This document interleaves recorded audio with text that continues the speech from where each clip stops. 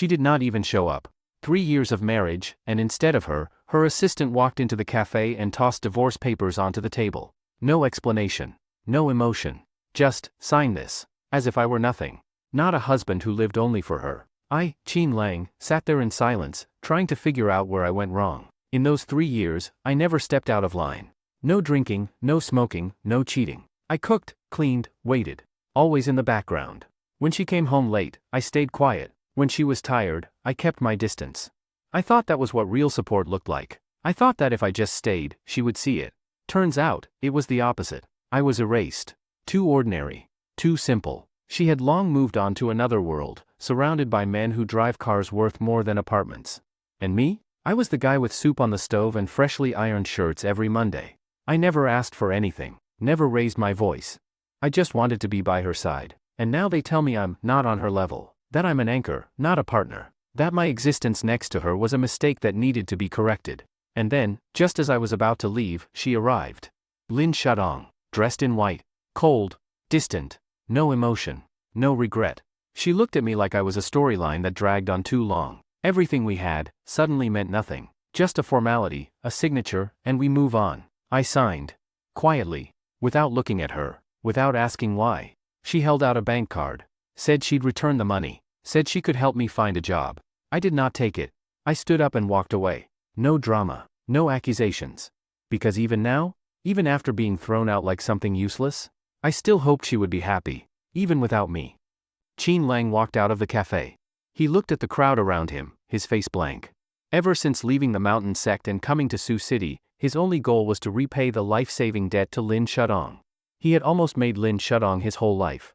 But now, he couldn't bring himself to believe that the girl who had once traded blood for his life would become so heartless. Could it be? He was the one in the wrong? Should a man not love his woman with his whole heart? For her, he even willingly hid in the city. Chengdu Club. A top-tier club in Sioux City. In a luxurious private room. A young man wearing gold-rimmed glasses, looking very capable, was with a worried, slightly chubby middle-aged man. They seemed to be waiting for something. After a moment. Mr. Qin, you've arrived. As soon as he saw Qin Lang, the young man hurried forward, appearing very respectful. And this is Mr. Qin? When the chubby middle-aged man saw Qin Lang, he also hurried over and grasped Qin Lang's hands. Mr. Qin, hello sir. The middle-aged man looked at him with awe. What is it? Qin Lang frowned slightly. The young man quickly asked, Mr. Qin, could Mr. Wang use up one S-level Divine Dragon card and ask you to act once? HM?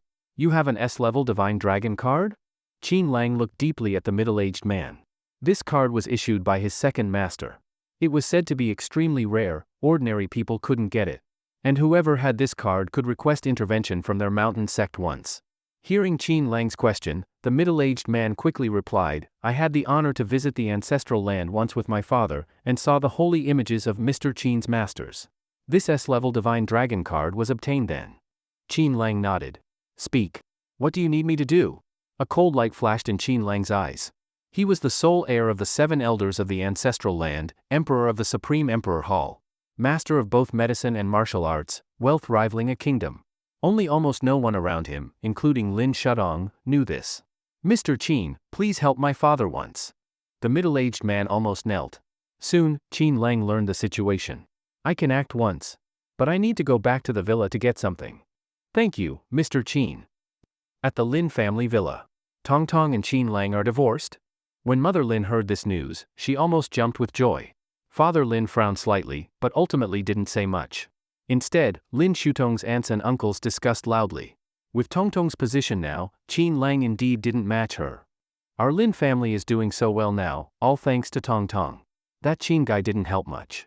Tong Tong divorcing Qin Lang is good. We all support her. She's single again, still in prime age at 26? Who knows how many rich men will chase her. By the way, the marriage gifts, the painting that Qin Lang gave, an expert friend evaluated it a few days ago, it's probably worth a lot. When this was said, the Lin family was shocked. They had thought those paintings were rubbish, so before the divorce they had instructed Su Jing to return the paintings to Qin Lang. How can we return the paintings to that Qin Lang? Yes, this was part of the bride price from our girl, and the 1 million cash has been returned. Isn't Qin Lang too greedy? Humph, I once thought that young man was decent, but the moment he got divorced he showed his true colors. Bride price gifts don't get returned after divorce. Is Tongtong's 3 years of youth worth less than those scrolls? Everyone was very dissatisfied. They believed everything Qin Lang enjoyed now had come from Lin Shudong. Now that they were divorced, and he still wanted to take the paintings, the Lin family naturally refused. Mother Lin also looked very unhappy. That stubborn girl, divorced yet siding with that Qin Lang. I'll call her soon. We must get those paintings back. Mother Lin had just learned that one painting was worth over 5 million, and this was just a preliminary estimate, far more valuable than the 1 million cash. Those paintings might be worth tens of millions, maybe even over 100 million. Just then, Father Lin, who had not spoken, finally couldn't hold back and said a few words. In fact, Qin Lang is not as bad as you say. That child was good to our family and Tong Tong. And you know well, it was Tong Tong who initiated the divorce. She feels guilty toward Qin Lang, and the paintings are Qin Lang's. If you go and take the paintings back, how can Tong Tong be at ease? Everyone hesitated. Now, Lin Shudong was the richest and most influential in the family. Aunts and uncles all relied on her wealth. If Tong Tong becomes angry and stops helping them, what then? This matter really shouldn't be told to Tong Tong. But that silly Qin Lang, he can't get the paintings. All right, it's decided then. I'll go get the paintings myself. Mother Lin was always strong-willed. With her taking charge, others also stood up to support. Soon, the group got into cars, ready to reclaim what belonged to the Lin family. Hengxing neighborhood, a normal residential community. When they first married, the Lin family was ordinary. This apartment was bought with Qin Lang's money. He and Lin Shudong had a happy, sweet time here. But here, he realized Lin Shutong's mindset had started to change. She began looking down on this small 100-square-meter home, upgrading her taste, wanting a villa. She got busier and busier, until they barely saw each other. Li Mingqian, I've told you, I really don't like you. At that moment, a clear, pleasant voice came from not far away at the gate of the community. HM? Qin Lang subconsciously turned his head. He just saw a beautifully pure young girl wearing a cyan long dress, looking ethereal. She seemed to be receiving flowers and a confession. No e. Ah, brother-in-law. When Lin Noi saw Qin Lang, her beautiful eyes lit up like seeing a savior. She ran over and tightly hugged his arm. The rich young man stood there dumbfounded. Brother-in-law, I just got back on break today. Quickly make me food, I'm starving. Then she tugged Qin Lang and ran into the community. Nearby, rich second-generation Li Mingqian felt completely confused. As for Qin Lang, brother-in-law, why so unhappy today? Lim Noi's voice was sweet. She swung Qin Lang's arm while playfully skipping along the stone path. A complex expression flashed in Qin Lang's eyes. Lin Noi, Lin Shutong's younger sister, Media University beauty of Sioux City. Very pure, beautiful, poised. Even compared to her sister, she didn't lose. He wondered, this little girl still didn't know the news about his divorce from Lin Shudong? Noi, what happened just now? Qin Lang asked with concern. It's nothing, brother-in-law. It was that guy from the Li family, Li Mingqian. That guy has been chasing me for several years. I told him a long time ago, I don't like his type. I like someone calm and steady, who gives me a sense of security. But that guy just keeps chasing me. Lin Noi was a bit annoyed, but she still held onto Qin Lang's arm affectionately. Qin Lang didn't know what to say. Because what he was thinking now was, since he and Lin Shudong were divorced, then from now on, Lin Noi shouldn't still be considered his sister, right? But this was something he truly didn't know how to say. Brother-in-law, what are you thinking about? You've been distracted. Lin Noi tilted her head, her eyes curving into crescents. It's nothing. You're hungry, right? I'll go cook for you. Ever since he had been with Lin Shudong, he had always treated Lin Noi like his own little sister. They had a close relationship. Even when she went to university, it was the nearby Media University. Great. Brother-in-law, I just love the food you make. It's so tasty. You don't know how jealous I am of my sister. She gets to eat your cooking at home every day. How lucky is that? Lin Noi smacked her lips, looking like she was about to drool. Qin Lang smiled. Actually, Lin Shudong hadn't come home for a long time. So how could she be eating his food every day? Sometimes, even if she got home late, once there was something at work, she'd leave right away. Qin Lang couldn't help feeling a bit sad. Back then, for Lin Shudong and the entire Lin family, he did some things secretly. Otherwise, with just Lin Shutong's own ability, could she really have become such a famous, stunning CEO of Sioux City in only 3 years? Just because she wanted a bigger stage, Qin Lang gave her one. But now, forget it, everything's in the past. I should be leaving soon. Not long after, Qin Lang made all of Lin Noi's favorite dishes. Sweet and sour ribs, crispy pork, mapo tofu, seaweed egg drop soup. Lin Noi kept shoveling food into her mouth like a starving ghost. This is too good, brother-in-law, I almost swallowed my tongue. Lin Noi ate happily, looking completely satisfied. Qin Lang seemed like he wanted to say something, but hesitated. Noi, later, I need to tell you something. Huh? Sure. Sioux City. Inside a luxurious manor. The Wang family was bustling, looking like they were preparing for something big. Dad. Who exactly is that Mr. Qin? Do we really need to go this far? Wang Cheng, the eldest son of the Wang family, was a famous rich second generation in Sioux City, usually arrogant and domineering. Now, seeing his father so serious, he was clearly confused. What do you know? Wang Jia glared at him and warned, I don't care how you act outside, but today when you see Mr. Qin, you must behave properly. Do you understand? Huh? Dad, is that Mr. Qin really that powerful? Wang Cheng wasn't stupid. Though arrogant, it was all because of his father and his family background. Now even his dad looked extremely nervous. He could sense the seriousness of the situation. Humph, let me put it this way, Mr. Qin was invited by our Wang family at a great cost. I can't tell you exactly what we paid, but just remember one thing, whenever you see Mr. Qin, even if you don't flatter him, you absolutely must not offend him. Otherwise, the consequences are beyond anything we can imagine. Wang Jia wasn't exaggerating. The reason the Wang family had reached its current position was indirectly due to a casual tip from one of Mr. Qin's masters. And that one tip had helped them rise from a second-rate family to the top. Now, they had significant influence across Sioux City and even the entire province. All right, Dad, I got it. Wang Cheng quickly remembered. In fact, he didn't want to stay a playboy forever, looked down upon by others. If this Mr. Qin was really that amazing, he'd gladly humble himself and follow Mr. Qin closely. Anyone can be a bootlicker if they have to.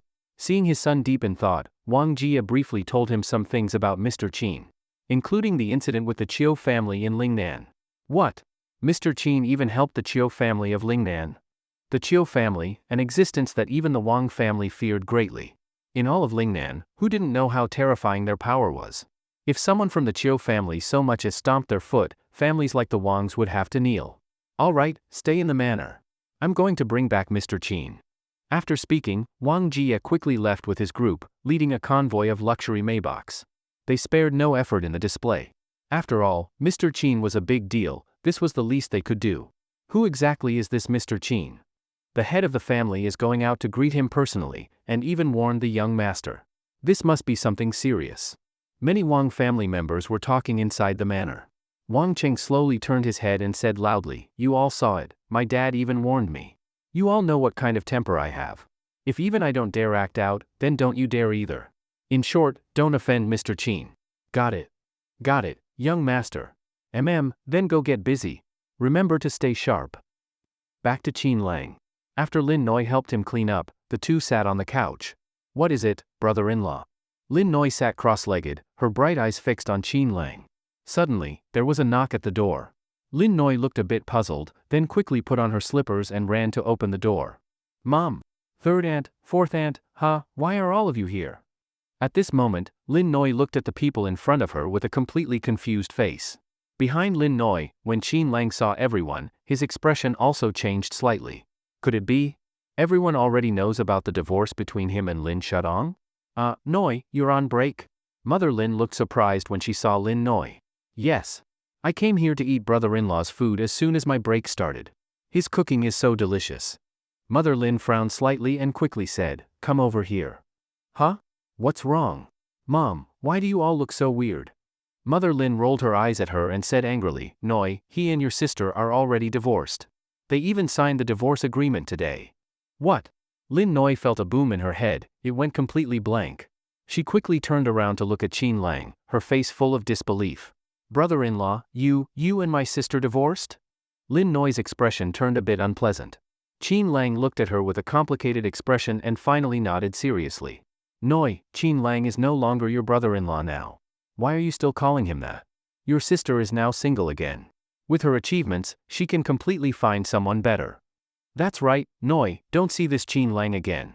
He used to be your brother-in-law, but from now on, he's just a stranger. But Lin Noi wasn't listening to any of this. There was only one thought left in her mind. Her brother-in-law and sister were divorced. After a while. Everyone entered the living room and turned their eyes to Mother Lin. Mother Lin understood, this matter still had to be addressed by her. Qin Lang, what exactly happened between you and Shudong? Mother Lin felt it was necessary to take the moral high ground and absolutely couldn't let her daughter carry any bad reputation. Seeing Mother Lin's question, Qin Lang thought she was here to blame him and could only sigh, this is my fault. Please don't blame Shudong. In the end, I wasn't good enough. I didn't share her burdens, didn't help her much outside, and we hadn't seen each other in a long time. I didn't even realize there was a problem between us. But we did sign the divorce agreement. Sorry for not informing you in time. Qin Lang didn't know that this group of people had come for the villa. He thought they were here to question him, like asking whether he had mistreated Lin Shudong or something. Qin Lang clearly felt a bit guilty. But since it had already happened, he wouldn't look for reasons to blame Lin Shudong. After all, she was the one who saved his life. He didn't want to speak badly about her. Unfortunately, all this was just Qin Lang's wishful thinking. Because as soon as Mother Lin heard his words, she immediately started yelling. What did you say? Don't blame Shudong? Are you saying it's her fault for working hard outside? Don't forget, the household expenses were all paid by my daughter. She worked hard every day outside, and you didn't even notice the problems between you two? And this is not her fault? Qin Lang, I'm really disappointed in you. Do you know how long it took for my daughter to make this decision? Do you know how painful it was for her? Do you know how many chances she gave you? And you didn't reflect at all. My daughter is so outstanding, and she ended up with a man like you with no ambition. Look at other families, every husband supports the family while the wife takes care of the home. But you let my daughter work hard outside while you lived comfortably at home? I'm telling you, Qin Lang. If I had known you were this mediocre and useless, I never would have let Shudong marry you. Marrying into our family was your fortune from many lifetimes, and you didn't know how to cherish it at all. Do you know how disappointed we are in you? Mother Lin said a whole bunch at once, all blaming Qin Lang, and she stood from a moral high ground. After she finished, everyone wanted to give her a round of applause. Too impressive. In fact, the Lin family all knew the truth. It was said that in the past 2 years, the Lin family had received favors from some powerful people. So many rich heirs began chasing Lin Shudong. Even though she hadn't accepted them, she also didn't reject them, and now countless wealthy suitors surrounded her. Even though they pitied Qin Lang, at this time, of course they had to stand on the moral high ground, keep blaming him, and take the opportunity to get the paintings back. Mom, what are you talking about? Brother-in-law clearly treated sister so well. In the years they were together, what didn't he give just as much effort as my sister? Lin Noi couldn't take it and immediately stood up for Qin Lang. So just because sister is successful now, that means we can erase everything brother-in-law did for her all these years? If he hadn't accompanied her to meet those powerful people back then, would she have gotten to where she is now? This guy Qin Lang took Shudong to meet big shots? When did that happen? Hearing that last sentence, the Lin family were stunned. But they believed those connections must have come from Lin Shudong. What kind of people could Qin Lang know? As everyone argued, Qin Lang said nothing the entire time. Because there was nothing more to say. Since they were already divorced, what was the point of saying all this? But Qin Lang's silence made everyone think he felt guilty or ashamed. So one by one, they jumped out to criticize him. Qin Lang, you think staying quiet means everything is fine? You think saying nothing means we can just let this go? Our Shudong gave you so many years of her youth, why? Do you even know how precious a young woman's time is? Yeah. If only she had seen through you earlier, she wouldn't have suffered so much. Do you know how many top rich heirs in all of Sioux City are chasing Shudong now? I really don't understand why she liked you in the first place. Have you all said enough? If you have, then please leave. Qin Lang looked up at everyone. He clearly didn't want to get entangled any further. But as soon as they heard him say that, everyone exploded. Leave? Qin Lang. What do you mean? You want to kick us out? Everyone had been struggling to find an excuse to make a move, and now that Qin Lang jumped out on his own, of course they wouldn't let this chance slip by. Especially Lin Chaofei, his face immediately darkened. Qin Lang, my cousin should never have married you in the first place. What do you have besides a good-looking face? Now we're here to denounce you, and not only are you ungrateful, you even dare to drive us out? Do you believe I should teach you a lesson for my cousin right now? Lin Chaofei quickly walked over. He was already a bit reckless by nature, and he knew that this cousin-in-law of his was a loser. The things he'd heard about Qin Lang all came from Lin Shudong. In all those things, Qin Lang's role was minimal. The Lin family's current status was entirely due to Lin Shudong. Lin Chaofei, what are you trying to do? Lin Noi quickly scolded him, her beautiful eyes glaring at him. Noi, why are you still defending this loser? Lin Xiaofei said in frustration. Lin Noi immediately shouted angrily, I won't let you talk about my brother-in-law like that. Noi, how can you talk to your cousin like that?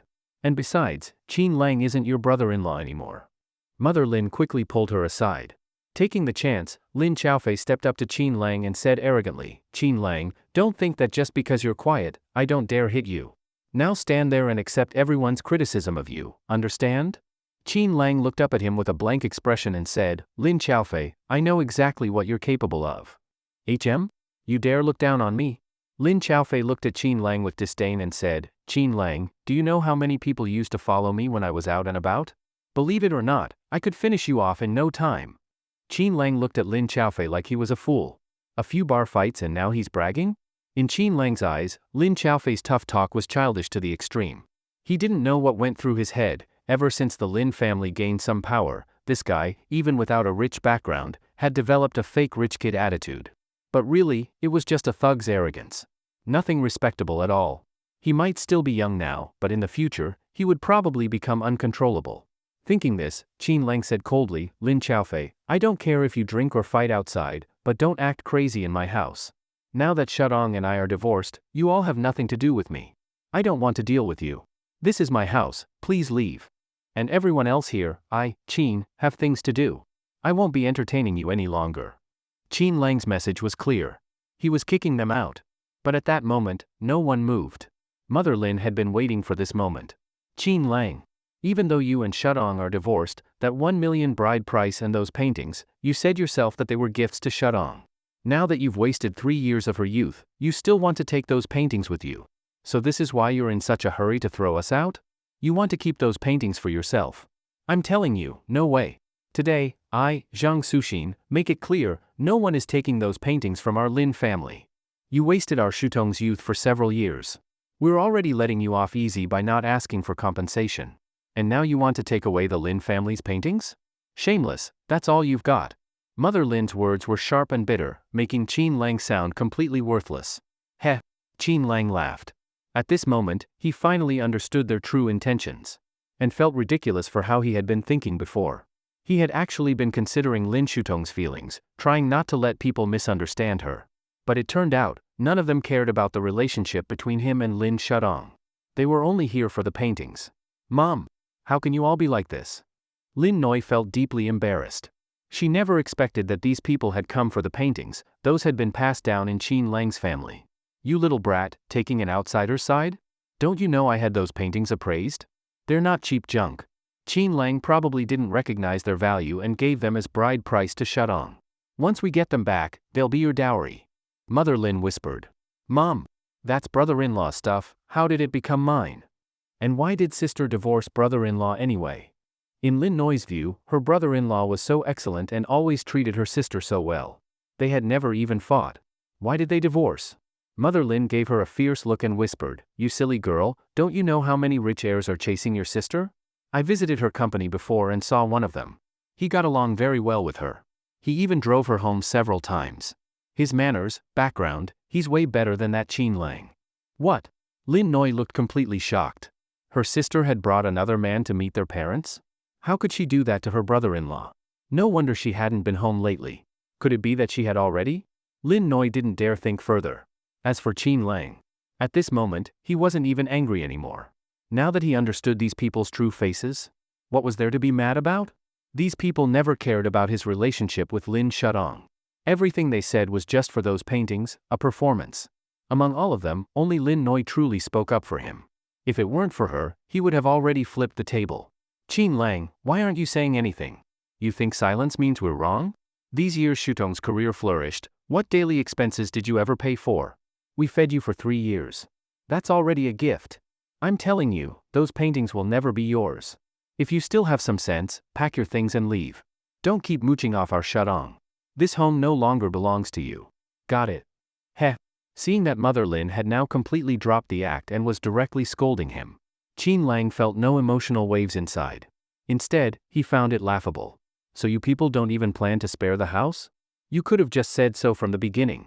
Bringing all these people, accusing me from every angle, and in the end, it's just about those paintings and the house. When Shudong and I signed the divorce contract, it clearly stated terms about the paintings and the house. And now you want them back? Is this your idea, or Shutong's? You keep saying the paintings belong to the Lin family, fine. I'll call her now.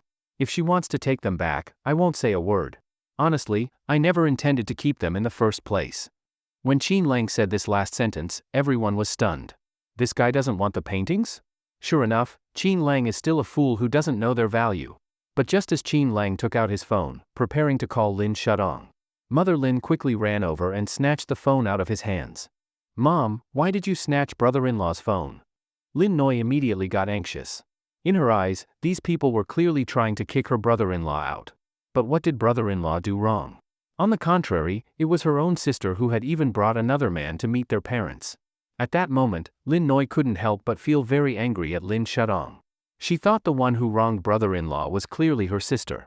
However, Mother Lin snatching the phone. In Qin Lang's eyes, it completely matched his expectations. These people had never told Lin Shudong anything from the start. With Lin Shutong's personality, there's no way she would do something like this. She was the one who proposed the divorce, and Qin Lang had never wronged her. He had shown her nothing but love. He had even done many things secretly for her. Even if Lin Shudong had no feelings for him anymore, even out of nostalgia, she wouldn't try to take back the paintings she already returned. Besides, this time, Lin Shudong had been especially ruthless with him. There was no way she would want to have any more ties with him. You're hiding this from Shudong because you want the paintings, right? Why grab my phone? If you've got guts, go ahead and tell her. What, you don't dare? You're afraid she'll get angry, and you can't handle the consequences? Qin Lang's gaze and tone were full of mockery. Everyone was instantly furious. Especially Mother Lin, who said coldly, Qin Lang, do you think provoking us with a few words will work? I'm telling you, those paintings belong to the Lin family. You have no right to keep them. At this point, Lin Xiaofei rushed forward. He pointed at Qin Lang's nose and cursed, Qin Lang, I'm warning you, those paintings belong to our Lin family, they have nothing to do with you. Hand them over now. Qin Lang gave him a cold look but didn't say anything. Didn't you hear me? You dare glare at me? Lin Xiaofei got furious. Lin Xiaofei, what are you trying to do? Lin Noi quickly came over, trying to protect Qin Lang. But Lin Xiaofei pushed past her and grabbed Qin Lang by the collar. Qin Lang took a deep breath and said, Lin Xiaofei, I didn't deal with you before because of your cousin. But now that she and I are divorced, we have nothing to do with each other. I'll only say it once, let go. Let go? Heh. Lin Xiaofei hadn't originally wanted to hit him. But Qin Lang was acting so arrogant. He completely ignored him, the great young master Lin. I think you need to be taught a lesson. With that, Lin Xiaofei raised his fist. After all, he had fought many times in bars and used this move countless times. It always worked. As long as he aimed right and punched, the opponent would basically go down. Wanting to show off his fighting skills in front of the Lin family, Lin Xiaofei decided to go all out and teach Qin Lang a lesson. Brother-in-law. Lin Noi only had time to shout once. The others were also startled. But what shocked everyone was, as soon as Lin Xiaofei's punch came, Qin Lang easily caught it and gripped his fist tightly like a steel clamp. No matter how hard Lin Xiaofei pulled, yanked, or even jumped, it was useless.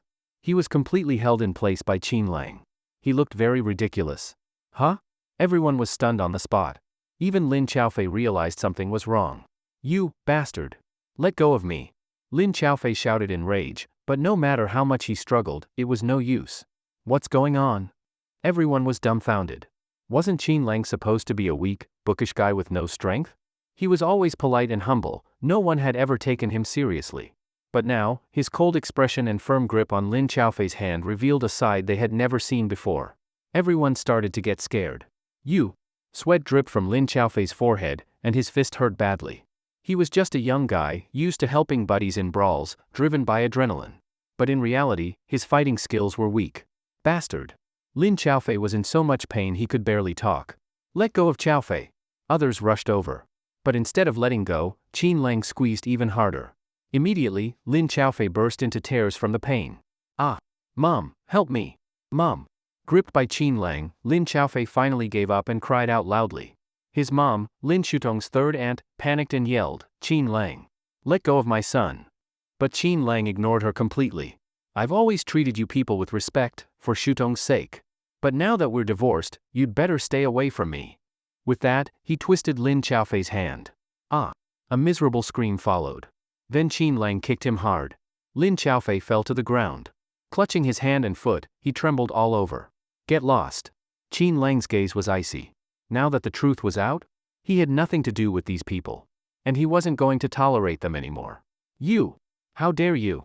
Mother Lin was about to rush over, but Qin Lang gave her a cold glance. She shivered all over. That look made everyone at the scene feel fear. Son, are you okay? Lin Shutong's third aunt quickly helped Lin Xiaofei up, full of concern. Qin Lang, just wait. This isn't over. Lin Xiaofei got up quickly, limping, looking ridiculous. Mother Lin couldn't help but swallow. She wanted those paintings, but money wasn't worth more than life. She quickly took out her phone, pretending to make a call. Qin Lang, I didn't expect you dare lay hands on us. I'm telling you, we'll tell Shutong everything. She feels guilty toward you, doesn't she? We'll expose your true colors so she knows you're a vile man. And those paintings, we'll definitely get them back. Don't think you can keep them. Even now, Mother Lin was still fixated on those paintings. Qin Lang just sneered. I already said, those paintings were part of the bride price when I married Shutong. I never planned to take them back. I only came to get a few of my things. If Noi hadn't come back, I would have already left. Brother-in-law. Lin Noi suddenly felt like crying. Even though he divorced her sister, he still made her favorite food and didn't show a trace of impatience. But their Lin family had been pushing him from the start. Lin Xiaofei shouted, Qin Lang, you're dead. You think not taking the paintings ends this? I'm telling you, no way. Just wait until I talk to Brother Leopard. You're done. Then, limping and cursing, he left with the other relatives. Inside the room, Lin Noi didn't leave. Instead, she looked at Qin Lang with a complicated expression. Mother Lin tried to drag Lin Noi away, but she refused no matter what. You little brat, what are you trying to do? Mother Lin was almost furious enough to faint. The relatives they brought were injured, and now she had to hurry and deal with it. And the medical expenses would have to be paid by her too. Mom, why exactly did sister and brother-in-law get divorced? Say it clearly. Seeing that no one else was around, Lin Noi quickly asked. Qin Lang couldn't help but sigh. Looking at the now empty room, his heart was full of sorrow. Mother Lin said with annoyance, what other reason could there be? Your sister doesn't like Qin Lang anymore. Those rich young heirs are chasing after her every day, and each one is so outstanding. How could she still like someone else? No, impossible. Sister can't be that kind of person. Lin Noi just couldn't believe it. Actually, Mother Lin still held something back. That day, she had seen a rich young heir chasing Lin Shutong so closely that he almost hugged her. Luckily, Lin Shutong rejected him in time and pushed him away. But even so, judging by that situation, it wouldn't be long before her precious daughter fell into someone else's arms. However, Mother Lin didn't dare to say it out loud. Who knew if Qin Lang might go crazy from hearing that? As for Qin Lang, he had already gone to the room to pack his things. There wasn't anything valuable. Only the photos in the room reminded him of the sweet times he had shared with Lin Shutong. 10 minutes later, Qin Lang finished packing. Mother Lin couldn't argue with Lin Noi, so she left first. Brother-in-law, where are you going? Lin Noi's expression finally changed when she saw Qin Lang come down dragging a suitcase. She used to be a cheerful and lively little fairy. But now, her face was full of sadness. Qin Lang only said 2 words, leaving. Silence. Lin Noi didn't know what to say. They looked at each other quietly. A while passed. Brother-in-law, I'll go with you. Lin Noi said seriously. At this moment, she felt her brother-in-law was very lonely.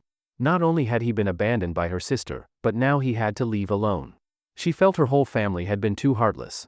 Qin Lang shook his head helplessly. Noi, I left those paintings in the room.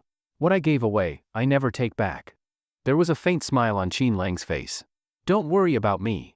It said that true feelings are revealed in hardship. Qin Lang could see that Lin Noi genuinely cared about him. She was willing to stay with him until the very end. Compared to Lin Shutong's heartlessness, Lin Noi valued emotions. Seeing her lips move as if wanting to say something, Qin Lang had to say, Noi, your sister and I are already divorced. Qin Lang looked at her gently, hoping she could accept this reality. Tears welled up in Lin Noi's eyes and then silently rolled down. She turned her head, not wanting Qin Lang to see her messy face. Qin Lang felt a little sorry for her. Brother-in-law. You. Lin Noi still wanted to say something, but the words stuck in her throat. Soon after, it was as if she made up her mind, she would go ask her sister Lin Shutong for answers. Brother-in-law, I don't believe my sister could be so heartless. I'll go ask her myself. Then she got up and ran off. Qin Lang looked at her back, feeling both lost and empty. Then he checked the time. The Wang family should be arriving soon. So Qin Lang sat back down to wait for them. Not long after, several luxury cars arrived outside the neighborhood. The leading Maybach was especially eye-catching. Soon, the car door opened. The Wang family head, Wang Jia, quickly got out. Numerous uniformed bodyguards appeared. After all, the Wang family was a prominent presence in all of Sioux City. They had to put on a proper show. Especially since they were here to meet Mr. Qin. This should be the place. Soon, Wang Jia walked to the door and knocked. Qin Lang opened it. Mr. Qin. Wang Jia greeted respectfully. Qin Lang nodded and said coldly, let's go. Once in the Maybach, Qin Lang closed his eyes to rest. Wang Jia wanted to chat but didn't dare say much. After all, Mr. Qin's name had long been well known among their upper circles. Just being near Mr. Qin was already a great honor for Wang Jia. And he didn't know if it was just his imagination, but he felt Mr. Qin's presence was becoming stronger. He could sense an indescribable aura from Qin Lang. It was subtle, but it made it clear, this man was not ordinary. Then the group drove off quickly. What? Chao Fei was beaten up by that Qin Lang guy. In the Lin family's group chat, someone had already posted a photo of Lin Chaofei in the hospital. Lin Chaofei was now lying in a hospital bed, with injuries to his hand and leg. To the Lin family, this was unforgivable. Mom, don't worry about this anymore. In the hospital, Lin Chaofei felt extremely humiliated. Beside him, his mom kept cursing Qin Lang furiously. Cursing while also feeling heartache for her son. Lin Shutong's mother also came and was very angry. She had been the one to suggest asking for the paintings, and now her nephew Lin Chaofei had been beaten by Qin Lang. How could she possibly let this go? At this moment, Mother Lin quickly said, Shudong will be here soon. Don't worry, she'll definitely stand up for Chaofei. Even though this happened because of the paintings. But since Lin Chaofei wasn't from Mother Lin's side of the family, just a cousin, he shouldn't have had any motive for the paintings. So, with Lin Shutong's personality, once she found out, she would clearly see Qin Lang's true colors, stop feeling guilty, and move on to start a new relationship. Wait, where's Noi? Yeah. How did we forget about Noi? Mother Lin angrily said, that girl Noi actually kept siding with Qin Lang. She makes me so mad. We need to get her married off early. At that moment, Lin Chaofei said with a blank face, Mom, second aunt, I've already contacted someone. I'll arrange everything. I won't let Qin Lang off.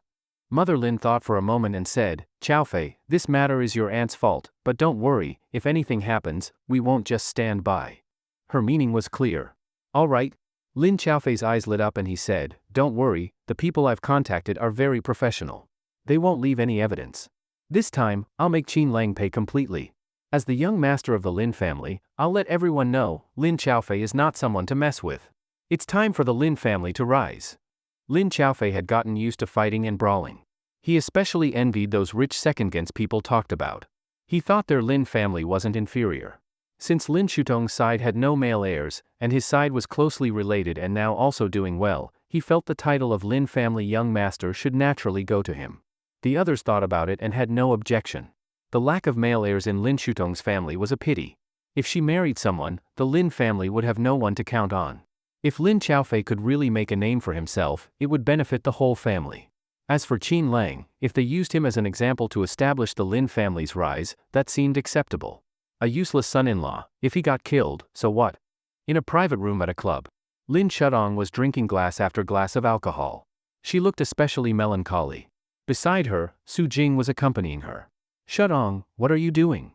Su Jing was clearly very puzzled. It was just a divorce, and it was Lin Shudong who initiated it. Since you no longer love him, shouldn't you feel happy? Why are you drinking now? Moreover, once the wealthy young men who were pursuing Lin Shudong found out she was single again, they were already eager to chase her more aggressively than ever. Su Jing, was I too cruel to Qin Lang? He clearly did nothing wrong, but I still abandoned him. Lin Shutong's cheeks were flushed, and she was full of guilt. Su Jing comforted her, President Lin, you've already treated Qin Lang well, villa, car, and cash, you haven't wronged him in any way. Lin Shudong shook her head helplessly, he said he didn't want any of it. And he didn't take the money either. I know his personality, if he says he won't take it, he really won't. After she finished, she looked like she might cry again. Su Jing was feeling a bit annoyed. She believed it was all caused by Qin Lang. That bastard must have done it on purpose, refusing everything to make Lin Shudong feel guilty and keep thinking about him. But in reality, he wanted more. Greedy freeloader. I really can't stand that type of man. Su Jing cursed inwardly. At the same time, she had already texted a certain wealthy young master she had close ties with. In Su Jing's view, once a woman breaks up, if she meets someone better, she'll quickly move on and completely forget the previous man. Ding! Su Jing's phone lit up with a message.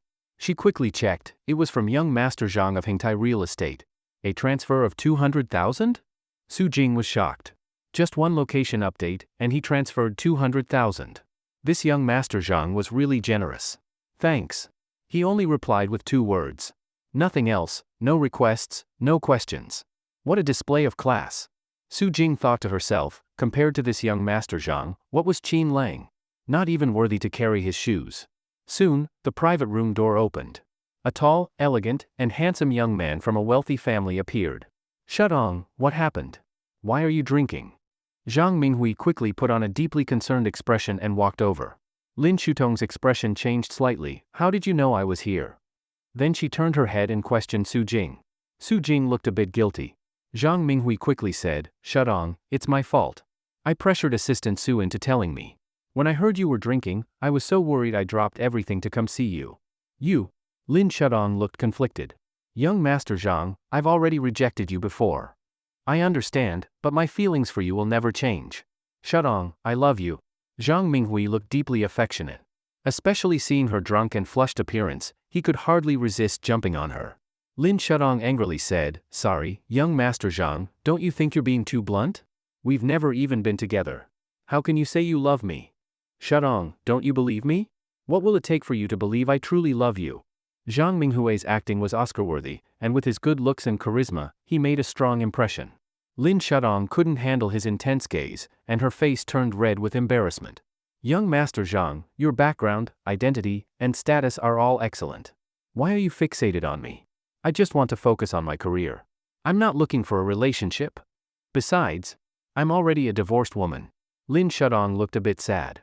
Zhang Minghui quickly picked up on that weakness in her words. Shudong, what are you saying? Even when you weren't divorced, I was pursuing you. Zhang Minghui shamelessly said. He even swallowed secretly and decided he had to win her over tonight. Damn, such a stunning beauty, if he could have her, he'd party every night, non-stop. You! Zhang Minghui, you knew I had a husband, yet you still pursued me. Lin Shudong shouted angrily. Zhang Minghui fearlessly replied, That's right. Whether you were married, divorced, or single, my love for you never changed. You! Lin Shudong was at a loss. Before, his pursuit had some restraint, but now he was being unbelievably bold. Zhang Minghui knew she was now divorced and single again. He wasn't afraid. Even if he took her tonight, so what? Of course, he had to be a little gentle. After all, the Lin family had support from the powerful Chiu family in Lingnan. It was exactly because the Chiu family supported Lin Shudong that the Lin family rose so quickly. Zhang Minghui had already investigated. No major figure from the Chiu family had taken a liking to Lin Shudong, so that reason was ruled out. That's why so many rich heirs dared to chase her boldly. As for Lin Shutong's ex-husband? A nobody. A useless man. What right did he have to be with such a goddess? Shudong, didn't you want to drink? Fine, I'll drink with you. Zhang Minghui quickly picked up a glass and poured himself a drink, then gave Su Jing a signal. Su Jing understood and said she was going to the restroom. Lin Shudong felt a wave of panic. She knew exactly what Zhang Minghui was planning. Especially with the dim, ambiguous lighting in the private room, and her having drunk alcohol, this atmosphere was dangerous. Young Master Zhang, don't do anything rash. Shudong, what are you saying? How could I be that kind of man?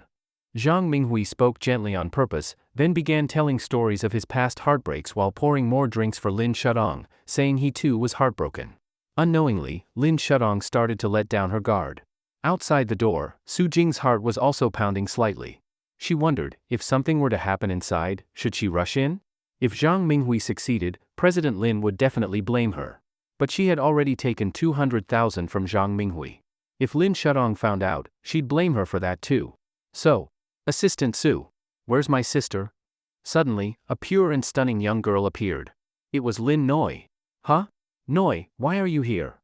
Lin Noi asked suspiciously, what are you doing standing here? Suddenly, Lin Noi seemed to realize something and her expression changed. She shoved Su Jing aside and quickly opened the door. Noi! Su Jing was startled. But Lin Noi had already rushed into the room first. Inside the private room, a man seemed to be about to hug Lin Shudong, clearly trying to do something inappropriate. Lin Shudong appeared drunk, her cheeks flushed. Seeing this scene, Lin Noi naturally assumed the two were about to do something indecent. Lin Shudong. Lin Noi shouted angrily. The two people in the private room were startled. Noi! Lin Shudong sobered up instantly and suddenly realized that Zhang Minghui had somehow ended up sitting next to her. She stood up abruptly. Zhang Minghui was completely dumbfounded. At the door, Lin Noi looked at Lin Shudong with a face full of deep disappointment. Sis, I was wrong about you. Lin Noi turned and walked away. Noi! Lin Shudong panicked, grabbed her bag, and quickly ran after her. Zhang Minghui nearly fainted from anger. The duck that had reached his mouth had flown away? Outside in the square of the club. Noi, it's not what you think. What do I think it is? Nothing happened between me and Zhang Minghui. And nothing would have happened. Otherwise, why would I have told you where I was just now? Fine, then tell me, why did you divorce my brother-in-law? Lin Noi questioned her quickly. Lin Shudong looked conflicted and said, Noi, this is between your brother-in-law and me. Am I not allowed to ask? Lin Noi questioned with pain in her voice, as if she didn't recognize the woman in front of her. Lin Shudong took a deep breath and said, Fine, I'll say it clearly. Your brother-in-law is indeed a good man. Since college, through our marriage, he always treated me extremely well. Until today, he never did anything to wrong me. I once thought we'd be like this forever. But later I realized, the world is so rich and colorful. Our past life was too plain. I wasn't willing to settle for that kind of plainness, so I focused entirely on my career. Now, I've achieved success and met many elite young men. Compared to them, Qin Lang, he's really just too ordinary. And I found we have nothing in common anymore. He always talks big, about things that aren't realistic. But how could he possibly achieve them? We are no longer people from the same world. After speaking, Lin Shudong began to cry. But Lin Noi looked at her coldly. Sis, that's the reason you broke up with brother-in-law? That's right. Lin Shudong admitted firmly. Lin Noi looked at her with a complex expression, full of disappointment. Sis, you'll regret this. You never truly understood brother-in-law. Then she turned and walked away. Several years ago, she had seen top-tier luxury cars and powerful-looking people visit Qin Lang, treating him with great respect. Back then, Qin Lang always gave excuses to explain it away. But Lin Noi knew her brother-in-law was definitely not a normal person. What's laughable was that her sister, who had been with him for so long, actually thought he was just an ordinary man. Even though brother-in-law was so exceptional, he was still treated like this. Lin Noi really felt it was unfair. Watching Lin Noi walk farther away, Lin Shudong stood frozen in place. Had she really never understood Qin Lang? But even if she did understand him, what difference would it make? Lin Shudong thought Lin Noi was just referring to Qin Lang's personality. She never imagined he had some incredible background. After all, he was just an orphan, with no living parents. Always alone. A transparent existence. That's why Lin Shudong wanted him to quickly find a normal girl and live a peaceful life. As for herself, she needed a bigger stage, she still had talents to show. President Lin. Something bad happened. Suddenly, Su Jing's voice called from behind. She quickly told Lin Shudong what happened with Qin Lang beating up her cousin Lin Qiaofei. What did you say? My cousin was beaten up? And the one who did it was Qin Lang. Lin Shudong looked utterly shocked. Immediately, all the guilt she had for Qin Lang vanished. So this is your true face, Qin Lang? And Noi, you say I don't understand him enough? Sioux City Central Hospital. In a private VIP hospital room. Lin Shudong carefully examined Lin Qiaofei's injuries. There was also a medical report from the hospital, everything was real. Throughout the process, Lin Shudong's face was ice cold. She didn't say a single word. Everyone in the room saw her looking so grim for the first time. Even Mother Lin and Lin Qiaofei couldn't help but get nervous. Sis. Lin Qiaofei couldn't help but speak. Lin Shudong glared at him. Lin Qiaofei immediately went silent. He was truly afraid of Lin Shudong. After all, the entire Lin family had been built up by her. As the beautiful CEO of the Lin family, her words were law. But this time, Lin Shudong was clearly furious. Her own cousin had been beaten, and the one who did it was her ex-husband, Qin Lang. She knew her cousin's character very well. He loved to show off, act arrogant in front of outsiders, and had a few fights and drunken brawls. But at most, it was just minor trouble. What she didn't expect was Lin Qiaofei's hand and leg were fractured. And very seriously. Was it really Qin Lang who did this? Lin Shudong furrowed her brows, deeply doubtful. Back in college, Qin Lang had been pursuing her. After they got together, he treated her like a queen.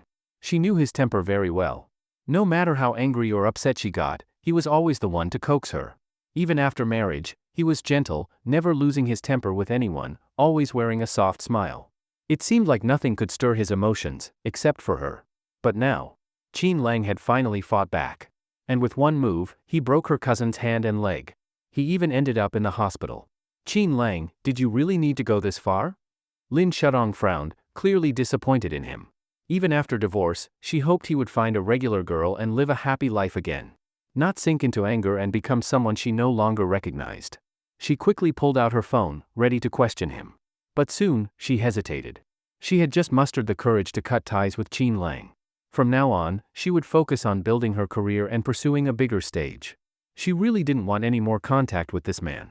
Moreover, even though Lin Xiaofei was hurt, she believed there must be things she didn't know. Knowing the Lin family, it was likely something they did push Qin Lang to that point. In the end, she gave up calling. This man, she truly didn't want to have any more connection with him. In the hospital room, Lin Shutong's assistant Su Jing saw her hesitating and immediately understood what she was thinking. President Lin, Qin Lang turning out like this might just mean he's been holding back all along, we just didn't notice it before. Su Jing directly labeled Qin Lang as someone who had changed. In fact, she felt quite pleased inside. The more disappointed Lin Shudong was with Qin Lang, the happier Su Jing felt. Back when Su Jing asked Qin Lang to sign the divorce agreement, how could she not see the disdain in his eyes? He was just an ordinary man with no real abilities, living off a woman, and yet he dared to look down on her. Su Jing? Where did he get the courage? Lin Shudong gave Su Jing a cold glance. Su Jing looked awkward. Earlier, because things had been rushed, Lin Shudong didn't question Su Jing about Zhang Minghui. Now that Su Jing was badmouthing Qin Lang again, it naturally made Lin Shudong want to warn her. At the side, Lin's mother seized the chance and said, Tong Tong, Xiaofei's ended up like this, aren't you, as his elder cousin, going to stand up for him? You should know that when you were kids, Xiaofei always followed you around. Wherever you went, he'd never go the other way. He followed you in everything, and your relationship was the closest. Lin Xiaofei's mother also wiped away tears and said, Tong Tong, even if Xiaofei was beaten by Qin Lang, he still defended you. He thought you were wronged in the divorce, so he stepped in to reason with him. Who knew that bastard would actually lay hands on him? Lin's mother angrily said, that Qin Lang, so vicious, he used to hide it so well. He actually hit that hard. Shudong, it's a good thing you divorced him. Otherwise, what if he hit you one day? He's clearly taking out his anger on our Lin family. Lin Shudong didn't speak. But in her heart, she was thinking, does Qin Lang hold resentment over the divorce? Because he still loves her and can't bring himself to hurt her directly, did he go after her relatives instead to get revenge? Qin Lang, why would you do this? I clearly don't love you anymore. Even if you keep pestering me, so what? There's no way we can ever be together again. In Lin Shutong's eyes, Qin Lang was just trying to get her attention in this extreme way. But the more he did this, the more disappointed she felt. Before long, several of Lin Shutong's uncles and elders arrived. When they saw Lin Xiaofei's condition, their expressions changed immediately. His hand and leg are actually broken? Qin Lang really hit hard. We totally misjudged him before. Even Lin Shutong's father, who had always had a good impression of Qin Lang and never spoken ill of him, looked grim at this moment. This was really done by Qin Lang? He looked at Lin Xiaofei's injuries in disbelief, then scanned everyone present. Lin's mother snorted coldly, this is your good son-in-law. Weren't you the one defending him before? Lin's father looked complicated and said in a low voice, you all know Qin Lang's temper in our family. If he really did this, then he's truly changed. That was too harsh. Clearly, Lin's father was dissatisfied and seemed disappointed in Qin Lang. Until today, he had always been very satisfied with Qin Lang as a son-in-law. He never thought Qin Lang had done anything wrong. Instead, he worried more about Lin Shudong, who was always busy with work and rarely came home, causing concern about their relationship. He never expected things to turn out like this. And it was Lin Shudong who initiated it. Regarding Qin Lang, Lin's father had felt regret and guilt before. But now, all he felt was disappointment, perhaps even anger. No matter how upset you are, you can't do something like this for revenge. At the side, when even someone like Zhong Like's father was criticizing him, Lin Shudong could only sigh repeatedly in her heart. Later, she had to apologize to Lin Xiaofei's mother, saying that she also bore some responsibility. In her heart, she had sentenced Qin Lang to death. She believed he did it on purpose. Lin Xiaofei's mother quickly said, Tong Tong, why are you apologizing? My son and I just wanted to speak up for you.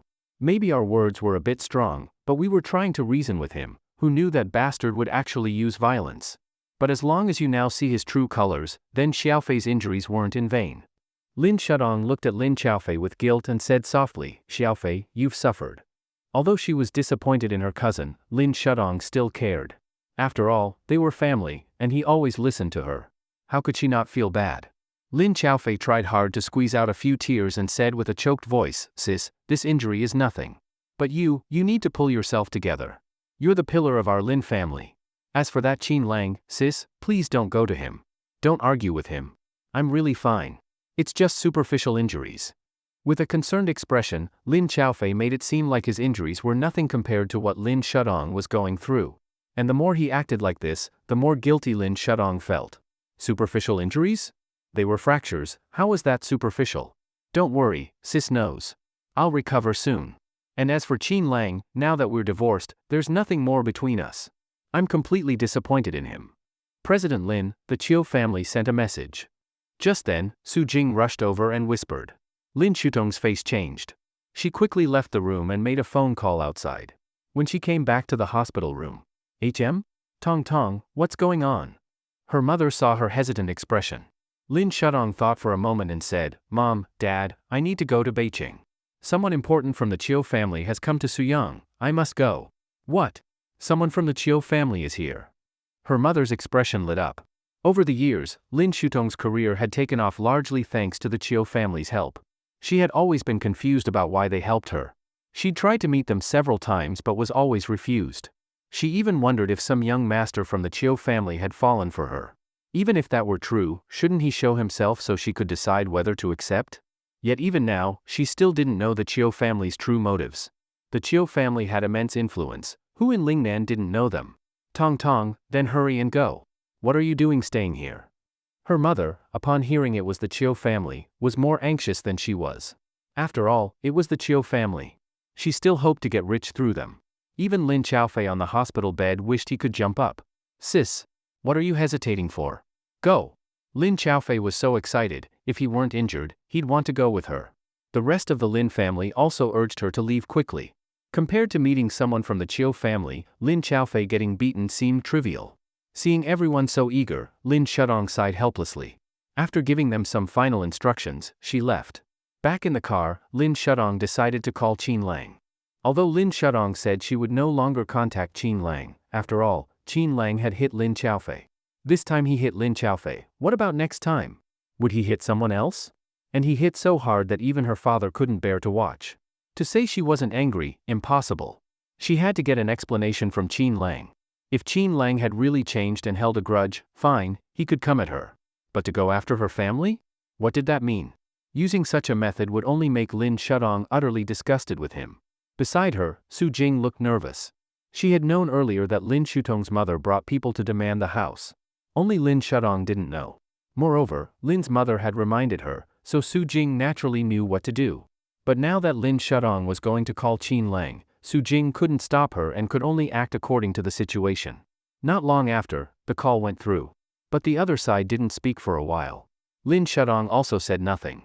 After a while, the other side spoke coldly. What is it? What is it? Lin Shudong couldn't help but feel disappointed again. Still pretending to be clueless? Qin Lang, was it you who hit Xiaofei? Lin Shudong asked simply. On the other end of the line, Qin Lang also felt disappointed. More than that, he felt chilled. Not asking the reason, only the result? Yes, I hit him. Qin Lang didn't care at all. Since the other side didn't ask the reason, Qin Lang naturally felt no need to explain. You, Qin Lang. Do you know? Just earlier, Nuyi came to me and said I never really understood you. I admit I didn't understand you enough. But I never thought you would become like this. If you have a grudge or resentment, you can come at me. Why hurt my family? Qin Lang didn't argue. There was no longer any emotional ripple inside. If this was how she saw him, then it only proved Nuyi was right. The woman who called him really never understood him. Still, Qin Lang didn't blame Lin Shudong. After all, he owed her a life. From the moment he saw the token around her neck, he had thought about giving her a lifetime of happiness. He just didn't expect this promise to end halfway. For Qin Lang, this was no less than a heavy blow. Say something. Why aren't you speaking? On the phone, Lin Shudong was still angrily questioning. Qin Lang only chuckled. Say what? Since you've already decided on the outcome, why bother asking for the reason? Don't you already know the result? I broke Lin Xiaofei's bones, just that simple. As for the truth, the reason, do you even care? You called me just to ease your guilt. If I turn a little worse, does that mean you'll no longer feel guilty and think you don't owe me anymore? If that's the case, I'll be as you wish. You'll never see the old Qin Lang again. Also, keep your Lin family in check. If they provoke me again, it won't be this simple next time. Lin Shudong, if you don't want anything to happen to Lin Qiaofei, then make sure he doesn't mess with me again. Since we're divorced, your Lin family has nothing to do with me. I won't show mercy. Hearing the threatening voice over the phone, Lin Shudong was completely shocked. This was Qin Lang? Was this really something Qin Lang could say? She couldn't react for a long time. Beep. As if he hadn't heard anything from her, Qin Lang had already hung up. Lin Shudong immediately got angry. That bastard. Her heart surged with intense emotion. For 5 years, he never once hung up on me first. He never said a single threatening word. But now, he actually. Lin Shudong couldn't understand it. In her imagination, even if Qin Lang had done those things, he would never threaten her. But now, everything had changed. For the first time, she realized that she truly didn't understand this man. Beside her, Su Jing saw the opportunity and quickly said, President Lin, now you see Qin Lang's true colors, right? This man has always been like this, just hiding it. Once the mask is off, he becomes vicious and a despicable villain. President Lin, the decision you made before was absolutely right. But since Qin Lang is this kind of person, you must be careful in the future. Watch out for his revenge. Su Jing started slandering Qin Lang again, while also thinking whether she should tell young Master Zhang or someone else about this. After all, this was another huge bargaining chip. Whoever could solve this problem perfectly would surely win Lin Shutong's favor. Then they'd get the beauty, and she, Su Jing, would naturally become the matchmaker. Wouldn't that lead to a bright future? Lin Shudong had no idea that Su Jing was already scheming, but she was still greatly affected by Su Jing's words. Furiously, she said, Revenge? Fine. I'll wait for him. If he wants to take revenge on me, let him come. I'd like to see what he really wants to do. President Lin, calm down. Haven't you noticed that you're paying too much attention to Qin Lang now? Su Jing quickly reminded, President Lin, Qin Lang is just a nobody. Even if he wants revenge, he can't stir up much trouble. He said those things on purpose, just to get your attention again. To make you stuck between love and hate. And since you were married before, if he plays some tricks, you might fall for it. Lin Shudong immediately took it to heart. She quickly became alert. Yes, she really had been too emotional about Qin Lang just now. She'd even become curious about him. Lin Nuyi's words, that she never truly understood Qin Lang, had always stuck with her. She believed Lin Nuyi wouldn't have said that for no reason. Because of that, she had been secretly hoping for something. But now, hearing Su Jing's words, she suddenly woke up. Now that they were divorced, what meaning did anything have? Even if Qin Lang really had some unknown side, how could he compare to those rich young men? Su Jing, you're right. I really shouldn't care so much about Qin Lang. As for his revenge, I won't let him succeed. I, Lin Shudong, was able to rise to become a new star in Suyang in just a few years, not someone to be bullied. Didn't Qin Lang say we have nothing to do with each other anymore? If he really dares to take revenge and hurt my family again, I, Lin Shudong, won't let him go. At this moment, Lin Shutong's gaze gradually turned cold. After returning to the company, Lin Shudong instructed the staff to quickly organize the materials. News about the Chiu family's investment in Beijing had spread, and many powerful families in Sioux City were eager to move. As a rising star in Sioux City, Lin Shudong naturally wanted to go further. Moreover, the Chiu family of Lingnan had always taken good care of Lin Shudong, so she naturally didn't want to miss this opportunity. In a certain meeting room, President Lin, the news is out. The Chiu family is planning to build a high-end clubhouse in Beijing that combines vacation and leisure. Su Jing quickly took out several documents and placed them on Lin Shutong's executive desk. Lin Shudong picked them up and looked through them. The documents contained many local photos, various exploration data, information on soil, climate, temperature, local culture, cuisine, and other details. In short, very complete. Since the Chiu family intended to invest, this information was naturally essential.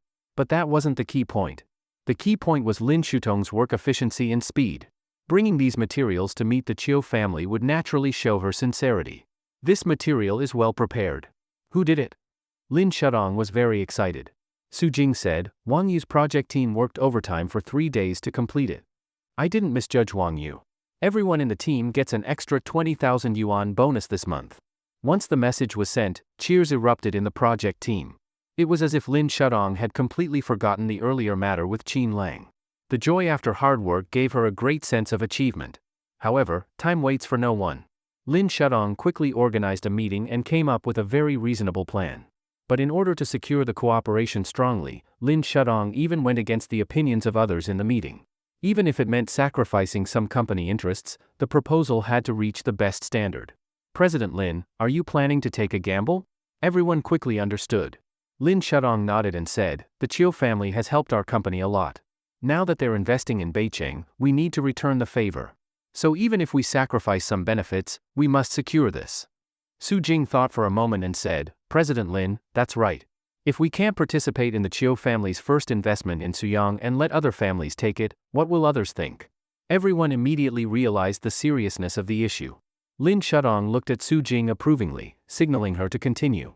Su Jing said, first, others will think our company is weak. Second, they'll think we don't know how to return kindness. Third, they'll think we're stupid. In other words, we must win this. It's not about whether to sacrifice benefits or not. Exactly. Lin Shudong said firmly, we've risen too quickly. As soon as our name is mentioned, some admire us, others envy us. So we can only move forward. There's no retreat. What we can think of, other groups can think of too. If we can sacrifice company interests, so can others. So we have no choice. Understood. Still, everyone believed in one thing. The Lin group would surely win, since many forces knew the Chiu family had always taken good care of Lin Shudong. All right, the plan is ready. Let's head to Beicheng as soon as possible. Lin Shudong took all the materials and quickly left the building. The Chiu family, a mysterious family, had been awaited by Lin Shudong for a long time. Besides this cooperation, she really wanted to ask, what was the Chiu family's real purpose in helping her? Soon, the group got in the car, heading toward Beicheng. Lin Shudong couldn't help but think, she was now working hard, leading the Lin group toward a brighter future. But Qin Lang? He was still doing childish things. If she really managed to work with the Chiu family, her status would rise even higher. By then, the gap between them would only grow larger. Qin Lang, we are ultimately people from two different worlds. No matter how hard you try to get my attention, I can never go back. Looking at the scenery flashing past the window, she knew her feelings for Qin Lang, like the view outside, were gone forever. Meanwhile, on Qin Lang's side, Wang Jie felt a bit awkward. He had naturally heard Qin Lang's phone call. It wasn't that he intended to eavesdrop on Mr. Qin's privacy. It was just that everyone was in the car, he couldn't help but hear it. For a moment, Wang Jie was puzzled. He didn't know who Mr. Qin's wife was. Judging by the tone, it sounded like she was questioning Mr. Qin. And she seemed very unhappy. With someone like Mr. Qin, who would dare offend him? But after all, it was a personal matter. Wang Jie didn't speak. Soon, Qin Lang and the others arrived in Beicheng. Wang Family Manor. A very luxurious estate. It was quite famous throughout Beicheng. Its style was that of a Jiangnan water town, antique and tasteful. When the luxury motorcade arrived at the estate, a large group of people was already waiting, who knew how long they'd been there. Men, women, young and old. After all, the Wang family was a big family. There were naturally first, second, and third generations. Mr. Qin, since you are our honored guest, we've prepared a welcoming ceremony. I hope you don't mind. Wang Jie said respectfully. Qin Lang nodded without speaking. After getting out of the car, Wang Cheng stood among the crowd, visibly excited. Damn, that's Mr. Qin? Much younger than expected, with excellent temperament and very handsome. His gaze was sharp and commanding. He looked composed and dignified, clearly a big shot. Unfortunately, his position in the Wang family wasn't high. He had no chance to speak to Mr. Qin first. After all, uncles and elders were ahead of him. However, Qin Lang wasn't interested in their pleasantries or greetings. My time is limited. Where is the person? Qin Lang spoke coldly and briefly, yet full of strong confidence. Normally, such a distant attitude should offend people. But here, no one dared feel dissatisfied. On the contrary, they felt it was right. A true master should be like this, outstanding and different. After all, inviting a master here wasn't to engage in small talk. Wang Jie had heard about Qin Lang's personality. He quickly led Qin Lang to see the person. He glanced at Wang Cheng. Wang Cheng was overjoyed and hurried to follow. Soon, everyone escorted Qin Lang to the old master's room. There was a strong smell of traditional medicine, suggesting long-term treatment. Among the Wang family juniors, many frowned or covered their noses. Qin Lang scanned the room and saw a very thin, weak old man on the hospital bed. The old man looked extremely frail, with multiple 4 drips and eyes tightly closed, in a coma. Qin Lang turned his head and said lightly, "Everyone out. Come back in half an hour." Qin Lang quickly gave the order. No matter the illness, as long as Qin Lang wanted the person to live, not even the king of hell could take them. After Qin Lang mentioned the half-hour time limit, he had the room door closed. Everyone waited outside the room, somewhat confused, but since this person was invited by the head of the family, and it was said that the cost was quite high, no one knew exactly what the price was. So, they could only wait. Not long after, a bodyguard hurried over and whispered a few words into Wang Jie's ear. "HM? Dr. Zhao invited Miracle Dr. Su from the imperial capital." Wang Jie frowned. He had used up an S-rank Shenlong card just to invite Mr. Qin here. Yet the old master's attending doctor had brought in another miracle doctor? "Dad, what's going on?" Seeing Wang Jie's strange expression, Wang Cheng asked curiously. Wang Jie called him aside and said quickly, "Dr. Zhao went to invite a miracle Dr. Su, apparently from the imperial capital." "Huh? Dr. Zhao also invited a miracle doctor? That's too much of a coincidence. What if Mr. Qin misunderstands later?" Wang Cheng looked nervous. Wang Jie thought for a moment and said, "In any case, we must not disturb Mr. Qin. If we offend him, our entire Wang family cannot afford the consequences." Just as he finished speaking, Dr. Zhao walked over, bringing along a proud-looking elderly man. The old man stood with his hands behind his back, full of presence, eyes bright and sharp, calmly scanning the crowd. As soon as Dr. Zhao saw Wang Jie, he smiled. "Mr. Wang, I specially invited this miracle Dr. Su from the imperial capital. Don't worry, he's very well known in the capital. Countless dignitaries and officials have been treated by him. And, he's my teacher." Dr. Zhao was the attending doctor for the Wang family's old master at the manor. It was because of him that the old master had lived this long. Now, since his mentor happened to come to Suyang, he had quickly invited him over. "Mr. Wang, sorry for coming uninvited." Miracle Dr. Su smiled lightly. "Haha, Miracle Dr. Su, no need to say that." Wang Jie was equally polite and greeted him with a wide smile. Then, Dr. Zhao asked in confusion, "By the way, Mr. Wang, why are all of you standing here?" "Ahem, Dr. Zhao, very kind of you. And Miracle Dr. Su, thank you for coming such a long way. You must be tired. Wang Cheng, prepare a guest room and take Miracle Dr. Su to rest first."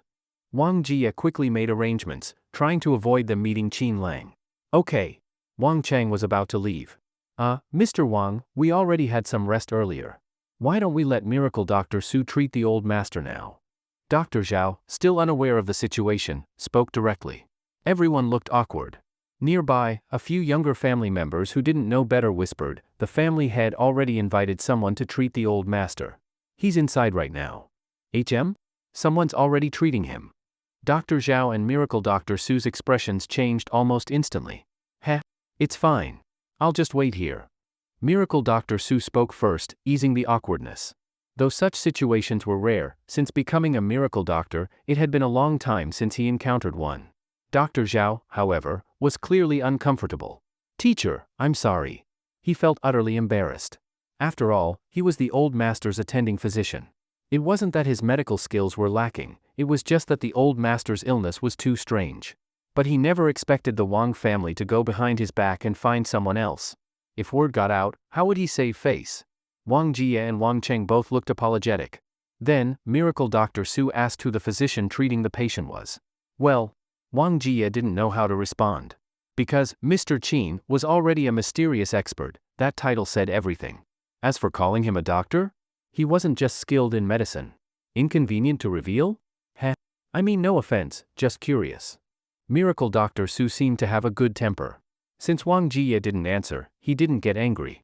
But Dr. Zhao felt even more humiliated. If his teacher weren't here, he might have exploded already. So everyone could only continue waiting. Half an hour later, the door finally opened.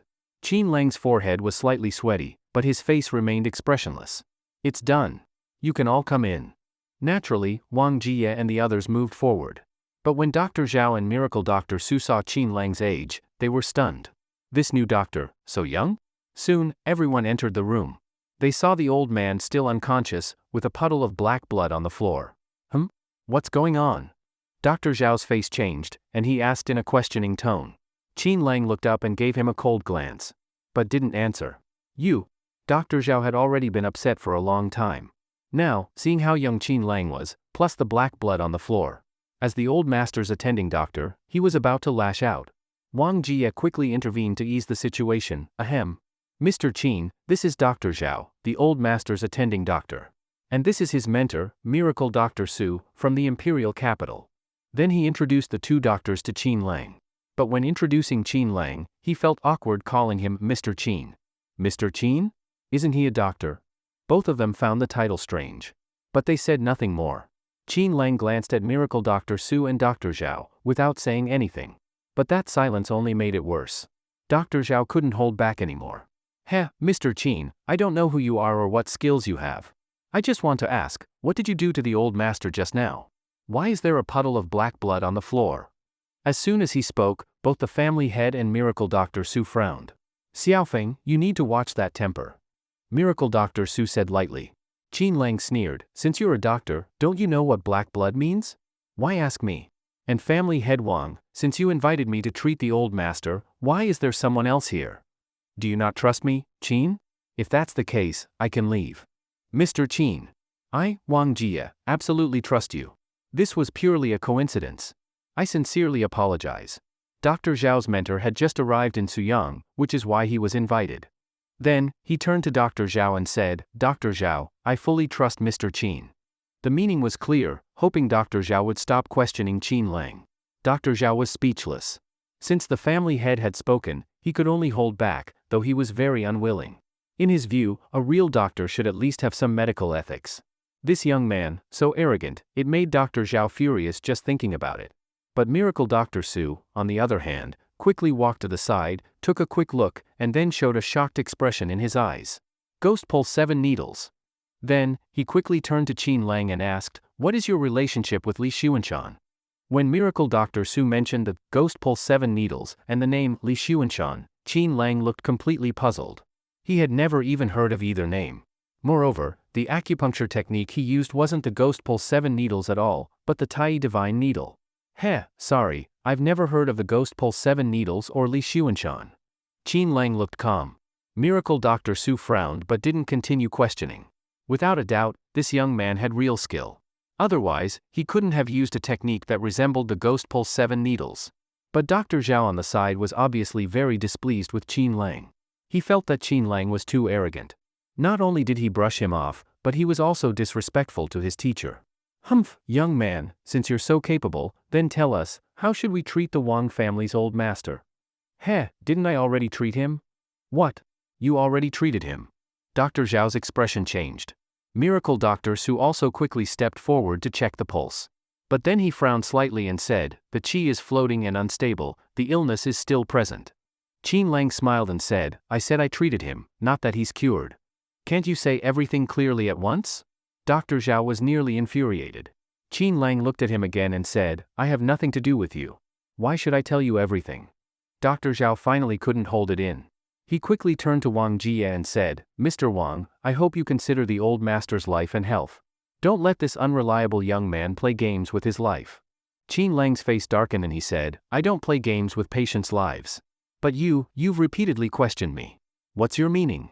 Seeing that Qin Lang was about to lose his temper, Wang Jie quickly stepped in and said to Dr. Zhao, Dr. Zhao, Mr. Qin was invited by me. Please trust me, and please trust Mr. Qin. This was already a form of warning. Dr. Zhao felt aggrieved and could only look pleadingly at his teacher, Miracle Dr. Su. But Miracle Dr. Su smiled and said, Young friend, I believe you truly have skills. It's just that the old master's condition hasn't been resolved yet. I'd like to ask how you plan to treat him. Qin Lang said flatly, I already treated him once. I'll treat him 2 more times. In 3 days, the old master will be cured. But during these 3 days, I hope neither of you will touch the old master. Family head Wang, can you do that? That was essentially asking them to leave. Dr. Zhao had never suffered such humiliation.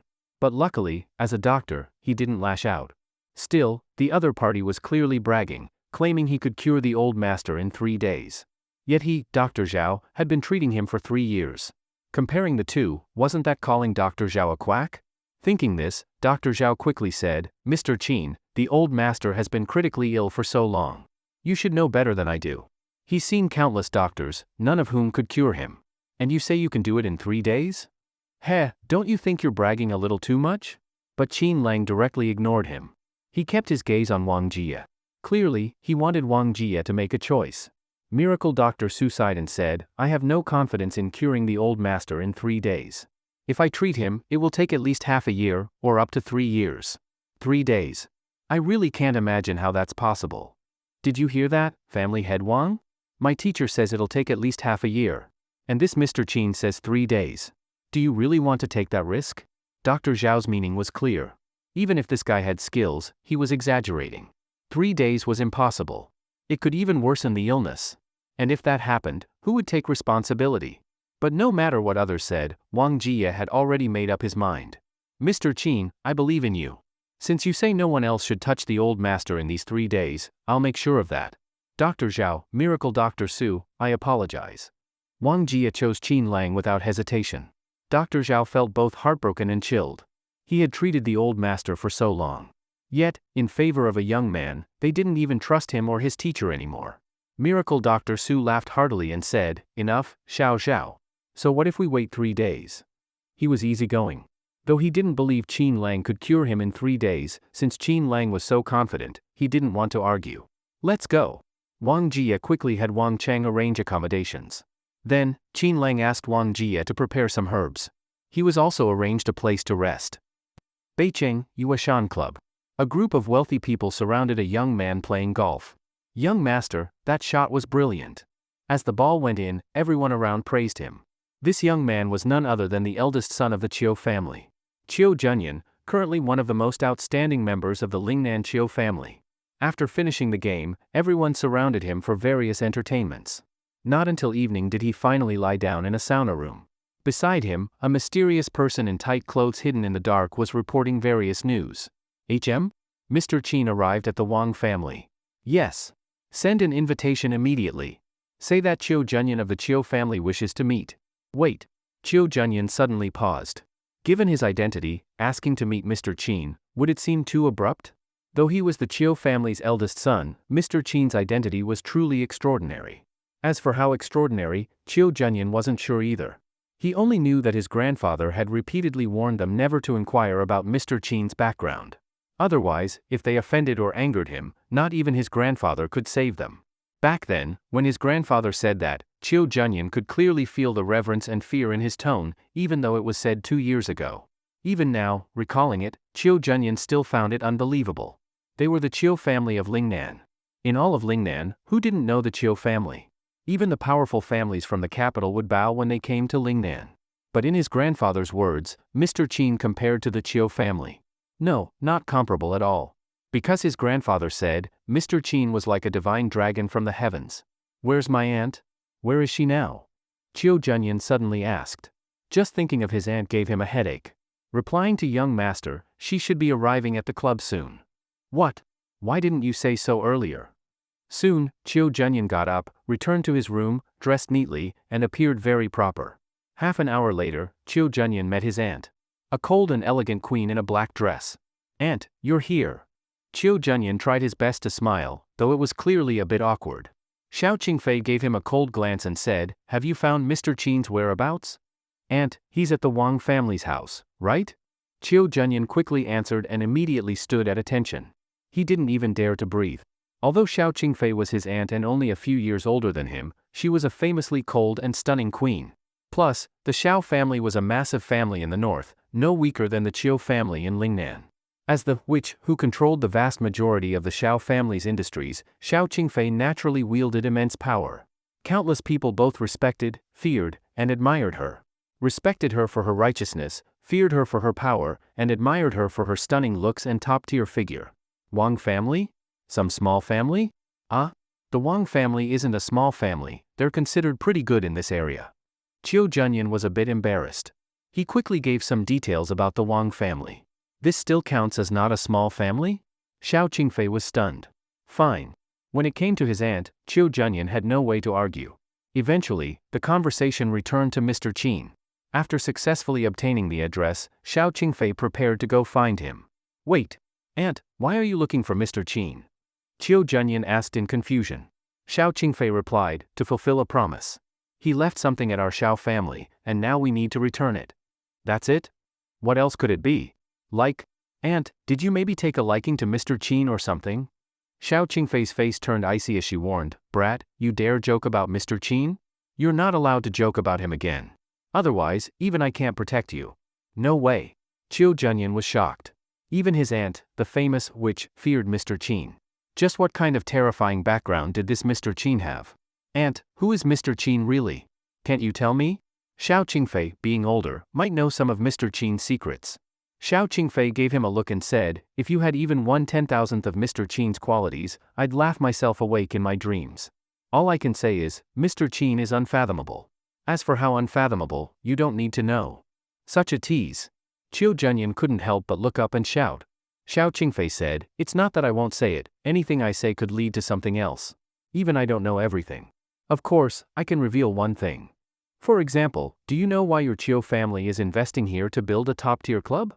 Xiao Qingfei's lips curled into a teasing smile. Qiu Junyan didn't understand. Why? Xiao Qingfei smiled. "Because it's being built for Mr. Qin." "What?" Qiu Junyan was stunned. A top-tier club was being built just for Mr. Qin. And as a young master of the Qiu family, he had no idea? Only learned about it through his aunt? You really didn't know? Xiao Qingfei suddenly smiled. Qiu Junyan's eyes widened. "If I knew, I wouldn't be this shocked." Xiao Qingfei smiled and said, "Seems like there are quite a few outstanding people in your Qiu family. Only the core members know this secret. Me telling you is already an exception." Qiu Junyan's face changed. "You mean, our family doesn't consider me the first-in-line heir? What do you think? Your family has a lot of talented people. You're just a few years older than them. That gives you an edge, but it's not a decisive one. After all, the Qiu family was a huge clan. With such a vast industry, they needed someone truly outstanding to become the family head. Qiu Junyan was in charge of the investment project for the top-tier club in Sioux City, and since it was for Mr. Qin, he logically should have known. But the family didn't tell him. That was intriguing. "Aunt, why do you think the family kept it from me?" "What else?" "To test you. Enough thinking, just remember one thing, get close to Mr. Qin. If they're willing to build a top club just for him, that shows how important he is to your Qiu family. Instead of scheming all day about becoming heir, it's better to build a strong relationship with Mr. Qin. If you earn his favor, are you still worried about not being named heir?" "All right, aunt, I understand." After Xiao Qingfei left, Qiu Junyan's mind was filled with the image of Mr. Qin. He really had no idea what kind of person Mr. Qin truly was. Not long after, an assistant walked over and handed him a proposal. Qiu Junyan glanced at it. "HM? Lin Group? What kind of family is this? I've never heard of them." Qiu Junyan showed the same bad habit as his aunt. The assistant said seriously, "Young master, the Lin Group was personally designated by the old master for support. Think about it, wasn't there a family meeting where the old master clearly said to help the Lin Group?" Qiu Junyan froze, then remembered. At that meeting, his father hadn't said it publicly, but in private, he was told very clearly, the Lin Group was connected to Mr. Qin. Apparently, Mr. Qin had casually mentioned it. But no one in the Qiu family dared treat it as a casual remark. Naturally, they went all out. Over the years, they had been helping the Lin Group behind the scenes. But because the group started too small, even now they were just scraping by in Sioux City. They had the title of Rising Star in Sioux City, but that was all. Their market value wasn't high. At most, a borderline first-tier family in the city. Of course, if you added in the Qiu family's secret support, then the situation changed drastically. The proposal and documents are well done. This Lin Shudong, President Lin, isn't simple. Even with our Qiu family's help, surviving in such a brutal business world proves she's no ordinary figure. Keep a close eye on this Lin Group. Make them a top candidate for future collaborations and bids." "Yes, young master." The next day, Qin Lang treated the old master of the Wang family again. This time, the old master woke up 3 times in a row. The entire Wang family was in shock. Over the years, they had spent endless resources, manpower, money, and materials, but couldn't wake the old master. Even inviting hidden experts didn't help. Some even told them to prepare for the worst. But now, he had only treated him for a single day, and already there were such big results. "Go check now." A group of people rushed into the room. And what did they see? The old master was already sitting up. Everyone was so shocked their eyes almost popped out. Though he was still weak, his complexion had clearly improved. "Dad! Grandpa! Great-grandpa!" Everyone rushed forward, overwhelmed with joy. Outside, the Wang family members who were still skeptical were completely stunned when they heard the old master had not only woken up but was sitting up. "He's a miracle doctor. That's insane." Some people actually doubted our miracle doctor before. Are they speechless now? Actually, Qin Lang's cold attitude at first had caused some doubts among the Wang family. Over the years, the people who came to treat the old master were countless. They were either white-haired sage-like men, or top-tier doctors from abroad. In short, every famous doctor had been invited. Yet none of them could cure the old master. Since even those experts failed, they didn't have much hope in Mr. Qin either. Even Wang Jie had been nervous. But after Qin Lang truly made his move, Wang Jie finally understood. Mr. Qin really lived up to his name. After Qin Lang treated the Wang family's old master again, the result was shocking. First, all the members of the Wang family were completely convinced by Qin Lang. Next came the admiration from Dr. Zhao and Miracle Dr. Su toward Qin Lang. Mr. Qin, I was rude earlier. I hope you won't hold it against me. I was out of line. Your medical skills are truly far superior to mine. I shouldn't have spoken offensively before, really, I was wrong. Dr. Zhao was full of guilt and sincerely apologized. Now he finally realized that this Mr. Qin was truly skilled. Only, his personality seemed a bit cold and not fond of communicating with others. Miracle Dr. Su also smiled and said, Young friend Qin, with your medical skills, even I am not worth mentioning before you. Moreover, what you're using is our Xia Nation's medical art.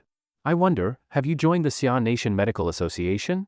Qin Lang said indifferently, I haven't joined any association. I'm not really interested in them either. Originally, Miracle Dr. Su wanted to invite him to join the association and lead Xia's medical arts to face the challenges from the eastern countries. But since Qin Lang wasn't interested, Miracle Dr. Su couldn't insist. Later, Miracle Dr. Su asked for Qin Lang's contact. He was sincere and respectful. As expected of someone known as a miracle doctor, his demeanor and character as a doctor who helps the world were something Qin Lang appreciated. So he reluctantly gave him a number. Miracle Dr. Su was overjoyed and even invited Qin Lang to visit his home if he ever went to the capital. We'll see. Qin Lang replied casually. He knew many people in the capital. If he really went there, he might not have time to visit Miracle Dr. Su. Also, now that he had left Lin Shadong, it was time for him to deal with his own matters. Back then, his parents disappeared into the mysterious ancestral underground palace. Later, he obtained the Dragon Talisman Disc. To reopen that palace, he needed to collect 9 dragon talismans to find his parents again. These years, he had been secretly searching, but found no trace. Now that he had left Lin Shadong, searching for the dragon talismans again, and notifying the old forces of his return, these matters should be resumed. After all the silence, it was time to rise again. Mr. Qin, the Chiu family wants to visit you. May I ask? Just as Qin Lang was preparing to leave the Wang family, Wang Jie suddenly approached him. Qin Lang paused, then quickly remembered that powerful clan from Lingnan. The Chiu family? Qin Lang raised his eyebrows. He had helped the Chiu family before. Since they knew he was at the Wang family, they were bound to come visit. But Qin Lang still had to look for the dragon talismans. If the Chiu family only wanted to be polite, he didn't want to waste time. Just tell them I'm very busy. Don't bother me if it's not important. Qin Lang planned to treat the Wang family's old master one last time. After that, he would leave some instructions or prescriptions and then leave the Wang family. Understood. Soon after, Wang Jie returned and handed over a box. Qin Lang took the box and opened it carelessly. The moment he saw the dragon talisman inside, his pupils suddenly shrank. But he quickly concealed his reaction. Where's the person? They said they didn't dare disturb Mr. Qin, only came to repay a past favor. Repay a past favor? Qin Lang raised an eyebrow but quickly understood something. A faint smile appeared on his lips. She came, huh? Hiding herself well. Later, Qin Lang treated the Wang family's old master for the final time. This time, the old master's complexion was clearly more vibrant. Naturally, everyone admired Qin Lang's medical skills even more. Seeing the time was almost up, Qin Lang looked at the old master, wanting to speak but hesitating. The old master's voice was hoarse. Jie, you stay. Everyone else out. When even the old master was able to speak, everyone was stunned again. Wang Jie guessed it probably had something to do with the old master's illness. Soon, everyone else had left. Qin Lang slowly said, the old master was afflicted with 3 kinds of Miao region poison goo. I've already removed them all. Also, it was intentional. What? My father was poisoned with 3 types of Miao goo? And it was intentional? Wang Jie was shocked. Look into this matter yourselves. Qin Lang calmly instructed. Thank you, Mr. Qin. Our Wang family owes you a huge favor. Wang Jie was full of emotion. Qin Lang waved his hand and said, "You used an S-rank Shenlong card. This is what I should do." After that, Qin Lang prepared to leave. But just as he reached the door, he heard some outer Wang family disciples talking. "Pfft, who's this Mr. Qin? Acting all cold like someone owes him 800 yuan. Just a street doctor. What's he so proud of? Yeah, even if he's good at medicine, he's still just a doctor. What great achievements could he possibly have? Compared to that young master from the Chiu family, this Mr. Qin isn't even worthy of carrying his shoes." Heh. Qin Lang just chuckled when he heard this. But Wang Jie's face immediately darkened. "What nonsense are you all spouting?" He was so furious he nearly dragged them out on the spot. Offending Mr. Qin, not to mention those few people, the entire Wang family couldn't afford it. These idiots dared talk nonsense here. You know who Mr. Qin is? Young master from the Chiu family? Even the Chiu family's old master would respectfully call him Mr. Qin. From now on, you're all expelled from the Wang family. Never step foot in this family again. Wang Jie roared in fury. Wang Cheng, who had been following behind, rushed forward and slapped those people hard across the face. Damn it, you're out of line. Daring to offend Mr. Qin. Do you know how noble Mr. Qin is? Even killing you wouldn't be enough to calm his anger. Wang Cheng shouted in rage. It had taken them great effort to build a good relationship with Mr. Qin. And these useless relatives had dared offend him, nearly making the father and son explode with anger. Enough, family head Wang.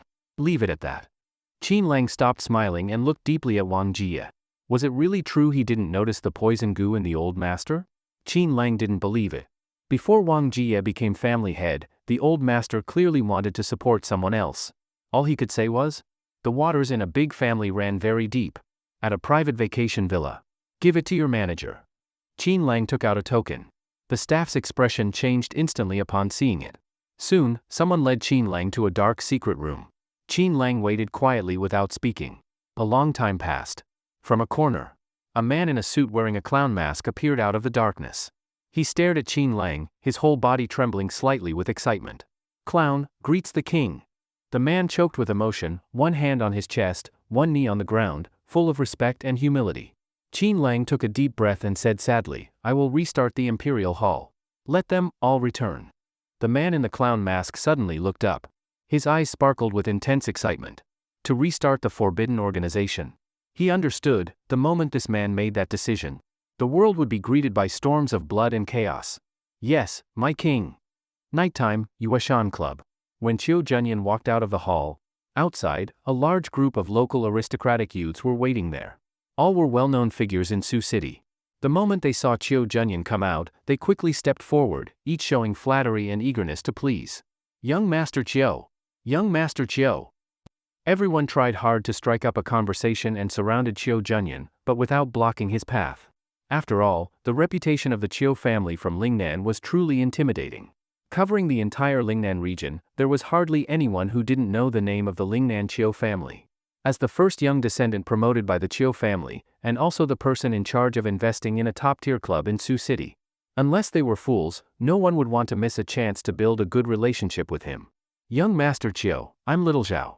If there's anything you need, just let me know anytime." An elderly man suddenly appeared, smiling obsequiously at Chiu Junyan. Everyone was dumbfounded. No shame at all. Already that old, and still calling himself Little Zhao? However, Chiu Junyan acted as if he had seen this many times before and just nodded slightly. In fact, this was still mild for Chiu Junyan. Since he started traveling the world, as long as people heard he was the eldest son of the Chiu family, there had been much more outrageous and jaw-dropping scenes. Some had even called him dad, grandpa, even great-grandpa on the spot. As for women, basically anyone imaginable, or unimaginable, had been sent to his side. In the end, Chiu Junyan became nervous just seeing a woman. One could say, people in Sioux City were still a bit too reserved. But Chiu Junyan still underestimated them. After all, they had only just met and weren't yet familiar with his preferences. Once they were, things might get even crazier. "Young Master Chiu, the evening banquet is about to start. Let's head over now." "All right," Chiu Junyan replied with a cheerful smile. Everyone rushed to open the car door for Chiu Junyan and escorted him in. Then, the group headed to a pre-booked mountaintop estate. A luxury hotel. President Lin. President Lin. The Chiu family contacted us. They've invited us to a banquet at the mountaintop estate. Inside the hotel room, Lin Shudong was still stressing over the proposal. Hearing Su Jing's voice, her eyes instantly lit up. The Chiu family invited us to a banquet? Wait, who from the Chiu family contacted you? Lin Shudong quickly asked. In her mind, there had always been one doubt. Why the Chiu family had been helping her, and what their true intention was. She'd heard that the important person from the Chiu family this time was a young master named Chiu Junyan, very handsome, especially charismatic. So Lin Shudong couldn't help but daydream. Could it be that the one helping her behind the scenes was this Chiu Junyan? And then she wondered, if he was trying to pursue her, what would she do? But clearly, she had overthought it. The one who contacted us was just an ordinary person from the Chiu family. He gave us 2 invitation cards and left. Su Jing immediately saw what Lin Shudong was thinking. As expected, Lin Shudong frowned, and a trace of disappointment flashed in her eyes. Ring ring. Suddenly, Lin Shudong's phone rang. Then, a deep, magnetic voice came through the line. Hello, is this Miss Lin? I'm Chiu Junyan. I had someone send over 2 invitations earlier. I'd like to invite you to a gathering at the mountaintop estate. Would you be available? What? You're young Master Chiu? Lin Shudong's heart thumped wildly. She almost couldn't speak coherently. She was extremely excited, nervous, and thrilled. Yes, I'm Chiu Junyan. I wonder. Yes, I'll definitely be there. Lin Shudong spoke in her softest, most gentle voice to Chiu Junyan. Great. After hanging up, Lin Shudong was beaming with happiness. Su Jing on the side couldn't help teasing, President Lin, could it be you've taken a liking to young Master Chiu? What nonsense are you talking about? Someone like young Master Chiu, how could I be worthy of him? But the blush suddenly rising on her cheeks betrayed her. Not long after, Lin Shudong arrived at the villa estate where Chiu Junyan was hosting the banquet. Isn't that Zhang Minghui? Who's the person he's sucking up to? Could it be, that's Chiu Junyan? By a flower bed not far away, a group of elegant young men were surrounding a very tall and handsome man, speaking to him flatteringly. Just one glance, and both women were stunned. Especially Lin Shudong, she felt the same flutter as when she first met Qin Lang in university, that feeling of first love. But she quickly pushed aside Qin Lang's image. After all, this was young Master Chiu now. So he's young Master Chiu? Lin Shudong's heart was racing, her cheeks gradually turning rosy. Unfortunately, that group soon surrounded the young master and walked away. President Lin, he's gone. Oh, by the way, President Lin, Sun Feifei from Feiyun Group has been targeting our group lately. Should we mention it to young Master Chiu and ask him to help us deal with Feiyun Group? Lin Shudong finally came back to her senses and frowned slightly. That's right. They were indeed invited by the young master of the Chiu family to attend the banquet. But they had also just received a call where Sun Feifei from Feiyun Group threatened them.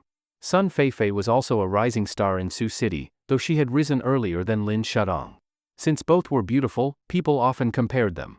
The title of Sioux City's #1 beauty CEO, that originally belonged to Sun Feifei, was soon taken by Lin Shudong. Sun Feifei bore a grudge because of that. Recently, she had started targeting the Lin Group. At first, Lin Shudong didn't take it seriously. She believed that as long as she managed the company and maintained product quality, no matter what Sun Feifei did, she wouldn't be able to shake the Lin Group. Unfortunately, she had misjudged. Sun Feifei quickly used powerful hidden forces to retaliate against the Lin Group. As a result, the Lin Group suffered heavy losses over the past few days. No. We absolutely can't let young Master Chiu know about this. Right now is the key time for investment bidding. If the Chiu family finds out that our Lin Group can't even handle something like this, they'll definitely question our capabilities. Sun Feifei chose this exact moment to mess with us, obviously to sabotage the Lin Group. Or maybe, she's not even afraid that young Master Chiu might find out. We absolutely can't fall for it. Lin Shudong's analysis made Su Jing break out in cold sweat. Yes, why did Sun Feifei wait until now? It must be because the Chiu family's young master had appeared in North City. Sun Feifei wanted the Lin Group to embarrass itself in front of the Chiu family's young master. This Sun Feifei is too vicious. We almost fell for it. Su Jing couldn't help but feel deeply afraid. Right now, their Lin Group was in a period of growth, and once they successfully partnered with the Chiu family, they would surely rise to great heights in the future. But for now, since the Chiu family had not yet announced their list of collaborators, anything was still possible. If their Lin Group failed, who knew how many people would pounce on them, thinking they had been abandoned. This matter must be handled cautiously. Lin Shudong spoke very seriously, though in her heart, she was thinking. Since young Master Chiu came from such a noble background, he must like especially capable women. So she had to leave him with an especially good impression. She absolutely could not trouble him right after their first meeting. Later at the banquet, Lin Shudong did meet many wealthy people, and many rich young men gathered around her. Unfortunately, she didn't see Chiu Junyan again the whole night, and she couldn't help but feel very disappointed. Let's go see Sun Feifei and find out what exactly she wants. As the agreed time with Sun Feifei approached, Lin Shudong had no choice but to leave. Soon, in a luxurious hotel's private room, Qin Lang met Sun Feifei. President Sun, maybe there were some misunderstandings between us earlier. I offer you this drink. After all, Lin Shudong was a rising star and didn't want to be sabotaged at such a critical time. So she wanted to stabilize Sun Feifei first. Once she partnered with the Chiu family and soared in success, she would naturally deal with Feiyin Group. However, in Sun Feifei's eyes, this proud woman Lin Shudong was actually taking the initiative to offer her a drink she sure could endure. Hee. Lin Shudong, you think just one drink will make me let you go? Sun Feifei sneered. Lin Shudong frowned. Clearly, Sun Feifei wasn't going to be easy to deal with. Sun Feifei, what exactly do you want? Lin Shudong's face darkened slightly. What do I want? Hee. Lin Shudong, do you really think the conflict between us is just because I was jealous of your #1 beauty CEO of Sioux City title? Sun Feifei swirled her wine glass and smirked. Lin Shudong stared at her, her beautiful eyes narrowing. What do you mean? What do I mean? Hee. I'll be direct. My godfather has his eyes on you. Sun Feifei's lips slowly curved. Lin Shudong's face changed. Soon after, a fat man pushed the door open and entered. When he saw Lin Shudong, a greedy glint flashed in his eyes. Hee, Feifei, well done.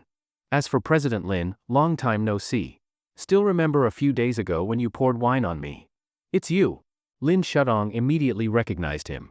A few days ago, at a cocktail party where she was networking with elites, this man targeted her. He spoke flirtatiously and acted sleazily, openly saying he wanted to get close, and grabbed her hand without letting go. Lin Shudong, furious, splashed wine on him. She didn't expect him to retaliate so quickly. So it was you helping Sun Feifei attack me behind the scenes? Lin Shudong's expression finally changed. Wei Changhe sneered, that's right. When I want a woman, I never fail. You. Chairman Wei, it was wrong of me to splash you with wine, but you know what you did too, don't you? Lin Shudong tried hard to suppress her anger. She didn't want to make an enemy of Wei Changhe, because he seemed to have more status than Sun Feifei, and he was her godfather. Godfather. Since Feifei handled things so well, about that land in the old city last time. Sun Feifei swayed her hips as she walked over to Wei Changhe and batted her eyes at him. Wei Changhe laughed and pulled her close by the waist. Feifei, don't worry. I agreed to that matter. Lin Shudong was shocked. The land in the old city must be worth billions, yet he just gave it to Sun Feifei? Her shocked expression didn't escape Wei Changhe, and he was moved. So he sat down slowly, grinning lewdly. President Lin, to be honest, what I admire most are capable, beautiful CEOs like you. Everyone in Sioux City knows how talented and attractive you are. What you lack is just a proper stage. Of course, a beauty like President Lin deserves to be possessed by someone powerful. Then he suddenly grabbed her hand. You. Lin Shudong quickly pulled away. Chairman Wei, please behave yourself. Her face turned frosty, clearly furious. Su Jing whispered, President Lin, let's go. But Wei Changhe said shamelessly, Miss Lin, if you want to leave, go ahead. It's just that. I heard Lin Group has been having some difficulties lately. The meaning was clear, if she dared to leave, the attacks on Lin Group would continue. Chairman Wei, what exactly do you want? Hee. I told you 3 days ago, you would apologize to me of your own accord. Fine. Chairman Wei, I'm sorry. Lin Shudong, was wrong. She said it with deep humiliation. Wei Changhe glanced at the pile of alcohol on the table. Just saying sorry, don't you think that's too easy? You? Lin Shudong looked at the bottles. She couldn't possibly drink them all. If you want me to let you go, don't you need to show some sincerity? Wei Changhe was extremely arrogant. Lin Shudong took a deep breath. Chairman Wei, there's no need to make it hard. There's no way I can drink all this. Wei Changhe smirked. All right then. I heard Miss Lin is known for holding her liquor since entering the business world. I don't buy it. If you can outdrink me, then we'll write off the past. How about it? Su Jing tugged her sleeve, trying to stop her. Lin Shudong didn't want to agree either, but if she didn't, he would continue targeting Lin Group. Then, the partnership between Lin Group and the Chiu family would be over. The entire Lin Group would fall into crisis. What should she do? Should she ask that young Master Chiu for help? Hope he could support their Lin family? But what if that left him with a bad impression, and he no longer believed she could lead the Lin Group to a better future? What if he gave up on her? And right now, it was just about drinking. No. Something's wrong. This Wei Changha had been lusting after her for a long time. How could it be just about drinking? If she got drunk and something happened, her life would be ruined. Chairman Wei, sorry, I can't hold my liquor. I can't drink. Please name another condition. Lin Shudong firmly refused, but didn't stand up. Wei Changha's face darkened. President Lin, do you know how many people laughed at me after you splashed me with wine? Now I'm giving you a chance. Asking you to drink is already saving your face.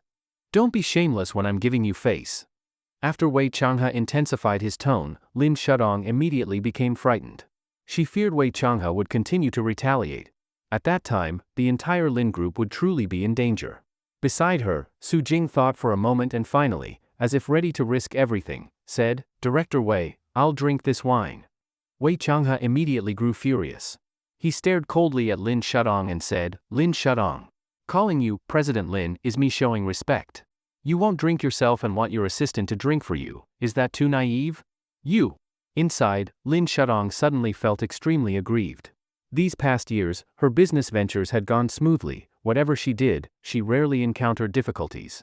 But a few days ago, this Wei Changha had openly insulted her. And the strong-willed Lin Shudong naturally had no reservations. Even after splashing wine, she hadn't expected such serious consequences. After all, things had gone like this before. And afterward, didn't those people also not make trouble for her? But this time, a problem arose. Wei Changha's background seemed extremely powerful, and retaliation came in just 3 days. At that moment, Lin Shudong couldn't help but resent Qin Lang in her heart.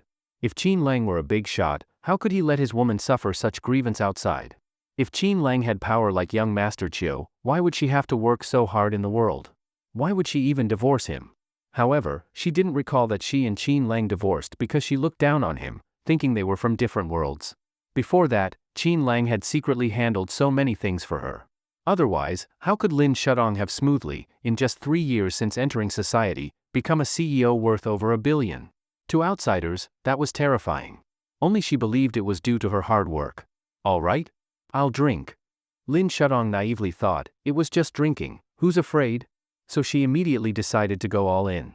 Quickly, she picked up the glass and poured herself a drink. She then drank 3 glasses in a row. After drinking, her face had already turned rosy. Director Wei, how about it? Ha ha ha. Wei Changha laughed loudly. President Lin is worthy of the title. Very straightforward. Okay. Since you've had 3 glasses, I, Wei, will join you tonight. He poured himself wine while staring intently at Lin Shudong. He couldn't help licking his lips. Especially seeing Lin Shudong slightly flushed, it was far more charming than before. Click. Wei Changha quickly finished 3 glasses. Then, the two drank 2 more rounds each. Beside them, Sun Feifei was smirking, and Su Jing was a bit anxious. If they continued drinking, President Lin would truly get drunk. Lin Shudong wasn't a fool. She clearly realized she couldn't drink anymore. Director Wei, now that I, Lin Shudong, have drunk with you, could you stop targeting the Lin group? She held the cup and didn't drink further, looking directly at Wei Changha. If he said half of no, she would stop drinking.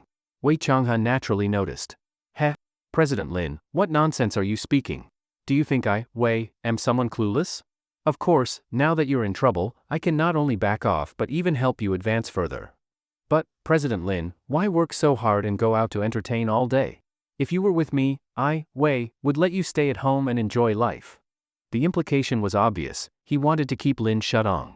Beside him, Sun Feifei, who was wrapped in Wei Changha's arm, bristled with jealousy. Godfather. Sun Feifei pouted, jealous. Wei Changha laughed loudly and said, Of course, Feifei, you can stay at home and enjoy life too. Umph. As Sun Feifei showed jealousy, Lin Shudong felt indescribable disgust. Director Wei, thank you for your kindness toward Shudong. But right now, the Lin group is facing a crisis. Since you wish to help, one word from you is enough. I've worked for years to reach this position, please show mercy. Shudong will not forget today's favor. Lin Shudong forced herself to speak. Heh, President Lin, you're acting so politely. You're right, helping you is just a word for me. But business is battlefield, full of deceit. Luckily, I, Wei, have experience and want to pass it to you tonight. This is very valuable. President Lin, come to my room tonight. As he spoke, Wei Changha edged closer to Lin Shudong. It looked like he was about to make a move. What do you want to do? Lin Shudong shouted and quickly stepped back. She absolutely didn't want him touching her. Heh, Lin Shudong, don't pretend. If you wanted to leave, you would have left earlier, why stay? After speaking, he quickly lunged at her. Ah? Lin Shudong dodged immediately. Su Jing, furious, said in a low voice, Director Wei. You're a chairman. There are so many women you could have, why stoop so low? Wei Changhe then looked at Su Jing and snorted coldly, You, a lowly assistant, dare meddle in my business? Tired of living? Slap. Wei Changhe slapped Su Jing across the face, sending her to the floor. You! Su Jing fell, tears glistening. Seeing Su Jing hit, Lin Shudong immediately shouted, Director Wei. I never expected you'd hit a woman. Very well. Since it's come to this, what am I still doing here? Sorry. Today, I, Lin Shudong, refuse to entertain you. She walked over, helped Su Jing up, and prepared to leave. Humph, wanting to leave now, isn't it too late? Wei Changhe immediately lunged forward, grabbed her wrist, and tried to hold her. Ah! Let go of me! Lin Shudong screamed. Heh, Wei Changhe didn't care about her struggling and held on. Su Jing rushed to help but was slapped twice by Sun Feifei and sent to the ground. You rogue chairman! What are you trying to do? If you dare do anything to me, Lin Shudong, I will definitely not let you off. Lin Shudong threatened loudly, but her terrified expression gave her away. Moreover, Wei Changhe, used to this, was not afraid of her threats. Ha, Lin Shudong. From the moment you offended me, this was the outcome. You're too naive, not even knowing what I do. Wei Changhe shoved Lin Shudong onto the sofa. At this moment, Lin Shudong nearly fell into despair. In these past years, she had never encountered such darkness, it had been all smooth sailing. If tonight this bastard ruined her, just the thought drove her nearly insane. Qin Lang. It's all your fault. If you had any promise, how could your former daughter have ended up like this? At this point, Lin Shudong began to wildly blame Qin Lang, believing marrying him was the stupidest decision of her life. Then, she stood up and tried to run. But after just 2 steps, she was pulled back. Wei Changhe. What exactly do you want to do? Lin Shudong screamed repeatedly. However, the more she struggled, the more excited Wei Changhe became. Ha. Lin Shudong, just accept your fate. I'll tell you straight, you're not the first. I've been with plenty of women like you. Each one started out begging and kneeling, but in the end, would obediently lie in my arms. I really don't understand how you became a CEO to be this stupid. Ha. Since no one taught you before, tonight I'll teach you well, ha. Wei Changhe. Lin Shudong shouted in rage, Are you afraid I'll call the police? Ha. Police? Fine. Lin Shudong, once you call the police, this becomes public. Then you'll be known as a woman who got raped. Do you think you can still maintain your reputation in Sioux City? Do you think the Lin Group will still be proud of you? You'd better just submit, later I'll take good care of you. You, shameless. Lin Shudong shouted, knowing this was her end. Otherwise, if she was raped by this bastard, she'd lose all shame to face anyone. You, Chairman Wei. Fine. If you're not afraid of me calling the police, surely you fear the Chiu family. When he heard the mention of the Chiu family, Wei Changhe froze slightly. Wei Changhe, of course, had heard recent news that the Lingnan Chiu family had come to Beicheng. But what did that have to do with Lin Shudong? Because he'd only been here a few days, Wei Changhe didn't know Lin Shudong well. Not just Wei Changhe, even Lin Shutong's own family didn't understand why the Chiu family was helping them. Of course, besides the Chiu family, there were other forces secretly supporting the Lin Group. But the Chiu family didn't know, they thought their family was just incredibly lucky, or that Lin Shudong was an exceptional businesswoman. Otherwise, how could she reach this level in just 3 days? So when Lin Shudong brought up the Chiu family, even she didn't expect they'd really step in for her and intervene against Wei Changhe. But the situation had reached this point. She had to invoke the Chiu family. I don't care if it's the Chiu family, the Lis, or the Zhangs. Lin Shudong, you're finished today. After speaking, he again pushed her onto the sofa and lunged at her. He began tearing at her clothes. Ah, help! Lin Shudong screamed at the top of her lungs. Bang! Suddenly, the door was heavily smashed open. A dark figure rushed in and kicked Wei Changhe in the face. Pfft! Blood sprayed from his mouth. His body crashed heavily against the wall, twitched a few times, and went still. Swipe! Several dark figures quickly rushed in, flashing before the 3 women. All 3 women fainted at the same time. Dai, why are you saving her? She and Wang are already done. I wish I could kill her. One dark figure said. The tight-suited woman called Dai replied, Wang invited us to stay and protect her for so many years. We can't let her really be ruined now. If Wang asks later, what'll we say? The previous figure angrily responded, but Wang treated her so well, how did she repay Wang? By divorcing him. This incredibly stupid woman has no idea of Wang's power. Enough, this is our last time protecting Lin Shudong. Wang has passed word, plans to restart the forbidden organization. Everyone must return. We may have to start fighting again from now on. The woman called Dai showed deep concern in her eyes. What? Wang is restarting the forbidden organization. The other dark figures instantly became excited. As if remembering the bloodshed of old, the kind that made an entire planet tremble. Their Wang, the strongest man on the planet, if he revealed his true power, even thinking about it would send chills through the body. Right, what about that fat guy? Let's stage an accident. Understood. Soon, they took the fat man away. They wouldn't be traced, they were nighttime operatives, returned from abroad, with no records. Lin Shudong soon woke up. Looking at the scene, she saw some blood on the floor. The fat man, Wei Changhe, had already disappeared. Su Jing, wake up. Lin Shudong quickly called to Su Jing and asked if she knew what had happened. Su Jing shook her head, still foggy, then asked, what happened to Chairman Wei? Lin Shudong suddenly remembered earlier events. I remember, just then a dark figure rushed in and kicked Wei Changhe away. Then several dark figures came and knocked us all out. Su Jing slapped her head and said, I think I remember too. They were several women in black with masks. But now they're gone? Su Jing looked puzzled. President Lin, see, the blood's still here. What do we do now? Lin Shudong was slightly panicked. It was her first time facing such events. But the dark-suited attackers, they seemed familiar. She might have seen them in the past few years.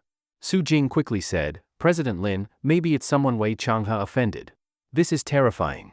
And now that Wei Changhe's gone, we should report this to the police. Lin Shudong frowned deeply and had no choice but to call the police. Soon, the police arrived and quickly checked the surveillance footage. All recordings have been erased. The police were shocked when they investigated. Ladies, please come with us. Sun Feifei became anxious. It has nothing to do with me, really nothing to do with me. Why are you nervous? What's your relationship with that Wei Changhe? One officer instinctively asked. Su Jing snorted, Officer, she calls Wei Changhe godfather and acts very close, they must have that kind of relationship.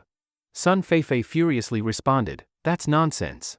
Later, the three were taken to the station to give statements. The police took the matter very seriously. Lin Shudong was asked if she remembered the figures. She answered truthfully that she had seen them in fleeting glimpses over the years. Then the police started checking records of people around Lin Shudong. They found that Lin Shudong's ex-husband's files couldn't be accessed at all. This was very strange. What's going on? So the police quickly contacted various departments, even the deputy chief. Upon checking, SSS level top secret. Even the deputy chief was shocked. Boss, we have a problem. What problem? This file for Lin Shudong's ex-husband is classified SSS level top secret. What? SSS level top secret? The officer speaking with Lin Shudong nearly jumped in surprise. When Lin Shudong and Su Jing walked out of the security office, both of them were completely dazed. Especially Lin Shudong, her expression didn't look too good. The facts told her that her ex-husband, that Qin Lang, seemed to have a problem, and not an ordinary one. The security office didn't say it outright. But the questions they asked clearly showed they seemed very interested in investigating Qin Lang. Could it be, those mysterious women before were sent by Qin Lang?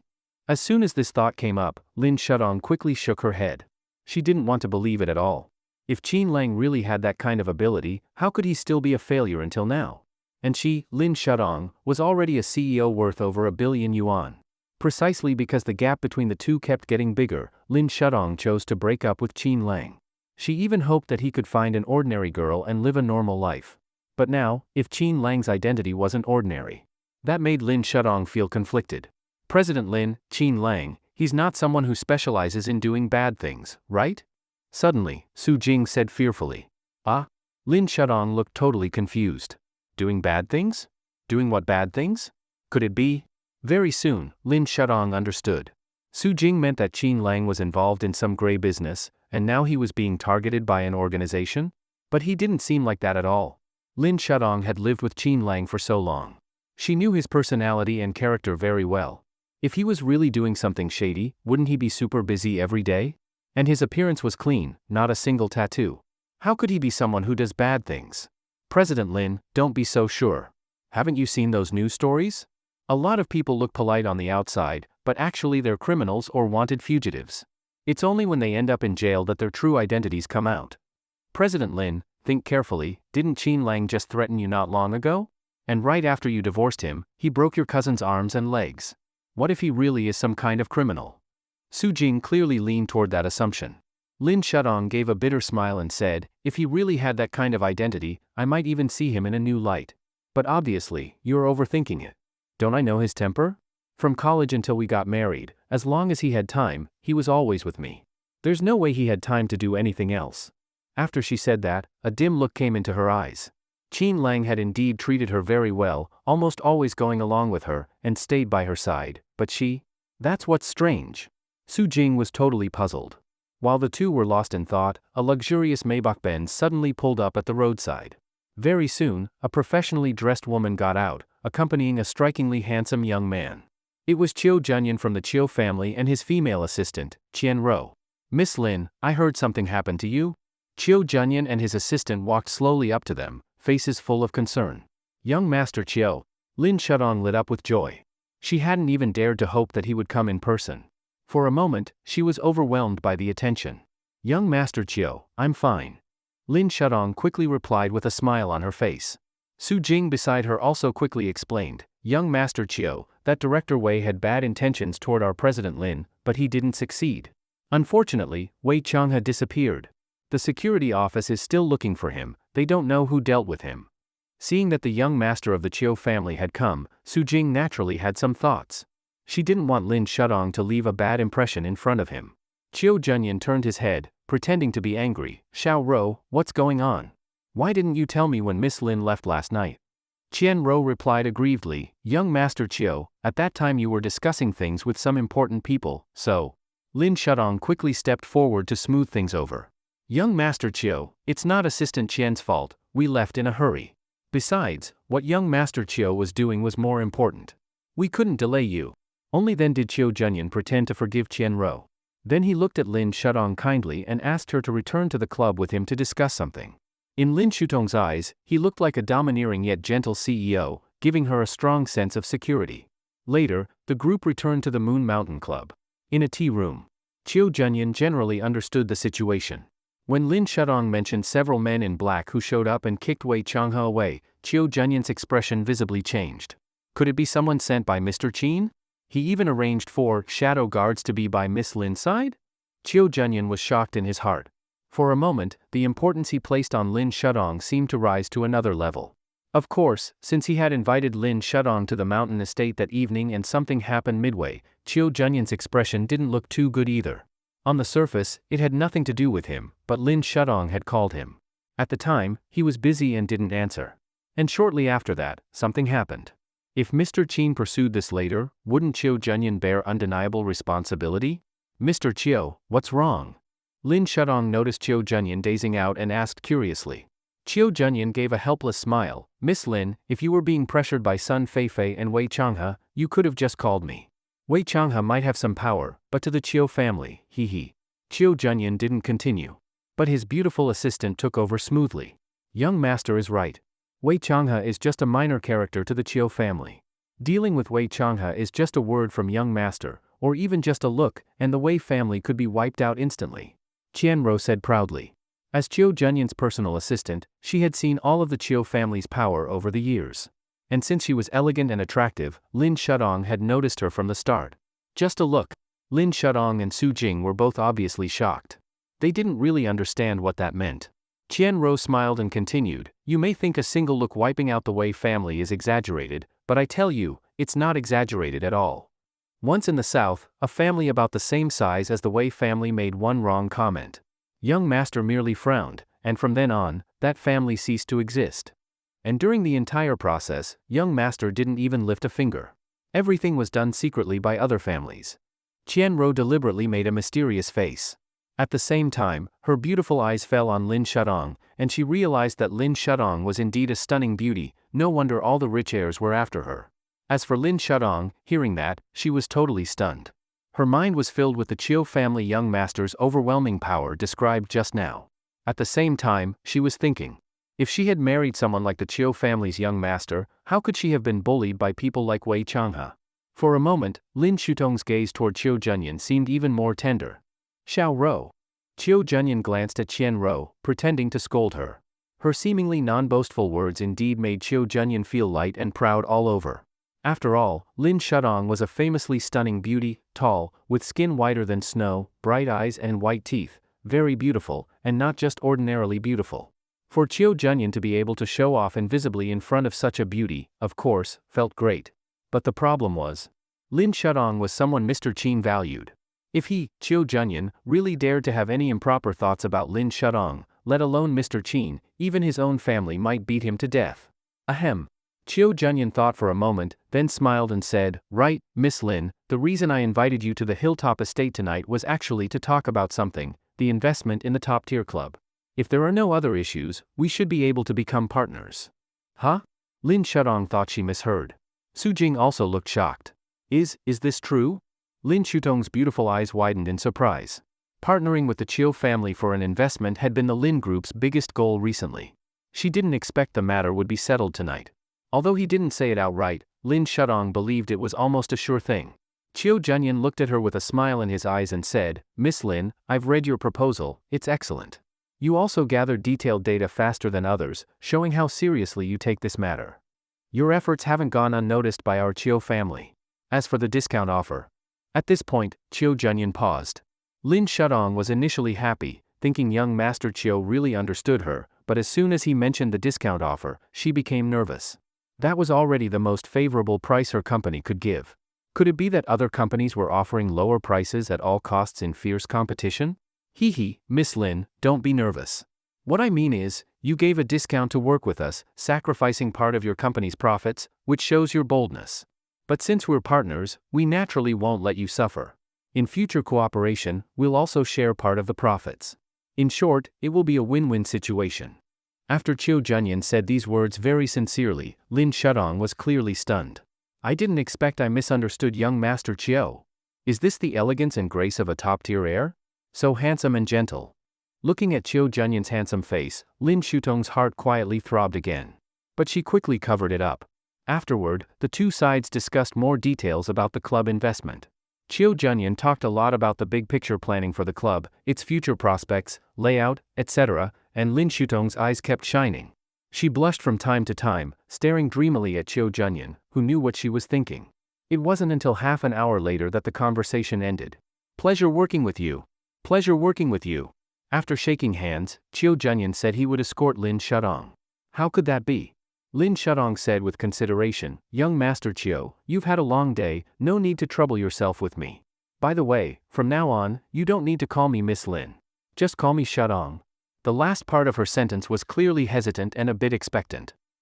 Alright then, I'll call you Shudong, and you can call me Brother Jun Xiao Ro, go see Shudong off. When Lin Shudong heard Chiu Junyan call her Shudong, she was instantly overjoyed. Then she shyly glanced at him a few times before boldly saying, Brother Jun, how about I call you Brother Junyan? Chiu Junyan was stunned. Wasn't that a bit too close? They had just met for the first time, it seemed a bit inappropriate. And the other party was someone Mr. Qin cared about. What if Mr. Qin misunderstood because they got too close? Beside them, Su Jing wanted to laugh too. President Lin, who would have thought you'd be so bold when chasing someone? Seeing Lin Shutong's expectant look, Chiu Junyan didn't think too much of it for now. But as a young master of the Chiu family, he was very sensitive to anything related to interests. Often, small details determine success or failure. He didn't want to leave any hidden risks over a small matter. Shudong, since you see me as a brother, then as your brother, I naturally need to do something for you. What Wei Changhe did to you before, I definitely won't let that go. And Feiyun Group, where Sun Feifei is, it doesn't need to exist anymore. From now on, their companies will be handed over to you, Shudong. Ah? Lin Shudong was stunned. He was handing over the two families' businesses to her with just one sentence. That was a scale of over 10 billion yuan. Her Lin Group was only worth a few billion at most. Once she took over Wei Changhe and Feiyun Group's assets, wouldn't she rise to a whole new level instantly? President Lin, aren't you going to thank young Master Chiu? Next to her, Su Jing was extremely excited and tugged on Lin Shutong's sleeve. After all, this was a once-in-a-lifetime opportunity. Naturally, Lin Shudong was thrilled inside. Then her pretty face turned slightly red, and she said, Thank you, Brother Junyan. No need to thank me. After all, our Chiu family owes that gentleman a favor. Since he asked us to take care of you all these years, this small matter is nothing. Chiu Junyan smiled and casually mentioned it. And he looked deeply at Lin Shudong, this stunning beauty. He was afraid she still didn't know about that gentleman's existence. Sure enough, when Lin Shudong heard Chiu Junyan mention that gentleman, she was clearly stunned. Brother Junyan, who is this gentleman you're talking about? To be honest, I've always been puzzled over the years. Why did your Chiu family choose me? I've often guessed randomly. But now, I finally understand. Still, this person you're talking about, who is he? Can you tell me? Lin Shudong asked nervously. She didn't know why, but she felt a little uneasy. Shudong, since he has always wanted us to help you in secret, he naturally doesn't want you to know his identity. But honestly, Shudong, your Lin group's growth over the years is largely due to your own hard work. You must never doubt yourself. As for his identity, although he didn't want us to reveal it, from what he said back then, he seemed to be preparing a surprise for you. When this surprise will come, I don't know. But honestly, for a man to do all this for a woman, it shows how deeply he cherishes you. That's all for now. Xiao Ro, see Shudong out. Chiu Junyan clearly didn't want to continue on that topic. But Lin Shudong stood there completely stunned. Cherish? Why use the word cherish? When Chiu Junyan mentioned the word cherish, Lin Shudong was obviously stunned. Very quickly, she started to overthink. Cherish, who would cherish her? Her parents? Relatives? But her family was just an ordinary one. Didn't she know their background clearly? How could they possibly know a giant family like the Chiu family? Suddenly, one person popped into her mind. Qin Lang. Thinking about everything that happened today, Lin Shudong suddenly didn't dare to think further. President Lin, what's wrong? President Lin. Su Jing asked softly from the side.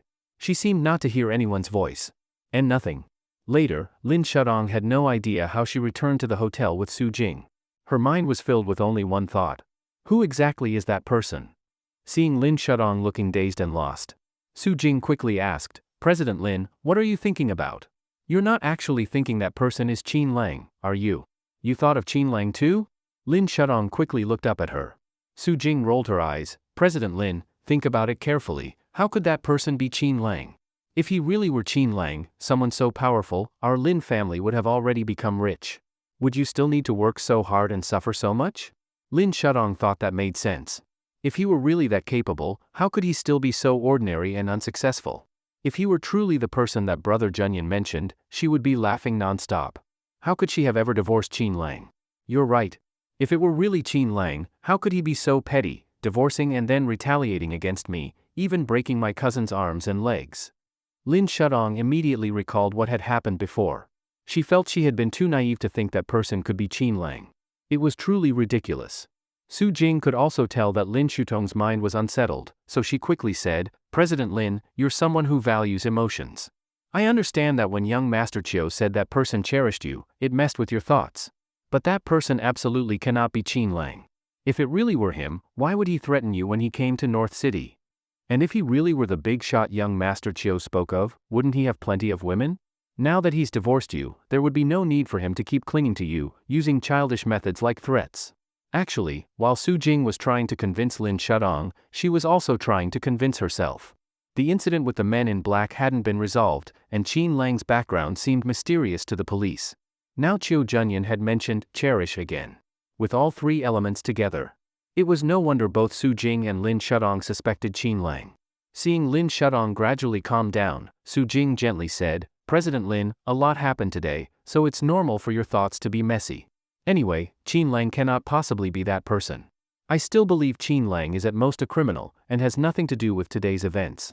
As for the black-clothed men tonight, maybe they really were sent by that person to help you. Maybe when you were little, you helped someone. Who knows? When I was little, I didn't help anyone. At most, my sister donated blood for someone once. Sigh, forget it. Let's not think about this.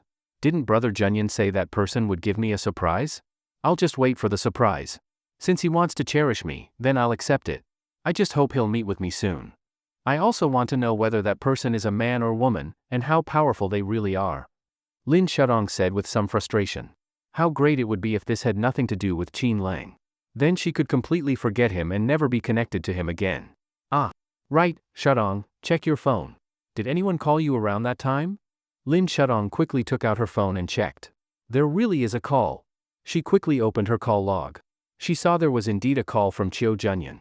Judging by the time, it seemed to be right when something had happened to her. Could it be? Lin Shutong's heart started pounding again. Meanwhile, Su Jing looked like she had discovered a big secret and quickly said, President Lin, do you think the person young Master Chiu mentioned tonight might have just been an excuse? Excuse? What do you mean? Lin Shutong didn't get it at first. Su Jing analyzed, think about it. Someone as high status as young Master Chiu still respectfully refers to that person as that one. That clearly means that person must have a very high status. But the problem is, we've thought for so long and still can't figure out who this person might be. Now let's try a different line of thinking. What if that person never existed at all? Never existed? What do you mean? Lin Shutong was even more confused. Su Jing gave a sly smile and said, President Lin, I'll be honest. You haven't dealt with many men, so you don't really understand what they think. Usually, when a man wants to win a woman over, he'll put in a lot of effort, but at the start, he'll never let the woman notice. Huh? You mean? Su Jing came straight out and said, based on my analysis, it's simple, young Master Chiu probably has a crush on you. No way, why would Brother Junyan like me? After all, I'm a divorced woman. Lin Shutong blushed, her heart racing. Su Jing laughed and said, President Lin, stop pretending. Don't you know your own charm? Think about it, haven't lots of people chased you since you were little? Lin Shutong thought about it, seemed true. Because of her outstanding looks, she had been pursued by countless people from childhood. Even when Qin Lang finally won her over and married her, he was obsessed with her. Back when she first got together with Qin Lang, he wouldn't stop every night, just thinking about it made her blush. Now, after 3 years of marriage, she had shed her college innocence and developed the aura of a stunning, mature woman. Plus, she was at the golden age now. It was only natural that many men would covet her. She didn't believe there was any man who could see her and not have thoughts. Thinking this, Lin Shutong blushed and asked, You mean, Brother Junyan likes me but doesn't want to say it directly, so he made up this person on purpose? Exactly. President Lin, think about it.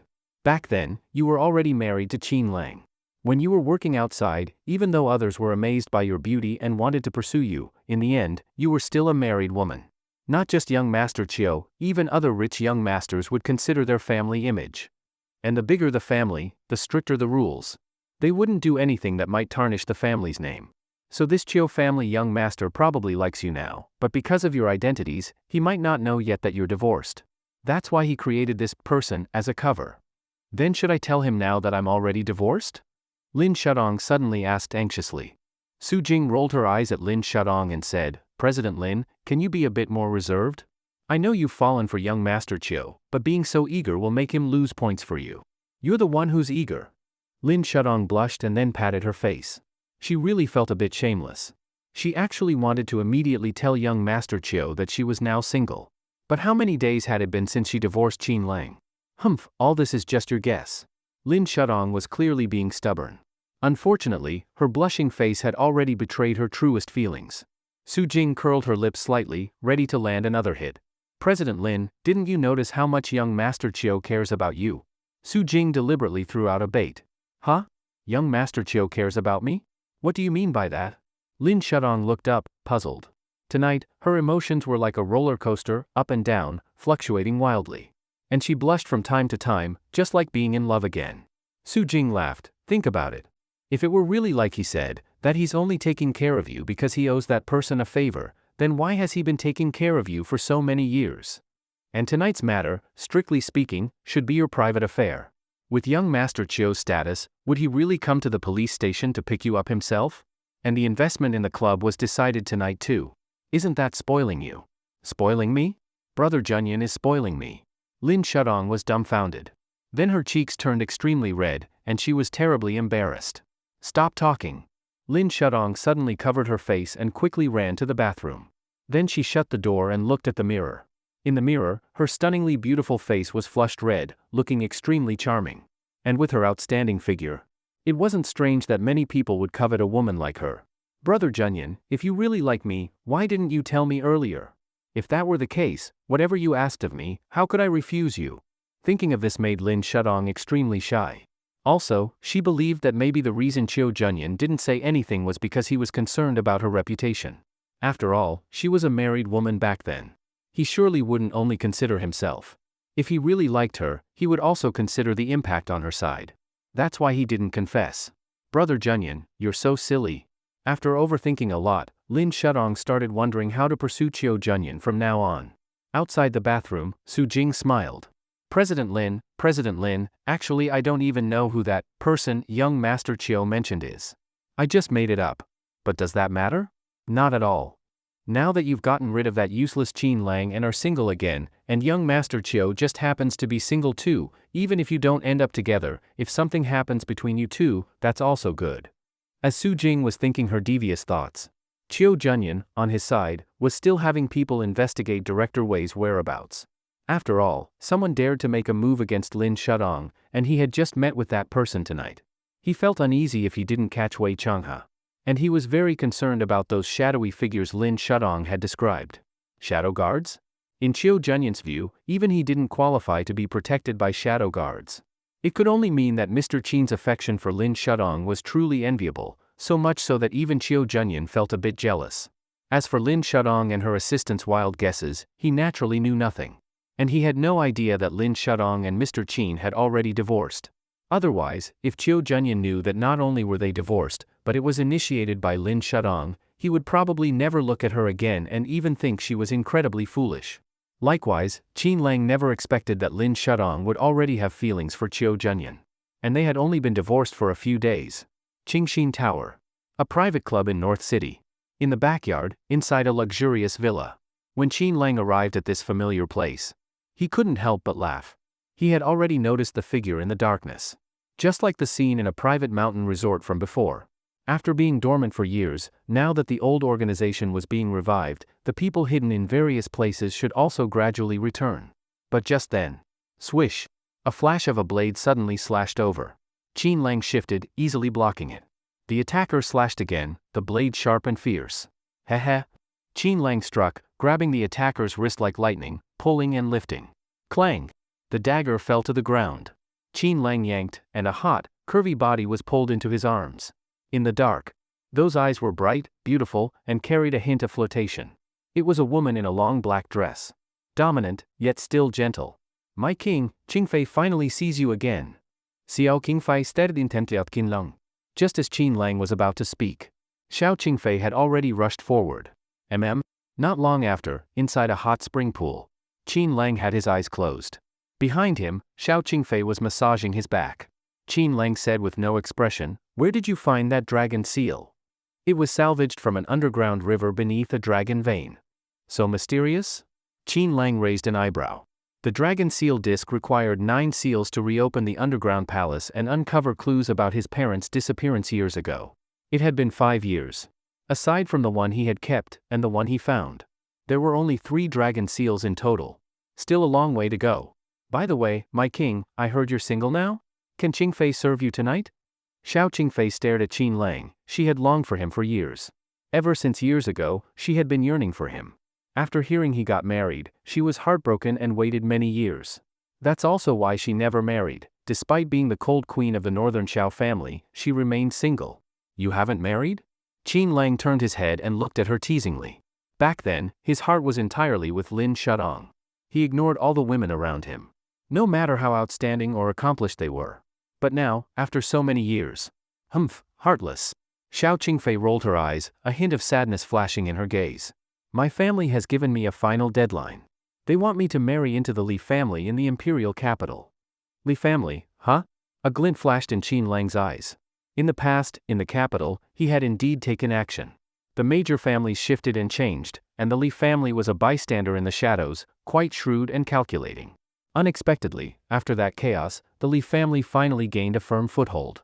And just as Qin Lang was lost in memories, Xiao Qingfei's snow-white arms wrapped around Qin Lang's neck from behind, her whole body leaned forward pressing against him, and she giggled as she said, "My king, how about I marry you?" Qin Lang looked at her. "You're not the only one who wants to marry me, Qingfei. Do I have to marry every one of them?" Qin Lang looked playful. Shameless boy. So annoying. Xiao Qingfei was annoyed, but then she leaned closer to Qin Lang's ear and said in a seductive voice, "Then, how about Qingfei becomes your lover?" This. Qin Lang looked hesitant. He really didn't seem to have any reason to refuse. "You're hesitating, he. My king, it's settled then. From now on, I'll be your lover." After speaking, a cunning glint flashed in her eyes. Qin Lang was half amused and half helpless. Why do I feel like I've fallen into a trap? Humph, I'm the dignified cold queen of the Xiao family, being your lover, is that a grievance to you? Xiao Qingfei was clearly a bit annoyed. Qin Lang slightly curled his lips, then thought of another key matter and slowly put away his playful look to ask, any leads on the sheepskin scroll I asked you to investigate? Xiao Qingfei said, only traced it to a professor of ancient scripts at Sioux City University. Sioux City University, huh? All right then. The next day, at a playhouse bar near Sioux City University. Brother Lang, what's going on? Why did you divorce Lin, the school beauty? A tall, handsome young man was holding a glass of wine, looking confused. Qin Lang raised an eyebrow, asking in confusion, how did you hear about it? Do I even need to hear? Didn't you check moments last night? Lin, the campus beauty, posted something, people from our few graduating classes all know about it. What happened? Weren't you two doing fine? Su Dong looked very puzzled. Qin Lang was stunned at first. Lin Shudong actually made a public post about their divorce? In the end, he just smiled. But there was some bitterness in that smile. Su Dong complained, Brother Lang, when you two were together, I was always running around helping you guys. I witnessed your love. What now, you just broke up like that? No chance of getting back together? Qin Lang didn't answer and just took a sip of his drink. Su Dong could only guess, don't tell me, you cheated on her? Qin Lang looked up, you think I'm that kind of person? Pretty much. Su Dong looked completely serious. Qin Lang smiled bitterly and scolded, get lost. Su Dong laughed too. Then while pouring Qin Lang another drink, he continued, Brother Lang, back then the whole school envied you for winning over Lin the goddess. And then you married her. I was really envious too. But later, her career suddenly took off. It felt like a dream. From over $1 billion in value to more than $2 billion, I got worried then. You don't know, I once saw at a party a rich second-generation guy chasing her. She turned him down, but she was smiling, like she had this sense of superiority. Really, I felt so uncomfortable inside. Even if you didn't say anything, I could guess. Lin the goddess probably saw too much of the flashy outside world. I bet, she was the one who proposed the divorce, right? Qin Lang looked at him deeply and said, you're quite perceptive. You guessed right. She did propose the divorce. But she did give me a villa, a car, and $2 million in cash. I just didn't take them. Damn. She tried to pay you off like that? Su Dong seemed to feel quite indignant for Qin Lang. Considering Lin Shutong's wealth, giving some stuff away felt like tossing alms. Qin Lang? Su Dong? What are you two doing here? Suddenly, a surprised voice came from behind. A handsome rich second-generation man had his arm around a gorgeously dressed woman as he walked by. Seeing the two drinking at the bar, he froze. Zhao Yinghao? You? Su Dong looked confused. Soon, all four of them sat together. Zhao Yinghao looked at Qin Lang with a complicated expression and said, Qin Lang, the two of us once chased Lin the goddess together. I lost to you and even held a grudge for a while. I just didn't expect you two would break up. But now, even I can't match up to her level. Qin Lang slightly frowned but said nothing. It seemed like Lin Shudong really had posted on her moments, and many people knew. Su Dong rolled his eyes, why bring that up now? Zhao Yinghao sighed and said, Qin Lang, let me toast you. I used to be petty, but after stepping into society, I've realized how tough reality is. After speaking, he drank the whole glass. Qin Lang was silent for a moment, but didn't refuse, and drank a glass as well. Zhao Yinghao then introduced the woman next to him, a girl from his company. Though she was flashy, she wasn't a bad person. After that, Zhao Yinghao actually started comforting Qin Lang, saying people shouldn't hang themselves on one tree. Don't give up the whole forest for one flower or one blade of grass. Qin Lang was both amused and helpless. But he also saw some people's true colors. The two of them had been love rivals and enemies, but now, Zhao Yinghao wasn't mocking him. Instead, he was comforting and advising him. Others, probably not the same. After drinking for a while, they invited Qin Lang to go sing karaoke. Qin Lang was just about to agree. Suddenly, at the bar entrance not far away, a stunning figure appeared, causing quite a stir. Holy shit! Many men started cursing in amazement. Even Zhao Yinghao and Su Dong beside him were stunned. Qin Lang took just one look and almost spat out his drink. Because that breathtaking beauty in a black dress, killer figure, peerless face, was none other than that seductive enchantress. She was even winking at him. Damn! Brother Lang, look! A goddess. Su Dong nearly drooled. Even Zhao Yinghao gulped several times. But with his girlfriend right beside him, he could only hold back unwillingly. A girl of this level probably wasn't someone he could even dream of touching. Why is she walking toward us? Holy, Brother Lang, has spring come for me? She's looking at me. Sudong was thrilled. But the next second, that stunning beauty walked up to Qin Lang, smiled, sat beside him, and naturally hugged his arm. The two men beside him nearly popped their eyes out. Brother Lang, what's going on? Qin Lang, you. They were completely dumbfounded, staring hard at him. Qin Lang sighed helplessly. Being too handsome, it's a curse. And as for who that beauty was? Naturally, it was Xiao Qingfei. Inside the playhouse bar, Xiao Qingfei's appearance drew the attention of countless people. She wore a long black dress, her beauty was peerless, her skin snowy white and crystal clear, and her almond-shaped eyes swept the surroundings, cool, proud, yet with a hint of playful seductiveness. An absolutely stunning and cold queen. Xiao Qingfei. When Xiao Qingfei took Qin Lang's arm, the sound of people around gasping in shock was clearly audible. Then came waves of exclamations. Clearly, they were stunned. Such a cold and gorgeous queen, already taken? And by a young man at the bar who didn't even stand out? Damn it. At that moment, who knew how many men were full of regret, some even exaggeratedly clutched their heads and cried. It looked ridiculously funny. And beside them, Sudong and Zhao Yinghao both wore looks of disbelief. They looked completely dumbfounded. Xiao Qingfei flicked her hair and gave a light smile. That smile nearly made countless men fall under her spell. She truly was a woman like a siren. Brother Lang, what's going on? Hurry up and introduce us. Sudong got anxious immediately. Such a stunning queen. They'd only ever dared to talk about her for fun. Never had they thought they could have anything to do with such a top-tier beauty. But now, not only did this cold queen know Qin Lang, she was being so close to him. Of course Sudong and Zhao Yinghao were in shock. Qin Lang smiled and said, "Didn't I already say? Being too handsome is a curse. Really, I didn't chase her." The implication being, it was this top beauty who chased him? What the hell? Sudong and the others were dumbfounded again. Xiao Qingfei gave Qin Lang a playful glare, but still clung to his arm, then leaned over and whispered in his ear, "My king, I have something to report." What is it? Qin Lang deliberately lifted her chin. Such a scene practically dealt a critical hit to the two guys next to them. All right. You two, stop being lovey-dovey. Sudong really couldn't stand it anymore, it was too nauseating. Zhao Yinghao also looked upset as he said, "Qin Lang, and here I was comforting you. Is this how you repay me?" Qin Lang could only smile helplessly and explain, "It's really not what you think. I haven't seen her in a long time, we just met again last night." Xiao Qingfei followed up shyly, "Honey, you were amazing last night." Pfft. Sudong sprayed out his drink. Zhao Yinghao felt like he couldn't take it anymore. Too infuriating. Qin Lang gave Xiao Qingfei a helpless look. That little fox had run off last night, and now she was deliberately playing a role. "Brother Lang, I give up." "Qin Lang, you're the boss." Both Sudong and Zhao Yinghao gave him a thumbs up, completely convinced. To have captured such a gorgeous queen, and to have taken her down just last night, they couldn't help but shed tears of envy. "Honey, come shopping with me, okay?" Xiao Qingfei swayed Qin Lang's arm, acting sweetly, which made his scalp tingle. Sudong and Zhao Yinghao couldn't take the public affection anymore. They shouted for Qin Lang to get lost already. Giggle, Xiao Qingfei laughed flirtatiously. Qin Lang had no choice. After saying goodbye to them and exchanging contact info with Zhao Yinghao, he left the playhouse bar with Xiao Qingfei. "Feifei, you were pretty bold just now." As soon as they stepped outside the bar, Qin Lang deliberately put on a stern face. Xiao Qingfei shamelessly said, "Did I say something? I don't remember." Slap. Qin Lang gave her a light smack. "Ah?" Xiao Qingfei blushed and glared at Qin Lang angrily. But her heart felt a bit strange.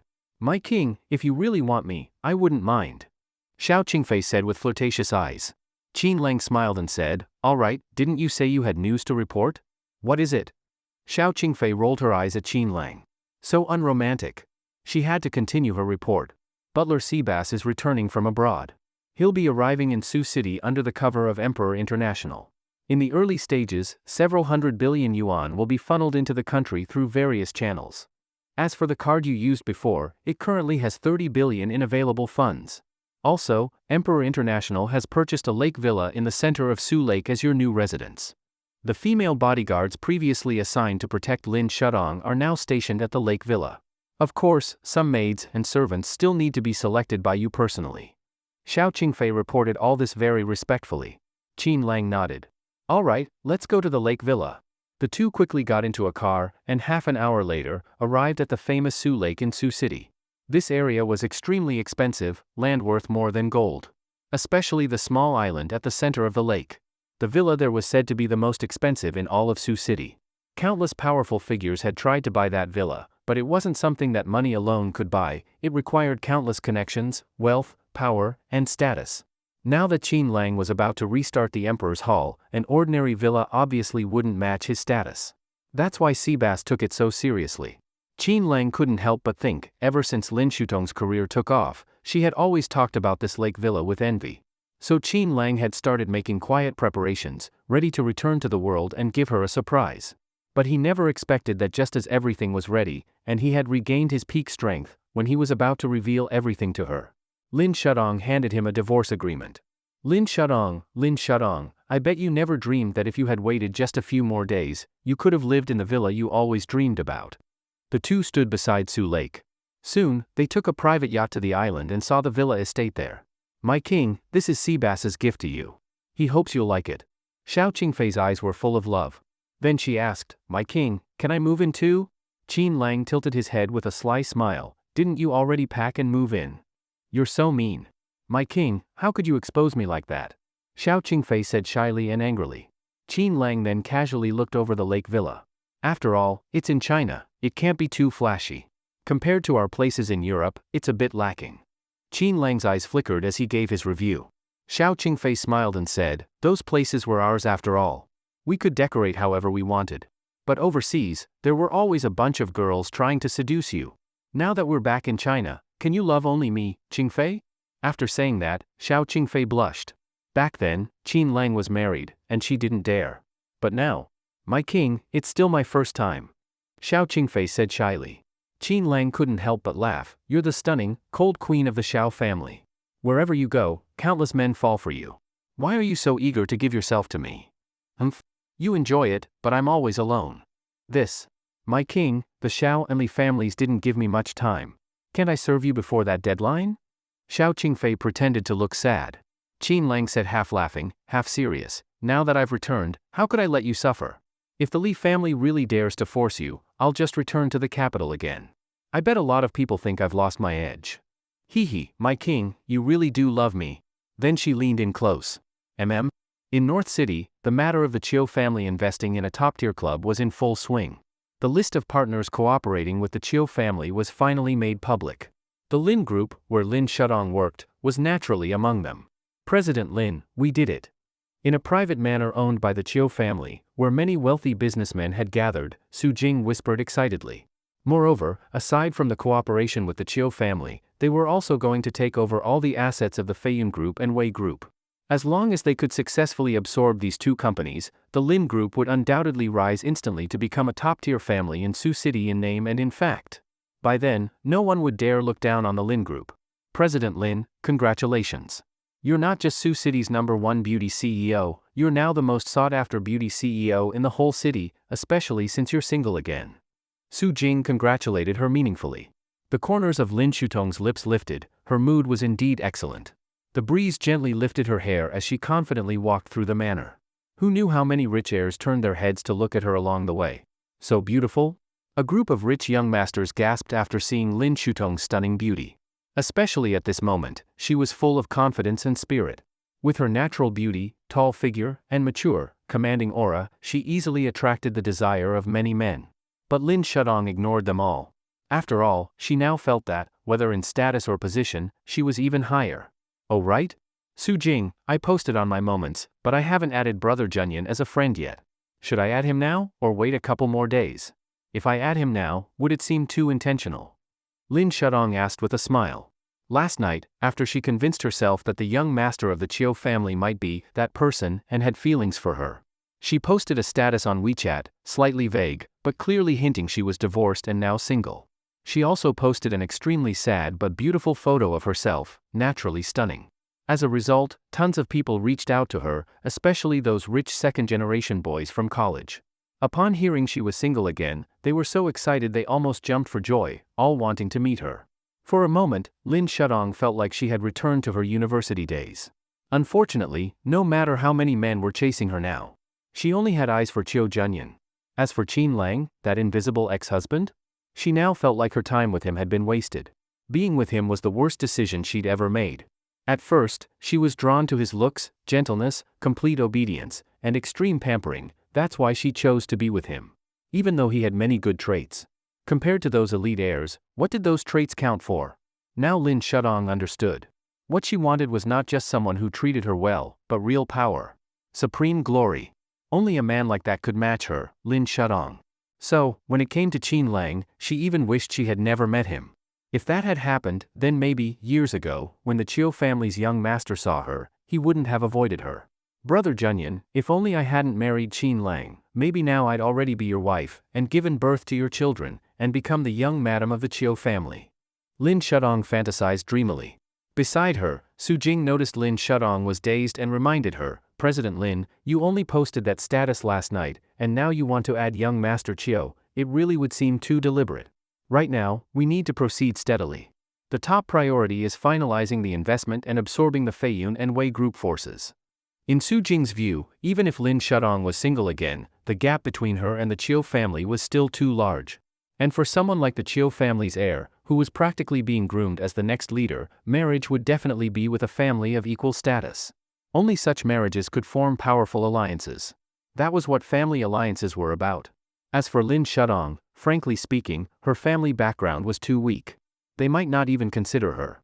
Even if she were to become the Chiu heir's woman, she'd probably only ever be a lover. If that's the case, why bother thinking so much? Better to strengthen herself and gain more bargaining chips. First take down Feiyun Group and Wei Group, huh? Hearing Su Jing's advice, Lin Shudong thought it over and realized she had been a bit ridiculous. She almost forgot about her own career. Su Jing, you're right. Let's first fully take over those two groups, and then talk about other things. This is especially important for our Lin group. President Lin, you've finally come to your senses, Su Jing said with a relieved look. Over the next half-month, Su City felt like it had been hit by an earthquake. First, the president of the Wei group mysteriously disappeared. Then, various scandals and criminal evidence about him exploded online. Many women came forward and accused him of past abuses. Soon after, the entire Wei group collapsed, and the Feiyun group crumbled with it. Just as various forces were sharpening their knives to carve up the assets, they discovered. The Chiu family took over everything, and after splitting the assets, gave most of it to the Lin group. The whole of Su City was in an uproar. The Chiu family is too generous to the Lin group. The rumors were true, Lin Shudong has the Chiu family's full support. The Lin group just integrated the Feiyun and Wei group assets and instantly became a conglomerate worth over 10 billion. Lin Shudong also became the most outstanding beauty CEO in all of Su City. Even the city's top officials praised her. She's definitely taking one of this year's top 10 Outstanding Youth Awards. News and rumors spread like wildfire. Inside the Lin family, everyone was overjoyed. Luxury cars, villas, beautiful women, they were now part of high society. Even Lin Xiaofei, Lin Shutong's cousin, transformed into the Lin family's young master. He expanded his business from hotels into real estate. Many of the former Wei group's assets were handed over to him by Lin Shudong to manage. Of course, finances were still controlled centrally by the Lin group. But he had shares and significant authority. Lin Xiaofei instantly felt like a different person. He didn't want to act like a thug anymore. He started wearing high-end designer clothes and cultivating taste. Even he felt his old self was embarrassingly immature. Totally unfit for the image of a Lin family young master. Now, the entire Lin family was grooming him as the future core of the Lin group. Even Lin Shudong had high hopes for him. So now, within the Lin family, except for Lin Shudong, no one else could control him, not even the elders. But because life was so good, Lin Xiaofei soon remembered how Qin Lang had broken his hand and leg. Where's little leopard? In a luxurious office inside a commercial building. Lin Xiaofei had his legs propped up on the desk, speaking to a slender and attractive female secretary beside him. Young master, as soon as Chen Bao got your call, he rushed over without delay. He's still on the way. The beautiful secretary said with a coquettish smile. Lin Xiaofei smirked and looked her up and down. Since that's the case, why don't we discuss some life matters? As he spoke, he reached out his hand. You're bad. Young master, this is the office. The secretary said teasingly, but Lin Xiaofei pulled her into his arms. Young master, don't. What did you say? Do it? Knock knock. Suddenly, someone knocked on the door. Lin Xiaofei immediately felt annoyed. He released the secretary and told the person to come in. Young master, little leopard is here. A fierce-looking bald man walked in, grinning from ear to ear, nodding and bowing. Lin Xiaofei smiled and said, "Little leopard, have you found that loser Qin Lang?" Not long ago, Lin Xiaofei had been running with this leopard bro. But ever since the Lin group took off, this so-called leopard bro was no longer presentable and ended up working under Lin Xiaofei instead. Of course, the former thugs who used to follow leopard bro all became employees of a security company. This could be considered Lin Xiaofei helping them go legit. They were responsible for collecting loans, using very harsh methods. In fact, they recovered quite a bit of company debt for the Lin group, which made Lin Shudong look at Lin Xiaofei in a new light.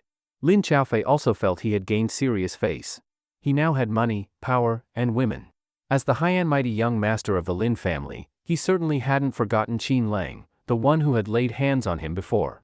In Lin Xiaofei's view, when Qin Lang was still with his cousin, there were things he had to hold back on. But now, since they were divorced, naturally, it was time to make a move. Even more so because he had heard his cousin was in love with that Chiu family heir, Chiu Junyan. That was great news. If he could climb up to the Chiu family, a towering giant, wouldn't he, Lin Xiaofei, soar even higher? So taking care of Qin Lang, that ex-husband of his cousin, was even more necessary. Young master, ever since you gave the order, we've had people keeping watch on the places he might go. And we really found some traces. Chen Bao quickly reported everything he had learned, including Qin Lang recently appearing at a bar. He showed up at a bar?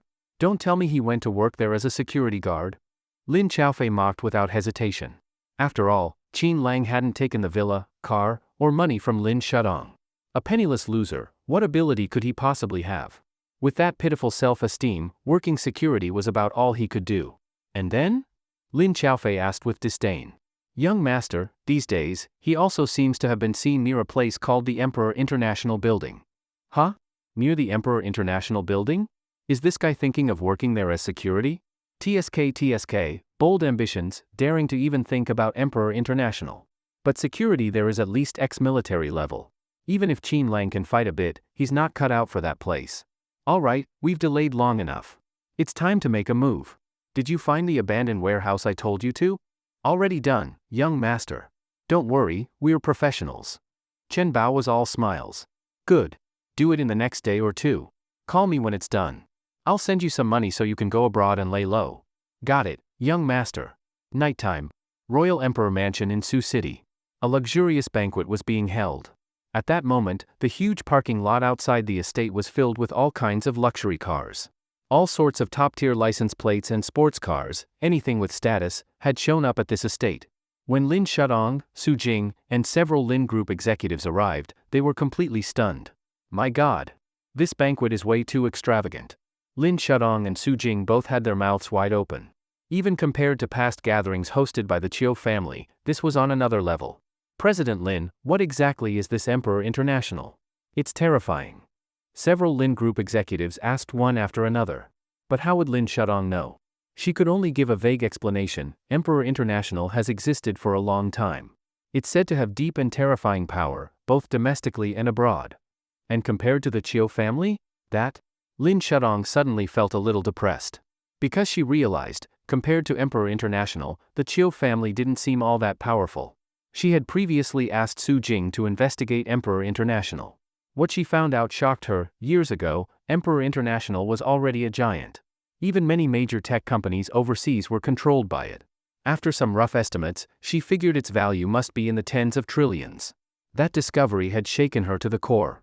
Even her previous desire to be with Brother Junyan started to fade. Not even half a month had passed, and Lin Shutong's mindset had already changed again. Especially since the lake villa she'd always dreamed of had been purchased by Emperor International. She now wondered what kind of person was behind this Emperor International?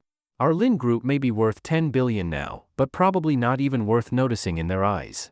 Yeah, compared to Emperor International, we're probably like ants. Everyone around her was marveling at Emperor International's extravagance. Lin Shudong, on the other hand, was wondering, why did Emperor International come to Sioux City? She suddenly thought, if she could connect with Emperor International, the Lin Group could truly rise. Right now, she didn't even qualify to marry into the Chiu family. Previously, she fantasized about something happening with Chiu Junyan, but later realized, even if that happened, she'd likely only ever be his lover at most. Of course Lin Shudong was unwilling to settle for that. So, seeing this great opportunity, she wanted to give it her all. If she could build the Lin Group from scratch into a $10 billion company, Then why couldn't she push it further, to become worth 100 billion? For a moment, Lin Shudong started fantasizing again. Inside one of the estate's villas, Qin Lang was lying on a lounge chair, while Xiao Qingfei massaged his neck from behind. In front of him, a man knelt on one knee. He appeared to be in his 50s, had a graying beard, wore a vest and slacks, and looked very proper.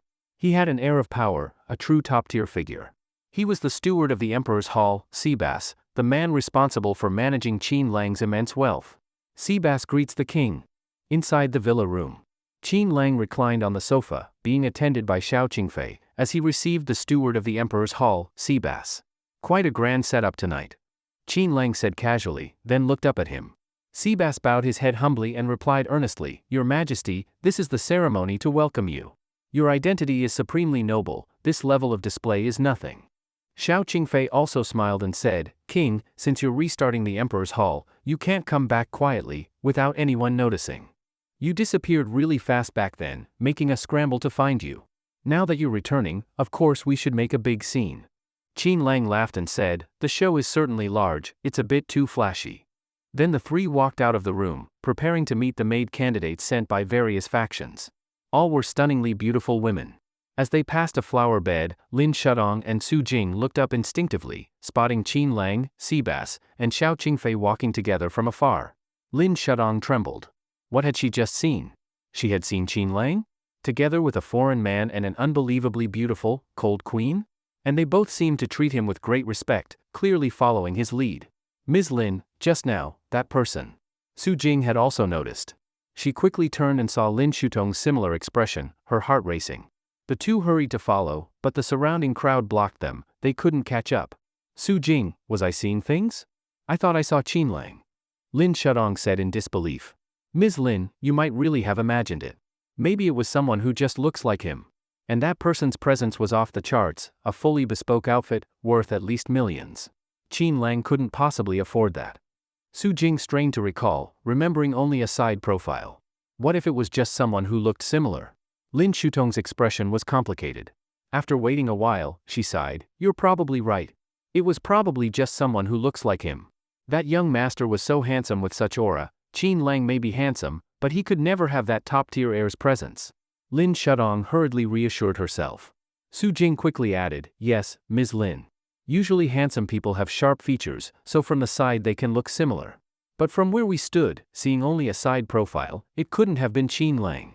Think about it, if it were really Qin Lang, honestly, that woman beside him was so beautiful. Like a queen, a top-tier beauty. She's not in the same league as you at all. If it were Qin Lang, he wouldn't need any of that childish clinging to you.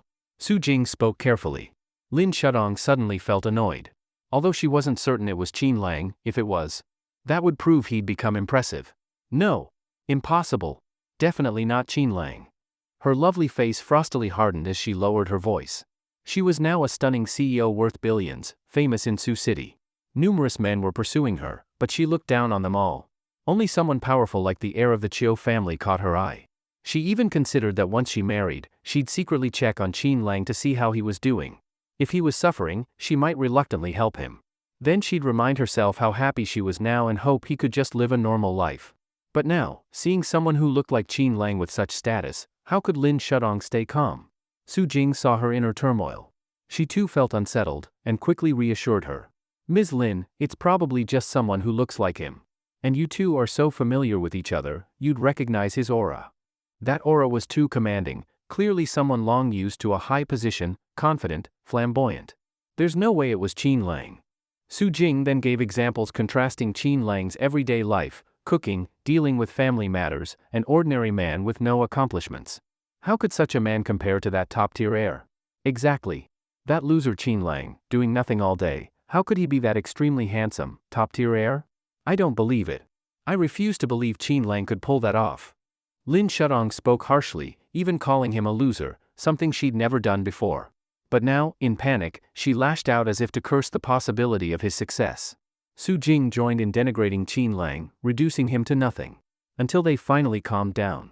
Let's go check the main hall, Lin Shudong said after recovering, feeling she'd lost her composure. Soon after, they went to the hall. The host of the estate announced that Mr. Seabass had arrived and was accompanying a distinguished guest. What? Seabass's status is so high he's receiving someone else. At this, everyone was stunned. If Seabass was waiting, the rest of the wealthy guests would also naturally wait.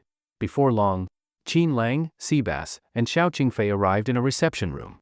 At the door, a woman had been waiting, a HR director from one of the Emperor International subsidiary companies. Seeing Seabass and Xiao Qingfei with a handsome young man, she looked extremely shocked. This is the person Seabass is accompanying? Then the three entered the villa.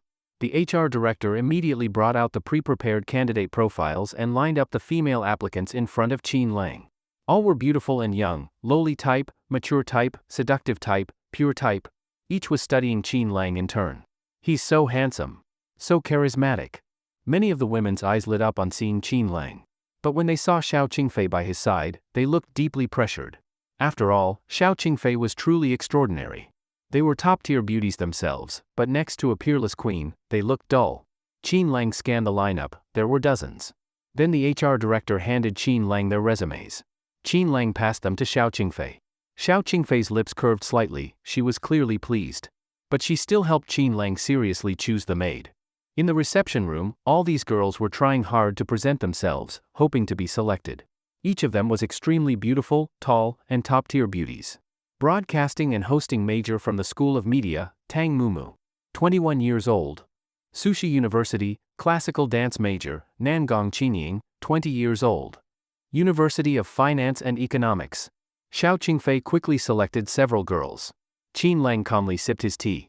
When it came to selecting people, Xiao Qingfei, being from a major northern family and also a woman, naturally understood women better.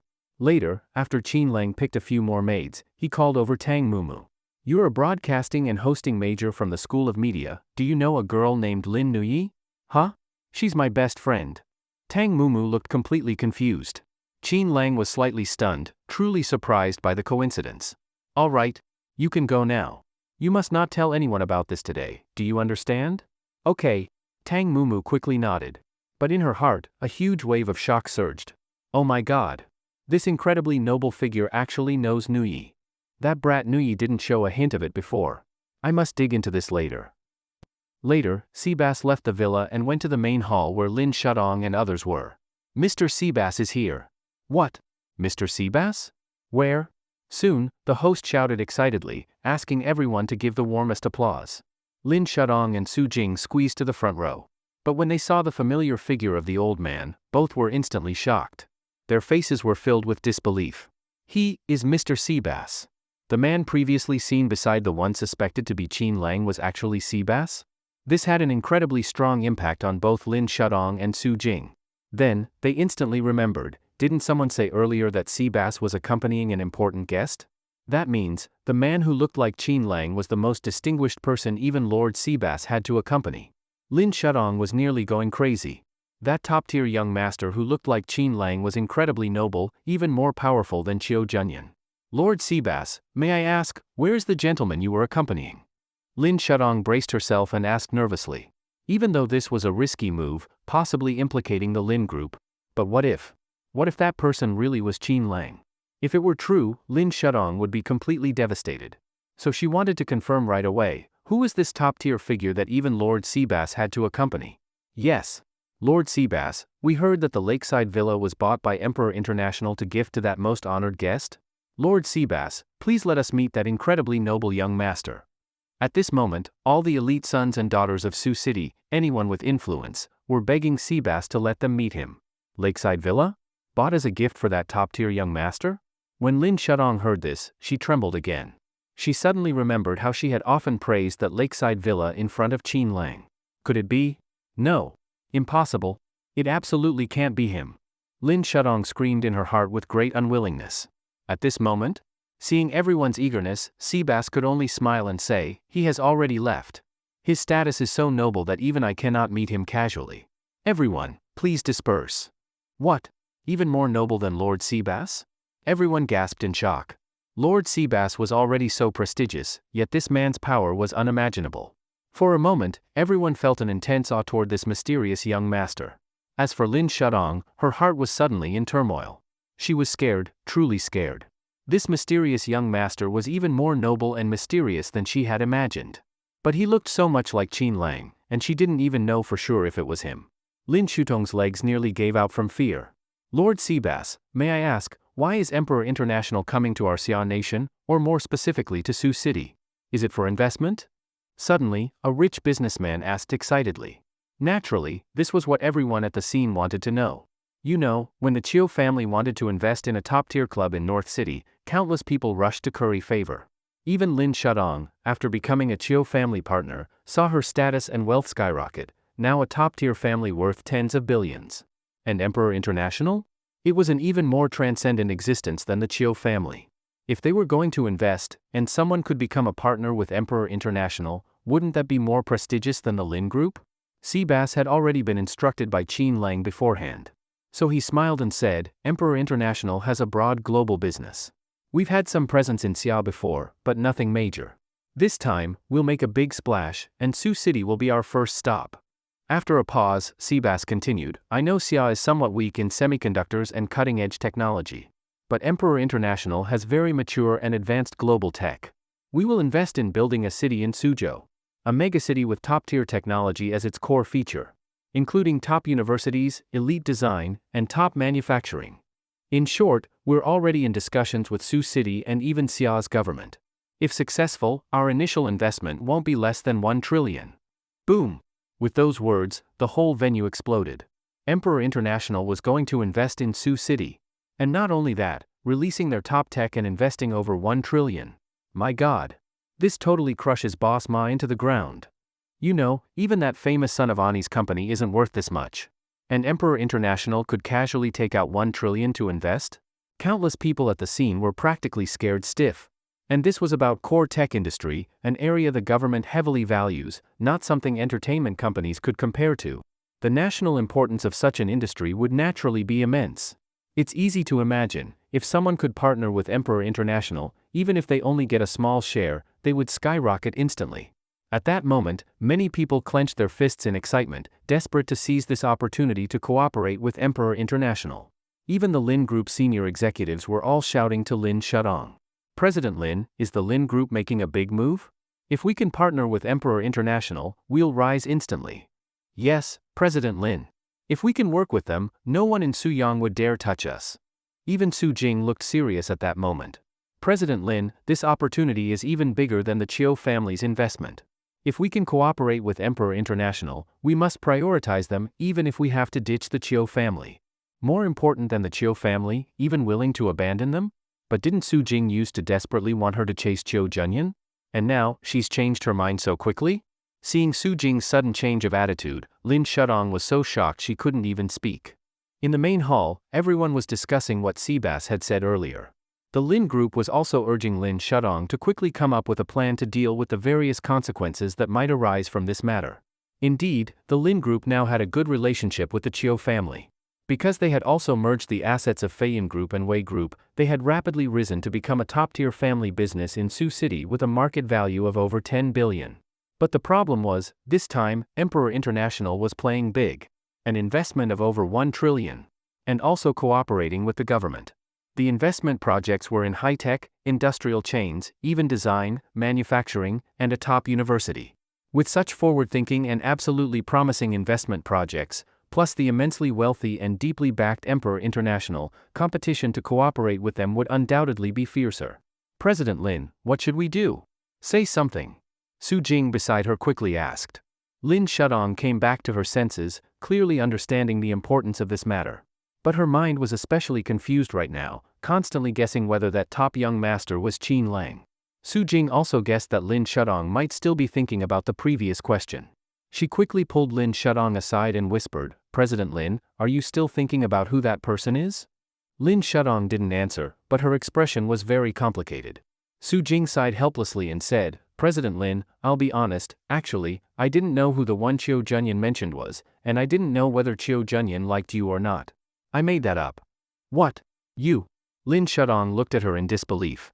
But Su Jing said fearlessly, President Lin, before, I could tell you had feelings for the Chiu family's young master, so I wanted to match you with him. That's why I told that little lie. But now, the Chiu family's young master Chiu Junyan and that figure whom even Emperor International wants to please, they're not even on the same level. President Lin, I'll be direct. If that person is Qin Lang, that's even better for us. These words left Lin Shudong completely dumbfounded. Su Jing, I was the one who proposed the divorce with Qin Lang. He must hate me to death now. How could that possibly be a good thing for us? Don't try to comfort me anymore. Lin Shudong looked sorrowful, even recalling how good Qin Lang used to be to her. If that person really was Qin Lang, then everything would make sense. Only he would have loved her to the extreme, tolerated everything, and no matter what she did, always encouraged and supported her. But how did she treat him? President Lin, I'm really not comforting you. Think about it, how sad he was when he left. Clearly, he still loves you. Otherwise, why was he so heartbroken? And if it really is him, why would he show up again? Haven't you thought about that? What do you mean? Lin Shudong seemed puzzled again. Su Jing quickly analyzed, President Lin, think about it, someone as important as him, being the one you initiated divorce with, how would he feel? He would definitely be unwilling to accept it.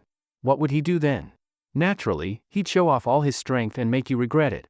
But in reality, he still loves you. At this moment, all you need to do is show a bit of charm, ask him out, flirt a little. After one night, you won't even need to bring up getting back together. Wouldn't everything be solved? Don't you think so? Su Jing spoke very bluntly. You? Lin Shudong's face turned very red. Su Jing, how could I do something like that? If I did, wouldn't he look down on me even more? Wouldn't he despise me? Then how could I face him later? Lin Shudong still seemed to want to maintain her dignity. After all, when she was with Qin Lang before, she had never been the one to lower her head. If she lowered her head now, how could she face Qin Lang in the future? President Lin, do you even realize what time it is?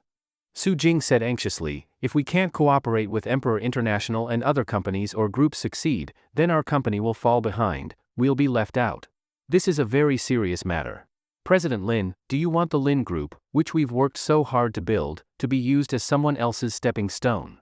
Lin Shudong said gloomily, but right now, we still can't confirm that person is Qin Lang.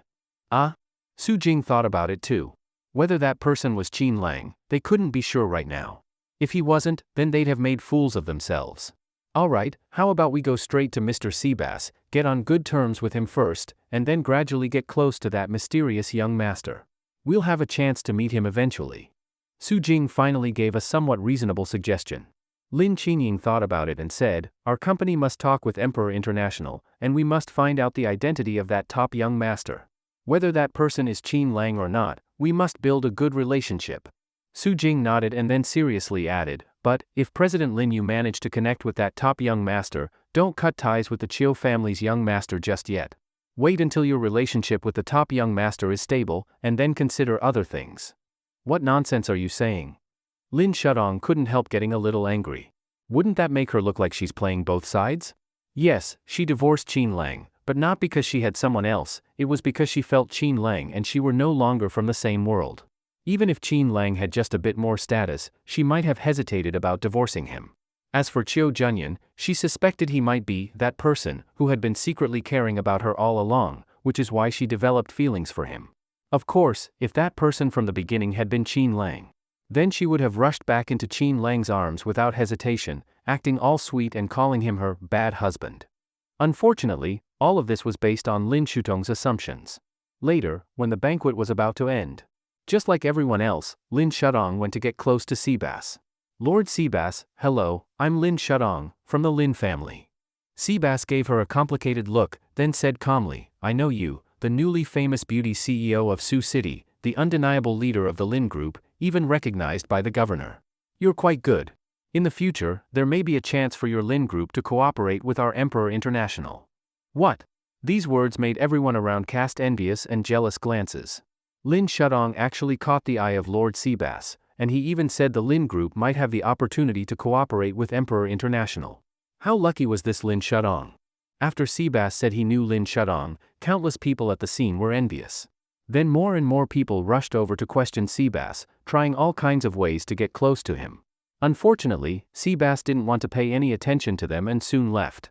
On the Lin Group side, many senior executives hurried over, looking extremely excited. President Lin. Lord Seabass actually knows you. And he even wants to cooperate with us. Oh my god. Is our Lin Group really about to rise up from now on? President Lin, you're amazing. Even Lord Seabass has heard of you. While there were all sorts of cheers on the Lin Group side, Lin Shudong and Su Jing were almost simultaneously wondering, why would Lord Seabass know her? Could it be, that person really is Qin Lang? Later, the two returned to the car. Su Jing said with a complicated expression, President Lin, at this point, if that top young master really is Qin Lang, shouldn't we start preparing early? Prepare for what? Lin Shudong frowned slightly. Su Jing said, hating that iron couldn't become steel, of course, go to him proactively. President Lin, you can't seriously think you're the only one who's after that top young master, right? Didn't you see how many rich young ladies wanted to find out who he was? Then do something with him. If you go too late, don't even mention whether he's Qin Lang or not, just imagine a bunch of beautiful women fawning over him and trying to please him. What if he forgets about you? Lin Shudong really started to panic. If he really was Qin Lang, then that meant she had completely misunderstood him in the past. At that time, she would definitely do anything to win him back. Then what should I do? Are those shameless vixens really that brazen? Lin Shudong said angrily. She felt like something that belonged to her was about to be taken away. That's why we need to act early. President Lin, think carefully, was Qin Lang obsessed with your body or anything? Lin Shudong blushed. That was actually true. Even the most recent time, they had stayed in the room for an entire day, finishing only the next day. Then, Lin Shudong nodded. That's right. In the next couple of days, let's pick out a few things he might like, then we go visit him, tease him a little, won't that make things fall into place? But what? President Lin, I already said, opportunities don't wait. As long as you can get him out for one night, everything will be settled. What if he's not Qin Lang? Lin Shudong suddenly thought of this. If he's not Qin Lang, that's fine too. President Lin, what we want is that top-tier figure. It doesn't matter who he is. If he's not Qin Lang, then it just proves Qin Lang really is a loser. We've been talking about him for nothing. Su Jing said with some irritation. Lin Shudong also suddenly felt a bit annoyed. If it wasn't Qin Lang, then hadn't she worried for nothing all this time? But Lin Shudong hesitated again. If it wasn't Qin Lang, wouldn't going to him like this be too cheap? If it were to be with Qin Lang, she might reluctantly accept it. But with a stranger, someone she had no feelings for, she found she couldn't get past herself. Also, she believed that if that person wasn't Qin Lang, it might even have the opposite effect. So if she was to go through with this plan, it had to be because the man was Qin Lang. Only with Qin Lang did she feel confident she could win him back. Alright, right now the most urgent thing is to confirm whether he really is Qin Lang. We'll deal with the rest later. In the end, Lin Shudong made this decision. Su Jing sighed helplessly but then suddenly seemed to think of something and quickly had an idea. On Qin Lang's side, after leaving the estate with Xiao Qingfei, Qin Lang quickly sensed that someone was sneakily following them. My king, just a small fry. Xiao Qingfei clung to Qin Lang's arm, pretending to be affectionate as she leaned close to his ear. Hehe. Qin Lang had actually sensed this days ago, but hadn't bothered to deal with it before. Not long after, in a dark alley, the sneaky person was already lying on the ground, beaten black and blue by Xiao Qingfei. Don't hit me anymore, I confess. I'll tell you everything. The hooligan with yellow-dyed hair was crying in pain, screaming continuously. At the same time, he thought to himself, this is insane. That so-called loser brother-in-law from the Lin family, why the hell does every chick around him look so fine? Totally top-tier beauties. Forget about Lin Shudong, he just got divorced and already has another stunning woman around him. And she's even protecting him. Is this guy born to live off women? Speak. Who sent you? Qin Lang asked casually, a teasing smile in his eyes. Xiao Qingfei's high heel stomped directly on his face. I'll talk. It was young Master Lin. Lin Group's son, Lin Xiaofei. He told me to follow you. And he even hired the very powerful leopard bro. Please spare me. I've already told you everything. Heh? Leopard bro, is he that powerful? Qin Lang's lips curled into a smirk. Suddenly, more than a dozen men rushed in from the alley behind. Each of them looked fierce and malicious. The moment they saw the yellow-haired guy bleeding on the ground, they immediately got angry. Leopard bro. It's that loser son-in-law of the Lin family. Chen Bao squinted his eyes when he saw Qin Lang. This time Lin Xiaofei had ordered that no matter what, this man must be eliminated. And once it was done, Lin Xiaofei would give him a huge sum of money to flee abroad and enjoy life. After the heat died down, he could come back under a new identity. That's why Chen Bao was so excited now. But when he looked at the stunning beauty beside Qin Lang, he was instantly stunned. So beautiful? Xiao Qingfei was still wearing an evening dress, a dark long gown adorned with star-like sparkles, making her look noble, intellectual, and elegant. Yet she was breathtakingly beautiful. And her body, unbelievably hot. Gulp. Chen Bao couldn't help but swallow, a glint of greed flashing in his eyes. The other men with him had pretty much the same expressions. Usually, they were just low-level thugs, used to seeing regular women in bars. When had they ever seen such a noble and seductive beauty? Boss, that babe. Humph, I'll have my turn first, then you guys can have yours. Thanks, boss. A few of the men got excited. But to Qin Lang and Xiao Qingfei, their words only brought a cold gleam to their eyes. Are you done talking? Qin Lang slowly raised his head, his gaze coldly sweeping over Chen Bao and his group, as if he were looking at a bunch of corpses. Oh? Still pretending? Chen Bao looked at Qin Lang in front of him and immediately grinned viciously. With a few knife scars on his face, he looked extremely fierce. An ordinary person would have run away in fear upon seeing him. Chen Bao's most glorious achievement was scaring 7 kids into crying in one night. They'd run away crying the moment they saw him. You can imagine how fierce-looking this Chen Bao was. Brother Bao, you must stand up for me. The yellow-haired guy lying on the ground immediately shouted angrily. Chen Bao laughed loudly. Yellow hair, don't worry. After I deal with this loser son-in-law, that woman, you can enjoy her too. Ha ha ha. The group of men all laughed recklessly. Xiao Qingfei's eyes turned cold, and she kicked the yellow-haired man. Arg! Yellow hair's face twisted in pain, and his body curled like a shrimp. Looking for death. Chen Bao's face darkened, feeling that his authority had been seriously challenged. He was Brother Bao, who on this street didn't know him. And yet, this little chick in front of him actually dared to act without hesitation. Did she not take him seriously at all? As a result, the group of men quickly charged forward. Unfortunately, in Qin Lang's eyes, these people weren't even qualified to be his opponents. When the two walked out, the people in the alley were all lying scattered on the ground, groaning in pain. Lin Xiaofei, huh? Heh. Qin Lang had warned Lin Xiaofei last time. He even told Lin Shudong to keep him in check. But since Lin Xiaofei hadn't learned his lesson, then don't blame Qin Lang for being impolite. That night, in a private room at a bar. Come here, baby. Hey hey hey. Lin Xiaofei was blindfolded, playing hide-and-seek with 2 beauties. But soon, the private room door was kicked open. A mysterious man in black suddenly burst in. At the doorway, Lin Xiaofei's 2 bodyguards were already lying on the ground. Ah? The 2 girls immediately screamed. The man in black walked up to Lin Xiaofei, grabbed his collar, and dragged him out. Bastard! Who the hell are you? Let go of me. Let me go. Lin Xiaofei flailed and shouted. Unfortunately, the mysterious man in black seemed not to hear at all. He arrogantly dragged Lin Xiaofei out of the hall, and even when security guards tried to stop him, they were quickly knocked away. In no time, the whole bar was in chaos. At the Lin family's villa. What? Xiaofei was taken away? And it happened in broad daylight? Lin Xiaofei's father, Lin Dapeng, darkened his expression immediately upon hearing the news. Soon, he called his wife. What jewelry fair? Come home right now. Xiaofei was taken away. What? My son was taken away? Lin Xiaofei's mother nearly jumped up, then rushed home. Before long, the entire Lin family knew. Then, Lin Xiaofei's mother ran crying to Lin's father and mother, saying she only had one son. If something happened to him, how could she go on living? Madame Lin comforted her, then quickly called Lin Shudong. Tong Tong, your cousin's in trouble. The bodyguards were also injured. Think of something quickly. When Lin Shutong's mother Zhang Suxing called her, Lin Shudong was stunned. Her cousin was in trouble? Mom, tell third aunt not to panic. I'll handle it. After hanging up, Lin Shudong was very frustrated. She hadn't expected her cousin to cause trouble again. Last time, it was Qin Lang who broke his arms and legs. This time, who knows what kind of trouble he got into again. Soon, Lin Shudong returned home and questioned Lin Xiaofei's bodyguards about anything unusual in recent days. The two hesitated but, under her stern questioning, finally told the truth. The young master said earlier that he found a guy named Brother Bao to deal with Qin Lang. What? Upon hearing this, Lin Shudong felt her mind go blank. Lin Xiaofei actually provoked Qin Lang again?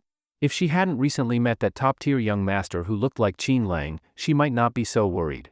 But now, what if that man really is Qin Lang? Wouldn't her cousin be courting death? President Lin, don't panic. The key now is to find Lin Xiaofei. And we can't report it to the authorities yet. Until it's confirmed whether Qin Lang is that young master, we absolutely must not alert the police. Su Jing advised solemnly. What young master? Lin Shutong's mother, Madame Lin, sharply sensed that something wasn't right. Her daughter and Su Jing were hiding something from her? It's nothing. Lin Shudong quickly left with Su Jing, not wanting the Lin family to get involved in this matter. Su Jing originally intended to tell Madame Lin, But now that Lin Xiaofei had offended Qin Lang, things were delicate. What if that top-tier young master really was Qin Lang? Soon after, the two left. Lin Shudong thought for a bit and finally gathered the courage to call Qin Lang. Qin Lang, are you free? I want to see you. Lin Shudong tried to speak as gently as possible. What's up? Qin Lang's tone on the other end was clearly mocking. Soon, a flirtatious woman's voice came through. Hiss, hubby, be gentle. When Lin Shudong heard that voice, and the word hubby, she nearly exploded. Qin Lang. Who is that woman? Who are you with? What are you two doing? Lin Shudong nearly shouted in fury. Lin Shudong, may I ask in what capacity you're questioning me? Don't forget, we're already divorced. What right do you have to control me? Me answering your call is already giving you face. After that. Beep, beep, beep. Hearing the call end, Lin Shudong nearly exploded with rage. And just imagining Qin Lang tangled up with another woman filled her with indescribable anger. They'd only been divorced for less than half a month, and Qin Lang already had another woman? And that woman was calling him hubby? And telling him to be gentle? This bastard. Lin Shudong gnashed her teeth. Then, she quickly dialed again. The call was immediately hung up. She called again, hung up again. After several times, Qin Lang was clearly irritated. He finally answered. Lin Shudong, what exactly do you want? Qin Lang said in a deep voice. Lin Shudong tried to suppress her anger. Qin Lang, do you think I want to control you? I don't care what slut you're with right now. I just want to ask, do you have my cousin with you? Lin Shudong, are you crazy? You're looking for your cousin and came to me. Qin Lang naturally wouldn't admit anything. Besides, Lin Xiaofei wasn't even with him. It's just that the next time that guy shows up, he's very likely to be crippled. That's the price Lin Xiaofei would pay for attacking him. Qin Lang had already given him a chance. Unfortunately, he didn't cherish it. Since that's the case, he couldn't blame Qin Lang anymore. Fine. You'd better not have done anything to my cousin. Otherwise, I, Lin Shudong, will definitely not let you go. Hearing Lin Shudong's threat, Qin Lang only smiled faintly. At this point, the misunderstanding between him and Lin Shudong seemed more and more impossible to resolve. However, for now. Qingfei, you were acting pretty well just now. At this moment, Su Qingfei hadn't actually done anything with Qin Lang. She had just gotten a small scratch on her calf when she fought earlier. So Xiao Qingfei acted all spoiled and wanted Qin Lang to comfort her. Qin Lang was holding Xiao Qingfei and applying alcohol to her wound. It was exactly at that time that Lin Shudong called, and that's why Xiao Qingfei deliberately said that kind of thing. My king, did I do something? But you, why did you swallow hard just now?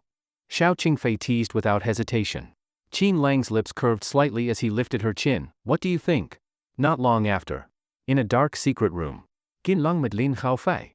But at that moment, Lin Xiaofei was tied to an iron rack. Wake him up. Soon, a man in black poured water on his face. Where am I? Lin Xiaofei looked confused after waking up, but the moment he saw Qin Lang, he almost exploded. You? Why is it you? Where's Qin Bao? Lin Xiaofei shouted in fear. Qin Lang smilet. Soon, someone dragged Qin Bao into the room. But at that moment, Qin Bao was covered in blood and looked lifeless. What did you do to him? What do you think? Qin Lang looked coldly at Lin Xiaofei and said, Lin Xiaofei, I already told you last time not to mess with me. Seems like you don't remember very well, huh? Bastard. Let me go. I'm telling you, if my sister finds out, you're done for. I'm now the young master of the Lin Group, and our Lin Group is worth over 10 billion, do you know that? If you dare touch me, you're dead. Lin Xiaofei shouted in fear. Because he realized that this cousin-in-law of his wasn't a loser at all. Even the Qin Bao he sent was easily taken down by this guy. And he even had so many subordinates. Lin Xiaofei was definitely panicking. Then do you know that everything your Lin family has now was given by me, Qin Lang? Qin Lang suddenly said lightly. What did you say? Lin Xiaofei was shocked. Qin Lang said calmly, originally, you weren't qualified to know. But since you're about to become a vegetable, it doesn't matter if I tell you. If I hadn't secretly supported your Lin family, do you think just Lin Shudong, a weak woman, could have achieved so much in 3 years with nothing? And with no trouble at all? You! Lin Xiaofei was suddenly terrified. Because what the other person said was true. His cousin Lin Shudong was so beautiful, a stunning CEO. There were countless people who lusted after her and harassed her. Yet over the years, she had relied on no connections and somehow built up a company worth billions?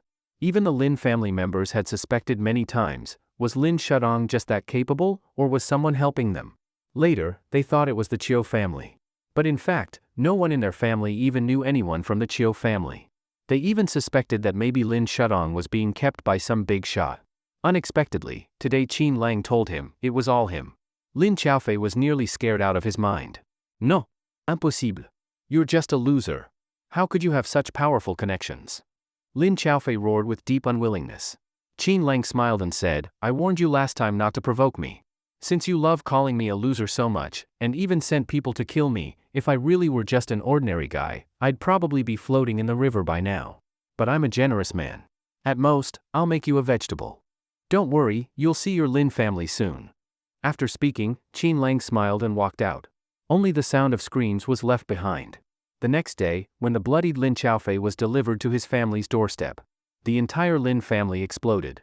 This time, Lin Xiaofei had been beaten into a complete vegetable. Xiaofei, my son. Lin Xiaofei's mother wailed as if the sky was falling. Lin Dapeng sat silently on the sofa, smoking, saying nothing. This was definitely done by Qin Lang. We absolutely can't let him go. We have to call the police. The rest of the Lin family also heard the news and were furious. Seeing things spiraling out of control, Su Jing realized this couldn't be hidden anymore. So she told them about the young master from last night at the estate, the one even Emperor International tried to please. What? The young master whom Emperor International calls honored guest looks like Qin Lang. Impossible. If Qin Lang were really that capable, how could he be a loser? That guy can't be Qin Lang. Right. If he were really Qin Lang, how could he have been kicked out of our house like that, without saying a word? Tong Tong, I know you still have feelings for Qin Lang, but your cousin Xiaofei is in this state. Are you still defending that bastard Qin Lang? And using this kind of excuse? Of course, the Lin family didn't believe what Lin Shudong said. Only Madame Lin suddenly had a flash of insight. She quickly pulled Lin Shudong aside and said, Tong Tong, is it true? That young master, the one Emperor International calls a guest of honor, really looks like Qin Lang. Yes. And it's not just me. Su Jing saw him too. After Lin Shudong finished, she looked at Su Jing. Su Jing smiled awkwardly and said, yes, auntie. That man really does look like Qin Lang. But both President Lin and I weren't sure. And that Lord Seabass from Emperor International even knows President Lin. Isn't that too much of a coincidence? What? Lord Seabass from Emperor International knows my daughter? Madame Lin was shocked, and seemed very excited. Su Jing saw a chance and quickly repeated what she had told Lin Shudong before. She said that now many women were coveting that mysterious top young master. Some were even waiting to offer themselves to him. If successful, their future status would be unmatched. Even being just that young master's lover could make them the #1 person in all of Suyang, and even in the whole country of Xia, few would dare mess with them. What? Hearing this, Madame Lin, who always chased after power, was nearly jumping with excitement.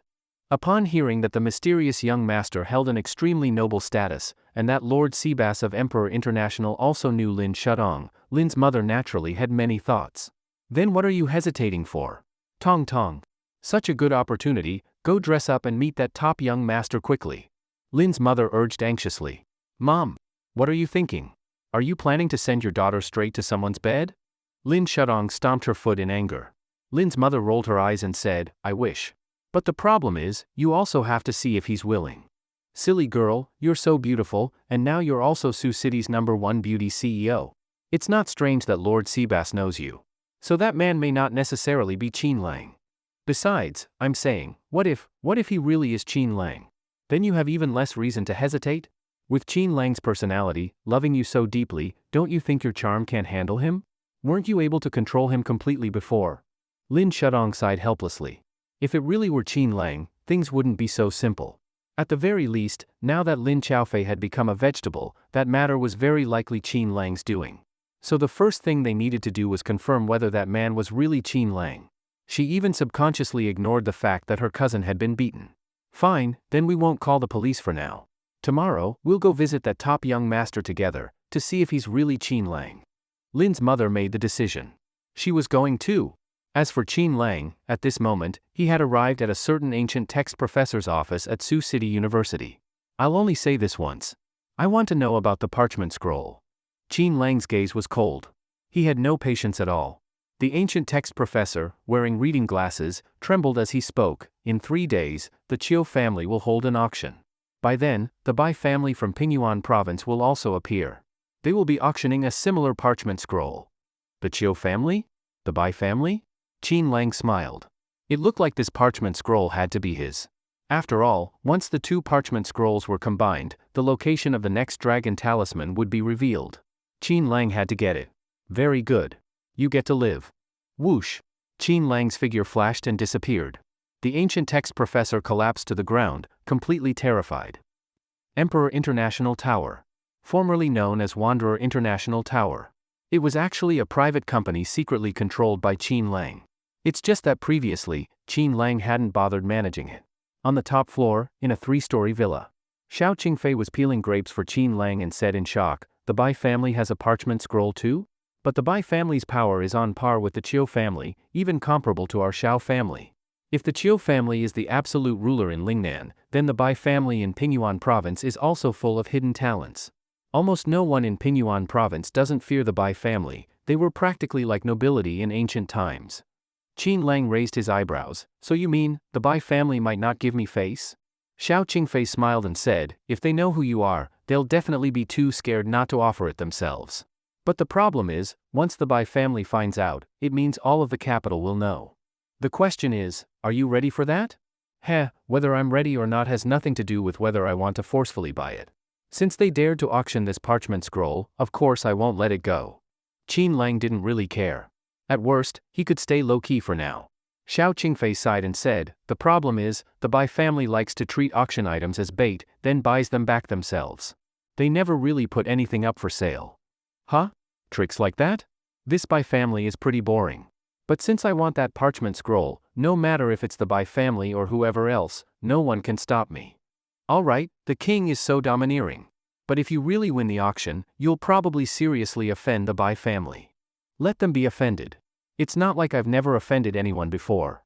King, how about we do something else now?" "Oh? So you've thought it through? Do you dare? Don't end up not being able to get out of bed. Hee, you're playing with fire." "I am playing with fire, so what, King, do you dare?" Xiao Qingfei tilted her head slightly, her gaze burning. "You said it?"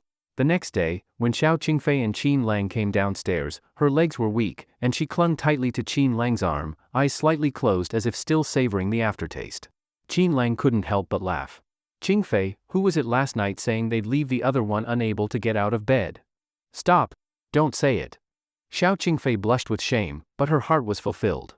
After becoming a real woman, it truly felt special. "King, I finally got what I wanted. Hee. You must spoil me more from now on." "Sure." Qin Lang couldn't help but smile. Just as the two stepped out of the building, Lin Nuyi, who was rushing to a job interview, passed by them. "Huh? That guy looks so much like my brother-in-law? No, I can't call him that anymore." A trace of sadness flashed in Lin Nuyi's eyes. She came here today for a job interview, as the starting point of her internship. Originally, she could have just gone to the Lin group.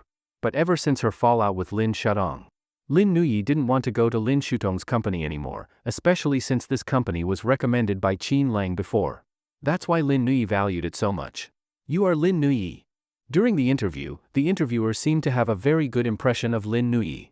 She was directly hired as the PR department's image spokesperson, and started as the PR director's assistant. Monthly internship salary, 20,000 yuan. Huh? Lin Nuyi was stunned. Didn't the job listing say 4,000 to 5,000 yuan? Why did it suddenly become 20,000? Huh? Too little? No worries, we can increase it a bit more. The interviewer seemed overly kind, making Lin Nuyi completely dumbfounded. But why did this scenario feel so similar to how her cousin first entered the workforce? Could it be that their Lin family was just that lucky? Can I ask why? Lin Nuyi wasn't dumb, or at least, not as dumb as Lin Shudong. Even if she felt she was excellent, she didn't believe she was that outstanding. However, the interviewers naturally wouldn't tell her. They just used reasons like great image and bright future to brush her off. Still, no reason the internship salary should be 20,000. Lin Nuyi was both pained and happy. Then, she quickly called her best friend Tang Mumu. "Mumu, I got the job at Emperor International. They made me the PR director's assistant and even gave me a 20,000 yuan internship salary." "How much?" Tang Mumu almost thought she misheard. 20,000, what's wrong? Lin Nuyi said, a little vainly. She was clearly happy, after all, she didn't want to rely on her family anymore. She wanted to earn money herself, and with such a high salary, she wouldn't need to care about her family or Lin Shutong's attitude. Maybe the master helped you. Tang Mumu blurted out. Huh? What did you say? What master? Lin Nuyi instantly became alert. When Tang Mumu said the word master, Lin Nuyi immediately realized the seriousness of the situation. After all, Tang Mumu was a goddess-level campus beauty. Everyone in the School of Media knew her, yet now she was using the word master? So, who would be qualified to be her master? And she even said her master was helping her. That meant she was aware of this strange situation, or at least partially aware of it. Lin Nuyi had always been sharp-minded and clever since childhood, so she wouldn't let this key detail slip. Mumu, what's going on? Be honest. Lin Nuyi deliberately spoke in a stern tone. Huh? Honest about what? What did I just say? I don't remember. Tang Mumu quickly changed the subject. Mumu, do you think I'm stupid? Just wait until I get back to the dorm, I'm going to deal with you. After hanging up the phone, Lin Nuyi ran straight to the School of Media. Not long after, Lin Nuyi saw Tang Mumu. She immediately pounced on her. Ah, don't tickle. I really don't know. I don't know. Ha ha ha. Tang Mumu burst into laughter from being tickled. Lin Nuyi huffed, still dare to hide it from me? Huh? Still not going to tell the truth? Just as she was about to take further action. Stop. I'll talk. But I can only reveal a tiny bit of information. Huh? What tiny bit? Spill everything. Lin Nuyi stood with hands on her hips, looking domineering and spoiled. I really can't tell you everything. Otherwise, I'll be finished. Can you bear that? My dear Nuyi. Tang Mumu put on a pitiful expression. Don't play the pity card. Speak. What's going on? Lin Nuyi stopped her action, looking very serious. Tang Mumu sighed. Well, fine. I can only say, it's related to Emperor International. Related to Emperor International? Lin Nuyi frowned. Recently, Emperor International had been making big waves in all of Sioux City. Her sister's company, the Lin Group, had also reportedly caught the attention of Lord Seabass. And now, the company she had just been hired by was none other than Emperor International. You mean, someone from Emperor International is helping me? Lin Nuyi thought carefully. If someone from Emperor International was helping her, they must know her. Why did this feel so similar to what her sister experienced? Could it be, the one helping her sister and the one helping her were the same person? Mumu, give me one more hint, is it a man or a woman? How old? Lin Nuyi turned around and quickly asked. Tang Mumu looked troubled. Nuyi, that person already warned me not to tell anyone. If I talk, he definitely won't let me go. I really can't say. Lin Nuyi was very frustrated. But the more the other person refused to tell her, the more curious she became. Tang Mumu, feeling guilty, finally guessed, maybe, the reason he doesn't want me to tell you, is because you two might know each other.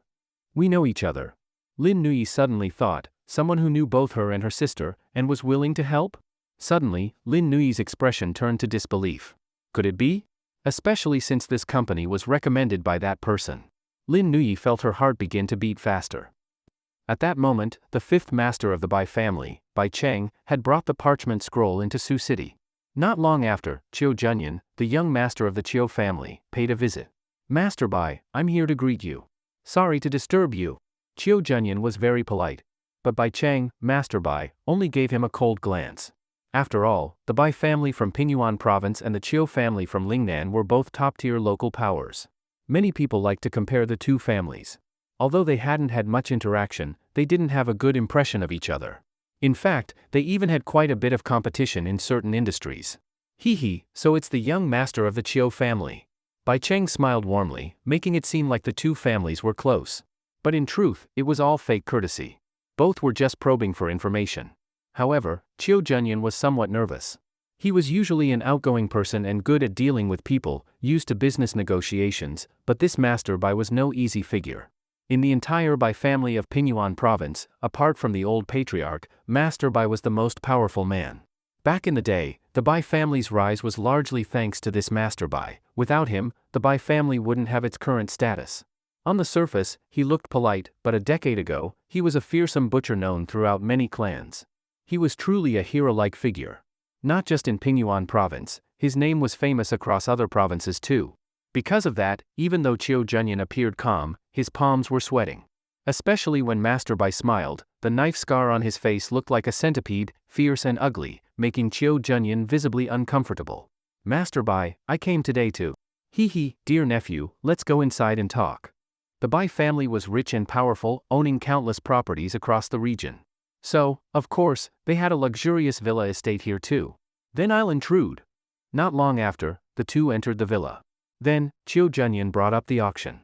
He gave all kinds of flattery, saying that the Bai family's presence had elevated the Chiu family's auction to a new level, completely treating Master Bai as a top VIP.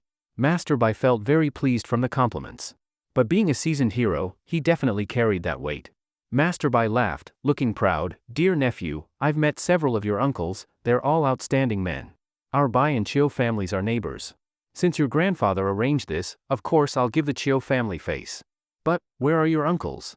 Because based on his status, Chiu Junyan wasn't qualified to speak with Master Bai as an equal.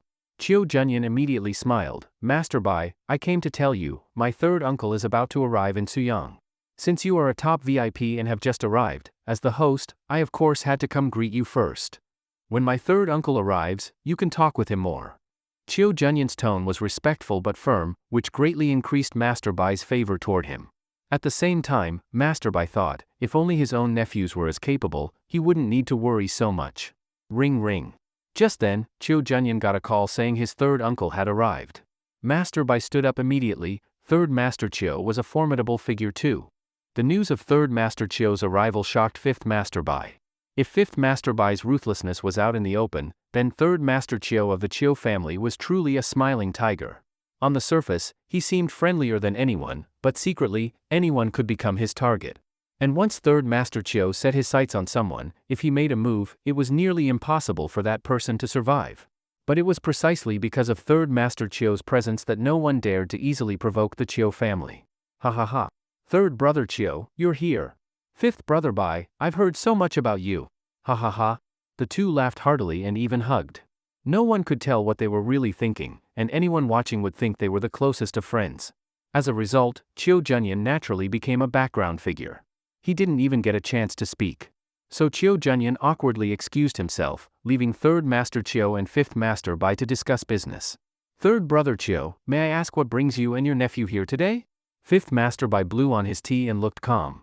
As the honored guest in Sioux City, and with such a rare item in hand, naturally the Chiu family should speak first. Third Master Chiu smiled, knowing that stalling wouldn't help. Cough cough. Well, Fifth Master Bai, as you know, our Chiu and Bai families are neighbors, one in Lingnan, one in Pingyuan. I think our relationship could go even further. We at the Chiu family greatly appreciate the Bai family's support for this auction. Oh right, I heard that you brought back the parchment scroll again this time? Hee, some customers had inquired about it, curious. After all, parchment scrolls usually have maps on them. Many have asked whether this is a treasure map. I too am quite curious. Originally, Third Master Chiu planned to be more tactful. But with someone like Fifth Master Bai, the more tactful you were, the more suspicious he became. So it was better to be direct. Hee, so Third Brother Chiu is also interested in this parchment scroll. Fifth Master Bai laughed and looked at this smiling tiger of the Chiu family, a strange smile slowly appearing at the corner of his mouth. I'll be straight with you. This parchment scroll was obtained during an expedition abroad. That expedition was said to be very bizarre, full of mysterious and strange events. Later, the explorers found this parchment scroll in a cave. And besides this scroll, there were also other scrolls not made from animal skin. Brother, take a guess, what kind of skin do you think was used? Not animal skin? What else could it be? Don't tell me. Suddenly, Third Master Chiu slightly frowned, clearly thinking of something. Hee, brother, I'm sure you've guessed it. That's right, human skin. Hiss. Third Master Chiu couldn't help but suck in a cold breath. Fifth Master Bai, seeing his reaction, finally felt satisfied. Now you should understand how strange this parchment scroll is. Something made from that kind of material is definitely no ordinary item. Unfortunately, up to now, no one has really figured out what it means. After all, this item was collected by his family. Just hearing its origin was enough to stir curiosity. Not to mention putting it up for auction. But if Fifth Master Bai wouldn't actually put the parchment scroll up for auction, how could the Chiu family obtain it and give it to Qin Lang? That's right, Qin Lang had previously told Xiao Qingfei to look into the parchment scroll. Now that she had fully become Qin Lang's woman, she naturally took it seriously. Hee, Fifth Brother Bai, just what if, someone offers a high price for this item? Just out of curiosity, not for any other reason. What if someone wants to take it back and study it? Third Master Chiu didn't speak too directly. He meant, if someone really tries to buy it, what would you do? After all, the Bai family always used this scroll as a decoy. Others would bid, but it would always end up going back to the Bai family. This annoyed people. Of course, few dared offend the Bai family. But what if someone did? Fifth Master Bai frowned slightly, showing a hint of displeasure. Seeing this, Third Master Chiu quickly explained, Fifth Brother Bai, what I mean is, look, Emperor International has recently appeared, and their momentum is even greater than ours. What if someone from their side shows up, like that Lord Seabass, or the person he calls his honored guest? If they step in, I'm afraid no one will be able to stop them. Actually, Third Master Chiu was just using Emperor International as an example. But unexpectedly, he hit the nail on the head, because that person was indeed Qin Lang. And if Qin Lang really wanted that parchment scroll, almost no one could stop him. That's why Third Master Chiu came early to give Fifth Master Bai a heads up. In case such a thing really happened during the auction. Then at least he could explain. Emperor International, huh? Hee hee. A cold glint flashed in Fifth Master Bai's eyes. Indeed, Emperor International had been in the spotlight lately. Not just the Chiu family, the Bai family's own prestige had been overshadowed by them. And their name, Emperor International, was extremely arrogant. Emperor? TSK. Even the Bai family only dared to call themselves local nobles. Yet this Emperor International was truly over the top. Hee hee, Emperor International? If they behave and don't cause trouble, fine. But if they do, hee hee. Fifth Master Bai didn't finish his sentence. But the sharp light in his eyes clearly told Third Master Chiu. If they dared cross him, no matter who they were, even Emperor International, he would make them pay, turning them into nothing more than Cat and Dog International. Third Master Chiu smiled on the outside. But inside, he felt a chill. This Fifth Master Bai really was tough to deal with. If he ran into young Master Qin, who knew what would happen? For now, Third Master Chiu had to tread carefully and think about how to report this to Qin Lang. Of course, Brother Chiu, don't worry too much. After all, Emperor International has Western roots. Westerners like exploring mysteries, but if they sense danger, they won't make a move. Besides, this is your Chiu family's territory. I believe they'll respect that. Fifth Master Bai pushed the responsibility back to the Chiu family. In other words, if anything happened, the Chiu family would still have to handle it. Third Master Chiu cursed him silently, thinking this guy was truly a slippery customer. But he wasn't stupid. He immediately stood up and said, ha ha ha, it's good that Fifth Master Bai understands. Our Chiu family may have some influence, but there's always someone stronger out there. If we encounter someone powerful, we can only step back, we wouldn't gamble our family's future. Fifth Master Bai frowned. But he quickly laughed and said, this parchment scroll, many people in Sioux City already know about it. And every time it's auctioned, doesn't it always end up back with our Bai family? I believe that if someone knows our Bai family, they should also know what should and shouldn't be done. Unless, they really dare to challenge the Bai family. What Elder Bai Wu said was clearly a threat. That is, the sheepskin scroll belongs to the Bai family. At most, it's just being used as a draw at the auction. If anyone dares to have ideas about it, then sorry, it's likely that the Bai family will take action. And given Elder Bai Wu's personality, anyone or any family that gets targeted by him never walks away unscathed. Hee hee. Brother Bai, no need to get so worked up. Of course, Elder Chiu-san could hear the threat in Elder Bai Wu's words. Unfortunately, the Chiu family is currently only evenly matched with the Bai family. If they were even a bit stronger, Elder Chiu-san would have given him 2 big slaps. Elder Bai Wu, naturally, didn't know what Chiu-san was thinking. He thought Chiu-san was afraid. So he kept talking big. Our Bai family is the overlord of Pingyuan province. Of course, an overlord has the demeanor and authority of one. This time, we didn't just bring the sheepskin scroll, we brought many other things too. Our Bai family welcomes support from other families. Even if some people are clueless and don't know me, surely they know you, my brother? Hee hee. Elder Chiu-san just smiled. He wanted to say, Mr. Qin probably wouldn't care about saving his face. And certainly wouldn't care about saving Bai Wu's either. Looks like the conflict between the Bai family and Mr. Qin is inevitable this time. What a headache. He didn't even know how to advise them. Of course, compared to Mr. Qin, he'd rather offend the Bai family. As for whether Mr. Qin could afford the auction, Chiu-san didn't know, but the guy clearly isn't short on money. As long as he's willing, countless people would line up to give him money. But the problem is, the Bai family doesn't want to let go of the scroll. Instead, they're playing bait. Trying to see who knows about the sheepskin scroll. And Mr. Qin, he's determined to get it. He's not some fish in a pond, he's a dragon, a flood dragon. A dragon that can fly into the sky. If the Bai family really offends Mr. Qin, they might not be able to handle the consequences. And if they do offend him, and he decides to investigate who Mr. Qin is? Given the Bai family's power as the top elite clan in Pingyuan province, they'll surely find out about Mr. Qin's ties with the Chiu family. Wouldn't that make the Chiu family the scapegoat? What a sin! Elder Chiu-san was frustrated. He really didn't want to have any irreconcilable conflict with the Bai family. If he could, he wouldn't have come today at all. But not coming wasn't an option. Forget it. The message is delivered. What happens next, we'll see. Elder Chiu-san decided to go all in. He had done what he could. Judging by Elder Bai Wu's attitude, it was clear there was no room for discussion. But Chiu-san still had to keep up the polite front. Brother Bai, you're right. After all, here in Lingnan, our Chiu family still has some influence. Even if people don't respect the Bai family, at least they might give my Chiu family some face. No one should dare cause trouble. Of course, like I said, there are always exceptions. If anyone really steps out of line, I hope Elder Bai Wu can understand. Bai Wu smiled and said, since you've said this much, I won't make it hard for you. If someone really dares to do that, I'll take care of it. Chiu-san's eyes lit up. He finally got that promise. It took a lot of effort.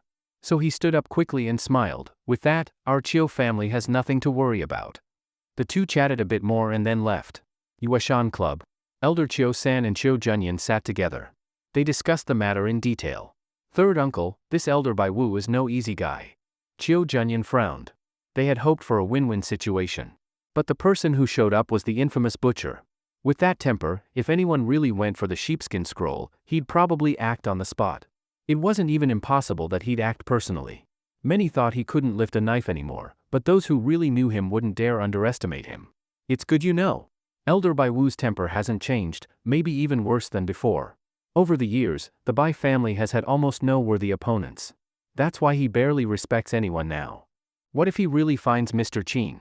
Would the Bai family try to stop him? Chiu Junyan suddenly thought of the whole Bai family. Chiu-san sighed, impossible. You know, Elder Bai Wu is a meritorious veteran in the Bai family. He holds tremendous weight. Even if the old master of the Bai family speaks, he might not listen. What's more, the Bai family doesn't have many strong figures. Besides the old master, Elder Bai Wu has the most authority. After hearing that, Chiu Junyan frowned even deeper. Is there really no one who can reign in Elder Bai Wu? After all, they owed Qin Lang a favor and wanted to win the scroll for him. But this Elder Bai Wu was ruthless, there's no way to snatch anything from his hands. Third uncle, what do we do now? If we can't get the scroll, how do we explain to Mr. Qin? Actually, Chiu Junyan had another concern. What if Elder Bai Wu became suspicious of today's visit? Chiu-san frowned, I never mentioned Mr. Qin directly. I only said that Emperor International might make a move.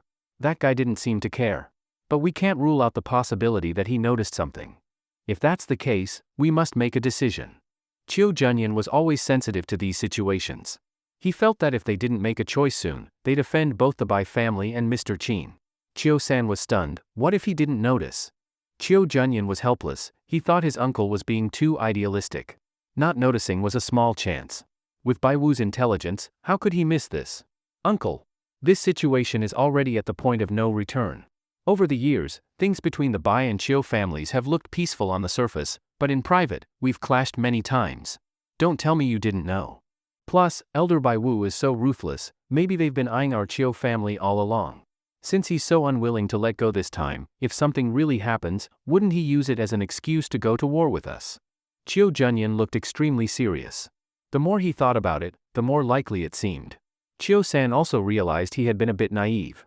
After thinking for a while, he said, in recent years, our Chiu family has expanded outward, investing a lot.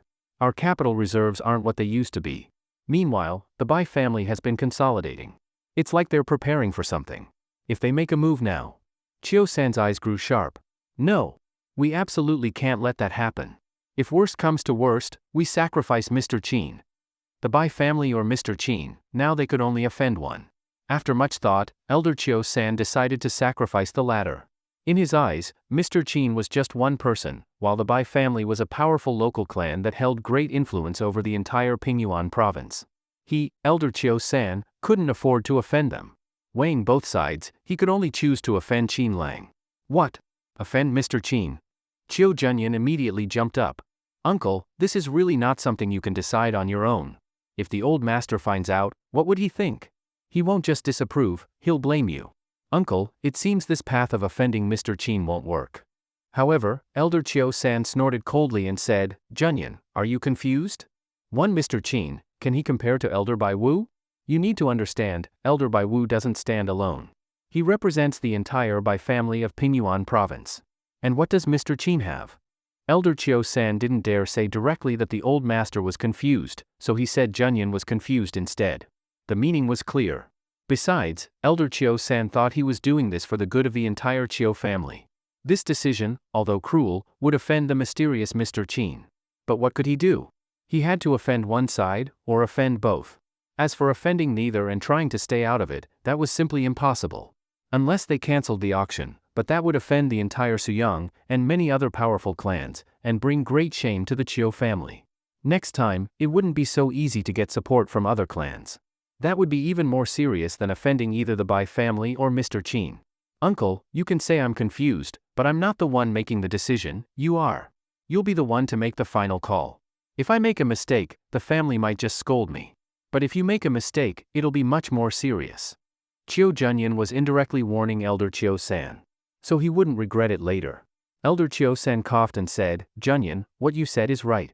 But the old master's attitude toward Mr. Chin has always been somewhat uncertain. If it were before, I'd definitely support his decision. But this decision now is too important, that's why I'm being a bit impatient. Uncle, I understand. But let me put it this way, in the old master's heart, for Mr. Chin's sake, even if our entire Chio family had to go to war with the Bai family, the old master wouldn't hesitate. Besides, the old master is still here, right? No matter how bold the Bai family is, they wouldn't dare openly declare war. After all, the old master still has some influence in Xia Nation. Even if war does come, it wouldn't be while he's still alive. What's more, our Chio family is a top clan in Lingnan. Does Bai Wu think Lingnan has no capable people? After hearing Chio Junyan's thoughts, Elder Chio-san finally let out a sigh of relief. Junyan, you're right. It's me being overly cautious. Our Chio family is a powerful clan too. Even though Bai Wu is forceful, our Chio family isn't some soft target to be bullied. That afternoon, the Chio family began actively preparing for a banquet. They were planning to present Chio Junyan as the successor. Many people received invitations. Numerous influential figures arrived. Of course, the newly risen Lin family, Lin Shudong and Su Jing, also came. Because the banquet was important, Lin Shudong and Su Jing dressed up beautifully. President Lin, do I look okay today? Su Jing asked nervously. Today, Su Jing wore an evening dress, looking quite dazzling. But compared to Lin Shudong, she still fell short. After all, Lin Shudong was a stunningly beautiful CEO. As soon as she appeared, countless eyes were drawn to her. As before, many rich young men tried to strike up conversations. But all were rejected by Lin Shudong. In her heart, there were only two people who could catch her eye now. One was Chio Junyan, and the other was that top young master who looked like Qin Lang. Of course, now she was more interested in that top young master. After all, even Emperor International treated him with respect. If she could somehow establish a relationship with him, it would be a fast track to success. That's why, in her heart, she hoped it was Qin Lang. If it were him, maybe things would be easier. At worst, she'd just have to endure him a few more times. But Lin Shudong also knew, if it really was Qin Lang, he probably wouldn't forgive her so easily. By evening, the Imperial Grand Hotel in Sioux City had already made all the arrangements. Sons and daughters of countless families arrived. Bodyguards moved about, searching for suspicious people. In short, they were making sure nothing would go wrong. At this moment, Chio Junyan and Elder Chio-san were drinking tea in a tea room. Junyan, are you ready? Elder Chio-san took a sip of tea and looked at the time. Chio Junyan smiled and said, it's just a banquet, nothing special. I've attended plenty before. Back in the imperial capital, those top young successors had even higher status than me. Even if I haven't eaten pork, I've seen pigs run, haven't I?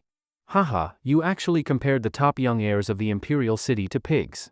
If word gets back to the capital, wouldn't they skin you alive? Elder Chio-san teased him.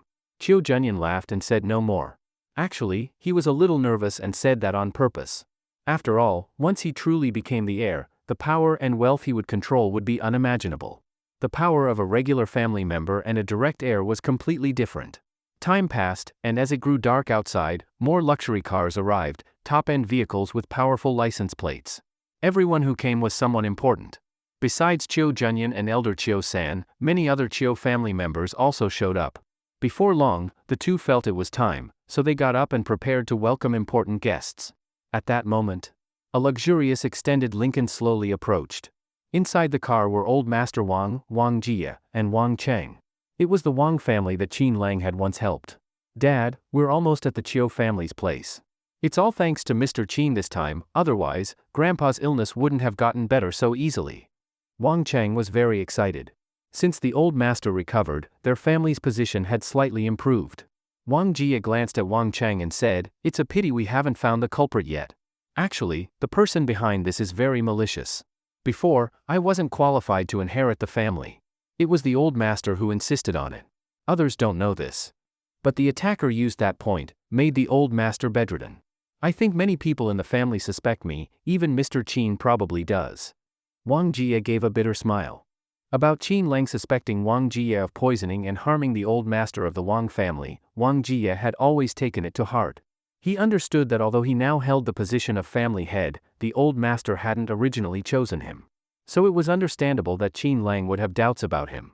But Wang Jie didn't want to bear this wrongful accusation for no reason.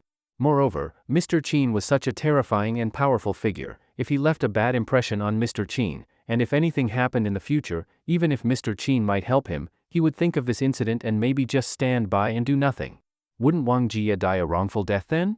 What? There was such a thing? Wang Jie's son, Wang Cheng, was instantly stunned. Afterward, Wang Jie told his son to always remember. In big families, it's full of deceit and scheming.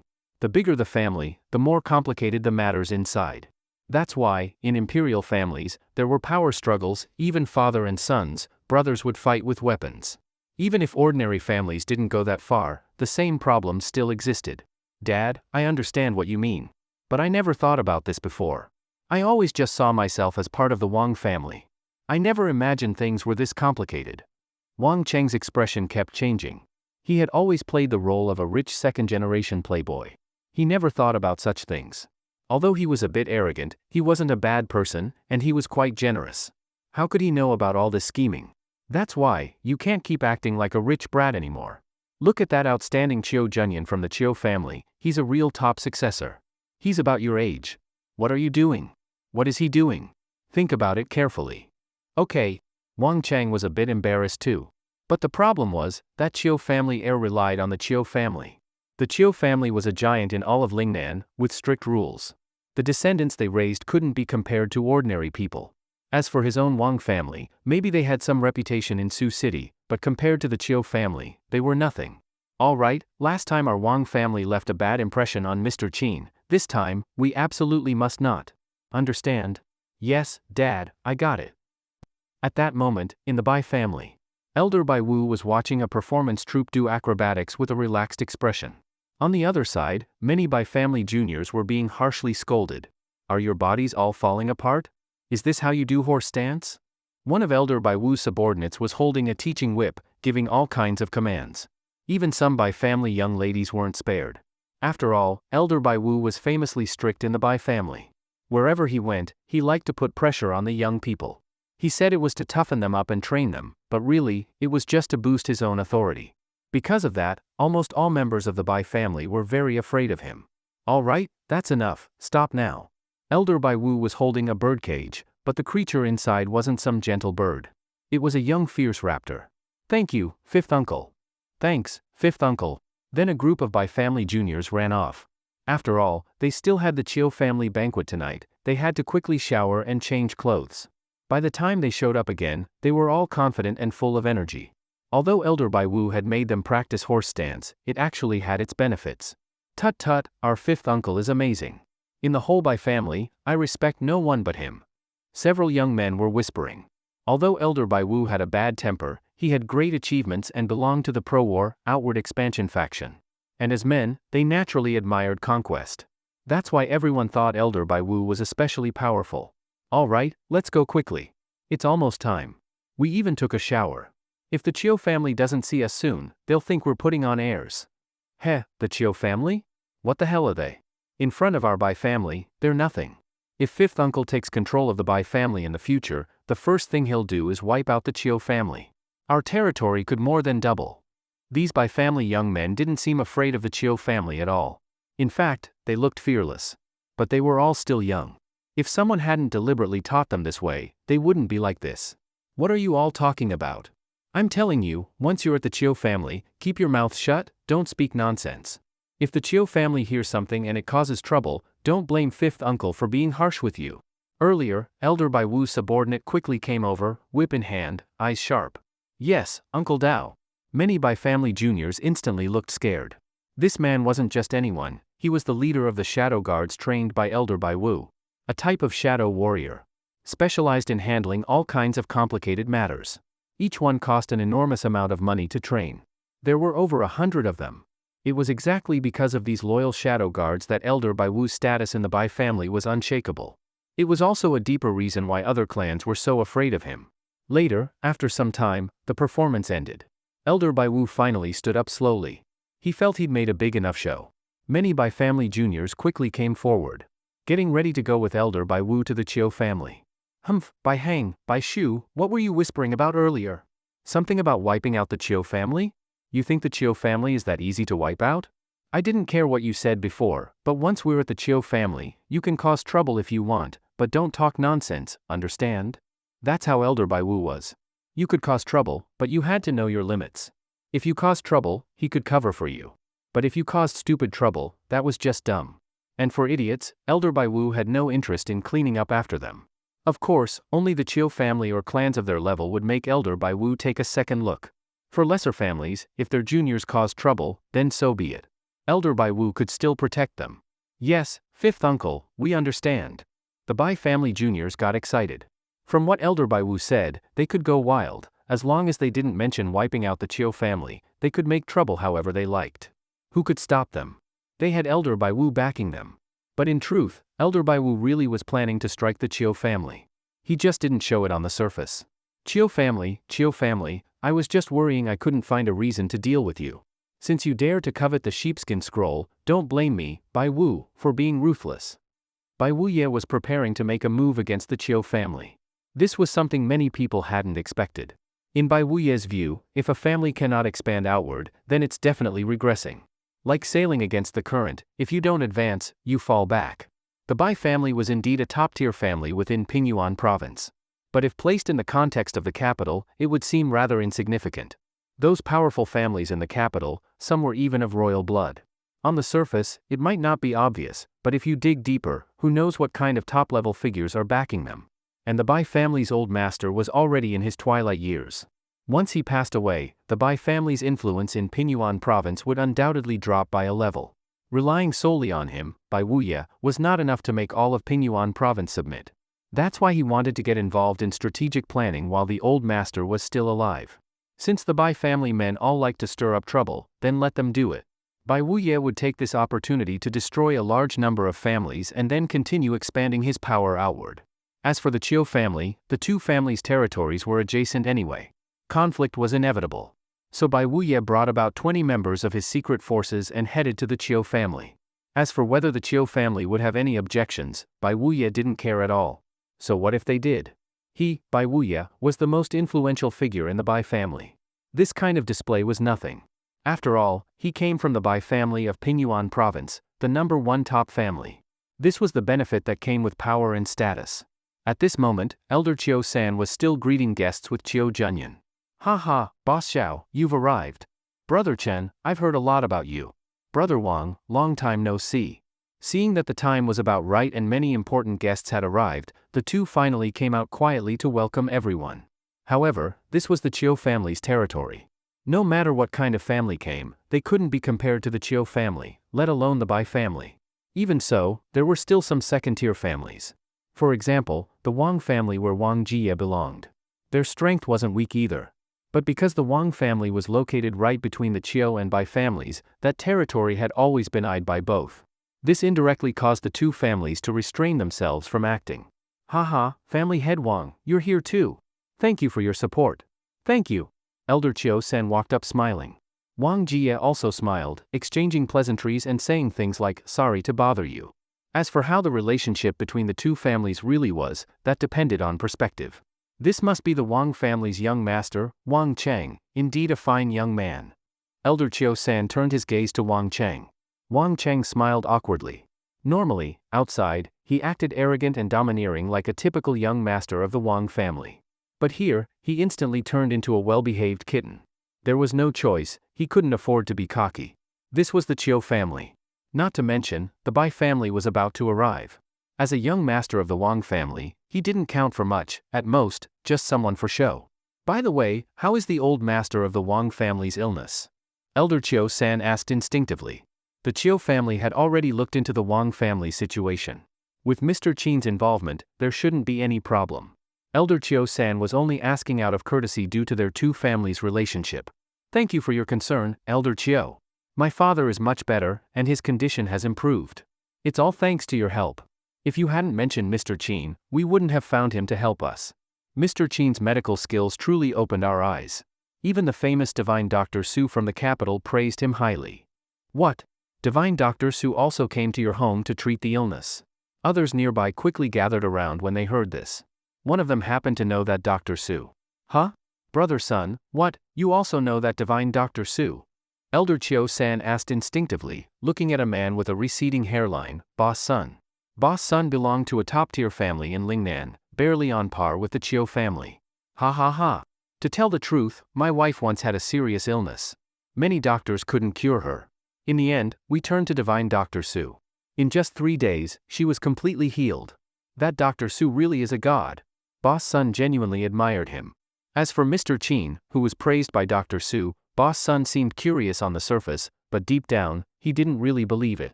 He thought at most Dr. Su was just being polite. How could anyone's medical skills compare to Dr. Su's? Wang Jie just smiled and didn't argue. Then, as if remembering something, he quickly explained the earlier incident to the Chiu family. Ah, it's a pity, some of our younger family members spoke recklessly and offended Mr. Qin.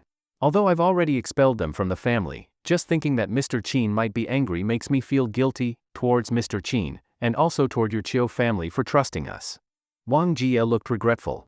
Elder Chiu-san immediately smiled and comforted him. Brother Wang, Mr. Qin has an extraordinary identity. I believe as long as it's not a major issue of principle, he won't care too much about it. You don't need to worry too much. But Wang Jie still showed great humility. He expressed that he would definitely find a chance to apologize to Mr. Qin. The Chiu family had heard about this matter too, but they didn't dare guarantee anything. Who knew whether Mr. Qin had taken it to heart? Of course, they wouldn't say that out loud. Hee, all right then, family head Wang. We understand Mr. Qin's temper. Since you've said so much, okay, when we see Mr. Qin, we'll say a few good words for you. I believe it's nothing serious. Maybe Mr. Qin has already forgotten it. Of course, you should understand, given Mr. Qin's extraordinary status, even our Chiu family doesn't mean much. What we can do to help you is limited. Everything depends on your own sincerity. Elder Chiu-san didn't say too much.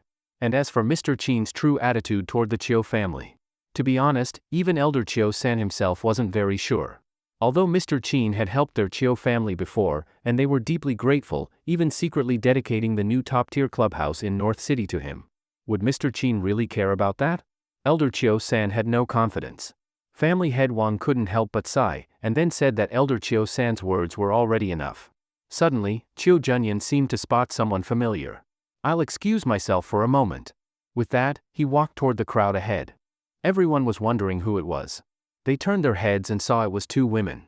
Both were wearing evening dresses, and one of them was especially beautiful, making everyone freeze on the spot. Wang Jie was a bit surprised. He felt like he had seen these 2 women somewhere before. Elder Chiu-san laughed and said, Family head Wang, what? Don't recognize them? This is the recently popular president of Lin Group, Lin Shudong. And the one next to her is her assistant, Su Jing. Lin Group. Wang Jie's expression changed slightly. He had of course heard of the recently rising Lin Group. In just 3 years, they had reached a net worth of over 1 billion yuan. Recently, even major parts of Feiyun Group and Wei Group had been acquired by Lin Group. As a result, Lin Shutong's personal net worth suddenly jumped, making her a billionaire businesswoman, envied by countless people. But that's exactly where the problem was. A stunning beauty, and so young, only took 3 years to reach this level. If someone wasn't helping her from behind, Wang Jie would never believe it. He had even heard rumors that the Chiu family was the one backing her. Young master of the Chiu family seems to know this President Lin very well? Wang Jie spoke in a probing tone. The meaning was clear, the Chiu family must be the one behind the Lin family. Chiu Junyan, after all, was the face of the Chiu family, and was now being promoted as the successor. Now that he personally came to welcome this President Lin, it was hard for Wang Jie not to overthink it. Moreover, beside Chiu Junyan, other than his assistant Qian Ro, there were hardly any women around him, and he had no scandals. This young master of the Chiu family was almost too perfect, people couldn't even find a single bad habit. Young Master Chiu is personally welcoming two beautiful women? What's going on? Many bystanders were shocked at this scene. Even Lin Shudong was completely stunned. Chiu Junyan actually came to greet her. And in front of so many important people, it was really giving her face. Especially since many of the young masters and young ladies present were looking at her with shocked, envious, and jealous eyes. This made Lin Shudong feel lightheaded. It was truly a strange feeling. Brother Junyan, you're here. Lin Shudong did have a good impression of Chiu Junyan. Although now that top young master whom even Emperor International respected had shocked her even more. Chiu Junyan wasn't bad either. Before confirming the true identity of that top-level young master, the young master of the Chiu family undoubtedly gave her more sense of security. For a moment, Lin Shudong even felt that even if she couldn't connect with that top young master, marrying the Chiu family's young master wouldn't be a loss, might even be a gain. So she greeted Chiu Junyan with a gentle and sweet voice. And she even used Brother Junyan, a term that easily sparked imagination. In an instant, the way everyone looked at Lin Shudong changed. Shudong, why didn't you let me know before you left? I could have come to pick you up. Chiu Junyan's tone was gentle and close, making everyone nearby start imagining things. What kind of identity did Chiu Junyan have? And he wanted to send someone to pick her up? And with the way they addressed each other, they seemed very close. Could it be? Was she Chiu Junyan's girlfriend? Even if not, their relationship was definitely not ordinary. Brother Junyan, you're a busy man. How could I trouble you to pick me up? Lin Shudong was clearly a stunning beauty CEO, but now she acted like a shy girl, leaving Su Jing beside her completely dumbfounded. And she was thinking, President Lin, do you like that top young master from Emperor International, or do you like this Chiu family young master? You're not really trying to date both, are you? Lin Shudong, of course, didn't know what Su Jing was thinking. She just didn't expect Chiu Junyan to treat her with such honor. Given Chiu Junyan's current status and power, he didn't need to do that. Could it be, he really likes me? For a moment, Lin Shudong felt conflicted. If she hadn't met that top young master, that would be one thing. But she had, and he was even more outstanding than Chiu Junyan. If Chiu Junyan really liked her, should she choose him or the top young master who looked like Qin Lang? Forget it. Better to play it by ear. Then Lin Shudong walked with Chiu Junyan to meet the others. Many people greeted her, making Lin Shudong feel like all eyes were on her. Not far away, Elder Chiu San frowned slightly. Lin Shutong's relationship with his nephew Chiu Junyan seemed a little delicate. To be honest, Chiu Junyan was truly an outstanding person in the Chiu family. Not only handsome, but tall, with no bad habits, and very capable, he was practically a perfect diamond bachelor. If Lin Shudong really liked his nephew, it wouldn't be strange. But the problem was, Lin Shudong was someone Mr. Qin had instructed them to take care of. And who was Mr. Qin? His status, identity, how noble and powerful. For someone that Mr. Qin cared about, how could their Chiu family dare to casually get involved? Even though they weren't clear on Mr. Qin's exact relationship with Lin Shudong, they still didn't want to make him misunderstand. Thinking of this, Elder Chiu San quickly called them over. Then, the two walked up to Elder Chiu San. Chiu Junyan introduced them. Uncle, this is President Lin of Lin Group, the beautiful CEO of a rising family in Sioux City. What do you think? Not bad, right?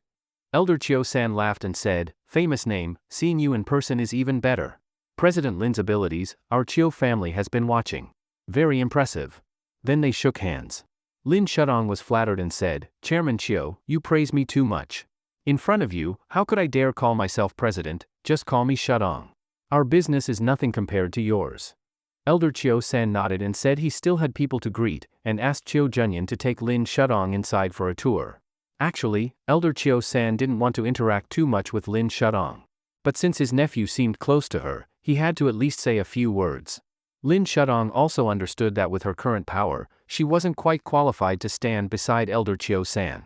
For a moment, she sighed to herself. But then she quickly thought of that top young master from Emperor International. She suddenly wondered, if she became his wife, would Elder Chiu San still think she wasn't qualified? Looks like I must quickly find that top young master and confirm his identity. Not long after, the Chiu family welcomed a few more groups of guests. but their status and position still couldn't be compared to the Chiu family. Until a luxurious convoy arrived, finally making everyone realize something. It's the Bai family. The Bai family is here. Everyone turned their eyes toward the square in the distance. Only then did they see that the person inside the car window was indeed Bai Wuye.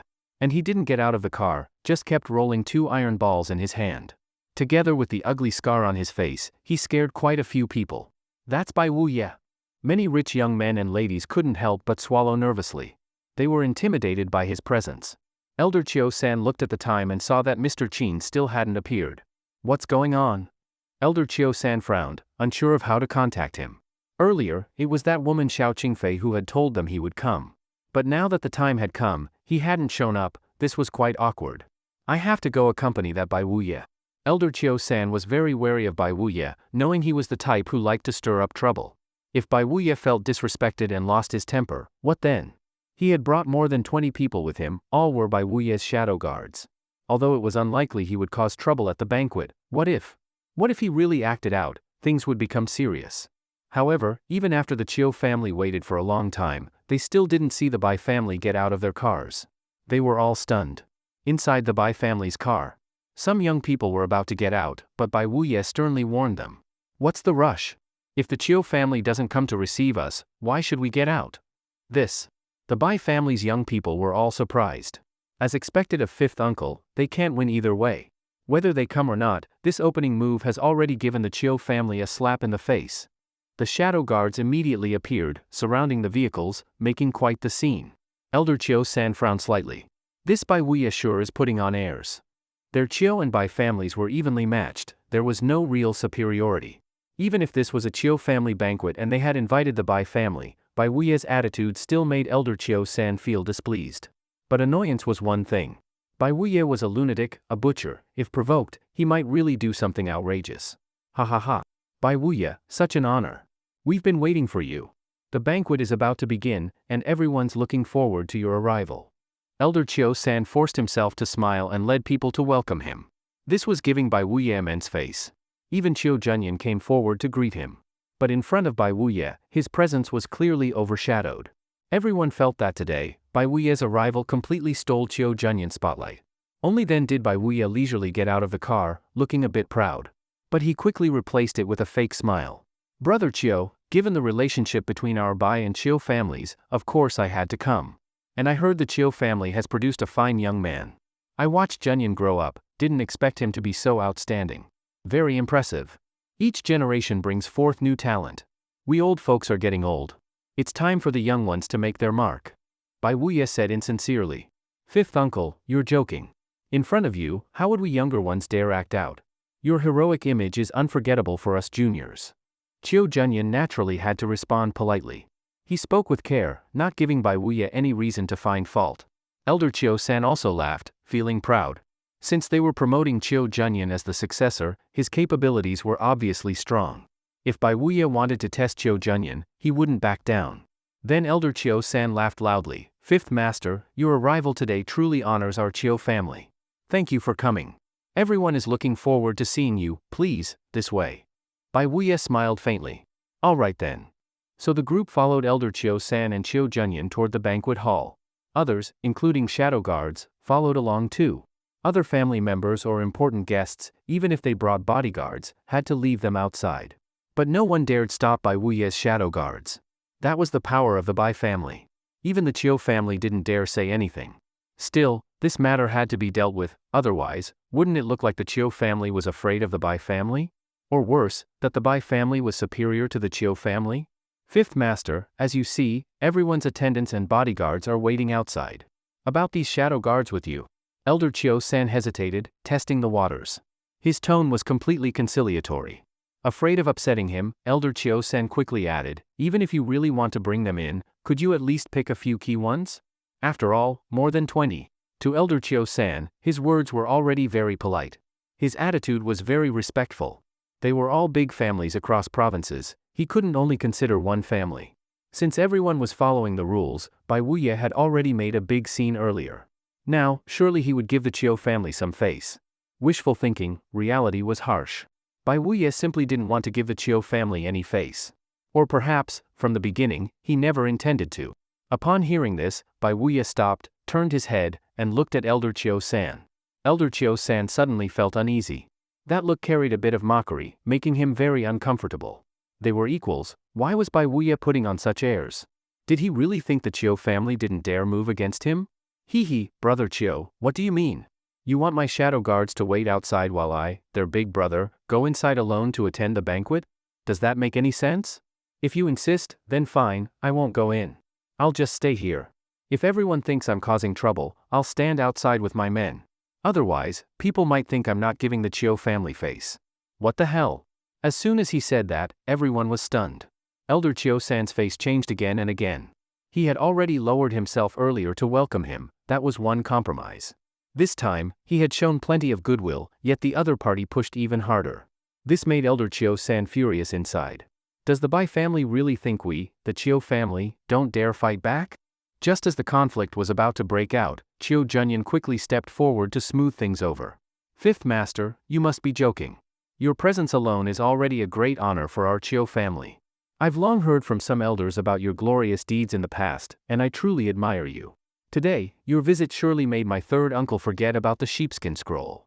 Since that sheepskin scroll is so valuable, even if we are fully prepared, it's still wise to be cautious in case anything unexpected happens. It's only right for you to bring people in. Our Chiu family will absolutely not have any objections. Right, Fifth Master? Chiu Junyan said this with a smile, which instantly made Bai Wuya see him in a new light. Hee, people have been saying the Chiu family has produced a brilliant young man. Seeing him today, the name lives up to its reputation. Elder Chiu, your Junyan really suits my taste. Ha. After the praise, Elder Chiu-san immediately caught on. He suddenly felt very pleased with how his nephew handled things. Earlier, he was almost about to lose his temper. Luckily, Chiu Junyan spoke up in time, or else things might have turned into a disaster. Haha. Fifth Master, please forgive me. I really didn't think about the sheepskin scroll earlier. I apologize. Good thing Junyan brought it up. Yes, it's proper for you to bring people inside. No problem at all. So now. Elder Chiu-san also quickly calmed the crisis. It was another way to give Bai Wuya great face. Only then did Bai Wuya nod, and then told the group of punks beside him to learn from Chiu Junyan, watch how the young master of the Chiu family handles things. The young masters of the Bai family could only smile bitterly. Who was Chiu Junyan? The heir to the Chiu family. A top talent of the Chiu family. How could a bunch of foolish brats like them compare to the Chiu family's young master? If they were really that capable, they'd already be heirs to the Bai family. Of course, they didn't dare say such thoughts out loud. Next, Bai Wuya didn't cause any more trouble. Elder Chiu-san and Chiu Junyan accompanied him. Along the way, everyone remained silent, all extremely wary of Bai Wuya. Bai Wuya, that's the butcher from the old days. You can provoke anyone, but not this one. Best stay away from the Bai family's young masters. With how arrogant they look, who knows if they'll pick a fight on purpose. If the Bai family targets you, it's no joke. Many from other families whispered when they saw Bai Wuya and his shadow guards. Then they told their own family members to stay away quickly. As for Lin Shudong and Su Jing, they were also among the crowd at that moment and didn't know anything about this Bai Wuya. After all, she was newly rich and had risen too quickly. She didn't even know much about the power structure in Su City, let alone in Pingyuan province. As the people around whispered, Lin Shudong was quietly observing Bai Wuya. This Bai Wuya is that powerful? I wonder how he compares to the young master of Emperor International. Lin Shudong had a habit now. Whenever she saw someone impressive, she liked to compare them with Chiu Junyan or that mysterious top young master. But in every comparison, except for that top young master, even Chiu Junyan sometimes had to hold back. For a moment, that top young master's position in her heart seemed even higher. Unfortunately, with her current status, it was hard even to stand beside the Chiu family, let alone that top-level young master from Emperor International. Seeing Lin Shudong's puzzled look, someone came over to chat. They quickly realized she didn't recognize Bai Wuya, which surprised them. But earlier, they had clearly seen Chiu Junyan acting warmly toward her. So they introduced Bai Wuya to her. President Lin, that Bai Wuya is a big figure in Pingyuan province, equivalent in status to Elder Chiu. But this Bai Wuya is a ruthless one. People say most of the Bai family's current power was earned by him. You could say, wherever he goes, he walks sideways, and no one dares say a thing. So people usually avoid him. But with your relationship with young Master Chiu, naturally, there's nothing to fear. After all, even Bai Wuya would have to give face to young Master Chiu. After all, Chiu Junyan was about to become the successor. If the Bai family didn't show him respect, wouldn't that mean they were disrespecting the whole Chiu family? That's why people said this. Hee. Lin Shudong just smiled. This feeling of being admired and valued was something she had always longed for. She had told Qin Lang before that she wanted a bigger stage. But in truth, it meant entering higher circles, gaining some privileges and status. To put it simply, she longed for higher power and a sense of superiority. And this kind of superiority seemed addictive. From Chiu Junyan to that mysterious top young master, Lin Shudong kept wavering between them, thinking to herself who she should really choose. Better deal with what's in front of me first. Lin Shudong thought, this Bai Wuye was indeed a tough guy, but he still came to the Chiu family's banquet. Clearly, the relationship between him and the Chiu family must be decent. Since that's the case, it might be worth trying to connect with him. If she gained Bai Wuye's support, then her status in people's eyes would be even more solid. Even standing beside Chiu Junyan, no one would say she was clinging to the Chiu family. Of course, no one knew what Lin Shudong was thinking. But the truth was, she was too naive. Naive enough to think Bai Wuye would speak up for her, or let her use his influence. Never mind that Bai Wuye didn't even know who she was. Even if he did, how could he care about someone like her? And even if he did care, it definitely wouldn't be in any ordinary way. Before long, everyone arrived at the banquet hall. In the huge banquet hall, the guests began taking their seats. Naturally, Bai Wuye was seated at the front with Elder Chiu-san. There shouldn't be anyone else coming, right? Should we start now, or wait a bit longer? Bai Wuye felt he had put on enough airs, and at this point, he believed everyone had already arrived. So he asked with a smile. Elder Chiu-san also smiled. Since Mr. Qin hadn't arrived by now, he probably wasn't coming. So Elder Chiu-san symbolically asked Bai Wuye if he'd like to say a few words. Bai Wuye smiled. Brother Chiu, if there's a chance to host a banquet here in the future, I'd be very happy. What did that mean? Elder Chiu-san frowned slightly. To host a banquet here, wasn't that saying that the Bai family would become the host of this place in the future? In the banquet hall, despite Bai Wuye's open and hidden provocations, Elder Chiu-san did not lose his temper and kept smiling. Want to occupy Lingnan? The old master of the Chiu family isn't dead yet. With both old masters of the family still alive, even if a dispute arises, they would restrain themselves. After all, they are people close to the grave, and they've known each other for years. It's impossible for the two families to truly go to war while both are still living. But if one of the two old masters dies first, then it's hard to say what might happen. If fifth master Bai really wants to come to Lingnan, our Chiu family will certainly come out to welcome you. Elder Chiu-san was still smiling, but the meaning in his words was clear. If you want to mess with the Chiu family, go ahead, but if it's a fight you want, the Chiu family is not a pushover. Since Bai Wuye wanted to make a move, how could the Chiu family be afraid of the Bai family? Bai Wuye smiled but didn't say anything more. He only requested that the sheepskin scroll be left for the final auction. Elder Chiu-san's expression changed slightly. Although Mr. Qin hadn't arrived yet, that didn't mean he wouldn't show up. If he did show up, this Bai Wuye would definitely cause trouble. Could it be, he came here specifically for Mr. Qin? Maybe seeing his thoughts, Bai Wuye smirked slightly and said, the scroll has been auctioned for years, and no one showed interest. Now I hear someone is looking for it, so naturally, the Bai family should give them a chance. As soon as these words were spoken, Elder Chiu-san and Chiu Junyan's expressions changed at the same time. If earlier, saying to save it for last was still vague, then this sentence clearly showed it was aimed at Mr. Qin. Elder Chiu-san felt a chill in his heart. It seems that their previous visit had indeed made Bai Wuye suspicious. Fifth master, you are, after all, an honored guest of our Chiu family. The scroll belongs to you, and you can auction it however you wish, no problem. I'll go make arrangements now. But since everyone is already here, it's unlikely anything unexpected will happen. Is that so? I hope I'm just overthinking it. I was hoping to see a good show tonight. If the person doesn't show up, then it's not as interesting. Bai Wuye laughed casually, his attitude clearly very nonchalant. Even though Elder Chiu-san was holding back his anger, he was still thinking, if that moment came and Mr. Qin clashed with Bai Wuye, what kind of surprise would Mr. Qin bring? And where was the much-anticipated Qin Lang at this moment? In a milk tea shop. Qin Lang was still lining up to buy milk tea for Lin Nui. Brother, you're the best to me. After getting the milk tea, Lin Nui quickly corrected herself. She knew she couldn't call him brother-in-law anymore. After all, her sister had already divorced Qin Lang. Calling him brother-in-law now would be inappropriate. Then, the two left the milk tea shop. Qin Lang was thinking about how to say goodbye to her. After all, he still had to attend the Chiu family banquet tonight and bid on that latest sheepskin scroll. Lin Nuyi had just run into him by chance tonight. Brother, can I ask you a question? Suddenly, Lin Nuyi stopped, tilted her head, and smiled brightly at Qin Lang. Qin Lang asked curiously, what question? The Emperor International building, it used to be called Langren International. Brother, does that have anything to do with you? Lin Nuyi's eyes sparkled as she looked at Qin Lang with a big smile, clearly very pleased, like she had discovered a huge secret. Qin Lang also smiled, but he didn't answer her question. If she had guessed it, then it proved she was truly clever. And if not, she would definitely continue to investigate. Just as Qin Lang was about to say something. Brother, don't say it yet. Let me figure it out slowly, okay? Lin Nuyi was clearly excited tonight. The way she looked at Qin Lang had changed drastically.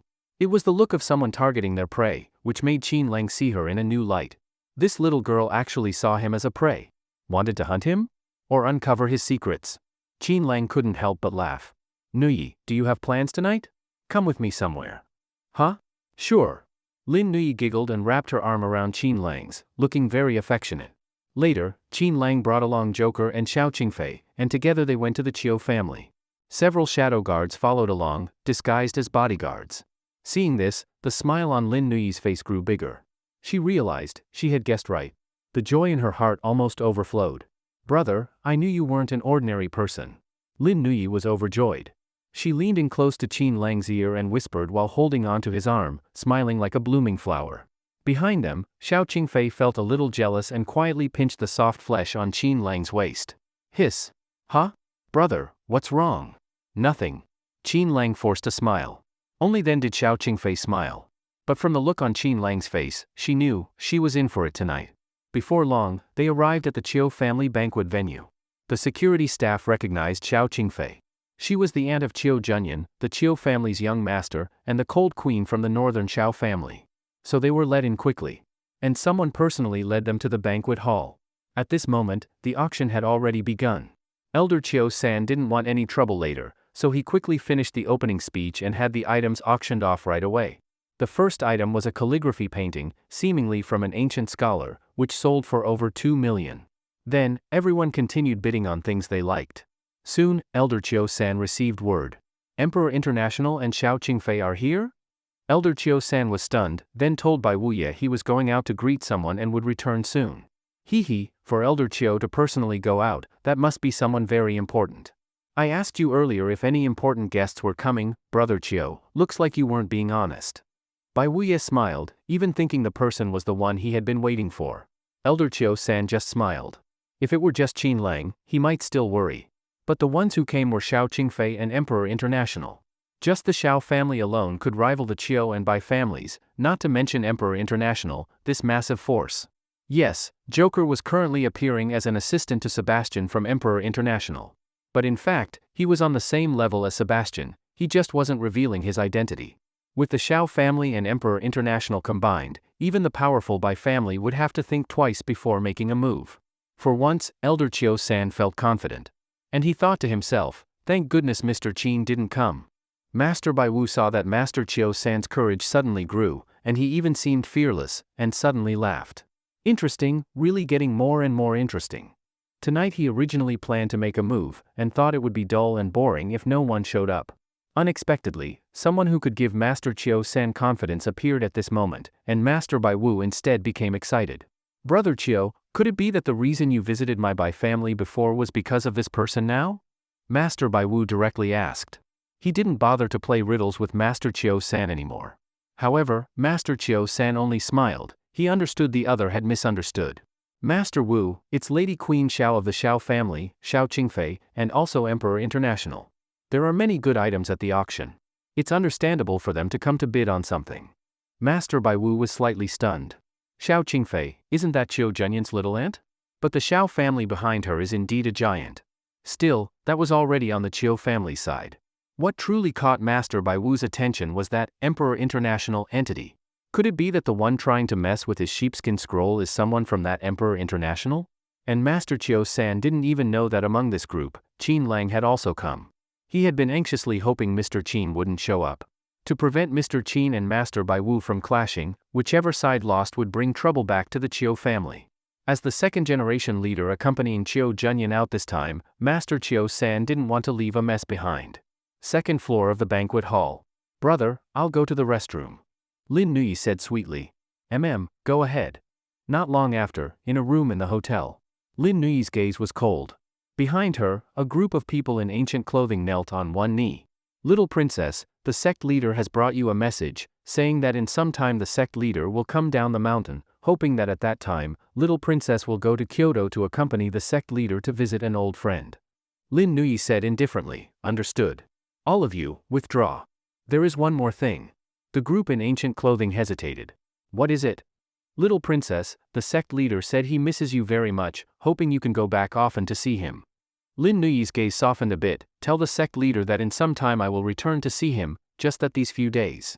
Little princess, the sect leader often says that although you came from the mortal world, after your awakening you are to be the next sect leader of our mysterious mountain sect. The sect leader hopes you will not forget the responsibility on you. Nui. Suddenly, an old hoarse voice came. Then, an elderly man with crane-white hair and a youthful face appeared, looking at Lin Nui with indulgence. Ah, Master Chenchur. Why are you here? Lin Nui hurried forward, grasping the elder's arm. Many in ancient clothing also showed surprise and joy. Elder Chen. The old man looked at several of them and said coldly, "This is how you take care of your little princess?" The several bowed their heads ashamedly. Indeed, Lin Nui was not ordinary.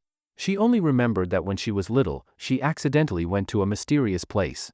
That place was called the Ancestral Land. It was extremely mysterious. Many people wore ancient clothes, and there seemed to be a legendary secluded sect. After Lin Nui went there, because she was clever and adorable, she was taken to a mysterious mountain sect to become a disciple of that sect. Later, her special constitution was discovered, and she was designated to become the next sect leader. But this matter later became a secret. She had not even told anyone. Nui, who was that person who was very close to you before? Elder Chen asked with authority. He is. Humph, no matter who he is, your status is so noble, and you are the next generation designated sect leader of our sect. How could an ordinary mortal man be worthy of you? Brother is not an ordinary person, Lin Nui said angrily. Oh? Not an ordinary person, hee. I'd like to see how he is not ordinary. Latest chapters posted at 6-9 Books first release. Take me to meet this non-ordinary brother of yours. Elder Chen was full of pride. What a joke. They were in the Ancestral Land, after all a major sect.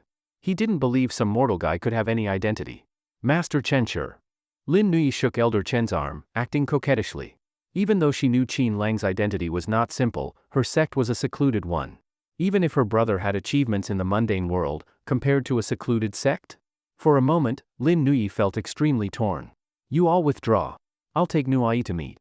Elder Chen immediately issued the order, and the crowd quickly left. Not long after, Lin Nui, holding Elder Chen, returned to the entrance of the previous banquet hall. At this moment, Master Chiu-san also saw Qin Lang, Lady Xiao Qingfei, and the Joker trio. But Master Chiu-san did not immediately recognize Qin Lang. Years ago, Qin Lang had visited the Chiu family once and helped the Chiu family, but that was a long time ago, and the two had only met once. Although Master Chiu-san always mentioned Mr. Qin, he had almost no impression of Qin Lang. So, for the moment, he didn't recognize him. Qingfei, why are you here? Master Chiu-san smiled at Lady Xiao Qingfei. Among the group, she was the only one he recognized. Before coming to Sioux City, his grandnephew Chiu Junyan had told him that his little aunt was in Sioux City and had been to Moon Mountain Club. This time, her coming to the auction is without doubt very much supporting their Chiu family. It was boosting the influence of the Chiu family. After all, today is Junyan's official succession day, and also the Chiu family's auction. Of course I must come to show support. I was busy earlier, so I won't be late. Not late at all, just in time. After all, she was like family, and also the cold and stunning queen of Northern Xiao family. One of the main reasons they supported Chiu Junyan becoming the next successor was because of this cold and stunning queen. With the relationship between Xiao Qingfei and Chiu Junyan, if anyone wanted to move against the Chiu family in the future, they'd have to consider whether the Northern Xiao family agreed. This was a carefully considered decision by the Chiu family. Then, Master Chiu-san looked at the Joker and Qin Lang. Emperor International had indeed been making headlines in Sioux City in recent days. One night Emperor International announced investing over 1 trillion RMB in Sioux City, another day Emperor International bought the lakeside villa. Master Chiu-san naturally paid great attention to Emperor International. After his brief greeting with Lady Xiao Qingfei, his gaze fell on the two. Qin Lang, he felt that this person looked familiar, but he didn't remember at first. And the man in a suit wearing a Joker mask, he had heard of him, he seemed to be related to Emperor International. Lady Xiao Qingfei smiled and introduced, "This is Mr. Joker from Emperor International, representing Emperor International to attend the Chiu family's auction today." Representing Emperor International. Master Chiu-san's breathing noticeably quickened. "Hello." Both sides proactively shook hands. Although Lord Seabass from Emperor International did not come, he is still of noble status. Even though this Joker gentleman came, representing Emperor International, that alone was enough for Lord Chiu-san to take it seriously. After all, investments easily amounting to tens of trillions, even the Chiu family simply couldn't match that. Moreover, with such an international giant background behind them. Of course Lord Chiu-san had to show face. As for this gentleman. Lady Xiao Qingfei paused in her tone, clearly wanting Qin Lang to speak for himself. Lord Chiu-san looked at Qin Lang, obviously puzzled. A smile appeared in Qin Lang's eyes as he looked at Lord Chiu-san and said calmly, "Lord Chiu-san really forgets easily. My surname is Qin. May I ask if your old gentleman is doing well now?" Boom! Lord Chiu-san was completely stunned. His surname is Qin, and he even knows about their Chiu family patriarch. Moreover, he's standing together with Lady Xiao Qingfei and Emperor International's people. Even if Lord Chiu-san were foolish, he guessed right away. Then he looked at Qin Lang carefully, this handsome face, this calm demeanor of a superior, elegant bearing. In that moment, the vague figure from memories gradually took shape. The two images instantly overlapped. "Mr. Qin." Lord Chiu-san's mouth twitched hard. "This is it, it's over. Mr. Qin has definitely come. Now it's doomed." With Lord Baiwu's temper, if Mr. Qin really wants to contend that sheepskin scroll with the Bai family, Lord Baiwu definitely won't let it go. If any side suffers, the Chiu family will be put in a passive position. Of course, he didn't show this on the surface. He quickly put on a smile and said, "Mr. Qin, thank you for waiting. We didn't see you earlier and thought you might be prevented from coming, so sorry. Since your intervention, my father's health has been very good. Earlier my father was constantly mentioning you, hoping to visit you when he had time, but there just wasn't a chance. Had we known Mr. Qin would be willing to support the Chiu family tonight, he would have been extremely happy." Lord Chiu-san, admiringly, clasped Qin Lang's hand with both hands, seeming very moved. And this scene was naturally seen by Lin Nui and Elder Chen behind him. "Brother." Lin Nui hurried over and sweetly called out. Everyone instinctively turned their heads and saw Lin Nui coming with an elderly gentleman in ancient dress. The latter was looking at them proudly. "Huh?" Suddenly, Lord Chiu-san spotted an emblem on the sleeve of the elder. His face changed immediately. Even Qin Lang was slightly stunned. "From the ancestral lands Tai sect? You are..." Lord Chiu-san hurriedly cupped his hands at the elderly man. Elder Chen smiled faintly and said, "Tai sect, Chen Chongji. You may call me Elder Chen." "So it's Elder Chen, sorry for not having invited you properly. Hee, I came without invitation, don't mind me. I'm just here accompanying our little princess to take a look." "Little princess?" Everyone's eyes fell on Lin Nui again. Lin Nui instantly became shy. "Nui, you said earlier that my brother was not ordinary, but I didn't expect that it's you who aren't ordinary." Qin Lang couldn't help joking with a laugh. "How annoying. Brother, you stop teasing me." Lin Nui grabbed Qin Lang's arm, extremely embarrassed. Lady Xiao Qingfei's eyes flickered with respect. People from the ancestral land are almost never ordinary. Isn't Qin Lang one of them? Ha. I didn't expect that all of you are distinguished guests. Lord Chiu-san was definitely not unhappy inside. Since Lord Baiwu wanted to cause trouble, fine, let him cause trouble. If things escalate, it won't just be about the Chiu family. At least here there are the Xiao family, Emperor International, Tai sect, Mr. Qin. He didn't believe that Lord Baiwu truly dares to flout the world. "Lord Chiu-san, that item is still there, right?" Qin Lang's gaze swept lightly over Lord Chiu-san. "He came tonight for that sheepskin scroll. It contains an important clue to finding the dragon talisman. He couldn't let it slip." Lord Chiu-san chuckled and said, "It is. But because the person holding it is special, he wants to keep it until the end. He's been saying he wants to see exactly who will be interested in it." Lord Chiu-san knew this gentleman was here for the dragon talisman. Since the conflict was irreconcilable, Lord Chiu-san decided to act preemptively. His words were clear, this gentleman wants to play wait and see, or fish for someone. And his identity is special. It seems even the Chiu family dares not touch him lightly. Qin Lang naturally knew who that person was. It was the Bai family, wasn't it? When Qin Lang and Lady Xiao Qingfei analyzed it before, she said perhaps the Bai family simply wouldn't show face to others. Qin Lang didn't plan to expose that identity now, so he would just confront it head-on. As for the Bai family's face, it's laughable. If Qin Lang wants to act, what are the Bai family to him? This gentleman is quite interesting, huh? What, after the auction, do you want to meet whoever bids on it? Qin Lang's gaze sharpened slightly. He understood that the Chiu family, or rather Lord Chiu-san, had some fear of the Bai family, or Lord Bai Wu. Well, Mr. Qin, as I said earlier, regarding what you want, this gentleman didn't actually want to auction it. Given your friendship with our Chiu family, if you wanted something, we would just hand it over to you, not auction it. But this item, it's in the hands of Lord Bai Wu of the Bai family. Lord Chiu-san finally revealed it. He directly brought up Lord Bai Wu. But Qin Lang didn't even blink.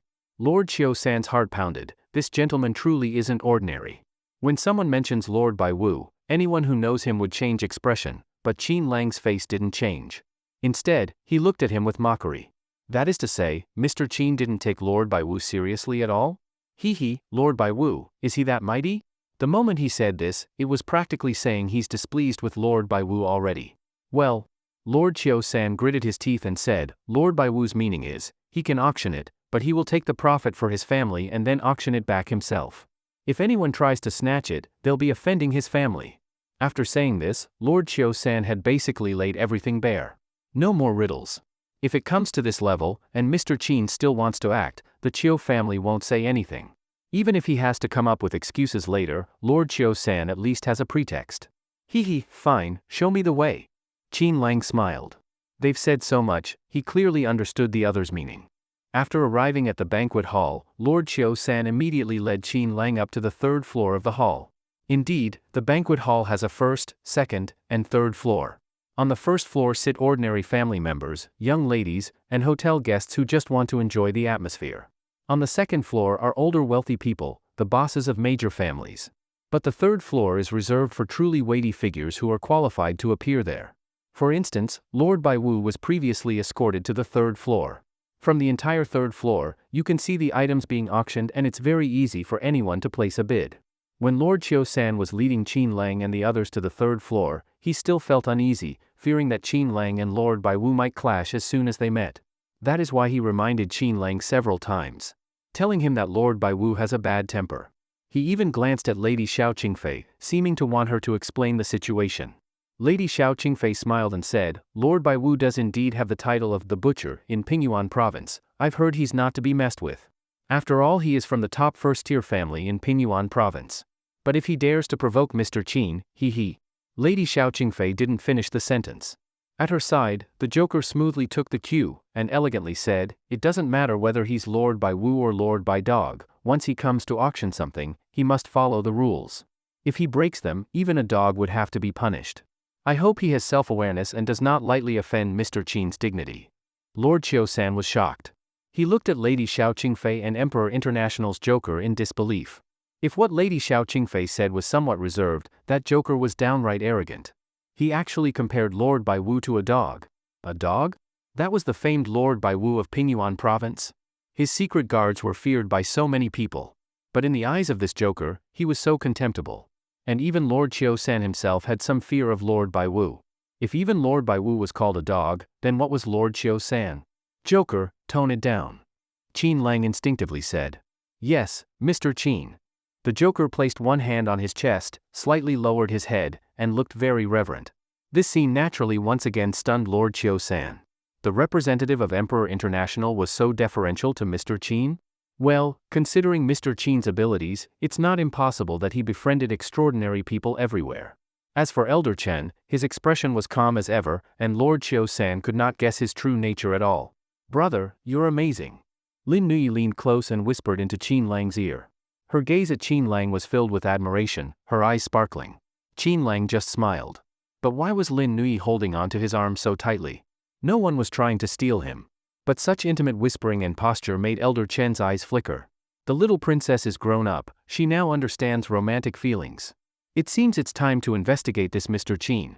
If his identity is amazing, fine, but if it's ordinary, don't blame me for forcibly separating this pair. Their little princess of Tai sect, the future sect leader, is not someone just anyone can match. When they reached the second floor, passing through the stairway entrance to a certain hall. Ms. Lin, look quickly. At this moment, somewhere on the second floor, Su Jing saw the group at the entrance and almost popped her eyes out. Lord Chiu-san, Lin Nuyi, Qin Lang, even that beautiful woman who walked with Qin Lang that day, and a masked joker. Lin Shudong turned her head instinctively. She only saw fleeting figures passing by the staircase. But she immediately recognized Lin Nuyi. Nuyi, why is she here? Lin Shudong was completely baffled, and on their way to the third floor. Third floor? Even she herself, thanks to her relationship with Chiu Junyan, only managed to sit on the second floor.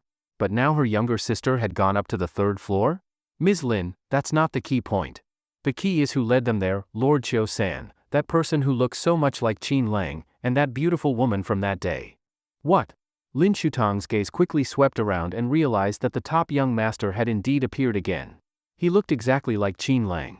She couldn't help but stand up, wanting to chase forward to see clearly. But at the staircase, several security guards stopped her. Ms. Lin, did you see clearly? Was that Qin Lang? Su Jing felt like she must be hallucinating. She saw Lin Nuyi walking with someone who looked exactly like Qin Lang. This was just unacceptable. Even Lin Shudong felt she was about to go crazy. No, it's impossible, that person, how could he be Qin Lang?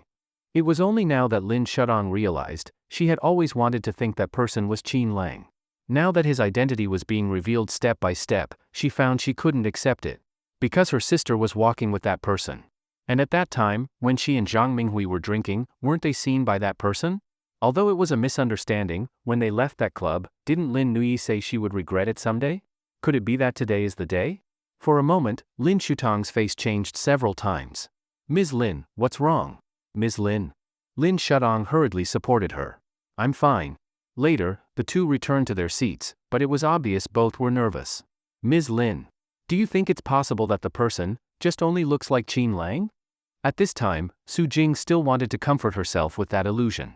Just looks like Qin Lang? Lin Shudong quickly calmed, but then said, it is possible he looks like him. But the problem is, even Nuyi went there and walked with him. Do you think it's such a coincidence? This. Su Jing was shocked to realize that might indeed be the case. Wait. Ms. Lin, even if he really is Qin Lang, that doesn't necessarily mean he is that top young master. Maybe the honored guest Lord Seabass mentioned wasn't him? Maybe Qin Lang has other identities? Or perhaps he's just one of the staff. Su Jing continued struggling, unwilling to accept the fact. Staff? Do you think a staff member would have such charisma, clearly a top young master, wearing expensive clothes, taste even higher than ours? Do you think any staff looks like that? And that staff member was even invited by Lord Chiu-san to the third floor? The more Lin Shudong spoke, the more certain she became that the person was Qin Lang. Tears involuntarily welled up. It felt as if she had missed the most important thing in her life. But at that moment, Su Jing's eyes suddenly lit up like she discovered a new world. Ms. Lin. Since you said it like that, fine. If he really is Qin Lang, then why did he keep hiding it from you? Usually he only knows trivial family matters and is a useless figure.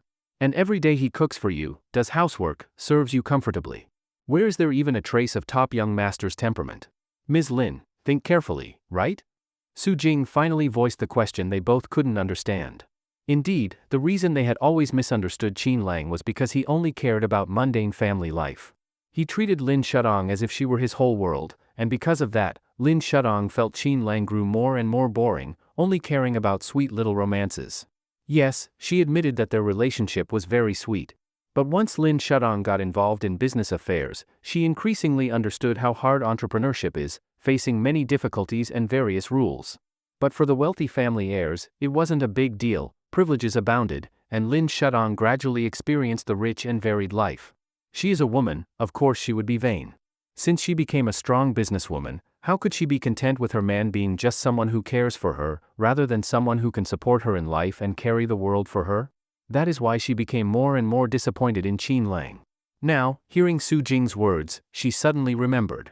The old Qin Lang really did fit that image, absolutely couldn't be like how he is now. The two were like day and night. Even if he really had changed now, he'd still be like that. Su Jing, what exactly are you trying to say? Lin Shudong admitted that Su Jing's words had convinced her, but it wasn't enough. Su Jing took a deep breath and said, Ms. Lin, didn't you notice that mysterious old man who was just by Nuyi's side? That mysterious old man was wearing ancient clothes, and the way he looked at Nuyi, he seemed very doting. Ms. Lin, do you think there's a possibility it's because of Nuyi? Didn't you say before that Nuyi was very mysterious for a time? Lin Shudong couldn't help but tremble all over. She subconsciously touched the jade pendant in her bosom. That's right. We once traveled together to famous mountains and ancient sites, then Nuyi disappeared. She only reappeared a month later. She said she accidentally went to a very mysterious place. As for what was there, she said she forgot. But later, I was ill and couldn't get cured, and she gave me a jade pendant. Ever since I've worn it, I haven't fallen ill even once. And that girl was always secretive. Before as well, some people in ancient clothing came looking for her. She said it was cosplay. But the aura of those people, thinking back now, was so natural. Obviously their identities were unusual. After Lin Shudong finished speaking, Su Jing immediately rejoiced. If that's the case, Ms. Lin, do you think the one who's been helping you behind the scenes could be second Miss Nuyi?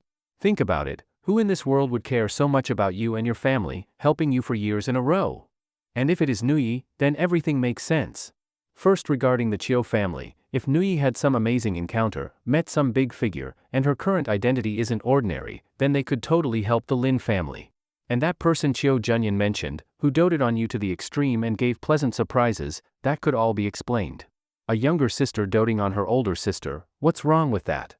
As for the Empire International banquet that night, if second Miss Nuyi was the honored guest, given her relationship with Qin Lang, she would definitely want to help him, just as she helped you, helping him grow. Maybe she even wanted you two to remarry? After Su Jing's speculation, Lin Shudong was completely stunned. Because the speculation seemed very plausible.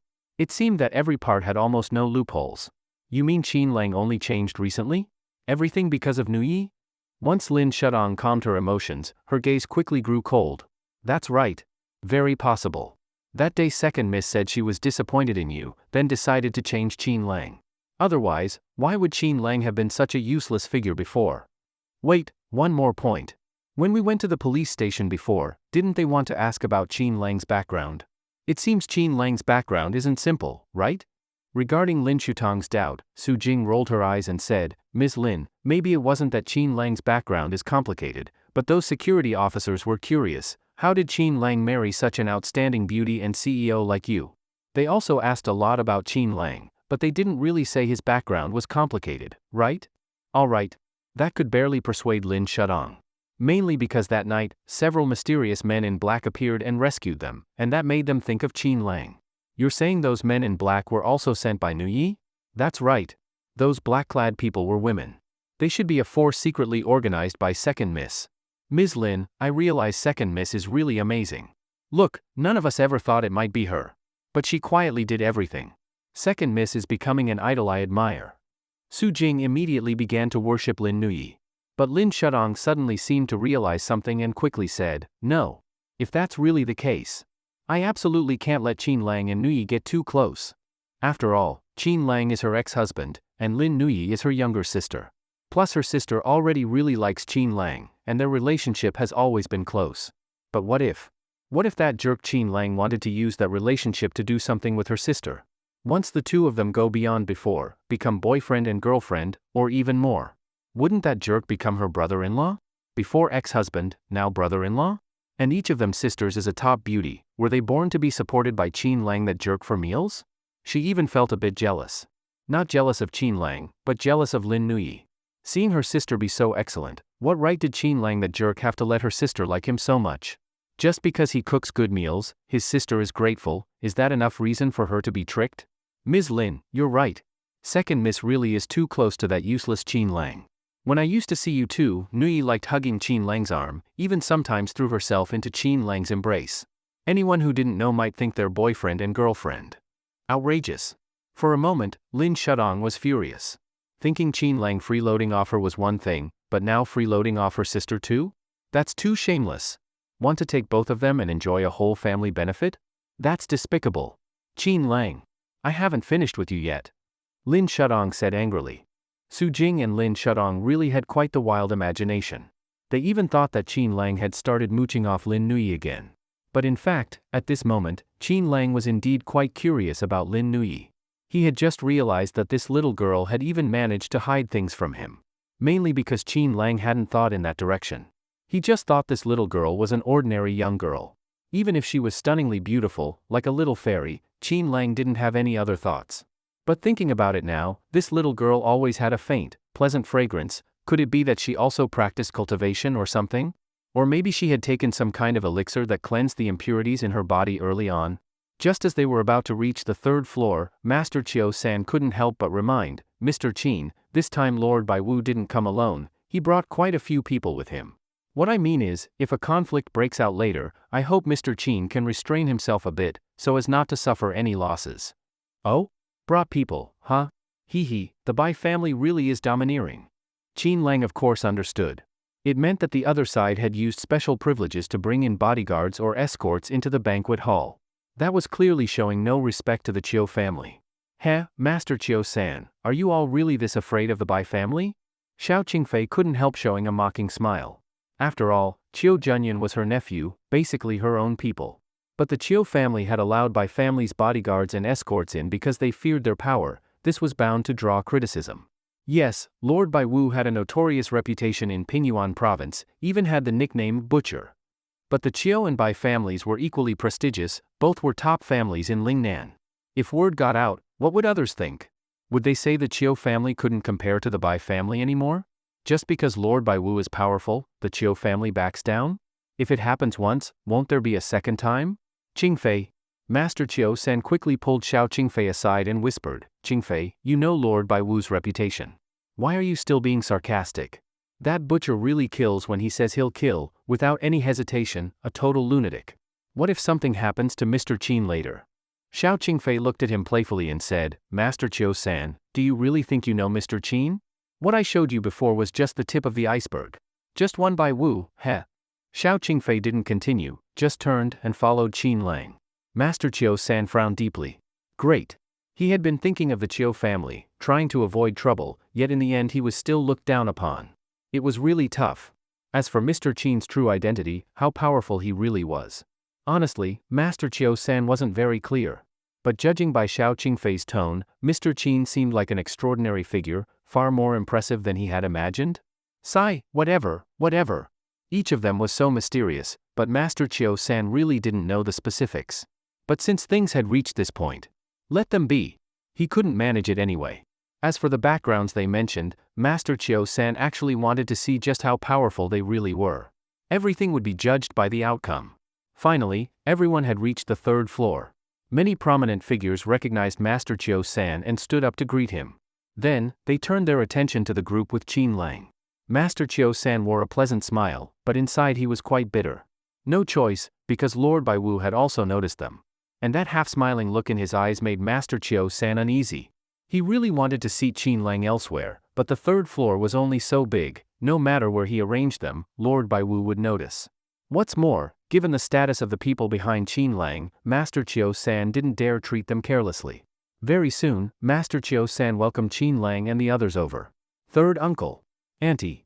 Chiu Junyan naturally came to greet them first. He had been chatting with Lord Bai Wu earlier, but now, seeing that even Master Chiu-san was coming to greet someone, it must be Mr. Qin. Then his gaze swept over and landed on Qin Lang. After all, throughout the whole process, Qin Lang was the calmest, accompanied by a stunning beauty. He was likely Mr. Qin. He quickly looked at Xiao Qingfei, who nodded slightly. Chiu Junyan immediately stepped forward, full of smiles. Mr. Qin, what an honor. Qin Lang smiled and said, I'm sure I've never met you, but you're quite observant, not bad for the Chiu family's prized son. Hello, I'm Qin Lang. Mr. Qin, hello. We've been expecting you. Chiu Junyan quickly reached out with both hands, looking excited. Grandpa has mentioned you many times. In our Chiu family's eyes, you're like a mythical dragon. Please, this way. And these few. Lin Nuyi. Chen Chongji from Tai sect, from the ancestral land. You can call me Elder Chen. I'm escorting our little princess. Chen Chongji wore ancient robes and looked like a sage with white hair and a youthful face, naturally very eye-catching. From the ancestral land. Chiu Junyan's pupils shrank. Even if he didn't know their exact identity yet, anyone from that place was never ordinary. And that previously ignored little girl turned out to be a princess. And so close to Qin Lang. He had clearly underestimated Qin Lang. This gentleman represents Emperor International. You can call him Mr. Joker. Emperor International. Chiu Junyan's expression changed again. All right. You're all distinguished guests. Forgive me for not welcoming you earlier, please, this way. Chiu Junyan really knew how to talk, taking good care of the whole group. Then he led them toward the seats near Lord Bai Wu. Soon, Qin Lang and his group arrived at Lord Bai Wu's table. Lord Bai Wu didn't stand up. He just glanced at everyone indifferently. Anyone who could make Master Chiu-san personally welcome them, and even ask him about the sheepskin scroll earlier, if he guessed right, that person must be one of these few. Especially that young man. His gaze was even sharper than his own. Though he seemed unruly, Lord Bai Wu sensed something unusual in him. As for the old man in ancient robes, clearly just spectating. He even seemed quite curious about the surroundings. Thinking of this, he looked at Xiao Qingfei and said, "Heh, Queen Xiao, I didn't expect even you to come. You sure value your nephew." With the northern Xiao family and the Chiu family backing him, Junyan's future is truly limitless. Lord Bai Wu's meaning was clear. Are your two families teaming up against the Bai family? The tension was obvious from the very beginning. Bai Wu's words carried a hidden meaning. The Xiao family and the Chiu family, one in the north, the other in Lingnan, and the central Pingyuan province happened to fall within the Bai family's sphere of influence. Bai Wuye was inherently suspicious by nature, ruthless and decisive in his methods. This time, he brought his shadow guards to provoke. His goal was to take action. The Chiu family was the first city in Bai Wuye's grand plan. As for the surrounding provinces, he also intended to take them. But to achieve everlasting military merits and seize surrounding territories was not something that could be done overnight. And the Xiao family? Compared to the immense wealth of Lingnan, the Xiao family had more of an iron-blooded nature, combat strength, and the stature of a northern overlord. Especially with Queen Xiao, this cold and beautiful woman was no simple figure. Nowadays, not only were many forces around wary of the Xiao family, even certain top-tier powers in the imperial capital, those big figures, would often cast their authoritative and scrutinizing eyes toward that crucial position in the north. The Xiao family was anything but simple. Therefore, to move against the Chiu family, one first had to consider whether they could get past the Xiao family. But who was Bai Wuye? A bloodthirsty butcher who had taken countless lives without even blinking. What kind of scene hadn't he witnessed before? In his eyes, the Xiao family probably had no men left. Otherwise, why would they let a little girl bear the weight of the Xiao family? Since the Bai family was set on achieving its grand hegemonic plan, the Chiu family and the Xiao family were merely stepping stones on his path. As for Bai Wuye's provocation, everyone present was shrewd. How could they not hear it? "What's wrong, Bai Wuye? Are you afraid today?" Xiao Qingfei's lips curled slightly, her gaze carried a teasing, mocking glint, and even a hint of disdain in her beautiful eyes. Disdain? Bai Wuye's expression darkened. He keenly caught the change in Xiao Qingfei's gaze. But soon, he sneered again. If the Chiu and Xiao families truly had such strength, how could his Bai family's shadow guards have stormed in so forcefully today? Bai Wuye had indeed once doubted Chiu Sanni's behavior. He thought the Chiu family shouldn't be that weak. But in reality, the Chiu family was even more useless than he had imagined. Because they simply wanted to keep the peace and avoid trouble. Since the Chiu family wanted to play the good guy, if Bai Wuye didn't press his advantage, wouldn't that be letting down their goodwill? Only, he never expected that Xiao Qingfei would show up, and even speak so arrogantly. Unfortunately, grand ambitions weren't achieved just through talk. If it really came down to swords and blood, Xiao Qingfei would only be left to cry. "Queen Xiao, you jest. If I, Bai Wuye, were really afraid, I wouldn't have come today. On the contrary, your Xiao family's recent medical business has quite a large share. I wonder if you'd be interested in letting my Bai family have a slice of the pie." This remark from Bai Wuye was bold indeed. It was a direct admission that he had his eyes on the Xiao family's recent medical business. "You?" Xiao Qingfei's expression finally changed. Bai Wuye was indeed audacious and reckless. If her earlier words were a provocation, then Bai Wuye's words were practically a declaration of challenge. But Xiao Qingfei was worthy of being the Xiao family's queen. She quickly regained composure. "Pingyuan province has abundant water and grasslands. My Xiao family has many horse farms. If I'm in a good mood one day, I might want to see what it feels like to ride horses across the plains." Xiao Qingfei countered quietly. And her stance was even more aggressive than Bai Wuye's. Riding horses across the plains, this was nearly equivalent to declaring war on the Bai family. Bai Wuye gave Xiao Qingfei a deep look. He said nothing. But one of the guards beside him suddenly stepped forward and snorted coldly. "Queen Xiao seems in good spirits. But Pingyuan is full of swamps. Riding horses across the plains might not be that easy. As for your northern warhorses..." Smack! Xiao Qingfei lashed out with a whip. A terrifying bloody mark appeared instantly on the man's face. Half of his face was already swollen. When the master is speaking, you dog servant had better keep your mouth shut. If your Bai family is filled with such fools, then perhaps my Xiao family really will ride across the plains. Xiao Qingfei's eyes were full of coldness.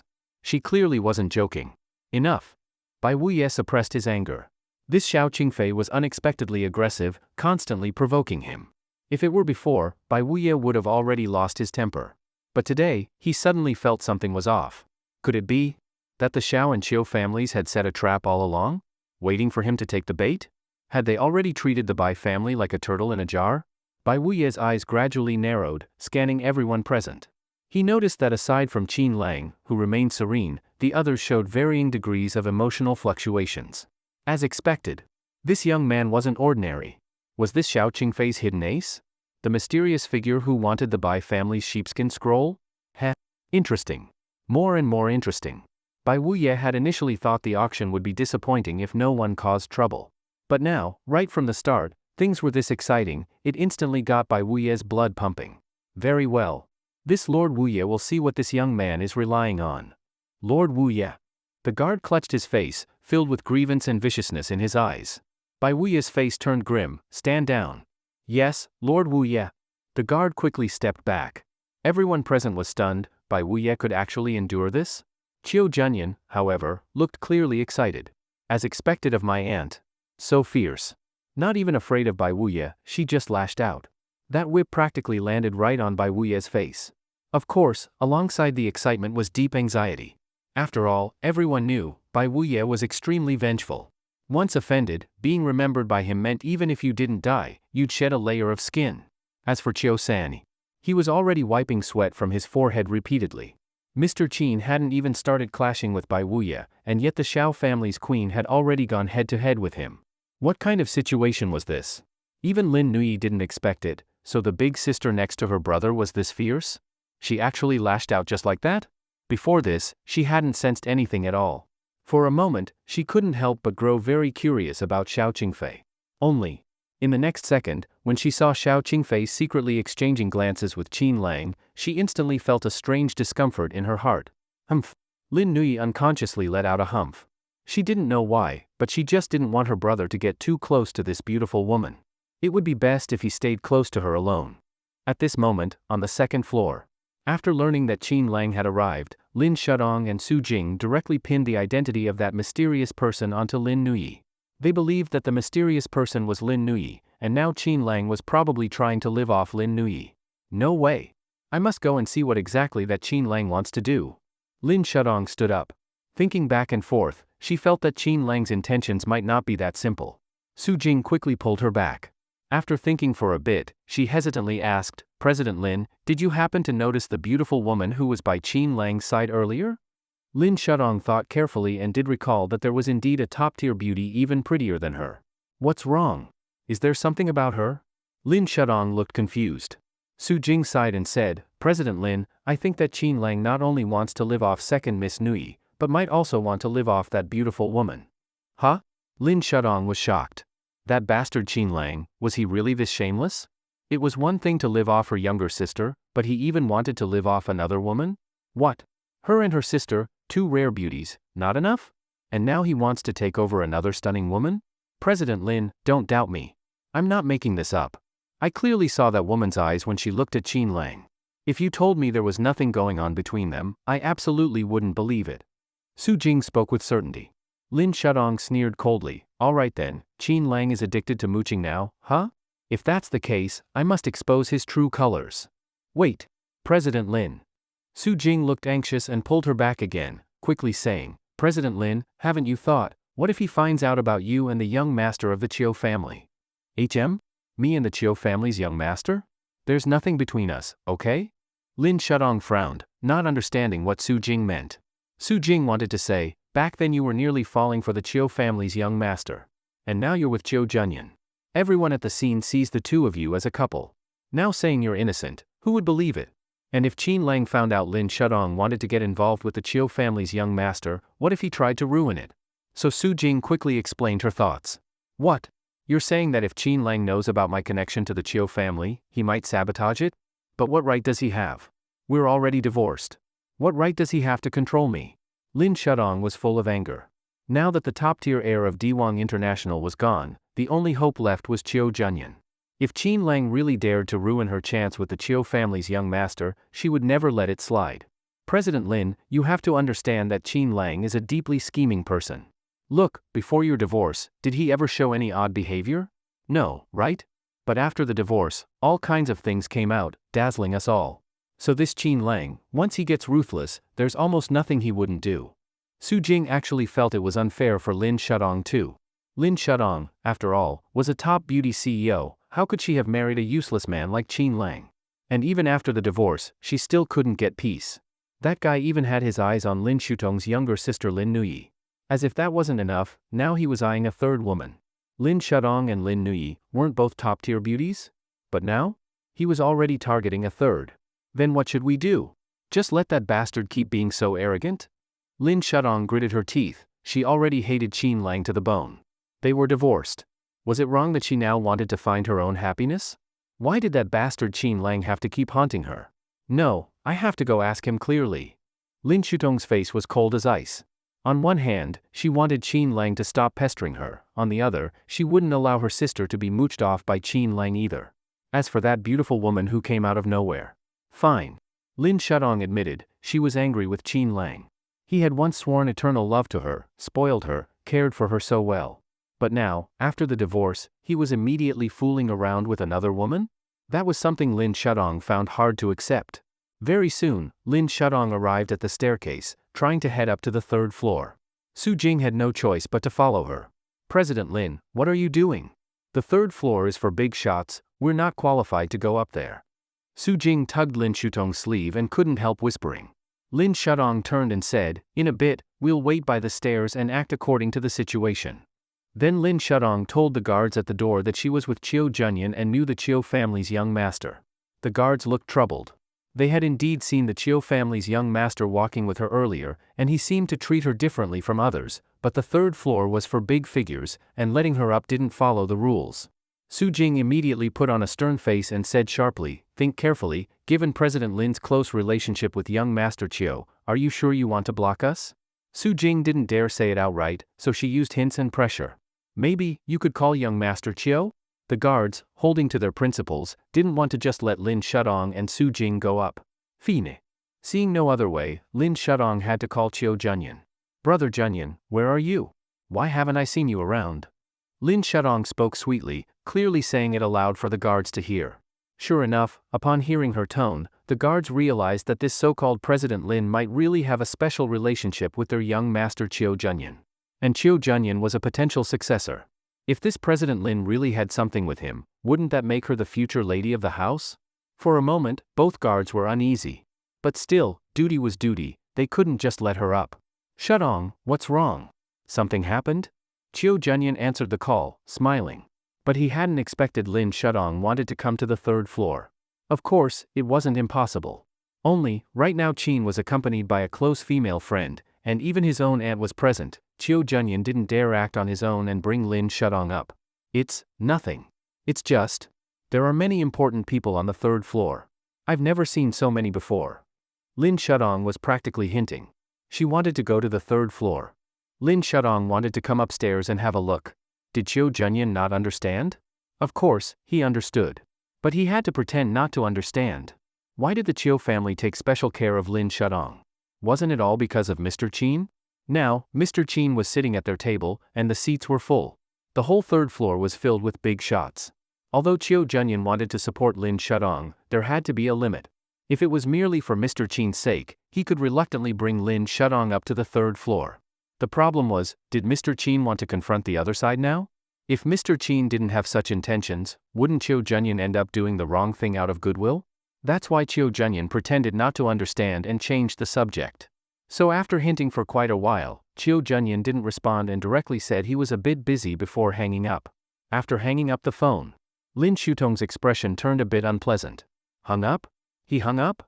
Lin Shudong suddenly felt deeply hurt. At the same time, very humiliated. So, in Chiu Junyan's eyes, was she, Lin Shudong, really that insignificant? Beside her, Su Jing couldn't help but swallow. No way. Wasn't Chiu Junyan always taking great care of Lin Shudong? Why was he ignoring her now? Something seemed off. President Lin, maybe young Master Chiu is just busy right now. It's really not convenient. Su Jing whispered. The two guards were dumbfounded, just about to say something, when they saw the young master of the Chiu family coming down the stairs. Indeed, even though Chiu Junyan pretended not to understand, he thought to himself that he couldn't neglect things completely, otherwise, if Lin Shudong got upset, wouldn't that make things worse? What's wrong, Shudong? As Chiu Junyan came down, Lin Shutong's feeling of grievance was immediately released. She even felt that Chiu Junyan did care about her after all. So, she let out a little hum. To the two guards, that hum clearly suggested a close relationship between the two. Could she be the young master's girlfriend? Young master had a girlfriend? This one was so pretty, with a great figure, definitely looked like girlfriend material. They started to feel a headache coming on. Felt like stopping Lin Shudong here might have offended the future young madam of the Chiu family. Young Master Chiu, it's nothing. President Lin just hadn't seen you for a while, so she gave you a call. Su Jing deliberately made her words sound suggestive and glanced at the two guards. The two guards immediately focused their eyes and minds, avoiding looking at either of them. So it turned out President Lin really had something with their young master. Why didn't they say so earlier? At this point, Lin Shudong pulled Chiu Junyan aside and nervously asked, Brother Junyan, actually Shudong just wants to go up to the third floor and take a look, is that okay? Chiu Junyan smiled and said, if you want to go up to the third floor, of course you can. But then he tactfully mentioned that the atmosphere upstairs wasn't quite right, and he needed to take care of some important guests. He might not be able to pay much attention to Lin Shudong. It's fine, Brother Junyan. I just want to take a quick peek. I don't really want to socialize with those big shots. Yes, President Lin is just a bit curious. Su Jing also helped smooth things over. This. Chiu Junyan looked a bit embarrassed. Just a quick peek? That didn't seem too bad. But he still felt it might come off as neglectful. Brother Junyan, you don't have to worry about me. I really just want to sneak a peek. I think I saw someone I know, and I'm just a bit curious. Don't worry, we'll just stay by the stairs and definitely won't cause you any trouble. Chiu Junyan smiled and said, actually, there are small private rooms on the third floor, you don't have to stay at the stairway. Huh? There are private rooms? That's perfect. Lin Shudong couldn't ask for more. She still didn't know what was going on, so she wanted to play it by ear. Once Qin Lang slipped up, she could find him alone to question him or ask him to do something. All right then. After that, Chiu Junyan took Lin Shudong and Su Jing to the third floor. Because the banquet hall was further up front, there were also small private rooms on the side, from which one could see both the front banquet area and the auction scene downstairs. The two women were thrilled and quickly ran over to hide. Chiu Junyan was dumbfounded. Was that really necessary? Still, their sneaky behavior gave Chiu Junyan some thoughts. Could it be because of Mr. Qin? Looks like I'll have to mention it to Mr. Qin later. Not long after, Chiu Junyan returned to his seat, but noticed the atmosphere was a bit off. Junyan, aren't you going to introduce this person beside you? She looks quite close to your aunt. Your aunt hasn't had a boyfriend for so many years, are you getting a new uncle? Bai Wuye had previously suffered at Xiao Qingfei's hands, and now he wanted to regain some face. Plus, Qin Lang had remained silent and mysterious, so Bai Wuye decided to take the initiative. But his words carried a teasing, flirty tone, practically forcing Xiao Qingfei and Qin Lang together. Qin Lang raised his eyelids slightly, his gaze calm, and said, Bai Wuye, right? You sure like to meddle in others' business. Boom. Everyone around was stunned again. Here came the tension. And this one was even bolder than Xiao Qingfei just now. He directly told Bai Wuye to mind his own business. At least Xiao Qingfei was a cold queen of the Xiao family, a real power in the northern hegemon. As for Qin Lang, people still couldn't figure out his background. Bai Wuye frowned. This guy was even more arrogant than he'd imagined. At first, he thought the other was just a calm young man, but the moment he spoke, he directly went at him. But the more arrogant someone was, the more it intrigued Bai Wuye. One Queen Xiao, and now this young man. Looked like tonight's banquet was going to get more and more interesting. Heh, young man's got quite a sharp tongue. But I like it, very interesting. How many years has it been? Ever since I started conquering Pingyuan province, no one has dared say I meddle in others' business. Young man, being bold is good, but mind the setting. Some people aren't to be messed with. His words made the atmosphere heavy. Bai Wuye didn't blow up or flip the table, but those familiar with his temper knew, he was already angry. But Qin Lang had no intention of humoring Bai Wuye from the beginning. So he also smiled and said, not everyone can be messed with, but some people, I can mess with. Sorry, that's just my temper. It's always been this way for years. Of course, if someone wants to teach me a lesson, I'd be happy to see what that looks like. With that, he was practically declaring open war on Bai Wuye. Ha ha ha, interesting, very interesting. Bai Wuye thought Qin Lang's previous sentence was already arrogant enough. He didn't expect this sentence to be even more arrogant than the last. He couldn't help but give Qin Lang a thumbs up. Then Bai Wuye looked at Qiu Sanyi and said, "Third Master Qiu, when you visited me before, you didn't bring this up yourself, yet today you've mentioned it repeatedly at the banquet. Could it be that this sheepskin scroll is the one he has his eye on?" Qiu Sanyi gave an awkward smile. Today, one Queen Xiao and one Mr. Qin. Just their remarks at the banquet had already scared Qiu Sanyi into a cold sweat. He really wanted to say, "My ancestors, please. This is just the first meeting and things are already so tense? The sheepskin scroll hasn't even been brought out yet. Wouldn't it be better to wait until it's up for auction? Lord Bai, just now things were rushed, I truly didn't have time to introduce him properly. This gentleman here is actually Mr. Qin." Qiu Sanyi forced a smile. "Oh? Mr. Qin? I wonder, what kind of person is he?" Bai Wuye gave a fake smile and said, "Apologies, I, Bai Wuye, must be ignorant and ill-informed. I really haven't heard of any Mr. Qin. I'll have to trouble you, Third Master Qiu, to give me a proper introduction." Qiu Sanyi looked at Qin Lang, noticing there was no change in his expression. So he smiled and said, "It's like this, Mr. Qin is quite skilled in medicine. Being called a divine doctor wouldn't be an exaggeration. Every time he treats someone, it causes quite a stir. Our Qiu family's old master was cured by Mr. Qin. And just recently, he went to the Su family. Old Master Su also turned from danger to safety thanks to Mr. Qin. Even the famous divine Dr. Su of the imperial capital has praised him highly." After Qiu Sanyi finished, Bai Wuye was stunned. He had imagined many possibilities, maybe from a hidden wealthy clan, a local noble, or a second generation from the capital. But he had never expected the man to be of such a profession. The problem was, weren't Bai Wuye's opponents always the top powers in various regions? Now that was awkward. If it were a specific power, Bai Wuye could just weigh the pros and cons. But Qin Lang being a divine doctor? Sure, lots of influential people needed doctors, and divine doctors did have extensive networks. After all, who doesn't face sickness and death? To those seriously ill, a divine doctor was a lifesaver.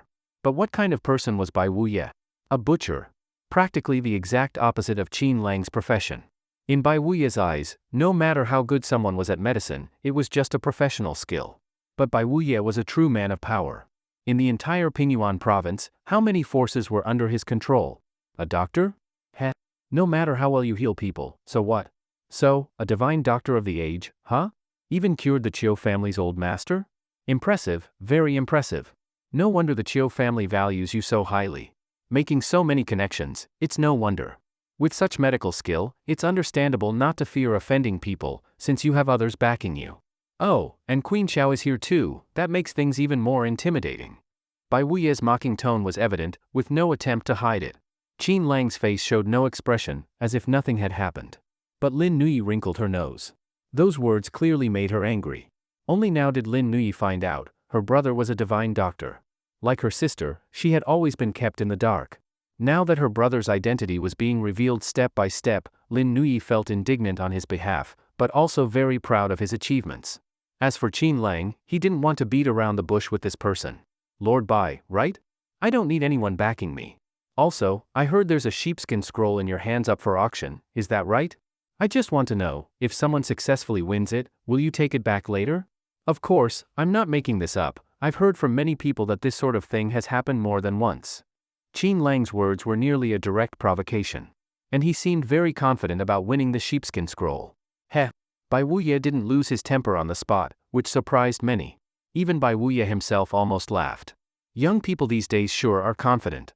Confidence is a good thing, but sometimes, you need to know the right time and place. You have to know your limits. Of course, people with some skill usually have some pride. Only when they face setbacks do they realize how serious things really are. With a proud expression, Bai Wuye continued, "You want to win the sheepskin scroll, but did you ever ask how our Bai family views that item? To us, it's not just a sheepskin scroll. You think our Bai family will just sit back and watch you take it?" The meaning was clear. This thing, you can bid on it, but whether you actually get to keep it is another matter. At the same time, it was a warning to Qin Lang. If you dare to bid against Bai Wuye, it's practically declaring war on the Bai family. If previous comments were just talk, once bidding starts, it becomes a real fight for interests. And with Bai Wuye's temper, if anyone dared to target his sheepskin scroll, he wouldn't hold back. However, upon hearing this warning, Qin Lang simply gave a faint smile. Lord Bai, right? I'm not sure if you heard what I said earlier, or maybe you're just old, so your speech is long-winded. I asked if you would go back on your word. As for whether I can win it, you'll know soon enough. The two clashed sharply, almost ready to fight. Everyone around was dead silent. Who is that guy? He even dares to provoke Lord Bai, he must be tired of living. Right? That's Lord Bai. He's clearly just a young man, but he's standing toe-to-toe with Lord Bai. Is he really that capable? In the third-floor hall, many people were whispering. In the small private room, Lin Shudong and Su Jing didn't even dare to breathe. Even though it was far and they couldn't hear the words, the atmosphere over there was clearly off. President Lin, I think Qin Lang is clearly stirring up trouble. Could he be doing it on purpose? Su Jing suddenly had a suspicion. Stirring up trouble on purpose? What do you mean? Lin Shudong couldn't help asking. Su Jing nervously said, President Lin, think about it. They're sitting at that table, which probably means Qin Lang is feeling bold, right? Thinks he can stand with those people, so he dares provoke even Lord Bai. That bastard, if it were just him, fine. But he's got Nui with him. It's dangerous, what if something happens? Lin Shudong said angrily. She almost couldn't stop herself from rushing over. Qin Lang and Bai Wuye exchanged a long series of words over the sheepskin scroll. In the end, it all came down to the question, can he afford to bid or not? Qin Lang's attitude was very casual, full of a detached aura. Bai Wuye was clearly very displeased with Qin Lang's attitude, but he didn't explode right away, because he also wanted to see whether this young man, who was almost arrogant beyond limits, actually had the qualifications to be his opponent. Beside them, Chiu Junyan couldn't help but swallow hard. So this was Mr. Qin? This Mr. Qin was truly unpredictable. He didn't even fear Bai Wuye. It really startled him. Bai Wuye glanced at the people at the table and said lightly, one Xiao family, one Chiu family, and one Diwang International. Interesting, really interesting. Looks like you didn't come unprepared. The meaning of his words was obviously mocking Qin Lang, saying he had no real backing. But Qin Lang didn't care to explain anything. They would settle things at the auction table anyway, so what? At this table, Third Master Chiu was clearly the most anxious and uneasy. He was the one who had invited everyone here. But now the gods were fighting, and he couldn't just stand by and watch. Because his Chiu family was the host of the event. Every one of them couldn't be offended. Every one of them had to be taken care of, to prevent any conflict. This is too hard. Third Master Chiu almost wanted to cry. And he couldn't even clearly explain things to Qin Lang. A single sheepskin scroll, yet the Bai family was being so domineering. They forcibly pulled several powerful families into Qin Lang's camp, clearly intending to go after these people. They were dividing the sides right from the start. But upon hearing that, Qin Lang sneered, I already said before, I am just me. Participating in the auction doesn't mean I'm teaming up with anyone. Doing these petty tricks, unlike you, hee. What's wrong? Not confident? Afraid you can't win against me, so you're preemptively naming some families, in case you lose and get embarrassed? I can only say, Bai Wuye, if this is all the courage or strength you've got, then I've misjudged you. Bai Wuye, you're nothing special. Qin Lang's words were almost enough to infuriate someone to death. At the very least, the shadow guards beside Bai Wuye were almost spitting blood from anger, gritting their teeth in rage. This bastard. How could a kid like you understand the strength of our Bai family? Daring to question the power of the Bai family, haven't seen such an arrogant kid in a long time. What a joke, does he think our Bai family fears any of these families here? These shadow guards were cursing and fuming internally, but of course wouldn't say anything aloud. After all, one of them had already been whipped across the face by Xiao Qingfei earlier and still felt humiliated. They didn't want to get whipped again. Third Master Chiu really was on the verge of tears. Mr. Qin, please, I beg you to hold back your power. If this keeps going, I'm afraid everyone here will suffer. Don't you see that Bai Wuye's expression has already changed? Sure enough, the next second, before Bai Wuye could speak, the young masters from the Bai family around him all stood up. Each of them glared fiercely at Qin Lang, as if ready to attack him at any moment. That's right, those Bai family youths were originally supposed to be on the second floor, even the first floor. But the Bai family was so dominant that even their bodyguards and guards could come up to the third floor. That's why Bai Wuye had brought some family youths with him. It was as if this place had become Bai Wuye's personal stage. Your talk is impressive. But sadly, real skill isn't in talking. And you really think too highly of yourself. Do you really think that just you alone can stand against our Bai family? Even with support from these people here, wanting to compare with the Bai family, I'm afraid you don't have what it takes. Bai Wuye's eyes were full of disdain. Qin Lang smiled faintly and said, you sure know how to talk. But since this is an auction, the highest bidder wins. I just happen to have some strength. You say I'm no match for the Bai family, maybe? But is there any point in saying this? I just want the sheepskin scroll. Same thing, I'll say again, if you have the strength, go for it.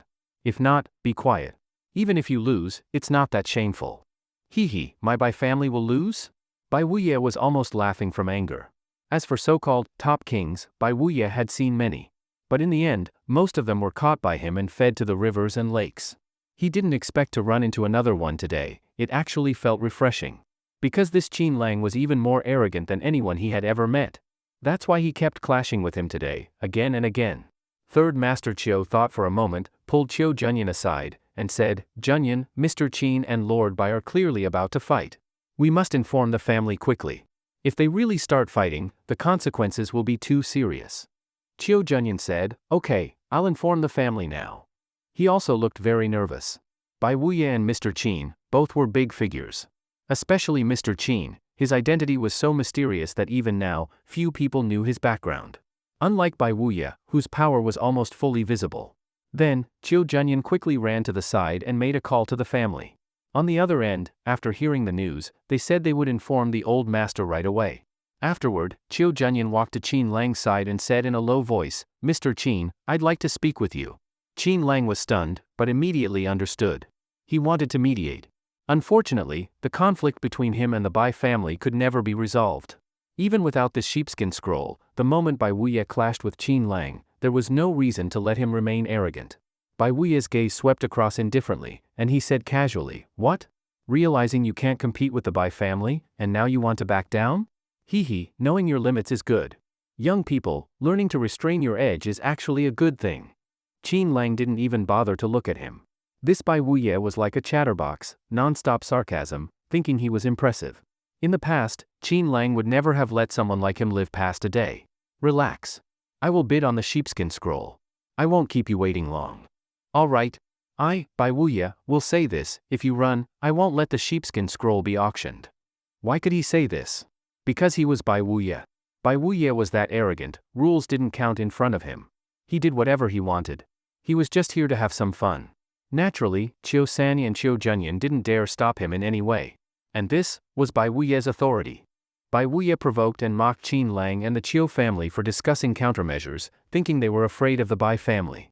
Qin Lang had a faint smile on his face. He slowly stood up from his seat, tidied his shirt, and looked relaxed, which made Bai Wuye frown tightly. That's right. In Bai Wuye's eyes. This so-called Mr. Qin, always wearing that faint, pretentious smile, really deserved a beating. He really wanted to lash out, but doing so would mean losing his temper and showing weakness. Bai Wuye was indeed displeased now. But he also wanted to see what kind of strength Qin Lang had. As for the others present, they were all shocked that this mysterious young man could stand on equal footing with Bai Wuye, and showed no fear at all? Who was this person? Such a calm, unshaken expression, even with pressure like a mountain, he remained composed. It really impressed many people.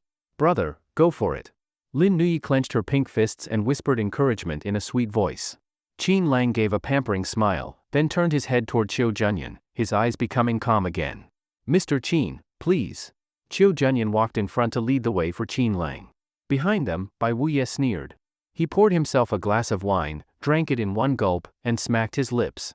His posture was arrogant, and the centipede-like scar on his face looked terrifying, making Bai Wuye seem even more fierce. This Bai Wuye really isn't someone easy to deal with. People around whispered softly. Even from a distance, they still feared Bai Wuye's authority. Only Xiao Qingfei could suppress him here. Aside from that, Sir Clown didn't say a word, and Elder Chen continued drinking tea calmly, still in the mood to watch the show. Young Master Chiu, what did you want to say? After arriving at a certain corner on the third floor, Qin Lang asked in confusion. At this moment, Qin Lang and Chiu Junyan happened to be not far from Lin Shudong and Su Jing's position. In a small private room on the outer edge of the third-floor hall. President Lin, did you see that just now? Qin Lang must be crazy, he actually dared to provoke Bai Wuye. Su Jing was still shaken. Even though they were quite far away earlier, she had clearly seen Bai Wuye and Qin Lang confronting each other. It left both Lin Shudong and Su Jing on edge. Now Qin Lang had walked off with Chiu Junyan. Who knew what they would talk about? President Lin, do you think Qin Lang is trying to stir up trouble? Even though you and he are divorced, what if he finds out about your relationship with young Master Chiu and tries to blackmail him? Su Jing was panicked. In her eyes, Qin Lang was already a vile man who would do anything. Now that he was clinging to Lin Nuyi, maybe he realized that his soft rice relationship wasn't secure and was looking to extort young Master Chiu for some cash to spend. Despicable. Lin Shudong gnashed her teeth, already completely hating Qin Lang. Before, she had thought he was someone respected by Diwang International, but after Su Jing's analysis, she realized he might not be that noble guest at all. The real VIP could very well be Lin Nuyi. Qin Lang had only benefited from freeloading off her younger sister, which caused her to misunderstand. If that was the case, she had no reason to care for Qin Lang anymore. But if Qin Lang wanted to threaten young Master Chiu, she absolutely wouldn't allow it. Su Jing, wait for me. I'm going over there now. I don't believe he dares speak ill of me to my face. Lin Shudong was furious and ready to confront Qin Lang head-on. Su Jing quickly grabbed Lin Shudong's arm and pulled her back, afraid the important guests outside would see. She nervously said, President Lin, hold on. Don't lose your head. Being pulled back, Lin Shudong turned her head and frowned, asking, Su Jing, what are you doing? If Qin Lang is badmouthing me, and I don't step out, won't Brother Junyan misunderstand me?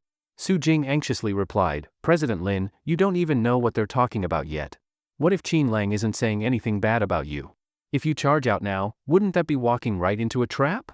Also, young Master Chiu repeatedly warned us not to go out. If you do, won't that make things hard for him? If something goes wrong and the Chiu family doubts his ability to succeed, won't you be blamed for it? What should I do then? Lin Shudong suddenly panicked and began pacing in the room. President Lin, wait here. I'll pretend to be bringing tea and water, go out and check the situation, and see if I can overhear anything important. Su Jing decided to take the risk and sacrifice herself for the mission. Lin Shudong said with a complicated expression, then be careful. Don't worry, President Lin. I won't let you down. Su Jing spoke calmly. After finishing, she picked up a kettle and walked out. At this moment, Qin Lang and Chiu Junyan were in a nearby corner. Mr. Qin, I'll be honest with you. Bai Wuye is not easy to mess with. He was called the Butcher back in Pingyuan province. No one knows how many died at his hands. Don't be fooled by his smiling face. When he fights, he's extremely vicious. He's also very vindictive. Since you offended him earlier, he definitely won't let it go. Chiu Junyan spoke seriously, trying to persuade Qin Lang. Qin Lang frowned slightly. Young Master Chiu, if your so-called conversation is only to tell me how powerful Bai Wuye is, and that I should back off, then I can only say, you really underestimate me, Qin Lang. Besides, when Qin Lang, say something, I mean it. I said I wouldn't rely on anyone, so this auction tonight will not involve the Chiu family. Understand? Chiu Junyan was mentally exhausted. Why was Mr. Qin so stubborn? Maybe he was used to being praised all the time. He probably thought that because of his divine medical skills, no one would dare touch him. But this was Bai Wuye, a devil who killed without blinking. He wouldn't care whether Qin Lang was a doctor or not. Once he struck, it could be deadly. Mr. Qin. Our Chiu family isn't trying to avoid helping, we just think the auction is a small matter. Your life is what matters. Didn't you see his guards? Every one of them has climbed out of mountains of corpses and seas of blood, with debts of blood all over their hands. They're like wolves, ruthless. If Bai Wuye gets angry, you'll be in danger. Chiu Junyan practically spelled it out. He meant those guards of Bai Wuye were terrifying. Even their Chiu family couldn't match them, which was why Chiu Junyan hoped Qin Lang would back off. Heh, just those guards? Qin Lang raised his eyebrow and glanced at the tough men behind Bai Wuye, his tone filled with disdain. It's over. Mr. Qin's temper, nothing can stop him now. At that moment, Chiu Junyan felt an even worse headache. Chiu Junyan understood that with Qin Lang's stubborn personality, probably no one could persuade him. But as the future heir of the Chiu family, and having been repeatedly instructed by the old master of the Chiu family to ensure Mr. Qin's safety, Chiu Junyan had no choice but to keep trying. Mr. Qin, the situation is already very urgent. On the surface, Bai Wuye only brought these guards, but who knows if he secretly brought others. Once Bai Wuye makes a move, he doesn't hold back. Mr. Qin, how about this, let's quickly find a place to hide? To ensure your safety, I, Chiu Junyan, will go all out and personally stay with you. How about that? To make a Chiu family young master say this much, Chiu Junyan clearly truly wanted to help Qin Lang. But would Qin Lang be afraid of Bai Wuye? Besides, Qin Lang was determined to get that sheepskin scroll. He would absolutely not give it up. No one could take it from him. If gods came, he'd kill gods. If devils came, he'd kill devils. Whoever stood in his way would die. Hee, young Master Chiu, your heartfelt words are indeed very sincere and truly for my sake. But I also want to tell you something, Bai Wuye? I don't take him seriously. What waves can a mere Bai Wuye stir up? Qin Lang was visibly disdainful. At that moment, Su Jing had just sneaked over and was about to act, when she suddenly saw Lin Shudong quickly walking toward them. Huh? Qin Lang instinctively turned his head. When he saw the familiar woman, he frowned. Lin Shudong? Why is she here? But since they were already divorced, and had even had some disputes before, Qin Lang had turned her cousin into a vegetable. He didn't want any further entanglements. So he turned and walked away. When Lin Shudong saw Qin Lang didn't even greet her, acting like a stranger, she immediately held a grudge. So it's true. This bastard doesn't even want to look at me now. Lin Shudong felt very indignant. Back in the day, even before the divorce, Qin Lang had been obsessed with her body. And now he just walked away without hesitation. Was she not attractive anymore? She didn't believe it. Shudong, why did you come out? Chiu Junyan pretended not to know anything. Lin Shudong glanced at Qin Lang's back, then turned around and quietly asked, Brother Junyan, what were you talking about with Qin Lang just now? Why did he leave without a word? She didn't confront him directly, but was subtly probing. Chiu Junyan smiled. So it was true, Mr. Qin and Lin Shudong knew each other. But why were they both pretending not to? Was there something special between them? Hee, we didn't talk about anything, just some small talk. Chiu Junyan wasn't stupid, of course he wouldn't mention Bai Wuye. But Lin Shudong made Chiu Junyan very curious. What's wrong? Shudong, you and Mr. Qin. Chiu Junyan also wanted to test the waters. But Lin Shudong changed the subject, clearly not wanting to reveal anything. She also thought, hadn't Chiu Junyan seen her posts on her social media? In fact, Chiu Junyan had too many friends and was too busy to check social media. He didn't care about Lin Shudong's affairs at all. Then, Lin Shudong indirectly tried to get information about Qin Lang and shifted the topic to Bai Wuye. Chiu Junyan's heart moved. Right now, he had no way to handle Mr. Qin. What if Lin Shudong tried to persuade him? Maybe that would work. Chiu Junyan looked at Lin Shudong seriously and said, Shudong, there's a serious situation, Mr. Qin offended Bai Wuye. I was just trying to persuade him, hoping he'd take Bai Wuye seriously and not provoke him. I understand, Mr. Qin is young like us, impulsive. But that's Bai Wuye. He doesn't know how terrifying Bai Wuye really is. A butcher who kills without blinking. Right from the start they were at each other's throats. If this continues, something bad will definitely happen. Chiu Junyan sighed repeatedly, as if burdened by something. Then he looked at Lin Shudong several times and said, Right, Shudong, considering your relationship with Mr. Qin, if you persuade him, he'll probably listen. After all, we Chiu family members are outsiders and don't know him well. So you're the only one who can do this. While Chiu Junyan was speaking, Su Jing sneaked over and eavesdropped. When she heard that Qin Lang had provoked that butcher Bai, she was shocked. Was Qin Lang trying to get himself killed? He actually dared provoke that terrifying king of hell. And after hearing what Chiu Junyan said, she frowned. Why bother persuading? Let Qin Lang and Bai Wuye fight. They wouldn't even need to lift a finger, Bai Wuye could take care of him. Of course, she wouldn't say that out loud. In fact, Lin Shudong thought the same. Is this Qin Lang an idiot? Who does he think he is? Daring to mess with Bai Wuye? That bastard thinks freeloading off Nuyi gives him the right to do whatever he wants. Lin Shudong's eyes turned red. She wished someone would teach Qin Lang a hard lesson. Brother Junyan, don't worry. Since you asked me, I'll definitely give it a try. Today is an important day for the Chiu family. Nothing should go wrong. Lin Shudong was referring to today's auction and the Chiu family presenting Chiu Junyan as heir. It was very important for the Chiu family. Nothing could be allowed to ruin it. If that bastard Qin Lang caused trouble now, Lin Shudong would never forgive him.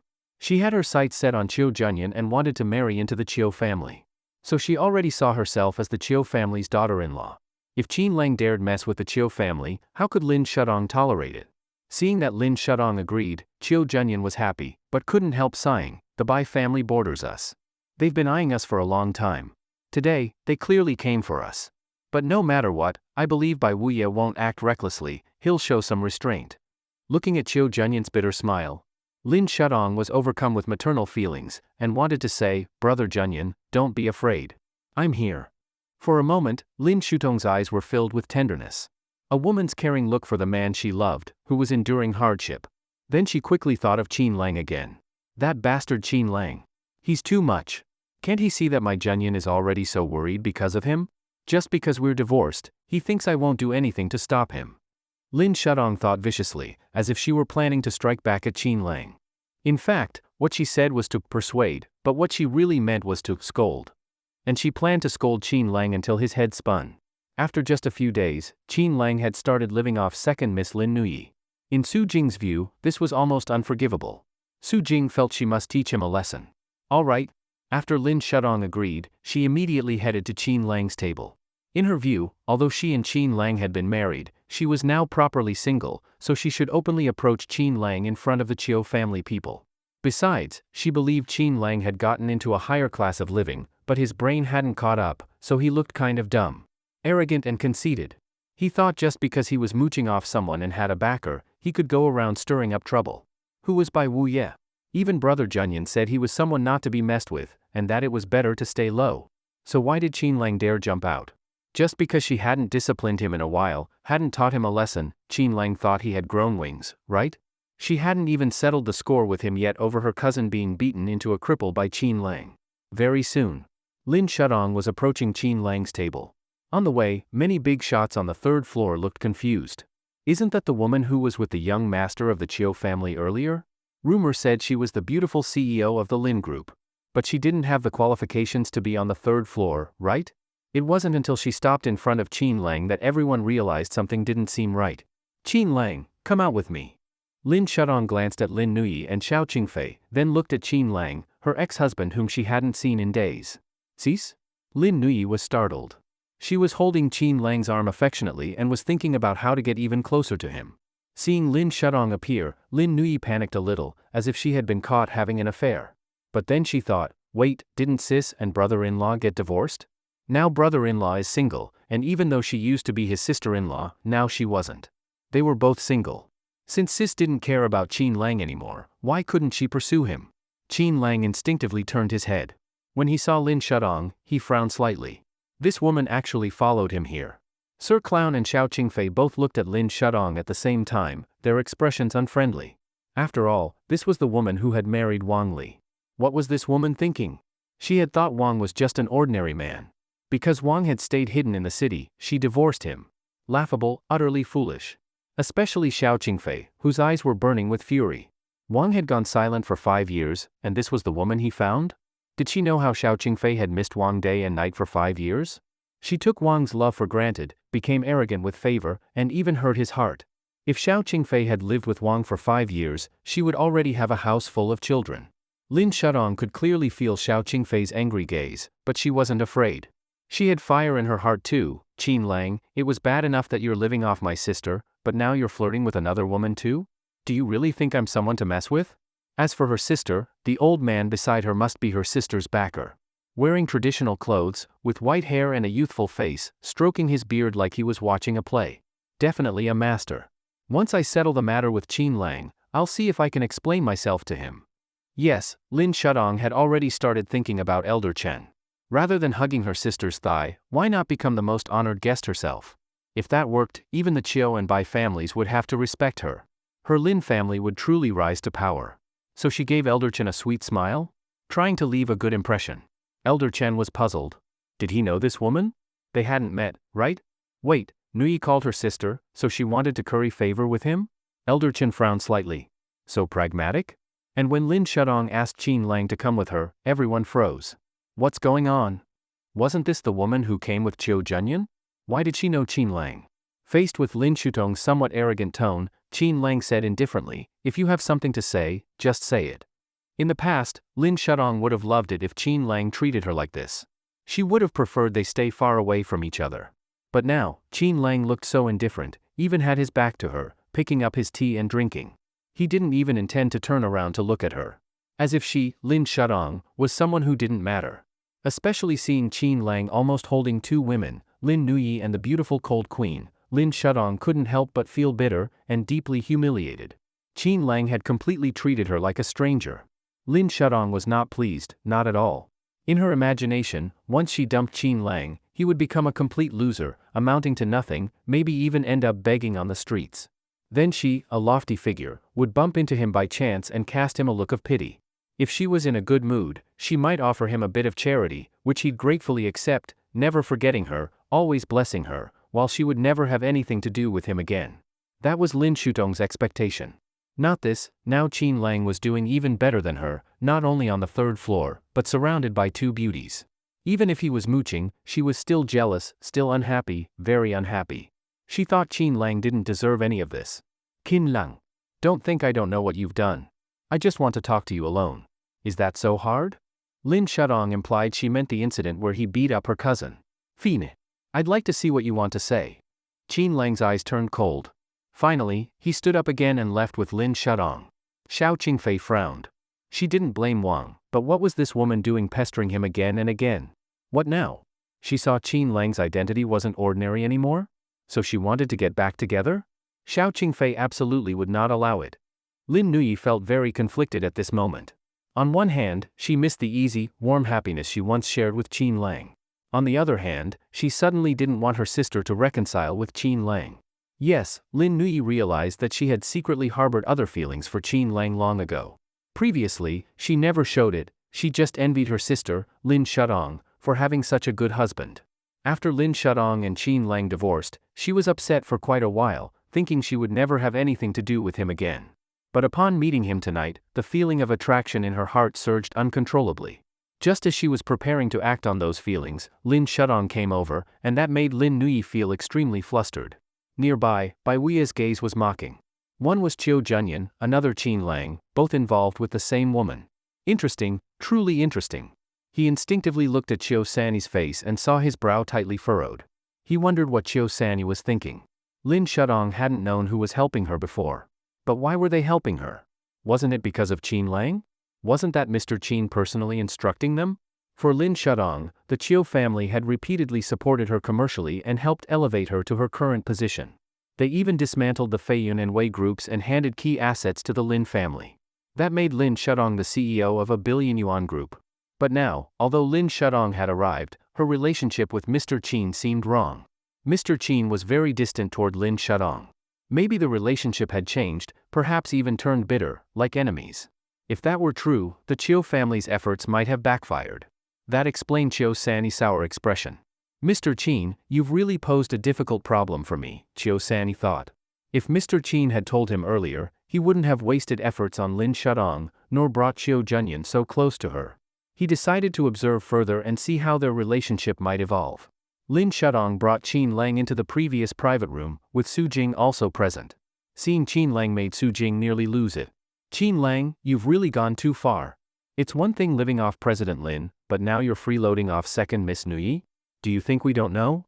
Su Jing stepped forward and scolded him, speaking quietly but fiercely, as if afraid of being overheard. Qin Lang was taken aback. Su Jing was strange to suspect him of freeloading off Lin Nuyi. Heh. Qin Lang had nothing to say. He didn't even bother explaining to Su Jing. Should he tell her about his transcendent background, that she's no one to offend? Let her misunderstand if she wants. His silence, however, confirmed to Su Jing that her accusation had hit the mark, that Qin Lang had become a professional freeloader. Lin Shudong, what's the matter? Speak up. Qin Lang looked at Lin Shudong very coldly, even colder than before. He ignored Su Jing completely. Qin Lang, is this how you talk to me? Lin Shudong, also speaking softly, seemed even more upset. She recalled how he used to treat her, obeying her completely, pampering her endlessly. But now, once divorced, he was cold? Colder than a stranger? On what grounds? Heh, so how should I speak to you? From the moment we divorced, we had no more relationship. Isn't this exactly what you wanted? Qin Lang maintained a cold demeanor. Or perhaps this was just his true self. When he was with Lin Shudong, he had made her his entire world, almost forgot his original nature. After the divorce, he finally began to reclaim his unabashed, fearless self, thanks to Xiao Qingfei. After winning Xiao Qingfei, he gradually understood, if you want something, act promptly, don't let yourself regret it later. His only regret now was making her wait 5 years, that was 5 years. How many 5-year spans does a woman have? Qin Lang. You think I wanted the divorce? Do you know how painful and torn I was? Did I feel good when we divorced? Lin Shudong became angrier, but also a bit aggrieved. She did feel wronged, because although Qin Lang was living well as a freeloader, Su Jing chimed in, defending Lin Shudong. Qin Lang, don't you have any conscience? Do you know how many nights President Lin cried for you? She was afraid divorce would hurt you, so she never brought it up. This is how you repay her. When President Lin was suffering alone, where were you? She was working her butt off outside, smiling through it, holding up a huge empire. And you complain about her, why? Qin Lang looked coldly at both women. At the time of the divorce, how had they treated him? With pity and mercy. Now that they saw him here and were surprised, they wanted to play the card of feelings. Lin Shudong, what do you want to say? You said for me to come out to talk, this is what you want to say?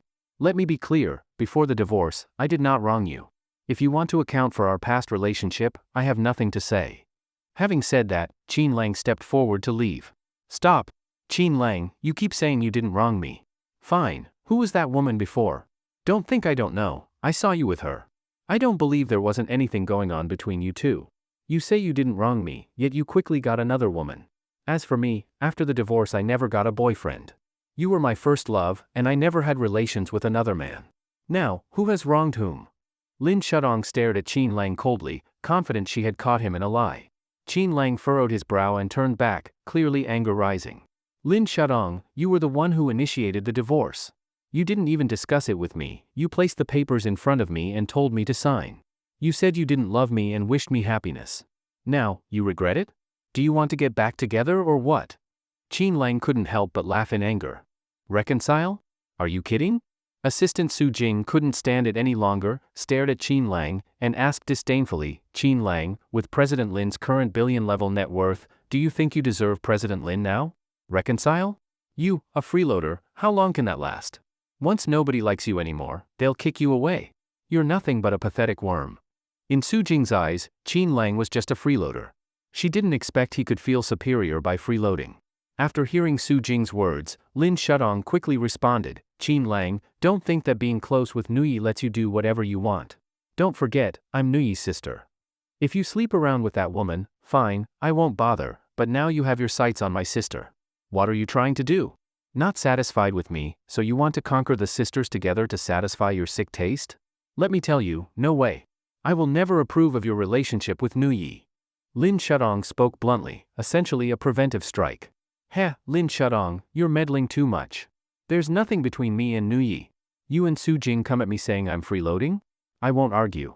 But don't make rumors about Nuyi. Qin Lang's tone carried a warning. Not admitting it? Didn't you see how Nuyi looks at you? Back home, you two were inseparable, weren't you hugging every time I came back? Or Nuyi sitting on your lap, her arms around you? I got jealous then, was I overthinking now too? Lin Shudong almost airdropped the family complaint. Su Jing's lips moved, she didn't know what to say. Was Qin Lang that perverse? Before the divorce, he was brazen enough. After the divorce, even more so? Qin Lang frowned slightly. Indeed, on 2 occasions, Lin Nuyi had jumped into his arms and hugged him. At the time, he thought it was inappropriate but didn't know how to refuse without hurting her feelings. Both times Lin Shudong caught them, and her expression was icy. He had wanted to explain then, but decided he'd overthought. He never realized Lin Shudong remembered those moments. Thinking of this, Qin Lang sighed, it's true there's nothing between me and Nuyi. But what's the point of all this now? We're already divorced. You asked me to come out just to go over old grudges? Lin Shudong also felt conflicted. She admitted she had overreacted tonight. If Qin Lang's life had gone poorly, she would have been happy. But seeing him fight for what he wanted, her things, she was upset.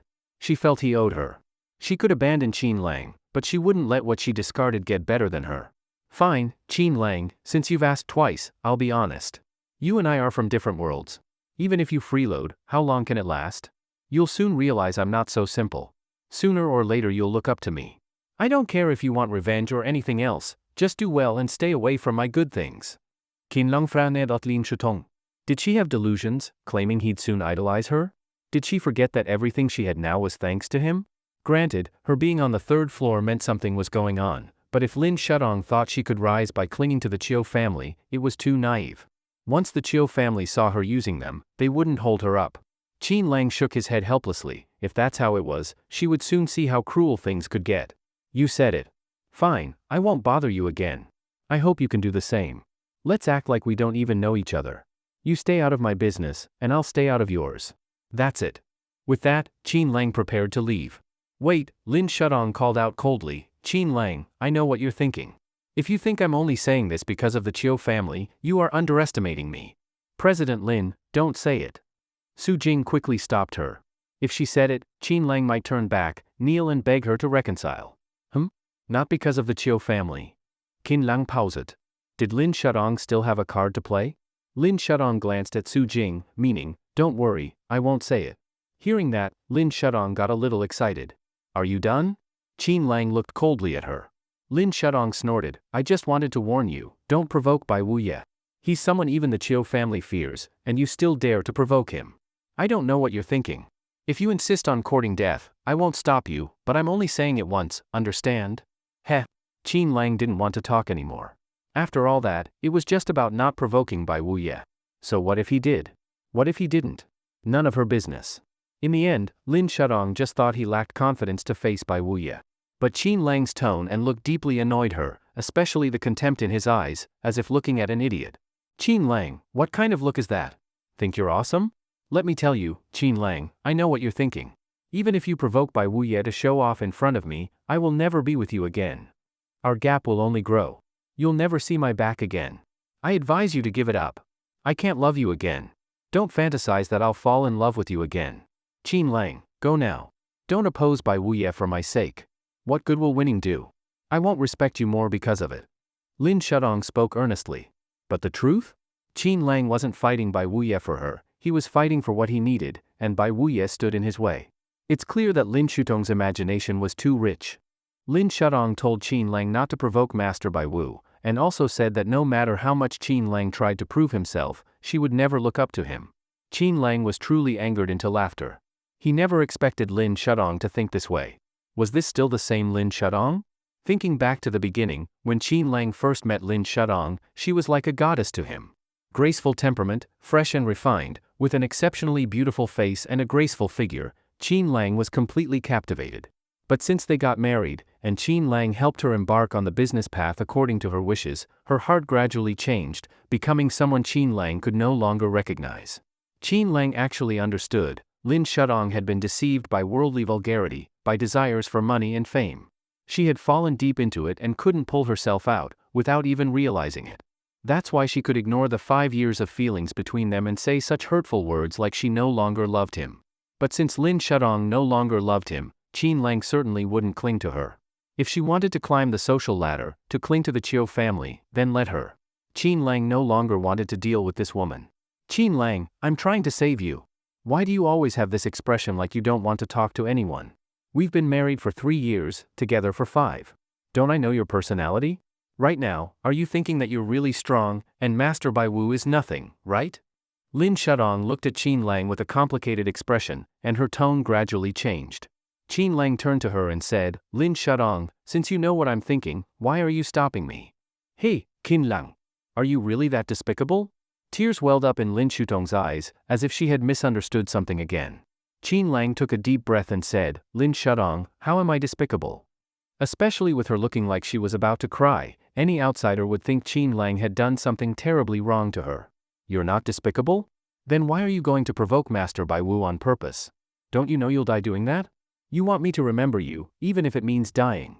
Fine, I admit it, Qin Lang, I'm a bit touched. I never thought you'd be willing to die for me. After she finished, a few tears fell from Lin Shudong's eyes. Clearly another misunderstanding. And a deep one this time. She thought Qin Lang loved her so much he was willing to die for her. So she was moved by her own imagination and guesses. Heh. Qin Lang didn't know what to say. The misunderstanding was so deep, what else could he say? But beside them was Su Jing, who sensed something was wrong. President Lin, what are you thinking? Even if Qin Lang loves you so much he'd die for you, so what? Does that mean you should be with everyone who loves you? Don't forget, you two are now worlds apart.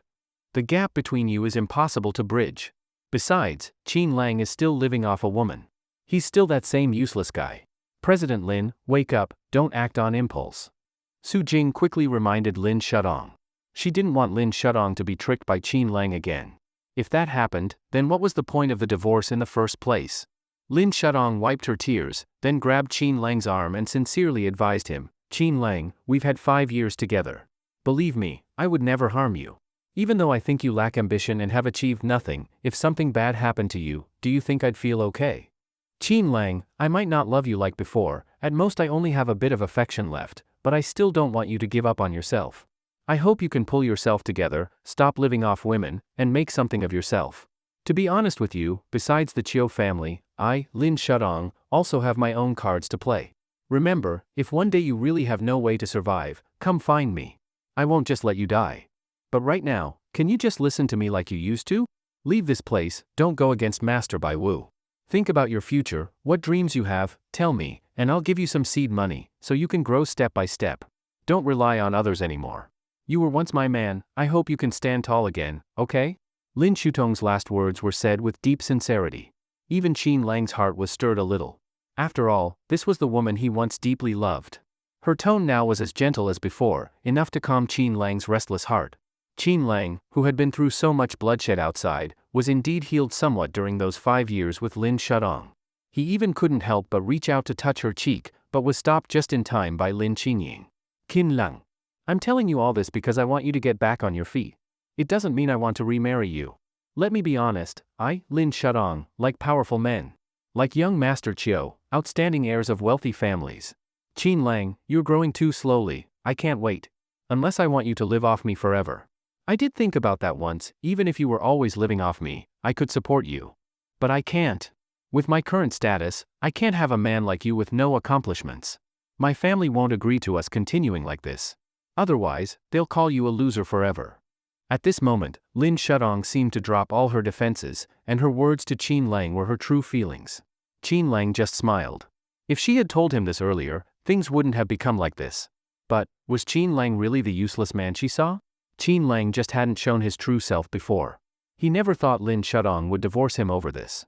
Lin Shudong, your nature isn't bad, you've always been kind. Otherwise, I, Qin Lang, wouldn't have fallen for you. But you've never understood me. You don't know what I'm really like. I don't bother to explain. I just want to tell you, don't interfere in my matters with Master Bai Wu.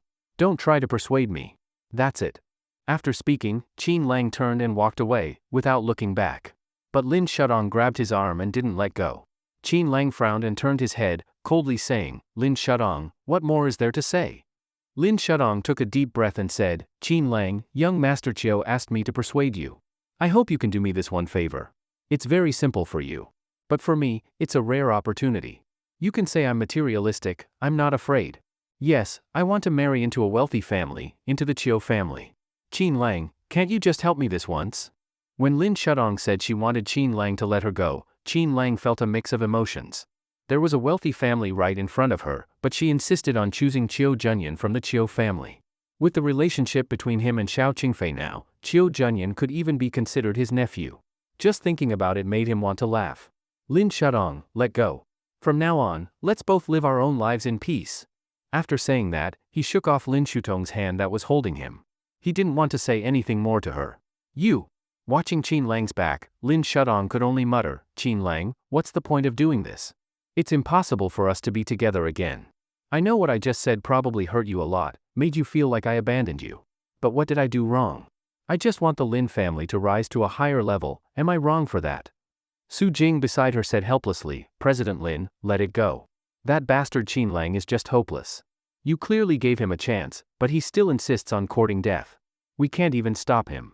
Lin Shudong gritted her teeth and said, if Master Bai Wu really tries to beat him to death, I'll have no choice but to beg young Master Chiu. Hopefully, he'll save Qin Lang's life. He's still my ex-husband, I don't want him to be beaten to death by Master Bai Wu. Huh? President Lin, are you serious?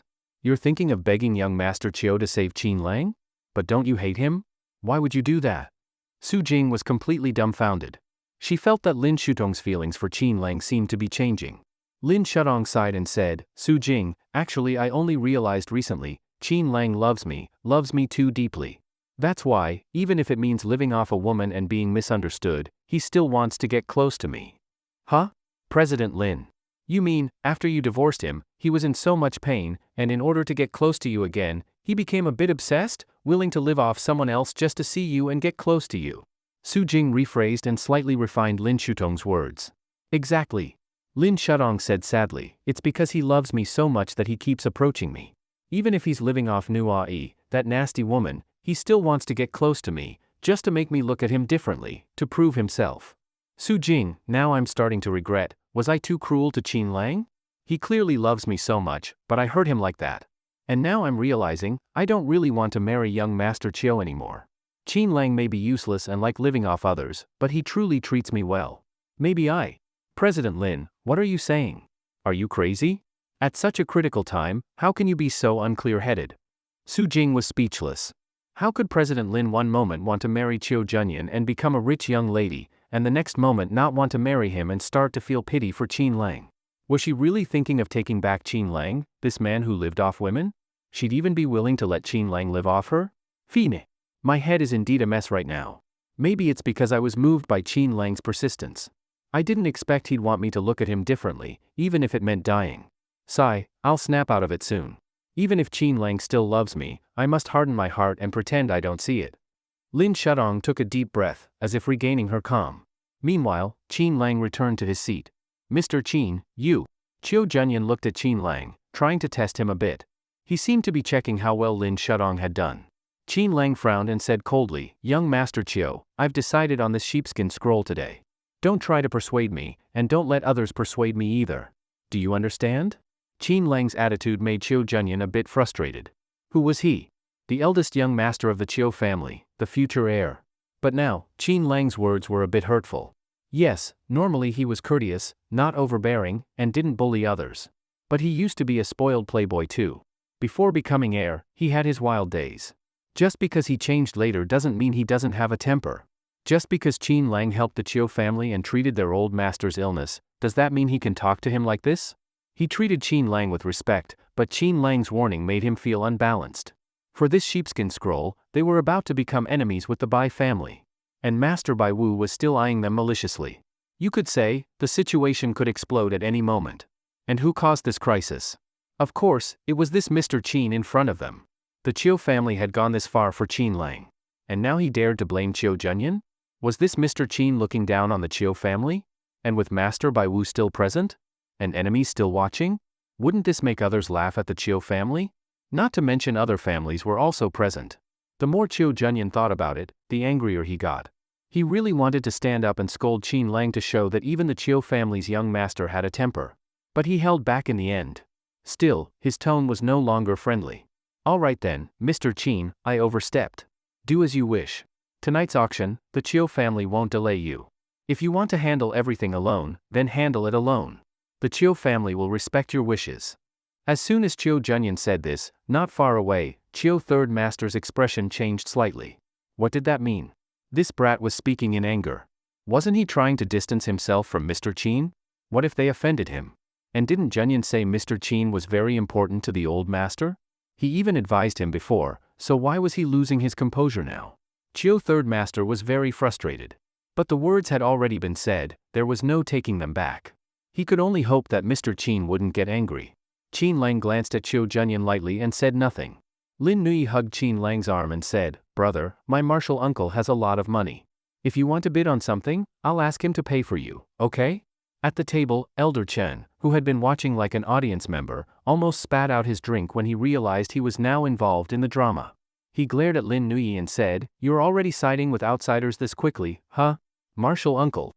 Lin Nui immediately turned around and hugged his arm, which Elder Chen clearly enjoyed. If it's not too expensive, I guess I can accept it. Elder Chen said calmly. Hee, thank you, Martial uncle. You're the best. Lin Nui said with a cunning gleam in her eye. After Lin Nui's martial uncle spoke up, everyone was unsure about Elder Chen's strength. After all, he was dressed like an expert from ancient times, maybe he was really powerful? As for the clown and Xiao Qingfei, they naturally knew how much money Qin Lang had. Auctioning a sheepskin scroll was nothing. The two just smiled, showing they would also support Qin Lang. So, in the eyes of the crowd at that moment, Qin Lang had the support of three powers, Diwang International, the Xiao family, and the mysterious Elder Chen. It was a pity the Chiu family no longer wanted to get involved. Otherwise, today's auction would have been even more exciting. Hee. Mr. Qin, we haven't even started the fight yet, and your own team already has disagreements? TSK, let's just hope your combined forces can last more than a few rounds. Otherwise, that'd be a joke. Master Bai Wu chuckled while pouring himself a drink and sipping it alone. Qin Lang said expressionlessly, Master Bai Wu, stop with the nonsense. Let's just begin. I just hope that when the time comes, you don't lose and then get mad, claiming you're backing out or regretting it. Heh. Master Bai Wu knew there was no way to gain the upper hand in a verbal exchange with this Mr. Qin. But that didn't mean he had a good temper. Alright then, since you're so eager for this sheepskin scroll, fine, I'll fulfill your wish. Once this item is auctioned off, bring out the sheepskin scroll immediately. Master Bai Wu clearly wasn't the host here. He was just a guest invited by the Chiu family. But Master Bai Wu was just that domineering. When he said something should happen, others had to comply. If they didn't, then those people would likely be in trouble. Not to mention, Master Bai Wu had brought his own guards, so the auction was quickly interrupted. At that moment, an antique blue and white porcelain piece was being auctioned. One of Master Bai Wu's guards walked over and said flatly, stop the auction. Bring out the sheepskin scroll now. That's the last item. Even though Master Bai Wu had said to wait until the current item was auctioned, his guards directly interrupted and demanded they auction the sheepskin scroll immediately. Clearly, the Bai family's guards were extremely domineering. The auctioneer didn't recognize these guards, but he could tell they weren't friendly. Just as he was about to speak, he was pushed to the ground. What are you doing? The auctioneer was stunned. Wasn't he just conducting an auction? These people came up and pushed him. This was too much. Humph, what are we doing? Didn't you hear us say to auction the sheepskin scroll? Are you looking to die, or looking to die? A few of the guards were extremely arrogant, even about to stomp on him. The auctioneer wanted to call security, but he didn't dare. These people were right in front of him. If he shouted, he'd probably get beaten. Gentlemen, each item in our auction has a scheduled time. It can't just be changed at will. Maybe you could first discuss it with young Master Chiu? The auctioneer hurriedly got up and said, feeling extremely wronged. At this moment, Chiu Third Master and Chiu Junyan were undoubtedly furious. This Master Bai Wu was too overbearing. They were the hosts, but he just decided what to do. What did he take the Chiu family's long auction house for? Especially Chiu Junyan, this was supposed to be his big day as the heir, yet he was being completely ignored, as if he was irrelevant. Master Bai Wu glanced at the auctioneer and said calmly, start. Stop wasting time. Chiu Junyan was just about to lash out, but Chiu Third Master stopped him, then stood up and bowed slightly to the crowd. Everyone, our apologies. As you may know, the sheepskin scroll is in Master Bai Wu's possession. It's been auctioned several times but always ended up with him.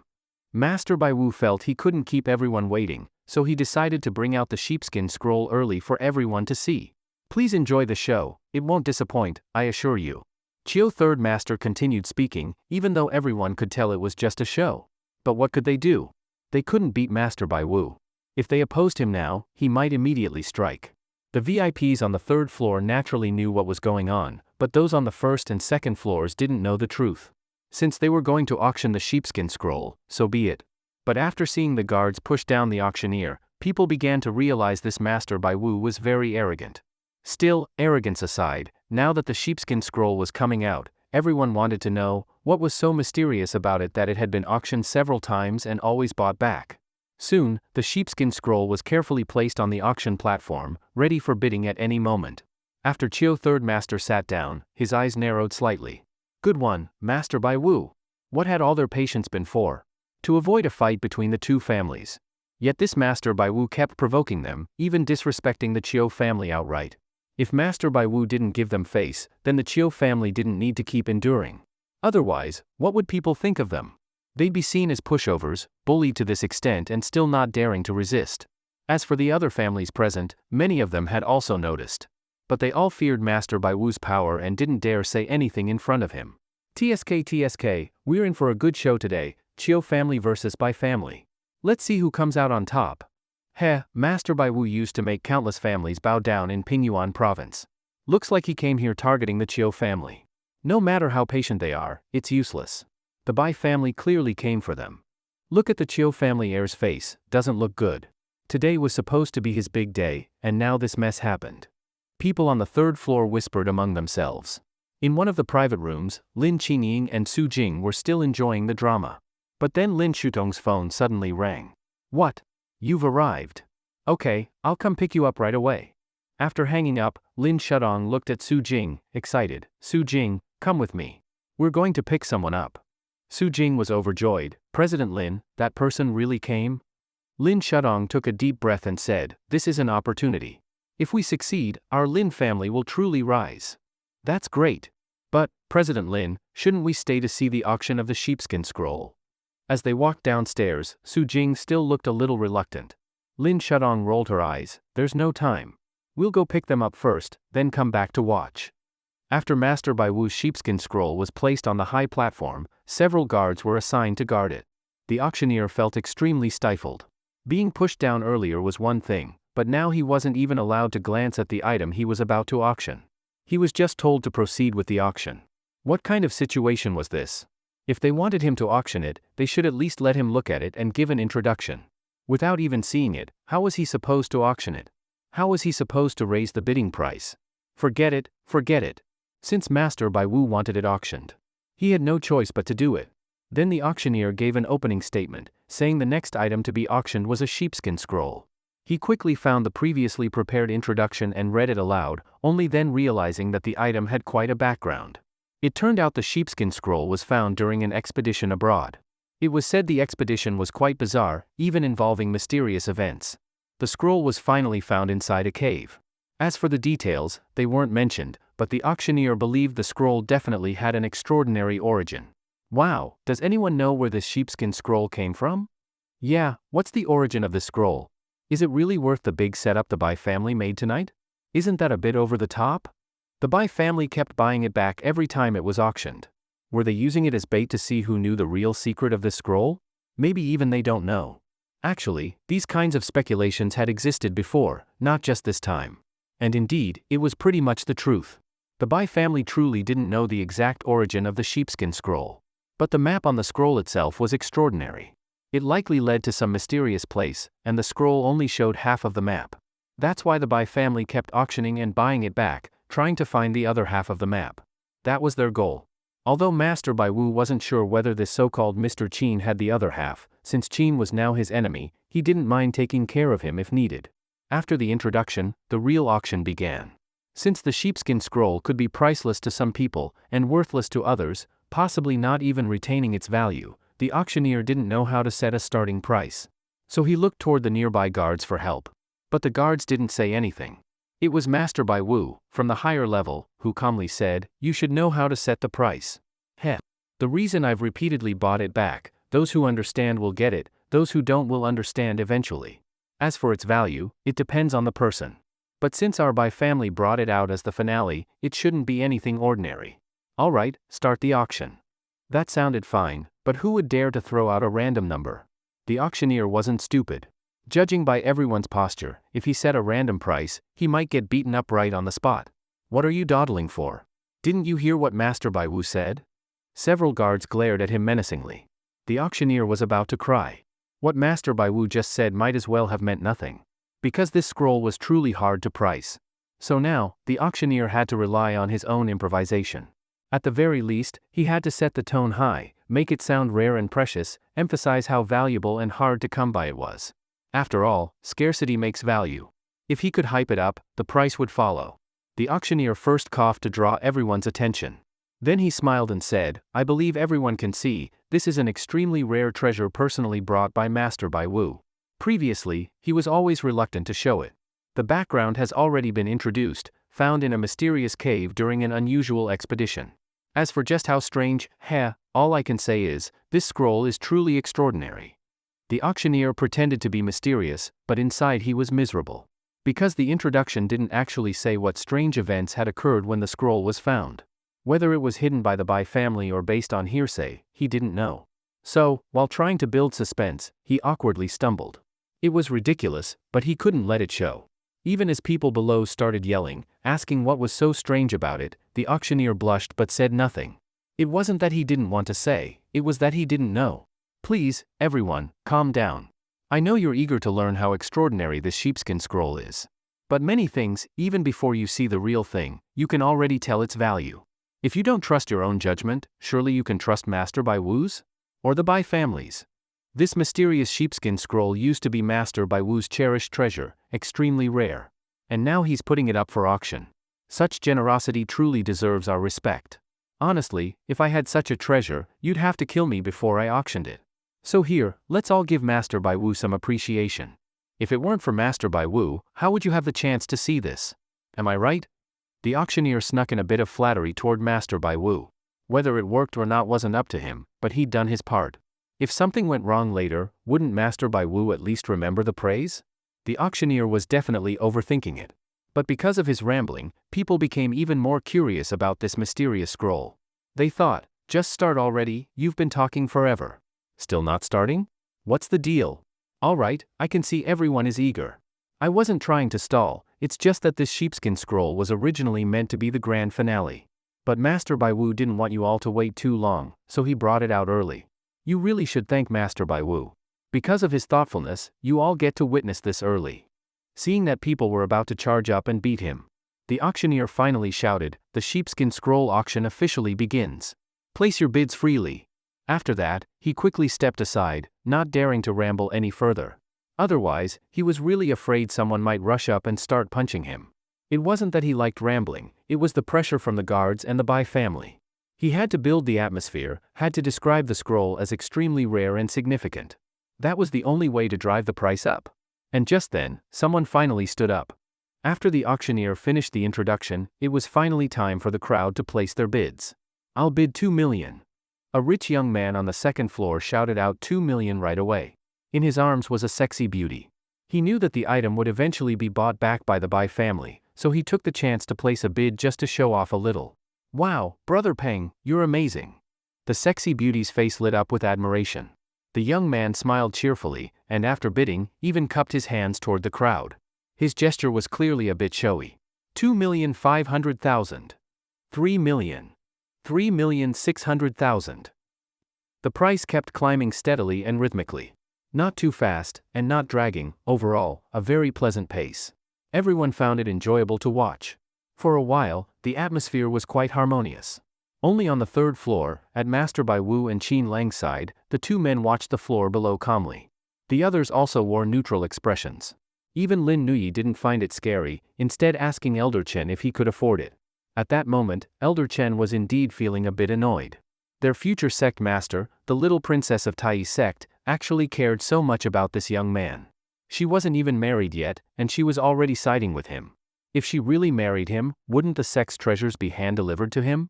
At that moment, Master Bai Wu finally stirred up trouble. What's the matter, Mr. Qin? You argued with me for so long just to get this item. Now that the auction started, you've gone quiet. Master Bai Wu smiled while drinking, his eyes full of amusement. Qin Lang replied with a blank expression, since you want to play, I'll play with you. 30 million. Many people nearly spat out their drinks. Even Master Bai Wu barely held himself back from choking. Weren't they just in the single millions? How did Qin Lang suddenly jump to 30 million? He even skipped over 10 million entirely. How was anyone supposed to keep bidding? There were clearly many people present, but when Qin Lang shouted that number, everyone instantly went silent. 30 million? Seriously? Just for a sheepskin scroll, was it really worth that much? But after Qin Lang made his bid, the others had to continue. If they didn't, wouldn't it imply the scroll wasn't worth it? But how many people there could actually afford 30 million? Even those who could wouldn't dare shout a price so casually. What if they bid too high and offended Master Bai Wu? That would backfire. So, although the auction had started with great rhythm and order, now barely anyone dared to bid. 33 million. Suddenly, a rich man on the third floor stood up, cupped his hands to Master Bai Wu, clearly trying to flatter him. Master Bai Wu nodded slightly. That rich man was immediately excited. To receive a response from Master Bai Wu, that was the greatest honor of his life. 50 million. Qin Lang calmly called out again. In an instant, the rich man's breath caught. He had just earned Master Bai Wu's attention. Who knew Qin Lang would crush it with 50 million? What now? Keep going, or give up? If he kept going, would it go too high and displease Master Bai Wu? If he gave up, wouldn't he be looked down on or even disappoint Master Bai Wu? 55 million. The rich man gritted his teeth and said, 80 million. Gasp. Everyone drew a sharp breath. Crazy. Completely crazy. It was just a sheepskin scroll, and now it had reached 80 million? Was it really worth that much? Even Master Bai Wu's face turned visibly grim. This kind of price raising, was it meant to deliberately slap him in the face? It pressured everyone at the scene into silence. At this point, the auctioneer finally remembered his job. Seeing the silence, with no one bidding, the atmosphere became awkward. As the auctioneer, he had to bring everyone's attention back. Cough cough, this gentleman is truly generous. A man of great talent indeed. 80 million, I'm truly amazed. Everyone, what are you waiting for? Anyone else want to bid? Don't you want to know what secrets this scroll might hold? It could very well be a legendary treasure map, maybe hiding countless riches. Once you win it, you can follow the map to start your treasure hunt. Of course, I'm just guessing. Please don't take it too seriously. I can only say, this scroll definitely hides a big secret. Anyone else want to keep bidding? The auctioneer kept calling, but no one dared to bid. After all, 80 million. It was said that in previous years, this scroll had never gone above 50 million. Suddenly jumping to 80 million, who would dare bid now? What if it ended up stuck with them? Of course, some ordinary people truly didn't have the qualifications to bid. But that didn't mean the big names on the third floor couldn't. Everyone up there, aside from by family guards and heirs, were ultra-wealthy business tycoons worth tens or hundreds of billions. Some even ran corporations valued over $1 trillion. 80 million? Not a problem. Besides, most of them believed that Master Bai Wu wouldn't go back on his word. If someone actually won the bid, he'd have to let it go. 81 million. 85 million. Soon, a few stepped up to support the auction, bidding toward Master Bai Wu to flatter him. Master Bai Wu's expression remained calm. That was the advantage of power, he didn't need to speak, others would compete to serve and please him. As the bidding picked up again in small increments, Qin Lang's lips curled into a cold smile. Since Master Bai Wu sees this item as so valuable, even calling it the Bai family's most precious item, if he's so willing to part with it, wouldn't it be a shame not to keep bidding? No need to be stingy, just go with 300 million. Boom! The whole room erupted. 300 million. He didn't even offer 100 million, he jumped straight to 300 million. Master Bai Wu's mouth twitched violently. Heh, interesting, very interesting. I haven't felt this kind of thrill in a long time. Master Bai Wu admitted he had underestimated his opponent. This man before him was far more decisive and ruthless than he'd imagined. Chiu Third Master and Chiu Junyan both broke out in a cold sweat. From 30 million to 80 million, and now suddenly 300 million, the jump was outrageous. Even though the Chiu family could easily afford 300 million, they would never spend it through bidding like this. Besides, this was just a sheepskin scroll. If they didn't know its real use, winning it would be meaningless. This bastard. The Bai family members immediately took note of Qin Lang, clearly believing he did it on purpose. Just to embarrass them. And at that moment, Qin Lang slowly turned his head, smiling as he said, "What's wrong? Can't handle 300 million? The Bai family, Master Bai Wu, so this is all you amount to." Qin Lang raised the bid straight from 80 million to 300 million. He didn't even bid 100 million. This shocked everyone in the auction hall. 300 million? Was this mysterious young man, Master Bai Wu's opponent, really that powerful? Could it be that today the Bai family was going to suffer a loss? The Bai family, long the dominant force in all of Pingyuan province, and even with Master Bai Wu personally leading the group, was about to be embarrassed? Was the Bai family no longer strong, or was there another reason? Obviously, the crowd didn't know what was really going on. But in the auction hall, everything went completely silent for a moment. Everyone was waiting to see if Master Bai Wu would act now. But since Qin Lang had already called out 300 million, Master Bai Wu would have to bid even higher if he wanted to keep up. With the Bai family's wealth, of course they could produce 300 million. But the question was, could they produce 300 million tonight? That's what everyone cared about most. If the Bai family wasn't well prepared and didn't have enough money ready, even if they won the bid, wouldn't they be laughed at? People would say the Bai family was bluffing. How would the Bai family maintain its reputation then? Moreover, the 300 million clearly referred to cash, not combined assets valued at 300 million. If it were about assets, it might only be worth several tens of millions. But 300 million in cash would require net assets of over $1 billion or even several billion. That's why, when people realized the significance of 300 million cash, they all fell silent. Then came deep shock. Amazing! 300 million in cash. Could the Bai family really deal with this young man who dared challenge them? No wonder he's called Mr. Qin. Third Master Chiu couldn't help but exclaim, even saying it in front of the Bai family. Anyway, since the Bai family was already trying to humiliate the Chiu family, the Chius didn't need to keep enduring. Earlier Chiu Junyan said he wouldn't interfere, but that didn't mean Third Master Chiu wanted to turn against Qin Lang. You can't put all your eggs in one basket. Mr. Qin? Who is Mr. Qin? Even the Bai family can't mess with him? Incredible. Yeah, even the Bai family's backing down. Mr. Chin is mighty. Mr. Chin is amazing. Some bystanders who didn't know much started talking loudly. They clearly thought the Bai family was either weak or scared. Otherwise, why weren't they bidding? And Mr. Chin had already said it. What? 300 million has already stumped the Bai family. Is that all they've got? Just listen to that, so confident, so arrogant. Chin Lang gave a cold glance at the crowd and smiled, saying, "Sorry, I didn't expect things to turn out this way. It's just getting started, and it's already over. So boring." Those words were very similar to what Master Bai Wu had said earlier. Clearly, he was trying to humiliate Master Bai Wu in return. Of course, Chin Lang didn't expect Master Bai Wu to give up so easily.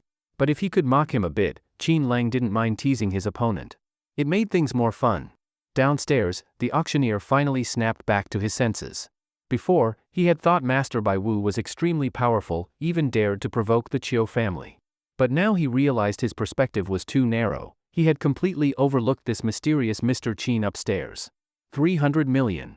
A full 300 million. And even the Bai family didn't dare say a word? So Mr. Chin was the true hidden boss? If only he had known how powerful Mr. Chin was, why had he bothered flattering Master Bai Wu at all? Thinking of this, the auctioneer quickly shouted, "Everyone, the supremely honorable Mr. Chin has now placed his bid, 300 million right from the start. Incredible. Amazing. I apologize for not recognizing such a noble presence earlier. Now then, Mr. Chin has bid 300 million, does anyone dare bid higher?" But after he finished speaking, the room was dead silent. Yes, still no one dared respond. After all, they had to go higher than 300 million. Even business tycoons worth over 10 billion had to think twice. 300 million in liquid cash? That's gold, why blow it on a sheepskin scroll? So, after the auctioneer's prompt, no one spoke. This made the Bai family feel deeply embarrassed. All the guards and family members looked toward Master Bai Wu. They were clearly waiting with anticipation.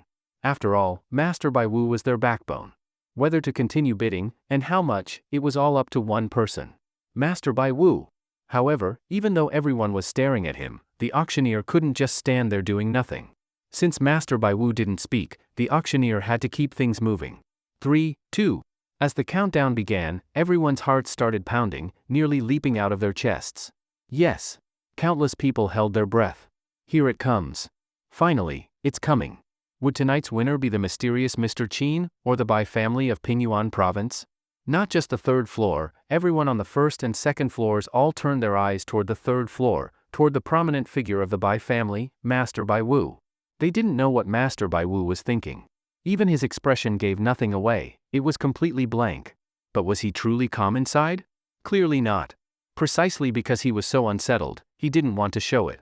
If only he hadn't talked so big at the start, flaunting around, bringing in guards, looking down on the Chiu family.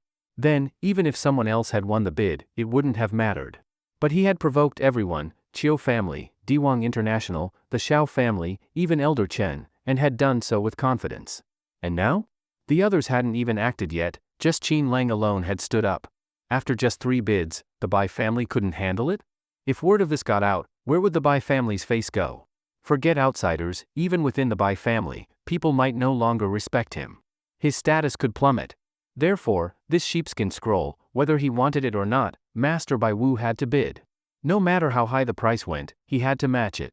And just as the auctioneer was about to call the final count, Master Bai Wu, the butcher, the overlord of the Bai family, finally smiled. Interesting. Mr. Chin truly made me look at him differently. 300 million. Heh, Mr. Chin indeed has great nerve. But do you really think my Bai family is afraid of you? If you think 300 million is enough to make me bow, that's far too naive. Master Bai Wu was very dissatisfied with Chin Lang's bid of 300 million. Then he said lightly, 400 million. Boom! The entire venue erupted again. 400 million. Master Bai Wu had actually followed up. And it was a full 100 million more than Chin Lang's bid. Although it didn't match Chin Lang's boldness and rapid escalation, it was still 400 million. Moreover, this was a charity auction. What does a charity auction mean? It means that the money from the auction has to be donated. In other words, once you bid, the money must be paid. It's not like moving money from one hand to the other and back into your own pocket. Heh, interesting indeed. Then, 500 million. Chin Lang didn't shout a huge number all at once, he was afraid he'd scare the other party off. If the other side backed down, wouldn't it be boring? 500 million. Even at 500 million, he was worried Master Bai Wu might not be able to afford it. But unfortunately, Master Bai Wu could indeed afford it. Even so, he was extremely annoyed. Should he keep bidding? If he did, he'd have to go above 500 million. That was 500 million. And to earn that much, how long would it take his industries? And even if the money was spent, the reputation boost would go to the Chiu family, not the Bai family. As for Master Bai Wu himself, many people would probably think he had wasted his money. Who knew how many people would secretly laugh at him? So the pressure returned to Master Bai Wu. Should he continue bidding? If so, it had to be over 500 million. Given the previous increments, this next bid couldn't be lower than 600 million. Yes, if it were lower than 600 million, people might think the Bai family had reached its limit. So, Master Bai Wu could only grit his teeth and say, 600 million. Wow! The crowd cheered again, shouting that Master Bai Wu was awesome, powerful, etc. But in Master Bai Wu's ears, it all sounded like mockery. For no reason at all, he just spent an extra 100 million. Another 100 million down the drain. Master Bai Wu was finally getting angry. Earlier, he had been showing off too much, and now he was paying a heavy price for it. Now look, he'd bid 600 million, and still didn't know where the end was. But since Master Bai Wu had already stepped in, he had to see it through, no matter how much it cost. Still, his expression grew increasingly dark. Those who knew him well could tell, Master Bai Wu was mad. Since it was a game, he'd play it to the end. Master Bai Wu, at that moment, Third Master Chiu stood up nervously and said, Master Bai Wu, we truly didn't expect things to escalate like this. We can't continue anymore. Our goal with this charity auction wasn't for things to turn out this way. You've lost control tonight. Please calm down. I'm very sorry, why don't we end the bidding for the scroll here? I really don't want things to get out of hand. Third Master Chiu spoke very sincerely. Even Chiu Junyan couldn't help but advise, the numbers tonight have gotten too high, 600 million already. Master Bai Wu, Mr. Qin, think it through. Maybe it's time to take a break. After all, it's a charity auction.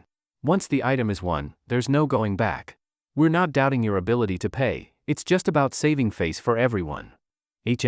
Third Master Chiu, young Master Chiu? What, you think you can stop me, Master Bai Wu? Or do you think I can't afford it? Heh, no need to persuade me. This is about the Bai family's honor.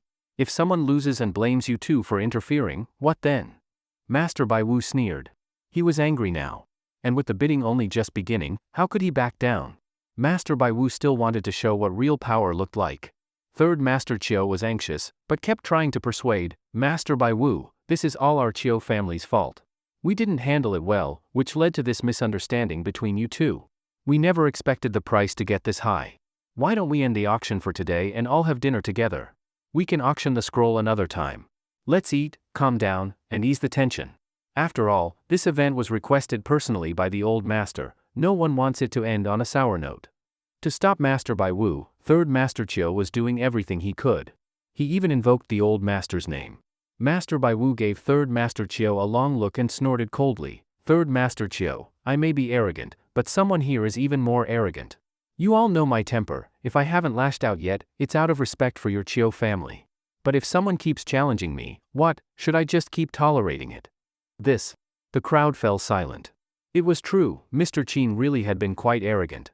From the beginning until now, he hadn't taken anyone at the event seriously. Master Bai Wu might be known as a butcher, but he hadn't made a move since arriving. His words were even less venomous than Mr. Qin's. And Qin Lang had been the one to repeatedly provoke, so it escalated to this price. His whole demeanor was high profile and extremely proud. Anyone with a temper wouldn't take that lying down. Third Master Chiu knew he had to talk to Qin Lang. After all, Qin Lang was the key to this auction escalation. Mr. Qin, you see how things have turned out today. Why don't we pause here? This really is our fault, we didn't bring you two together earlier to talk things over. But we really can't continue like this. Otherwise, it would be unfair to both of you. The scroll is indeed a treasured item of the Bai family, and the bid is already at 600 million, it's not reasonable to go higher. Of course, we'll make it up to you with something else. Whatever it is, as long as our Chiu family can manage it, we'll make it happen. What do you think, Mr. Qin? At this point, Third Master Chiu felt he had been humble enough. But it was clear the choice had been made. Yes, they had chosen Master Bai Wu. Otherwise, they wouldn't be asking Qin Lang to give up the scroll. Qin Lang slowly lifted his eyelids and smiled. Third Master Chiu, you should know why I came here. Wasn't my goal from the start this scroll? Whether Master Bai Wu is scared or truly strong, since he came, let's have a proper showdown. As for whether it's rational or not, depends. If you lack the strength, of course it's irrational. If that's the case, I'd suggest giving up. The meaning was clear: if Master Bai Wu wasn't strong enough, then go ahead and back out. Third Master Chiu was out of options. Yes, Qin Lang clearly didn't want to give face. He still wanted that sheepskin scroll. Then everything Third Master Chiu said, was it all in vain? From the start, this Mr. Qin had no intention of giving the Chiu family any face. For a moment, Third Master Chiu couldn't help but get angry. He finally understood why his nephew had spoken those words in frustration earlier. Moreover, from the beginning, Third Master Chiu didn't really know why the old master valued Qin Lang so much. Was it just because of his excellent medical skills? But there were plenty of other brilliant doctors out there, not just Qin Lang. Just because someone was good at medicine, did that mean everyone had to flatter him? And now they were being forced to choose between him and Master Bai Wu? Master Bai Wu was a ruthless figure who killed without blinking.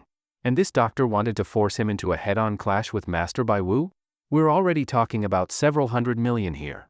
If the bidding stopped, the Chiu family would be saving several $100 million on his behalf. From Third Master Chiu's point of view, they were doing this for Qin Lang's sake. They could avoid offending the butcher that was the Bai family, and still save a fortune. Why not? Thinking this, Third Master Chiu's attitude changed. He wasn't as warm as before. Mr. Qin, you've helped the Chiu family before, so you are indeed an honored guest of ours. Our old master specifically instructed us to take good care of you. That's why we've been considering your well-being. You and Master Bai Wu had a conflict, and we didn't want things to escalate. We hoped you would step back. But you, from start to finish, never once thought of us. You've acted entirely as you please. Yes, your medical skills are outstanding, but even if you don't know the Bai family's strength, surely you're not foolish enough to ignore it. I've said this much, please reconsider. Do us a favor. Give our Chiu family some face, and give the Bai family some face. That would benefit everyone. Otherwise, if this continues, everyone will lose face, alright? Third Master Chiu's tone had become noticeably colder. And Chiu Junyan beside him did nothing to stop it. Yes, even if he did, would Mr. Qin care? No. Chiu Junyan had already seen through it. This so-called Mr. Qin was more arrogant than they had imagined. Even after all that Third Master Chiu had said, Chiu Junyan was certain he would still not back down. The only pity was, this would likely create a rift between the Chiu family and Qin Lang. And that was something Chiu Junyan both regretted and expected. As for why Third Master Chiu chose to side with Master Bai Wu over Qin Lang, it was simple. In his eyes, Master Bai Wu carried more weight than Qin Lang.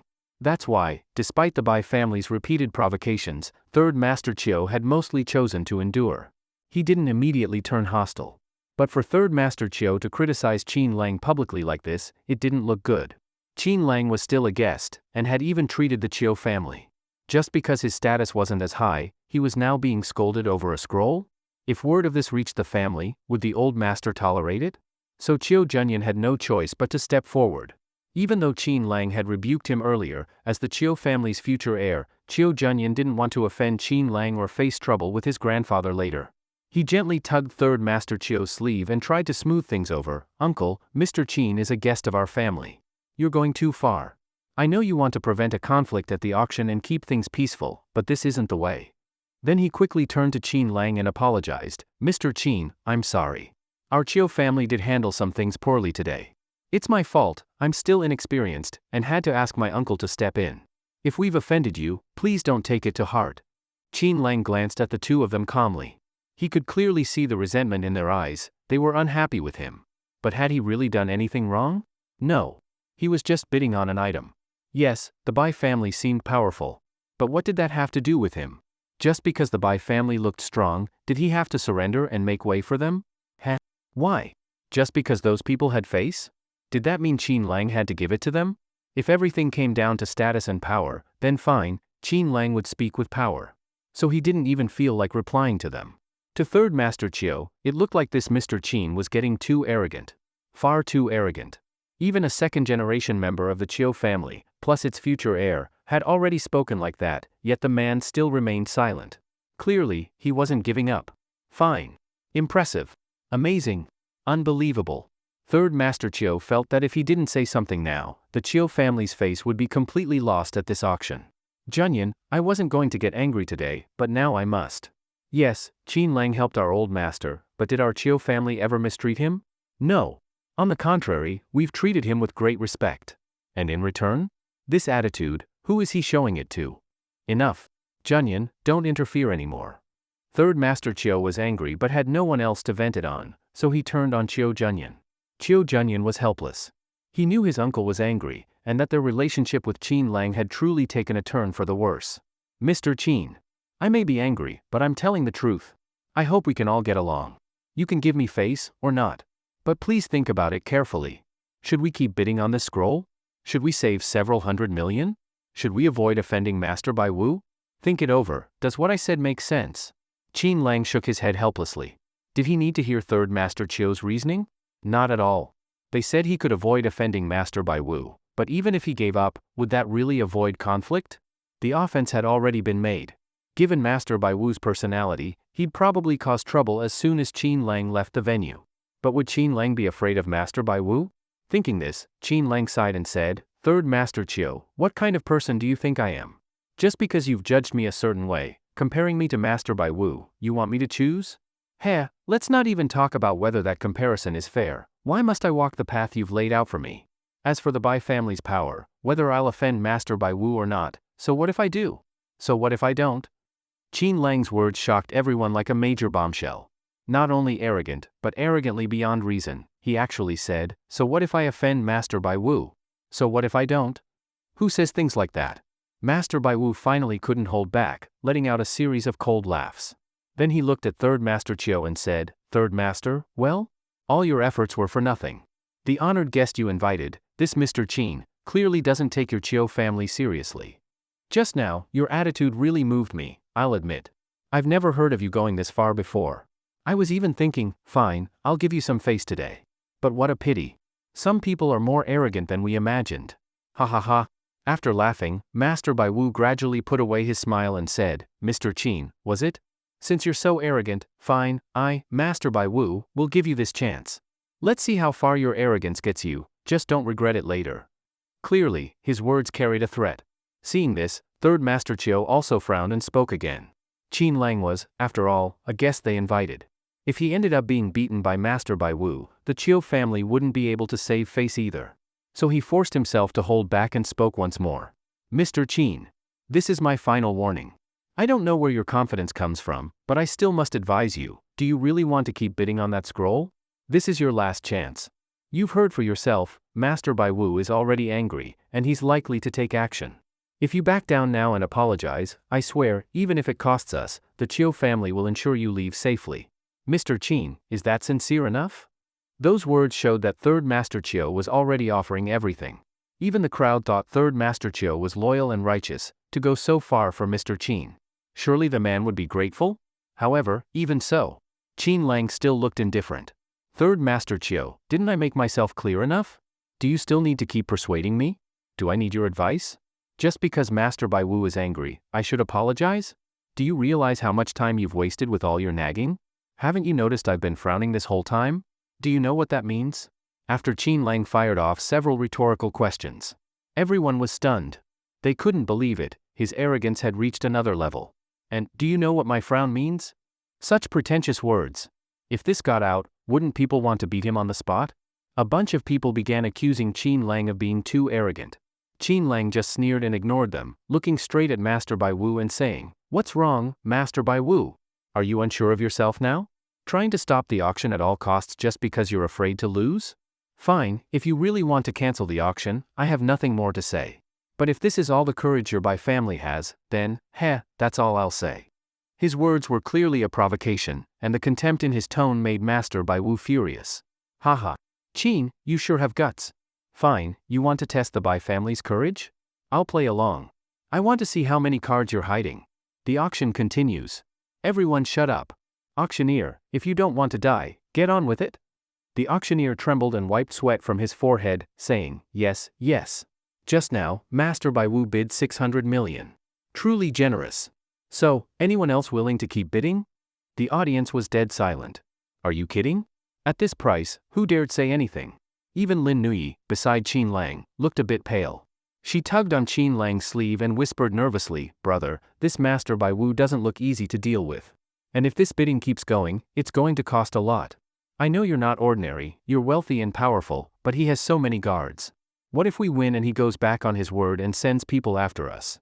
Earlier, Lin Nui said she'd ask her uncle to help Qin Lang, but his bids were too terrifying, raising by hundreds of millions at a time. She suddenly felt a little guilty. And if this kept going, who knew how much scarier it would get? She was truly getting scared. Qin Lang looked at Lin Nui and smiled dotingly. Silly girl, it's only 600 million. What's there to fear? As for the Bai family attacking, as long as I'm here, no one will harm you, Nui. Brother, you really spoil me. Lin Nui's cheeks flushed, her eyes sparkled, and she was full of joy. And he had even said, only 600 million. Fine, even though she didn't care much about money, knowing her brother had so much made her happy. It proved he was truly excellent, not the so-called loser her family always claimed. Such an outstanding, handsome man, who doted on her like this, just thinking about it made Lin Nui indescribably happy. At this point, everyone in the hall was staring at Qin Lang. He had no choice but to speak again. 800 million. Qin Lang said it lightly, and to add some spice, he raised the bid by another 200 million. From 600 million straight to 800 million. Oh my god. Lin Nui's eyes went wide. 800 million. Her brother was even more amazing than she thought. Just because she showed a bit of worry, he raised another 100 million for charity. Such wealth, it was terrifying. So she didn't say another word. She just clung to Qin Lang's arm, content to be his little admirer and lady at his side. After all, tossing away another 100 million like that, just thinking about it made her heart ache for him. As for the rest of the crowd, when they heard Qin Lang had bid 800 million, they were shocked once again. He was truly going head-to-head with the Bai family, and not just head-on, but raising the stakes by 200 million. Was this a challenge? Using wealth to slap Master Bai Wu in the face? If Master Bai Wu didn't match it with 1 billion, or at least 900 million, he would definitely be overshadowed by this Mr. Qin. 800 million, huh? Good, very good. Master Bai's eyes gradually narrowed. This was clearly a continued provocation. He had just offered 600 million, and the other side bid 800 million. And being provoked repeatedly like this, Master Bai was furious. After all, he was the legendary butcher of Pingyuan province. Who dared to provoke him like this?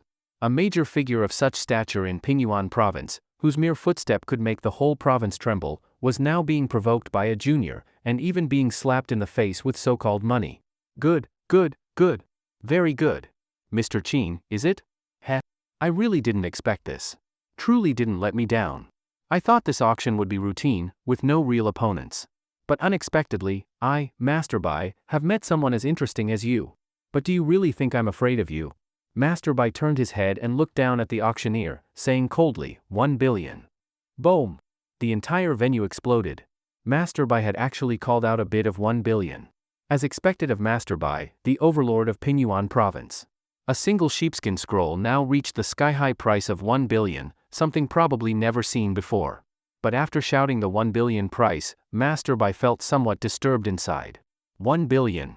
You had to know, in previous years, that scroll had gone for only tens of millions. But now, it had reached 1 billion.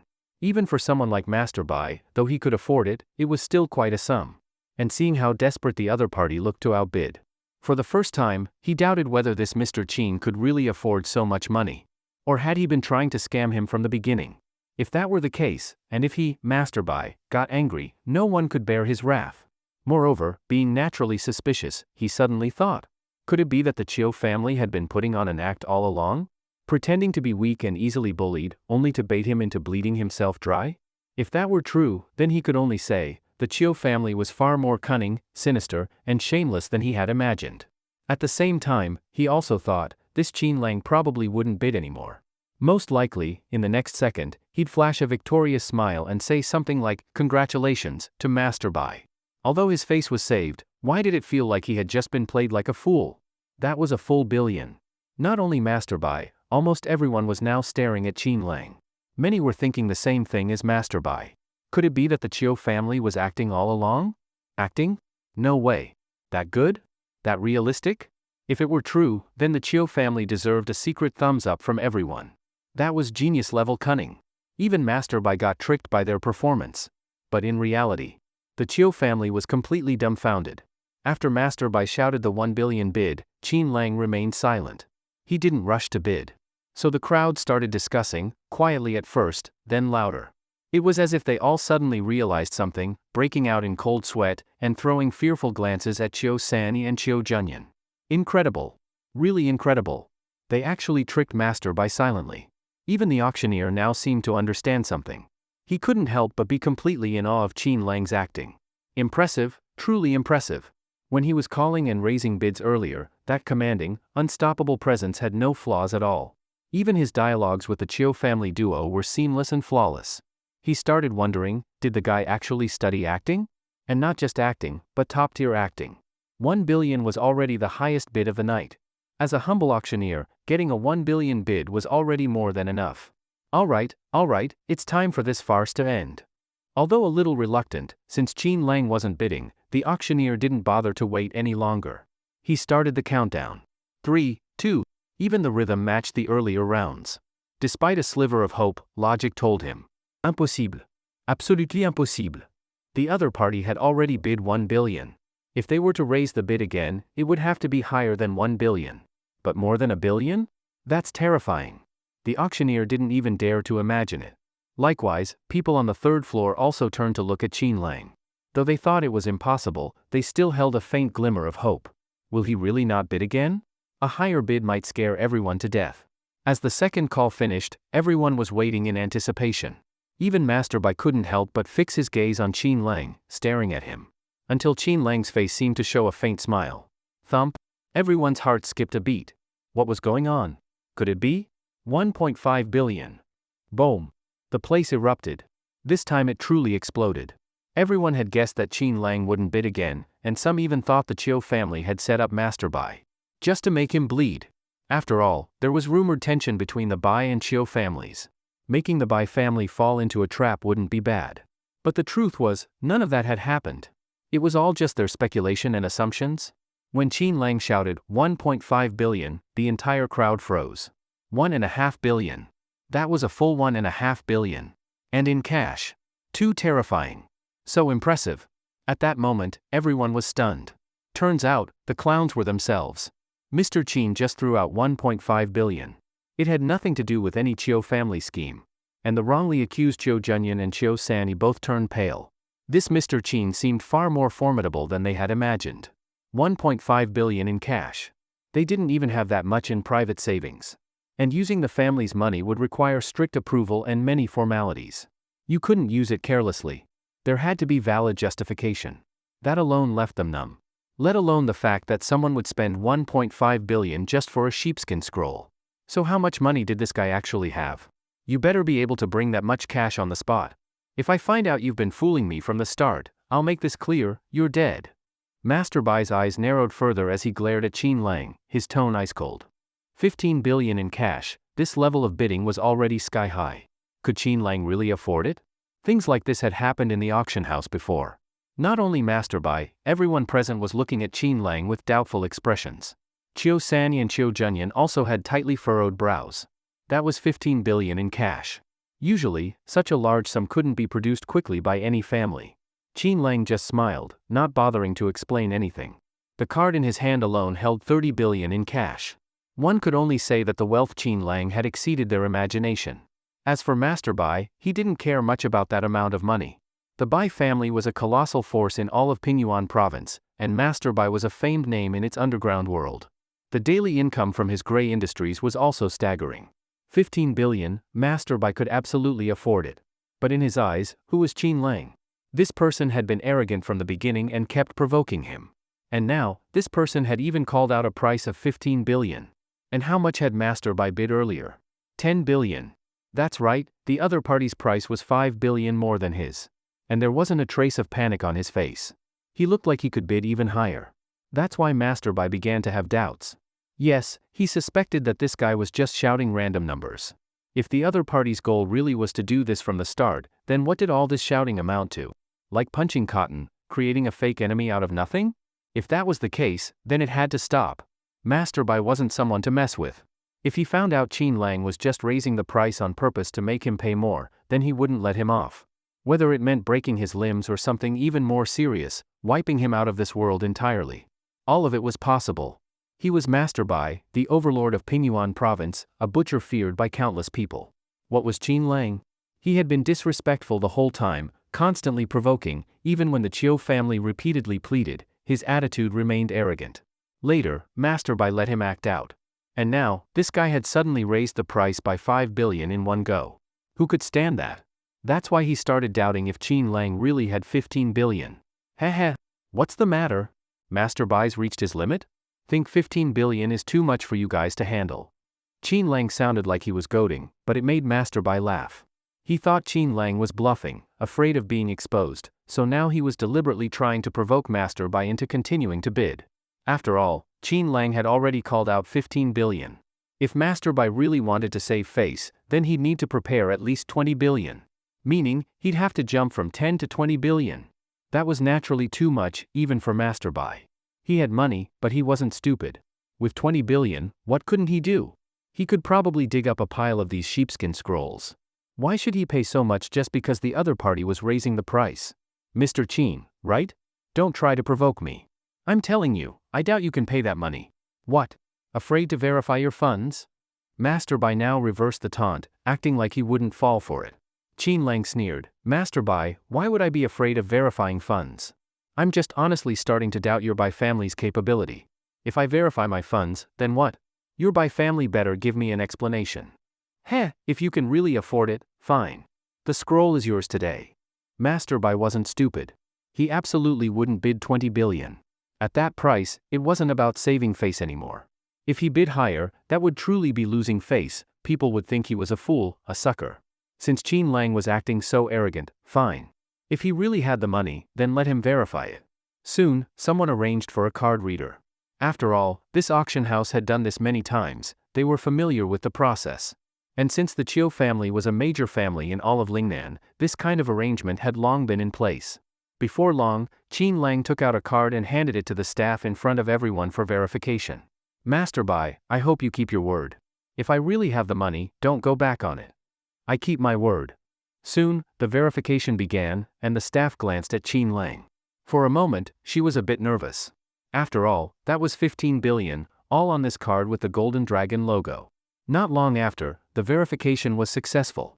The staff was shocked, looking at Qin Lang with a face full of disbelief. Huh? What's going on? Is there 15 billion or not? Master Bai frowned. The staff didn't dare speak, she just looked at Qin Lang as if asking for help. She even thought she had miscounted. That's why she looked at Qin Lang, extremely stunned, unsure how to respond. Qin Lang smiled and said, just tell the truth. What are you afraid of? Everyone else also looked over, not understanding the staff's reaction. Either there was the money or there wasn't. Why was she looking at Qin Lang?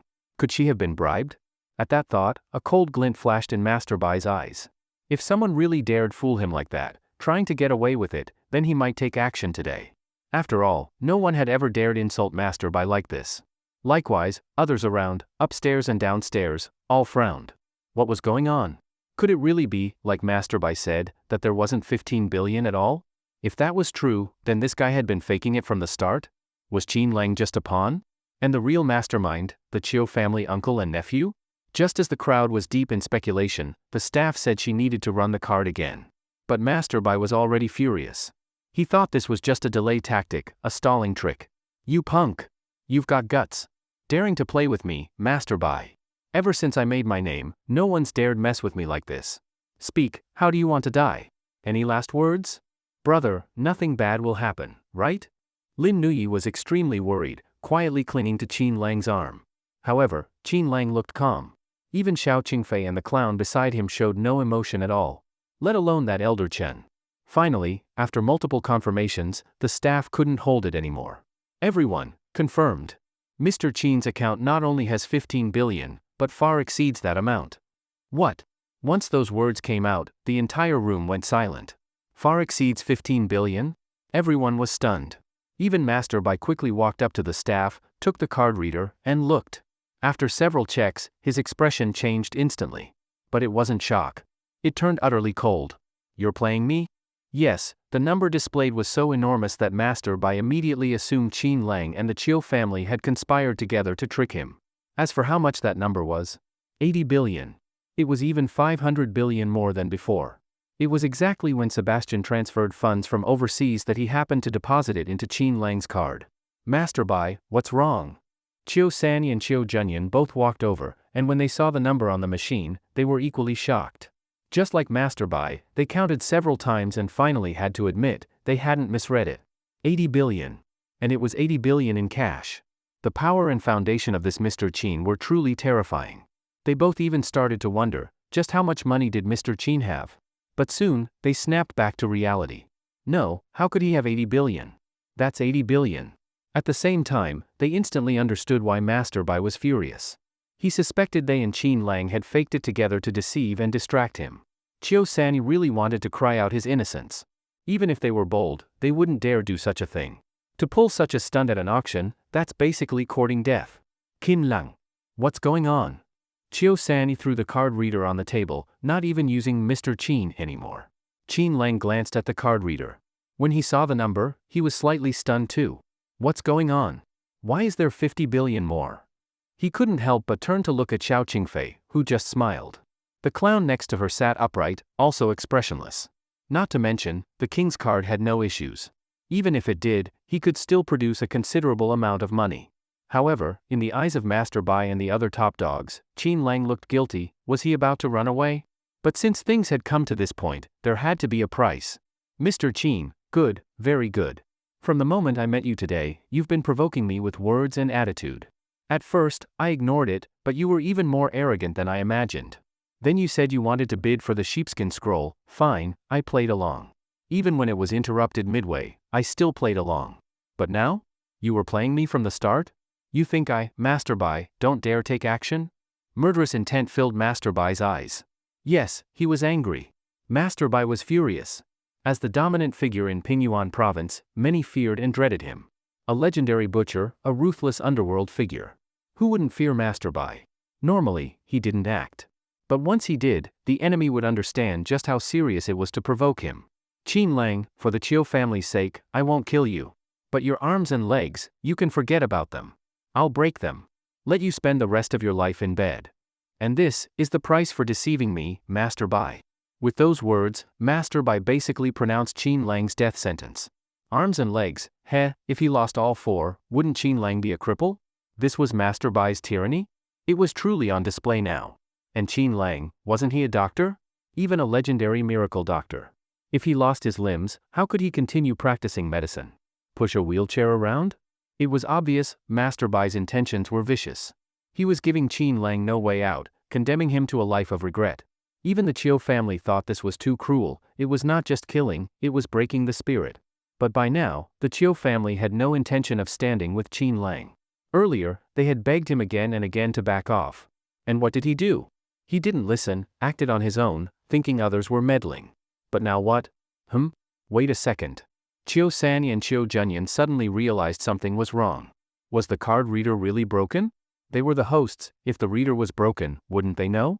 And the reason Master Bai was angry was that he thought they'd conspired with Qin Lang to fool him. But they had no idea what was going on. Which meant there was another possibility. It was real. Hiss. Chiu Sanyi gasped involuntarily. Next to him, Chiu Junyan also clearly realized something was off. Just if. Was this real? 80 billion? In cash? Regardless of whether it was real or not, the two were completely shocked. Switch the card reader. Chiu Sanyi immediately asked someone to bring another. However, Master Bai just sneered. Switch it? If the card itself was fake, wouldn't a new machine show the same result? Brother, what do we do? Master Bai is being unreasonable, he's going to attack. Lin Nui clearly didn't know what had happened. She thought the Bai family was about to back out, like they had set up a trap waiting for Qin Lang to fall into it. Elder Chen. Grandpa Chen, what should we do? They're going to break my brother's arms and legs, you have to help us. In her panic, Lin Nui could only beg Elder Chen nearby. Elder Chen furrowed his brow slightly, not that he didn't want to help, but he didn't want to get involved in worldly disputes. Besides, he had also seen earlier. The number on the card reader was 80 billion. That was just too exaggerated. Subconsciously, he also believed, maybe this was a setup by the Chiu family and Qin Lang, and they were all just pieces on the board. But if this was a trap, surely they had planned it thoroughly. Elder Chen was curious, now that things had escalated, how would Qin Lang and the Chiu family break out of it? Still, since Lin Nui asked, Elder Chen finally spoke mildly, "It's just 15 billion. How much do you think that thing is worth?" After he spoke, he tossed out a glowing white object. "What's that?" No one had seen such a snow lotus before. It floated mid-air, glowing faintly. Everyone stared at it, eyes wide. It was as if everything about Qin Lang had suddenly become unimportant. What divine item is this?" Chio-san couldn't help swallowing repeatedly. Just the faint fragrance it released made his whole body feel refreshed. Elder Chen smiled faintly and said, "Ancestral Tianshan Snow Lotus. Someone once offered 2 billion just for a single petal, and I didn't trade." "What? 2 billion for one petal?" The crowd was in an uproar. Even Qin Lang's spotlight was completely overshadowed. Turns out, this immortal-looking old man was the true star of the day. Elder Chen taking out the Tianshan Snow Lotus truly stunned everyone at the scene. Clearly, Qin Lang and Master Bai were supposed to be the main characters today. Even the Chiu family, as the hosts, were only playing supporting roles. But once Elder Chen acted, almost everyone was dumbfounded. It wasn't like they hadn't heard of the ancestral lands being mysterious. Even Master Bai had been there before, and indeed, that place had many secrets and treasures. Now, seeing Elder Chen make a move, and with just one leaf of the snow lotus being worth 2 billion, completely shocked the crowd. Master Bai began to hesitate. Should he really let Qin Lang off the hook for Elder Chen's sake? No. Master Bai immediately remembered how Qin Lang had provoked him earlier. Plus, the two had made an agreement: if he produced 15 billion, he won; if not, he lost. Given that, what business did others have interfering? He didn't want to continue getting tangled up with this Qin Lang. If the guy was just relying on others' power to show off everywhere, and not his own ability, then Master Bai felt he should properly teach Qin Lang a lesson. Thinking of this, Master Bai laughed loudly and said, "Mr. Qin, what up, Mr. Qin? So your so-called confidence comes from telling a big lie, pretending to be arrogant, and then, at a critical moment, begging others for help? Is that the kind of person you are? Everyone saw your attitude earlier, how arrogant you were, as if the sky couldn't contain you, even daring to disregard me, Master Bai. But you can ignore me, but what I, Master Bai, say stands. We had an agreement: if you can't come up with 15 billion, then don't even think about leaving today. I ask that no one try to interfere." He was plainly telling everyone that no matter who came, even if they tried to help Qin Lang, it wouldn't matter. After speaking, he instinctively glanced at Xiao Qingfei, Lin Nui, Elder Chen, and that mysterious Mr. Clown. Qin Lang slightly curled his lips. "Master Bai, right? When did I ever say I couldn't come up with 15 billion? His tone was still indifferent, full of contempt, even disdain and scorn. "Huh? What do you mean?" Hearing this, Master Bai frowned deeply. Could he really come up with 15 billion? Did he have some hidden card? Or was this guy still trying to rely on Xiao Qingfei and the others to secretly support him? Trying to pull some small tricks? I don't care who you ask for help now. I said before, you must produce the 15 billion yourself. Otherwise, I still won't let you off. Of course, he was already thinking about the forces behind these people. Especially that Xiao Qingfei, she came from a major family in the north. Plus, the queen of the Xiao family hadn't married yet, and was being pursued by many young nobles from ancient families in the capital. There were even rumors that someone from the Li family of the imperial capital intended to propose marriage to the Xiao family queen. The Li family of the imperial capital held a princely status in the capital, akin to ancient royalty. As impressive as Master Bai was, he was just a local overlord. If he clashed with a powerful figure of that magnitude, just a few words of disapproval from them could ruin him. But that connection felt too far-fetched. Even if Xiao Qingfei really married into the Li family, so what? What was Qin Lang's status? Could the Li family really go to war with the Bai family over a mere Qin Lang? Especially over a woman? As for Diwang International's stance, Master Bai just sneered. Yes, Diwang International was strong, very strong. But would they offend the Pingyuan province overlord just for Qin Lang? Even if they wanted to use money to smooth things over, could they even enter Pingyuan province? If they angered Master Bai, he could do anything. And Diwang wasn't even a local power. Would they really take that risk? After analyzing everything, Master Bai suddenly felt, Qin Lang wasn't that impressive after all. When did I say I was asking for outside help? Were your ears deaf earlier? Or are you just old and hard of hearing? If you really are getting old, maybe it's time to let some young people take the stage. Qin Lang's eyes were full of mockery. He even emphasized that the other party was old and losing his hearing, implying he should retire from the scene. That undoubtedly hit Master Bai's sore spot. Qin Lang, what do you mean? Master Bai slammed the table in fury. The other Bai family sons and guards all rushed out as if ready to act at any moment. While everyone was extremely tense, Qin Lang kept mocking, "Can't even read the number on a card reader," ignoring what I said. "If that's not blindness and deafness from old age, then what is?" "Huh? Just because the number on the reader was a bit large, you think it's impossible? I guess for a local thug like you, Master Bai, that's the limit of your vision." "You!" The more arrogant Qin Lang became, the more uncertain Master Bai felt. If it had been before, he'd already have ordered people to act. But what Qin Lang just said made him calm down. Especially that line, "Just because the number on the reader was a bit large, you think it's impossible?" That clearly hit Master Bai's nerve. "Heh, kid, are you seriously telling me the number on that card reader is real?" Master Bai laughed, still thinking it was impossible. Qin Lang, full of contempt, mocked, "That's why I say, your vision is so limited. Master Bai, the Bai family, not much to speak of. You." Master Bai was furious. Fine. "Kid, didn't you say the number on that silver card is real?" Then, Master Bai immediately ordered someone to fetch the family's own card readers. He obviously didn't trust the Chiu family's equipment. He even suspected that having someone else fetch the reader might be part of the trick. So in the end, he summoned a trusted aide to personally bring 10 readers. He didn't believe it. If the Chiu family tampered with one, could they have tampered with 10? Alright. The Bai family immediately activated their network, and soon various shops began sending over card readers. During the wait, everyone was incredibly anxious. Lin Nuyi was also very curious. What was so strange about that number? When she saw it and counted carefully, she almost jumped for joy. "Oh my god, brother, you're so rich." Stars lit up in Lin Nuyi's eyes. "Not bad." Qin Lang casually showed off. But letting the little girl know was no problem. She never cared about money anyway. Whether he had it or not, she never looked down on him. In fact, she always stuck close to him. Before, this little girl even argued with others for his sake. Now, it was time for her to see just how right her choice had been. The card readers hadn't arrived yet, but that didn't mean Qin Lang was safe. Especially those arrogant sons of the Bai family, they had been waiting impatiently. The guards were also all eager to fight, looking especially aggressive, as if the moment Master Bai gave the order, they would immediately rush forward and kill. "Kid, keep pretending. Let's see how long you can keep it up." Master Bai sneered coldly. Qin Lang said calmly, "Whether I'm pretending or it's your own ignorance, we'll soon find out. Everyone thinks I'm arrogant, but in fact, everything I say is true." There it was. If that wasn't arrogant, if that wasn't showing off. That one sentence alone reeked of pretension. Fine, you've got guts. You don't put us in your eyes. I, Master Bai, admit I only dominate on the local level.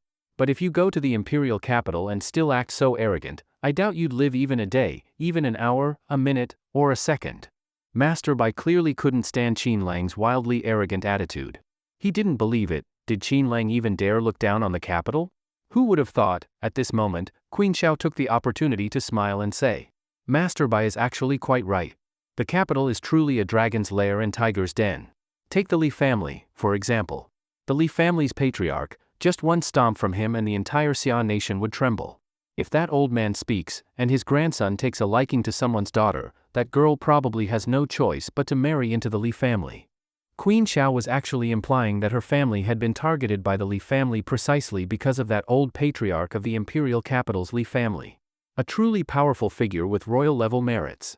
He had rendered great service to the Xia nation and held immense power. Many of the current ruling officials in the capital had once been his students. Facing such a powerful figure, even Queen Xiao had to be cautious. One wrong step, and the entire Xiao family could be doomed. That's why Queen Xiao had previously mentioned her doubts and worries, though she hadn't explained them in full. At the time, Qin Lang had acted like it didn't matter. And indeed, it turned out that Qin Lang had both the ability and confidence to disregard the Li family. Now, hearing Xiao Qingfei mention the Li family patriarch of the Xia nation again, Qin Lang understood that Xiao Qingfei was somewhat afraid of the Li family. The Li family of the capital, I have heard of them. They do have some power.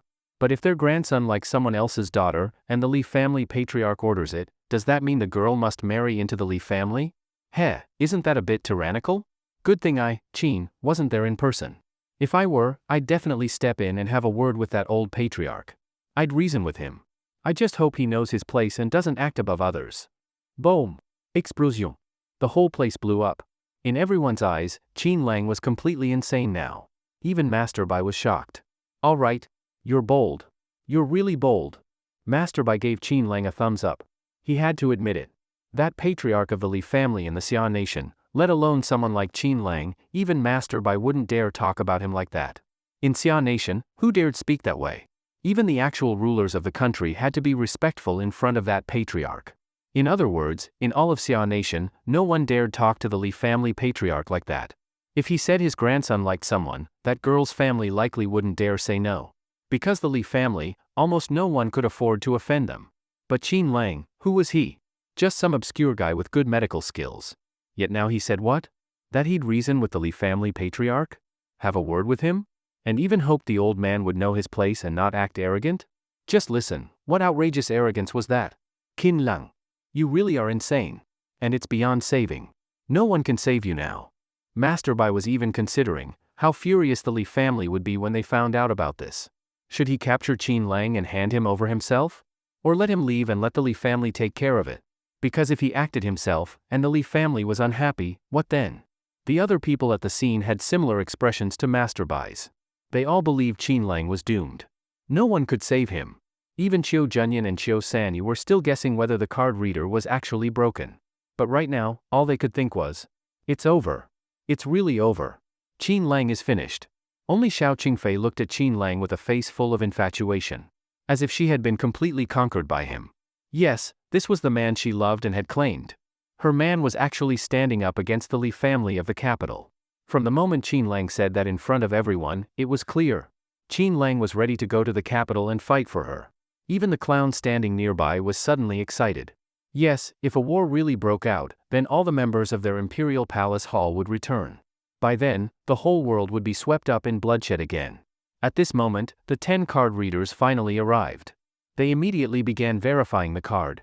Master Bai even sneered and said, Mr. Qin, right? What a pity for your medical skills. People with some talent always get arrogant and forget their limits. The things you say become absurd. But in the end, those who are arrogant and self-important never come to a good end. Even if you beg now, kneel down and admit your mistakes, it's too late. Master Bai's meaning was clear, even if he didn't act. Just offending the Li family, what kind of outcome could that bring? That was the Li family of the capital, and this wasn't just a small offense. If it were just a minor provocation, and one asked for forgiveness through connections, maybe it could be settled.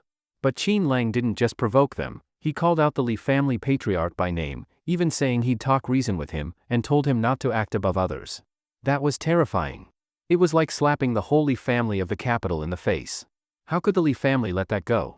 Even if the Li family themselves didn't act, forces that served the Li family would seek out Qin Lang and make him disappear forever. One could only say, all of this was Qin Lang's own doing. At this moment, the auction was about to come to an end. As the host, Qiu Sanyi had no choice but to step forward and try to ease the tension with the Bai family's Master Bai. Qin Lang was definitely doomed now, but the problem was, the Bai family would still be around. No one could save Qin Lang, but after this, Master Bai would definitely remember today's grudge. Therefore, the Qiu family had to bring up their relationship with Qin Lang again at this critical moment. Mr. Qin, at this point, why insist on a pointless struggle just to save face? Haven't you ever heard the saying, take a step back and the sea becomes wide and the sky vast? Even if you lower your head a little, what does it matter? A true man knows when to bend and when to stand tall. No matter what you were before, it's unclear if the Li family's patriarch will forgive you. But right now, your life and death are already in Master Bai's hands. You are a divine doctor, countless people have heard of your miracles. Since that's the case, if you were to die here today, how many would mourn? You know as well as I do, Master Bai isn't an unreasonable person. As long as you lower your head a little, apologize, admit your wrongs, with your miraculous medical skills, having more friends means more opportunities. Qiu Sanyi had truly set aside all pride. He had previously rebuked Qin Lang, even calling him by name. The two had basically torn each other's faces. But now, Qiu Sanyi was willing to plead for Qin Lang's life again, even lowering himself further. Many in the crowd couldn't help but sigh. Qiu Sanyi is righteous. To be able to act like Qiu Sanyi, this is already truly noble. If anyone ever treated me like Qiu Sanyi treats him, I'd die to repay the favor. The crowd buzzed with discussion. Qiu Sanyi's humble plea for Qin Lang was simply unimaginable. Especially considering Qiu Sanyi once had the nickname, Smiling Tiger. Turns out he wasn't sinister and cunning at all, he could even go this far. What more could anyone say? Even Qiu Sanyi himself was nearly moved. At first, his goal was to ease tensions with the Bai family. If Qin Lang lowered his head, then the Chiu and Bai families wouldn't be so stiff. No need for bloodshed. But in the process of pleading, he realized what he was saying actually made a lot of sense. For someone with medical skills like Qin Lang, living was better than dying. He was human too. What if he got sick someday and couldn't be cured? At that time, someone like Qin Lang, a top-tier miracle doctor, could play a crucial role. The only pity was that today's words had offended the Li family patriarch from the capital. That made things tricky. You couldn't shut people's mouths about that. Even Master Bai had to admit, this mediator Chiu Sanyi had earned his respect. Even at a time like this, he was still trying to smooth things over. Fine. If Qin Lang really was willing to lower his head for once, Master Bai would give Chiu Sanyi that favor. He even began to suspect that the card reader situation really had nothing to do with the Chiu family. But the reality? Would Qin Lang lower his head? After being so arrogant earlier, would he back down now? As expected, Qin Lang looked around at the crowd and sighed helplessly. Why are you all still so self-righteous? Even when you've seen the truth, why do you instinctively ignore it and imagine a world the way you think it should be? Am I supposed to be some designated role you've imagined for me? With that, Qin Lang slowly stood up, his eyes full of blazing sharpness. Seems I've been quiet for too long, kept my edge hidden for too long. Any random person thinks they can point fingers at me. Is it that I, Qin Lang, have been too mild? Or do you think I can't lift a blade anymore? What did that mean? Everyone was stunned again. Even at this point, he was still holding out? Not only did he not respond to the Chiu family's good intentions, he even said his temper had been too good. He even asked if people thought he couldn't wield a blade anymore? He's crazy. Completely crazy. At this point, the crowd was numb. No matter what arrogant thing Qin Lang said now, they felt nothing. As for Chiu Sanyi, who had just tried to mediate, he had completely lost face again. How many times? How many times? Chiu Sanyi had lowered himself repeatedly, trying to get Qin Lang to see reason, even entirely for Qin Lang's own good, but Qin Lang? Had he ever cared about the Chiu family? About Chiu Sanyi? No. Fine. Mr. Qin. We've given you our sincere hearts, but if you insist on going this way, there's nothing more we can do. Even if the old master asks, I'll have an explanation. That's it. Chiu Sanyi didn't want to interfere anymore. He couldn't do anything with this arrogant lunatic. Qin Lang didn't say anything else, simply sat down again, expressionless. Then, the final step arrived. Verify the funds. Master Bai's gaze turned cold. Qin Lang, weren't you arrogant? Then let's rip off your mask in front of everyone and see if you really have the power. Chiu Junyan sighed helplessly. Things had come to this, his own face, as the successor, had been completely lost alongside Chiu Sanyi. Qin Lang didn't take him seriously at all. Throughout the whole process, he'd been a background figure. Yet he was the eldest son of the Chiu family. Normally, wherever he went, people had to give him some respect. Even Master Bai wouldn't slap his face in public. But Qin Lang? Not only did he slap his face, he warned him, treated him coldly, and didn't care at all. If you, Qin Lang, care so little about goodwill, why should my Chiu family carry the blame for you? And at that moment, boom tilde. Suddenly, the door was slammed open. Countless people were thrown backward. Many security personnel were tossed inside, vomiting blood. Huh? What's going on? Everyone was stunned. This was the Chiu family estate. Who would dare cause trouble here? Were they tired of living? In the next second, a tall man appeared. With each step, he frightened the security guards into retreat. Almost every guard looked extremely nervous, terrified. This person had suddenly appeared at the auction. Who was he? As everyone stared in fear at the tall man, the man also calmly looked over the entire auction scene. Then his gaze swept lightly across the crowd, lifted upward to the second and third floors, and finally locked onto Qin Lang. The mysterious man who suddenly appeared in the banquet hall shocked many people. With such godlike fighting power, almost no one could stop him in the hall. Many guards responsible for security had already shown up, all on high alert. On the third floor, all of the Bai family's shadow guards were now surrounding Master Bai. Master Bai didn't move, because this was the Chiu family's territory. Even if something happened, it should be the Chiu family's responsibility. He was quite curious, who dared cause trouble at the Chiu family's auction venue? TSK? All those security guards got blown away. Clearly, someone is not giving the Chiu family any respect. Today, the Chiu family has completely lost face. One Bai family, one Mr. Qin, and now this guy. The Chiu family has really declined over the years. At this rate, they'll be finished. The way the Chiu family handles things is really hard to understand. They're supposed to be the top family in Lingnan.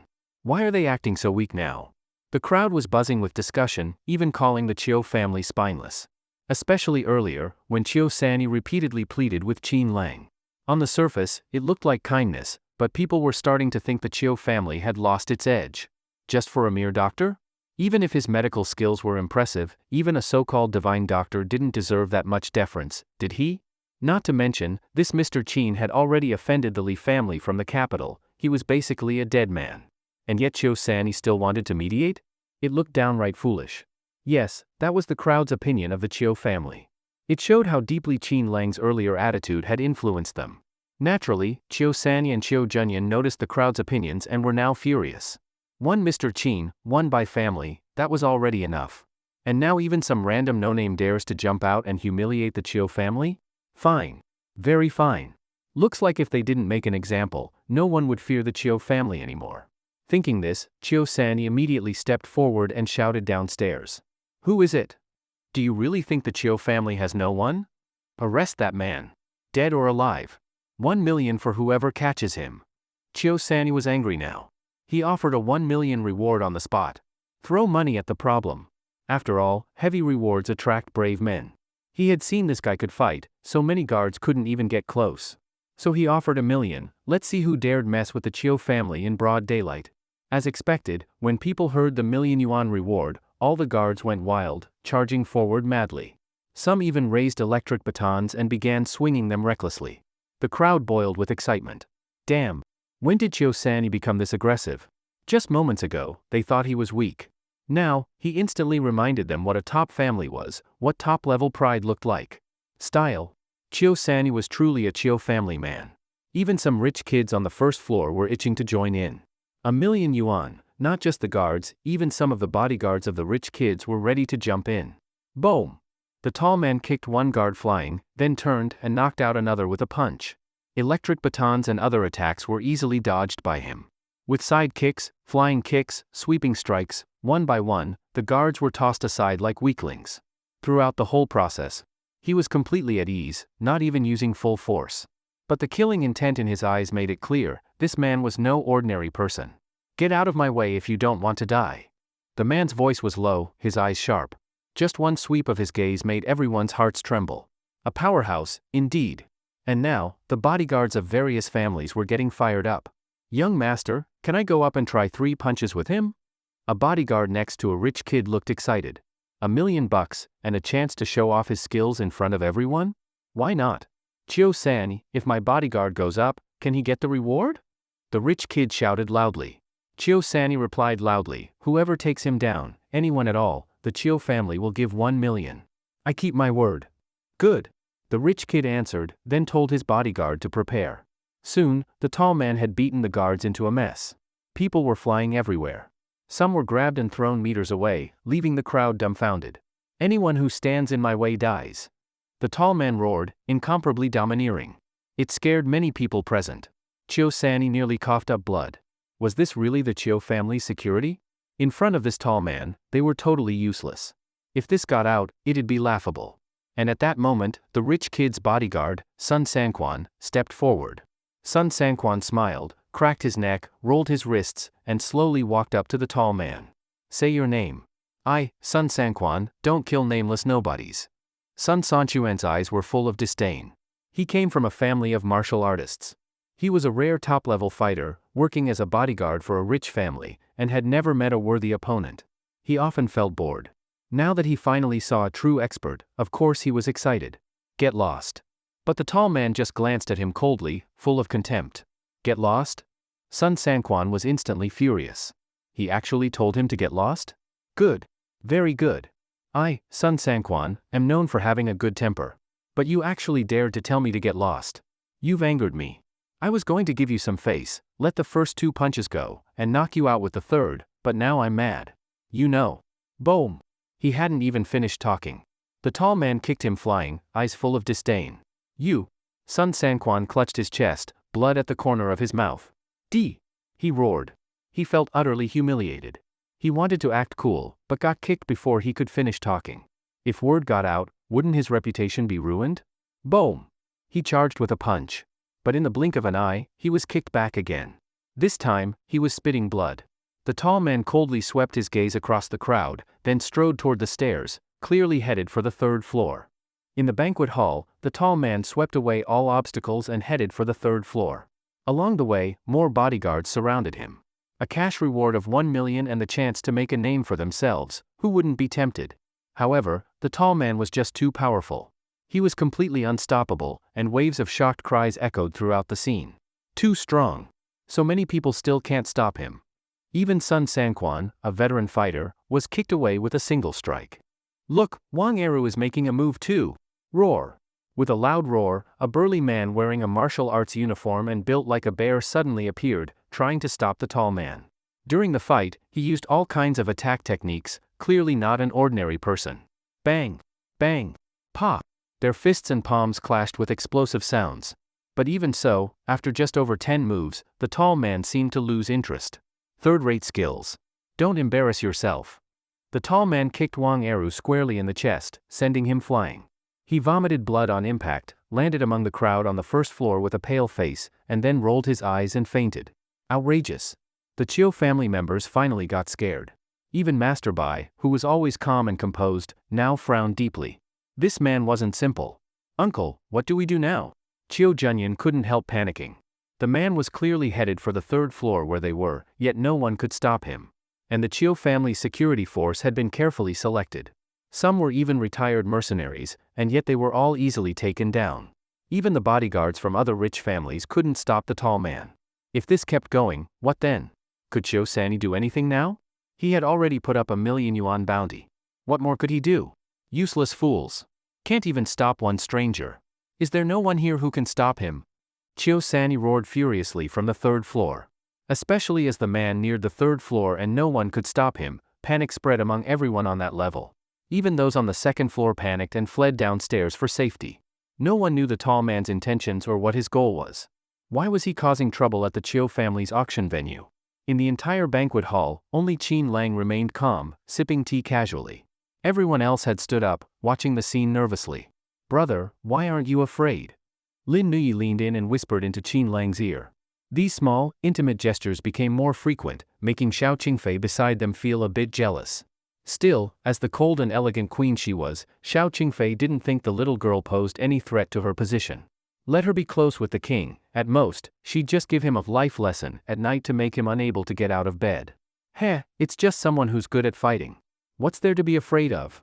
Of course, Qin Lang wasn't afraid, because he knew the man. It was Xuelua from the Imperial Hall, a killing godlike existence. Aside from Qin Lang, Xuelua was the strongest among them and had always wanted to challenge him. But unfortunately, he had never lasted more than 10 moves. Over the years, he had been trying to improve himself, hoping to one day last 11 moves against Qin Lang. Unfortunately for him, Qin Lang had not only recovered but had also grown stronger. If Xuelua wanted to last past 10 moves now? It wouldn't be easy. Boom tilde. Finally, Xuelua reached the third floor. The moment he saw Qin Lang, his eyes lit up and his entire body trembled with excitement. He strode forward quickly. Even though others tried to stop him, it was impossible. Master Bai. Countless guards from the Bai family rushed up and went on high alert.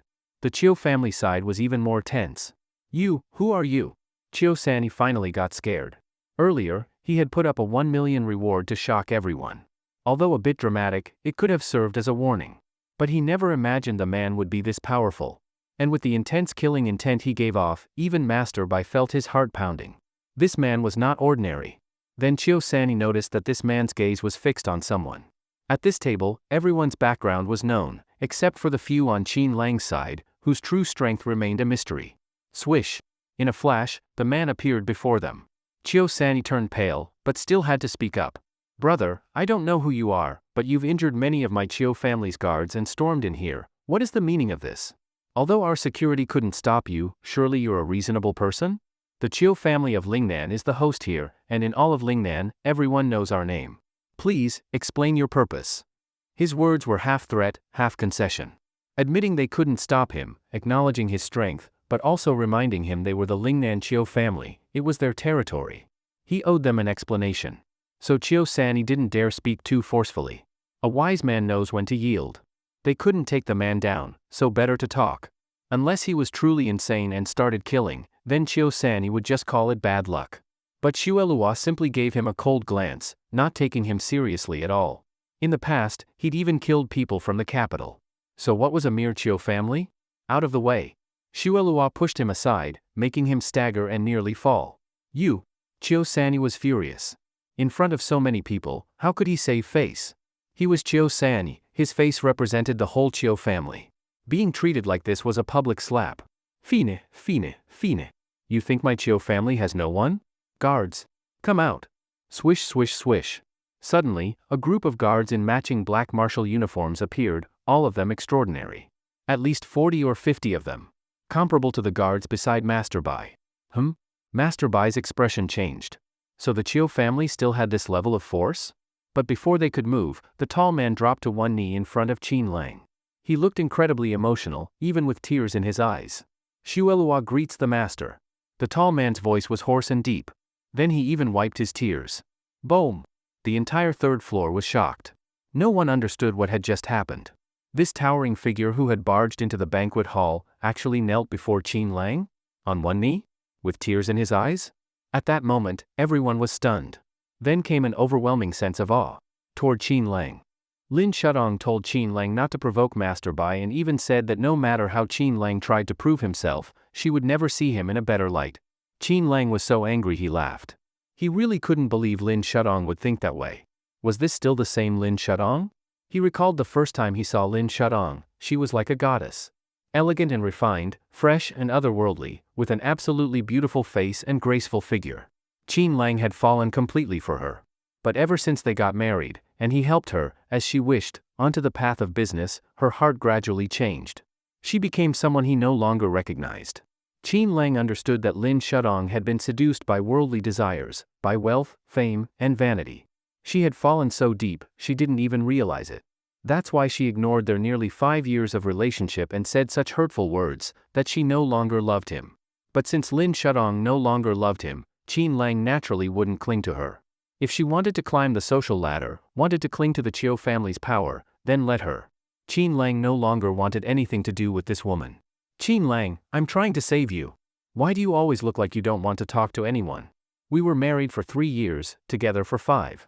Don't I know what kind of person you are? Right now, you must be thinking you're strong enough and that Master Bai is nothing, right? Lin Shudong looked at Qin Lang with a complicated expression, and her tone gradually changed. Qin Lang turned and looked at her, saying, Lin Shudong, since you know what I'm thinking, why are you still trying to stop me? Hey, Qin Lang. Are you really this shameless? Tears welled up in Lin Shudong's eyes, as if she had misunderstood something again. Qin Lang took a deep breath and said, Lin Shudong, how am I shameless? Especially seeing her look like she was about to cry, anyone would think Qin Lang had done something terribly wrong to her. You're not shameless? Then why are you still going to provoke Master Bai? Don't you know you could die for that? Just to make me remember you, you're even willing to risk death to provoke Master Bai. Fine, I admit it, Qin Lang, I'm a little touched. I didn't expect you'd be willing to die for me. After saying that, Lin Shudong shed a few tears. Clearly, she misunderstood again. And this time, the misunderstanding was especially deep. She believed Qin Lang loved her so much that he was willing to die for her. So she was moved by her own imagination, by her own assumptions. Heh! Qin Lang didn't even know what to say anymore. The misunderstanding was so deep, what could he say? But beside them, Su Jing saw what was happening and immediately sensed trouble. President Lin, what are you thinking? Even if Qin Lang loves you to death, so what? Are you going to be with everyone who loves you? Don't forget, you two are worlds apart now. The gap between you is impossible to bridge. Besides, Qin Lang is still living off women. He's still the same useless loser he always was. President Lin, wake up, don't act on impulse. Su Jing quickly reminded Lin Shudong. She didn't want Lin Shudong to get tricked by Qin Lang again. If that really happened, why bother with the divorce in the first place? Lin Shudong wiped her tears, then grabbed Qin Lang's arm and sincerely pleaded. Qin Lang, we've had 5 years together. Believe me, I wouldn't hurt you. I may think you're unambitious and always a failure, but if something happened to you, do you think I'd be okay with that?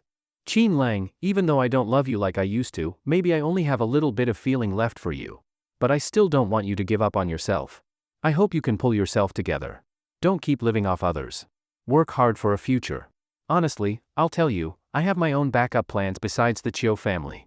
Remember, if you ever truly have nowhere to go, come find me. I won't let you die out there. But right now, please just listen, okay? Like you used to, listen to me and leave this place. Don't go against Master Bai. Think about what you want to do in the future. If you have a dream, tell me, I'll give you the startup money.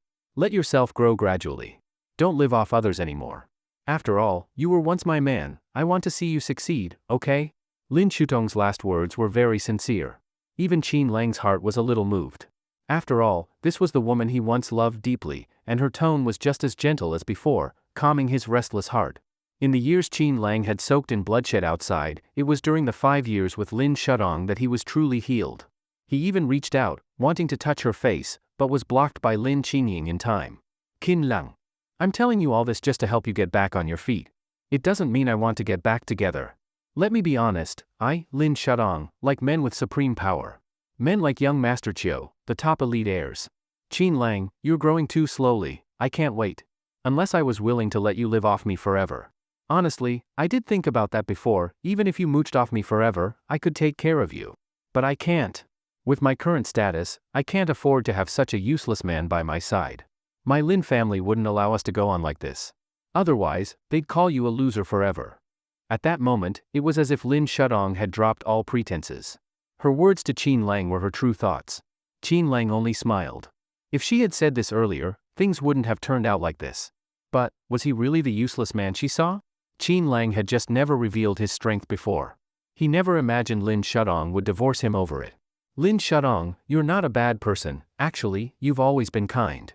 Otherwise, I, Qin Lang, wouldn't have fallen for you back then. But you've never really known me. What am I really like? I don't care to explain. I'll just tell you this, don't meddle in my matters with Master Bai. Don't try to persuade me again. That's all. After speaking, Qin Lang turned and never looked back at her again. But Lin Shutong grabbed his arm and wouldn't let go. Qin Lang frowned, turned his head coldly and said, Lin Shutong, what more do you want to say? Lin Shutong took a deep breath and said, Qin Lang, young Master Chiu asked me to persuade you. I hope you can do me this one favor. It's a simple thing for you. But for me, it's a rare opportunity. Call me vain if you want, I don't care. Yes, I want to marry into a rich family. I want to marry into the Chiu family. Qin Lang, can't you let me have this? 2 guards rushed toward Xuelua, trying to take him down. But they had underestimated Xuelua. In just one move, Xuelua grabbed both guards by their wrists. Then he kicked each of them, sending them flying. The remaining guards didn't just stand and watch, they had already joined in, launching fierce and ruthless attacks with fists and feet. But Xuelua only sneered and quickly knocked them all down, some kneeling, some collapsing, some lying prone or on their backs, almost all of them were injured. They were all wailing, their bodies twitching, clearly seriously hurt. You. Fifth Master Bai's expression finally changed. His gaze at Xuelua was full of shock. Did he not know the strength of his own guards? He had personally trained them, and over the years, they had always carried out his orders. His current status in the Pingyuan province was largely due to these shadow guards. But now? These shadow guards couldn't even withstand a single move from Xuelua. How could Fifth Master Bai's expression not change? Let me do it. Suddenly, a scar-faced man who hadn't acted until now stepped forward beside Fifth Master Bai. Lone Killer. One of Fifth Master Bai's fierce generals. He had followed Fifth Master Bai in conquering the world. Usually, Lone Killer would not act. But just now, after a round of attacks from the guards beside Fifth Master Bai, not a single one had lasted more than one move against this tall man. This, for Lone Killer, was unforgivable. He was one of Bai's fiercest men, had rendered great service, and was even one of the 5 great generals under Fifth Master Bai.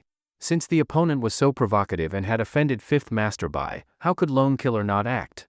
Fifth Master Bai frowned. Don't kill him. Fifth Master Bai's gaze was calm, as if to say, if Lone Killer acted, this tall man would surely fall. But as soon as he said that, Xuelua only sneered, his eyes full of mockery. Lone Killer could clearly see the scorn in Xuelua's eyes. Seeking death. Lone Killer was famous throughout Pingyuan province, once facing an attack by 100 men without falling behind, even calmly walking away after killing more than 20. He became famous in that battle. Became one of Fifth Master Bai's fierce generals. Later on, he could fight dozens of people alone, maybe not a full 100, but close. Enemy of 100. That was Lone Killer's secret title. Second only to the Butcher, he was someone feared by many. Yet, in the face of this powerful and well-known enemy of 100, the tall man still dared to mock him. Lone Killer was furious. He would show with his actions just how serious the consequences were for angering him. Boom tilde. Lone Killer threw a punch at Shuelua's face. The wind howled like blades, blowing through Shuelua's hair, revealing his icy eyes. The next moment, Lone Killer felt his fist was caught by the opponent. He was instantly shocked. Boom! He lifted his leg, kicking toward the opponent's waist. But Shuelua didn't even move. Bang! Lone Killer's leg hit the opponent's waist. It was like hitting steel. Shuelua sneered and twisted Lone Killer's hand hard. Ah! Lone Killer screamed in pain and fell to the ground. His hand was destroyed, and he became a cripple. Heh! You're good, daring to cripple one of my generals. You're done. How dare you lay a hand on me, fifth master Bai, and even cripple my general? This won't end here. You probably don't even know who I am. Go ask around, Pingyuan province, fifth master Bai. They all call me the butcher. Heh, I know you can fight, but do you think I haven't seen people like you over the years? Not only are you finished, Qin Lang is finished too. Because you have no idea what kind of terrifying figure you've provoked. Fifth Master Bai's voice was cold, filled with rage.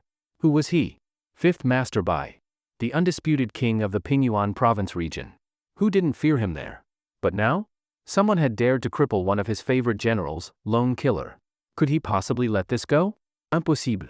If he didn't spill blood today, he was already being restrained. In the past, he would have had countless people rush in and fight. However, to Fifth Master Bai's anger and threats, Shuelua only sneered, "What dog, Fifth Master? You think you're invincible just because you've had your way in Pingyuan province? Calling him a general is a joke, just a bunch of chickens and dogs. When there are no tigers in the mountain, the monkey becomes king. In Pingyuan province, only Blind Sun is slightly formidable. And you think you can threaten me?" As Shuelua said this, he kept walking step by step toward Fifth Master Bai. Fifth Master Bai's eyes gradually narrowed. But just then, Qin Lang said calmly, "That's enough. Don't you see others are still present? Do you understand decorum?" Qin Lang spoke, and only then did Shuelua awkwardly smile and step aside, apologizing, "Forgive me, master. I've gotten rusty these past years." In the past, Fifth Master Bai would already be a dead man. Qin Lang frowned slightly and said, "I had you step down back then to stop the killing, but I miscalculated. It gave our enemies an opportunity. Never mind, I'll personally find out who's behind this. But for now, there are still matters here to resolve." "Yes, master." Shuelua said no more. On the ground, the Bai family's guards were still groaning in pain, nearly rolling on the floor. Even the Chiu family's guards in training clothes looked tense and didn't dare make a move. None of them dared to show any disrespect toward Shuelua or Qin Lang. Third Master Chiu's mouth twitched several times. Qin Lang's subordinate had even crippled Lone Killer, one of Bai's fiercest generals. With such strength, who could stop him now? His dozens of Chiu family guards? He had thought bringing out these guards would be enough to take the other side down, but now that the Bai family guards were defeated, what chance did his own people have? Even if Third Master Chiu was foolish, he wouldn't dare go against Qin Lang now. At the same time, he deeply regretted it and was even afraid. Qin Lang had such terrifying strength. Why didn't he show it earlier? Why wait until the critical moment to strike? He had even offended Qin Lang several times before, almost outright choosing to side with Fifth Master Bai and telling Qin Lang to keep a low profile. Now he had to hurry and apologize. But at this point, how could he clean up the mess? Qin Lang's subordinate was already so powerful, and he called him master. That only proved Qin Lang himself was absolutely extraordinary. Their previous judgment had been terribly wrong. Too late for regret. Fifth Master Bai's guards were no match for Shuelua at all, which was a huge blow to Fifth Master Bai. Losing Face himself was equal to the Bai family of Pingyuan province losing Face. The dignified overlord of Pingyuan province, the Bai family, was actually bullied like this today.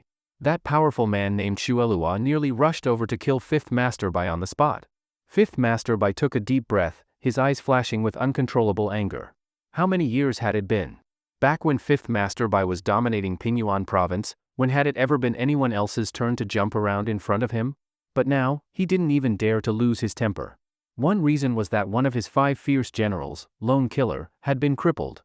He naturally knew Lone Killer's strength, definitely ranking in the top 3 of his 5 generals. Fifth Master Bai had 5 fierce generals in total: Lone Killer, Mad Killer, Blood Killer, Dark Killer, and Luo Killer. Almost every one of them was a terrifying figure with a big reputation, enough to become a major figure in their own right. But now, in front of that Shuelua, they looked like weaklings. How could Fifth Master Bai not be furious? And another reason was that the other side had mentioned a name. Blind Sun. Those who didn't know, really wouldn't know who Blind Sun was. But who was fifth master by? At least the overlord of Pingyuan province, so of course he knew the so-called blind son. That man really was blind, but almost no one dared to actually call him blind son. People usually called him Grandmaster Son. That's right, although blind son was blind, everyone who saw him would address him as Grandmaster. To ordinary people, a blind man might not seem like much. But blind son had caused countless major incidents. Those who knew blind son never dared to mess with him easily. Once, at a banquet in Southeast Asia, blind son attended. Just because he was blind, some people who didn't know his background openly humiliated him and told him to get lost. At the time, blind son said nothing. He even smiled. Naturally, those people thought he was weak. Just a blind guy, what kind of background could he have? So they bullied him. But what happened? Blind son didn't do anything there. He just left smiling. Yet, not long after he left, everyone who had attacked him, the original people were from a major conglomerate in Southeast Asia, was wiped out. Even those close to the conglomerate weren't spared. All of them disappeared from the world through various accidents, fires, explosions, car crashes, shootings, and so on.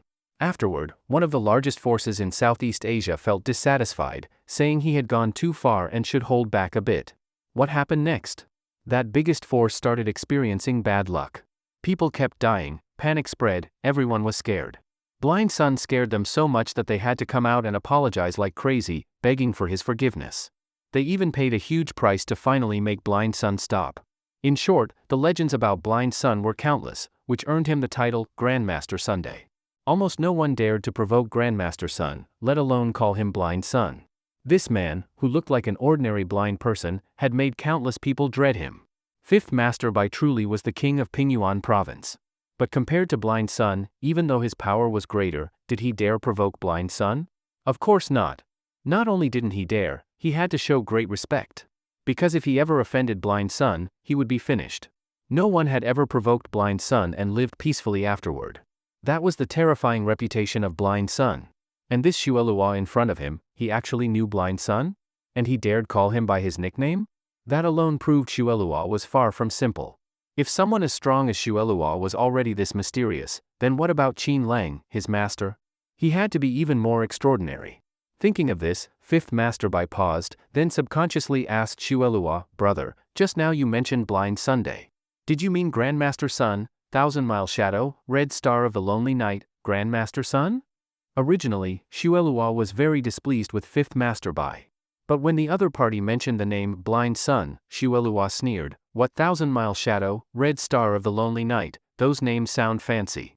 There's only one blind son in Pingyuan province. On the surface, he looks ordinary, but in secret, he's more ruthless than anyone. If the blind son you're talking about is the one who often kills people, then it's probably him." Fifth Master Bai frowned. So he really did know him. That made things tricky. He had once even received a favor from that blind Sunday. He wasn't sure whether the two of them were enemies or just acquaintances. Thinking this, Fifth Master Bai immediately tested the waters. "So you know Grandmaster Sunday. He actually helped me once. If you all are close with him, then maybe today's events were just a misunderstanding." Fifth Master Bai gave an awkward laugh. But everyone present was stunned. Wait a minute, this storyline wasn't right.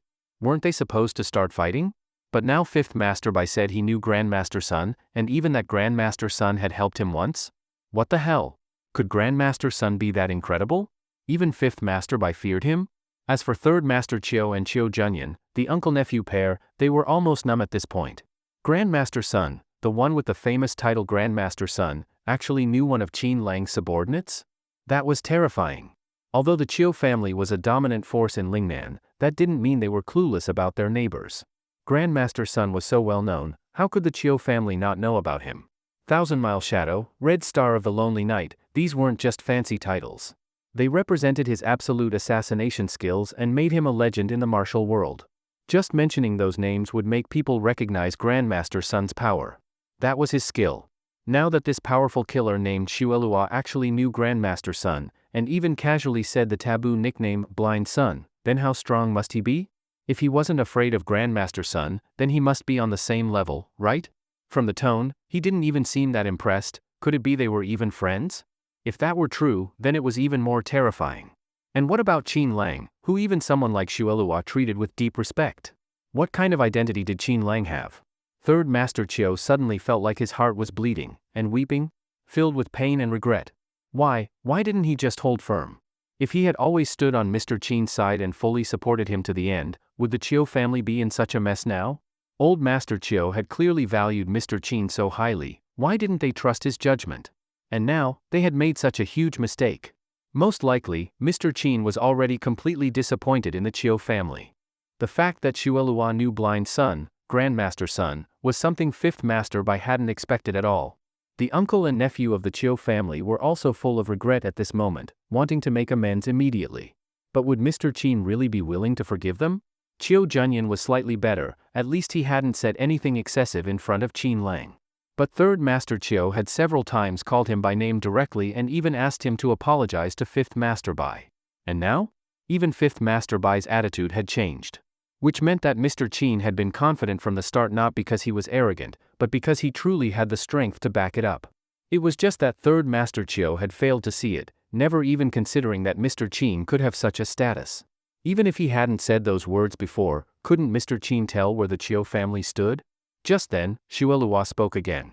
Facing Fifth Master Bai's almost friendly tone, Shuelua snorted coldly and said, "Misunderstanding? Fifth Master Bai, right?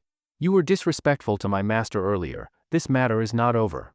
I don't care whether you know Grandmaster Sun, Blind Sunday. So what if you do? I'm telling you, if Blind Sun finds out about this, I won't even need to act, he'll definitely kill you himself. And no one will be able to stop him." Boom! As soon as these words came out, everyone was completely shocked. What did he say? If Blind Sun found out, he'd kill Fifth Master Bai? What did that mean? Just being disrespectful to Qin Lang would be enough for Blind Sun to want him dead? So what exactly was the relationship between Blind Sun and Qin Lang? Whatever it was, from Shuelua's words, Blind Sun clearly cared deeply about Qin Lang, that was clear.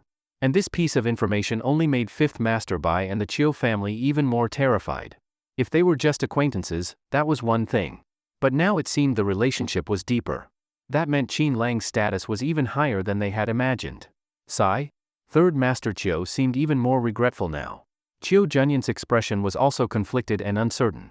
Everyone else looked at Qin Lang, their expressions all complex.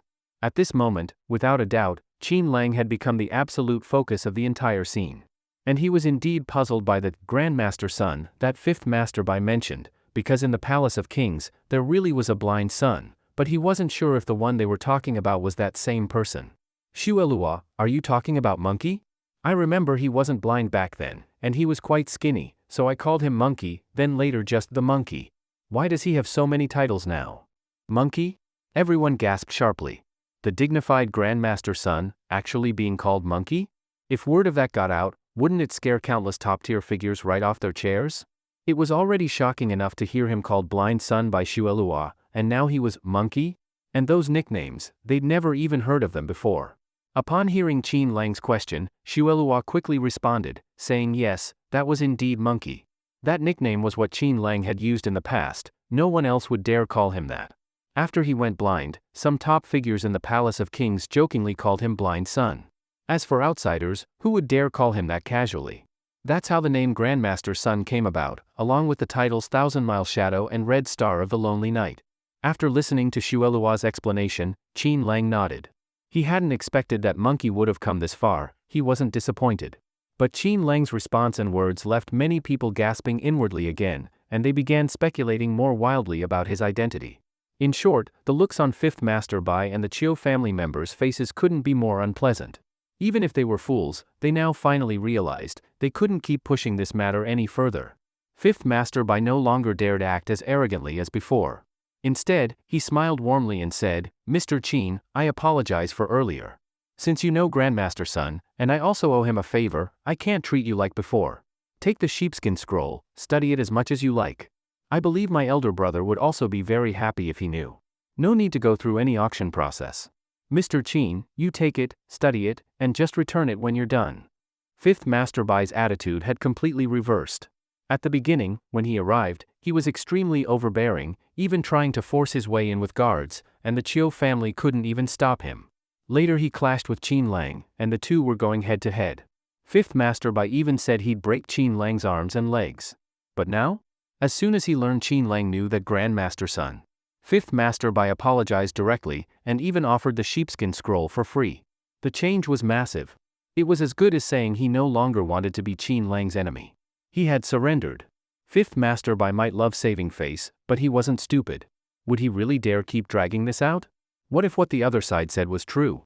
If they really knew Grandmaster Sun, and were on good terms, and Grandmaster Sun found out he was giving Mr. Qin a hard time, then maybe Fifth Master Bai was just tired of living. Now that Fifth Master Bai had said this much, everyone thought, this should be enough, right? Surely, Mr. Qin would back down now, and everyone could leave happy? But in reality, who was Qin Lang? You provoke him, and think an apology can end it? Isn't that thinking a little too naive? Besides, what he wanted was the entire sheepskin scroll, not just to study it. Thinking of this, Qin Lang looked at the crowd and said with a light smile, "From the beginning, I said I came for the sheepskin scroll. No matter what, the auction isn't over. I won't take advantage of anyone, and I never said I'd use power to bully others or rely on anyone else. Since I made my decision, I'll see it through to the end." Alright, continue the fund verification. Everyone came back to their senses. That's right. Didn't he have some kind of bank card earlier? Could it be real? Was the card reader not faked? If that was the case, everyone couldn't help swallowing hard. Next, when the Bai family brought out 10 card readers, everyone was full of doubt. Could it really be true? Begin verification. Qin Lang said loudly. Everyone looked at Fifth Master Bai. His face twitched slightly. At this moment, he knew he had to make another choice. So Fifth Master Bai slowly cupped his hands and said, "Mr. Qin, let's just leave it at that. Although my elder brother values this sheepskin scroll, I still have some say in the matter. Since you truly need it, fine, consider it a gift. Mr. Qin, it's yours." He had already admitted defeat earlier, so he might as well just give the item away.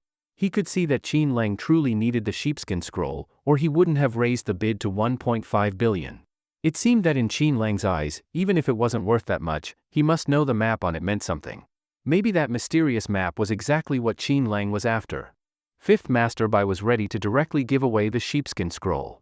Clearly, he and Qin Lang had been confronting each other.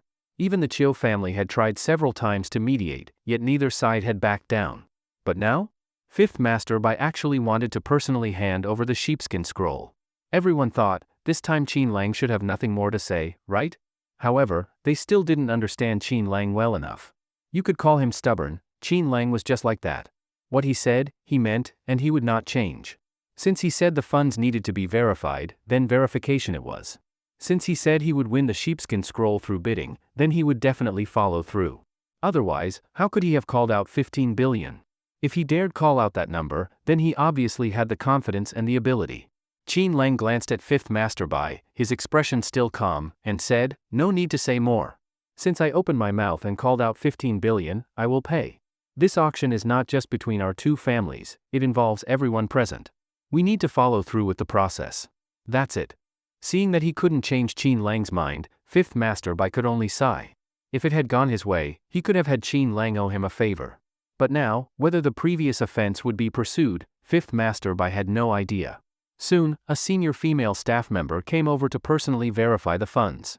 The moment she received the private bank card, her expression froze. Wasn't this the legendary Supreme Dragon card? The most exclusive bank card in the world. It was said that anyone who had this card possessed absolute top-tier power. She had only seen it once in an overseas financial magazine while working abroad. Domestically, very few people even knew this card existed.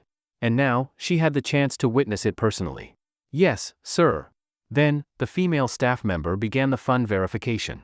Sure enough, just like before, 80 billion. Correct.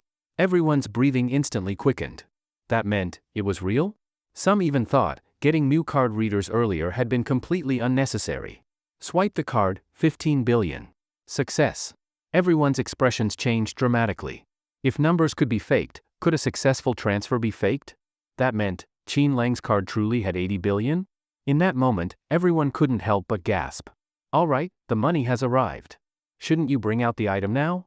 Qin Lang's tone remained calm. Shuelua immediately stepped forward and looked at Fifth Master Bai. Fifth Master Bai's expression was complicated. He seemed to gesture to the auction staff to quickly bring up the sheepskin scroll. "Mr. Qin, today I, Fifth Master Bai, lost. But I've always had a question. May I ask, what does this sheepskin scroll represent? My elder brother studied it for a long time but couldn't figure it out. Actually, he just wanted to ask Qin Lang, what was so special about it? He didn't say it aloud, but this scroll, even in the Bai family's hands, would probably fetch 1 million at most, others might not even want it.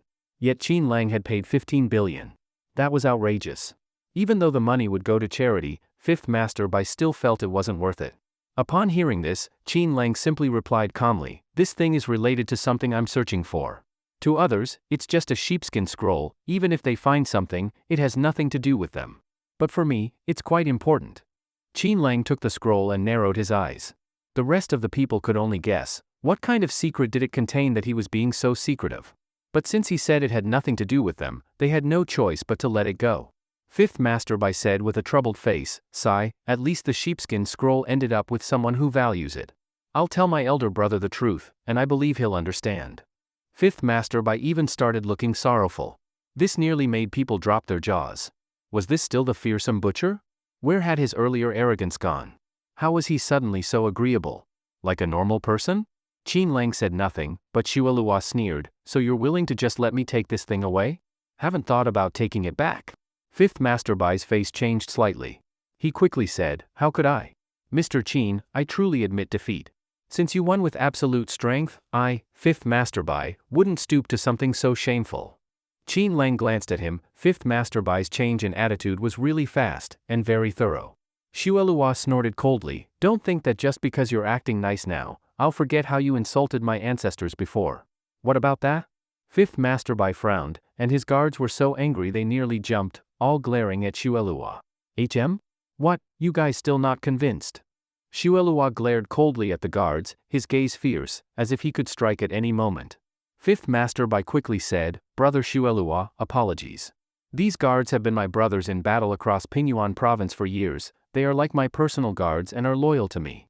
Brother Xuelua, it's my fault for not teaching them properly. I'm sorry." "Humph, if you're weak, don't embarrass yourself. Not just you few, even 10 times your number, I, Xuelua, could beat them all with one hand." Xuelua's words were extremely arrogant. Beating up 10 times the number with one hand? That was too wild. Fifth Master Bai's guards had all crawled out of battlefields and oceans of blood, they were all battle-hardened. Being so dismissed, how could they take it? One of them couldn't take it anymore and seemed very upset. Still not convinced, huh?" Xuelua's tone turned even more aggressive. Fifth Master Bai immediately turned and said to that man, "Li Kuang, shut your mouth. Say one more word and I'll have you doing drills every day when we get back." "Master Bai, I was wrong." "Then apologize to Brother Xuelua now." Fifth Master Bai's face was fierce. That man finally cupped his hands toward Xuelua and said, "Sorry, brother, I spoke out of turn." "Heh, you think you're worthy of being my brother?" Xuelua looked completely dismissive. The man was about to explode, but Fifth Master Bai gave him a deadly glare. So he had no choice but to bow and say, "Sorry, sir, I misspoke earlier." Only after a long moment did Xuelua turn away. But his overwhelming attitude made everyone feel like they couldn't breathe. There was no way, too much pressure. Even Fifth Master Bai had bowed his head. Could anyone else dare not to? "All right, your guards have apologized. Now it's your turn. Think carefully, how will you apologize to our master?" When Xuelua asked Fifth Master Bai to apologize to Qin Lang, the guards were about to lose control again. The disciples of the noble families were also all visibly angry. But when they saw Fifth Master Bai glare at them again, they had no choice but to lower their heads, feeling deeply humiliated. When had the Bai family ever suffered such humiliation? Ever since the Bai family rose in Pingyuan province, no one had dared to bully them like this. Not only were they never bullied, it was always the Bai family bullying others. They didn't even take the Chiu family seriously. Before coming here, they were even thinking about how to provoke the Chiu family and cause trouble.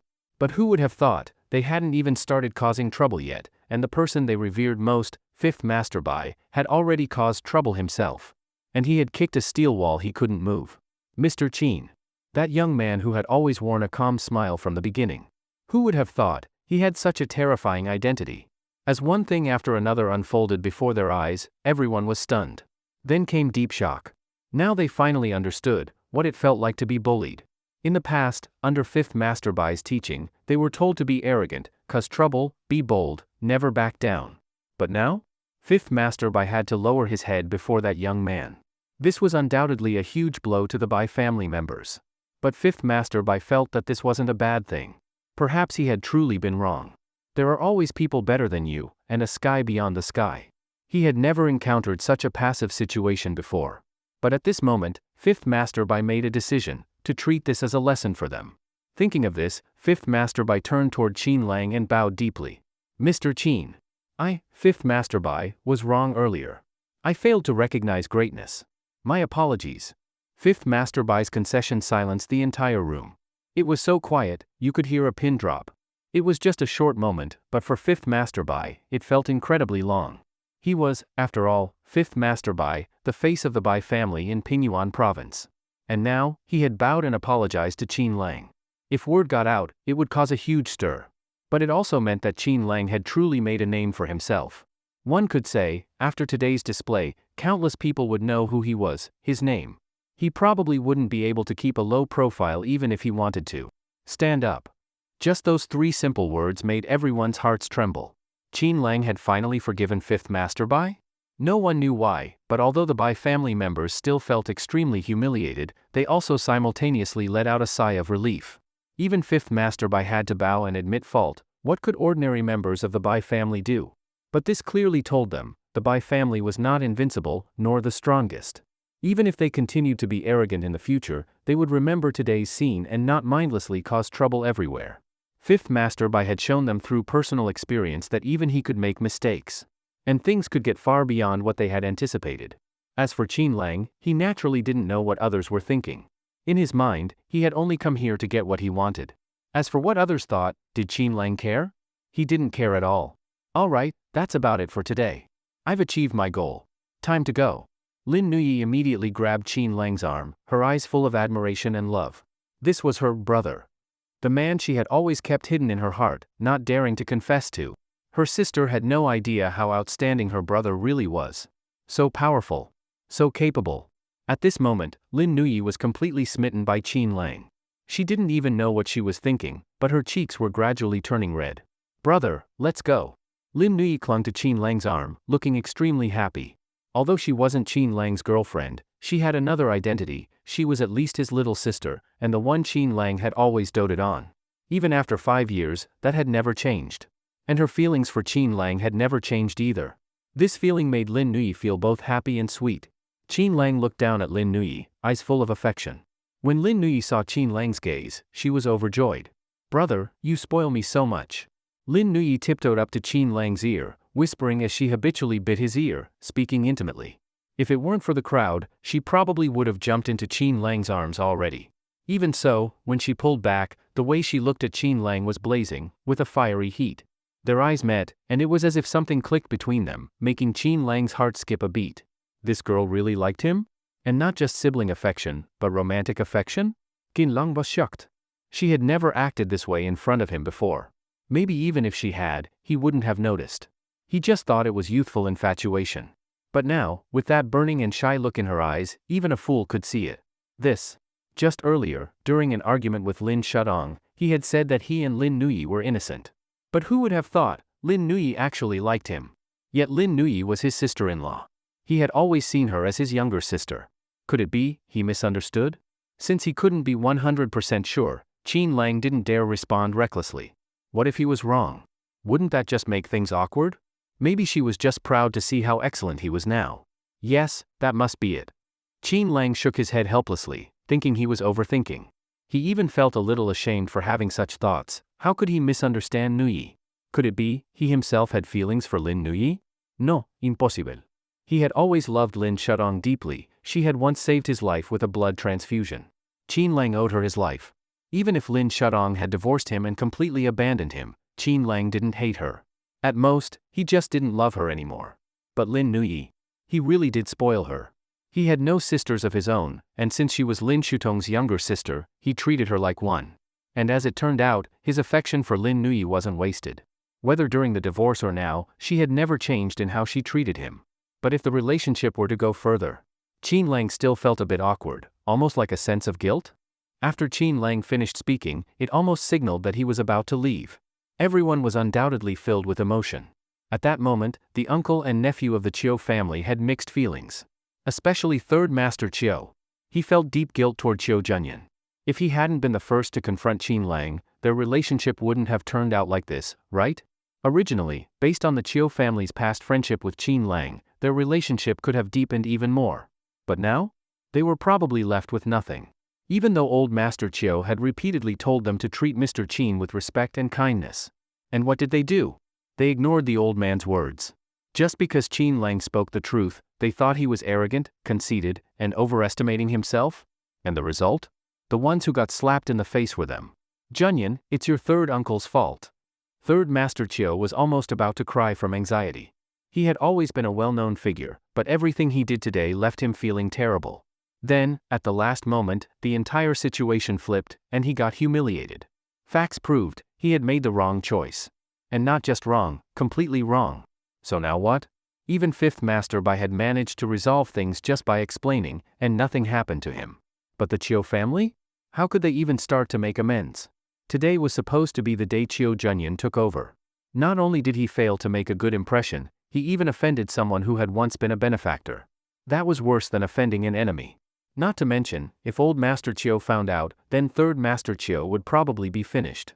Everyone knew old Master Chiu's temper. He was the highest authority in the Chiu family. And he had presided over Lingnan for many years, commanding fear and respect. Just the thought of him being angry made third Master Chiu tremble all over.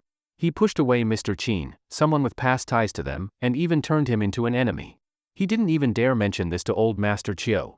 Just imagining the consequences, he felt like death was the only way to atone. Third uncle, you're not the only one to blame for this. In fact, Chiu Junyan felt even worse than third Master Chiu. Their relationship had been so good. But because Qin Lang gave him a warning and he got petty about it, he ended up dragging third Master Chiu down with him. And that led to this major mistake. Now he too regretted it deeply, and he wished he could slap himself. Otherwise, how could he possibly forgive himself? Especially since old Master Chiu had personally told him not to offend Mr. Qin, and third Master Chiu had also reminded him. He was the first person to know this important information, and yet he was also the first to ignore it. He had simply been too spoiled, never suffered setbacks, and didn't know how vast the world was. Now he had learned the hard way. His regret was no less than third Master Chiu's. Third uncle, the urgent matter now is how to make things right with Mr. Qin. Even Fifth Master Bai bowed to him. Think about it, if someone as proud as Fifth Master Bai could bow, then even if we have to kneel, we must make amends. Chiu Junyan had completely put aside his pride. If Fifth Master Bai could bow, why couldn't he kneel? So what if he stopped being the Chiu family's heir? He had offended Mr. Qin, for that alone, he deserved to die. So to fix this, he was willing to do anything. Otherwise, he would be the Chiu family's eternal sinner. Third Master Chiu thought about it, then nervously said, right. No matter what, we have to make amends, we can't miss this chance.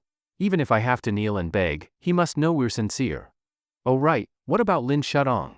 Doesn't she have some connection to Qin Lang? Let's hurry and find out what their relationship is. Maybe we can ask Lin Shudong for help? Third Master Chiu suddenly thought of Lin Shudong. This woman had always been supported by the Chiu family. And she was someone Mr. Qin had once cared for. If they could get her to speak, maybe they could save the Chiu family from this crisis? But third Master Chiu didn't know what had happened earlier, while Chiu Junyan had been there. Seeing Qin Lang's attitude toward Lin Shudong, he knew they probably didn't have a good relationship anymore. Otherwise, why would Qin Lang warn him because of her? And why did that warning lead to the whole mess afterward? Now, Chiu Junyan even regretted getting involved with Lin Shudong at all. Why did he meddle? Of course, he also regretted his arrogance. If he had seriously listened to Mr. Qin's advice, things wouldn't have ended up like this. Third uncle, don't mention that woman again. It was because of her that I was warned by Mr. Qin. Come on, let's go beg Mr. Qin right now, we must make this right. All right, I'll listen to you. The uncle and nephew of the Chiu family were now in a panic. They immediately rushed downstairs to catch up with Qin Lang. At the same time, there were others who knew Qin Lang, namely, the Wang family that had previously clashed with him. The Wang family head had brought his son and quickly followed too, clearly wanting to say something. After all, they hadn't taken a side earlier. They even tried to avoid being noticed by Qin Lang. Now, looking back, they realized how foolish that was. If only they had known Mr. Qin's strength was so terrifying, they would have treated him with utmost respect. As for Fifth Master Bai, his feelings were very complicated. Though he had admitted defeat and even bowed, what of it? A true man can bend or stretch. Besides, he suspected that Qin Lang was even more extraordinary than he had imagined. If one day Qin Lang fully revealed his power, Then maybe, today's events would ensure that fifth Master Bai's name would also be remembered. Meanwhile, in another place, Lin Shudong and Su Jing were both extremely excited. Not only had they received a visit from a major figure from the capital, but this person had also hinted they could now rely on him. As for the reason? It was entirely due to a new product Lin Shudong had secretly developed, an enormous success. And the reason it succeeded was because half a year ago, her company had, by chance, hired a talented individual, a genius in the field of medical beauty. The Lin Group believed that the beauty industry would never go out of style. So they heavily invested and had this person fully develop a new product. In the end, the new product was indeed a success. It had an astonishing effect on scar repair. But the cost was extremely high. That genius told her the product could only be marketed as a top luxury item. At the same time, she heard that a certain major figure in the capital had a daughter, nicknamed the Little Princess, who had suffered severe burns. So she decided to give it a try and sent the product over. Unexpectedly, the results were amazing. The Little Princess recovered. The entire medical community in the capital was shaken. That alone shows how miraculous Lin Shudong's product was. And because of that, she earned the deep favor of that powerful figure. After walking out of the upscale club, Lin Shudong and Su Jing were extremely excited. Both of them understood that a medicine with such terrifying healing effects would cause a huge sensation in the medical world. Lin Shudong never expected that someone she casually hired would possess such terrifying medical talent. "President Lin, shouldn't you give that person a raise now?" Su Jing quickly reminded Lin Shudong. If she remembered correctly, when that talent was first hired, they were only paid 7,000 or 8,000 a month. After the formula was successfully developed, Lin Shudong raised it to 20,000 per month with bonuses. But for someone with such top-tier talent, not giving them a salary of over $1 million a year made Lin Shudong feel like she was not doing justice to their ability. Because both of them knew, the formula for that scar-healing medicine alone was worth billions, and the future profits would definitely be a terrifying figure. "I've decided. I'll give him a 5 million annual salary. For me to stumble upon such top talent by accident, this must be heaven's favor toward me." Having made her decision, Lin Shudong quickly called that talent. But she was told, that top-tier talent had resigned. Resigned? When did that happen? Why didn't I know? Lin Shudong was shocked. They returned to the company only to find it was a unilateral resignation. Could it be that he felt mistreated? Lin Shudong and Su Jing became very anxious and immediately tried calling him, but found the phone number was already deactivated. Even all of his records in the company had vanished without a trace. How could this be? Lin Shudong panicked for the first time and then ordered a check on all the pharmaceutical achievements. Fortunately, all the results were still there. But Lin Shudong had a strange sense of déjà vu. In short, they mobilized all company resources to search for this person, but he seemed to have vanished into thin air. All that was left was the scar-healing medicine with terrifying effects. Just by relying on the scar medicine, their group was sure to rise to a new level. So, why did this person suddenly disappear? Could it still be the work of some mysterious person behind the scenes? At that moment, Lin Xiaofei's father, also Lin Shudong's second uncle, called her. He said that today, at a hotel in North City, he saw Qin Lang walking with Lin Nuyi, and they seemed to be close. From his tone, he sounded angry. In the end, he told her that Qin Lang had beaten Lin Xiaofei into a vegetative state, and he would not let this go. He had even reported it to the police, and law enforcement had already been sent to trouble Qin Lang. He told Lin Shudong to be prepared. Lin Shudong was instantly frightened. In her view, Qin Lang was still mooching off Lin Nuyi and that beautiful woman, just to get close to herself, because he loved her too deeply and had gone mad. As for Lin Xiaofei being beaten into a vegetative state, Lin Shudong didn't think it was Qin Lang. If Qin Lang really loved her to that extent, how could he possibly beat Lin Xiaofei into a vegetative state? So it might all just be a misunderstanding. But Qin Lang had beaten Lin Xiaofei once before, which made him highly suspicious. If the police were called, what if law enforcement misunderstood Qin Lang? Lin Shudong was now on the rise. She had even launched a groundbreaking new medical product. She was going to Beijing soon and had a powerful figure there as a supporter. She felt she was nearly on par with elite young masters like Qiu Junyan. If Qin Lang's situation worsened, even to the point of going to prison, Lin Shudong naturally wouldn't feel good about it. That bastard Qin Lang, always causing trouble. Now he's in trouble, and I still have to help him. Lin Shudong snorted. Earlier, she had left in a hurry and hadn't even told the Qiu family. And Lin Nuyi was her sister. Lin Shudong felt she had to talk to her. She couldn't let that bastard Qin Lang live off her sister too. She had already been taken advantage of by Qin Lang once. Now her sister too? Both sisters being used by him, how could that be allowed? After she told Su Jing about it, Su Jing was eager to go watch the drama unfold. Of course, Su Jing still had doubts about whether Qin Lang was really that top-level young master. And the guesses she gave Lin Shudong, she didn't even believe them herself. It was just that Lin Shudong thought of Su Jing as her advisor and always took her words seriously. But Su Jing also knew Lin Shudong was smart, just a bit self-deceiving when it came to emotional matters. Maybe she already knew the truth but just didn't want to believe it? After being casually misled, she naturally got confused. So, the two women quickly headed back toward the auction venue. At the auction venue, several law enforcement officers had been waiting for a long time. But they hadn't entered the hotel, because they knew this was Chiu family territory, and tonight was a charity banquet attended by many powerful figures. Normally, they wouldn't interfere. But now, someone had filed a report saying their son had been beaten into a vegetative state and was currently in this hotel. They had no choice but to come. They didn't barge in, just waited patiently.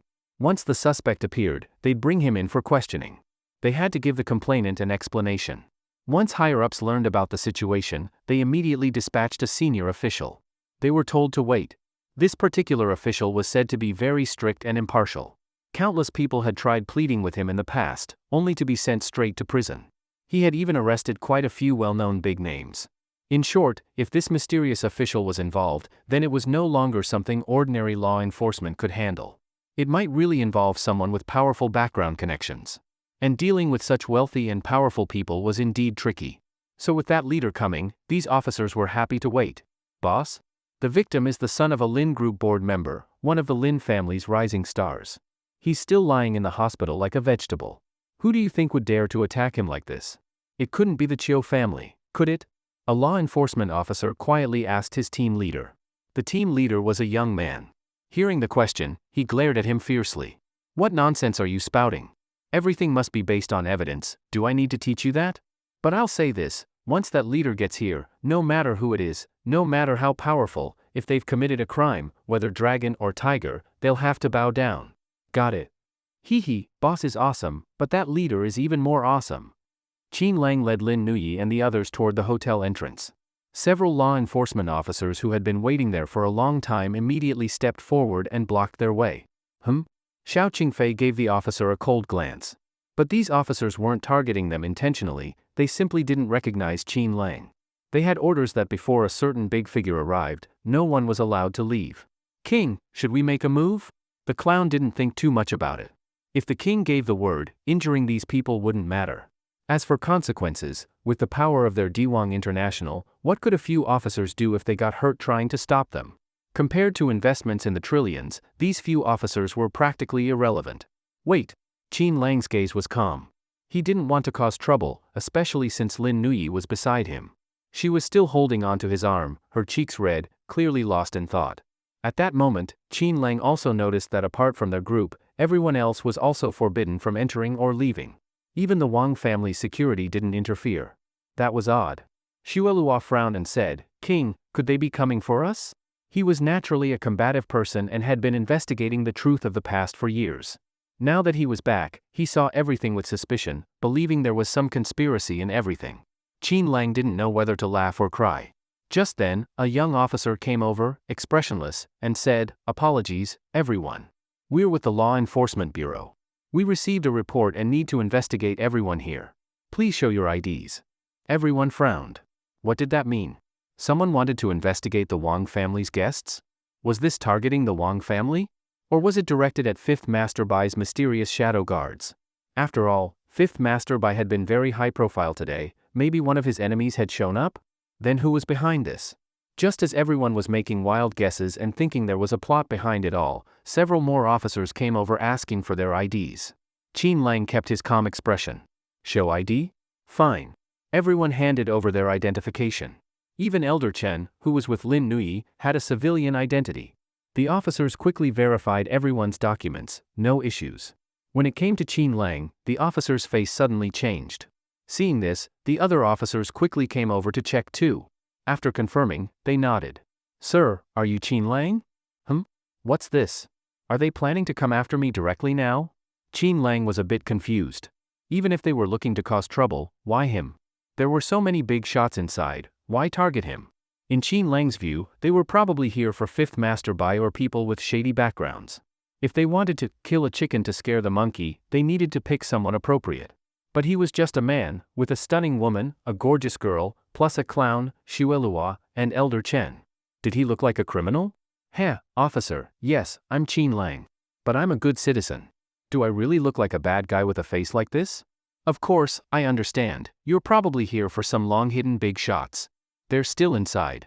We were just trying to leave early. But I'll give you a heads up, there are quite a few masters inside, not easy to deal with. If it's just you few, it might be tough. I suggest you bring more people. Just a suggestion, whether you listen is up to you. Qin Lang smiled kindly. He figured he was doing them a favor. After all, these were enforcement officers, it wasn't easy for them either. Coming all this way and waiting so long. If they ran into danger, they had families too. Qin Lang didn't want anything to happen to them. However, the officers' faces looked increasingly odd. Mr. Qin Lang. We're not here for the big shots inside. We don't care what kind of masters are there. Let us be direct, you know Lin Xiaofei, right? We received a call from his father. He said you beat Lin Xiaofei into a vegetative state. Now we need you to come with us. The officers all looked at Qin Lang expressionlessly, as if they were ready to take him away at any moment. Lin Xiaofei? Qin Lang's expression shifted slightly.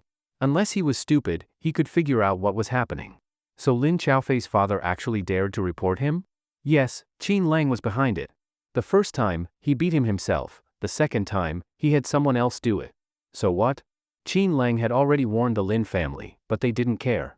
Lin Xiaofei even sent someone called Brother Leopard to cause trouble for Qin Lang. If Qin Lang had been just an ordinary person, he would have been ruined instantly. No way. Lin Xiaofei wasn't beaten by Brother Qin Lang. It must have been someone else. He used to hang out with thugs, he got what he deserved. At that moment, Lin Nui immediately spoke up for Qin Lang, trying to defend him. Qin Lang couldn't help sweating. This time, he actually had done it. It just showed how much Lin Nui trusted him, almost unconditionally. Little sister, who are you? What's your relationship with Lin Xiaofei? And what's your relationship with this Mr. Qin? The officers thought Lin Nui might know something and figured it'd be better to bring her in for questioning, maybe she had more info. Lin Nui quickly said, I'm Lin Xiaofei's cousin. He used to be my brother-in-law, but they're divorced now. Ah? The officers were stunned. So Lin Nui was this Qin Lang's former sister-in-law? Now the two of them were all over each other? Sure, Qin Lang was good-looking, but not to a world-shaking degree. And Lin Nui? A top-tier beauty and school flower. There was another stunning beauty standing right next to her. Qin Lang was really lucky, wasn't he? Unconsciously, the officers started feeling a bit jealous.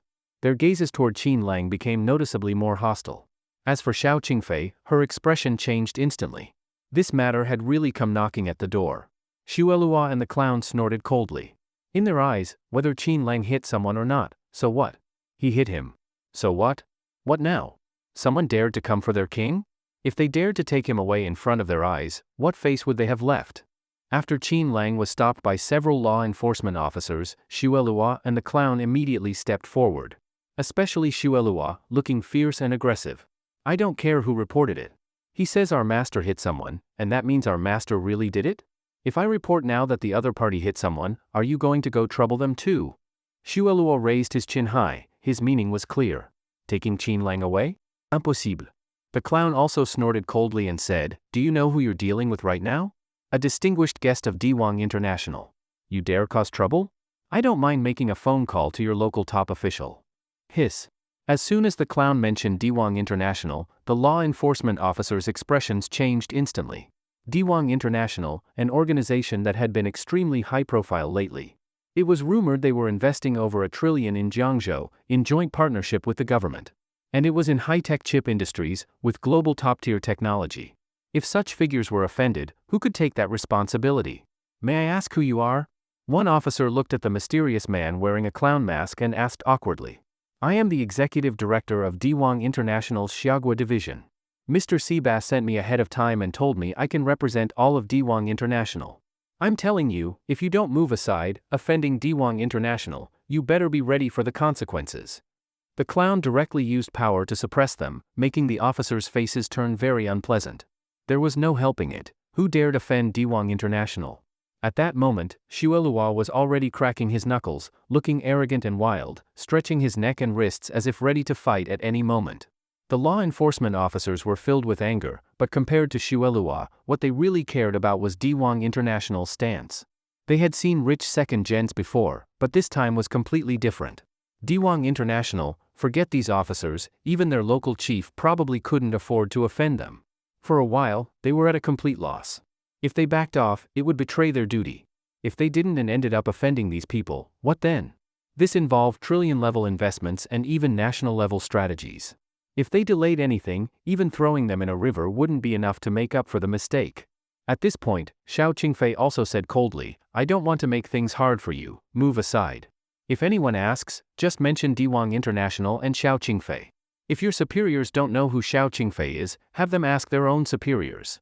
Xiao Qingfei was full of dominance. She was, after all, the queen of the northern Xiao family. Who among the upper ranks didn't know her? As for Xuelua, he couldn't even be bothered to speak. He was a born warrior, ready to fight at any moment, staring at the officers like they were prey. All right, they're law enforcement officers after all. Keep it low profile. Qin Lang said calmly, then added, "Here's the deal. Go and interrogate the person who filed the report. If someone suspects me, they need evidence. He suspects me, does he have proof? He can't just cause me trouble for no reason, right? If that's the case, then I can accuse anyone, and they get taken away too? I believe you understand this logic. All right, that's it. I have things to do. I'm leaving. Clown, leave them a phone number. If there are more questions, have them call. Once the investigation proves it has nothing to do with me, notify us using that number. Officers, thank you for your work, we'll be going now." After Qin Lang spoke, he held Lin Nui's hand and prepared to leave. But the officers didn't budge and immediately blocked him again. "Mr. Qin, sorry. On any other day, maybe we wouldn't trouble you. We would conduct a thorough investigation, and if you were wronged, we'd give you justice. But not today. It's not just about our duty, it's also our superior's order. Mr. Qin, sorry, you'll have to come with us," the lead officer said with a stiff tone. He understood that they might have to offend this Mr. Qin today, but the pressure from above was too great. Their superior was famous for being strict and impartial, even if Qin Lang was a VIP of Dewang International, so what? That official probably wouldn't even fear going up against Mr. Seabass himself. Huh? What's going on? Third Master Chiu and Chiu Junyan, who had rushed over intending to kneel and beg forgiveness, were dumbfounded by the scene. Mr. Qin was actually being stopped? And by law enforcement officers? They even looked like they were ready to take action? The Chiu uncle and nephew nearly exploded. Offending Mr. Qin once today was bad enough, but now again? And who filed the report? Were they not considering the Chiu family at all? Come on, let's go check. This is outrageous. Our Chiu family is hosting a banquet today. Don't law enforcement know what's going on? Are they deliberately disrespecting our Chiu family? Soon, they arrived before Qin Lang. "Mr. Qin, we truly must have been blind to have offended you today. You clearly had helped our Chiu family before, and we still questioned your strength, pressuring you to choose sides for Fifth Master Bai. We deserve to die. Mr. Qin, I know we don't deserve your forgiveness. But it was just us two who were stupid and made this mistake. It has nothing to do with the rest of the Chiu family, certainly not our patriarch's intention. Before we came, the old master repeatedly reminded us to treat you as our most honored guest. We were just blind to go against his word. We regret it deeply now. Mr. Qin, we were wrong, truly wrong." Third Master Chiu was nearly in tears, and Chiu Junyan also said with deep remorse, "Mr. Qin, all the fault lies with me and my uncle. You warned me, but I had resentment in my heart, acted petty, and defied you. Then I made such a huge mistake. Our Chiu family had a connection with you, we shouldn't have done this. Mr. Qin, we're sorry, truly sorry. As long as you're willing to forgive us, whatever you ask, we'll do. Even if you want us to kneel, we accept." Chiu Junyan gritted his teeth and said it. Yes, even if Qin Lang asked them to kneel, Chiu Junyan would do it. He didn't care if he'd lose the position of successor. Chiu Junyan was serious. If Qin Lang wanted him to kneel, he could kneel right now. It was evident how determined Chiu Junyan was. After all, even Bai Wuye of the Bai family had bowed, so what if Chiu Junyan kneeled? Having such a powerful figure, even if not watching over the Chiu family, as long as their previous relationship remained, the Chiu family would remain safe and sound. But if the Chiu family fell out with Qin Lang, then even without others stepping in, Bai Wuye might take action first. All the interwoven interests were clear as soon as they thought about them. Their only option now was to gain Qin Lang's forgiveness. Even if he didn't forgive them, they had to show utmost sincerity, to reduce his hostility toward the Chiu family as much as possible. There's no denying, Chiu Junyan and Third Master Chiu were indeed determined. Unfortunately, the premise of all this? It was Qin Lang's absolute strength. What if Qin Lang hadn't shown such overwhelming strength today? What if he had no power at all and was just a simple doctor? Then the result might have been completely different. Perhaps Qin Lang would have already been stopped by them, maybe even forced to apologize personally to Bai Wuye. But who was Qin Lang? What kind of people hadn't he encountered? How could he not understand such basic logic? As for whether the Chiu uncle and nephew harbored resentment when apologizing, it was obvious without needing to ask. The two of them were definitely full of grievances, only daring to be angry, not daring to speak up. So, could Qin Lang forgive them at this moment? If he forgave them, they'd breathe a sigh of relief, and then likely start complaining again, maybe even feel like Qin Lang wasn't that impressive after all. This was already evident from their attitude before facing Bai Wuye. Their kind only responded to force, not to kindness. Only when shown enough strength and fearsome power would they truly feel fear. As for why the two of them were so scared? Of course they were afraid Qin Lang would vent his anger on the Wang family, afraid the old master of the Wang family would be enraged. Then the two of them would be completely finished. But on this point, Qin Lang actually guessed wrong. For instance, the two were so terrified now they had almost lost their minds. They weren't even thinking about themselves anymore. They were just scared Qin Lang would turn his wrath on the Wang family, nothing more. Still, Qin Lang couldn't be bothered to say much to them. If you do something wrong, there should be consequences. Otherwise, wouldn't it be too easy? For him to not act immediately against the Wang family already showed the greatest mercy. Wasn't he even allowed a bit of resentment? Chairman Chiu, young Master Chiu, you didn't do anything wrong. The situation before was complicated. What you managed to do was already not bad. This matter has nothing to do with you. There's no right or wrong, only different standpoints. Qin Lang spoke calmly. From his tone, it was clear these were just polite words. Forgiveness was impossible, but there was no need to get angry either. He simply had no interest or time to waste on such minor matters. It was over.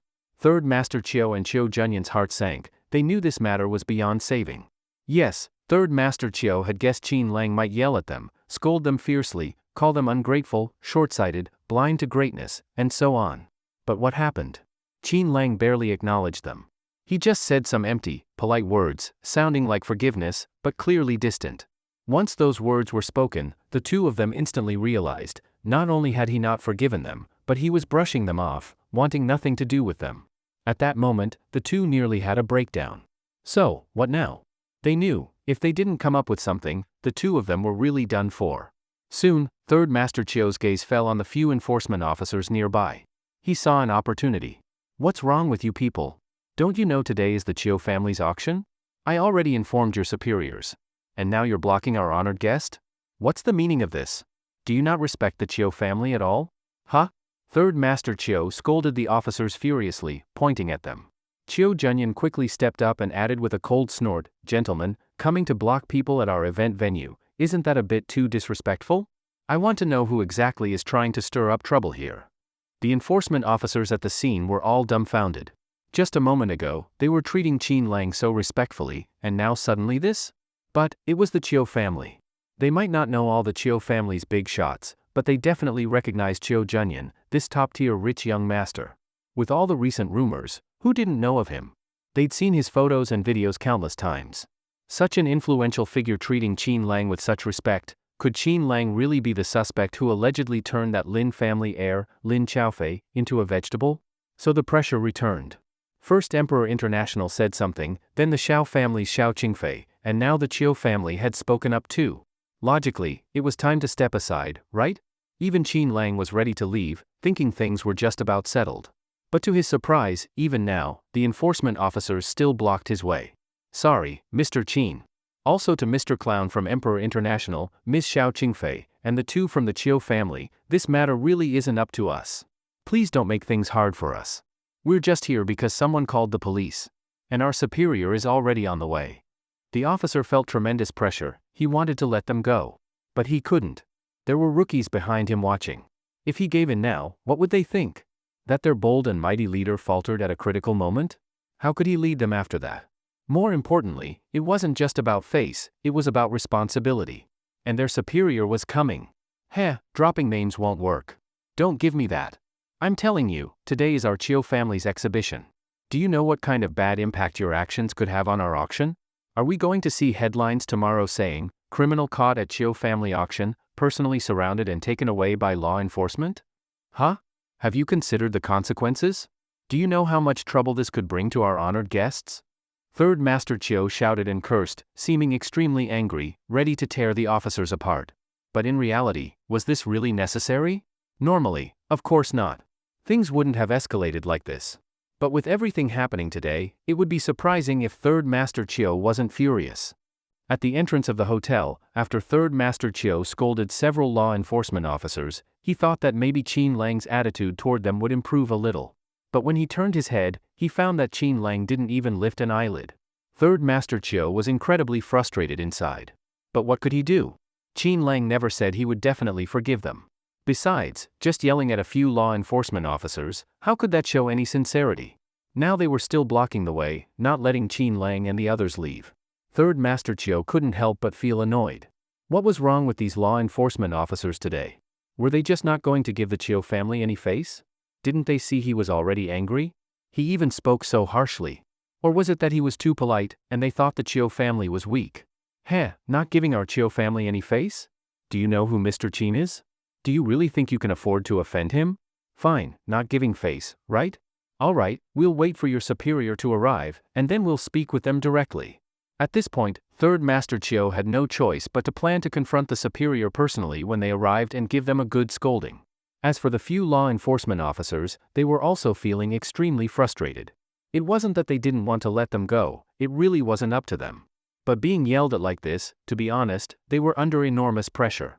They had truly offended some major figures, but thinking of their superior arriving soon, they had no choice but to hold their ground. Since they had already taken a stance, they couldn't back down. So they could only ask Third Master Chiu not to block their path or interfere with their duties. The moment those words were said, Third Master Chiu exploded. What do you mean? You really think our Chiu family is nothing? Fine. You said it. Our Chiu family hasn't exercised its muscles in a while, but not just anyone can bully us. In the whole Lingnan, our Chiu family still has some power. He then casually mentioned a few names, this bureau chief, that department head, which made the officers tremble with fear. Just as Third Master Chiu was about to make a call without hesitation, a roaring sound came from not far away. Several SUVs quickly appeared and arrived on the scene. They're here. The officers immediately breathed a sigh of relief. As long as their superior arrived, it would be fine. They were just afraid he wouldn't show. If they couldn't hold out and made a mess, wouldn't that embarrass their entire department? Swish, swish, swish. Very soon, a number of law enforcement officers got out of the vehicles. The man leading them looked to be in his early 40s, dressed casually, not in any official uniform. But those around him all knew who he was. He didn't need any badges. At his level, he had the authority to set rules. Sir, you're here. The officer in charge quickly went forward and explained the situation. No exaggerations, just the plain truth. The middle-aged man nodded, his gaze immediately landing on Third Master Chiu's face. You're Third Master Chiu, right? I heard your Chiu family has deep connections, strong background, even wanted to make a few calls here and there. So now, for our law enforcement officers to perform their duties, they have to look at your family's face? You may be from the Chiu family, but do you realize what kind of society we live in now? Still playing those old tricks. I'm telling you all, no matter your background, no matter who you are, every single one of you better listen up. As long as you don't break the law, then fine. But if I catch you breaking the law, no matter who you are, I'll make sure you pay the price. Got it? The man scanned the crowd with a stern look, an upright, righteous figure. He clearly wasn't afraid of their background. Third Master Chiu immediately said angrily, good, very good. So you're really not giving our Chiu family any face, huh? I'm telling you, I'm very dissatisfied, our Chiu family is very dissatisfied. Are you saying that no matter who our guest is, you can just do whatever you want, arrest whoever you want? Do you know how much tax our Chiu family pays annually in this province? Do you know how massive our businesses are here? Do you know how serious the consequences would be if we shut down? That affects how many people's jobs? The operation of the whole city. And you still dare to say you don't care about background? You really have guts to say such arrogant things in front of me, Third Master Chiu. Third Master Chiu was going all out now. Although he had done similar things before, he would still show some respect to these agencies. But now, this guy gave no face at all. He said straight up he didn't care about backgrounds, no exceptions. Just listen to those words, absolutely arrogant. Plus, he'd already been humiliated earlier, and Mr. Chin was still waiting for them to apologize. What could they do now? Of course, they had to go hard. They had to suppress this guy's arrogance. But after saying all that, Third Master Chiu thought the man would back down. Yet today, this guy was something else. The reason he dared speak that way was obviously because he wasn't some ordinary person. Otherwise, with his temper, how could he still be in that position? He would have offended countless people by now. Heh, facing Third Master Chiu's threat, the man's eyes turned cold and said, "I'll say this only once, my name is Chen Changfeng. As for who I am, you can find out yourself. Now, stop obstructing us. Otherwise, believe it or not, I'll take you in for questioning right now. I know about your Chiu family, so what? Anyone who breaks the law, especially on my territory, don't think you can twist things around. Take them away." Chen Changfeng sneered, showing he didn't care about the Chiu family at all. Yes, he even deliberately said he knew the Chiu family, clearly showing he was giving them no respect. Third Master Chiu and Chiu Junyan almost jumped from anger. Especially that sentence, "I know the Chiu family." That made them want to punch someone. How lofty was the Chiu family? And this was still within Lingnan territory. Yet now? Some random guy dared to say he'd give them no face, and even wanted to take them all in. Unbelievable. The Chiu family was being bullied on their own turf. They had the worst luck today. First, Bai Wuye suppressed them repeatedly. At least he was the famous fifth master of the Bai family, a butcher, a killer. He had the capital to disrespect the Chiu family. Then came Mr. Chin. The Chiu family had to make difficult decisions again and again, each one stressful, but they had no choice. Sadly, their decisions were all wrong. Until the appearance of Shui Luo completely broke the deadlock, the whole situation flipped. Only then did they realize how terrifying Mr. Chin's strength was. Which also meant, they had made the wrong choice from the very beginning. Now, both of them were filled with regret. But as for these few people in front of them, how dare they be so arrogant? Based on what? The more Third Master Chiu thought about it, the more exhausted he felt.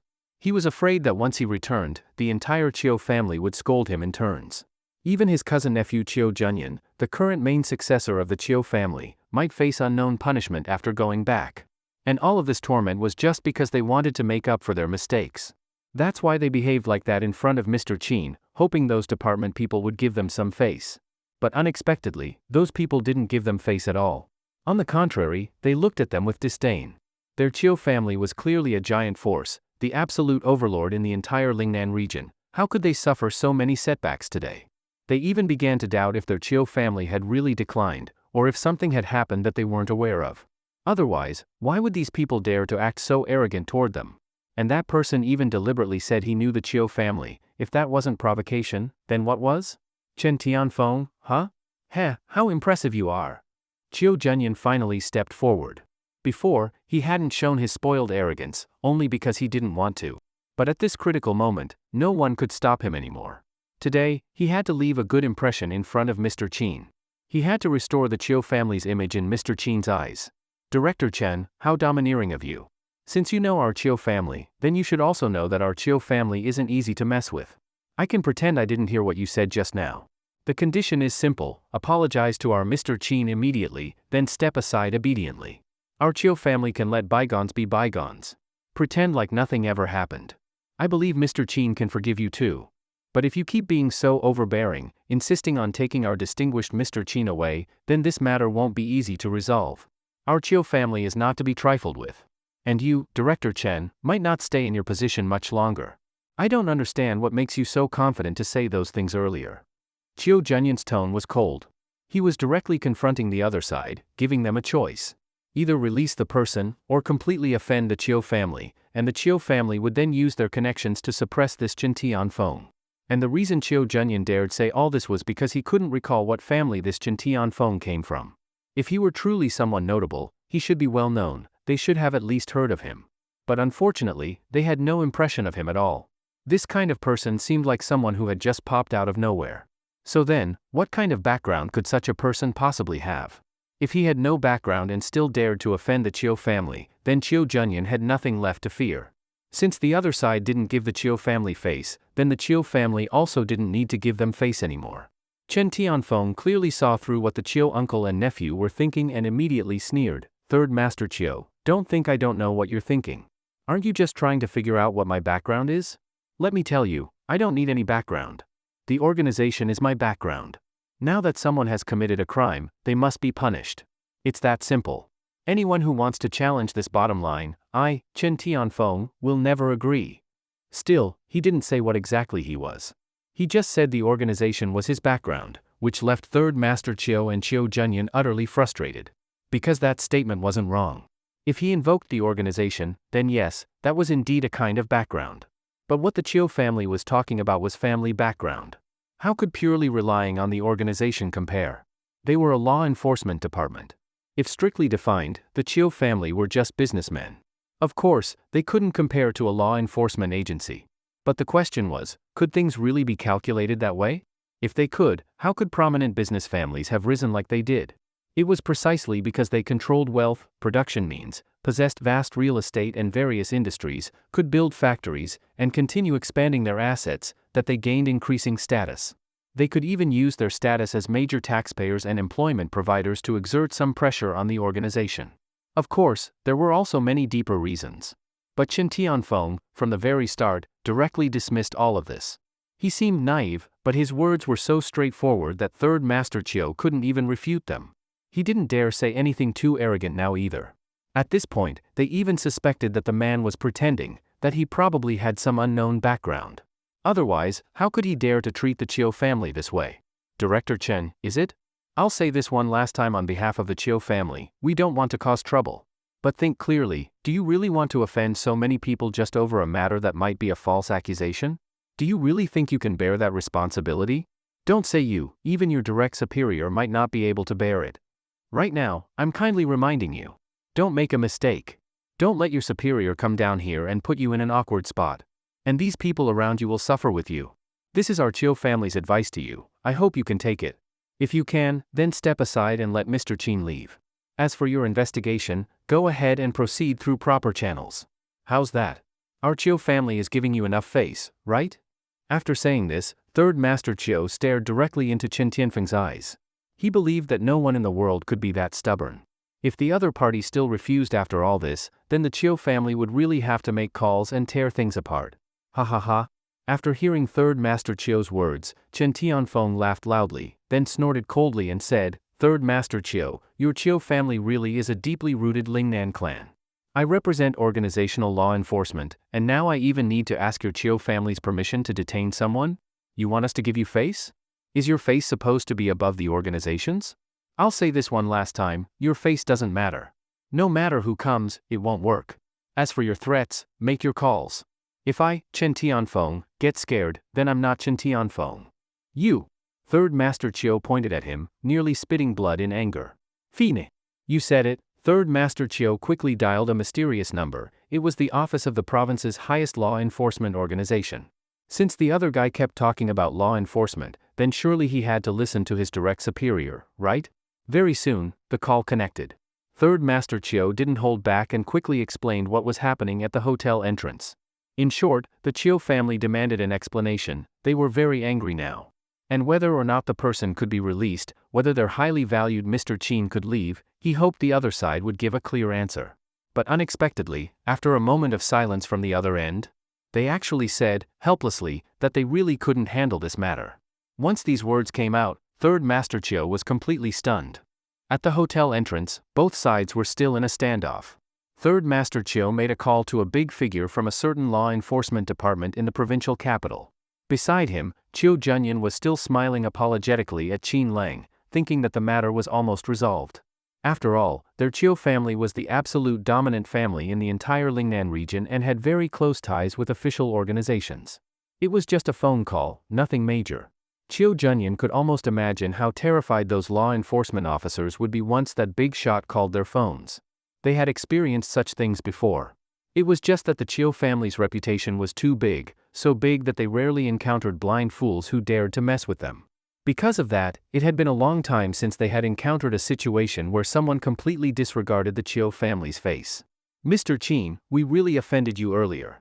Please rest assured, we will definitely do our utmost to make up for this unpleasantness. Please trust our sincerity. My third uncle is already calling their superior. They'll soon realize the seriousness of the situation. Please wait just a bit longer. Chiu Junyan was extremely humble, constantly nodding and bowing to Qin Lang. He had completely let go of any pride and was solely focused on making amends. He didn't care if anyone saw and talked about how the Chiu family behaved. He had made up his mind, he was going to curry favor with Qin Lang. Meanwhile, over at Third Master Chiu's side, he was deeply frustrated. What did they mean by, can't handle it? Wasn't that person from the most powerful law enforcement department in the provincial capital? If he was their superior, just one call should be enough to get them to back off. Even asking them to apologize should not have been a problem. Third Master Chiu thought for a moment, maybe that Chen Tianfeng really had some background. He had no choice but to step aside and whisper into the phone, "Director, tell me, who exactly is that guy? Why not just make it clear? That way, we don't have to keep guessing." Third Master Chiu felt dizzy thinking about it. The other party was a top director, how could he now be hesitating and hinting at things? Could it be that the Chiu family was really that unlucky? Today, not only had they offended Mr. Qin, but even someone who just popped out of nowhere dared to ride on their heads and bully them? Sai, since you've asked, I'll be honest. This person came from the imperial capital and was appointed personally by a top figure from there. He's really not someone I can touch. Even if I want to interfere, I can't. I'm sorry, Chiu. After hearing the voice on the phone, Third Master Chiu was shocked. From the imperial capital, personally appointed by a top-level figure, even someone like that director couldn't interfere. Good heavens. No wonder the other guy had been so arrogant earlier. He even said he knew the Chiu family, but still showed no regard for them. They were really out of luck. Fortunately, he had made that phone call earlier, otherwise, wouldn't he have directly run into that guy's trap? If the other guy had arrested him too, where would he go to cry? This is outrageous. Third Master Chiu felt extremely uncomfortable inside. He understood now, he had provoked someone he shouldn't have. At this point, things were no longer within his control. Even if he wanted to go hard against those law enforcement officers, they weren't afraid of him at all. And on the phone, that big figure was still telling stories about Chen Tianfeng. Chiu, to be honest, this guy is no joke. He's offended countless people before. Even if someone in the provincial office committed a crime, he would arrest them right in front of the governor. That's how arrogant he is. None of us dare say a word. Gasp. Third Master Chiu couldn't help but suck in a breath of cold air. He even dared to disrespect the governor. Was Chen Tianfeng really that powerful? Not to mention him, even the head of the Chiu family, the old master, would have to show this guy some respect. But this Chen Tianfeng didn't even care about that. If he wasn't a fool, then he definitely had an incredible background. But if he were a fool, he would have been removed long ago. Yet he was still doing fine, still offending people left and right. So it must be the latter. Chen Tianfeng had an unbelievable background. Director, thank you. If you hadn't warned me today, I, Third Master Chiu, might have really brought trouble upon myself. It's not that I'm afraid of being implicated, it's just that my family is big, and I don't want to drag them down because of me. No problem. One last thing, I've heard that this Chen Tianfeng is connected to the most elite family in the imperial capital. You can assume that in all of Xia country, there are very few who dare offend Chen Tianfeng. The most elite family in the imperial capital? That's the royal family, isn't it? Gulp. Third Master Chiu couldn't help but swallow hard, then quickly thanked him again before hanging up the phone. His heart was pounding nonstop. Unbelievable, truly unbelievable. This Chen Tianfeng actually had such a powerful background. No wonder his tone earlier was so arrogant. He didn't even take the Chiu family seriously, even blocked Emperor International and the Queen of the Shao family. No wonder Qin Lang and the others were blocked, there was nothing unjust about it. Since it had come to this, Third Master Chiu could only brace himself and walk up to Qin Lang and the others. He glanced at Chen Tianfeng in the distance, his expression complex, his eyes even flickering. Uncle, what's wrong? Can Mr. Qin leave now? Chiu Junyan hurried over to ask, but he noticed that Third Master Chiu's expression didn't look right. He suddenly thought, could it be that even that big shot from the provincial capital couldn't do anything about this Chen Tianfeng? Third Master Chiu looked at him but said nothing. He quickly walked over to Qin Lang and the others. Mr. Qin, I'm sorry. It's not that we don't want to help, it's just that we're powerless. After saying this, he walked over to Chen Tianfeng nearby, and very humbly said, Chief Chen, it was my mistake. I apologize for the disturbance. We'll be leaving now. Then he came back, grabbed Chiu Junyan, and dragged him away. He didn't even look back at the others, as if afraid of catching Chen Tianfeng's attention. Like I said before, what Chiu family crap? I, Chen Tianfeng, don't care who they are. If they dare make trouble on my turf, no matter who they are, they'll kneel or lie down. Don't try to challenge my authority, because I, Chen Tianfeng, am the authority. These words were ridiculously arrogant. Third Master Chiu trembled all over, and just as Chiu Junyan was about to speak, he was pulled away again by Third Master Chiu. It was obvious, they were going to swallow this humiliation completely. After Third Master Chiu dragged Chiu Junyan away, everyone at the scene was stunned. The other party actually swallowed his pride and didn't fight back. This could even be seen as letting himself be humiliated. Was this still the Third Master Chiu of the Chiu family? In short, something wasn't right, it was far too strange. Everyone had seen Third Master Chiu's previous attitude, roaring with anger, threatening all sorts of things. But after making that phone call, he suddenly seemed like a different person. They had originally planned all kinds of ways to win back Qin Lang. But now, they didn't even try to make amends with him. Which meant, this Chen Tianfeng was extremely terrifying. His background had to be unbelievably powerful. Not only could everyone at the scene guess this, Chiu Junyan could as well. So after being pulled away by Third Master Chiu, he quickly asked in a low voice, "Third uncle, who exactly is this Chen Tianfeng? Tell me." Only then did Third Master Chiu look around, then lowered his voice and said, "He's from the imperial capital and is even connected to the #1 top family in the imperial capital. Even that provincial level director couldn't control him. This Chen Tianfeng has caused trouble countless times since coming here, and no one has been able to stop him. He's always come out fine. In short, we can't afford to mess with this guy." Chiu Junyan's face instantly turned very grim. This was actually a mysterious figure from the imperial capital. Seeing his nephew was frightened, Third Master Chiu then briefly explained what the director had said, that even the provincial governor couldn't do anything about this Chen Tianfeng, and that he had even arrested people right in front of the governor. That's how arrogant he was. Gasp. Chiu Junyan couldn't help but suck in a breath of cold air. That governor was someone even their Chiu family had to show great respect to. Back when his grandfather took him to meet the governor, they had been extremely courteous. But that kind of big shot couldn't even get Chen Tianfeng to give face? And the guy dared to arrest someone in front of him? Third uncle, good thing you made that call, otherwise, our Chiu family could have been in real danger. Chiu Junyan had originally thought that no matter what, he had to win back Qin Lang today and restore the lost relationship with Mr. Qin. But now? If he had waited a little longer, he might have gone head-to-head with that Chen Tianfeng. If he ended up offending that mysterious Chen Tianfeng, just thinking about it was terrifying. For a moment, Chiu Junyan's steps became unsteady. He was truly frightened by the whole situation. At the same time, the head of the Wang family walked over and, upon seeing the Chiu uncle and nephew, quickly asked, "Third Master Chiu, weren't you following Mr. Qin? Where is he now?" Third Master Chiu glanced at him and sighed, "Master Wang, I don't know who called the police, but a few law enforcement officers are trying to take Mr. Qin away. There's nothing you can do at this point." Huh? Master Wang was completely baffled. What the heck? Law enforcement officers trying to take Mr. Qin away? Why not help? Just chase those officers away. Indeed, that's how Master Wang would usually handle it. In his eyes, a few officers were no different than ancient constables, while Mr. Qin was clearly a man of the highest power and status. Even Fifth Master Bai had to bow to him. How could a few random law enforcement officers be allowed to take Mr. Qin away?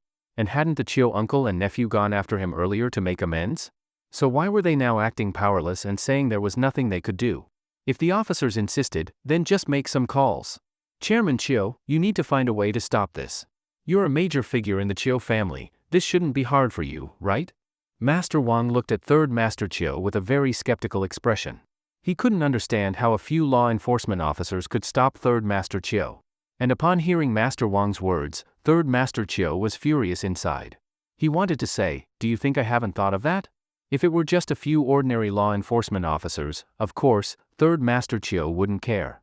But this was Chen Tianfeng, a man who even dared to disrespect the provincial governor. Asking Third Master Chiu to challenge him would be suicide. "Sigh, Master Wang, given our relationship, I should tell you, but this matter is serious. All I can say is that among those law enforcement officers is a parachuted top figure. We can't afford to provoke him. Let's just go back, this isn't something you or I can control." Third Master Chiu shook his head helplessly, as if he had completely given up. Master Wang's face changed instantly. He wanted to ask who that top figure really was and why Third Master Chiu was so afraid. But the other party didn't explain, it clearly meant he didn't want to say more. So who could it be that even the Chiu family was so afraid of?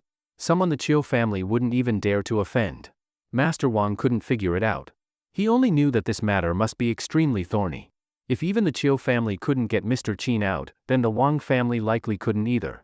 For a moment, Master Wang's mood was very complicated. Even fifth Master Bai had bowed before, but now, right at the hotel entrance, another top-level figure appeared. When did Lingnan have so many powerful people? From third Master Chiu's expression and tone, Master Wang was almost certain Mr. Qin must have run into someone incredibly difficult to deal with this time. Master Wang had always thought of his family as top tier in the provincial capital. But now it seemed, they still weren't strong enough. They still had to tread carefully in all things and not stir up trouble recklessly. Otherwise, if someone like this showed up, the Wang family would be finished. Just then, a luxury car pulled up outside the hotel. Lin Shudong and Su Jing had returned. They didn't know what had happened with Qin Lang earlier. But as they got out of the car, they saw Qin Lang and his group being stopped by a bunch of law enforcement officers. They really came to stop him. Su Jing, seeing the scene, quickly asked, "President Lin, we arrived just in time. What should we do now?" Lin Shudong felt conflicted. The one who called the police was from her cousin's branch of the family, but Lin Shudong didn't want them to take Qin Lang away. Even though she now looked down on Qin Lang, he was still her ex-husband, someone she had once loved. Seeing people try to arrest him, she didn't want to escalate things. So she and Su Jing quickly walked over, and Lin Shudong gave Qin Lang a complicated look. Then she turned her gaze to the law enforcement officer, Chen Tianfeng. "Comrades, this is a misunderstanding. The person who called the police was my second uncle, but this matter has nothing to do with Qin Lang. There was some misunderstanding between them. I hope you won't wrongly accuse him." After all, she was Qin Lang's ex-wife. Lin Shudong still wanted to help him. Lin Shudong told the law enforcement officers that Qin Lang was being wrongly accused. This was somewhat beyond Qin Lang's expectations. "Jia!" Lin Nuyi couldn't help but call out to Lin Shudong, her expression also very complicated. Right now, her sister probably still didn't know her brother's identity. But she herself had already fallen in love with Qin Lang. In the future, she just wanted to call him brother, and maybe even husband. Yet Lin Shudong was ultimately Qin Lang's ex-wife, and Lin Nuyi was her younger sister. This made things quite awkward. Lin Nuyi always thought she was very generous, but at this moment, she realized she couldn't be generous at all. She just wanted to keep Qin Lang for herself and didn't want to share him with anyone. Lin Shudong saw how tightly Lin Nuyi was holding Qin Lang's arm and instantly frowned. After all, Lin Nuyi was her younger sister. She couldn't let Qin Lang really live off her little sister. "Nuyi, come here," Lin Shudong said angrily. "Lin Nuyi bo dit, no." Lin Shudong was almost angered to the point of fainting. Unbelievable. Her little sister actually wasn't listening to her anymore? What kind of situation was this? But at that moment, Chen Tianfeng sneered, "Since someone reported the case, we naturally have to handle it. Mr. Qin, come with us. Or do you need to make a call and ask someone?" Lin Shudong frowned slightly. What was wrong with this officer? Did he not understand this was Chiu family territory? "Hello, officer, could you perhaps consider the Chiu family's reputation and let them go? I know young Master Chiu Junyan of the Chiu family." At this point, Lin Shudong directly brought up the Chiu family, thinking that with their influence, it shouldn't be a problem. However, upon hearing this, the other party only sneered. "You can ask them, did the Chiu family come earlier? You can also ask if I gave them any face? The so-called Chiu family even made calls to certain people. You can ask them, did anyone on the other end give them face?" Chen Tianfeng looked proud and fearless. He had already been in the provincial capital for several days and had encountered many such cases. Every time, people said they would make calls, bringing up big names one after another. But could those so-called big shots control Chen Tianfeng? No. Not only couldn't they control him, but afterward, they might even have to call him to explain things. To avoid offending Chen Tianfeng. That's how powerful and domineering he was. Because of this, he could wait. In fact, he quite enjoyed watching these people run around trying to call big shots, while he, Chen Tianfeng, only needed to slap their faces at the right moment. What? Young Master Chiu already came. Lin Shudong was completely stunned. And judging by the officer's words, he even disregarded the big shot the Chiu family had tried to contact.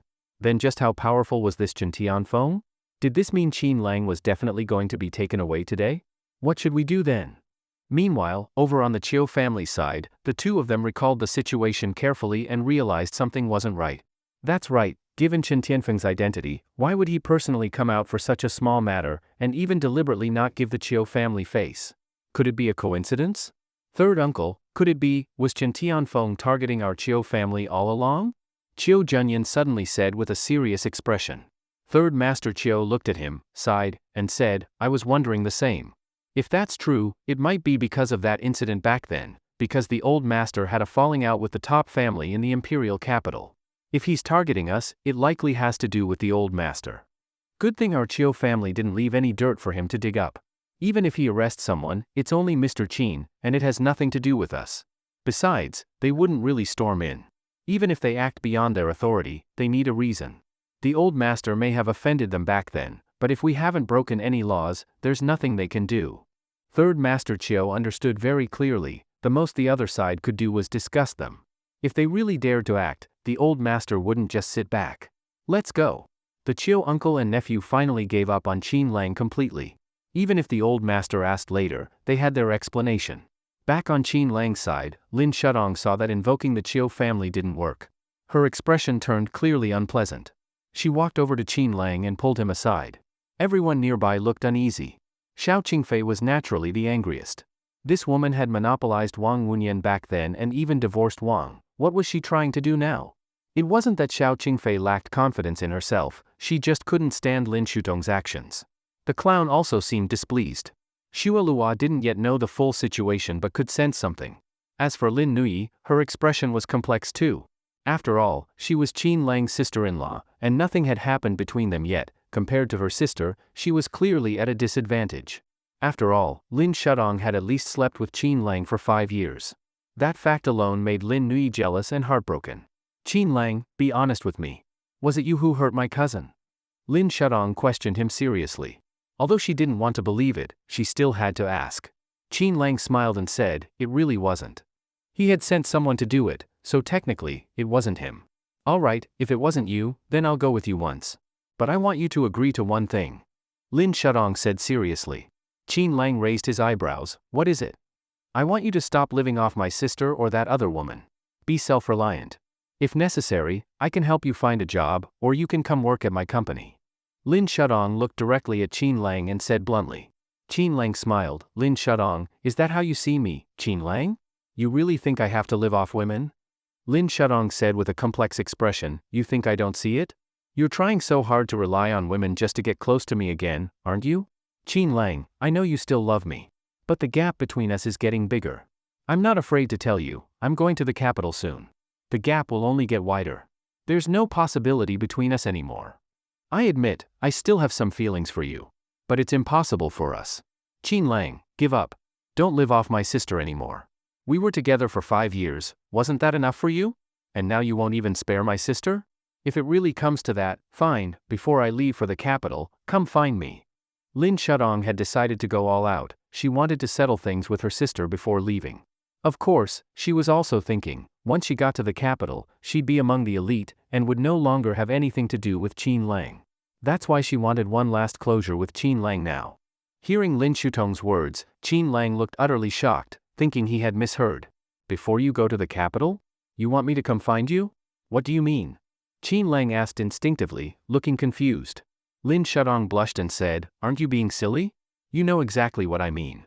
Qin Lang was stunned. Weren't they already divorced? Yet Lin Shudong was asking him to come find her? Indeed, Qin Lang and Lin Shudong had been together for 5 years. He had once cherished her like a treasure. But ever since she said she didn't love him anymore and kicked him aside, Qin Lang had made up his mind not to bother with her again. What, now she wanted that kind of thing, so she just called him over. What did she take him for? And she was even using the issue with Lin Nui as an excuse. Lin Shudong, are you joking? You tell me to come find you, and I'll just come? And I still love you? Sorry, I don't love you anymore, Qin Lang said seriously. Lin Shudong sneered, Qin Lang, stop pretending. Just the way you look at me is off. Whether you still love me or not is easy to test. But it looks like we don't have time for that now. Sure enough, not far away, Chen Tianfeng, seeing the two chatting for so long, began to lose patience. Hey, you two over there, are you done talking? And Qin Lang, your backers from the Chiu family are gone, what else is there to say? However I want to handle this, I'll handle it. If you say you have a backer too, or want to make a call, go ahead. Did Chen Tianfeng know who Qin Lang was? He didn't. It was purely because this incident happened at the Chiu family's antique exhibition hall that he targeted Qin Lang. If it were somewhere else, he probably wouldn't have even looked at Qin Lang. Likewise, if it had been someone else, his attitude would have been the same. Because he didn't know who Qin Lang was, he saw him as just an ordinary person. At most, he looked like a rather flirtatious ordinary person. Qin Lang turned and glanced at Chen Tianfeng, then smiled and said, Chief Chen, you really are something. Even the people behind the Chiu family can't do anything about you, and the Chiu uncle and nephew had to apologize to you. Even when you insulted them, they didn't dare say a word. That's pretty impressive. But I, Qin Lang, haven't done anything wrong. Blocking our way isn't exactly proper, is it? Heh, didn't I already tell you? Someone reported you for injuring their son and turning him into a vegetable. Where's the evidence? Qin Lang said with a smile. Chief Chen, you should understand, everything needs evidence. Didn't I already say it? Whoever suspects must provide proof. If someone suspects me, they need to show proof. I can't just be taken away for no reason, right? We're all reasonable people. What do you think, Chief Chen? Qin Lang was in a good mood. There was no sign of anger on his face. After all, he had already obtained the sheepskin scroll. He would soon be able to search for the next dragon talisman. There was no reason for him to be unhappy. Chen Tianfeng chuckled and said, Since you want to talk reason, I'll reason with you. I happen to be a man of reason. As for the evidence, if we don't take you in, how can we investigate? You have to cooperate. This is your duty. It's not something you can refuse. I'm informing you, not negotiating. Got it? Although he spoke of reason, his overbearing tone made people frown. At that moment, Lin Nuyi immediately protested, You said yourself there's no evidence yet. If that's the case, you don't have the right to take him away. No, I don't agree, you can't take my brother unless you produce evidence. What Lin Nuyi said was completely reasonable, and Chen Tianfeng didn't look angry at all. He even seemed to think her words made sense. But after she finished, Chen Tianfeng casually said, That's right. But I'm still taking him. Arrogant? Or just wild? In any case, he was clearly unbothered. He was determined to take him away.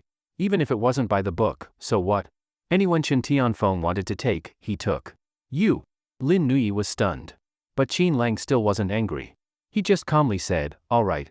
Since we're at this point, if I don't go with you, wouldn't I be disrespecting you? But I'm quite busy, I have something to do tonight. You won't have much time. Let's wrap this up before 10 p.m., okay? I also need to spend some time with Nuyi. She has to return to her dorm tonight. That statement left Chen Tianfeng dumbfounded. He was actually being told his time was limited, that things had to be done before 10, and that the guy needed to spend time with a girl before she went back to her dorm. Ha ha ha ha. Chen Tianfeng burst out laughing. Interesting. Truly interesting. He, Chen Tianfeng, had always acted recklessly. He hadn't even given the Chiu family face. He hadn't cared about the big shot the Chiu family had called either. And this man in front of him. He didn't seem flustered at all. Even now, he was setting time limits for him, as if Chen Tianfeng had to operate on his schedule. Bold. Truly bold. Even Chen Tianfeng himself wouldn't dare say something so audacious in this situation. But for someone to speak this boldly, his background probably wasn't ordinary. Otherwise, he wouldn't dare talk like that. And the Chiu family wouldn't have tried to beg for him earlier. Now Chen Tianfeng was actually a bit curious. Who was this Qin Lang really? Someone who could make the Chiu uncle and nephew beg? He probably wasn't simple. Heh, Mr. Qin Lang, confidence is a good thing. But don't be too confident. As for what you said about finishing before 10 p.m., that depends. But since I, Chen Tianfeng, am handling the case, rest assured, we'll get to the bottom of this quickly. We'll soon find out whether you're the one who hurt him. Qin Lang nodded. He understood, people like this weren't so much unafraid of power because they were power. They simply enjoyed the vanity of being the center of everyone's attention. Qin Lang didn't mind at all. No matter what he said, someone had reported the case. Since it had been reported, it made sense that they'd take someone away. As for whether word of this would spread, of course it would. But so what? He didn't know many people here anyway. Lin Shudong and the others were still here. Let it spread, Qin Lang didn't care. By the way, the person who filed the report will be arriving soon. At that time, we'll definitely take him away, and we'll also bring the vegetative patient to check the condition, to see if he really has become a vegetable, Chen Tianfeng said overbearingly.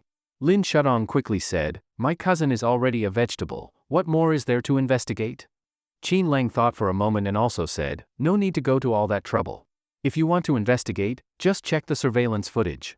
As long as you find the timestamp and evidence that I wasn't present, and that the culprit is someone else, it'll all be very easy. Alright, we don't have much time left. Go ahead and have someone pull the footage. I'll go with you, and the truth will come out quickly. Qin Lang also wanted to settle the matter quickly. He didn't want it to drag on late into the night. Plus, Nuyi was still by his side, and he didn't want her to worry. On top of that, there was also Xiao Qingfei, Sir Clown, and even Xuelua, all of whom still had things to handle. Not to mention Lin Nui's martial uncle, whom he hadn't even investigated yet. However, even though what Qin Lang said sounded reasonable on the surface, his suggestion that Chen Tianfeng go check the surveillance footage sounded a bit like giving orders. And that was precisely his usual way of speaking. Unfortunately, this habit fell badly on Chen Tianfeng's ears, who instantly felt displeased. Hadn't he, Chen Tianfeng, already been generous enough tonight? Even the Chiu family's uncle and nephew had been scared off. Under such circumstances, most people would be trembling in front of him, if not sucking up and obeying his every word. But this Qin Lang? One request after another, now even directing him to check the surveillance. Of course, they would check it, but who was this guy to order him? Who did he think he was? Daring to command him, Chen Tianfeng? Heh, young man, quite proactive, huh? But you're not the investigator. You're a suspect now. How we handle the case is our business. Also, as for the person who was beaten into a vegetative state, we'll investigate whether he had a criminal record too. We need to thoroughly look into whether this was a conflict between underground factions. We'll be pulling all the records to cross-check. Of course, you don't need to worry. If someone framed you, I'll make them pay. But if it was you, don't think you can get away. One last reminder, you're a suspect now. I'm the officer. Don't forget your identity. Don't think you're law enforcement. Know your place. Got it. After Chen Tianfeng said this, Qin Lang only smiled, but Xuelua beside him immediately became angry. Bastard! What did you just say? Out of respect for you, my lord agreed to go. Do you really think you can take us by force? Don't get yourself killed. Do you really think we're like those others? Also, don't be so arrogant when you step outside. Understand? Xuelua had long been displeased and now directly started lashing out. Background? Identity? What a joke. Back in the day, when they made the planet tremble with fear, where was this guy? He thought that scaring off the Chiu family's uncle and nephew meant he could pressure them too? What a joke. Xuelua. Qin Lang gave a slight reminder, not wanting the situation to escalate. After all, they had kept a low profile for years and were still slowly reawakening. They needed time to adjust. However, Xuelua's words were indeed too arrogant. Calling someone a bastard, saying they were looking for death, these were arrogant statements, especially in front of someone like Chen Tianfeng. Chen Tianfeng hadn't even reacted yet, but over 10 law enforcement officers around him instantly looked displeased. They had finally found a powerful, fearless leader with a deep background. And this leader treated them well. How could they let him be humiliated? Especially in the past few days, since Chen had come to the provincial capital, many criminals had been locked up. No exceptions, no matter their background or status. Once they landed in Chen Tianfeng's hands, they all had to kneel. That's why they had been feeling great these days. They admired him immensely. And now, with Xuelua insulting their officer Chen, how could they bear it? Chen Tianfeng glanced at the group and signaled them to stay quiet, then turned his eyes to Xuelua and said calmly, "Interesting. Actually, I noticed you at first glance, no flaws at all, clearly a top-tier expert. Since I came here, I haven't found a single worthy opponent. My hands are itching. But now, I'm intrigued. How about it? Want to spar?" Once Chen Tianfeng said this, the nearby officers were stunned. Their officer Chen actually wanted to spar with this arrogant guy? But Chen Tianfeng truly wanted to fight, not to make things difficult, but because he instinctively respected strength. When he saw someone strong, he wanted to test himself. You sure? Xuelua's eyes narrowed. He'd already had enough of this guy. Now that the guy wanted a duel, he didn't mind granting his wish. Especially since the challenge came from the other side, he wouldn't hesitate to show him something. But at this moment, the king was still present, nothing was up to him alone. So, Xuelua looked toward Qin Lang, as if to say, "My king, let me fight. I will make him submit completely." On the other side? Chen Tianfeng watched with a calm expression. He had figured it out, that mysterious man he challenged was probably a subordinate of this Qin Lang. He could tell that Xuelua had powerful blood energy, definitely a top expert. As for Qin Lang, he couldn't read him at all. He didn't know if he was just an ordinary person or a peerless master. But that didn't matter.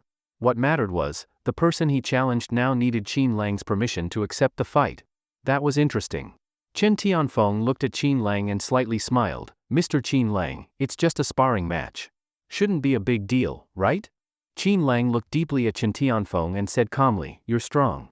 Unbelievably strong."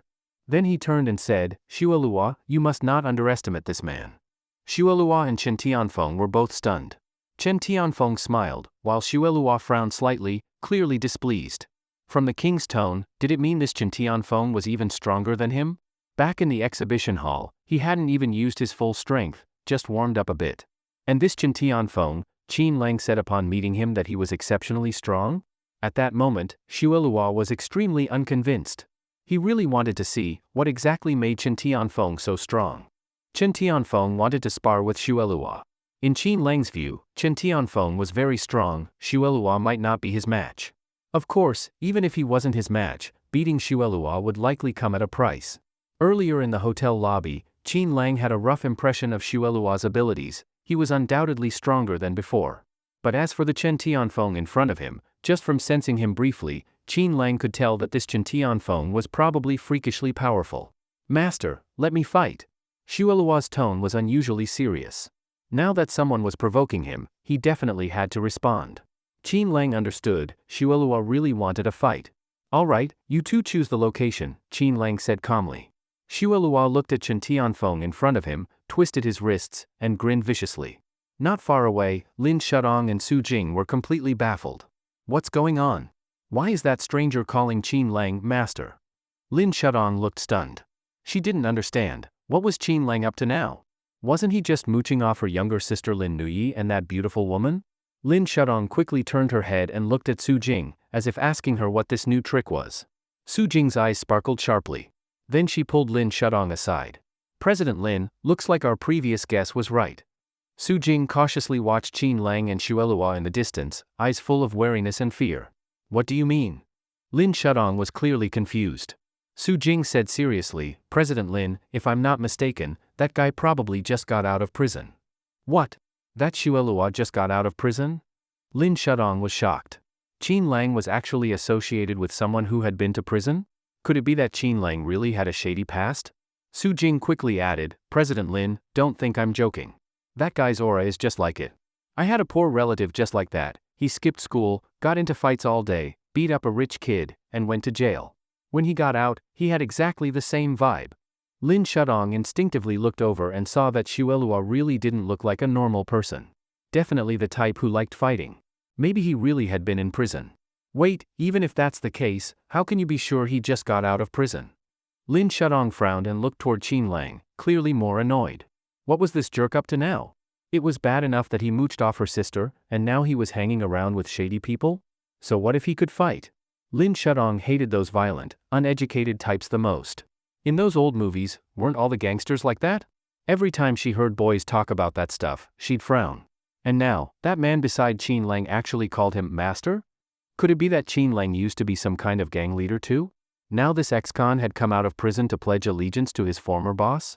President Lin, the reason I say he just got out of prison, look at his hairstyle, his filthy clothes. He probably just got out. No doubt about it. That guy's aura, style, appearance, and tone, it's exactly like those types. In short, Su Jing was dead set on believing that Xuelua had been in prison. And that kind of prejudice started to influence Lin Shudong's thoughts too. Fine. If Xuelua really just got out of prison, why would he call Qin Lang master and not boss? How do you explain that? Lin Shudong asked, still confused. Su Jing laughed confidently and said, "President Lin, don't you know guys love giving themselves nicknames? Back in school, boys would come up with all sorts of cool titles to show off their power. It's the same with people in the underworld. But old nicknames went out of style, so now they use titles like Lord, Master, or even King. So if you hear those titles, they're usually just made-up names to sound impressive." Su Jing looked like she really understood this stuff. Her family had lots of kids who played those kinds of games, so she felt like she had Qin Lang all figured out. "You're saying Qin Lang probably knew this Xuelua from before, that he used to be a gang leader who gathered a group of people and crowned himself with some fancy title? Then after he got into university and met me, he cut ties with them so I wouldn't find out. And now he's reconnecting with them." Lin Shudong put the pieces together and felt she had found the truth. Su Jing added, "Maybe Qin Lang never cut ties at all, even while he was with you. But maybe that guy was just one of his people who went to jail. Now he's out, found out Qin Lang is doing all right, and wants to join him again, maybe as a security team leader or a bodyguard or something." Lin Shudong frowned. Wouldn't someone like that scare people off as a security chief? Well, he did look physically strong, but was he really that capable? But wasn't Qin Lang now living off her sister and that pretty woman? Was he planning to beg the pretty woman to make Xuelua a security chief at her company? Fine, Lin Shudong thought, she'd like to see what this so-called ex-con could do. If he really had skills, maybe she wouldn't mind giving him a spot in one of her companies, at least to give Qin Lang some face. At that moment, seeing that Qin Lang had actually agreed to the sparring, Chen Tianfeng laughed and pointed at Xuelua, saying, "Kid, now we can fight, right?" Xuelua snorted coldly, "I don't care what kind of law enforcement you are. You offended my master earlier. Today, I'll make sure you learn a lesson. My master's dignity must not be violated." To others, this looked like a very serious matter. But to Lin Shudong and Su Jing, it was pure childish fantasy, so cringe it made their toes curl with second-hand embarrassment. Then the two men walked to a nearby parking lot with a large open space. Luxury cars lined the background as Xuelua and Chen Tianfeng stood face to face in the center of the lot. Neither one moved. Qin Lang and the others stood off to the side, silently watching this rare showdown. Bang! A loud explosion rang out, and the ground cracked open. Xueluo moved. When he did, it was like wind and thunder. Like a wild beast out of its cage, he pounced toward Chen Tianfeng not far away, making the surrounding crowd tense up. Ha ha ha! Chen Tianfeng, who was Xueluo's opponent, burst out laughing and launched a fierce kick, heavily striking Xueluo's charging body. A crashing sound was heard. Xueluo staggered back a few steps, then roared wildly and charged again, even more ferociously than before. Bang! The two collided with fists and palms, the force immense, the fight appearing quite brutal. Since it wasn't a TV show or movie, there were no special effects, nor was it a martial arts performance. Nearly every move was extremely dangerous. Yet, such an exciting fight fell into the eyes of Lin Shudong and Su Jing, making them frown directly. They couldn't understand it at all. With their preconceived impression of Xueluo, they thought his flashy moves were just confusing, making their eyes spin. Su Jing, let's go say goodbye to the Chiu family first. Earlier, Lin Shudong and Su Jing had left in a hurry, forgetting to bid farewell to the Chiu family's young master. Now that the auction was over, it was only proper for them to greet them in advance. All right, let them keep fighting. We'll go inform the Chiu family first, then come back. Soon, Lin Shudong and Su Jing ran off to say goodbye to the Chiu family's young master. But the Chiu family's attitude toward them had clearly changed a lot, their words now sounding impatient. This left the two women completely stunned. What's going on? Why are they treating us like this? Lin Shudong was clearly confused and quickly asked Chiu Junyan. Brother Junyan, why has your attitude toward me changed so much? What happened? Chiu Junyan frowned and said, Miss Lin, please don't call me Brother Junyan. I'm afraid Mr. Qin might misunderstand. Let's not stay in contact anymore. That's it. After speaking, Chiu Junyan quickly walked away. Lin Shudong trembled all over, and Su Jing beside her also looked shocked. Su Jing's face turned pale, and she quickly said, It's over, it's over. President Lin, Qin Lang probably told the Chiu family something, causing them to stop associating with you. What should we do? Maybe the young master didn't know you were married before, and now that he found out, he sees you as a divorced woman and looks down on you. What should we do now? Su Jing was good at filling in the blanks. After her speculation, Lin Shudong couldn't help but tremble. Qin Lang, do you really have to cling to me for life before you're satisfied? Lin Shudong's tears streamed down. Both of them were already divorced. He had found his own happiness, while she hadn't settled yet. Yet he still came to sabotage her marriage. Why? Thinking of this, Lin Shudong turned around to confront Qin Lang and question him. But Su Jing quickly stopped her and said, President Lin, wait, don't be hasty. I know you're angry, but think carefully, wasn't that beautiful woman's identity quite unusual? Maybe the Chiu family isn't afraid of Qin Lang, but afraid of that beautiful woman. What? Lin Shudong's face changed again. That beautiful woman. You mean, that beautiful woman is jealous of me, jealous that Qin Lang used to be by my side, and came to ruin my good match? Lin Shudong asked instinctively. Su Jing nodded and calmly analyzed, exactly. Qin Lang might be a freeloader, but when you called him out before, that woman likely found out about your relationship. So, to vent for Qin Lang, she pressured the Chiu family, which is why your relationship with them fell apart. Lin Shudong thought for a moment and asked, why not Nuai? Didn't she want me and Qin Lang to get back together the most? Su Jing rolled her eyes and said, President Lin, that was before. Don't you see what's going on now? The two of them are so close. Didn't you see how Miss Nuai held Qin Lang's arm? Her chest must have touched him, but they both acted like it was normal. President Lin, don't you get it yet? Lin Shudong's face changed again and again, then she said angrily, that bastard Qin Lang, did he really make a move on Nuai? Although Qin Lang had explained it before, Lin Shudong didn't believe it. Such intimate gestures only happened between men and women. And Nuai was old enough to understand propriety.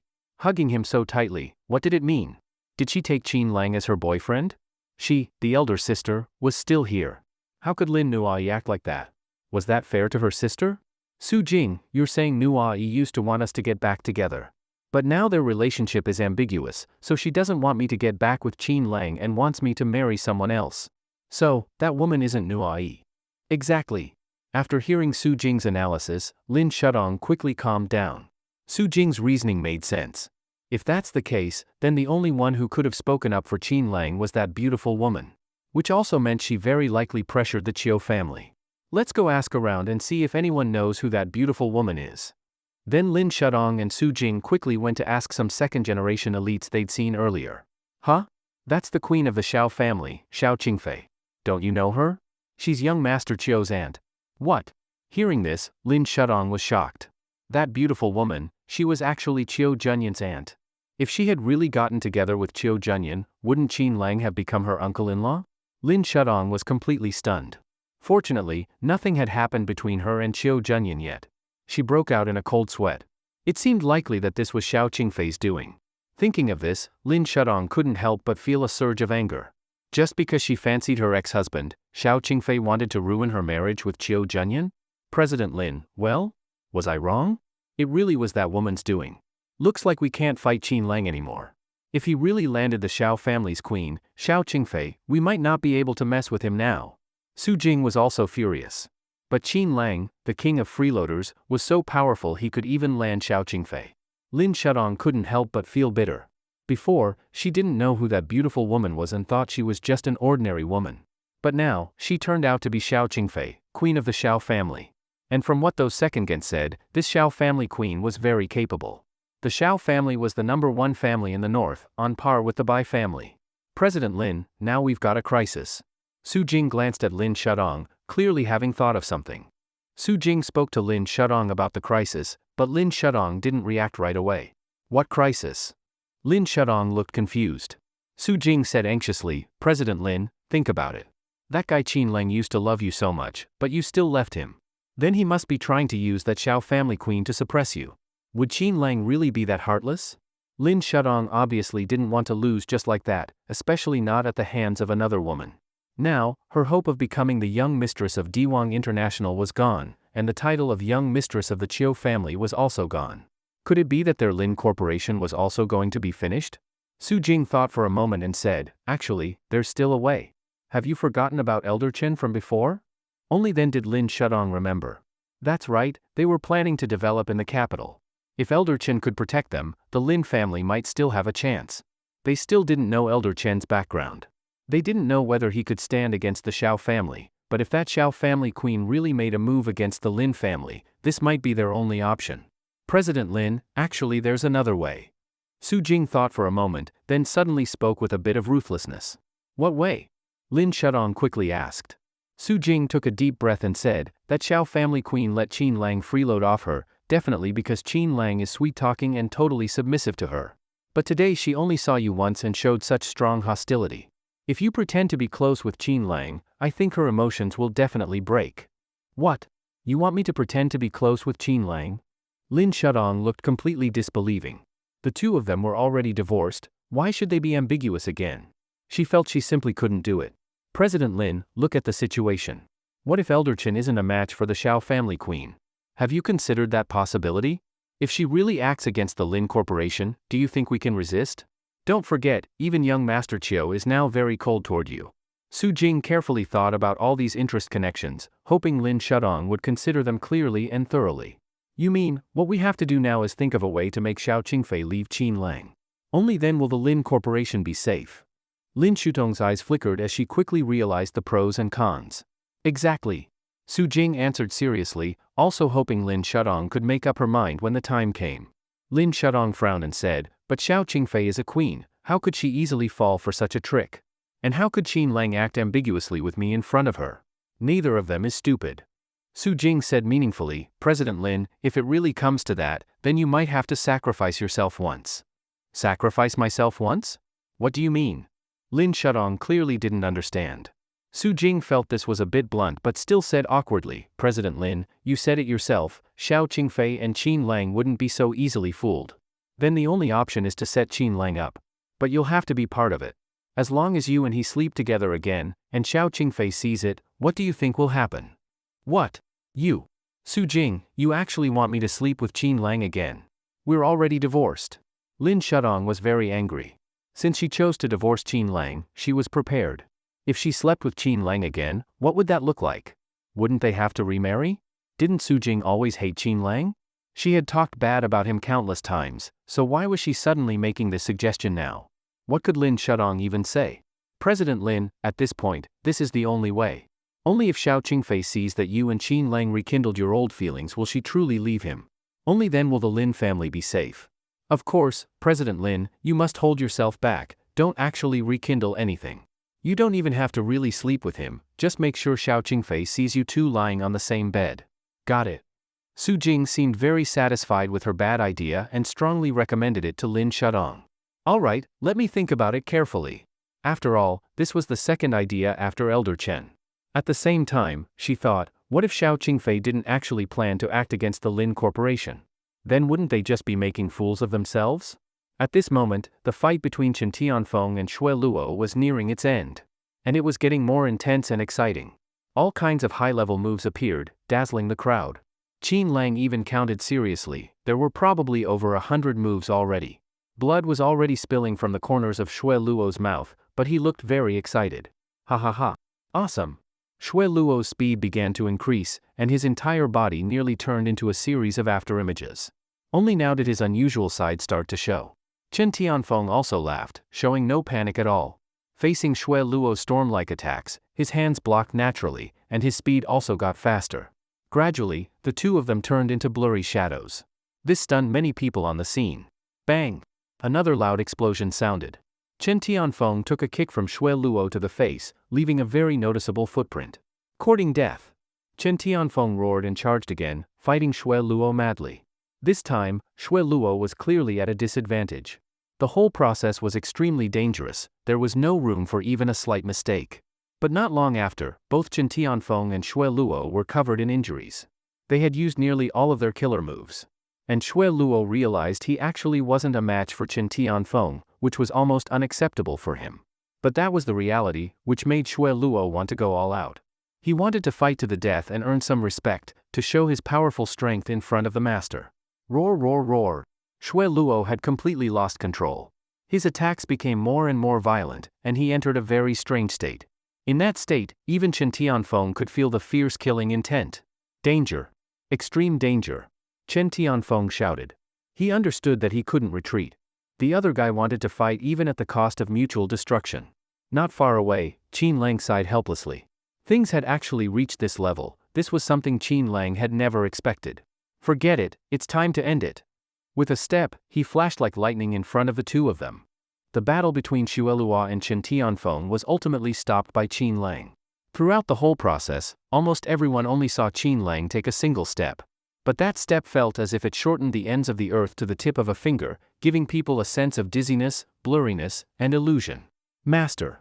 Xue Luo shouted. At that moment, both Xue Luo and Chen Tianfeng were about to unleash their final ultimate moves to determine the victor. But then they saw Qin Lang appear at the exact midpoint between them. Their expressions changed instantly. As for the others present, even though they didn't know how Qin Lang moved so fast, to suddenly step in and stop these two in the middle of their fight, wasn't that a death wish? Brother! On this side, Lin Nui turned pale from fright. Xiao Qingfei and the clown also seemed to show a brief moment of concern. Even though they knew this worry was unnecessary, it was just that they hadn't seen Qin Lang take action in a long time. At this moment, seeing Chen Tianfeng and Xue Luo fighting with such intensity, even unleashing their strongest killing moves, of course they'd be concerned. But the next moment, everything was calm and light like the breeze and clouds. Both of their fists were easily and steadily caught. Even more so, their terrifyingly immense power was instantly dissolved. Their expressions changed again. But this time, it was more of shock and fear, as monstrous waves surged in their hearts. They almost simultaneously looked up and saw Qin Lang's face still carrying that calm and indifferent expression. He had neutralized both of their powers, and yet he appeared so relaxed. Then, just how powerful was this man? Xue Luo was slightly better off, after all, he had witnessed Qin Lang's abilities before and was naturally convinced. But Chen Tianfeng was completely stunned. This man called Qin Lang turned out to be an unimaginably powerful top-tier expert. He even exceeded what Chen Tianfeng could imagine. Did Chen Tianfeng not know his own strength? Even so, the man before him could probably beat him up with just one hand. That should be enough. Qin Lang's gaze was calm, and his tone was also very calm. The two of them almost simultaneously let go. Xuelua looked excited, while Chen Tianfeng's expression was complicated. This man was unbelievably strong. At this moment, Chen Tianfeng began to doubt his own life. He had been a strong one since childhood, among the top experts in his family, outstanding from a young age, with countless victories. Many so-called experts had fallen into despair because of him. Plus, his identity and background were impressive, which caused many to fear him. But now, a random person shows up and turns out to be such a terrifying and unmatched expert. How could Chen Tianfeng not panic? Perhaps Qin Lang noticed the change in Chen Tianfeng's expression. Qin Lang said calmly, "In martial arts, is strength really what matters? If you don't understand the heart of martial arts and only have brute strength, you're just a brute for life. What is the heart of martial arts? Facing fear head-on, until you surpass it. That is the path you both must walk." Qin Lang not only pointed out Chen Tianfeng's issue but also Xuelua's. Xuelua had once witnessed Qin Lang's supreme might, and so in his martial path, he always felt there was an unbeatable opponent, which gave rise to a retreating mindset. Likewise, Chen Tianfeng had just experienced the same. When he realized Qin Lang's godlike strength, he was completely stunned. And in that brief moment, he developed fear. He believed he could never surpass Qin Lang in his lifetime. He even thought about retiring and living a quiet life. One can imagine how deeply Qin Lang's actions affected them. "Thank you, master." Xuelua immediately understood Qin Lang's meaning. Chen Tianfeng also cupped his hands and said with a complicated expression, "Mr. Qin, your strength is terrifying. Even my master isn't your match. Perhaps only that legendary figure could barely beat you. Sigh, it's my lack of strength. I truly admit defeat this time. Thank you for intervening earlier. Otherwise, Mr. Xuelua and I would have been seriously injured. I will remember this favor. But Mr. Qin, since you've pointed out my path, does that mean I will have to challenge you again in the future?" Chen Tianfeng suddenly asked. Qin Lang said calmly, "Naturally. I said before, you must face your fears until you surpass them. Whether you can surpass or possess the heart of martial arts are two different matters. If you don't even dare to imagine it, there's no way to talk about surpassing." "Mr. Qin, I understand." Chen Tianfeng looked at Qin Lang gratefully. Then, Qin Lang encouraged him. In this world, there wasn't only one expert like Qin Lang. Many more top experts were in the ancestral lands, just that ordinary people didn't know. "Executive Chen, do we still need to go with you now?" Qin Lang couldn't help asking this question. After all, he was still planning to send Nui back and didn't want to waste time. "Well, Mr. Qin, by rights I should let you go, but since someone filed a report, we still have to process it. Sorry. I really can't let you go now. But don't worry, once I investigate clearly, I'll give you an explanation. Of course, if Mr. Qin insists on leaving, we can't stop you, it's up to you." Chen Tianfeng's tone now was completely different from before, even slightly respectful. Everyone present was dumbfounded. Xuelua wanted to say something but was scared off by a single look from Qin Lang. After that, Lin Nui quickly ran up and hugged Qin Lang, asking if they still had to go with them. Xiao Qingfei told them to check the surveillance footage, which would naturally prove Qin Lang's innocence. Chen Tianfeng thought for a moment and immediately ordered an investigation of the bar where the fight happened that day. He even had Lin Xiaofei's father brought to the law enforcement office. Lin Shudong and Su Jing also followed. Only Lin Shutong's gaze toward Qin Lang was a bit strange. No one knew what she was thinking. On the way, she also noticed that Xiao Qingfei was giving her very unfriendly looks. Lin Shudong couldn't help but feel angry. She even seriously considered going through with Su Jing's plan. She didn't believe Xiao Qingfei wouldn't be driven mad. After arriving at the law enforcement office, surveillance was found not long after. The person was not Qin Lang, neither in appearance nor characteristics. The clown snorted, "Is this how your department works? If you're going to arrest someone, why not gather evidence first? What does this mean now? Do you know how much this affects our distinguished guest from Emperor International?" Xiao Qingfei also said coldly, "This matter needs an explanation. Who reported the case earlier? This is a false accusation and must be punished severely." Then, Xiao Qingfei's gaze quickly fell on Lin Xiaofei's father. Immediately after, it landed on Lin Shudong. It seemed she had long had a problem with her. Xiao Qingfei wanted to hold Lin Xiaofei's father, Lin Dapeng, accountable, and Lin Shudong felt very troubled. She had already warned Lin Dapeng not to act impulsively, and now look, evidence had come out, showing it wasn't Qin Lang who did it. What if the other side accused him of making a false report? Zhao Dapeng also panicked and quickly told Chen Tianfeng that he didn't do it on purpose, because Qin Lang had previously attacked Lin Xiaofei, that's why he went after Qin Lang. Chen Tianfeng said coldly, everything needs evidence, not baseless guesses. Understand? Zhao Dapeng nodded and bowed repeatedly, admitting his mistake. Then he looked at Lin Shudong, hoping she would go and plead with Qin Lang. After all, only if Qin Lang forgave Zhao Dapeng and didn't pursue his responsibility could they leave. Humph, now you want to apologize to our master? Where were you earlier? Xuelua looked unrelenting, and the clown and Xiao Qingfei were also visibly angry, clearly unwilling to let it go. Lin Shudong felt very tired, but she had no choice but to step forward and say to Qin Lang, can you let my second uncle go? Qin Lang smiled and said, it's not me letting your second uncle go, it's your Lin family that doesn't want to let me go, right? Lin Dapeng flared up immediately and shouted angrily, surname Lin, what do you mean by that? Qin Lang's face darkened, is this how you apologize? Chen Tianfeng also snorted, Mr. Lin Dapeng, if you keep up this attitude, we might detain you for causing a disturbance. Lin Dapeng was furious but could only bite the bullet and apologize to Qin Lang. Lin Shudong gave Lin Nuyi a grumpy look, but Lin Nuyi didn't say anything, she had always stood by Qin Lang. Qin Lang didn't want to make things too ugly either. He decided to give Lin Nuyi some face and let everyone back down from the situation.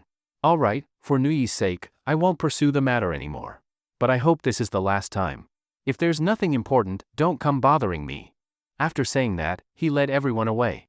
Behind them, Lin Shudong and Su Jing were grinding their teeth in anger, there was nothing they could do.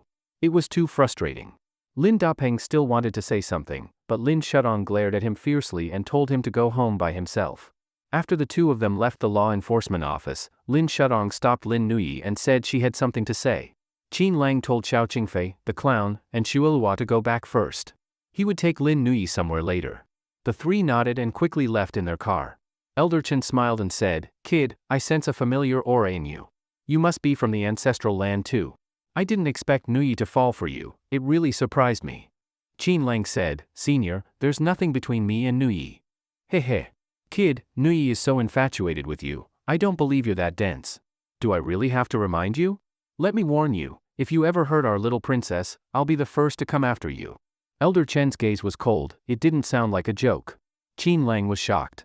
The other person called Lin Nuyi a little princess, he didn't know what kind of status she had in the Tai sect. At this time, Lin Shudong pulled Lin Nuyi aside and questioned her. Nuyi, Qin Lang and I are already divorced. He's not your brother-in-law anymore, so why are you still so close to him? Lin Nuyi guiltily said, he always treated me very well. Even though you divorced, he always saw me as a little sister, and I saw him as an older brother. Is it wrong for us to be close? Lin Shudong was at a loss for words, because Lin Nuyi hadn't told her yet that they were in a relationship, so she couldn't scold her too harshly. What's past is past, but now that I've divorced Qin Lang, it's no longer appropriate for you two to be so close, understand? Lin Shudong still wanted to make things clear, hoping Lin Nuyi would stay away from Qin Lang. What's inappropriate? I think it's fine. Lin Nuyi clearly wanted to play dumb. Lin Shudong immediately got angry. Nuyi, don't you know men and women shouldn't be too close? And you're not a kid anymore, it's time you found a boyfriend. How can you keep clinging to Qin Lang every day? What does that look like? I just like being close to my brother. He treats me so well, I like being spoiled by him. I don't think there's anything wrong with that. Lin Nuyi blushed.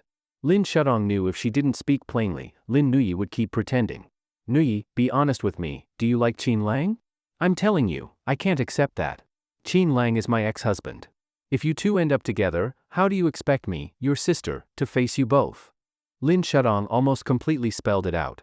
Lin Nuyi's face turned pale, but she still mustered up the courage to say, I don't care. I already like him.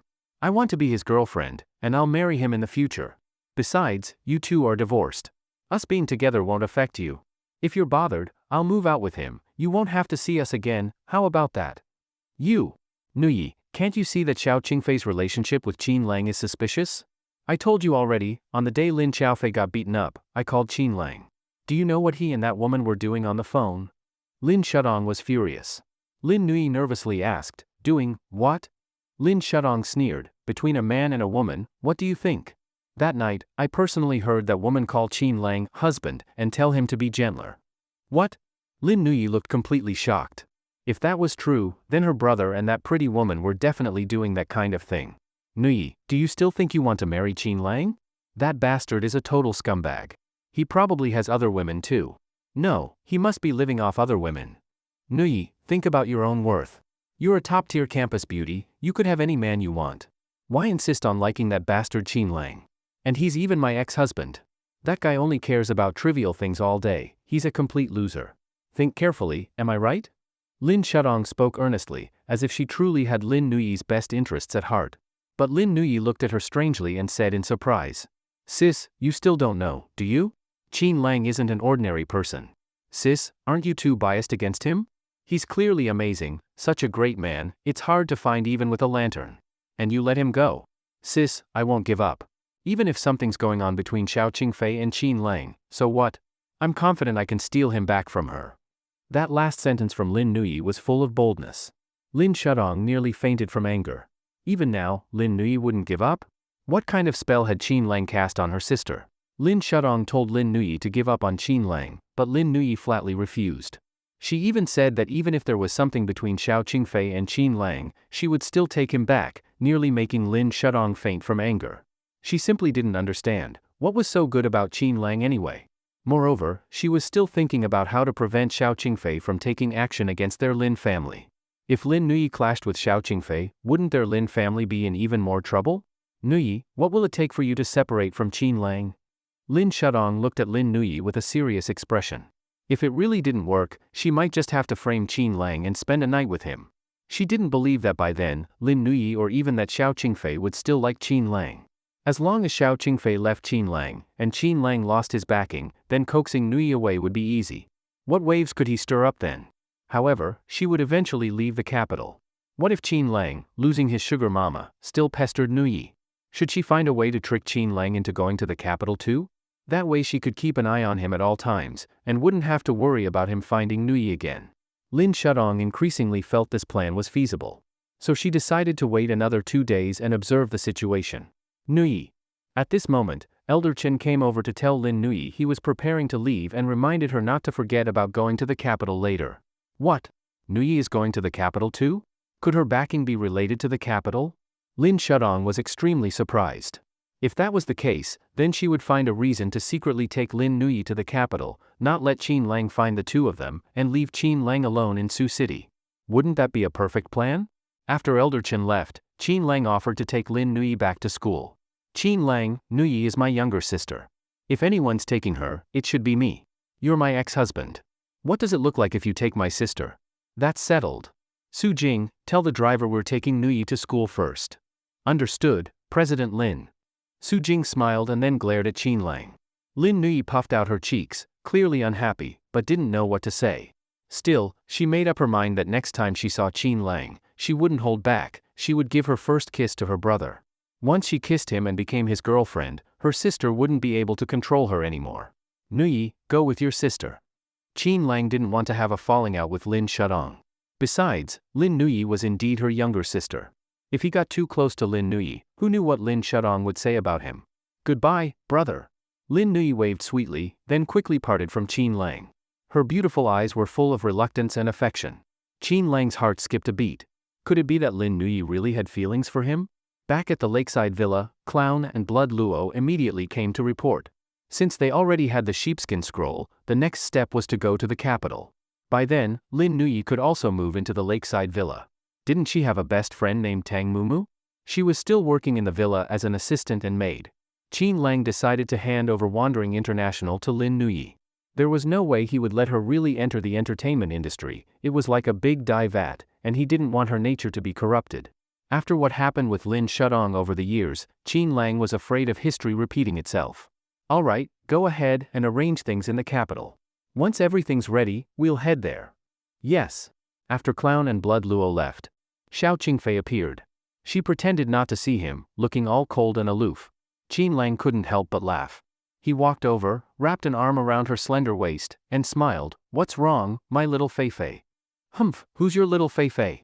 Xiao Qingfei had originally wanted to be mad at Qin Lang and even planned to ignore him all night, refusing to let him on her bed.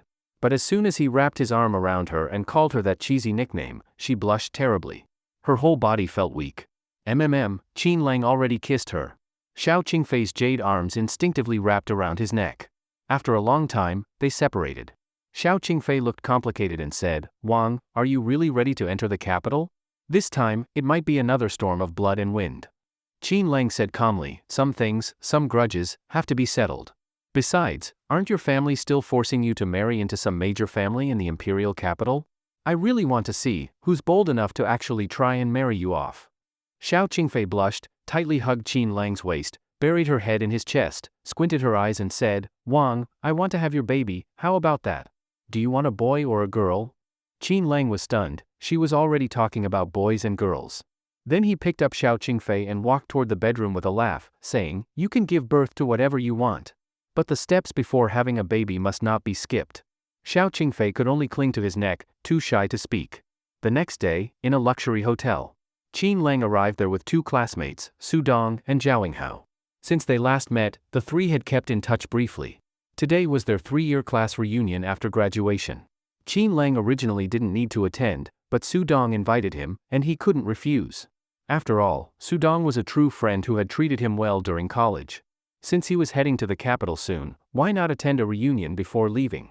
At that moment, there were many luxury cars parked in front of the hotel. One of them, a Porsche convertible, immediately caught Zhao Hao's attention. "Hey, that license plate looks familiar." Zhao Hao turned to Su Dong as soon as he saw it. Su Dong glanced at the car and said with some confusion, "Isn't that Su Tianza's car?" Su Tianza was a rich second generation in their class. He was supposedly from a neighboring provincial capital and had once chased after Lin Shudong. Even Zhao Hao couldn't compete with him. But later, Qin Lang won Lin Shudong's heart, and Su Tianza, furious, dropped out of school and went home to inherit his family business. Damn, so Su Tianza wasn't lying, he really does have a Porsche. Zhao Hao, himself a rich kid, knew there were cheap and expensive Porsche models, but the one in front of them cost at least several million. So, Su Tianza was deliberately keeping a low profile? After all, the Porsche brand didn't sound as flashy as Ferrari or Lamborghini. Any rich heir with that budget would have upgraded to another brand long ago.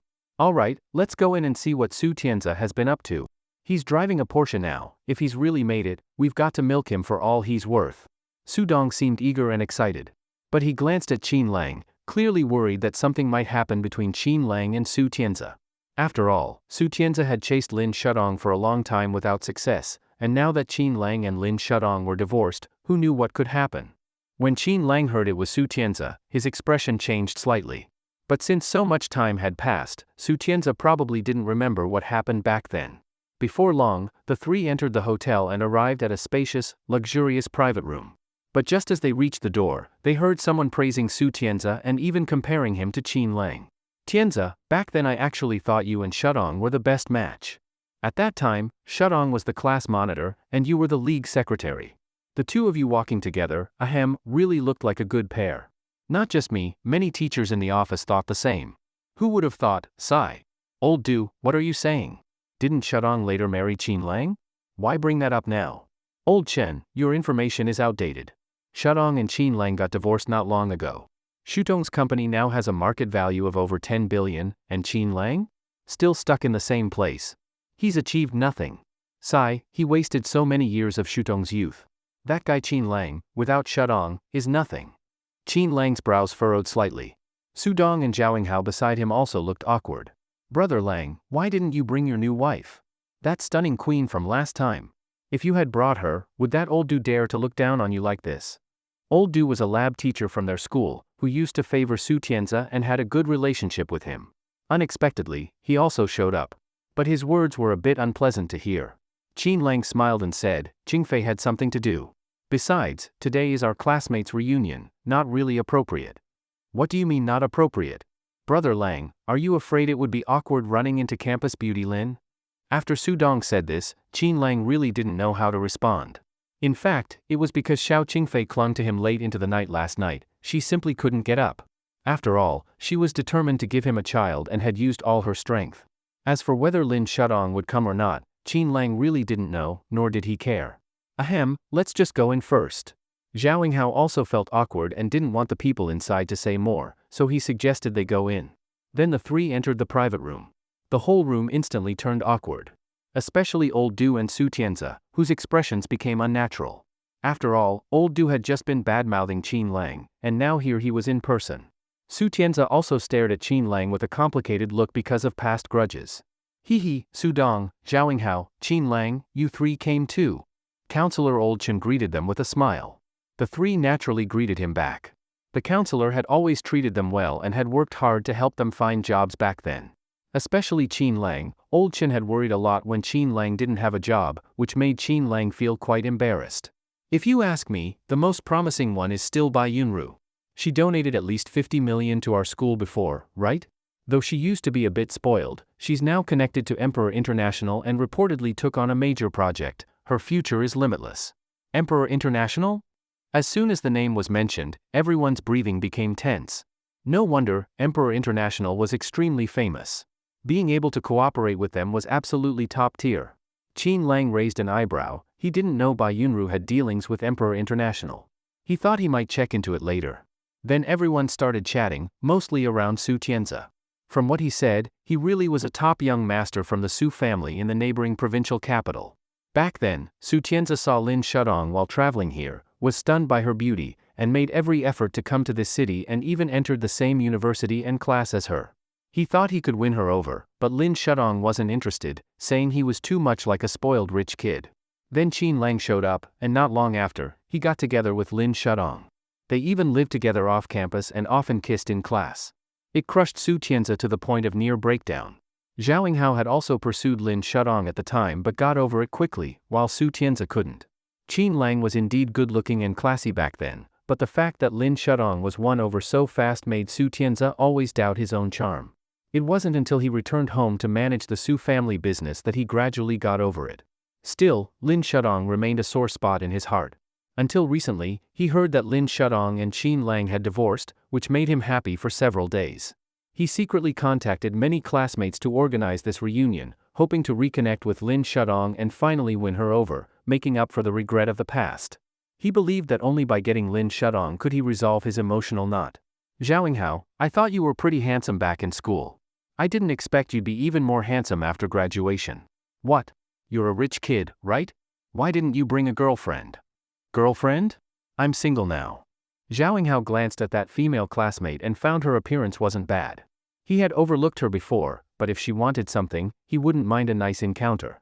Then Zhao Hao started bragging about his achievements, just inheriting his dad's business and enjoying life as a rich heir, eating, drinking, and having fun, making many classmates envious. Su Dong, what about you? How's it going lately? Someone else asked Su Dong. He worked out often and looked strong. Recently, he opened a gym and was considered a promising guy. Only Qin Lang was deliberately avoided by everyone. Qin Lang just calmly sipped his tea. He came only to do Su Dong a favor. As for the others, if they ignored him, he didn't care. Qin Lang, what kind of work are you doing now? Suddenly, a male classmate asked Qin Lang with a smile. He sat next to Su Tianze and was apparently his former roommate. His name was Fan Yuan, and his face had lots of acne. Qin Lang glanced at Su Tianze, who looked innocent. It was obvious that Fan Yuan, trying to flatter Su Tianze, was trying to put Qin Lang down. Hee, unemployed. Qin Lang just smiled, with a mocking look in his eyes. Fan Yuan was stunned. He meant to mock Qin Lang, but didn't expect Qin Lang to play along. Actually said he was unemployed. No way, Qin Lang, you still haven't found a job? It's already been 3 years since graduation. Fan Yuan immediately shouted in an exaggerated tone. Even Su Tianze instantly frowned. Qin Lang is unemployed now? How could that be? Wasn't he the one who married the goddess Lin Shudong he always longed for? If the other party was unemployed, then wouldn't that mean Lin Shudong had been supporting Qin Lang all this time, and Qin Lang was just freeloading off her? Su Tianze's expression instantly darkened. Back then, he gave up on Lin Shudong because he saw that Qin Lang truly cherished her. He couldn't stand the public displays of affection between them. But now, seeing Qin Lang like this, being supported by Lin Shudong, that was something Su Tianze really couldn't accept. Could it be, Lin Shudong divorced Qin Lang because of this? Qin Lang, stop joking. We all know how capable you are. I don't believe you can't find a job. Come on, tell us where you're working.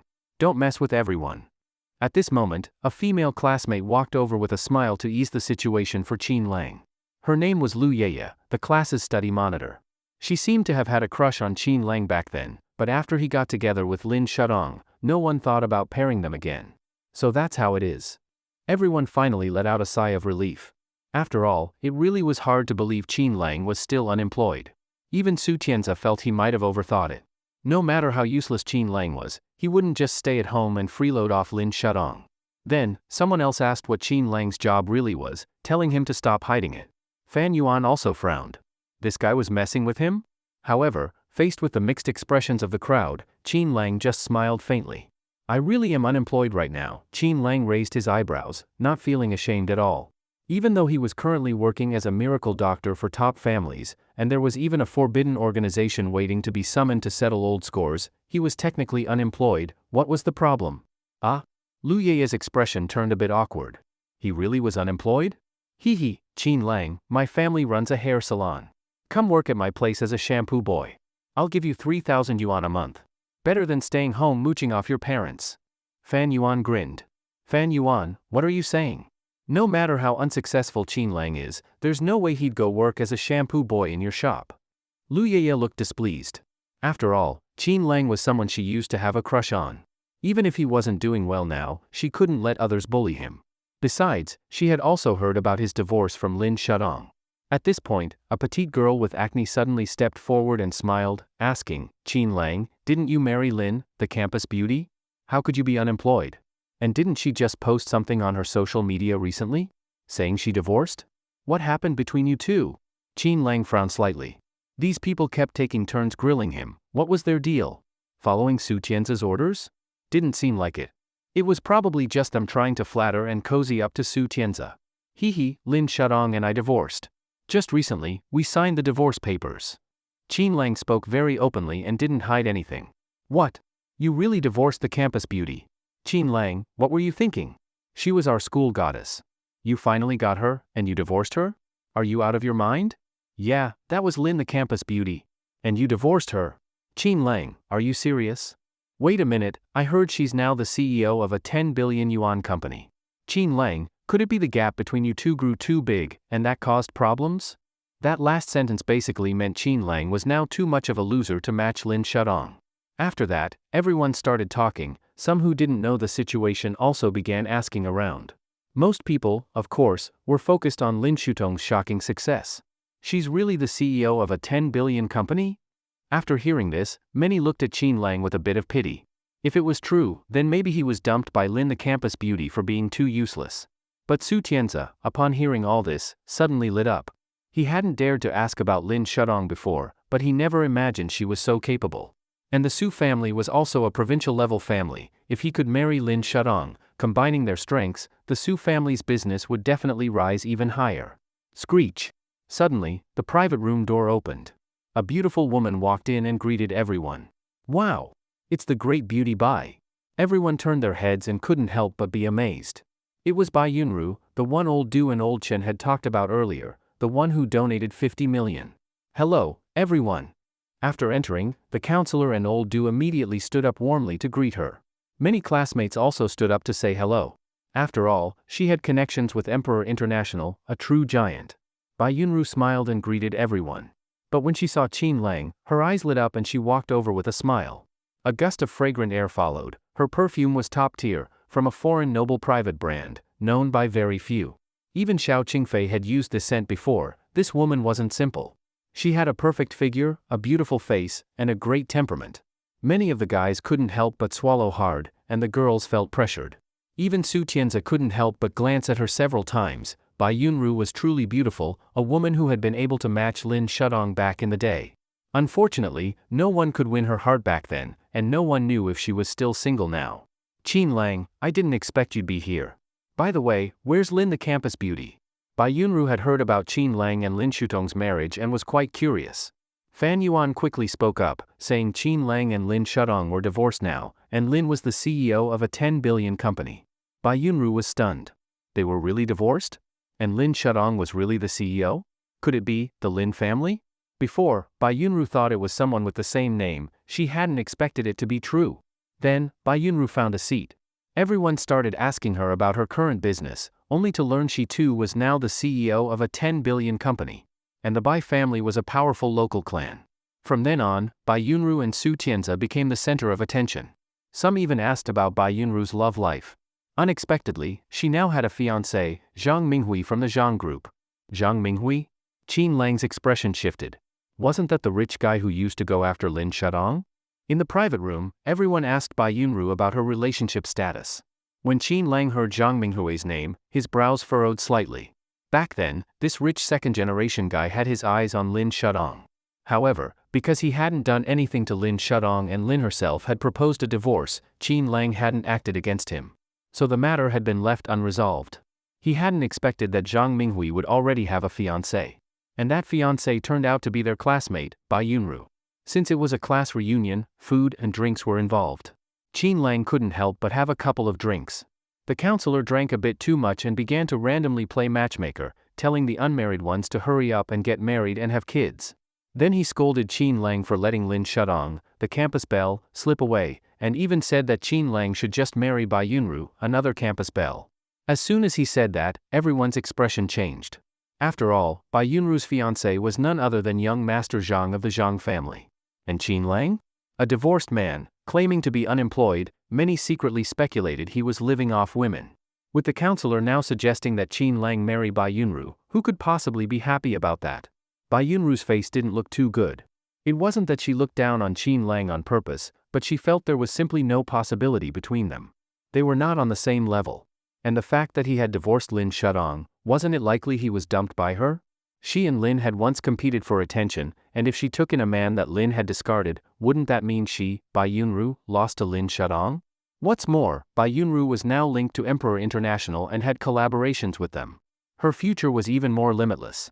There was absolutely no chance between her and Qin Lang. I forgot to tell you all, my wedding with Zhang Minghui is in 3 days. I actually came to this reunion to personally share this news. After Bai Yunru said this, she looked at Qin Lang and smiled. Qin Lang, you should come too. She thought that Qin Lang would at least show some emotional reaction, maybe disappointment. After all, she was someone on par with Lin Shudong. The counselor's random matchmaking might have even stirred some hidden feelings.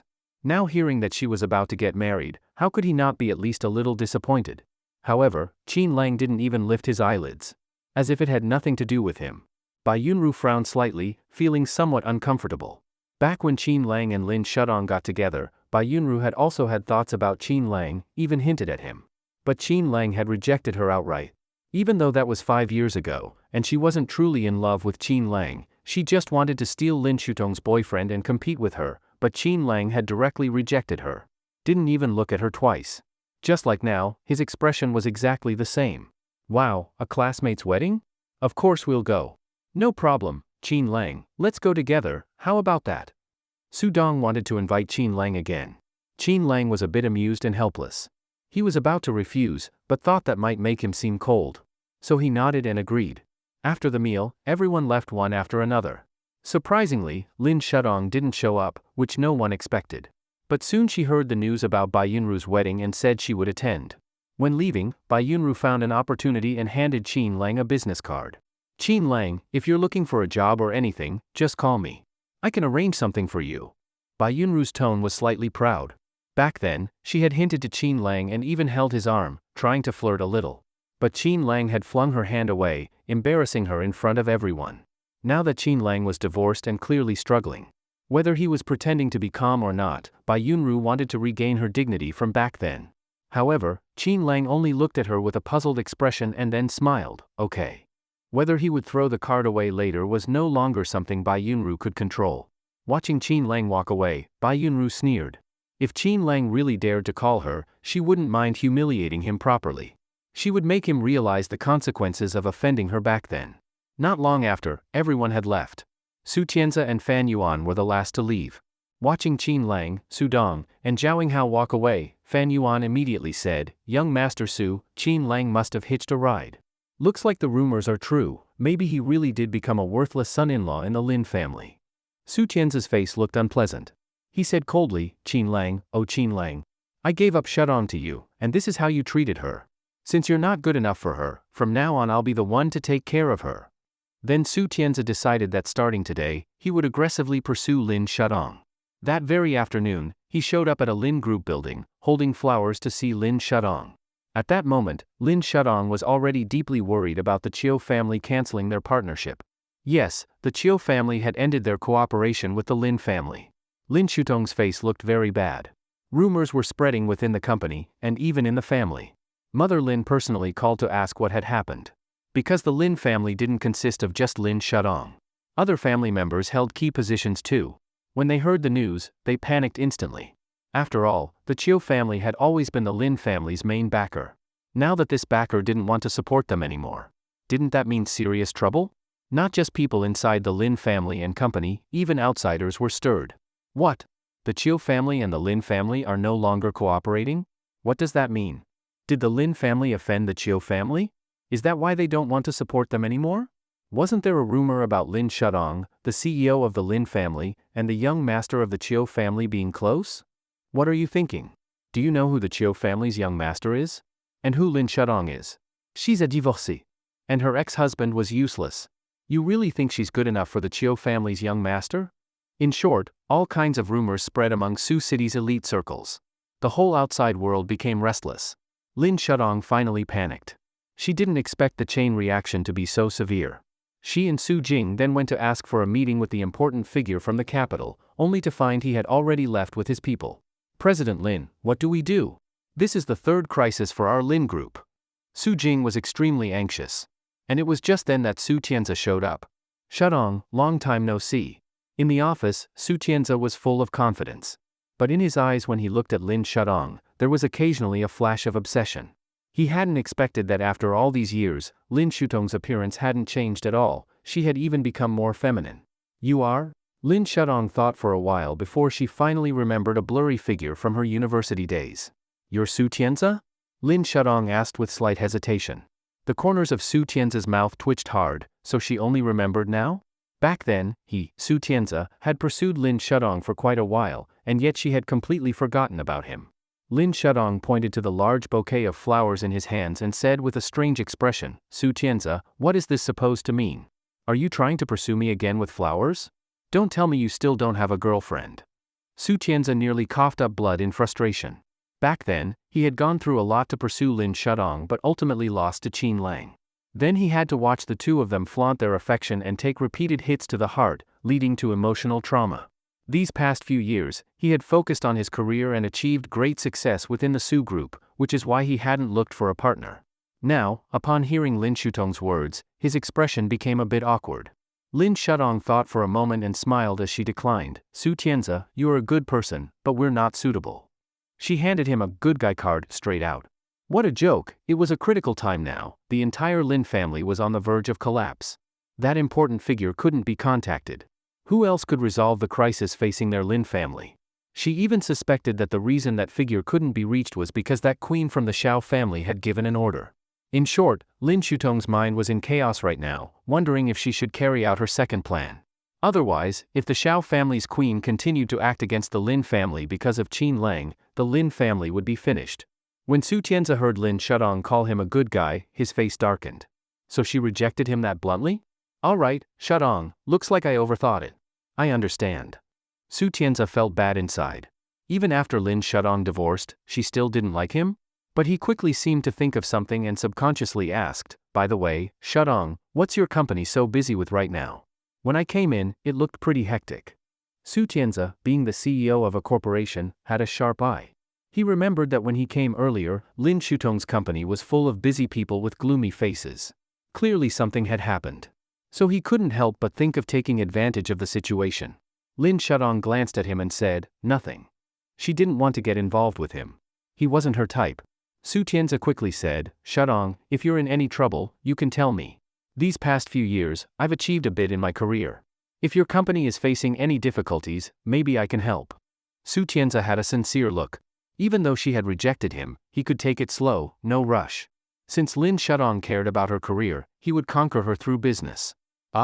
Lin Shudong didn't know what to say, and Su Jing beside her couldn't help but speak up. Hey, young master, stop causing trouble. Do you even know who our opponent is? Do you know the current strength of our Lin group? And you say you can help? Su Jing couldn't help but mock him. She had already heard that this guy was Lin Shudong's university classmate. But the fact that he came holding a big bouquet of flowers made Su Jing feel it was odd, didn't he have any self-awareness? Yes, she had already written Su Tianza off as just another suitor. Even though our Su group is from the neighboring provincial capital and not very powerful, we still have assets worth several billion, Su Tianza said with modesty. What? Assets worth several billion? Su Jing immediately looked at him with new respect. Even Lin Shudong was visibly surprised. Su Tianza, so you really are a rich second generation. Looking at Su Tianza, Lin Shudong seemed to recall how he had once pursued her, but his methods back then were too old-fashioned, not as fresh, domineering, or romantic as Qin Lang's. Qin Lang had eventually won her over with a surprise kiss, and she had fallen for him right then. Thinking back, Lin Shudong felt a bit amused. Shudong, don't worry. Since I said I'd help, I definitely have the ability. After all, I'm the CEO of Su Group, and I'm my father's only son. If you have any difficulties, just say the word, I'll help to the end. Su Tianza presented himself as a wealthy and generous heir. Lin Shudong only smiled and said, Su Tianza, I'm afraid you really can't help with this. Many families are already targeting our Lin family. It's not something a single Su group can handle, especially since you're from another province. After that, Lin Group handed him some documents. After reading them, his expression immediately turned serious. Shudong, don't worry. I'll do my best to help with this. Then he turned and left, seemingly going to look for help. Su Jing was stunned. President Lin, who is that guy? Saying he'll help just like that. He seems loyal, but a bit silly. Lin Shudong rolled her eyes and said, at a time like this, someone willing to help is already very rare. This Su Tianza isn't stupid, he's just someone who used to pursue me but didn't succeed. Then, Lin Shudong called Emperor International, hoping to meet with Mr. Sebastian. When they heard she was the CEO of Lin Group, they told her to wait. At that moment, Sebastian was still reporting to Qin Lang about the current investment situation. The real reason for the investment was just a cover. The actual goal was to get overseas capital into the country, and then channel it elsewhere through other means. After all, such massive funds couldn't be poured in all at once. On one hand, Qin Lang genuinely wanted to contribute to Xia country. On the other hand, it was to lure out his old enemies. This setup was like a baited target, just waiting for those people to show themselves. Lord Sebastian, the CEO of Lin Group, Lin Shudong, wants to meet with you. At that moment, a secretary came in and briefly relayed the phone message. Sebastian immediately looked to Qin Lang. After all, Lin Shudong was Qin Lang's ex-wife. What to do next, everything would depend on Qin Lang. Qin Lang couldn't help but sigh. The Lin Group was practically built up by him alone. But without a solid foundation, it was still too weak. Just the loss of cooperation from the Chiu family had thrown Lin Group into chaos. Lin Shudong, what confidence did she have to act so proud in front of him? At this moment, in front of a certain manor. Chiu Junyan and Third Master Chiu were kneeling here, waiting all this time. There was no other choice. The strength Qin Lang had shown last night was simply too overwhelming. That was Chen Tianfeng. Even provincial-level officials wouldn't dare to confront him head-on. Yet he made peace with Qin Lang. They had thought Qin Lang was surely done for and even told the Wang family patriarch not to bother saving him. There was nothing more that could be done. But what happened? In the blink of an eye, Qin Lang completely slapped them in the face again. The two of them were utterly exhausted in their hearts. They were nearly on the verge of collapse. The first time, they had chosen by Fifth Master. They hesitated several times, but then the mysterious figure Blood Luo appeared, and by Fifth Master seemed to have heard something about someone called Sun Taisui. He immediately surrendered to Qin Lang. At that time, they believed that even if they had to kowtow, they had to apologize to Qin Lang. And indeed, they tried to do just that, hoping Qin Lang would forgive them. Then they chased him to the hotel entrance, begging in all sorts of ways, hoping Qin Lang would overlook their previous actions, or at least, for the sake of the old master of the Chiu family, give them another chance.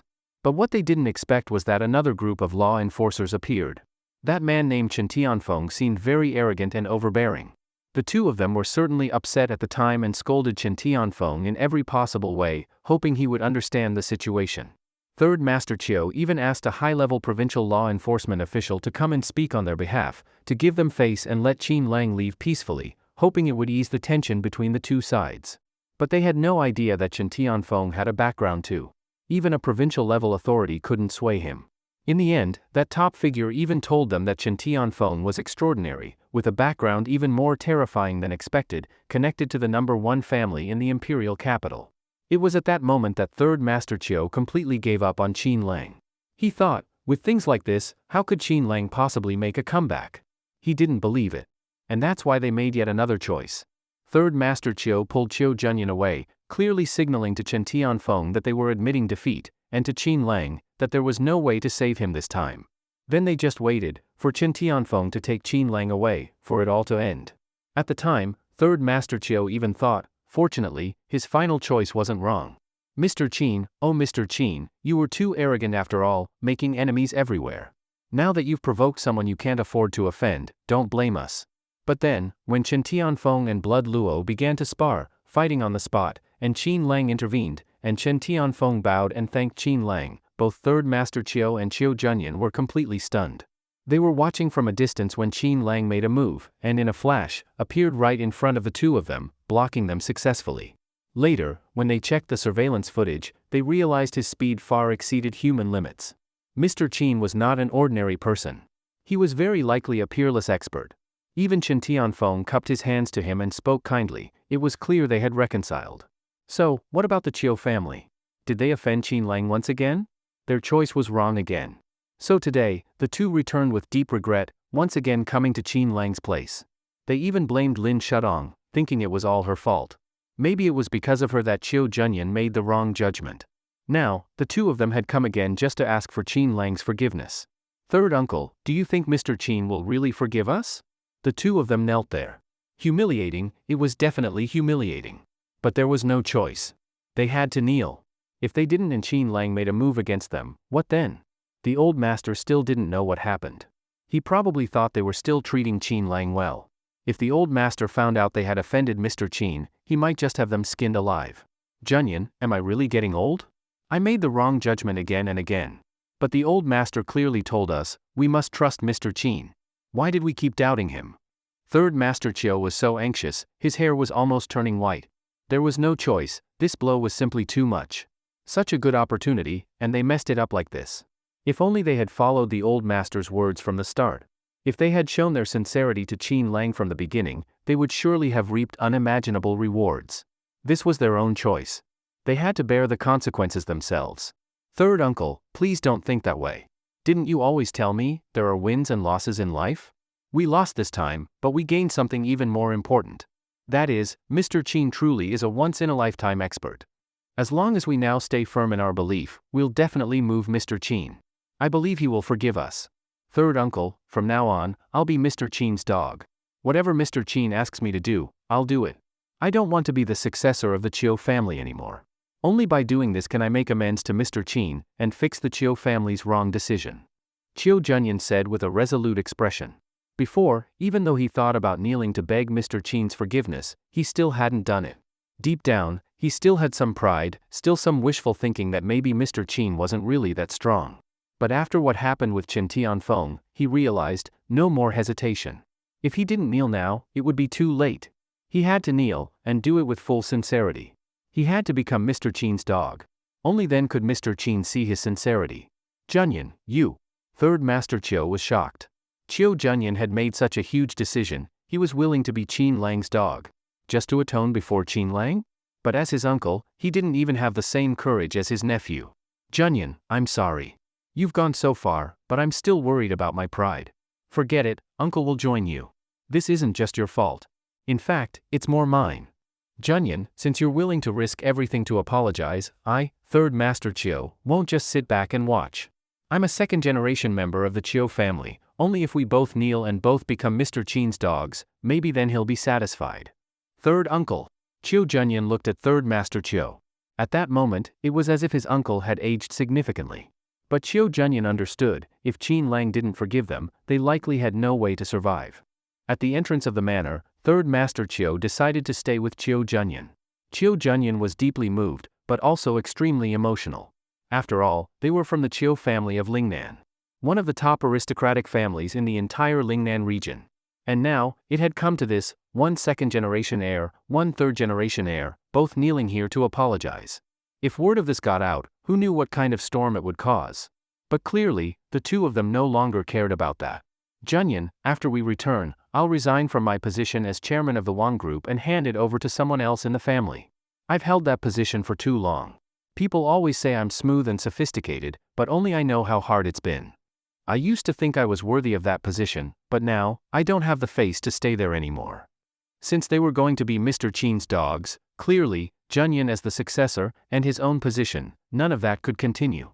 They would only be servants by Mr. Chin's side. Third uncle, I'm sorry.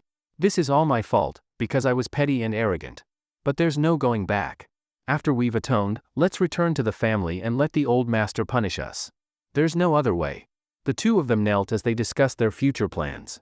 Actually, Third Master Chiu wanted to take the blame entirely himself, but Chiu Junyan firmly refused. After all, he was a proud person, he couldn't get past it himself.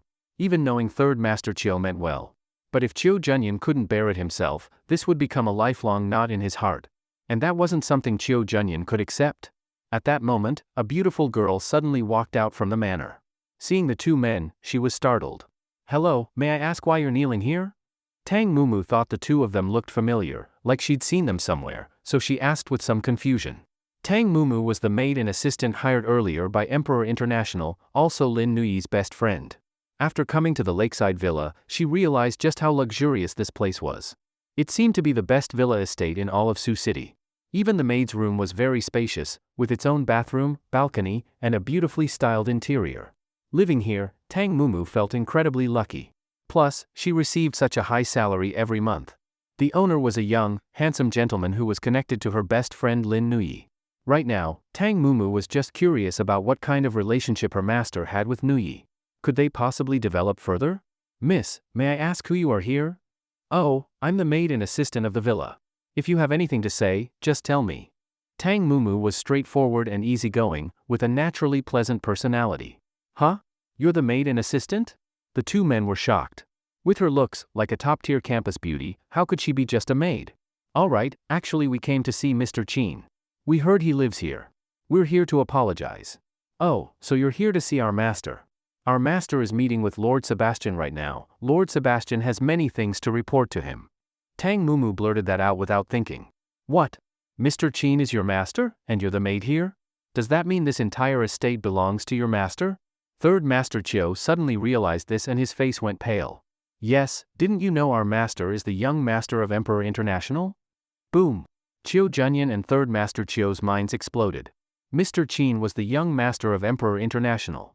And she had said earlier that Lord Sebastian was reporting to her master, didn't that indirectly confirm it? They had never seen through Mr. Chin's true background. He was actually the young master of Emperor International. Even Lord Sebastian listened to Qin Lang. In short, this news was extremely important for the Chiu family. It could only be described as shocking. No way, you really didn't know that? Tang Mumu saw their stunned faces and got nervous. Had she just caused trouble? What are your names? Young lady, please tell your master that the sinners of the Chiu family, Third Master Chiu and Chiu Junyan, request to see him. We beg of you. Third Master Chiu bowed to her. Chiu family? Tang Mumu widened her eyes and looked carefully. Turns out she really had seen them on the news before. Wasn't the Chiu family recently investing in North City? And wasn't there a big auction exhibition coming up? It was said many major families were attending. And now they were kneeling outside her master's door? Oh my god. Tang Mumu quickly turned and ran to report to Qin Lang. Master. Master. She hurried to a garden, saw Qin Lang with Sebastian, and quickly bowed. Master, there are two people kneeling outside. They say they're from the Chiu family. One is Third Master Chiu and the other is Chiu Junyan. Master, what should I do? Should I invite them in? Just leave them there. Ignore them. By the way, can you drive? I have a license, just learned, not very good yet, hee hee. Tang Mumu replied shyly. Qin Lang looked at her and said, as long as you can drive. Come with me to the Langren International Building. Okay. Soon, the two of them arrived at the villa gate. Chiu Junyan and Third Master Chiu immediately crawled over, still kneeling. Mr. Qin, we were wrong. We were wrong, sobi. As soon as they saw Qin Lang, they began to cry with teary eyes. Chiu Junyan even grabbed Qin Lang's leg and shouted loudly that he had made a mistake. Third Master Chiu also spoke sorrowfully. Mr. Qin, we were truly as stupid as pigs and dogs.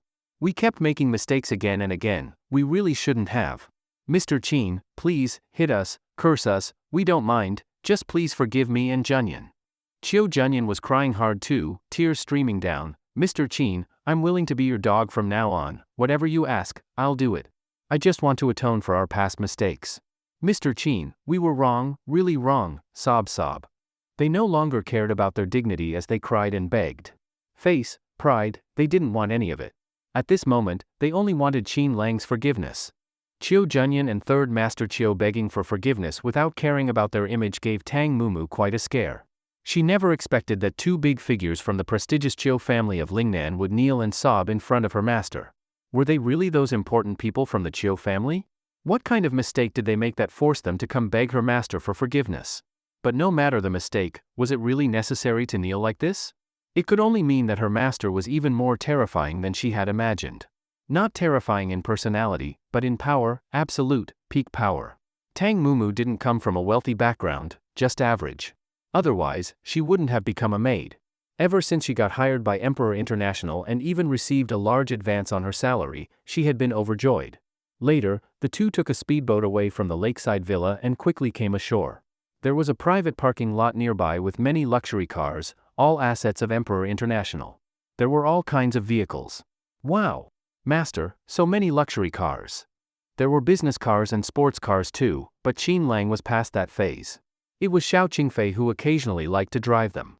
Later, Qin Lang picked a business-class Mercedes-Benz for Tang Mumu to drive. Okay, master. Tang Mumu was thrilled and quickly drove Qin Lang to the International Tower, but her driving skills were admittedly poor. The journey was full of close calls, leaving Qin Lang on edge. Mumu, your driving needs more practice, Qin Lang couldn't help but say. He thought to himself, after all his years roaming the martial world, as the master of Emperor Palace, and someone who once shook the whole planet, it would be ridiculous if he didn't die by his enemy's hands but instead got killed by his own driver. Why yes, master. Tang Mumu was terribly embarrassed, nearly in tears. It had been hard enough to get a chance to go out with her master, and she almost messed it up right away. Later, at Emperor International, after they got out of the car, Qin Lang asked her to follow him upstairs. Tang Mumu temporarily became Qin Lang's assistant. Soon, the two entered the elevator. Several people came in too. Tang Mumu quickly leaned close to Qin Lang. She noticed he smelled really good and couldn't help but sniff him a few times, only to realize Qin Lang was glancing at her. Tang Mumu's face turned red. She felt so embarrassed, just a few sniffs, and she got caught. She quickly lowered her head, feeling awkward like never before. Fortunately, they soon reached the designated floor. Qin Lang led Tang Mumu into the office building where many staff were busy. Not long after, a senior female executive appeared. Upon seeing Qin Lang, she hurried over and greeted him as master. That's right, there were also people from Emperor Palace in Langren International Tower. This woman was the executive director of Langren International and led Qin Lang straight to Nuyi. At the moment, Nuyi was seriously organizing documents with business data. Although it wasn't her area of expertise, it wasn't difficult to learn, especially with the executive director personally guiding her and the whole company cooperating. Her work experience would definitely be pleasant. Of course, Qin Lang had thought about whether this would lead to something like what happened with Lin Shudong before. But on further reflection, Lin Shudong hadn't known his identity. Nuyi had already guessed most of it, so he decided not to hide anything anymore, just come clean. Nuyi, look who's here. At the office door, the executive smiled and said to Lin Nuyi. Lin Nuyi instinctively looked up and saw Qin Lang smiling at her. Ah, brother. She dropped what she was doing and jumped straight into Qin Lang's arms. Brother, I missed you so much. Lin Nuyi said boldly, clearly expressing her feelings. Whether Qin Lang understood or wanted to understand, that was another matter entirely. Holding on to Qin Lang's neck, she cuddled for a while before realizing someone else was present. She turned her head and saw Tang Mumu staring at her in shock. Completely stunned. Her best friend Lin Nuyi's brother was actually the owner of Emperor International, her own master. Mumu, why are you here? And why are you with my brother? Lin Nuyi looked at Tang Mumu, then at Qin Lang, confused. Qin Lang smiled and said, taking you somewhere. I'll explain later. Anyway, it's time, you're off work now. Okay. Lin Nuyi skillfully held Qin Lang's arm and went together with Tang Mumu to the penthouse villa. Oh my god. There's actually a villa on top of the Langren International Tower? Lin Nuyi was shocked. And it was a 3-story villa, built and designed luxuriously. Nuyi. From now on, you'll live here. We'll register your fingerprint later. This place gets cleaned regularly. If you don't like being disturbed, you can schedule it yourself.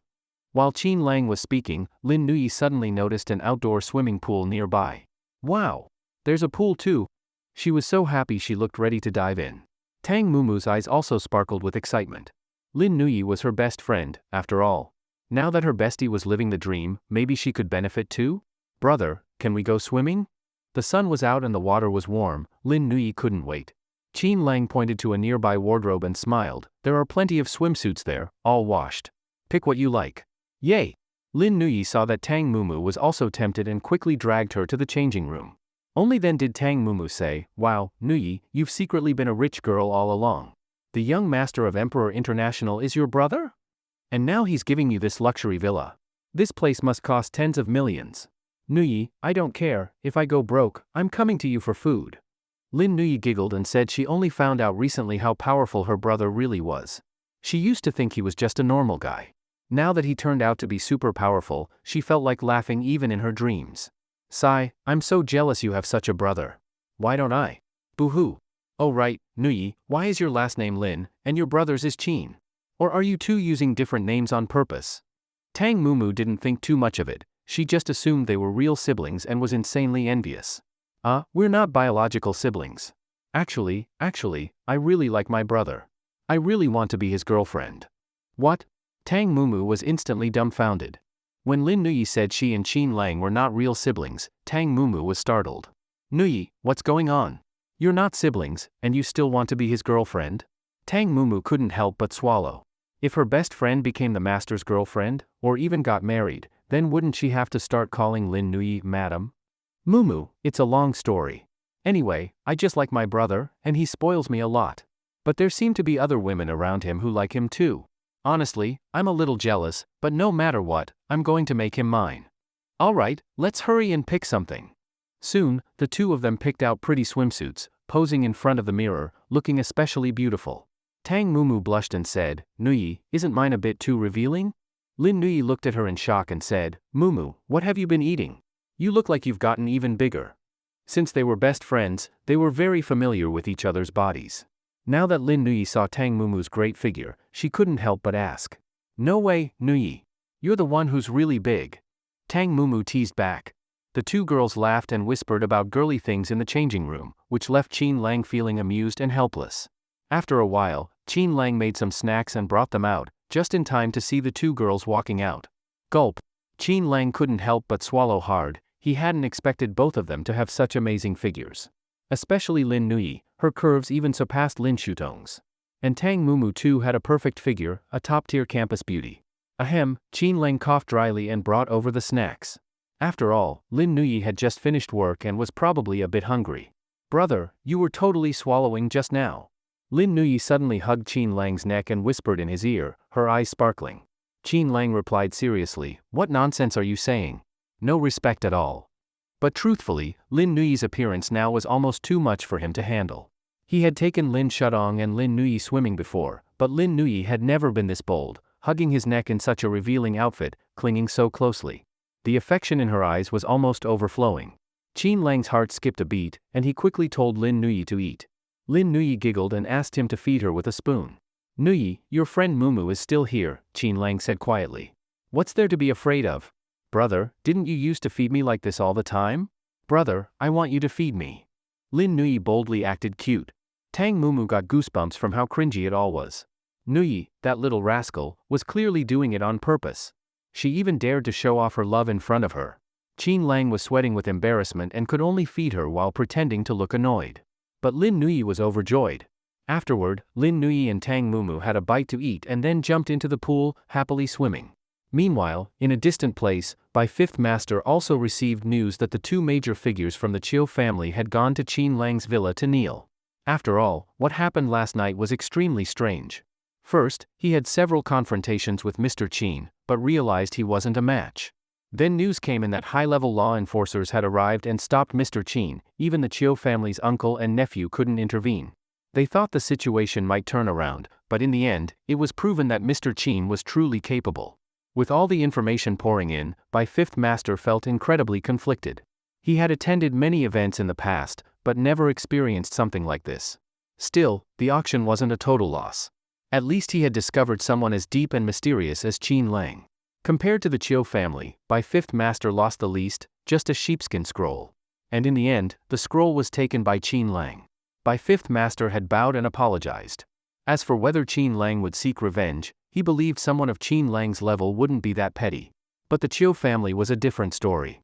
Their constant flip-flopping and lack of resolve had cost them everything. It was said they missed out on opportunities afterward as well. Clearly, Qin Lang had helped them before, but they still made the wrong choice. Naturally, they had to pay the price. What that price was, by Fifth Master didn't know. But gaining Mr. Qin's forgiveness wouldn't be easy. Qin Lang not only had immense wealth but was also personally powerful and had deep connections. By Fifth Master increasingly couldn't see through him. As for the secret of the sheepskin scroll, hadn't Qin Lang already said? Only he knew it, others wouldn't benefit. He was probably telling the truth. But why had the Bai family patriarch, by Fifth Master's big brother, released the scroll? That was something he'd need to ask.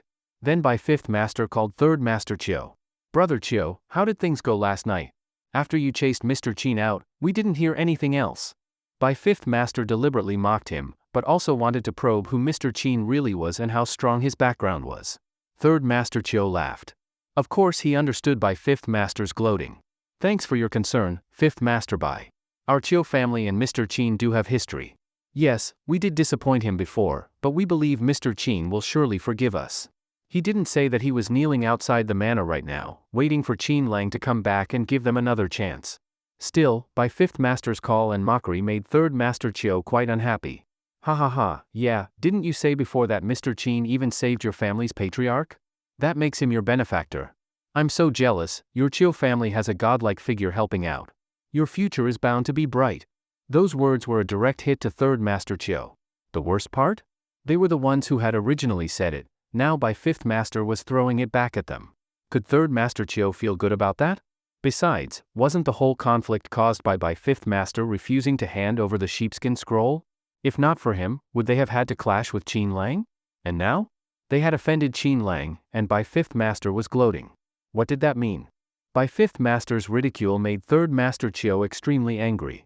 Just because they had offended Mr. Qin at last night's auction exhibition, now they were still kneeling in front of Qin Lang's villa estate. Aside from Tang Mumu coming to ask them something earlier, no one else had paid any attention to them.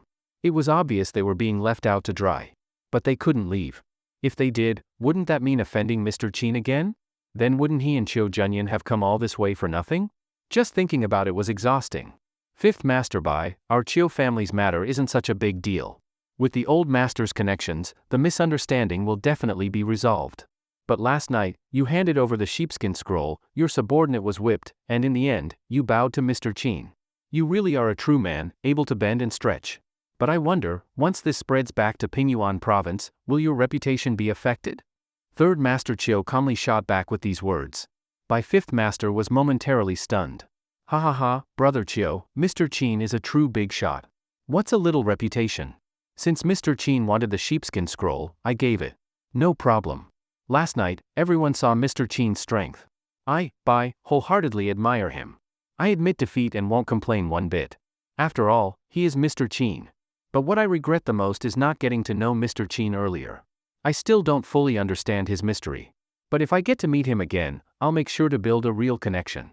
Brother Chiu, you got to know Mr. Qin so early, truly makes me jealous from the bottom of my heart. Of course, Third Master Chiu knew Bai Fifth Master was still being sarcastic. But what could he do? They had made the wrong choice. And now, trying to win back Mr. Qin's favor, who knew if it was even possible? Hee, Fifth Master Bai, let's not talk any further. You don't need to keep mocking us. I'll tell you clearly, Junyan and I likely won't be the Chiu family heirs or directors anymore. I know you've been eyeing our Chiu family.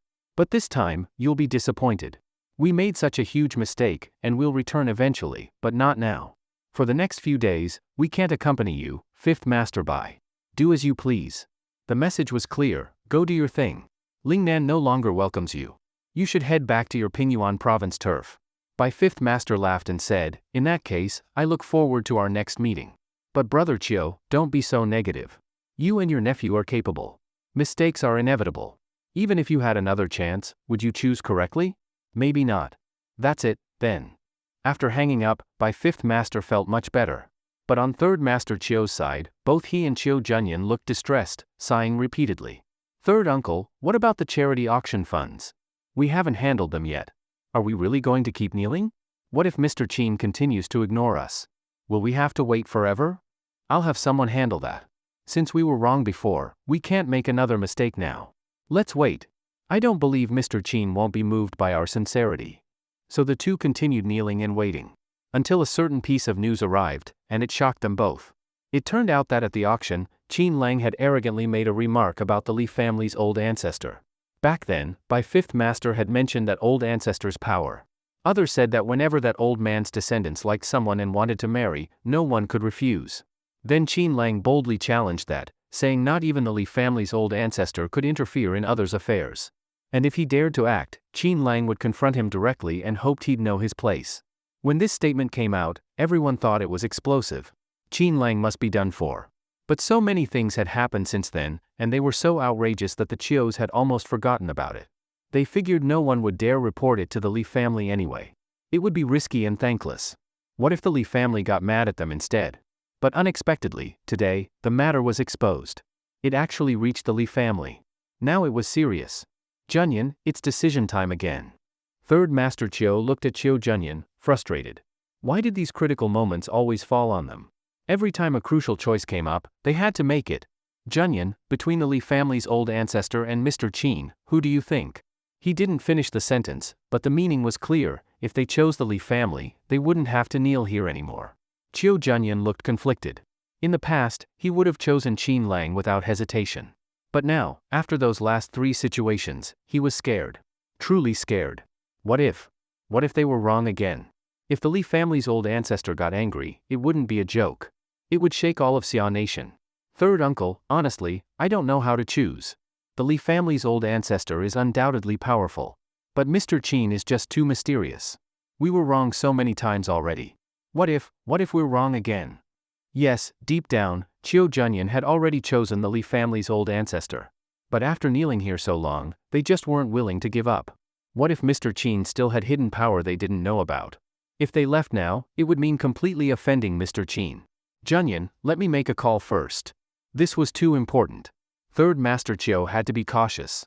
Soon, he called a few friends to ask how angry the Li family was. Was it mild anger, serious anger, or a deliberate rumor? The Chio family had many friends, and many enemies. Who knew if someone was spreading fake news? Third Master Chio, it's absolutely true. The Li family is furious. They've also discovered that Queen Xiao of the Xiao family is very close to that immortal Qin. One of the younger members of the Li family has taken a liking to Xiao Qingfei. Once they heard about this, they probably planned to strike against Mr. Qin. You Chios better stay out of it. With that, the caller hung up. But inside Third Master Chio's heart, a storm was raging. A Li family junior like Xiao Qingfei, the queen of the Xiao family? Then Mr. Qin might really be doomed. The younger generation of the Li family from the imperial capital had taken a liking to Xiao family's queen, Xiao Qingfei. This was undoubtedly a huge shock to both Third Master Chio and Chio Junyan, even more so than learning about Qin Lang's extraordinary background earlier. They originally thought the Li family's old ancestor was angry simply because Qin Lang had spoken rudely at the auction and offended someone from the Li family. They never imagined this matter would actually be connected to Xiao Qingfei. Junyan, Qingfei is your aunt. What should we do about this? You must make a decision. Third Master Chio looked conflicted. Just now, he had received the latest information through a phone call. Regarding the northern Xiao family's stance, they had already planned earlier to marry Xiao Qingfei off to the Li family from the imperial capital. But Xiao Qingfei was now staying by Qin Lang's side. Anyone with eyes could see something was going on between them. It was even possible that Xiao Qingfei had already become Qin Lang's woman. Chio Junyan hadn't contacted Xiao Qingfei this time because he was afraid it would make things difficult for her, but he hadn't expected things to get to this point. Third uncle, my gut tells me Mr. Qin can't possibly contend with the Li family from the imperial capital. But now I'm truly afraid. Afraid that our Chio family might make the wrong choice again, and then it would be completely irreversible. Chio Junyan looked pale. He actually wanted to leave the manor, but a voice inside him wouldn't allow it. Junyan, you mean you can't make up your mind, but you're leaning toward choosing the Li family? You think Mr. Qin isn't as powerful as the Li family? Is that it? Third Master Chio followed his train of thought. Chio Junyan nodded. Third uncle, I'm not someone who's indecisive. It's just that this is too important. I'm scared, really scared, sob. Under the pressure, Chio Junyan even began to cry in anguish. Third Master Chio was stunned. Chio Junyan was crying? Was this really the future successor of the Chio family? Junyan, forget it. Let me make the decision. If anything happens later, I'll take the blame. Third Master Chiu sighed repeatedly. Things had come to this, someone had to make a decision. Since it was just the two of them here, and Chiu Junyan didn't dare to decide, he had to do it. After all, he was a second-generation member of the Chiu family. Junyan, to be honest, I feel the same as you. I was frightened by Mr. Chin's methods. That's why I hesitated. But that doesn't mean Mr. Chin is invincible. Think about it, what kind of figure is the Li family's old ancestor? How many people in the whole of Xia Nation can compare to him? After saying that, Chiu Junyan fell silent. He certainly knew no one dared to offend the Li family's old ancestor, not even Xia Nation's top person. Would they really dare? Probably not. And they wouldn't say things like, let's talk it out, or know your place, right? But Qin Lang said those exact words. Unless he was overly confident, it had to mean he had strong enough backing. Third uncle, you're saying Mr. Qin's confidence likely wasn't baseless. He has cards up his sleeve, so he's arrogant and unrestrained, but probably not foolish. Chiu Junyan probed instinctively. Third Master Chiu shook his head and said, Junyan, what kind of family do you think someone more powerful than the Li family's old ancestor would come from? Probably not any of the big families in the imperial capital. I can't think of a Qin family stronger than the Li family. Would such a family even exist? Chiu Junyan frowned.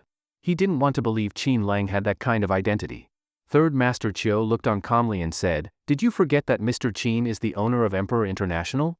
That means he might be connected to international forces. With wealth that rivals a nation, he dares to speak to the Li family's old man like that.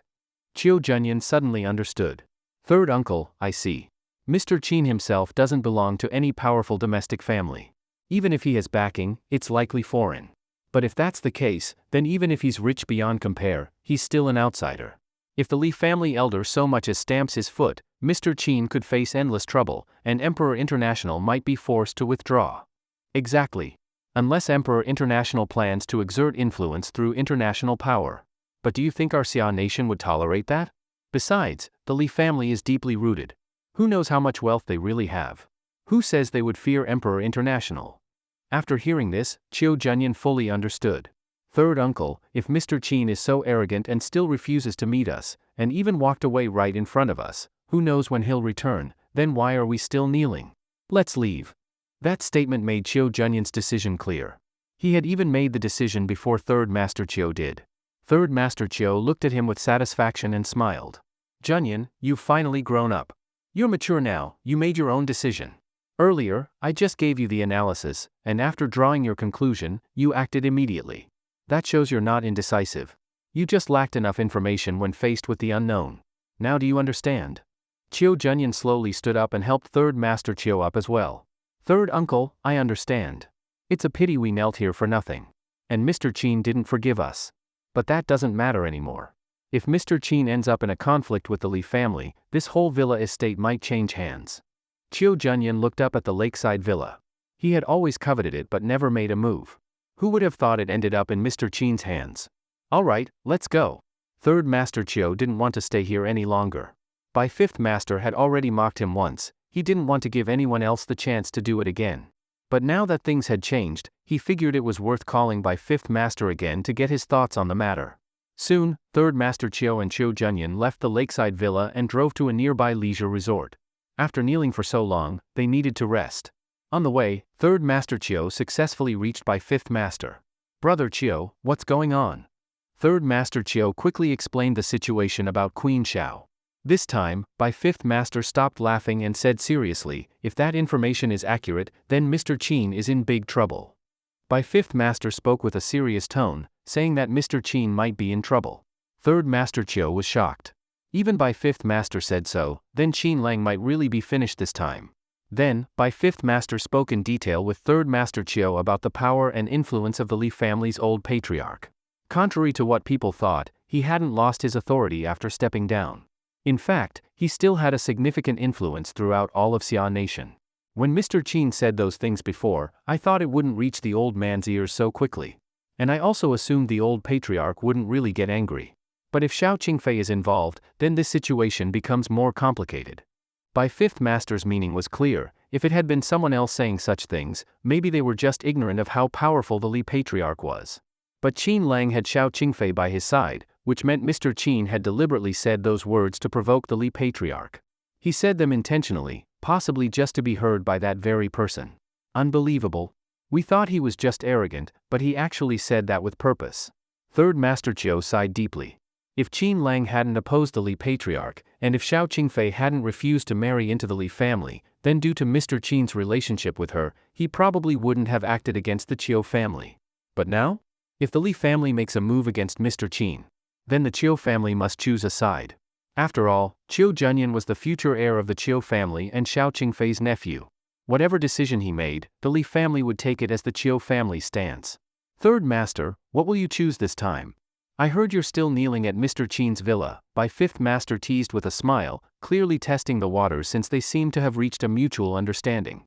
Third Master Chiu said with frustration, yes, Junyan and I did kneel in front of Mr. Qin's villa for quite a while, but he completely ignored us. Then he left and let us keep kneeling. We originally planned to wait for him to return, but then we heard news that the Li family planned to move against Qin Lang. Heh, Third Master Chiu, another difficult choice, huh? You've made the wrong choice several times already. What will it be this time? By Fifth Master said mockingly. Third Master Chiu didn't hide anything and told him about their decision to leave. What? You left? By Fifth Master laughed. Aren't you afraid of making the wrong choice again? Third Master Chiu snorted coldly. The Chiu family is still a major clan in Lingnan. Even you, by Fifth Master, didn't have the right to make us kneel. But we knelt outside Mr. Qin's door all day, that was more than humble. And yet he completely ignored us.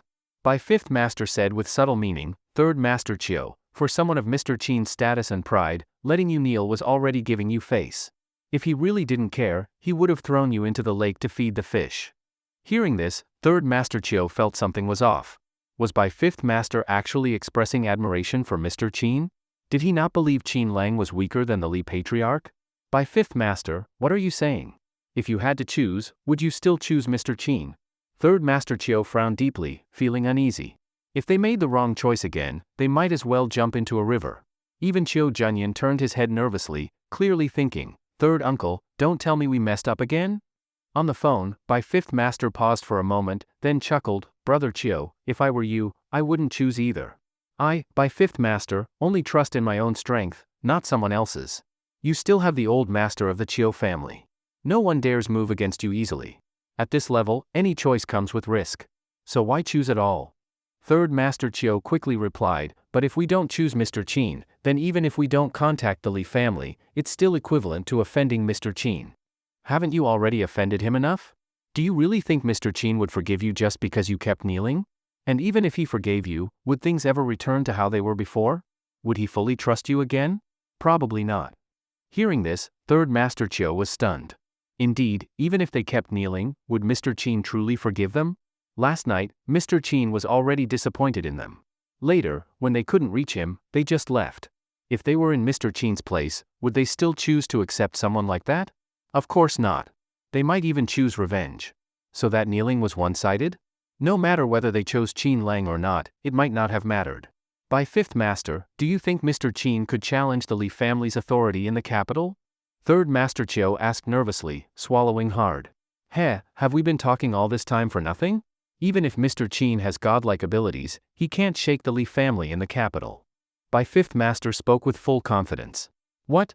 Third Master Chiu was shocked. By Fifth Master was so confident in the Li family? By Fifth Master didn't explain further. He just said they'd understand later. But for now, the decision they made wasn't wrong, it was actually wise. Kneeling there was useless. They should hurry back to discuss the matter with the old master and the rest of the Chiu family. Even the Bai family, when hearing the name of the Li family from the capital, would retreat immediately. They weren't even in the same league, let alone Mr. Qin. Xia Nation was vast, and the families at the top in the capital essentially held the country's power. Mr. Qin wasn't just facing one family, but everything behind it. By Fifth Master, can we meet now? I want to talk with you. Third Master Chiu finally decided to go to the Bai family estate to talk more about this clash between Mr. Qin and the Li family.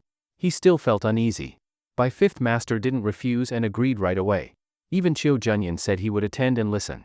This matter had hit him hard.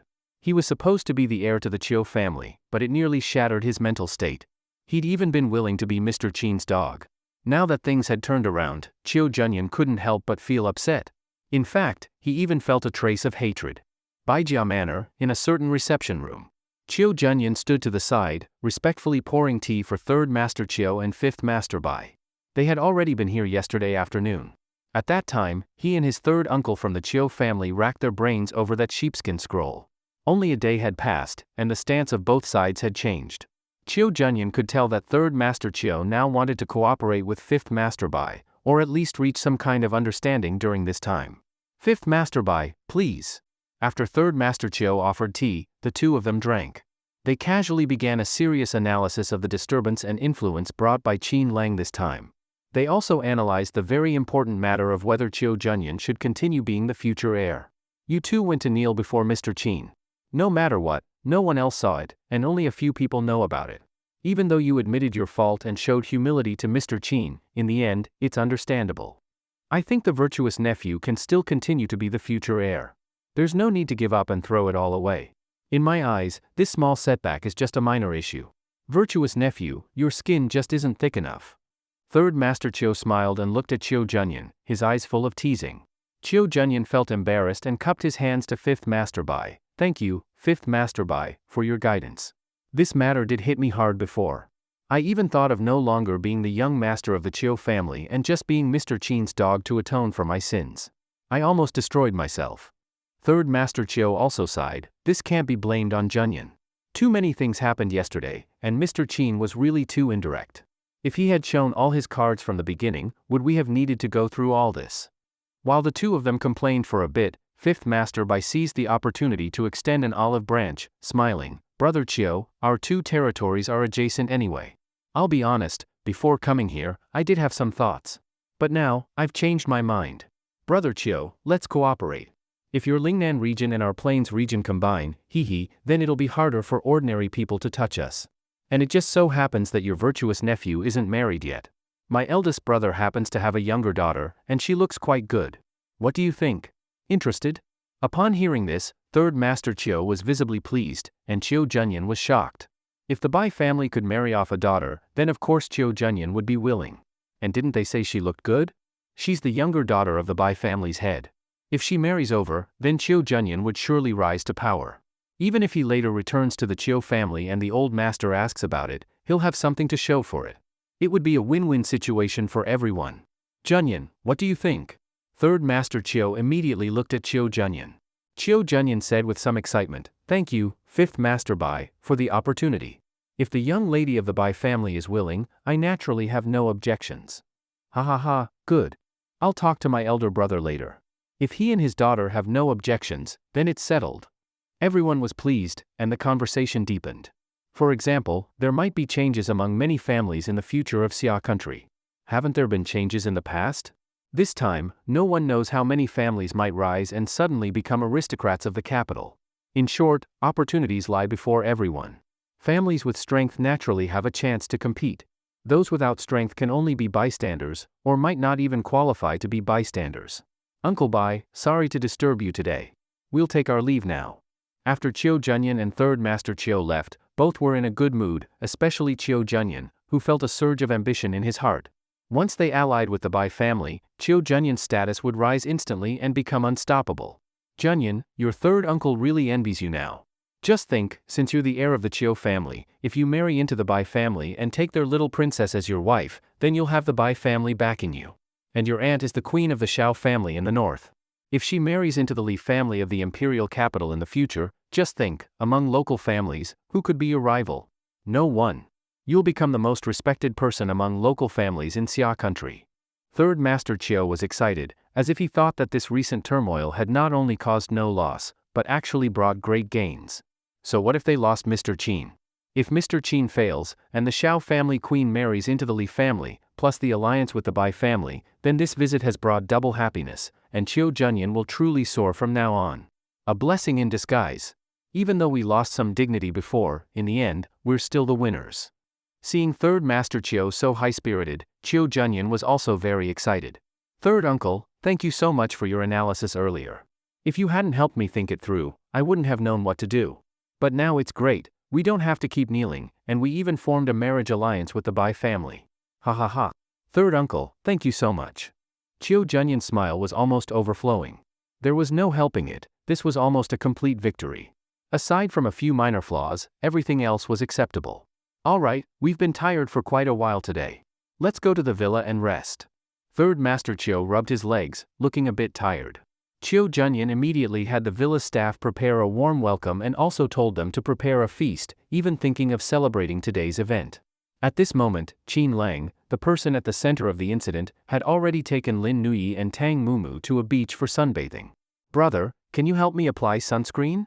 Lin Nui was lying on a beach chair, turning her head and smiling at Qin Lang beside her. Lin Nui and Tang Mumu were both stunning school beauties with perfect figures. At that moment, both were still wearing their swimsuits. Since there weren't many people around, they weren't worried about being seen.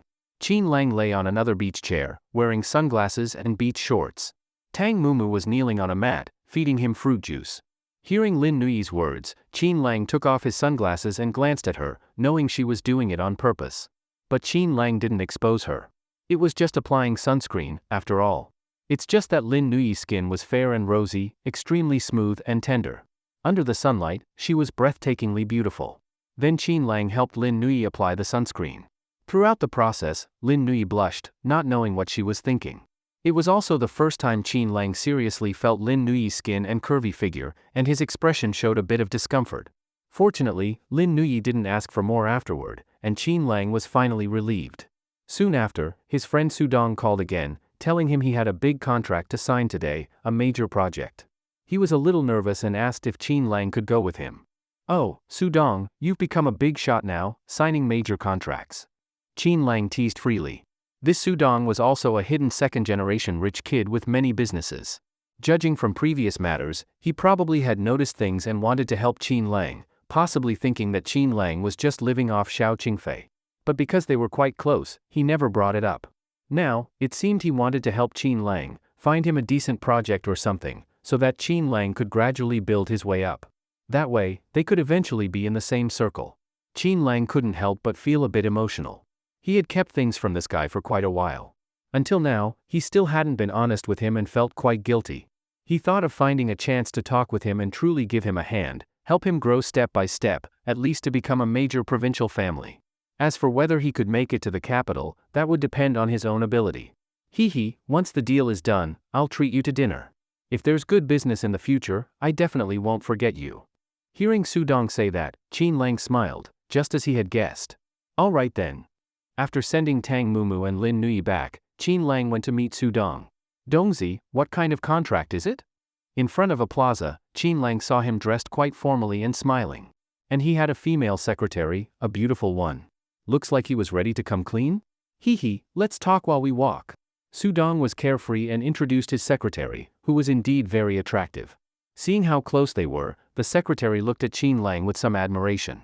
Qin Lang pulled him aside and joked, Dongzi, not bad, such a big beauty, and she's your secretary. That's what secretaries are for, Su Dong winked, but the secretary overheard and blushed. Qin Lang instantly understood, they were probably already involved. Afterward, Su Dong briefly explained the contract. It was about an abandoned plaza that had been half-built. The original boss ran out of money, and it was left unused ever since. No one had taken over.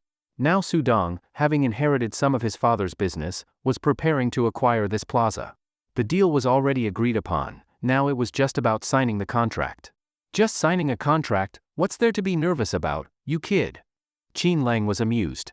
Still, he accompanied him to the abandoned plaza. It was quite a large site. Didn't seem like a scam. How much did you pay for it? Qin Lang asked instinctively. Su Dong chuckled and said, 117 million. Qin Lang frowned slightly and asked, this land can't be taken down without at least 500 million. You actually got it for 117 million? Su Dong was dumbfounded, damn. Brother Lang, impressive. I asked several people before, and they all said it would cost 500 million. You really are something. Qin Lang smiled and said, weren't you running a lot of businesses before? Even had a gym. Now you're getting into real estate? And starting with billion-level deals? Su Dong sighed, well, we had a class reunion yesterday. I told my dad how I envied others, everyone's a CEO or heir. Said my life was miserable. So my dad gave me an important position in the company. Qin Lang almost burst out laughing. Miserable? Really? Already had a beautiful secretary, and clearly something was going on between them, that's happiness. By the way, did you check the legal status of this property? Any violations? The price is so low, could it be a trap? Qin Lang looked at Su Dong suspiciously. Su Dong frowned too. I checked before, no issues. Just the price is so low that it makes me uneasy. You're my best brother, so I brought you here to take a look. Alright then, let's go together and see. Qin Lang stayed calm, which pleasantly surprised Su Dong. Seemed like Brother Lang wasn't as simple as he thought. Soon, the two parties met. On Qin Lang's side, Su Dong, the beautiful secretary, a lawyer, and two bodyguards. On the other side was a bald, burly man with a dragon tattoo on his shoulder. He looked down on everyone and even stared at the secretary a few times, causing frowns. Bang! The man threw the contract on the table with contempt. Here's the contract. Sign it. The lawyer took a look and his expression changed immediately. What's wrong, Lawyer Chen? Su Dong asked. Young Master Su, the amount has changed. It's 1.17 billion. What? From 117 million to 1.17 billion, they raised it tenfold. No wonder the price was low, they were trying to scam them. What does this mean? Why is it now 1.17 billion? Su Dong's face darkened. He knew it, there's no such thing as a free lunch. Looks like they were set up. They had already paid tens of millions in deposit. These people were likely scammers by trade. What? Is there a problem? That's the price. And from the start, it was 1.17 billion. You think 117 million is realistic? Greedy pigs. Alright, are you signing or not? If not, get out. I've got no time for you. Qin Lang flipped through the contract and confirmed they paid a deposit. He looked up and said calmly, we won't sign. So what about our deposit? Ha ha ha, deposit? You're breaching the contract now. It's not that I didn't give you a chance. Don't you know who I, Zhao Hu, work with? Either sign it or get lost. Seeing how arrogant he was, Su Dong almost fainted from anger. Qin Lang sneered, if you don't return that 10 million, next time we come, you'll have to pay back 100 times, or with your life. What did you say? The bald man got furious and charged forward. Watch out! The secretary screamed. Even Su Dong was startled. Then, in a flash, bam, the bald man was kicked flying. Holy shit! Su Dong cursed loudly. The two bodyguards rushed over and pinned the man to the ground. Blood trickled from his mouth. Clearly, Qin Lang's kick had injured him. Let me go, you bastard! Let me go, the bald man roared, his face full of fury. In the end, he even mentioned a name. Young Master Zhang. Young Master Zhang? Which young Master Zhang? Qin Lang's heart stirred. He suddenly thought of Zhang Minghui, the rich kid pursuing Lin Shudong. He was also the fiancé mentioned by Bai Yunru at yesterday's class reunion. If this Xiao Hu was working for Zhang Minghui, then Qin Lang really couldn't ignore this matter. The Zhang you're talking about, is it Zhang Minghui? Qin Lang walked over and looked at him coldly. The bald man's expression changed, and he stared at Qin Lang, saying, You know young Master Zhang? Next to him, Su Dong also changed expression when he heard the name. Zhang Minghui, wasn't he Bai Yunru's fiancé? And in 2 days, he was supposed to marry Bai Yunru. They were all invited to the wedding. Unexpectedly, someone under that guy's command was involved in this kind of business? Could it be this whole setup was orchestrated by Zhang Minghui? Qin Lang stepped on the man's hand, and he screamed in pain. Who ordered you? Speak. I don't know. I'll talk. Soon, the bald man confessed. It turned out that Zhang Group had its eye on Su Dong's Su Group and had set up a trap to make Su Dong fall into conflict with them, ultimately extorting the Su Group. Bastard. Su Dong rushed forward and kicked the man several times. Today seemed to be the first time he saw Qin Lang make a move, and so decisively and ruthlessly. His impression of Qin Lang went up significantly. Afterward, Qin Lang asked the lawyer and the secretary to check whether there were other contracts. They found out that the land had already been sold. In other words, from the beginning, they had no intention of dealing seriously with the Su Group. Go back and tell Zhang Minghui, 10 billion, not a cent less. He has only 1 day. If he doesn't produce it, he'll pay with his life. Qin Lang's words were domineering, making Su Dong's blood boil. After everyone left, the bald man quickly called Zhang Minghui. Young Master Zhang, something went wrong. That Su Dong brought a powerful guy, who beat me up. He said the deposit must be returned 100-fold, 10 billion. He gave only 1 day. If not paid, he said, you'll have to pay with your life. Bang! A sound like a glass smashing was heard on the other end of the phone. The bald man added exaggeration, saying the other party was arrogant, looked down on young Master Zhang, and even wanted to wipe out the entire Zhang group, not leaving anyone alive. Heh, very good. Very good.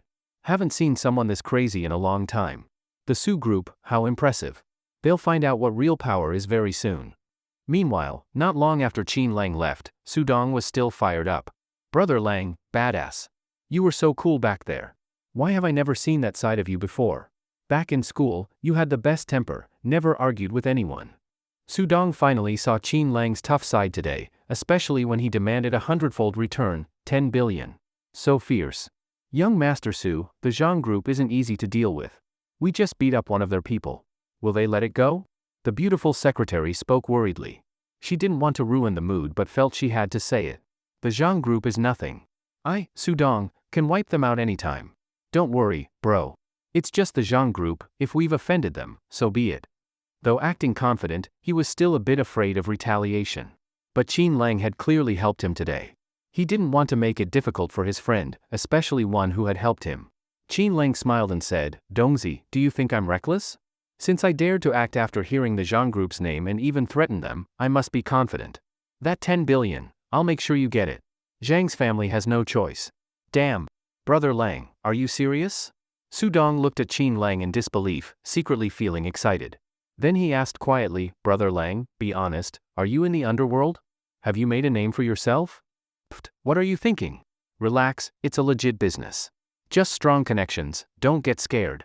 You treat me as a brother, I won't let you take risks. 10 billion, if I get it for you, you'd better buy me a drink. Ha ha ha, of course I will. Though unsure how Qin Lang would manage it, he believed in him. So, he took Qin Lang around to eat, drink, and enjoy, offering even personalized service, leaving Qin Lang both amused and exasperated. Until Sudong's father called to scold him, asking how he offended young Master Zhang from the Zhang family. Now the company was in trouble. Brother Lang, something happened. Sudong was at a loss after hanging up. Even though he didn't know how Qin Lang would solve it, he placed his hope in him. Seeing Sudong so anxious, Qin Lang just smiled and told him not to worry. Then he made a call to Seabass, asking him to make arrangements. The secretary next to them looked angry, feeling Qin Lang was unreliable. She pulled Sudong aside and told him to return to the company quickly. She suspected Qin Lang was a fraud who got them in trouble and now was just bluffing. Smack. Sudong slapped her. If you keep spouting nonsense, I'll slap you again. Believe it or not. You. Sudong, you hit me. The secretary covered her face and crouched down, crying in frustration. Sudong was annoyed but trusted his brother. Qin Lang wouldn't lie to him. He believed that. Qin Lang walked over and said with a smile, What are you doing? She was just worried you'd get scammed. You hit her, and she still stayed. Could it be she's your girlfriend turned secretary? Sudong looked a bit embarrassed. She's my ex-girlfriend from high school, we were each other's first love. We split because of misunderstandings but got back together later. Qin Lang smiled, Your company's problem will be resolved soon. I said I wouldn't lie to you, and I won't. Sure enough, less than 5 minutes later, Sudong's father called again. He said the company's issue had been resolved. A powerful figure stepped in, and now the Zhang group was in trouble. He was thrilled, though didn't know who had helped. Sudong gasped and quickly said, Dad, it was my good brother, he made a call just now. What? A good brother of yours? Yes. That bastard Zhang Minghui tried to frame us and extort us. There was a contract, a land worth 5 billion. We bargained it down to 1.17 billion, but it was a trap. Today, they changed it to 11.7 billion, 10 times more. But my brother is handling it. The 10 million deposit, they'll pay back 100-fold. And Zhang Minghui only gets 1 day. Hiss. Hearing this, Sudong's father couldn't help but gasp. Sudong told his father about Zhang Minghui framing the Su group and also said that a good brother of his would help. On the other end of the line, Sudong's father was confused. When did his son have such powerful connections? Wasn't he always hanging out with bad company, indulging in a life of pleasure? He even recently opened a gym, which was a total waste of time. If it weren't for him crying nonstop yesterday, he wouldn't have handed over the project so quickly. You little brat, where did you get such a good brother? Be honest, which big shot did you ask for help? Father Su thought Sudong was just saving face by saying he had a good brother. But someone who could make the Zhang group yield, how could that be his kid's friend? Could it be that his brother's elder was behind it? While Father Su was full of guesses, Sudong grinned and said, It's that college classmate who came to our house for dinner once, Qin Lang. You even said he was not simple. On the other end, there was a moment of silence. Then suddenly, Father Su seemed to remember something. It's him. All right, that classmate of yours is no ordinary person. Remember to thank him properly. Father Su remembered that this classmate had decent medical skills. He casually treated his illness with a simple touch. and at that time, he was still so young. Definitely not an ordinary person. Haha, of course. After hanging up, Sudong looked at Qin Lang and said with a grin, "Bro, thanks. If it weren't for you, we really might have gotten screwed by the Zhang group." The beautiful secretary squatting on the ground instantly looked up in disbelief and quickly asked Sudong what was going on. Had the company's crisis been resolved? Sudong snorted coldly, "Now you understand how powerful my brother is, right? Zhang Minghui is nothing." After speaking, he quickly turned to Qin Lang and asked, "Brother Lang, we're not really asking for 10 billion, right? That's 10 billion. Qin Lang smiled and looked at him. "Since he tried to scam your deposit, he has to pay the price. 10 billion is already merciful. But he only has 1 day. If he still doesn't pay after a day, don't blame me for being ruthless." "Damn. Brother Lang, badass." Sudong was in complete awe. Then he brought the secretary over and made her apologize to Qin Lang. "Brother Lang, I'm sorry," the secretary said, feeling wronged. Qin Lang understood, if he didn't get that 10 billion, they wouldn't fully believe him. Even Sudong didn't dare believe that he could really get it. But that was fine. Qin Lang said he'd wait 1 day, and he really would only wait 1 day. If the other side couldn't pay, then don't blame him for being harsh. At the same time, on Lin Shutong's side, the Lin group was already facing a huge crisis. All sorts of families were attacking the Lin group. Even Lin Nui had received the news. Naturally, Lin Nui had heard about the cause. It was said that the Chiu family had withdrawn their cooperation with the Lin family. Lin Shutong had even called Lin Nui to ask whether she was the one who had been helping the Lin family through the Chiu family. Lin Nui didn't know about it. She guessed it might be her brother, but she couldn't be sure. When Lin Shutong found out that the benefactor had nothing to do with Lin Nui, she was instantly confused. The person who's been helping us through the Chiu family has nothing to do with Nui? Then who is it? Lin Shutong panicked and went to find Su Jing again. She had a guess forming in her mind, and an image of someone was becoming clearer. But the clearer it got, the more absurd it felt. What? Not Nui. Su Jing was also very surprised when she heard this. Then the first person she thought of was Qin Lang. But if it really was Qin Lang, wouldn't that be the end? News from the hotel last night had also come back. Qin Lang had clashed with Fifth Master Bai and slammed down 2 billion in anger, successfully taking a sheepskin scroll, and then left with his people. That was also the moment they had seen Qin Lang and his people. 2 billion. And it was in cash. All for a single sheepskin scroll. Even the intel from last night said Qin Lang had faced Fifth Master Bai alone and completely stole the show. So, could it really be that Qin Lang was the one who had been directing the Chiu family all along? Furthermore, could Qin Lang have been the mysterious guest that even Lord Seabass from Emperor International respected? If that were really true, just thinking about it terrified Su Jing. They had looked down on Qin Lang several times. If he had that kind of identity, she and Lin Shutong were completely finished. Su Jing, what's wrong? Don't tell me, you also think it's Qin Lang? Lin Shutong's face turned pale. If her ex-husband really was the one, then what she said to him last night would have completely offended him. She even told him to be a security guard, a driver? President Lin, don't panic. Maybe it's not what you think. Su Jing refocused and racked her brain, trying to come up with other possibilities that could prove it wasn't Qin Lang. But now that Qin Lang had acted like this, how could it not be him? Throwing around 2 billion without blinking, maybe he was a front, and the money came from Dongfang Qingcheng. But who was the one directing the Chiu family from behind?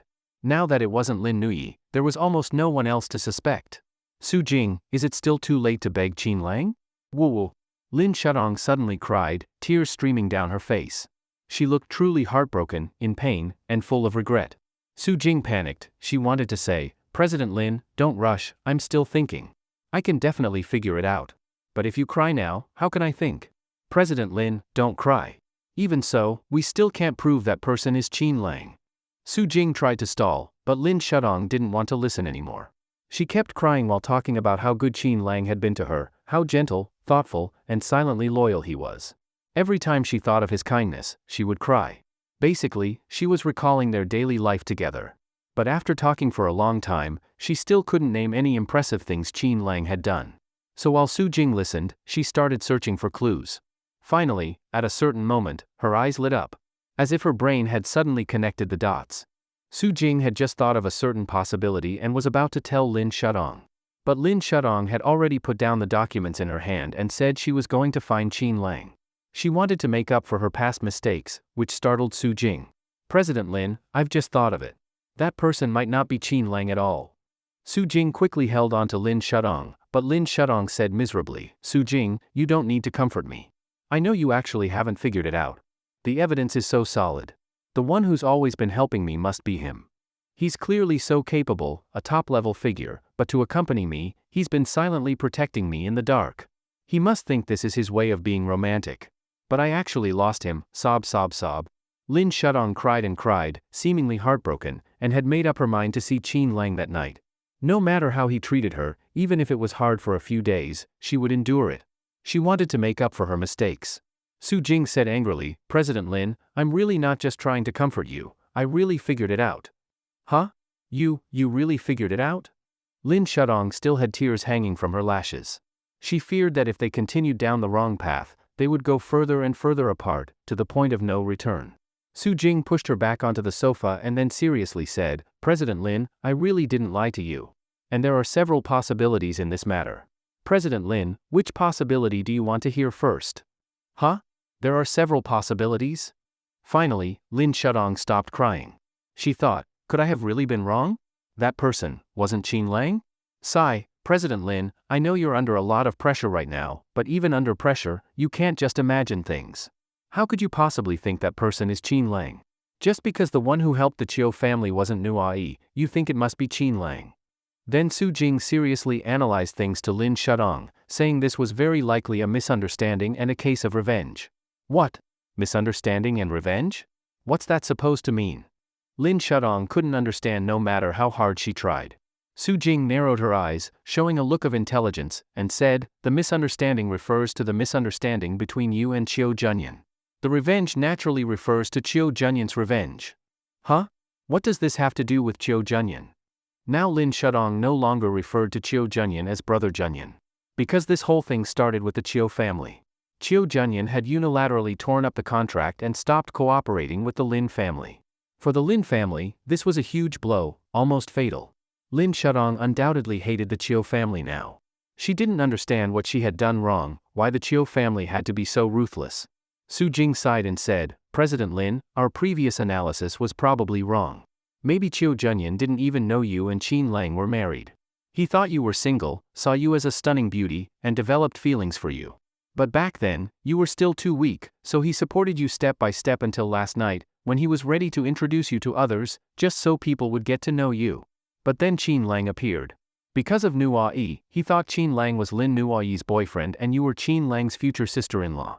He thought it was normal for a brother-in-law to advise his sister. That's why you two met and argued about whether to keep going against the Bai family. But he never expected that you and Qin Lang had been married before. Because you had scolded Qin Lang before, Qin Lang held a grudge and mocked Chiu Junyan in front of the Chiu family. For example, saying you were Qin Lang's wife, and Chiu Junyan, the proud young master of the Chiu family, was actually seducing a married woman. Think about it, what kind of person is Chiu Junyan? The Chiu family's future successor, such a big figure. If someone says this to his face, could he not get angry? Could he not immediately cut ties with you? When Su Jing finished explaining, Lin Shudong was stunned. Su Jing, how did you think of this, even imagining that Qin Lang mocked the Chiu family's young master? Lin Shudong stared at her assistant with a strange look. They had clearly met that VIP together last night. The other person hadn't been there. How could she know that Qin Lang mocked Chiu Junyan? President Lin, didn't I say before? This is just my guess. I guessed that the Chiu family's young master found out about your marriage to Qin Lang. He used to think you were single, or at most had a boyfriend, but definitely not married. But then he suddenly found out you were divorced, so he despised you. After saying this, Su Jing realized her words were a bit inappropriate and awkwardly added, President Lin, I'm not saying that being divorced makes you worthless. I mean, the Chiu family's young master might have only found out recently, so he felt disappointed and couldn't accept it for a while. Lin Shudong sighed emotionally, you don't need to say more, I understand what you mean. If Chiu Junyan really hates me because of this, then there's nothing I can do. But this is just your guess. I don't believe it's true. Su Jing seemed to know she would say that and smiled, President Lin, you said it yourself, this is just a guess.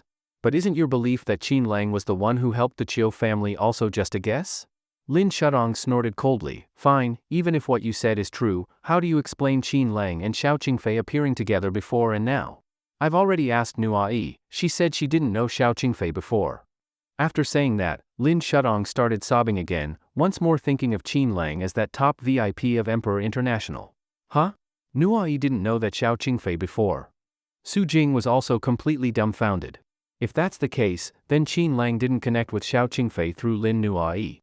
Then, could it be that Xiao Qingfei is Qin Lang's ex-girlfriend? Su Jing had quite an imagination, actually coming up with this idea, leaving Lin Shudong confused. What ex-girlfriend? Qin Lang and I were each other's first love. I can feel it, he didn't lie to me. And I was with him for 5 years. Except for recently when I was busy and away, we slept together every night. After saying that, Lin Shudong blushed a bit. Huh? Su Jing was stunned again. So it turns out their President Lin really slept with that bastard loser Qin Lang for 5 years. No wonder the Chiu family's young master despised Lin Shudong. He must have investigated her and found out she'd been with Qin Lang all along, which made him furious and tear up the contract. Okay, that guess doesn't hold. But does all this even matter? President Lin, isn't the real issue whether Qin Lang is currently living off Nuai and that woman? Does he have real capability or not? Su Jing directly pointed out the key issue. Su Jing had long seen through Lin Shutong's true thoughts. Why was she crying now, breaking down? Wasn't it just because she was afraid she had made the wrong decision? But the real issue wasn't who Qin Lang used to be, but whether he actually had strength, whether he was really an important figure. Could he help the Lin group get better? That was the issue Lin Shudong should care about most. Lin Shudong was stunned, but she quickly understood and felt that what the other said made a lot of sense. Su Jing, you're right. What I need to do now is not cry, but find out whether Qin Lang is living off Dongfang Qingcheng, which means I need to know the real relationship between Qin Lang and Dongfang Qingcheng. Lin Shutong's eyes sparkled. She had built a company this large, so of course, she wasn't a simple woman. Even though Su Jing often made things worse along the way, Lin Shudong could always turn danger into safety and deal with things in time. But when it came to Qin Lang, she kept crashing. Now she decided that she must figure out who Qin Lang really was. So she wouldn't keep wasting her energy on him. If it was confirmed that he truly had no potential, no strength, and only wanted to mooch off others with no hope of redemption, she would completely abandon Qin Lang. President Lin, your idea is good, but the problem is the crisis of our Lin group still hasn't been resolved. Su Jing had to remind Lin Shudong. Lin Shudong said, did you call Elder Chen before? Call again. All right. Su Jing also felt that for now, they could only ask that big figure for help. Then, Su Jing made the call with her last hope. Unexpectedly, the call actually went through. Lin Shudong hurried over, took the phone, greeted that big figure, and explained the situation. Hee, Shudong, don't worry. Your kindness to our family, this small matter is nothing. Not long after, a big figure from the provincial capital personally called to express concern for Lin Shudong, and told her that for an outstanding young person like her, the organization would definitely give her the greatest support, and she could just wait for news with peace of mind. It worked. After hanging up, Lin Shudong was so excited she couldn't contain herself. With support from the provincial capital, there would definitely be no problem with this matter. Sure enough, in just over 10 minutes, the entire company erupted, every obstacle was cleared. Even the families that had acted before were all shocked, and all called Lin Shudong to apologize and beg for forgiveness, hoping she would be lenient. Lin Shudong sneered coldly and rejected them all. What kind of faces did these people have when they attacked the Lin group before, and what kind of faces do they have now? How dare they be so arrogant toward the Lin group, too late now. And this matter also spread to the villa where Chiu Junyan and Master Chiu were resting. What did you say? A big figure from the provincial capital personally spoke out to protect Lin Shudong. What's going on?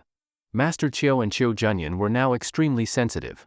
Because of what happened with Qin Lang, they no longer dared to look down on anyone. Hearing that a big figure from the provincial capital had spoken out, their sensitivity was triggered again, and they began speculating. Third uncle, we cancelled the partnership with the Lin family. The other families took action against the Lin family to curry favor with us. So what's the meaning of this provincial figure suddenly stepping in? Could it be Lin Shudong knows some big shot from the provincial capital? Chiu Junyan was frustrated. If he couldn't handle Mr. Qin, fine. But how could he not handle a power they personally helped build? Master Chiu also frowned, but analyzed, could it be that because Lin Shudong is likely to become one of this year's top 10 outstanding youths, the provincial leader wants to support her once? If that's really the case, the other party should have called us to explain, to avoid any misunderstandings. And just as Chiu Junyan was puzzled, a big figure actually contacted them. Ha, Master Chiu, long time no see. Just giving you a call about something. someone from the imperial capital asked me to look after Lin Shudong from the Lin Group. Since you just broke off cooperation with the Lin Group, I thought I should mention it to you. What? Someone from the imperial capital wants to look after Lin Shudong. Master Chiu was stunned. How did Lin Shudong end up with a connection in the imperial capital? This didn't make sense. If she had that kind of background, why would she need the Chiu family's help? Leader, then who exactly is this big figure from the imperial capital? Sorry, Master Chiu, that person doesn't want to reveal their identity. That's all. Hearing the beeping on the phone, Master Chiu was dazed. It was actually a big shot from the imperial capital who had personally given instructions. They had thought Lin Shudong only knew someone from the provincial capital, but it turned out to be the imperial capital. And just one call made the provincial figure help out. Third uncle, Chiu Junyan almost regretted himself to death. For no reason at all, he had offended someone again. Before, to please Qin Lang, they had torn up the contract with Lin Shudong. Now, Lin Shudong must truly hate them. Master Chiu also frowned and said, this big figure likely isn't simple. Contact Lin Shudong, see if there's a chance to cooperate again? At least test the waters. Chiu Junyan was extremely frustrated. But he had no choice but to bite the bullet and make the call. When Lin Shudong saw Chiu Junyan's number, she instantly connected everything. Su Jing beside her was very surprised and said, President Lin, it looks like that big figure from the imperial capital is even more powerful than we thought. Even the Chiu family might have to bow down? I bet Chiu Junyan wants to talk about resuming cooperation. Lin Shudong was also a bit angry. To think she had once fantasized about Chiu Junyan, even dreamed of marrying into the Chiu family as a young madam. But Chiu Junyan had turned his back on her so easily. Unlike Qin Lang, even though she didn't know if he really had strength, he was still a man she had loved deeply. Their feelings were real. Compared to him, Chiu Junyan seemed hypocritical. So Lin Shudong instantly felt disgusted with Chiu Junyan. Now she only wanted to know whether Qin Lang truly had real strength. Shudong, I think there might have been a misunderstanding between us before. Can we still work together? About the investment. But don't worry, since our Chiu family tore up the contract before, this time we'll show the utmost sincerity. Sorry, Mr. Chiu, the company is very busy these days.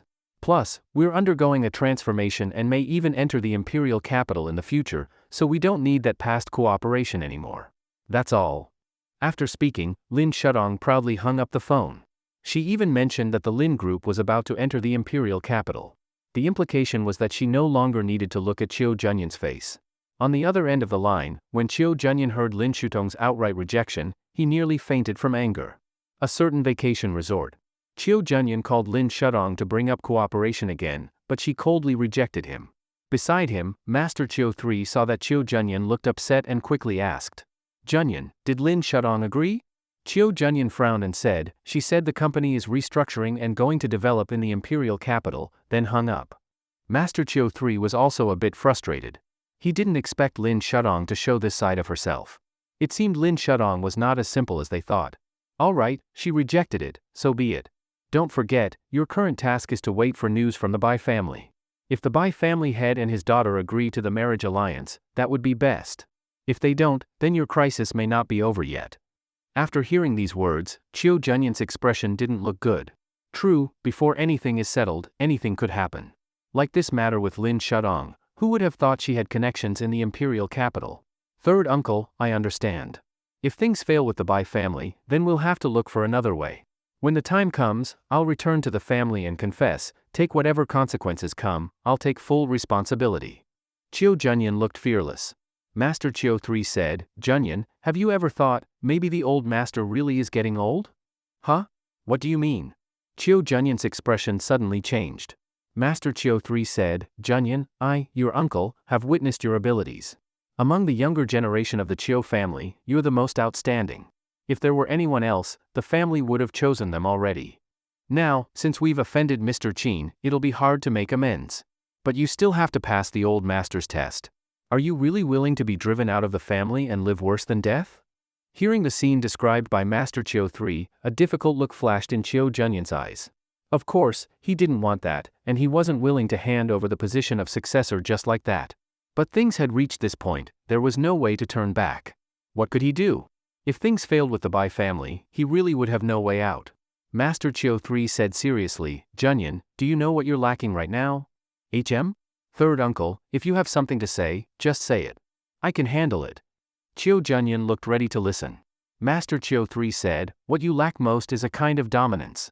A kind of dominance that goes your own way and dares to take responsibility for everything. Look at you, you're already the Chiu family's heir, but why do people still dare talk to you like that?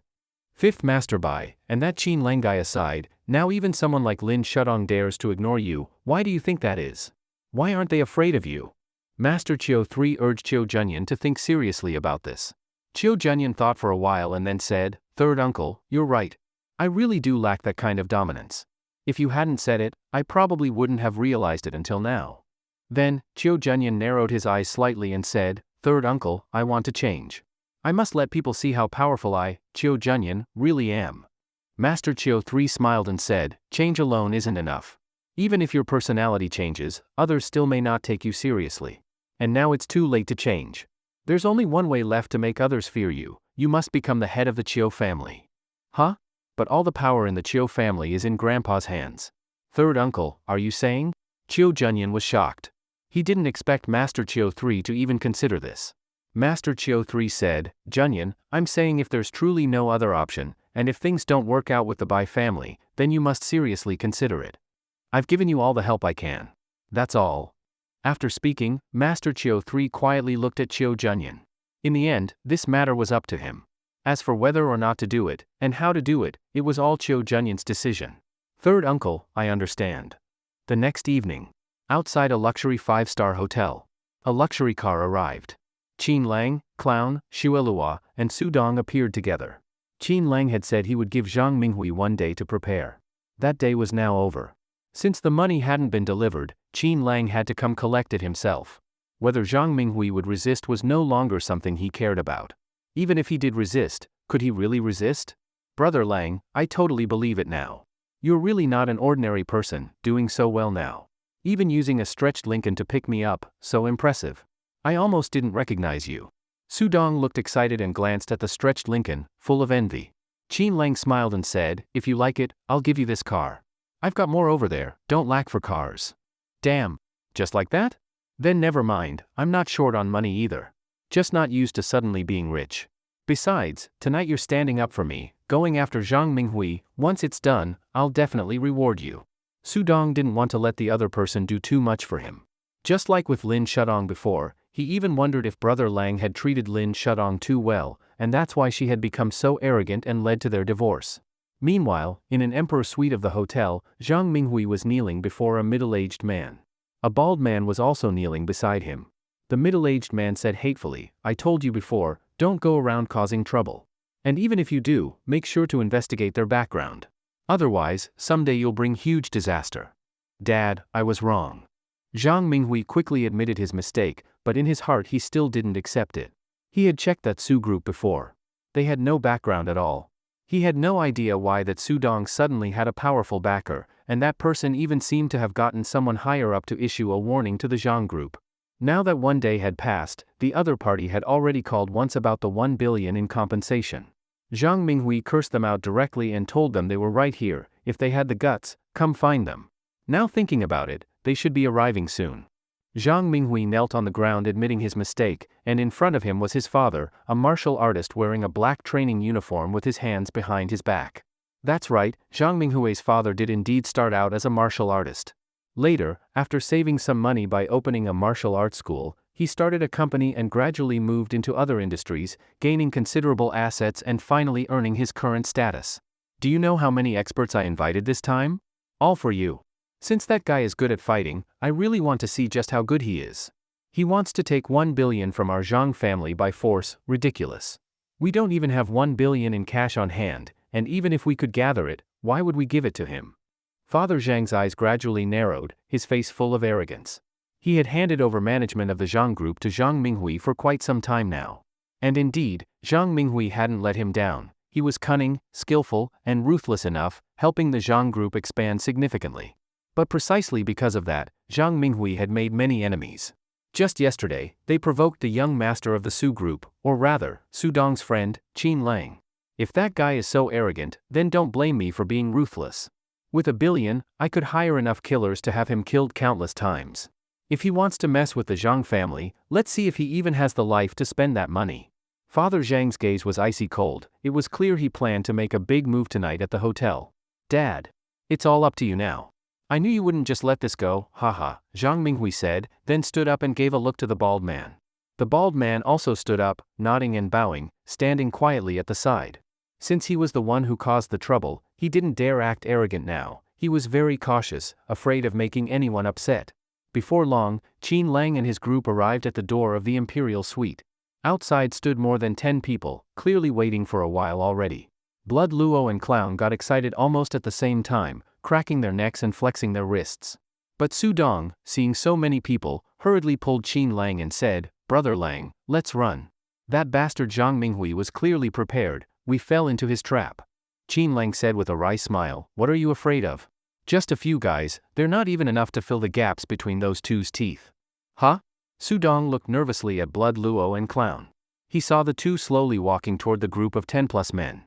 "Hey? Who are you? Stop right there. Who let you come over? If you know what's good for you, get lost.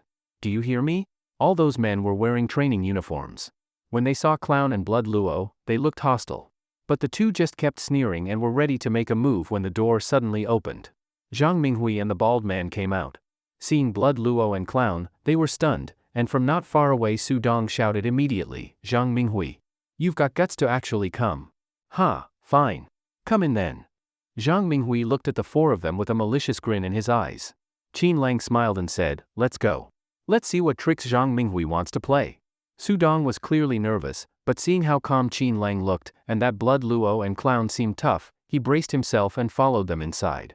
Inside the suite, there were actually quite a few people. Su Dong's legs started trembling in fear. Ha ha ha, a group of people laughed immediately, looking at Su Dong with disdain. Su Dong was furious, and looked at Qin Lang, only to find Qin Lang's face hadn't changed at all. "Damn, Brother Lang, your guts are real." Su Dong was already planning. If it came to the worst, he'd just jump out the window and run. It was better than being beaten to death here. At that moment, Qin Lang walked over to the sofa and sat down casually. But the middle-aged man, Zhang Minghui, the bald man, and everyone else were still standing. The middle-aged man had originally been facing away from the crowd, hands behind his back, putting on a dramatic pose. But when he turned around, he saw Qin Lang had actually sat down on the sofa so boldly. Everyone else was standing, and he was sitting? Bastard. My father hasn't even sat down yet, and you dare sit here. Zhang Minghui stood up and shouted angrily. Click. Qin Lang lit a cigarette, looked at Zhang Minghui like he was a fool, and said, "Since I dared to come and sit here, don't you wonder why I do that? Obviously because I've got nothing to fear. If you can't figure even that out, I really don't know how you've survived until now." Qin Lang spoke arrogantly, even blew smoke directly into Zhang Minghui's face. "You." Zhang Minghui was about to explode, but when he saw Qin Lang's cold stare, his breath caught in his throat. For a moment, he felt like he was being stared at by a terrifying monster, and his scalp went numb. Not far away, the middle-aged man frowned and said, "Kid, I can feel you're strong, but aren't you being a little too confident?" Qin Lang chuckled and said, "I didn't come here today to talk nonsense. Yesterday, you tried to scam my buddy's company out of a deposit. Since I said I'd make you pay back 100 times, then it's 1 billion, not a penny less. If you can't pay, then pay with your life. If you want to scam others, be ready to be scammed in return." Ha ha ha. Kid, you're arrogant. You think you can make my Zhang family pay back 100 times? I don't care who you rely on or who you know. I just want to tell you, I'm angry now. I, Zhang Xing, am angry. Maybe you don't know who I am, but I'll tell you, in Sioux City 10 years ago, anyone who could fight knew the name Zhang Xing. And now you dare challenge me? Heh, kid, you're just unlucky, you messed with me. Zhang Xing took step after step toward Qin Lang, saying dismissively, "I know you've got background and strength, you can make a call and get our Zhang family to bow. But that was just because we didn't want trouble. Not wanting trouble doesn't mean we're afraid of it. If you kneel and kowtow 3 times now, call me grandpa, and crawl out, maybe I'll spare you this once. If not, heh." Zhang Xing didn't finish the sentence, but the threat in his words was obvious.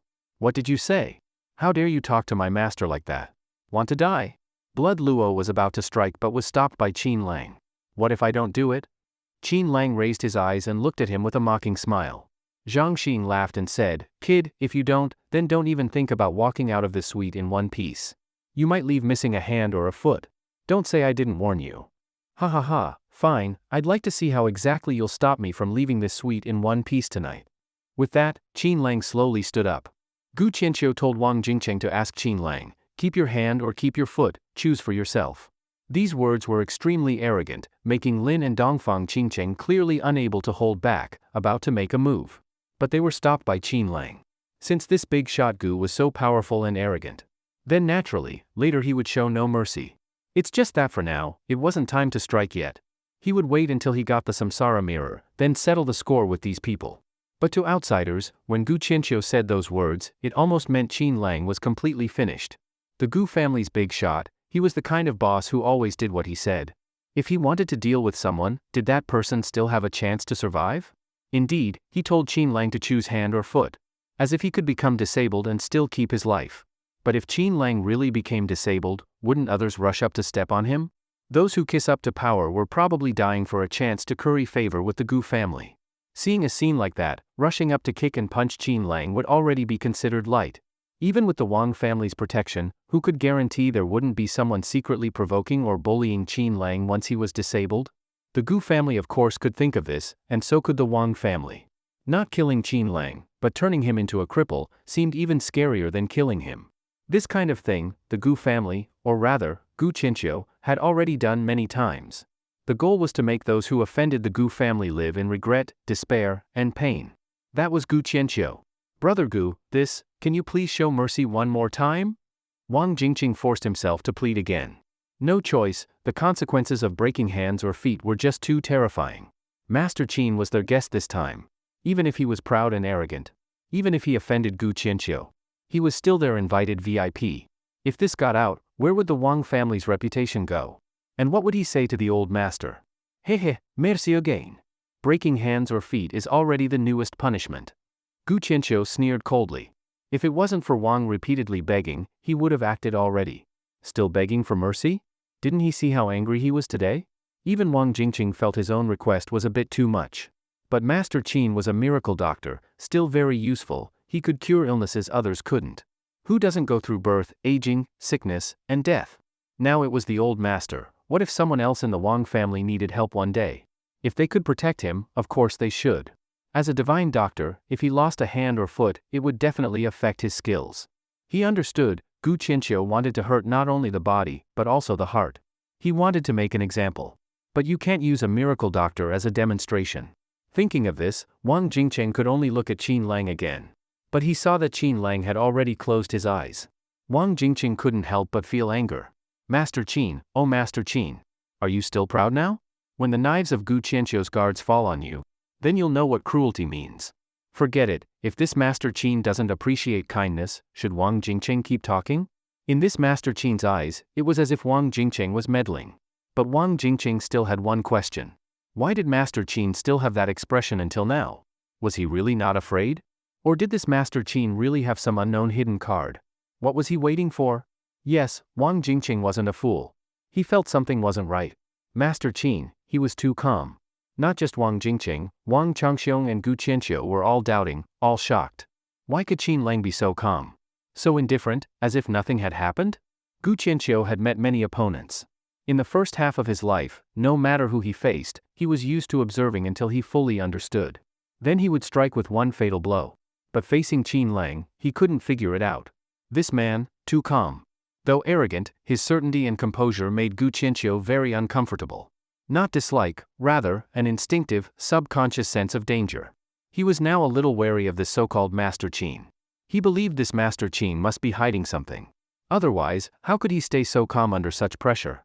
Earlier, when he said break the hand or foot, besides anger, he also wanted to test him. To see if he would panic, even if acting, there would be flaws. But he was disappointed, the man didn't even blink. This man seemed to not care at all about his threat. Interesting. Seems this so-called Master Qin really has no connection with the Wang family but has his own hidden card. But what is your card? While Gu Qianqiu thought this, he also realized, this small place truly hides dragons and tigers. But what move would this person take next to resolve the crisis? After all, in Gu Qianqiu's view, the card reader was definitely broken. Over 100 billion? Impossible. Even he, Gu Qianqiu, couldn't bring out that much cash. He was curious, how would the man face the embarrassment of not having the money? Brother, this Gu Qianqiu is so evil, he actually wants to break your hands and feet. Brother, what should we do? Should we run now? Lin Ruoxue was clearly anxious. Of course she didn't want her brother hurt. Then she quickly turned and said to Chen Wanqin, "Aunt Chen, if there's a fight later, you must help my brother. He can't become a cripple, or what would I do?" Tears welled in Lin Ruoxue's eyes. She liked Qin Lang now. If he became a cripple, wouldn't she become a cripple's future wife? Yes, now Lin Ruoxue had decided she would marry Qin Lang. She would be his wife, so caring about her husband was natural. Chen Wanqin rolled her eyes. This little girl, so anxious even before the main event. Didn't she see Qin Lang was calm the whole time? Not a hint of panic. She too was very curious. Was Qin Lang really working with the Wang family to scam Gu Qianqiu? When Bai Yunru saw Qin Lang and Xuelua, she frowned slightly, not understanding why they would be at the entrance of a five-star hotel. However, because Xuelua had a buzz cut and a large build, he looked like a delinquent. Could they be here working as security? Could it be that Qin Lang is doing so badly now? Qin Lang. Bai Yunru immediately called out and walked straight over. She also told the bodyguards around her to step aside. The Bai family was considered a big family in the provincial capital. Bai Yunru had previously kept her identity hidden, but later became famous after donating 50 million to the school. "Qin Lang, what are you doing here?" Bai Yunru asked curiously. Qin Lang replied expressionlessly, "Someone invited us to a meeting, but it's already over." "Someone invited you? And here?" Bai Yunru frowned slightly, clearly not believing him. This was a five-star hotel, and didn't Qin Lang divorce his ex-wife, Lin Shadong? Since he got divorced, how could he still afford to come to a place like this? However, Bai Yunru didn't say it out loud.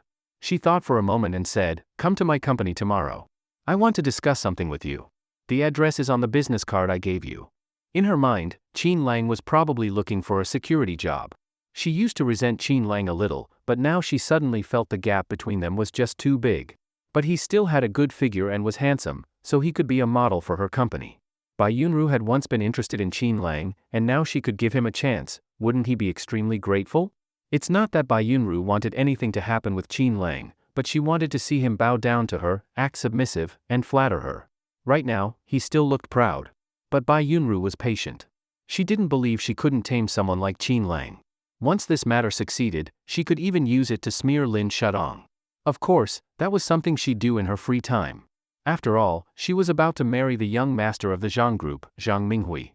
She was destined to become someone important. Qin Lang wasn't worth her attention anymore. However, Qin Lang didn't take her words seriously at all. Just because she told him to go, he should? Who did she think she was? We'll see. Qin Lang gave her a little face, then turned and left. Xuelua naturally followed. If it weren't for the fact that Qin Lang knew her, just because of her arrogant tone, he would have already slapped her. Bai Yunru was very unhappy. She gave him an opportunity, and he didn't appreciate it. "Let's go." Bai Yunru waved her hand and prepared to enter the hotel to meet her fiancé, Zhang Minghui. At that moment, inside a hotel suite, Zhang Minghui was still crying out in pain. "Dad, my leg is broken. You will have to take revenge for me, sobi. Zhang Minghui was extremely bitter. He was the eldest young master of the Zhang family, yet now he had been crippled by Su Dong and another person. How could he swallow this? Zhang Xing sat on the sofa, also extremely furious. A big shoe print was clearly visible on his face. For so many years, I, Zhang Xing, a dragon crossing the sea, have never been treated like this since I came here. That man is dead meat. Not only did he break my son's leg, he even dared to blackmail the Zhang group out of 1 billion yuan. He's finished. Zhang Xing gnashed his teeth, then pulled out his phone and made a call. "Big brother, I got beaten up. The guy is very strong. I want him dead, can we do it?" On the other end, a hoarse voice immediately replied, "Xing, I told you before you even left, there's always someone better out there. I told you not to cause trouble when you went elsewhere. How many years has it been? How old are you now? Still playing like a kid? Big brother, that guy really is strong. I wasn't even a match, and he had 2 skilled men with him. My dozen men couldn't beat them. And this time, it wasn't even my fault. Over a piece of land, we owed him 10 million in penalties. He demanded 100 times that by tomorrow. That's a whole billion. My son's leg got broken too. He's just too arrogant." "What? Minghui's leg is broken? Are you serious?" "Big brother, why would I lie? That company was under Minghui's name. The contract was going fine until they insisted on cutting the price to less than 1/10. We refused, so they threatened us and demanded 10 times the deposit. Because we didn't show the right attitude, they raised it to 100 times. Then today, they came and beat me and Minghui up. That billion was taken too. But more importantly, Minghui's leg is broken, he was about to get married. What are we going to do? Zhang Xing exaggerated the story, mixing truth and lies. On the other end, Zhang Shihao burst into rage. Outrageous. That nephew is like a son to me, I watched him grow up. And they broke his leg? Then that guy doesn't need his arms or legs anymore. I'll make him wish he was dead. Tomorrow, I'll come in person and deal with him. Great, big brother. With iron arm Zhang Shihao here, that bastard is dead for sure. After hanging up, Zhang Minghui asked anxiously, Dad, what did Uncle say? Will he help? Don't worry, Minghui. Your uncle will be here tomorrow. The Su family and that bastard are dead. Zhang Shiheng's eyes were blazing with fury. Then he ordered people to carry Zhang Minghui to the hospital. At that moment, Bai Yunru had arrived at the hotel and called Zhang Minghui. She asked where he was. Zhang Minghui cursed over the phone, saying his leg was broken and told her to wait in the lobby. Later, when they met and saw his leg really was broken, she was shocked. Minghui? What happened? How did your leg get broken? Zhang Minghui started cursing again, saying it was that bastard Su Dong from the Su group, he would never forgive the Su family. Su Dong? Bai Yunru's heart skipped a beat. Wasn't that her college classmate? She had just seen him yesterday. And earlier, she had seen Qin Lang too. Could they have come together? Later, on the way to the hospital, Zhang Minghui asked if she had seen a big, muscular guy with a buzz cut, a handsome young man in a shirt, and a masked person passing by. Bai Yunru immediately thought of Qin Lang and the big guy. So she quickly described their appearance. Damn it, that's them. Did you see which way they went? Zhang Minghui stared at Bai Yunru and asked fiercely. Zhang Minghui asked Bai Yunru about the whereabouts of Qin Lang and the man with the buzz cut. Of course, Bai Yunru wouldn't foolishly admit it, and she hinted that it was her classmate Qin Lang. If Zhang Minghui found out, wouldn't they end up in conflict? However, the previous plan to invite Qin Lang to her company as a model, Bai Yunru would undoubtedly cancel that. Even inviting him to her wedding would likely be called off. What's more, Zhang Minghui's leg was broken, so naturally he wouldn't be getting married at this time. The wedding date would definitely be postponed, which made Bai Yunru very unhappy. Qin Lang, how dare you hurt my fiancé? You're courting death. After that, Bai Yunru subtly asked about what had happened.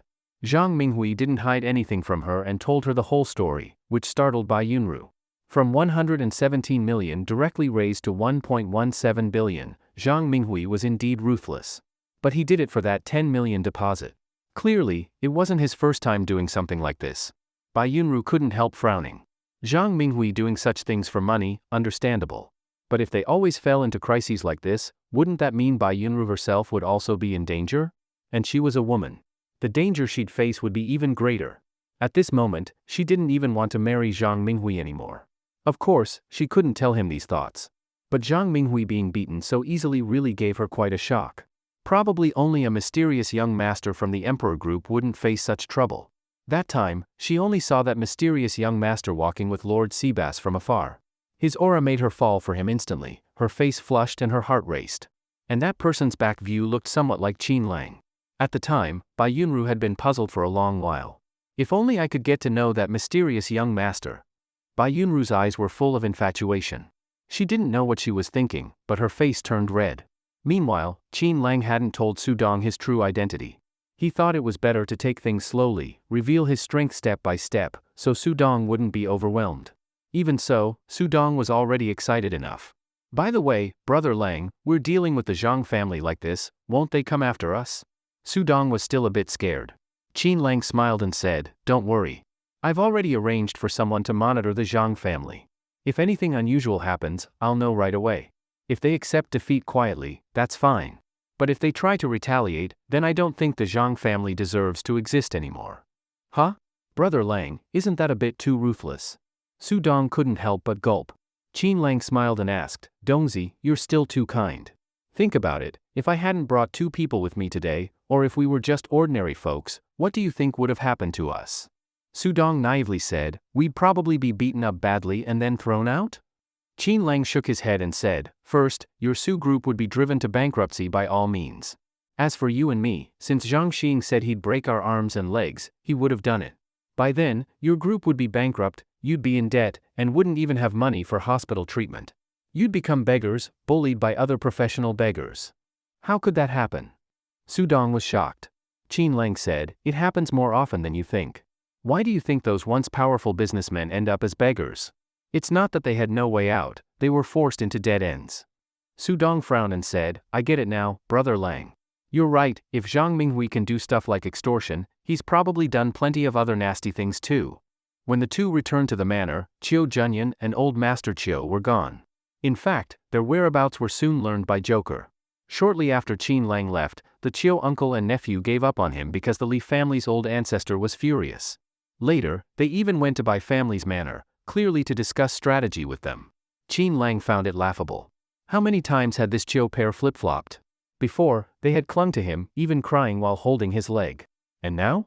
They ran off just the same. Qin Lang had seen through the two of them, or rather, through most people. When you're strong, they stick close. When you're weak, they disappear, completely heartless. Since they treated him so heartlessly, he could be the same to them. In short, if they came back next time, Qin Lang would definitely not give them another chance. Master, you're back. Tang Mumu quickly came forward. Ever since Qin Lang took her to meet Lin Nui today, their relationship had clearly become closer. Qin Lang nodded, then asked about Xiao Qingfei. Miss Xiao hasn't returned yet. In the villa, several maids already knew Xiao Qingfei was Qin Lang's woman. After all, lately, Qin Lang and Xiao Qingfei had been quite passionate. Maids naturally overheard some things. Although they weren't married, Tang Mumu treated Xiao Qingfei as either Qin Lang's woman or lover.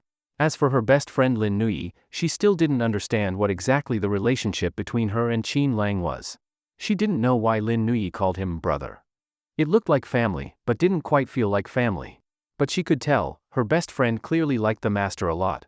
Alright, Mumu, from now on, you'll also work at Langren International. That way, you can keep Nui company. I don't mind telling you, I'll be handing over some companies to her. She'll need assistance. Got it. Huh? Tang Mumu was shocked. He was actually going to give Lin Nui some companies and assign her assistants? He was treating Lin Nui way too well. To be honest, Tang Mumu was envious. With such a doting brother, no wonder Lin Nui liked clinging to Qin Lang. But the other party was so outstanding, the owner of Emperor International, and already had other women. Would Lin Nui really be happy being with Qin Lang? Not to mention anyone else, even Tang Mumu herself was being drawn in by Qin Lang. If Qin Lang pursued her, she might end up in his arms within a few days, letting him do as he pleased. In short, Tang Mumu now felt that if Lin Nui really wanted to be with Qin Lang, she'd have to face countless rivals. But Tang Mumu didn't know about Qin Lang's past with Lin Shudong. If she did, she probably wouldn't think this way. As long as he kept a low profile, how could those women outside fall for him so easily? It was all just added value brought by Emperor International. Even Tang Mumu, if Qin Lang didn't have all his auras, would she still think that way? Of course not. The next day, Zhang Xin personally went to the airport to pick up his elder brother, Zhang Shihao. Unexpectedly, the other party was following beside a young man dressed in traditional attire, appearing extremely respectful. This is the senior brother from the 6 doors of the imperial capital, Du Qinghua, young master Du. 6 doors of the imperial capital? Zhang Xing was shocked. That was a very mysterious organization in the imperial capital. It was said that every member was selected from among exceptionally outstanding special agents, and they all underwent training in ancient martial arts. Some with a martial arts background or from famous sects of the martial world also had a chance to be recruited. But the requirements were extremely strict. In short, anyone who could become part of the 6 doors of the imperial capital wielded terrifying power. In many regions, people referred to them as belonging to the Crown Prince's department. Almost no one dared provoke them. Even major local figures and leaders had to give way when they acted. That his big brother could curry favor with such a figure, didn't that mean the Su family was absolutely doomed? Young Master Du. Suddenly, at the airport, a large number of banners appeared, all welcoming Du Qinghua. Even many prominent figures often seen on local news and television, high-ranking officials, showed up to welcome Du Qinghua. One could imagine how high his status was. With so many officials there, Zhang Xin could only step aside. After Du Qinghua exchanged pleasantries with the leaders and had a meal, the 3 of them finally discussed Zhang Minghui's situation in the hotel. Young Master Du, you must get justice for my son. You are a big figure from the capital, and only you can deal with such an audacious, arrogant, and shameless villain. Inside the hotel suite, Zhang Xing recounted the story of his son being beaten, same as before. Du Qinghua simply sipped his tea lightly. You think I'm easy to fool, or do you think I'm stupid? With just this one sentence and a calm glance, Du Qinghua scared Zhang Xing into kneeling on the spot, not daring to breathe. Zhang Shihao immediately scolded, Xing, this is the senior brother from the 6 doors of the imperial capital. Do you know what the 6 doors do? They handle cases and investigations. Your little tricks, how could they possibly fool young Master Du? If he weren't my niece's boyfriend, you'd already be finished, do you understand? Although Zhang Shihao was scolding, he was also revealing their relationship. Since they were insiders, there was no need to hide anything, so they told the story truthfully. Zhang Xing looked frightened on the surface, but inside he was pleased. It turned out Du Qinghua was one of their own. So he quickly recounted the events again.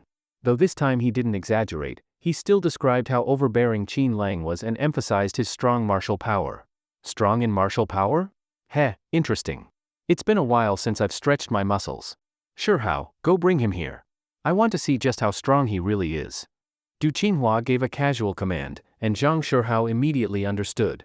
If Zhang Shihao could bring the man back, then maybe Du Qinghua wouldn't need to act. But if he couldn't, then Du Qinghua would probably have to fight personally. Yes, young Master Du. I'll go find him now. After the two left, they didn't know they were already being followed. The news quickly reached Qin Lang. So Zhang Xing has a brother named Zhang Shihao. Interesting. But the 6 doors of the capital, TSK, back then, I fought with those old geezers. Didn't expect a newcomer now. Could it be because of Qin Tianfeng?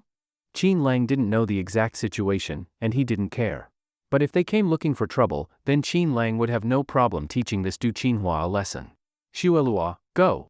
Qin Lang looked at Xuelua. He knew that if they couldn't find him, they'd definitely go after the Su family. Xuelua got excited, said he'd give them a proper beating, and immediately left. After that, Qin Lang called Su Dong to tell him that Zhang Minghui had indeed sent someone for revenge, and he couldn't hold back anymore. Huh? Zhang Minghui is already here. Su Dong was in the office flirting with his sexy secretary. Upon hearing this, he sobered up immediately, got dressed, and left the secretary looking a bit resentful. Zhang Minghui is here with people. As soon as Su Dong said that, the secretary was stunned. It had happened so quickly. Su Dong, can your classmate really handle Zhang Minghui? He's a big figure, surely has a lot of connections. After hearing Su Dong last night, the secretary had regretted doubting Qin Lang. But now that Zhang Minghui had brought people, she was worried again. Su Dong sneered, you weren't there yesterday, so you have no idea how strong my bro and his people are. Forget it, you wouldn't understand even if I explained. You women with long hair and short knowledge. The secretary was clearly unconvinced. She didn't seem to believe Su Dong's classmate was that capable. But she didn't dare speak her doubts. Unless Qin Lang completely resolved this problem, she'd still think Su Dong had chosen the wrong friend. Su Dong could see her disbelief but didn't bother explaining. Once his buddy made a move, it would slap her in the face hard. At that moment, at the entrance of Su Group Tower, Zhang Xing said with some fear, Big brother, those people are very strong and tricky. I was knocked down in one move. Are you sure you can handle them? The terrifying scene from yesterday was still vivid in his mind. He had no choice, they were just too strong, and he was scared. Zhang Shihao glanced at him and sneered, Xing, how are you getting more useless with age? Back in the day, I could hang you up and beat you with one hand. That trash martial skill of yours, is it even worth mentioning? If they could knock you down in one move, you think I couldn't? Huh? Big brother, I didn't mean it that way. I meant, there are several of them, and they're all powerful. You might not win. Zhang Xing was genuinely concerned. He knew his brother's strength. But deep down, he still felt those 3 were stronger, so he hoped young Master Du would fight personally. Since he was the senior brother from the 6 doors, he must be incredibly strong. If he stepped in, the 2 brothers wouldn't need to fight at all. Humph, Xing, you think I don't know what you're thinking? You think I can't beat them and want young Master Du to step in. But with his noble status, who are we to ask that? Du didn't come here for you, you're not that important. Whatever young Master Du does or wants is not for others to dictate. Just getting him to say one word is already our greatest honor. Don't ever think like that again, understood? When Zhang Shihao gave that warning, Zhang Xing was completely dumbfounded. Zhang Shihao warned Zhang Xing not to have any thoughts about young Master Du. He emphasized Du's position and his extremely noble status. The fact that Du even asked a question was already giving the Zhang family face. Zhang Xing still wanted Du to personally make a move, which was undoubtedly a violation, even a bit over the line. Whether Du would act, wanted to act, or when he would act, those were not things the 2 of them could decide. If Du asked them to bring the person over, then they just needed to do that. As for other things, like Zhang Shiheng's earlier ideas, they could only be mentioned between the 2 of them. If Du found out, Zhang Xing could still be in danger. If Du got angry, even Zhang Shihao, his top follower, couldn't protect him. Then, just as Zhang Shihao was about to enter the building, he suddenly noticed a tall man standing inside. No one knew when he had arrived. Big brother, that's him. He's the one who knocked me down in a single move. But he's not the ringleader, the leader was someone else. Zhang Xing stared at Xuelua with deep resentment. Xuelua sneered, didn't expect you really dared to come. I can only say, you two must be tired of living. Boom! Xuelua suddenly rushed forward and kicked at Zhang Shihao. Bold! Zhang Shihao shouted in anger. After all, he was a famous iron arm master, yet the other party dared to look down on him like this. He immediately swung out both iron arms. Bang! Bang! The sound of metal clashing rang out, causing many people nearby to gasp. After 7 or 8 moves, Xuelua had basically figured out his opponent's strength and stopped holding back. D! He roared, jumped up, and with a strange spin kick, struck Zhang Shihao directly in the face. Zhang Shihao spat out a mouthful of blood and staggered back more than 10 steps before finally stopping. You! Good, very good, you've successfully angered me. Zhang Shihao was furious. He kept unleashing deadly moves, charging at Xuelua with his iron arms in wild attacks, trying to push him back. But in Xuelua's view, his strength was only so. You're angry, so what? Trash. Xuelua didn't bother saying more. A series of heavy kicks pushed him back step by step. Finally, a brutal spinning side kick knocked him straight to the ground. Big brother. Zhang Xing was shocked. He also rushed in, but was knocked away within a few moves, landing hard on the ground and vomiting blood. Xuelua walked over, kicked each of them once, then picked them up and dragged them away. Damn! Su Dong, who had just come downstairs, saw the scene and quickly called Qin Lang, saying that guy by his side was way too strong. Qin Lang laughed and said, relax. I said I'd solve this for you, of course I'll solve it. Hee hee, then I won't thank you. How about some skewers tonight? No need for skewers. In a few days, I'll probably leave here, go to the capital. Huh? You're going to the capital? Su Dong was shocked. Judging by his words, once he went to the capital, he might not return for a long time. There are people and things I need to settle. But before I leave, I'll come see you. All right, I'll see you off then. Half an hour later, Qin Lang met Zhang Xing and Zhang Shihao, and he had all their detailed info in hand. The two had done many bad things, ruthless and unscrupulous. Truly evil, yet still at large. To think you even dared to retaliate. You're bold. But if you dared to retaliate, you must bear the consequences. When Qin Lang said this coldly, both their faces changed. No, you can't kill us. I'm one of Du's people. Du is the senior brother of the 6 doors in the capital. If you kill me, you're dead. Since you're so strong, you must have heard of Du. If you know what's good for you, let us go, or else. Bang! Xuelua kicked him in the face and sent him flying. Then Xuelua dragged both of them away like dead dogs. Young Master Du. Really that strong? Qin Lang smiled. At the same time, in a tea house, Du Qinghua was meeting with Elder Chen and Lin Nuyi.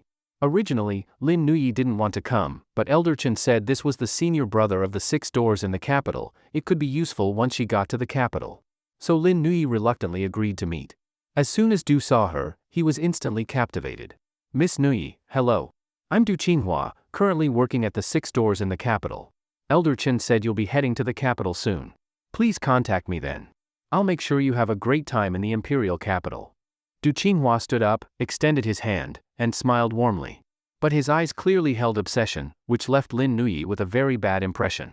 Indeed, Du Qinghua was young and handsome, the senior brother of the 6 doors in the capital, with great power and status, a model elite that many girls would admire. But Lin Nuyi didn't like him. She had already fallen for Qin Lang. She had decided to only be with Qin Lang. As for any other man, she had no interest. Oh. Lin Nuyi just responded briefly and didn't shake hands with him. Du Qinghua was slightly embarrassed but didn't say much. Even though Lin Nuyi was cold, Du Qinghua thought highly of her. He couldn't help it, she was just too beautiful. A top-tier fairy-like girl in a white floral dress, pure and stunning. Plus, Lin Nuyi was tall, with bright eyes, and the future sect leader of Tai sect. Du Qinghua thought, if he could marry her, he would truly be lucky. And her coldness? Not a problem for him. A gorgeous girl naturally had countless admirers. If she weren't cold, wouldn't she be pestered to death every day? Then Elder Chen clearly tried to match the two, constantly talking about their backgrounds. Du Qinghua kept listening, surprised to learn she even had a normal identity and was currently an intern. In the past, Du thought if he had a girlfriend, she'd stay at home and not work. But now, he kept praising her, clearly sounding like a bit of a simp. At that moment, Du Qinghua suddenly received a call. Young Master Du, something's happened. In the tea house, Du Qinghua received a call. His subordinate Zhang Shihao had lost contact. What happened? Du Qinghua's expression turned unpleasant. He hadn't come to Sioux City for Zhang Shihao, but for Chen Tianfeng. Chen Tianfeng was an old-time expert from the capital, said to have suffered a setback here, having encountered an extraordinary powerhouse. Du Qinghua was himself an outstanding martial artist and had once sought guidance from Chen Tianfeng. At the time, Chen Tianfeng had said he wasn't his match, which Du Qinghua found hard to accept. Now 3 years had passed, Du Qinghua's strength had greatly increased, and he had become the senior brother of the Six Doors. He felt defeating Chen Tianfeng was no longer difficult. However, just as he was preparing to confront Chen Tianfeng, he heard that Chen had suffered a loss here in this small Sioux city. That's why Du Qinghua wanted to come here, to see this so-called extraordinary powerhouse. As for the matter of Zhang Shihao and his brother Zhang Xiying, he was only giving face to a lover. He didn't consider her his real girlfriend at all. After all, he was from the Six Doors of the capital, having a few lovers was normal. But now that Zhang Shihao was in trouble and had been acting for him, Du Qinghua had no choice but to deal with it. All right, I understand. After hanging up, Du Qinghua said he had something to attend to and took his leave from Elder Chen and Lin Nuyi. Lin Nuyi just replied with an "oh," then quickly dragged Elder Chen away, clearly not wanting to talk to Du Qinghua any further. But in Du Qinghua's eyes, these actions were full of charm. Du Qinghua seemed especially fond of Lin Nuyi. He was still reluctant to part even as she left. Afterwards, Du Qinghua made a call to find out the exact location where Zhang Shihao and Zhang Xiying had disappeared, then prepared to head to the Sioux group. But on the way, he received a warning. If you dare meddle again, the next to disappear might be you. The voice on the phone was hoarse, low, and full of threat. Du Qinghua burst out laughing. I don't care who you are, how dare you threaten me, Du Qinghua? You've got guts? I'll remember you, and I'll find you soon. Hope you won't disappoint me. A little appetizer before the showdown with Chen Tianfeng would be nice. Upon hearing the name Chen Tianfeng, the other person clearly froze for a moment. Chen Tianfeng? Heh, nothing special. But if you're qualified to face him, I guess you've got some skill. Come to the northern docks, I'll spar with you a bit. My hands are itchy. The voice on the phone actually laughed upon hearing the name Chen Tianfeng. Du Qinghua was surprised. Thinking of the recent rumors. Could it be? Heh, judging by your tone, you wouldn't happen to be the one who fought Chen Tianfeng here last time, would you? Interesting, this is getting more and more interesting. I didn't get to fight Chen, but now I've found his opponent. The northern docks, right? I'll be there. Du Qinghua grew excited. He was a martial arts fanatic, not just the senior brother of the Six Doors, but also the top disciple of a certain guardian. To encounter a powerful opponent, of course he'd be excited. The person on the other end didn't confirm or deny, just said he found it interesting too, and hoped Du wouldn't beg for mercy later. After that harsh remark, the call ended. Du Qinghua just smiled. The northern docks, huh? He'd give the other party a chance. Meanwhile, as Du Qinghua went to find Xuelua, on Qin Lang's side, he received another call from Bai Yunru. She wanted him to come to Bai Group. Qin Lang hadn't planned to go, but he still wanted to see what she was trying to do. Soon, Qin Lang arrived at Bai Group. In an office, Bai Yunru smiled and said, Qin Lang, I want to ask you something. What is it? My fiancé Zhang Minghui, was he beaten up by you? Her eyes were filled with teasing amusement. Qin Lang raised an eyebrow and smiled. What are you talking about? I have no idea. Heh, it's fine if you don't admit it. But let me tell you, you're finished. Right now, only I can save you. Understand? Bai Yunru stared at Qin Lang, her eyes openly greedy. This was something she had always wanted to do. Since college, when she heard Qin Lang became Lin Shutong's boyfriend, she'd had this idea. She wanted to steal Lin Shutong's man, make him her dog. But she had failed. He had rejected her. That had always been a thorn in her heart. She had wanted revenge before, but never got the chance. But now Qin Lang was finished, and before he completely collapsed, she wanted to fulfill her old desire. To make him kneel and become her dog. So she walked over slowly, eyes filled with both mockery and desire. Qin Lang frowned, not understanding what she was trying to do. Heh, Bai Yunru, what are you trying to say? Qin Lang raised an eyebrow and watched her approach. He didn't move. She came up close, traced a circle on his chest with her finger. Qin Lang, remember 5 years ago? When you had just become Lin Shutong's boyfriend? One day, I called you out and confessed to you, but you ignored me. Remember that? She looked up at him, eyes full of amusement. Of course Qin Lang remembered. At that time, she and Lin Shudong were the two top beauties of the class. But he chose Lin Shudong, and Bai Yunru became the talk of the school. People said Lin Shudong had overshadowed her. After that, she kept him behind, wanted him to be her boyfriend, even kissed him by force, but he pushed her away. Later, Qin Lang never told Lin Shudong, and Bai Yunru never told anyone either. They both acted like nothing had happened. But now, Bai Yunru brought it up again. Bai Yunru, it's been 5 years. You're about to marry Zhang Minghui. Why bring this up again? Qin Lang's gaze was calm, just like back then. This made Bai Yunru furious and upset. Qin Lang, tell me, back then, how was I inferior to Lin Shudong? Why did you choose her instead of me? I'm not convinced. I even gave you my first kiss. I still remember it clearly. But I hate you, because you rejected me. Qin Lang coldly glanced at her and said, Bai Yunru, you didn't call me here just to say all this, did you? Expressionless, she replied, it's simple. You rejected me back then, and it pissed me off. Now you're done for, only I can save you. Kneel and beg me. In the office, upon hearing Bai Yunru's ridiculous statement, Qin Lang laughed. He looked at Bai Yunru like he was looking at a fool.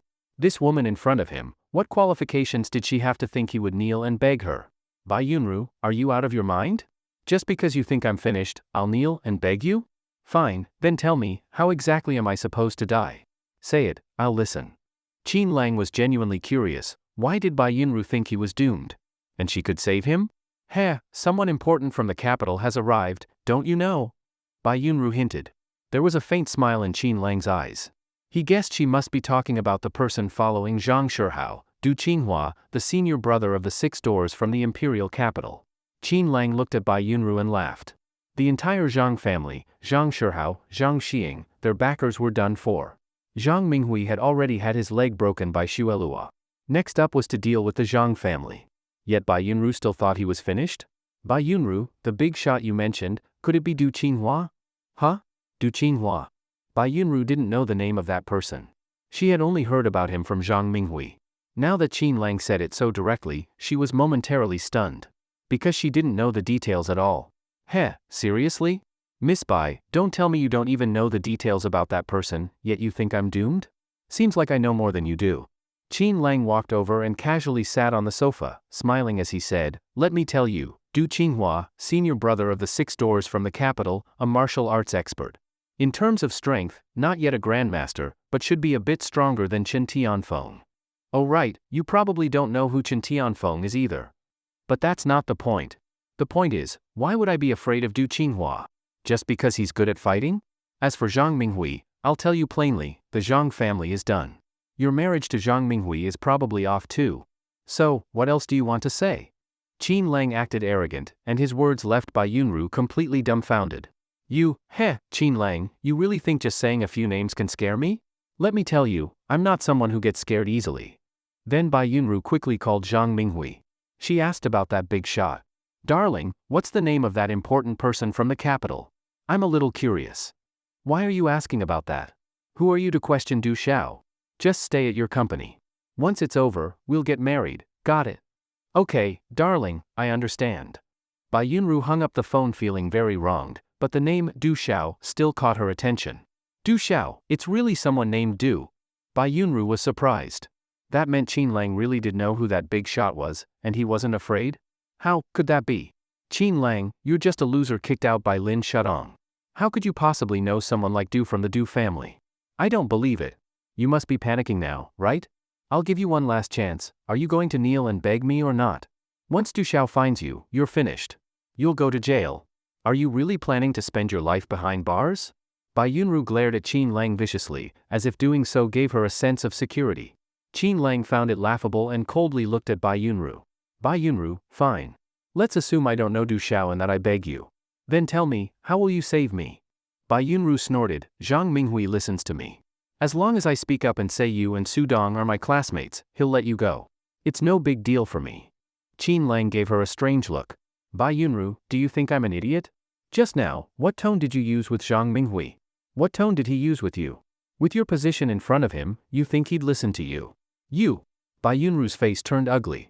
Indeed, in her engagement with Zhang Minghui, it was her Bai family who gained more, so she had always been the one yielding. Even though it seemed like she had faced, in truth, her dissatisfaction with Zhang Minghui had built up for a long time. Because she couldn't change that, she wanted to use Qin Lang, hoping to one day cuckold Zhang Minghui and get revenge. But she didn't dare go too far, so she sought out Qin Lang, a man who had once rejected her and was now down on his luck. She thought she could make Qin Lang her dog and satisfy her desire for revenge on Zhang Minghui. But for Zhang Minghui to let Qin Lang go, clearly impossible. However, Bai Yunru did have some connections.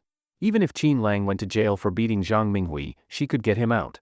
That way, Qin Lang would owe her a favor. After she told Qin Lang all this, he was dumbfounded.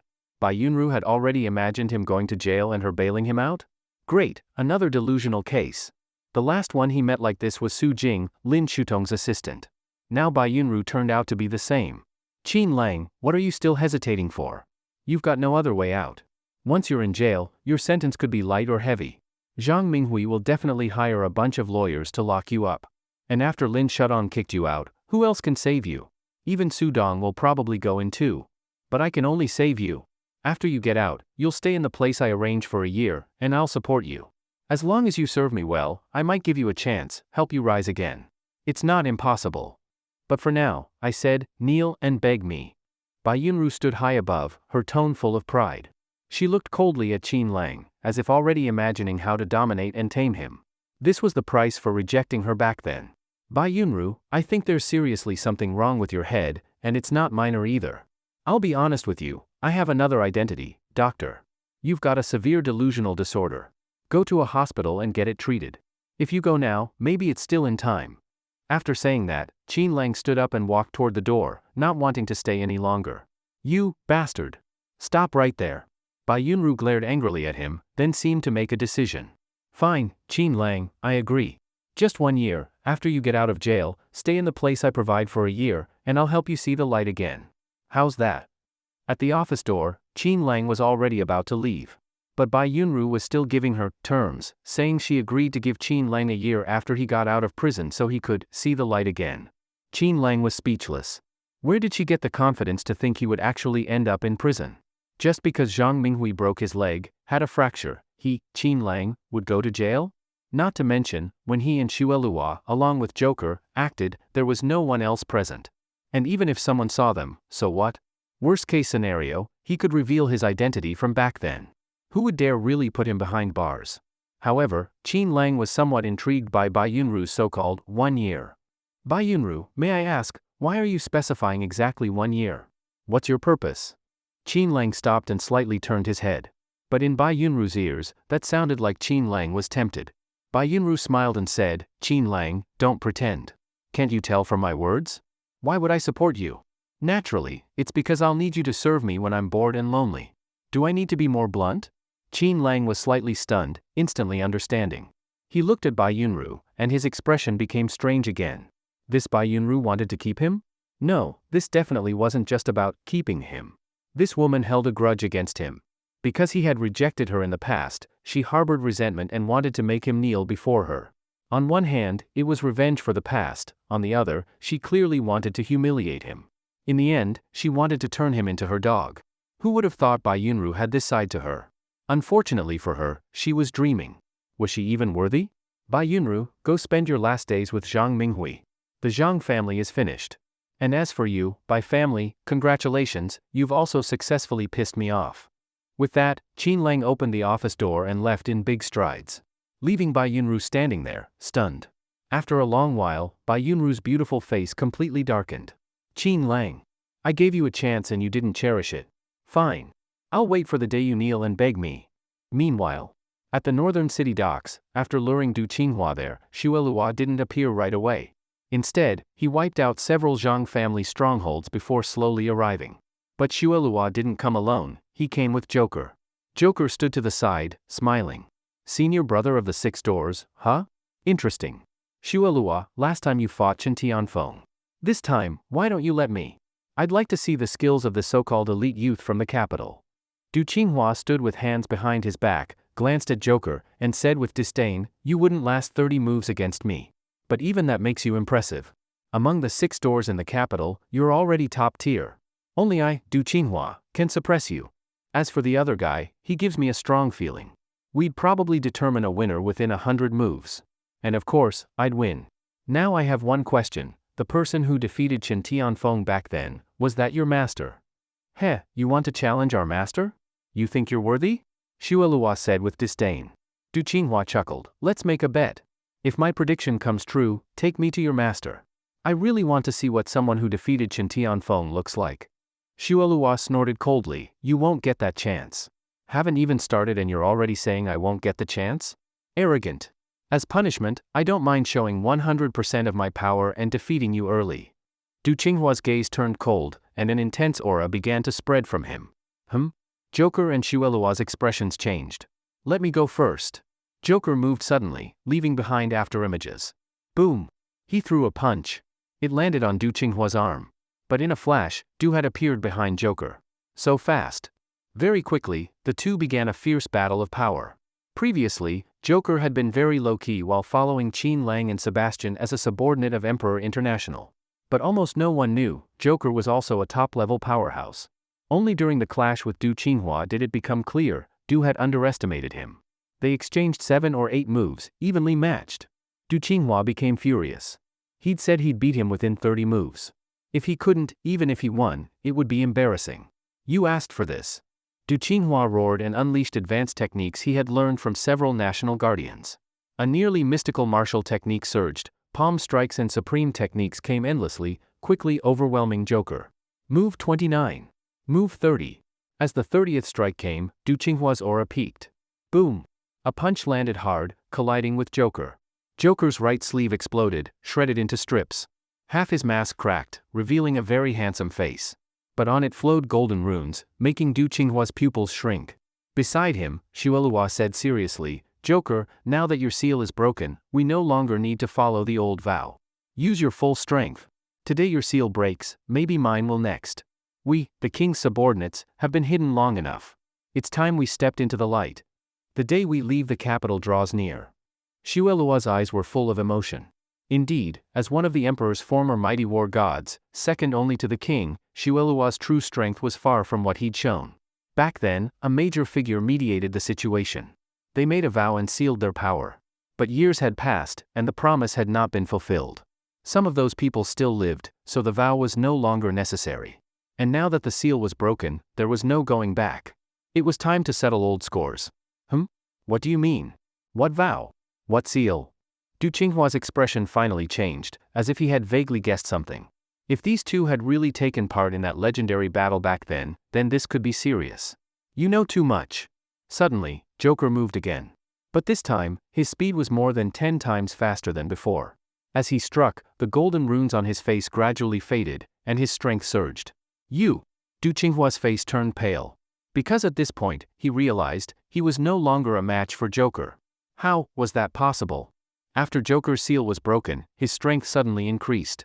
Within just a few exchanges, Du Qinghua was already breaking into a cold sweat.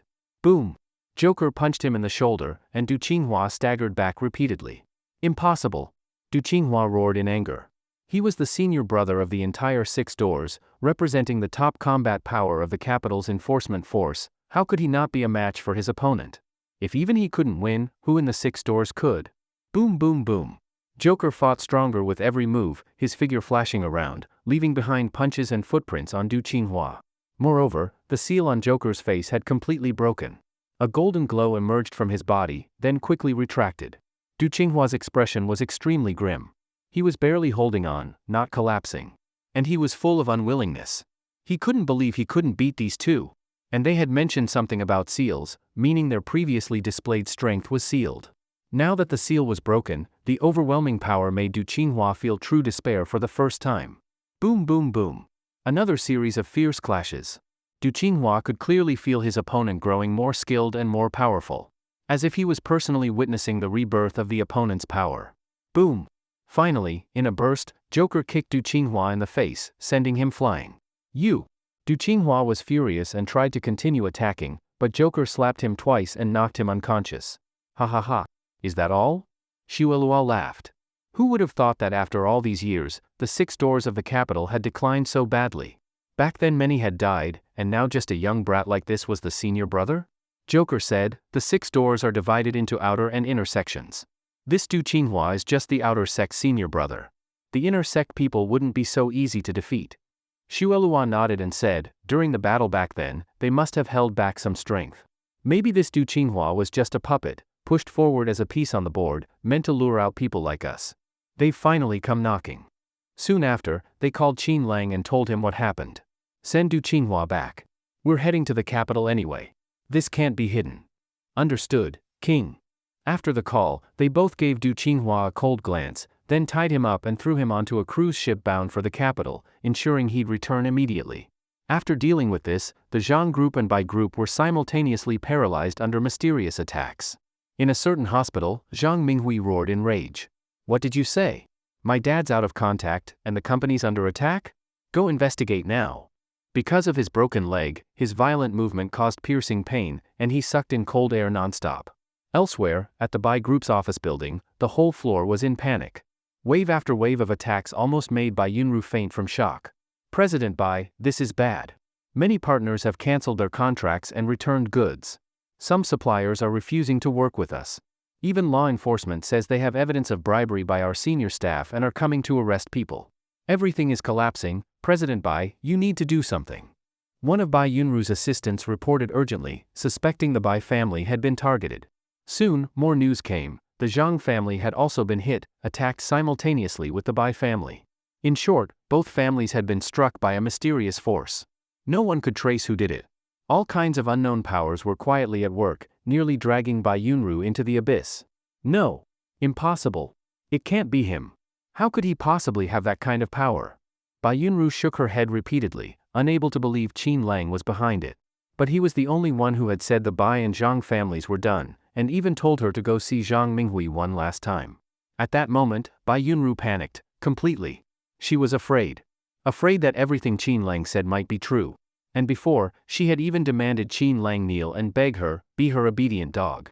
But in the end, he had such terrifying power?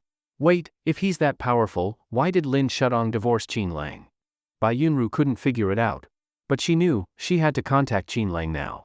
Though extremely unwilling and resentful, she hurried to call him. But no matter how many times she called, Qin Lang's phone never connected.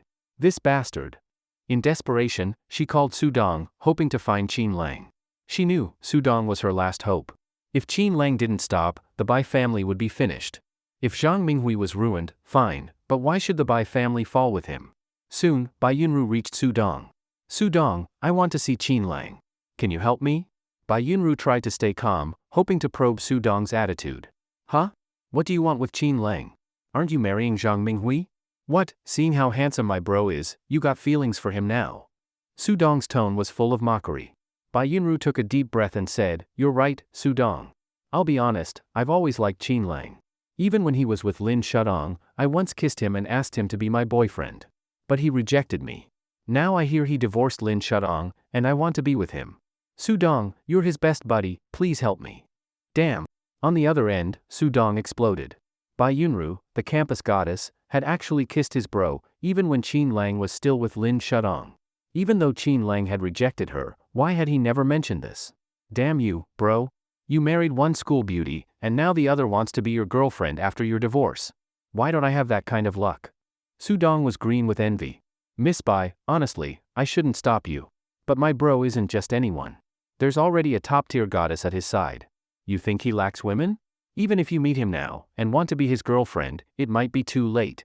Sudong couldn't help but think of the cold queen Xiao Qingfei. Compared to her, Bai Yunru was clearly outmatched.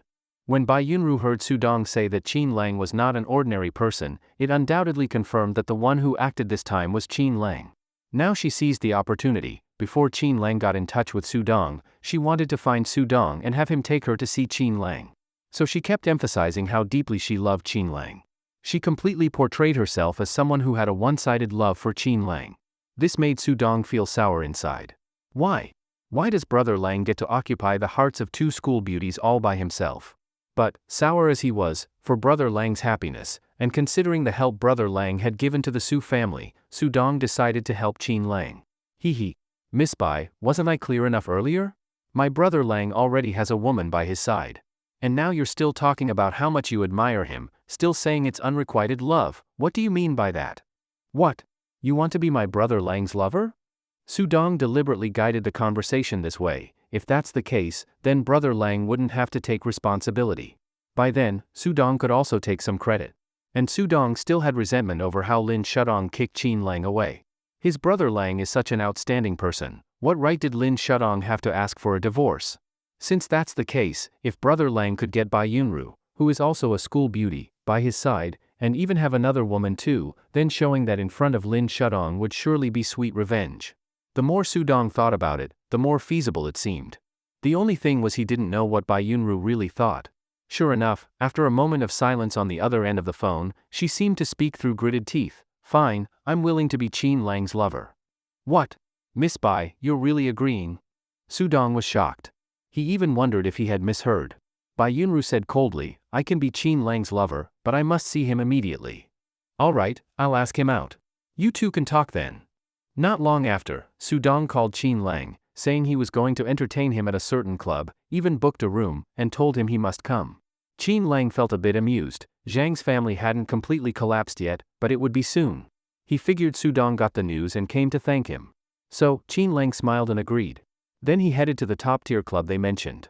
Brother Lang, you're here, ha ha ha. In the private room, Sudong and Zhao Hao had already been waiting for a while, and Sudong even called several girls over. Then, both of them stood up to greet him, looking very enthusiastic.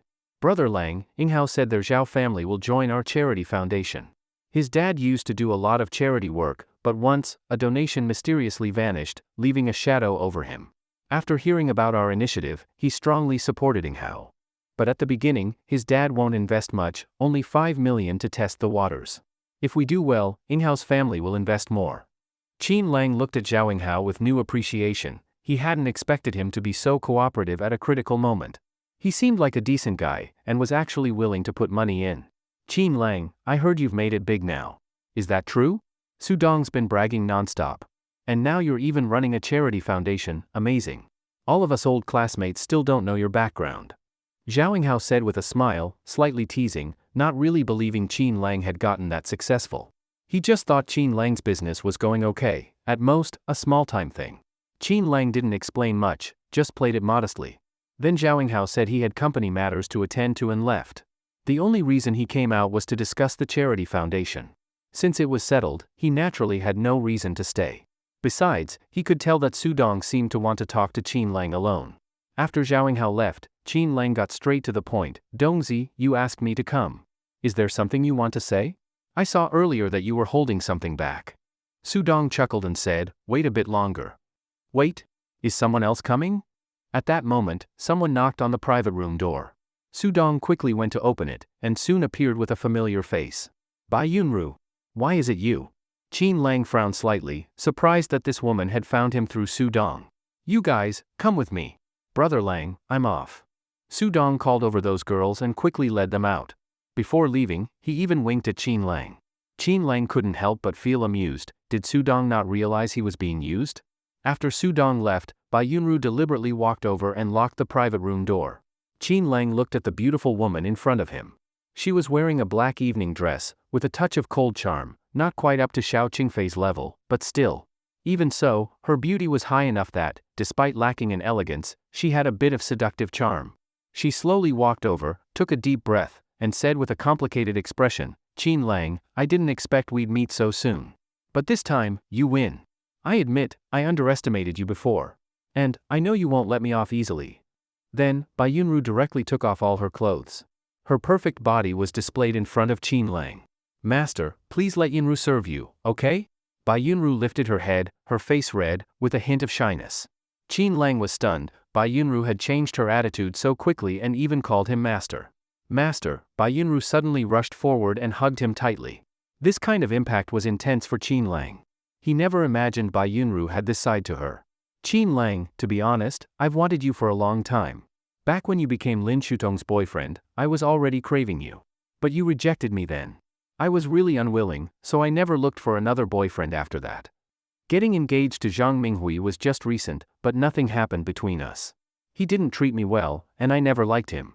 This morning, I even thought of keeping you as a sugar baby, just to cuckold him. But now the Zhang family is finished.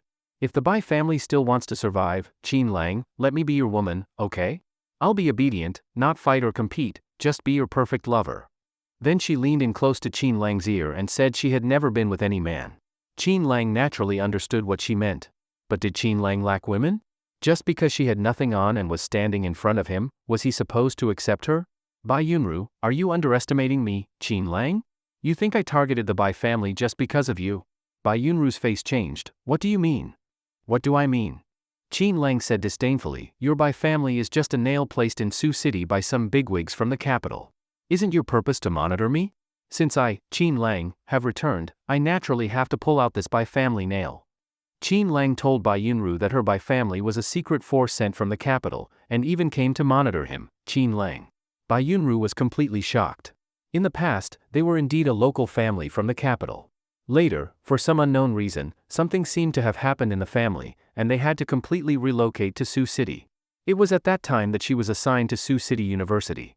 But her family had never told her that she needed to monitor Qin Lang. From what he said, could it be that the family incident back then had something to do with Qin Lang?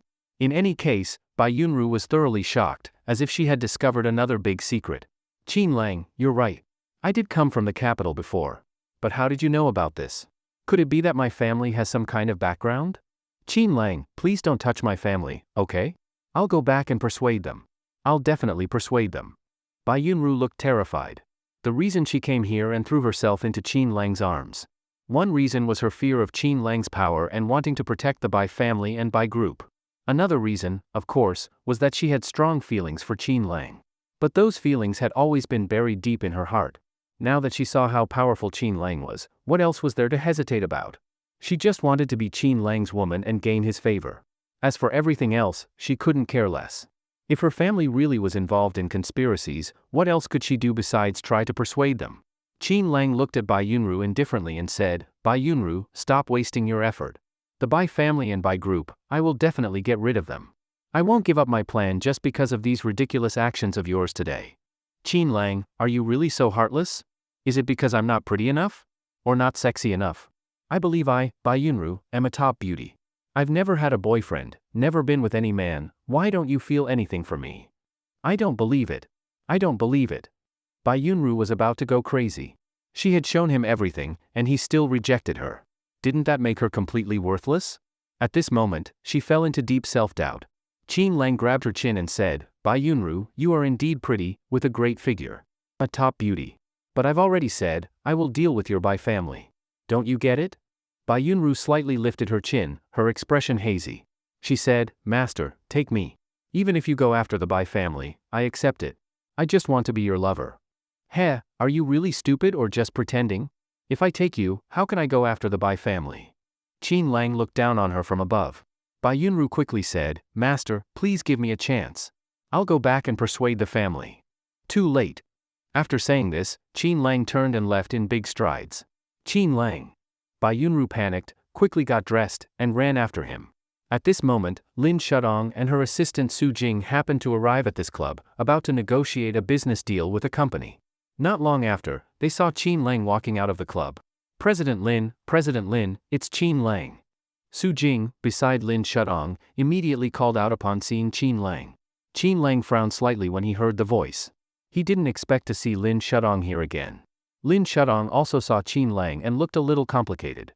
Last time, she had warned Qin Lang to stay away from her sister and didn't want to have anything more to do with him. Later, after the Wang family terminated the contract with them, the Lin family fell into trouble. She had even thought about setting Qin Lang up to make Xiao Qingfei leave him. In the end, that big figure from the capital contacted them and even personally vouched for Qin Lang. Only then did the Lin family escape danger. Now she and Su Jing were about to head to the capital. Most likely, they wouldn't see Qin Lang much in the future. Qin Lang. Lin Shudong had just opened her mouth when she saw a tall and slightly panicked beauty suddenly run out from behind Qin Lang. That beauty, wasn't it Bai Yunru? The school beauty who had always been her rival during university? They were both school beauties and happened to be in the same class, which made many people talk about them. But back then, Lin Shutong's family background wasn't as good as Bai Yunru's. She didn't like associating with Bai Yunru, and Bai Yunru always tried to outshine her. Later, Lin Shudong dated Qin Lang. But Bai Yunru never found a boyfriend after that, so Lin Shudong felt like she had finally won, and secretly felt proud for quite some time. She didn't expect that, years later, they would meet again. But now, what was going on? Why were Bai Yunru and Qin Lang at the same club? And why was Bai Yunru chasing after Qin Lang? Qin Lang, don't go, okay? Bai Yunru suddenly grabbed Qin Lang's arm, teary-eyed and pitiful, which left Lin Shudong dumbfounded. Then came her fury. Qin Lang. What do you mean by this? Lin Shudong shouted at him. She completely didn't understand what was going on between the two of them. After all, Bai Yunru used to be her rival. Now the two were together, pulling at each other. How could Lin Shudong not be angry? Her reaction startled Su Jing, Qin Lang, and Bai Yunru. Especially Bai Yunru. When she saw it was Lin Shudong, she did feel a bit panicked, like she had been caught in the act. But then she thought, wait, hadn't Qin Lang already been kicked out by Lin Shudong? Didn't they get divorced? She had specifically investigated before. Lin family always looked down on Qin Lang, said he was useless and had accomplished nothing. But they had no idea how powerful Qin Lang really was. In other words, Lin Shudong still didn't know Qin Lang's true identity. Was this woman really that stupid? And she dared to yell at Qin Lang? So, Bai Yunru immediately fired back. Lin Shudong, what do you mean by that? You already divorced Qin Lang. What right do you have to yell at him? Let me tell you, I won't allow you to yell at him. After speaking, Bai Yunru wrapped her arm around Qin Lang's. This time, Qin Lang just frowned slightly but didn't say anything. Bai Yunru was secretly happy. She knew this was her chance. She would definitely put on a good performance later and make Lin Shudong furious. On the other side, when Lin Shudong saw Bai Yunru actually holding Qin Lang's arm, she was so angry she almost passed out. Qin Lang. What's your relationship with her? Lin Shudong shouted in anger. Beside her, Su Jing, seeing how agitated Lin Shudong was, quickly whispered, "Oh dear, President Lin, isn't it obvious? That scumbag Qin Lang is definitely living off Bai Yunru now." "Humph, what's my relationship with Lang Lang got to do with you?" Bai Yunru suddenly used an affectionate nickname, Lang Lang. Lin Shudong nearly turned green with rage. Lin Shudong immediately walked over, glaring at Qin Lang with extreme anger. As if she was about to hit Bai Yunru. Su Jing quickly followed and stood by Lin Shutong's side. Both of them were wearing professional office outfits, typical urban beauties, and Lin Shudong was still stunningly beautiful. Bai Yunru instantly hugged Qin Lang's arm tightly, raised her chin, and stared at the two in front of her, showing no signs of backing down. Lin Shudong didn't pay attention to Bai Yunru, only looked at Qin Lang and said, "Qin Lang, didn't I tell you before not to live off women? Where's that Xiao Qingfei from before? What, she dumped you? And now you found a new sugar mama? And it's even someone I used to dislike the most? If you ran out of money, why didn't you come to me? Would I have treated you badly? You're living off Bai Yunru now, what's your deal? Are you trying to make me furious on purpose?" Lin Shudong roared at Bai Yunru, giving Qin Lang no chance to explain. And she immediately assumed what she saw and guessed was the truth. Beside her, Su Jing also snorted coldly and said, "President Lin, let's go. This freeloader Qin Lang is beyond saving. All he knows is how to live off women. You're not even in the same league. If he wants to stay rotten, let him rot." The two of them kept calling him a freeloader, but before Qin Lang could even get angry, Bai Yunru was already furious. "Lin Shudong, are you crazy? Qin Lang is such an outstanding man, and you say he's freeloading? Ha, now I finally understand why you two got divorced. You never really understood him." Bai Yunru suddenly laughed. This foolish woman, blessed and unaware of it. Being Qin Lang's wife was a fortune earned over several lifetimes, and she didn't know how to cherish it. When Lin Shudong heard her say that she never understood Qin Lang, it reminded her of what Lin Nuyi had said before, and she instantly exploded in anger. "Bai Yunru, I didn't think you were that kind of woman. Weren't you supposed to marry Zhang Minghui? Didn't you invite all our classmates to your wedding? And now you're tangled up with my ex-husband. What's your problem?" Lin Shudong turned her anger toward Bai Yunru again. Back then, when Lin Shudong had Qin Lang as a boyfriend, she had even shown off to Bai Yunru on purpose, which made Bai Yunru furious. But who would have thought, a few years later, the roles would be reversed? Yes, she and Qin Lang were divorced. But she still had feelings for him and had even thought about keeping Qin Lang by her side. Better to let him live off her than live off someone else. But now, Xiao Qingfei had already dumped Qin Lang, and in no time, he found her old rival. Could Lin Shudong not be angry? "Heh, Lin Shudong, the marriage with Zhang Minghui is off. I'll never marry him. Also, let me be honest with you, when you two were together, I was insanely jealous, and I craved Qin Lang too. Right after you got together, I went to him, tried to seduce him, and even kissed him forcefully. Bet you didn't know that." When Bai Yunru said this, Lin Shudong instantly exploded. She looked at the two of them, shaking with anger. "Qin Lang. Tell me, was that true? Why didn't you ever tell me? Even though they were divorced, Lin Shudong still looked at Qin Lang like he was her personal property, with a very strong sense of possession. She couldn't believe that during their relationship, Bai Yunru had actually kissed Qin Lang. How could she stand it?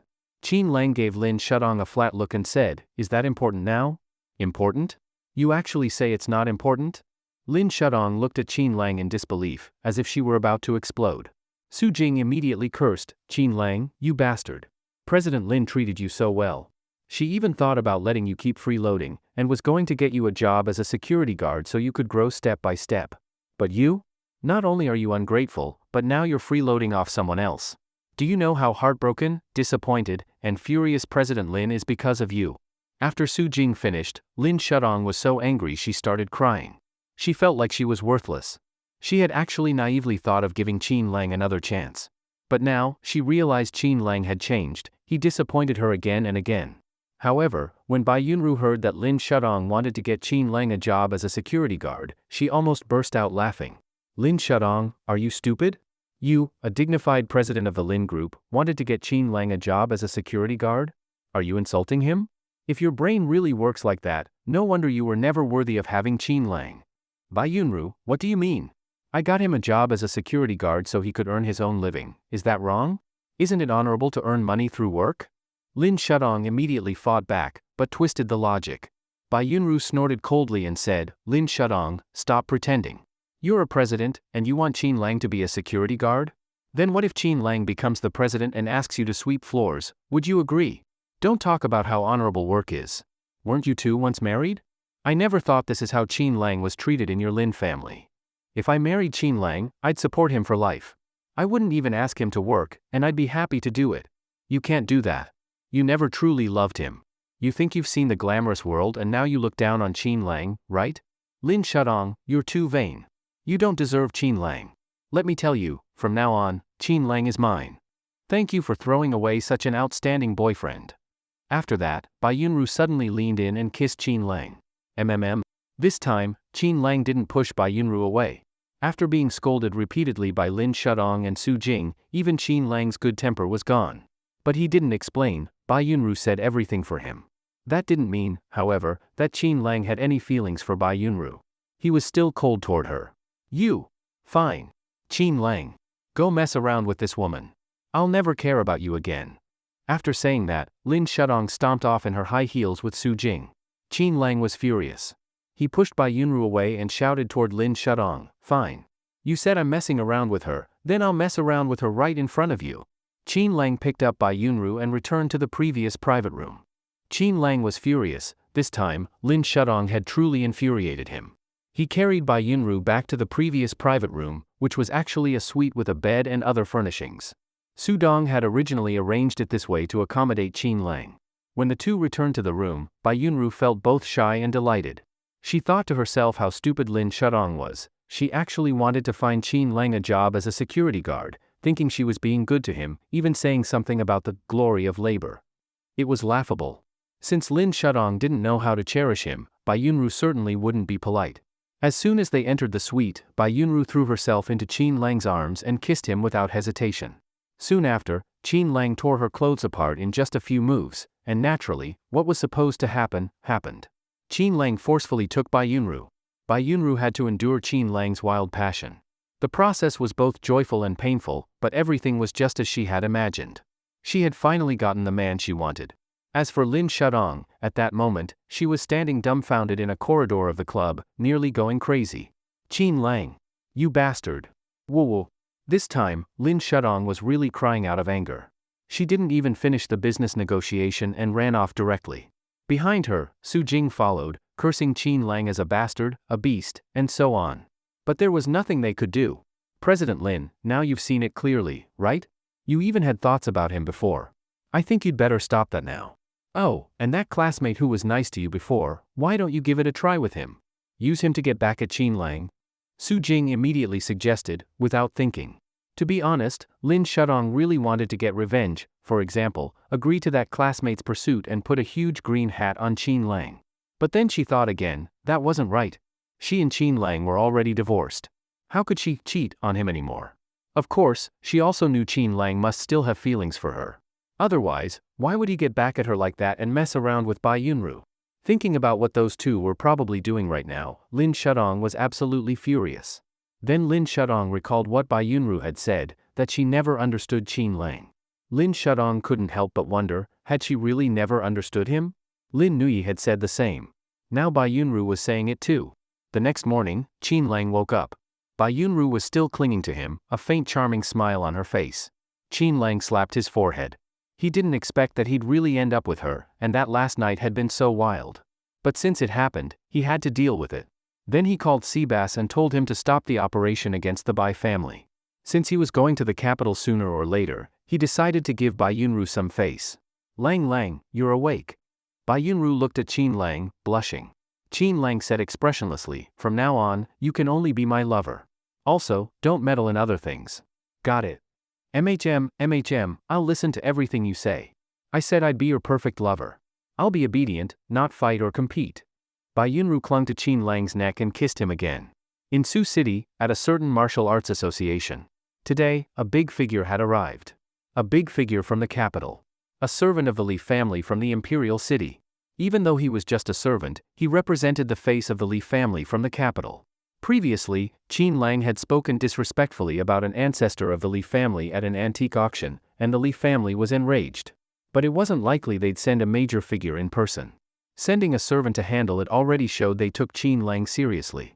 What's more, this servant wasn't an ordinary person, he was a retired member of a special unit in the capital.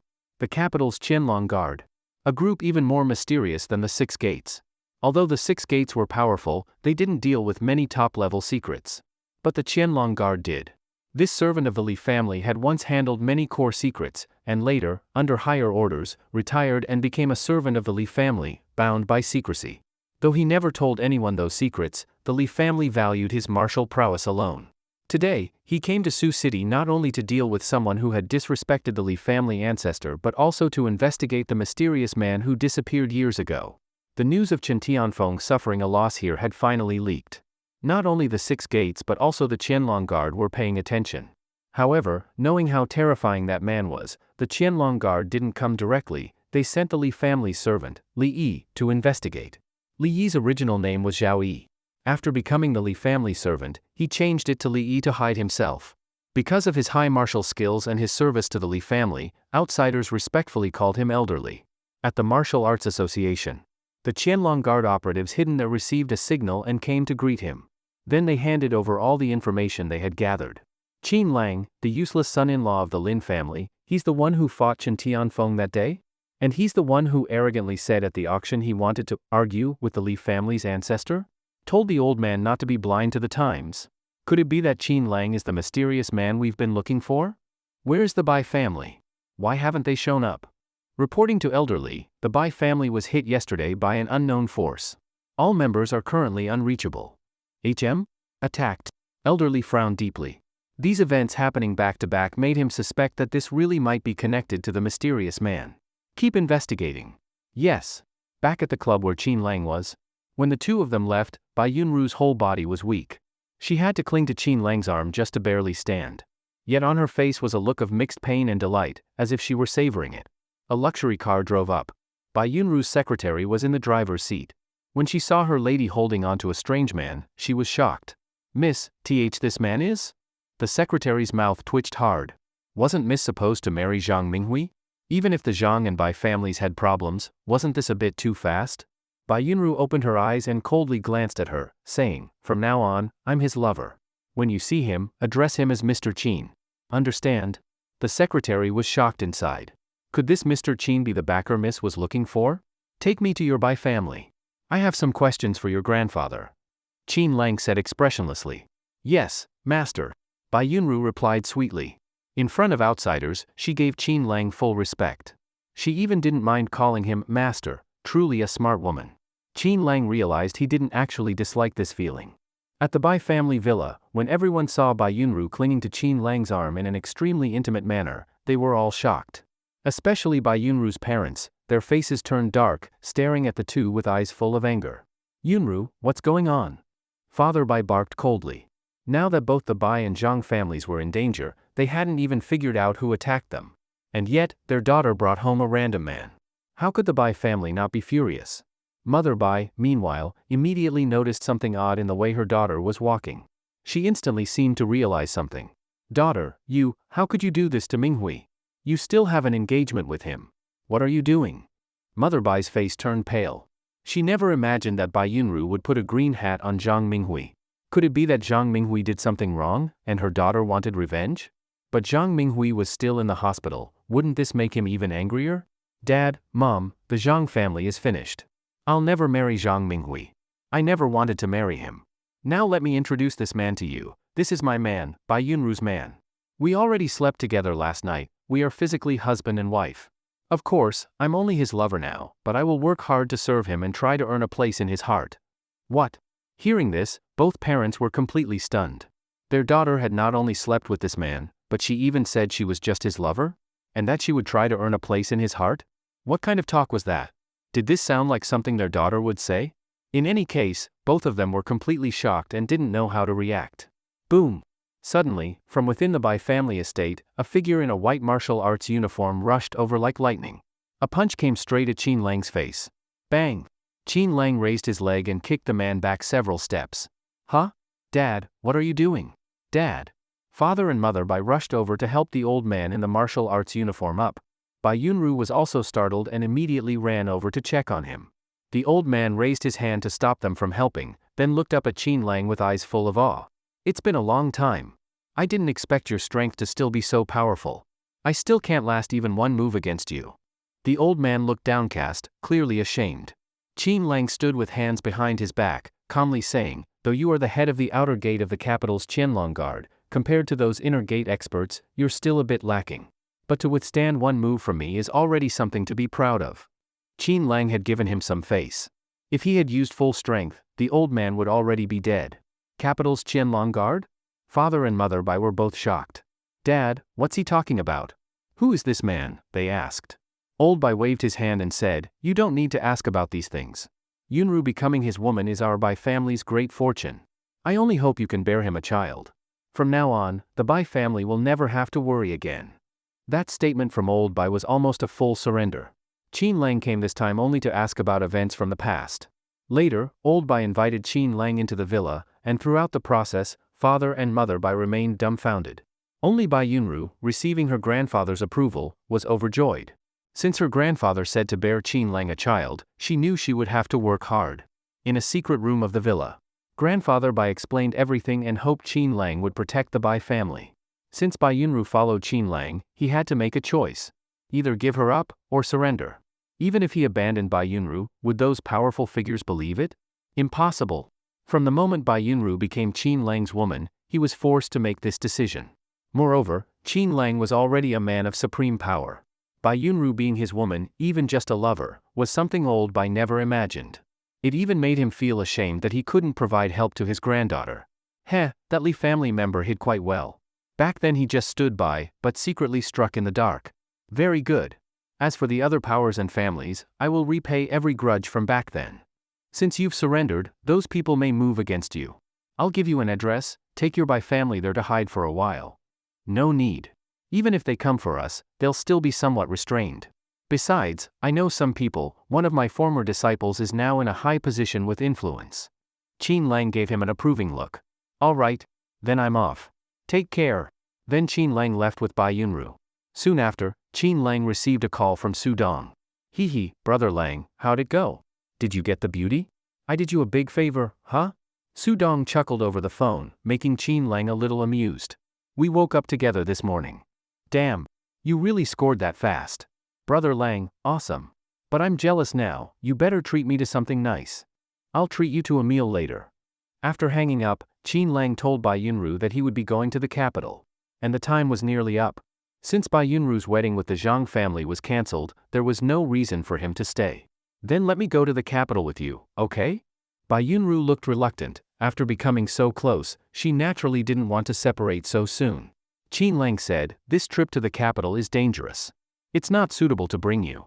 Besides, if you go, what about the Bai group? All right, I'll listen to you. I already said I'd be your obedient lover, no fighting, no demanding. If I miss you, I'll come find you, okay? Bai Yunru said humbly. Qin Lang nodded, but then suddenly noticed someone might be watching them. Let's go to the buy group first. Okay. On the way, Qin Lang realized they were being followed. The secretary driving also noticed and quickly informed them. Qin Lang calmly said, "They're here for me. You go to the buy group. I also need to talk to these people. Then be careful." Bai Yunru kissed Qin Lang and watched him get out of the car with reluctance. Soon, those vehicles caught up.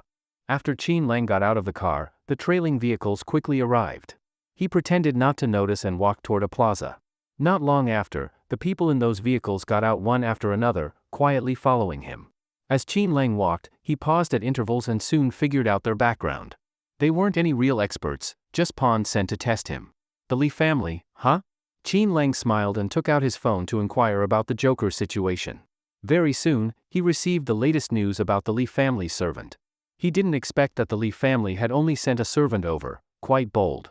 Qin Lang swaggered all the way back to the lakeside villa. The people following him felt a chill and quickly reported the latest situation to the Qianlong Guard. Eventually, they received a shocking message. This man was actually the owner of Emperor International. Clearly just a useless son-in-law, and yet he's hiding so deeply. What about the people from the Bai family? What did they say? Reporting to Elderly, the Bai family hasn't returned. We don't know what happened. They're becoming more and more dismissive of the organization. Elderly was displeased and then led people to the enforcement department.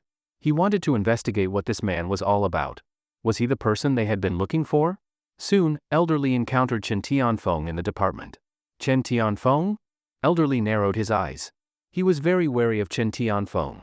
After all, Chen was deeply connected to the top family in the capital. Not only was he strong in martial arts, but he also held considerable power. Elderly? Weren't you in the capital? What brings you to Sioux City? Chen Tianfeng raised an eyebrow, his eyes filled with mockery. Elderly smiled and said, "Chen Tianfeng, although you came from the Six Gates inner circle, I'm from the Qianlong Guard. We each mind our own business, no interference, right?" Chen Tianfeng squinted and said with a smile, "So Elderly still remembers he's part of the Qianlong Guard? I thought you'd become the Li family servant for real." Elderly didn't feel it was inappropriate and replied with a smile, "Back then, the Li family's ancestors saved my life. After retiring, I became their servant. What's wrong with that? Just a way to repay the favor." So what's Elderly here to do? Chen Tianfeng didn't press the previous issue and was just curious why he had come to the enforcement department. To investigate someone. Who? Qin Lang. Once those two words were spoken, Chen Tianfeng's eyes narrowed. "Why are you interested in investigating this person, Elderly?" Chen asked casually and then invited him to sit. Elderly sat on the sofa and chuckled. "For the truth back then, I want to see whether it's really him." Chen Tianfeng laughed. "Just because I fought someone last time, and the news got out, now both the Six Gates and Qianlong Guard have shown up?" He had just learned about Du Qinhua being defeated by Blood Luo and the Joker, then sent back to the capital. He was very surprised by their strength. Chen Tianfeng knew Du Qinhua. He'd wanted to challenge him before but never got the chance. Now, after hearing he encountered a master here, Du rushed over nonstop. Apparently, the Six Gates still remembered the events of the past. But the Qianlong Guard was being overly cautious. The Six Gates at least sent their outer gate senior brother, but the Qianlong Guard? They sent a retired man. That person was still a servant of the Li family in the capital. Even if someone asked, they could just say he came because of the Li family's ancestor.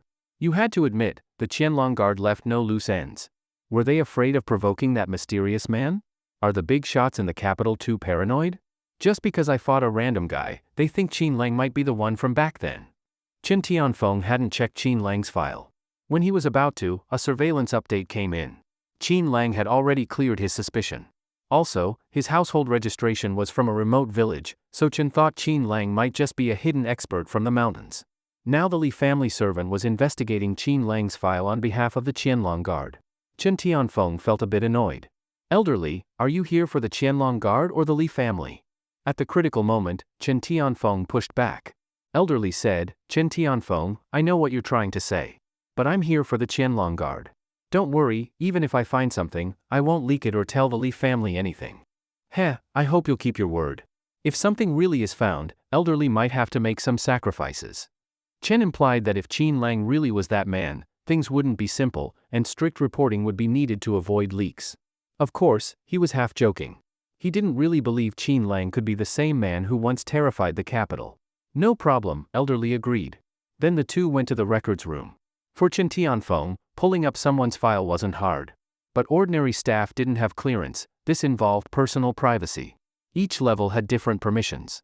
As someone in law enforcement and a member of the Six Gates inner circle, plus having special authorization from top figures in the capital, he could access even the most powerful individuals' records in the province. Soon, he pulled up Qin Lang's file. Everything at the front seemed fine, basic info, registered from some mountain village. But as he continued flipping, there was nothing else.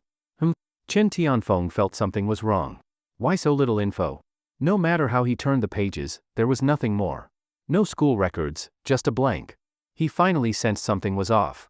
Elderly also came over, looked at it, and said, Chen Tianfeng, look, this file was accessed recently, and the person who accessed it was someone influential from Sioux City. If Qin Lang were just an ordinary guy, would they look into him? Also, this file has clearly been tampered with. I'm afraid what we're seeing now is just a cover. Hearing this, Chen Tianfeng frowned deeply.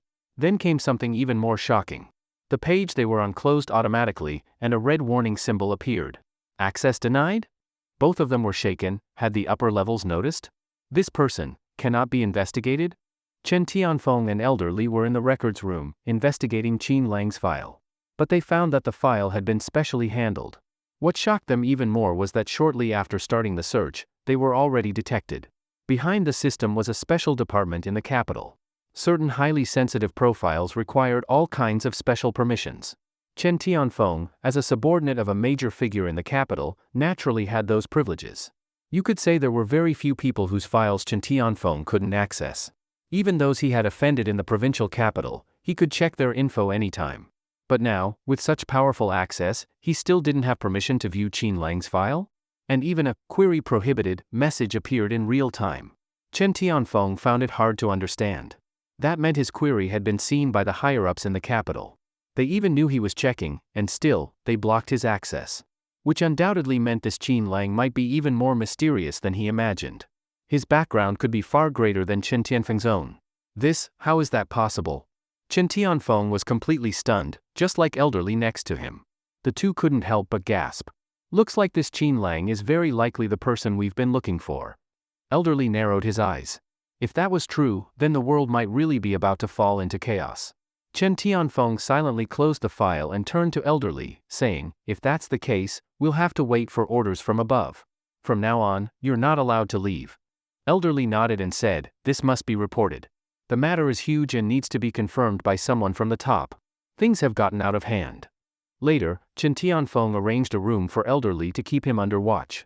Then he called his superior to report the situation, hoping to confirm Qin Lang's identity. After receiving the news, the superior said this matter was no longer under Chen Tianfeng's jurisdiction. As for Elderly, nothing needed to be done. The Qianlong Guard would surely track his location soon based on the clues. Next came the top-level investigation into Qin Lang's file. If he turned out to be that person, the top would naturally take action. In short, this matter was extremely serious, so serious that Elderly's heart was still racing.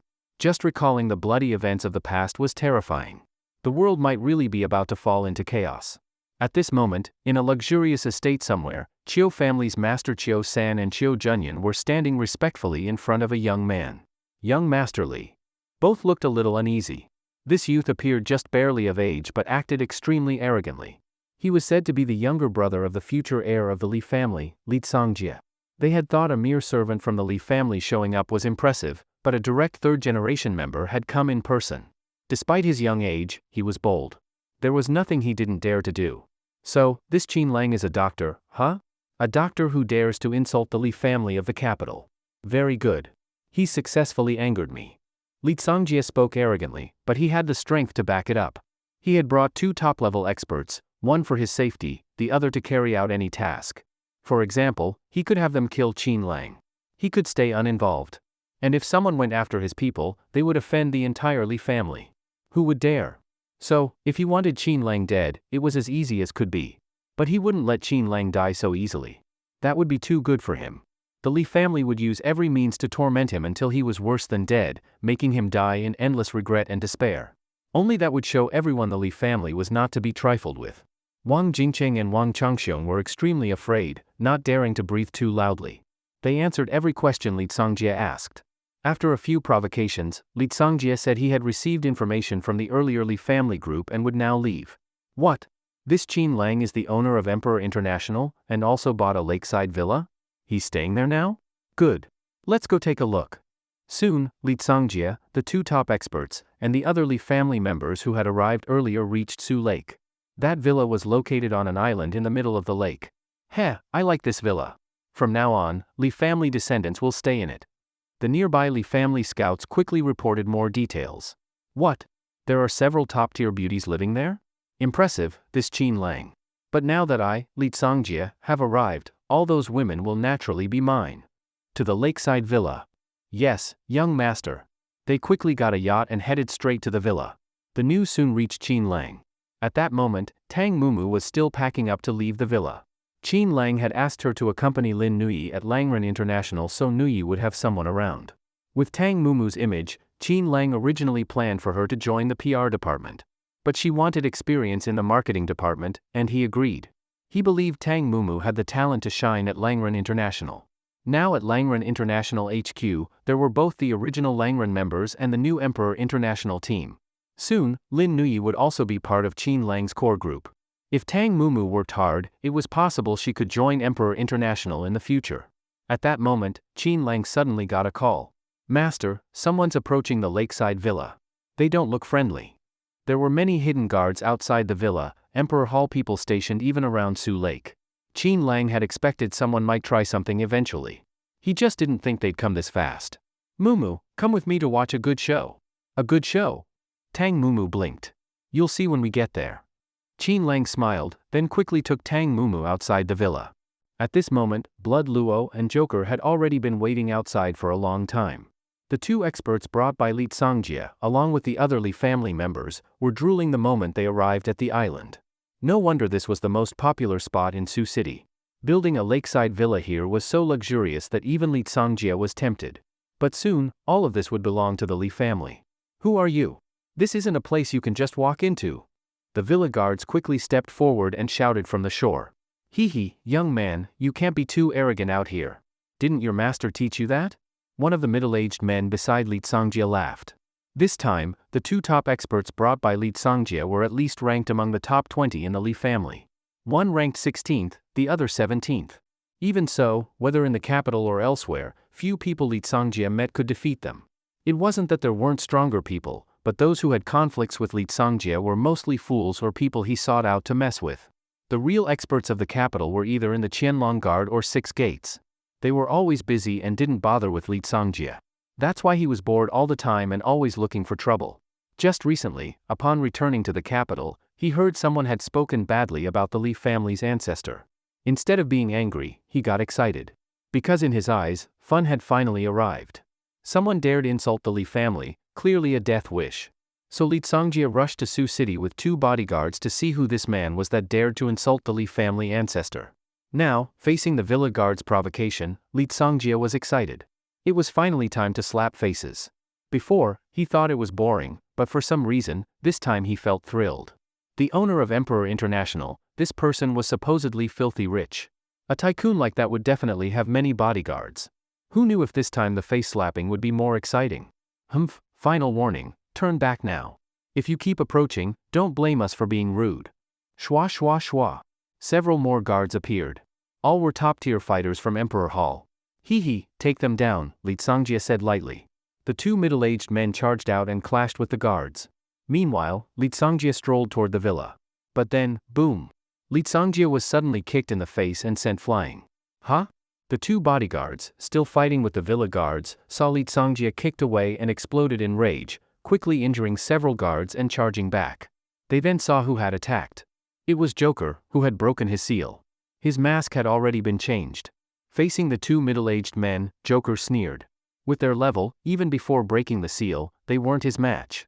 With this kind of strength, you dare come to my lakeside villa to provoke me? Seeking death. Joker kicked both in the face, then moved swiftly and kicked the rest of the group to the ground. You bastard. Do you know who I am? Li Songjie, who had just been kicked in the face and body, was furious and yelled. But the next second, Joker walked over, grabbed him by the leg, and threw him into the nearby lake. The others, including the 2 middle-aged guards, were also all kicked into the lake. Bastard. Lee Songjia, terrified by the cold glare beneath Joker's mask, finally panicked. He and the others scrambled onto their yacht without daring to say a word. They didn't even dare shout threats.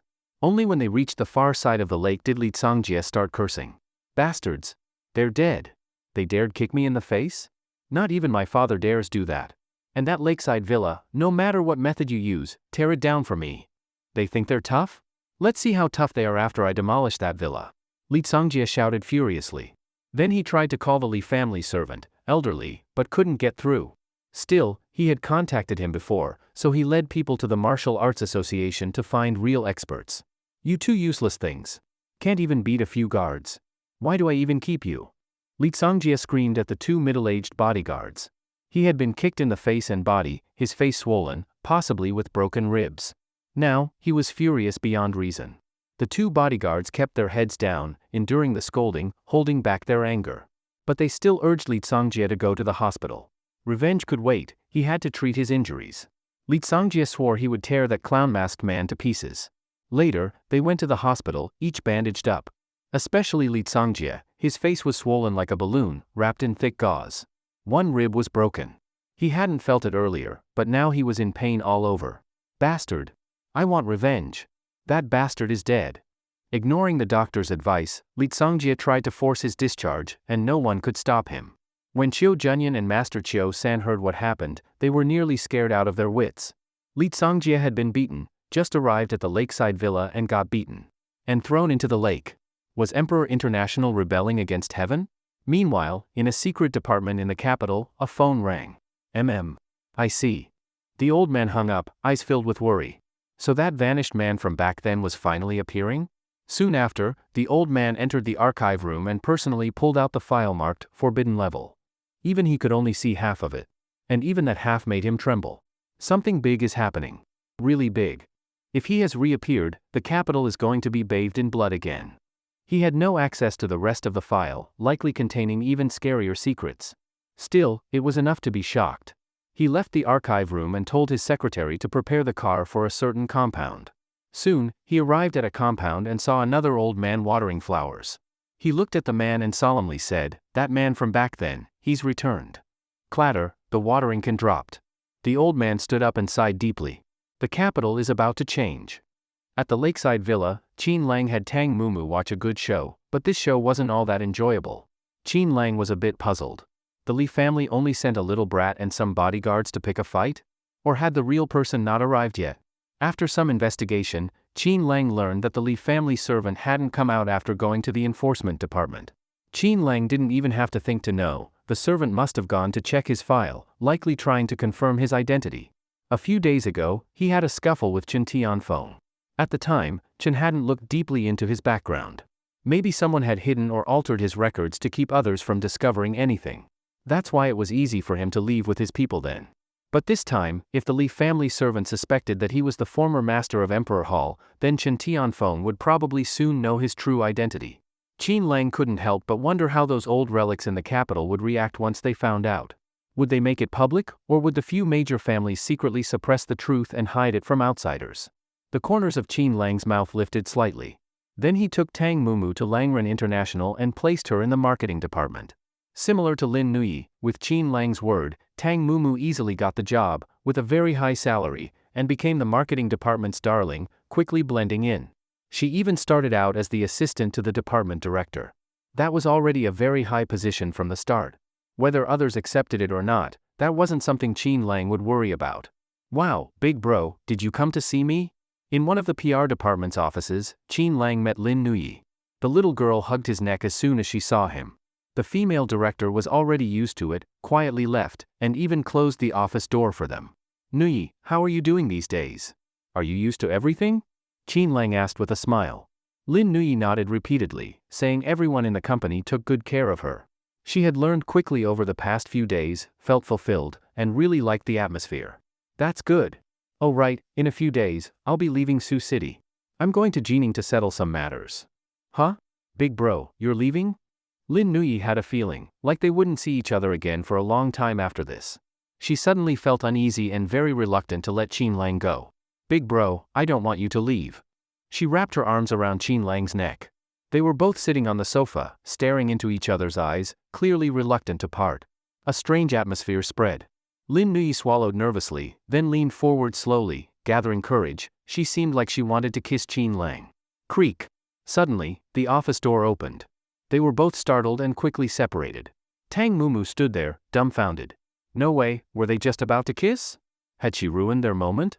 Then she saw Lin Nui glaring at her angrily. Tang Mumu looked slightly awkward and said she wanted to treat them to a meal. Qin Lang smiled and agreed. Then he and Lin Nui both pretended nothing had happened earlier. But Lin Nui's gaze toward him clearly changed. She looked even more smitten than before. And she secretly smiled, because Qin Lang hadn't rejected her just now. That gave Lin Nui a lot of courage. She thought, if she waited a bit longer, she'd definitely get to kiss her big brother. Just the thought made Lin Nui really happy. Later, Tang Mumu took them out for spicy hot pot. Qin Lang didn't mind, but Lin Nui joked that Mumu had gone cheap. Shouldn't she treat them to a fancy meal? Tang Mumu just giggled and told them a hot pot joke. Mumu, what are you talking about? Lin Nui glared. Telling such jokes in front of Big Bro, wasn't that ruining her image? Tang Mumu laughed and said that Nui was always the comic relief in the dorm, and the hot pot joke was something Nui had told them. You brat, stop talking. Lin Nui panicked and blushed deeply. In her big brother's eyes, she was supposed to be a super cute, flawless little fairy. She had always had this perfect image. Now that Mumu was spilling her embarrassing secrets, wasn't her reputation ruined? Qin Lang just laughed, but noticed that Tang Mumu kept secretly glancing at him. He wasn't sure what she was thinking. The three of them kept teasing each other, talking about school stuff, and eventually got into Tang Mumu's personal matters. Turns out Tang Mumu's family was about to be relocated. She was about to become rich. Though Lin Nui joked a lot about it, their bond was clearly very strong. Qin Lang, after leaving for the capital, wouldn't need to worry about Lin Nui feeling lonely. Later, Qin Lang spent the whole afternoon shopping with Lin Nui and Tang Mumu. Only then did he realize, girls really never get tired of shopping. They bought tons of stuff, leaving Qin Lang both amused and helpless. During this time, Qin Lang also received all kinds of news from the Li family, like how the servant left the enforcement department, and how the young Li master got beaten. All of it had reached the capital. In short, the undercurrents were surging, the storm clouds were gathering, and the city felt ready to fall. But all forces in Sioux City remained still, as if waiting for something, verifying something. Qin Lang's lips curled slightly. Was this the calm before the storm? Big bro, can you stay tonight? I want to eat your cooking one more time. It was already evening. Qin Lang sighed. He knew this might be the last time he cooked for Lin Nui. Okay. He gently rubbed Lin Nui's head. Lin Nui was overjoyed, hugging Qin Lang tightly, rubbing her face into his chest, making him chuckle helplessly. Then, he took the two girls to the supermarket to buy ingredients and returned to the rooftop villa of Langren International. Oh my god, master, you really know how to cook? Tang Mumu was shocked. What a perfect man. Qin Lang smiled and said, from now on, call me Brother Qin. You're not a maid anymore. Okay, Brother Qin. Tang Mumu was instantly delighted and started helping with the veggies. Lin Nui also joined in, chatting about her family life. She said Qin Lang had always taken great care of her and often cooked for her. It made Tang Mumu almost cry with envy. Qin Lang had such a high status, yet still cooked personally and spoiled Lin Nui so much. By the way, Nui, what's your relationship with Brother Qin, really? Tang Mumu was very curious. She had asked before, but they didn't answer. Now, seeing how close they were, her curiosity flared up again. Tang Mumu asked about the relationship between Lin Nui and Qin Lang. This was already the second time. Qin Lang and Lin Nui were both slightly stunned, but still didn't respond. Tang Mumu immediately realized she had said the wrong thing and quickly changed the subject. However, she guessed that since Qin Lang and Lin Nui lived together, they must have some kind of intimate relationship. She just couldn't have guessed that Qin Lang used to be Lin Nui's brother-in-law. Naturally, Qin Lang wouldn't say anything to spoil the mood, and he and Lin Nui tacitly avoided mentioning Lin Shudong. Dinner took a while to prepare. During that time, Qin Lang's skill in cooking made Tang Mumu repeatedly express envy toward Lin Nui, who was, of course, overjoyed. Qin Lang also realized how reluctant he was to part with this warm and cozy scene. He was so used to killing and fighting in the past that even these simple and peaceful daily moments felt like happiness. But such peaceful times wouldn't last long. Perhaps tomorrow they would be broken by cruelty. The Li family's newly arrived brat had a rib broken and his face swollen by Joker. This was no doubt a harsh slap in the face for the Li family. And with the Li family's temper, would they not retaliate? That was clearly impossible. The Li family servant who had arrived earlier hadn't even made a move yet. But Qin Lang wasn't in a hurry. That servant wouldn't recklessly charge into his lakeside villa. At the very least, the man should have gotten some information from Chen Tianfeng. Besides, the big figures in the capital hadn't issued any instructions yet. That night, Tang Mumu, just like before at the lakeside villa, came over to make Qin Lang's bed. Even though she was no longer a maid, she still did maid-like work. Lin Nuyi, after washing up, ran into Qin Lang's room to fool around. The three of them ended up watching a romantic film together. Not long after, Lin Nuyi fell asleep. Qin Lang carried her back to her room, but even after laying her down, she kept clinging to his neck, unwilling to let go. Nuyi. Qin Lang called her softly a few times. Lin Nuyi sleepily opened her eyes, saw herself still hugging his neck, and blushed slightly. Big brother, stay, okay? Lin Nuyi leaned close to Qin Lang's ear and whispered, boldly confessing her feelings. Then she pulled back and stared directly at Qin Lang, clearly wanting to finish the kiss they didn't complete that afternoon. Qin Lang smiled, rubbed her head, and said, "Didn't I already stay at the villa tonight? I have to go to the capital, but I'll come back to see you often, silly girl. It's not like we won't see each other again." In the end, Qin Lang didn't agree to stay. He could feel Lin Nuyi's love, but didn't want her to regret it. Lin Nuyi only knew a fraction of him. He still had many secrets, and many fierce battles ahead. How could he start anything with Lin Nuyi at such a time? The grudges of the past must eventually be settled. If something happened to him, what would Lin Nuyi do then? "Big brother, you love me, right?" Lin Nuyi suddenly asked, catching Qin Lang completely off guard.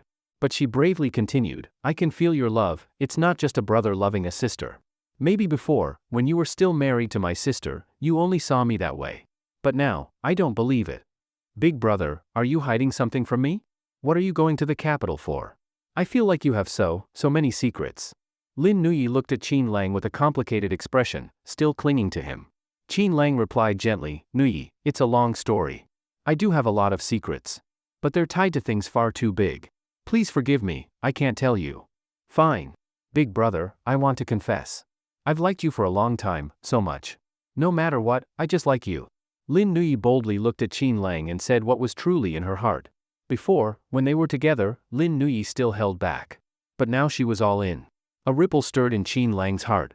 He didn't agree, nor did he reject her, he just smiled, rubbed her head, and told her to get some good sleep. Lin Nuyi immediately smiled brightly, because she saw that something had changed in his eyes. Even though he didn't agree, he didn't reject her either. She understood, he still had some reservations about their identities.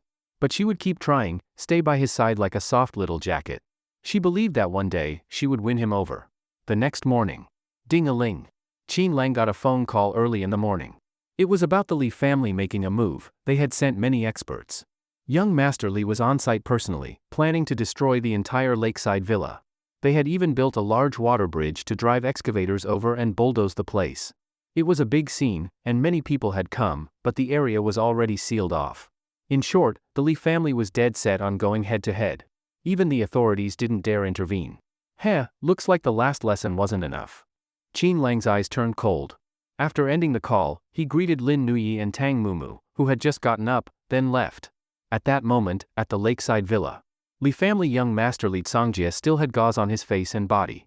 He sat in a chair, issuing orders. Around him were experts all in martial arts uniforms. The previously ranked 16th and 17th were there too, though with heads lowered. The Li family had brought experts ranked 6th to 10th. Upon hearing that the young master had been kicked, they were furious. The top 5 experts were too elite to come, but ranks 6 to 10 were here. Plus, Elder Li was present too. The Li family thought, surely this was enough to deal with Qin Lang. But Elder Li, also known as Li Yi, a retired shadow operative from the Qianlong Guard, was just standing by, waiting for some order. The young master had been beaten, right under his nose. It was humiliating for Elder Li. But he hadn't told the Li family what he had learned. So, the Li family still didn't know Qin Lang's true identity. He wanted to stop the young master, but knew it was impossible. Now, all he could do was stay at the young master's side, and wait. Wait for orders from the organization. Wait for the Li family and the capital's top figures to reach a decision. If they knew the Li family was taking action, they might stop it. Then a scary possibility crossed Elder Li's mind. What if they didn't stop it? What if they were letting the Li family take the fall? Elder Li frowned deeply. He didn't know what the capital's top figures were planning. As a small figure, he had no right to choose, and couldn't ruin their plans. But he owed the Li family a favor. So he called them and said he needed to speak to the old patriarch. Now all he could do was leave it to fate. Today, Sioux Lake was especially lively. It was said someone was threatening to demolish the lakeside villa. The developer behind the property rushed over to stop it upon hearing the news. As a result, he was thrown into the lake, and after being dragged out, he was beaten up again. Only then did they tell him they were from the Lee family of the capital. Trying to stop the Lee family from doing things, was he tired of living? That developer, Boss Wang, was nearly brought to tears from the anger. If he had known earlier they were from the capital's Lee family, how would he have dared to act that way? But wasn't the lakeside villa owned by someone from Emperor International? These people actually wanted to tear down such a magnificent villa estate, which had cost billions to build. Wouldn't that completely offend Emperor International? Meanwhile, in official departments, when many organization members heard of the incident, they were so angry they almost fainted. They slammed their desks in the office. The Lee family, isn't this way too overbearing? To do this in front of so many people, to tear down the lakeside villa? Emperor International is supposed to co-invest trillions with us to create a top-tier tech full industrial chain and a world-class technology university. Do the Lee family people think they can do whatever they want just because they're from the capital?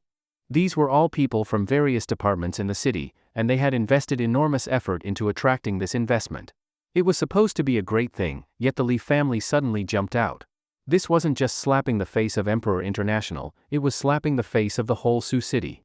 If this incident got out, it would embarrass the entire Sia nation.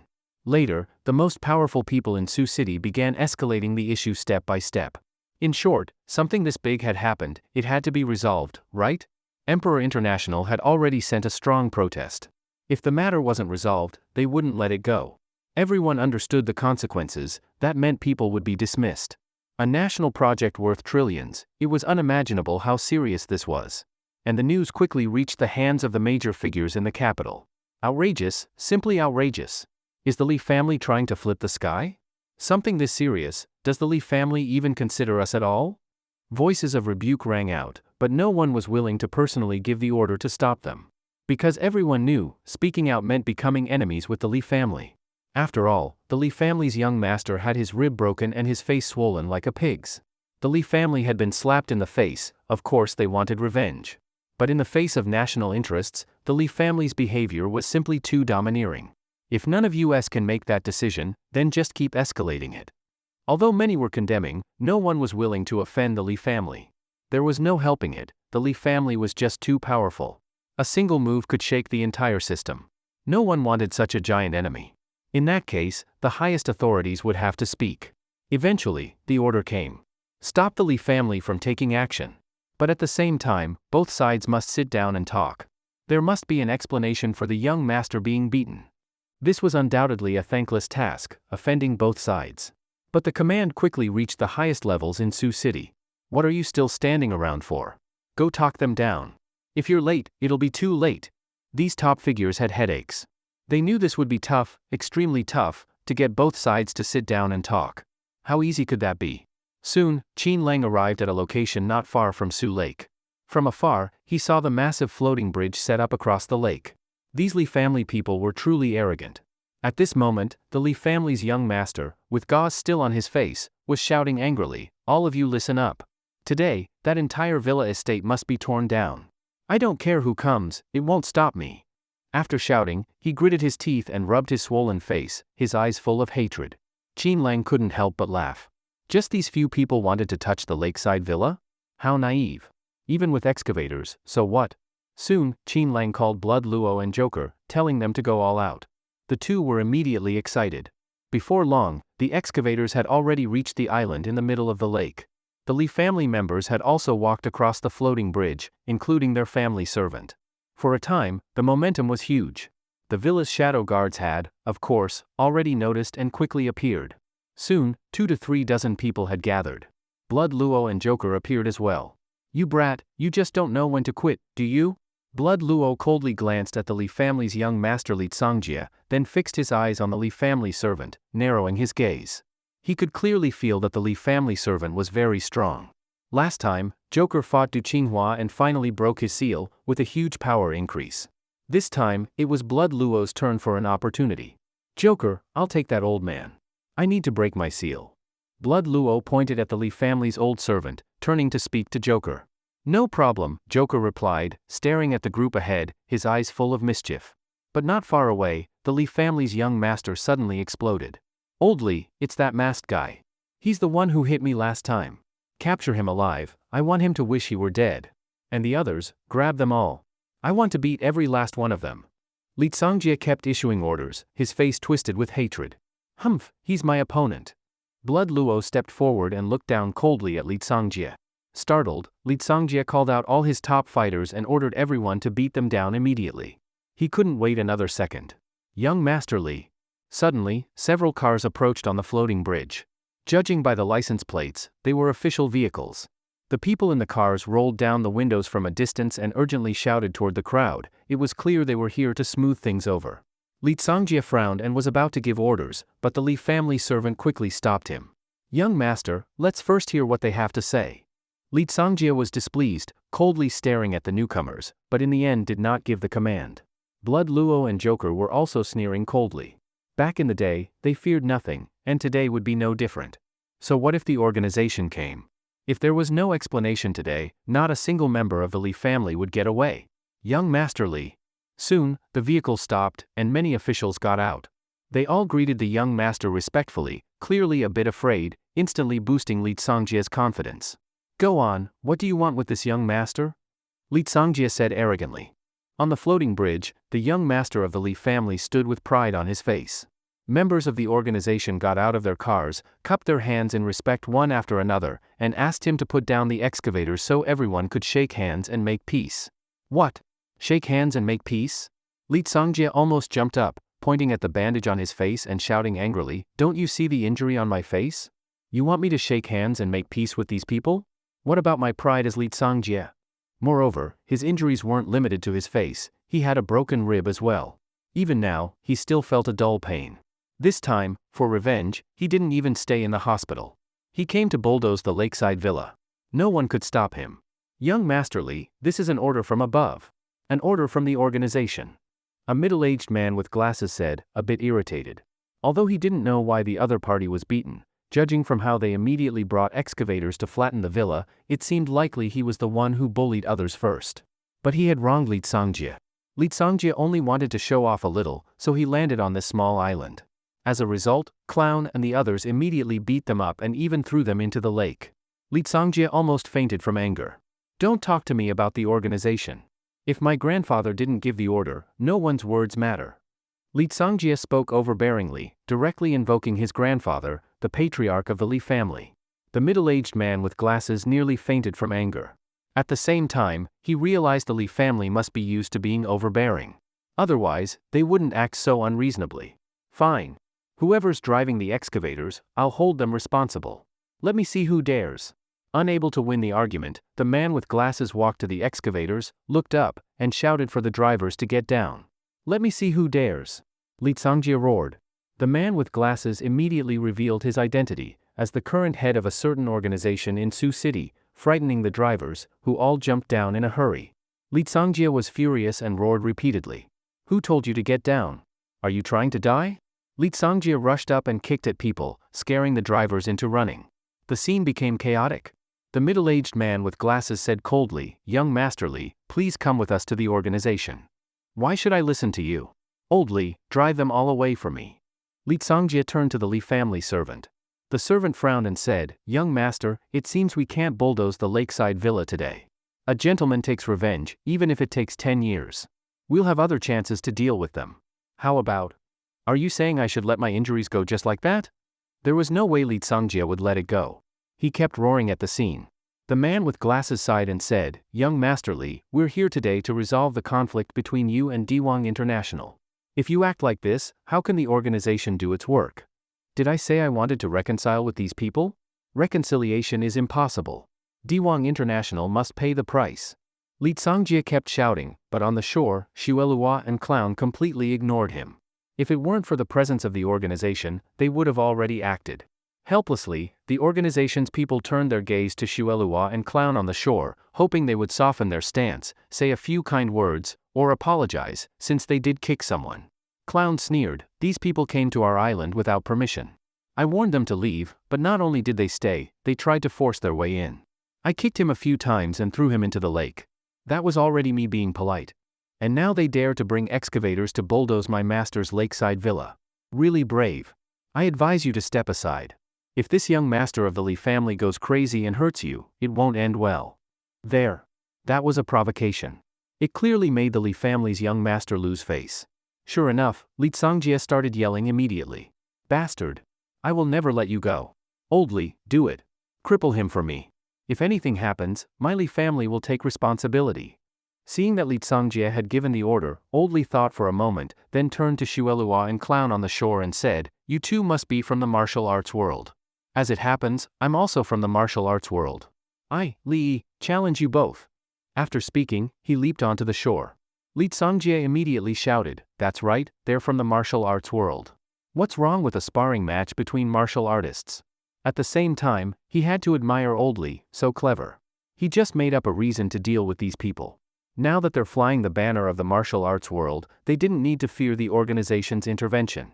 The man with glasses frowned and said, Everyone, don't take it too far. All right. The old servant of the Lee family narrowed his eyes and placed one hand behind his back. You two, come at me together. Ha ha ha. Xuelua burst into laughter. You're arrogant. One hand behind your back and letting us attack together? Fine, I'll teach you a lesson. Hope you give it your all. Boom. Xuelua dashed forward like lightning and kicked the old servant in the face. The old servant was kicked flying. Huh? He staggered back several steps on the floating bridge before finally steadying himself. He immediately felt deeply humiliated. You're looking for death. The old servant roared and charged forward like lightning, attacking wildly. He unleashed all kinds of killer moves and secret techniques, attacking Xuelua like a madman. But Xuelua took all of it, seemingly preparing something. In the end, he even faced the old servant with one hand. Ah? The old servant nearly fainted from anger. The opponent dared to mock him this way, fighting him with one hand. This was pure humiliation. D. The old servant went berserk. Boom boom boom. Explosions rang out repeatedly. The old servant looked like he had gone mad, and his aura kept rising. Likewise, Xuelua gritted his teeth and held on. To break the seal on his body, he was going all out. Fighting with both hands posed no challenge. Only facing the servant's wild attacks with one hand gave him a chance to break the seal. Bang! Finally, Xuelua took a punch. Blood spilled from the corner of his mouth. But then he suddenly laughed loudly, sensing that the seal on his body was starting to loosen. Again. Xuelua roared and continued to battle the servant. Finally, when the servant unleashed his ultimate move and hit Xuelua's body, a blood-red mist seemed to spread from him. Boom! Xuelua's aura suddenly soared. It was as if something inside him shattered in that instant. The seal on Xuelua's body broke, and his entire aura changed. A faint blood mist floated from his body, like a computer special effect, making everyone at the scene almost stare in shock. That servant of the Lee family changed expression drastically, staring at Xuelua not far away, eyes filled with disbelief. Impossible. You're still alive. The servant of the Lee family seemed to recall a terrifying event from years ago, his whole face turning pale. A mocking smile slowly curled up at the corner of Xuelua's mouth. You recognize me? Xuelua slowly walked forward. But after breaking the seal, every step he took left behind a trailing blood mist, sending chills down everyone's spine. Was this still a human? The servant of the Lee family looked extremely terrified, but still forced himself to speak. I was fortunate to witness that battle back then. Since you know, then you should understand, this is not someone you can mess with. Whoosh. Suddenly, Xuelua rushed to a few excavators nearby and smashed his fist down. Boom! With a single punch, Xuelua completely destroyed the excavators.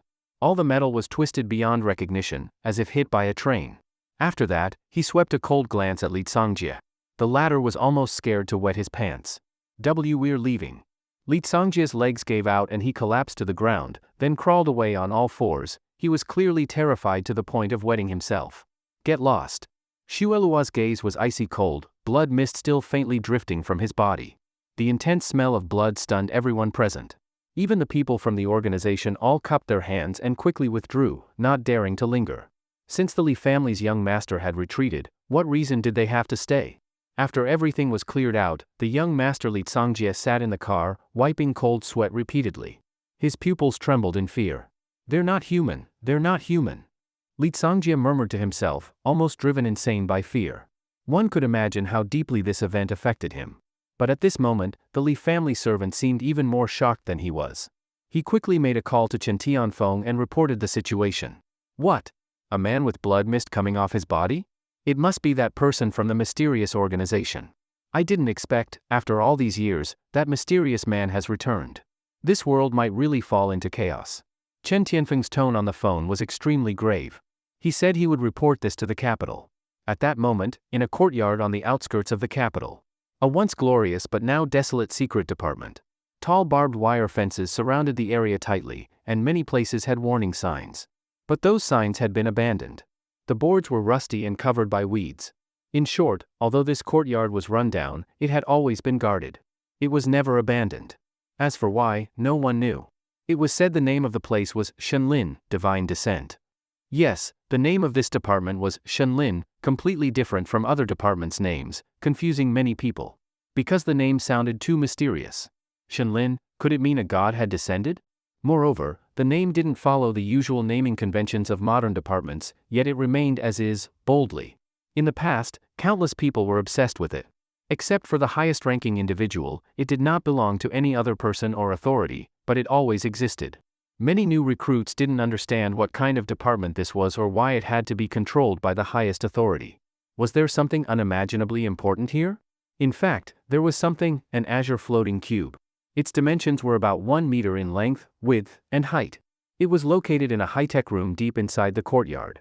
The floating azure cube had never moved, and the golden runes on its surface always flickered with bright light. No one knew what it really was. At least in the past decades, nothing had ever happened. Those guarding it, personnel from various special departments, were mostly elites from the Six Doors and Qianlong Guard. They once thought this was the most critical mission. But after finishing their time and leaving, they were confused. Was that it?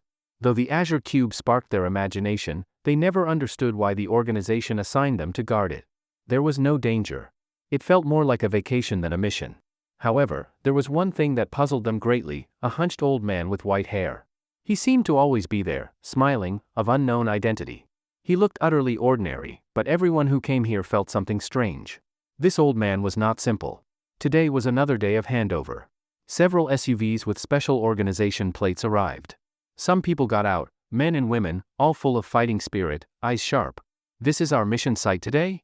Looks like there's no danger. Lots of old warning signs, seems abandoned for years. Huh? The previous guards are here. Why do they all look so down? That's not right.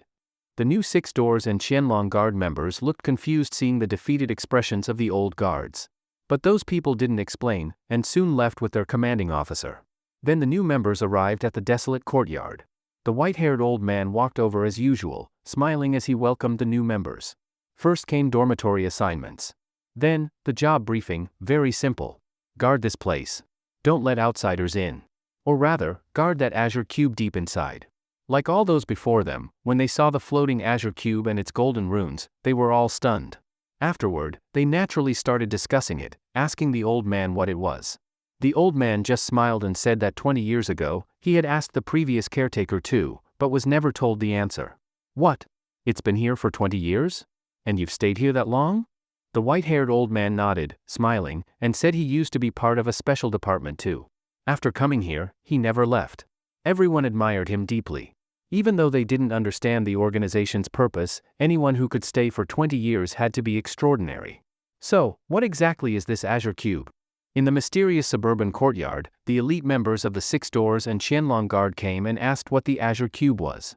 The old man didn't tell them the answer, because even he didn't know. He had studied it 20 years ago and even asked the previous caretaker of the courtyard. But back then, that person didn't tell him either. All right, arrange the task yourselves. Just protect it. After saying this, the white-haired old man clasped his hands behind his back as usual and prepared to leave. Behind him, someone suddenly cried out in surprise, asking what the floating golden runes were? Floating golden runes. The white-haired old man slowly turned around, and then his pupils sharply contracted. For over 20 years, the golden runes on the azure cube had never floated, but today, they suddenly floated up. Then the azure cube began to change, continuously transforming, until a blood-red beam shot out instantly, piercing through the roof and straight into the sky. Pop!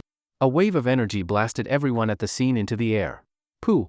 Many people vomited blood, looking at the azure cube in the distance with expressions of disbelief. Next, the white-haired old man moved. He rushed to the front of the azure cube like lightning and saw an image appearing inside, of a young man.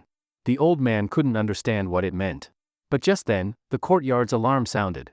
Then came the air raid siren. After that, it spread, one after another, in a very primitive manner, gradually spreading toward an unknown distance. What happened? Many members of the Six Doors and Qianlong Guard struggled to get up, walking over with great difficulty. The white-haired old man didn't speak, his expression extremely grave. The red glow inside the azure cube looked like a data stream. After transmitting it outward, it stopped abruptly, then the azure cube closed again and returned to calm. Soon, outside the courtyard, a dense swarm of vehicles arrived from all directions. They completely surrounded the area and immediately took everyone away. Everything about this place was quickly reported to some top figures in the capital. Shenlin has finally appeared again. More than 20 years ago, that godlike being coexisted with all major departments and even surpassed them, wielding immense power. Later, the Shenlin Institute vanished overnight, leaving only a cube. Countless people couldn't decipher it. Now, has his successor appeared? A young man. Who is he? Even though many years had passed, who hadn't heard of the Shenlin organization back then? Even the highest authority couldn't interfere with its operations. It truly was like the descent of a god. Rewarding good, punishing evil, no one could escape its judgment. That was the Shenlin organization. Back then, countless people proclaimed it the arrival of a new era. Shenlin was the true god. They feared no power, because Shenlin itself was power. Yet it stood apart from all other organizations, holding absolute authority, absolute force, absolute justice. No one could touch it. At that time, it was almost the only god. Perhaps because it threatened powerful interests, or simply made too many people uneasy, it eventually disappeared. It seemed as though a massive conspiracy had been planned for years, uniting countless people to crush it in its infancy. And now, the azure cube it left behind, an object from the divine era, representing pure justice, had changed again. Countless people went mad. Even the bloody battle in the capital a few years ago hadn't shaken these top figures. But the violent reaction of the azure cube, the divine era object, meant that the next god was about to appear. The world was about to change again. World order was about to shift again. And those who participated in the operation back then, the major powers or their organizations, were all trembling. But those who remembered the glory of the past were crying in pain. The next god is coming? Back then, did he leave voluntarily, or was he secretly harmed? He shouldn't have abandoned us, his people. At that moment, countless elders in the capital silently shed tears. Inside the meeting room of the capital's strongest organization, more than a dozen top figures sat silently. They were all elderly, nearly all terrifyingly powerful.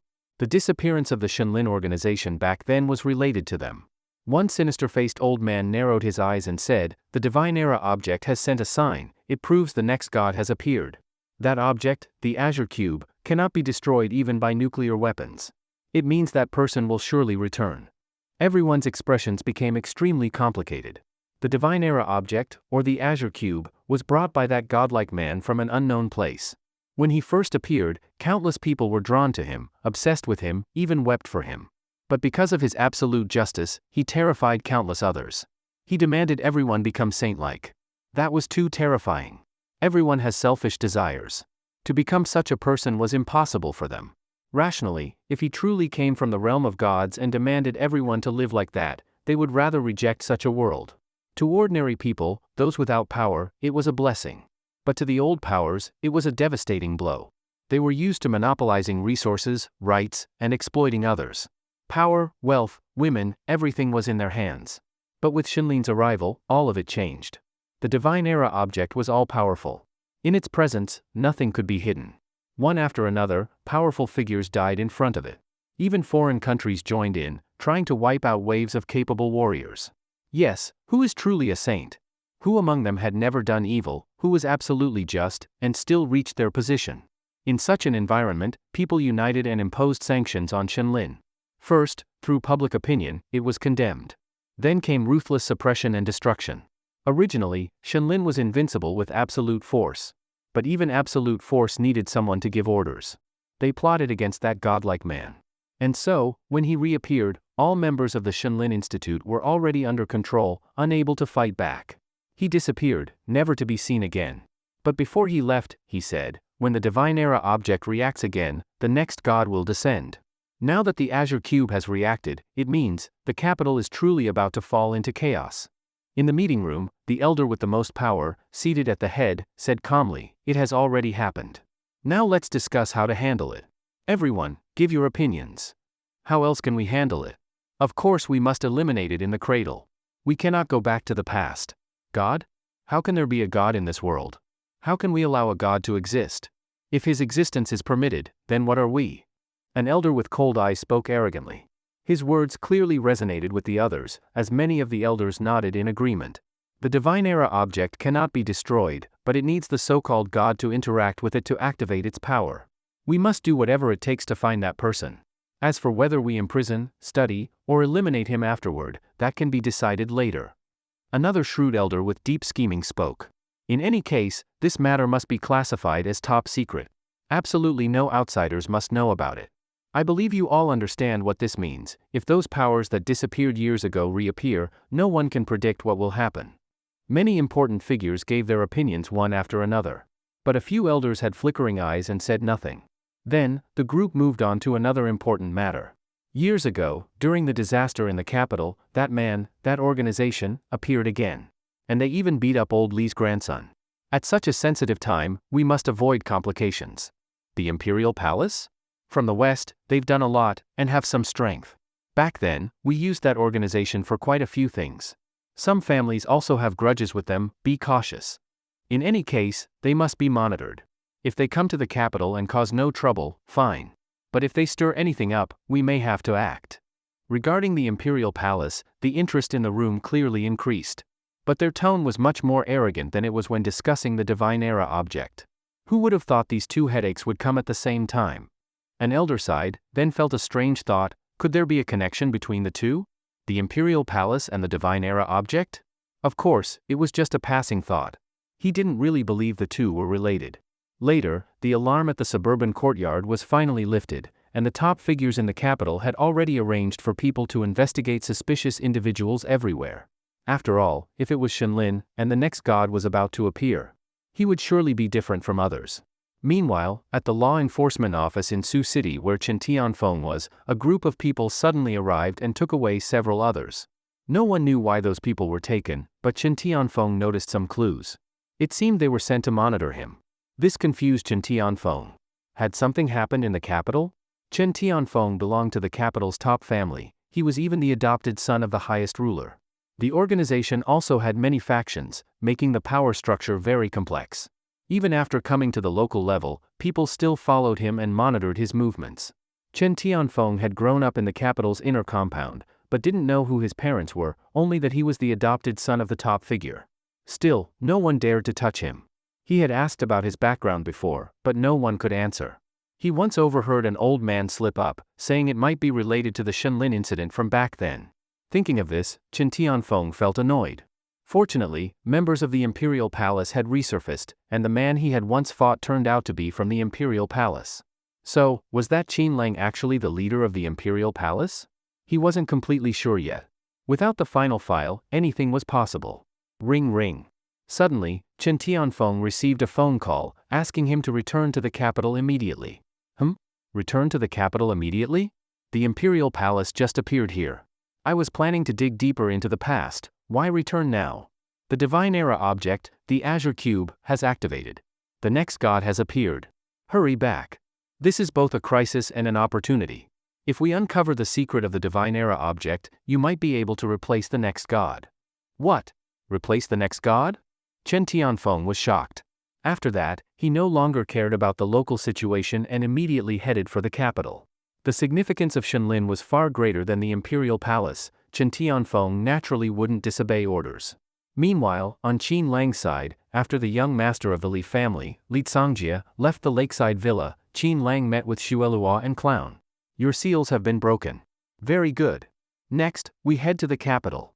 Are you ready? King, we're always ready. Good. In that case, we leave tomorrow. Would Qin Lang let it go, after the Li family sent people to bulldoze his villa estate? Impossible. What's more, there were past grudges, and the Li family had played dirty behind the scenes. Earlier, the Gu family's big shot Gu Qianqiu and the Wang family's uncle and nephew thought Qin Lang would fear the Li family. Qin Lang just smiled. Now, the first target on their trip to the capital would be that Li family. Afterward, Qin Lang said goodbye to Su Dong and then to Bai Yunru, who had been clinging to him for a long time. As for Xiao Qingfei, Qin Lang hadn't seen her in several days. He had asked her before, and she said she was busy. Qin Lang frowned and called Xiao Qingfei. King, I'm already in the capital. I found a clue about the dragon talisman. Xiao Qingfei's voice came through the phone. What clue? Qin Lang asked quickly. It's related to the Zhao family in the capital. The Zhao family? That top family? Alright, got it. The power landscape in the capital was complex. Since Qin Lang was going there, he naturally had to prepare for everything. He just didn't expect Xiao Qingfei to go ahead without telling him. This puzzled Qin Lang. Could it be because of the Li family? Qin Lang frowned deeply. Before leaving, Qin Lang had to find Lin Nuyi to say goodbye. What? Brother, you're leaving tomorrow? Lin Nuyi was very reluctant and wanted to spend his last day with him. Qin Lang didn't refuse. In all of Su City, the one he worried about most was probably Lin Nuyi. Tang Mumu didn't want to play the third wheel and had no plans to join them for fun. Ring ring. Suddenly, Tang Mumu's phone rang. What? Upon hearing the message from the phone, Tang Mumu's expression immediately changed. Lin Nuyi was stunned. She turned her head and asked, Mumu, what happened? Tang Mumu said anxiously, my dad had a heart attack. Those demolition people changed the compensation they promised. My dad got angry and argued with them, and someone pushed him, then he had an attack. Qin Lang glanced at Lin Nuyi. Let's go take a look. Tang Mumu looked at the two of them, feeling very guilty. It's fine. I'll just go see my dad alone. Lin Nuyi quickly said, how can that be? Mumu, don't worry, my brother will definitely help you handle it.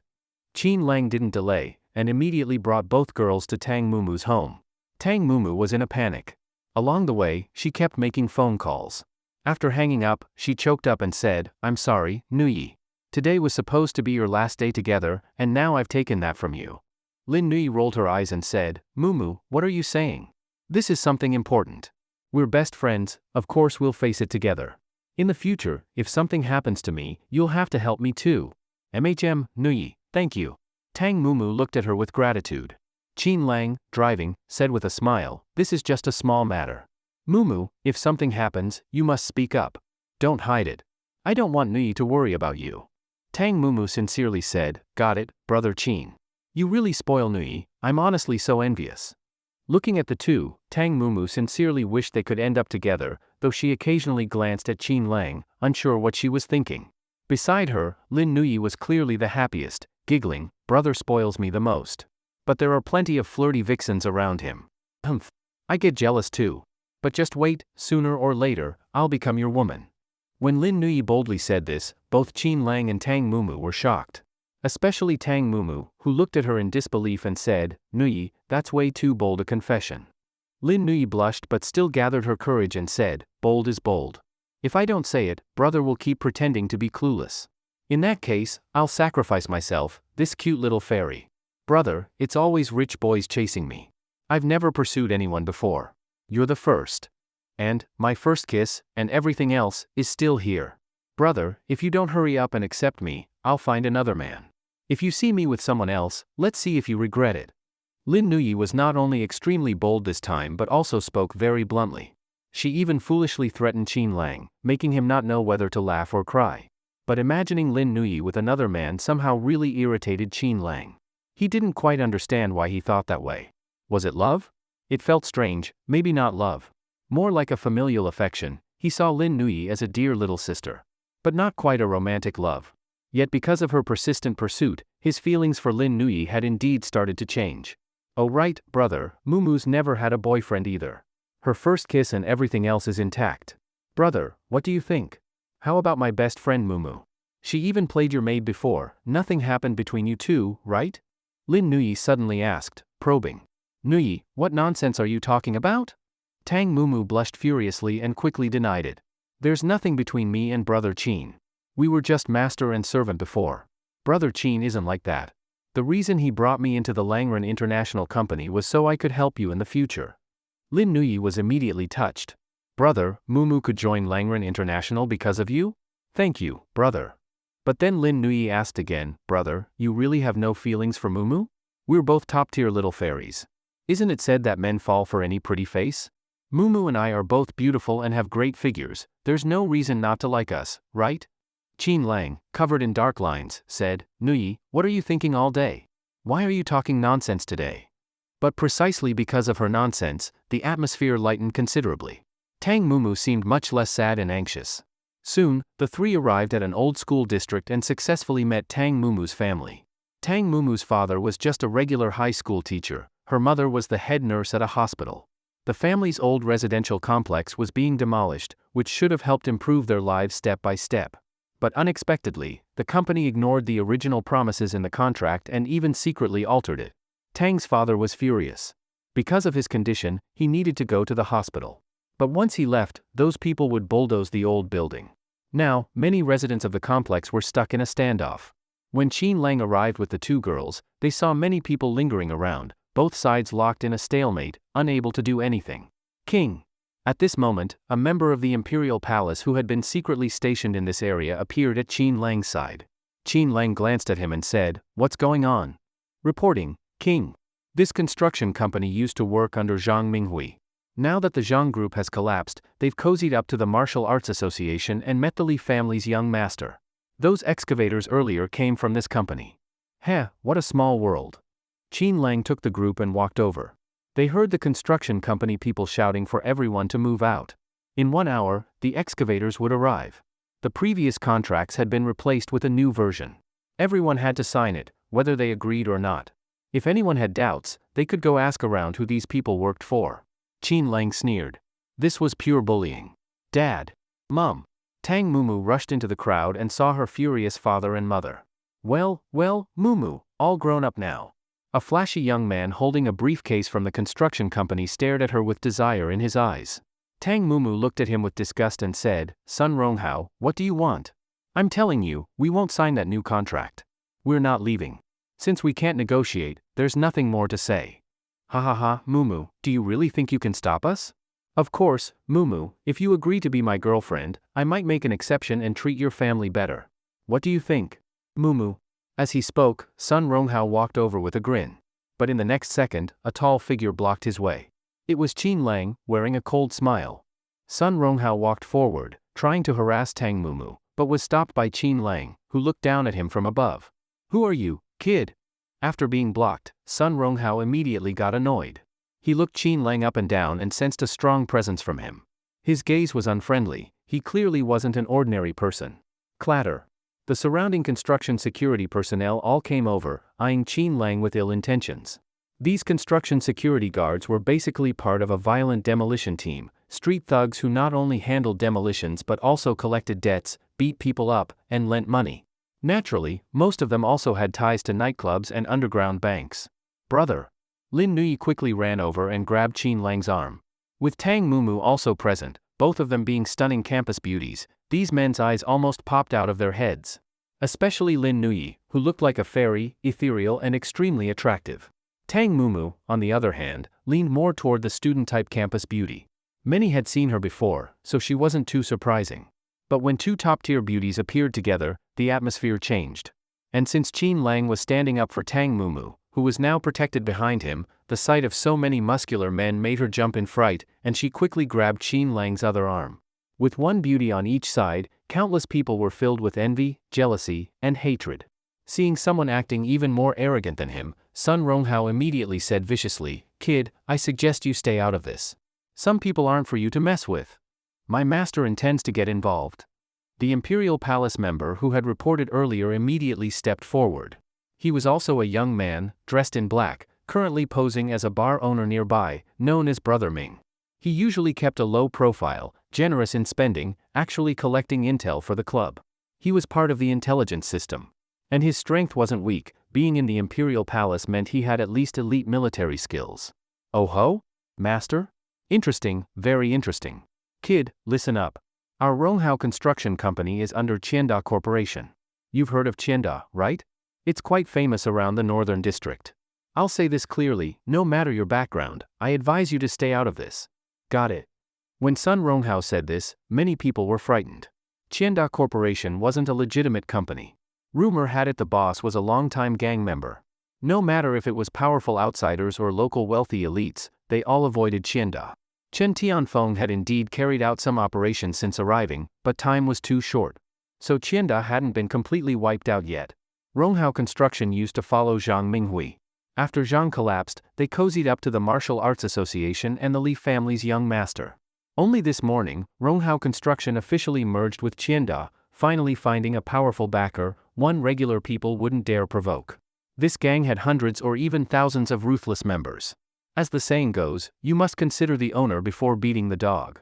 Since Sun Ronghao now worked under Qianda, this matter wouldn't be easy. Residents of the old neighborhood were shocked upon hearing the name Qianda. Qianming also frowned and whispered to Qin Lang about the situation. Oh? A gang causing trouble for years and still hasn't been dealt with? Interesting. Just before leaving for the capital, we'll wipe out this Qianda corporation. Qin Lang said this very casually, not bothering to lower his voice, speaking lightly. When Sun Ronghao and his men heard Qin Lang say he wanted to wipe out Qianda, they all burst into laughter. They looked at Qin Lang like he was a fool. Suddenly, Tang Mumu seemed to recall something and said, "Brother Qin, Qianda is seriously dangerous. Back in school, there was a beautiful girl, also a campus beauty. Just out of curiosity, she went to a bar. Someone there took a liking to her, touched her inappropriately. She slapped him, and that night she was taken away. They said it was awful, she was thrown from a building, completely stripped. That incident caused a huge uproar. Society demanded harsh punishment. The blame fell on a company called Huishintang. Many law enforcers went in. Guess what? Over 40 died. The company was shut down, but the main culprits were never caught. The one who gave the arrest order was later retaliated against.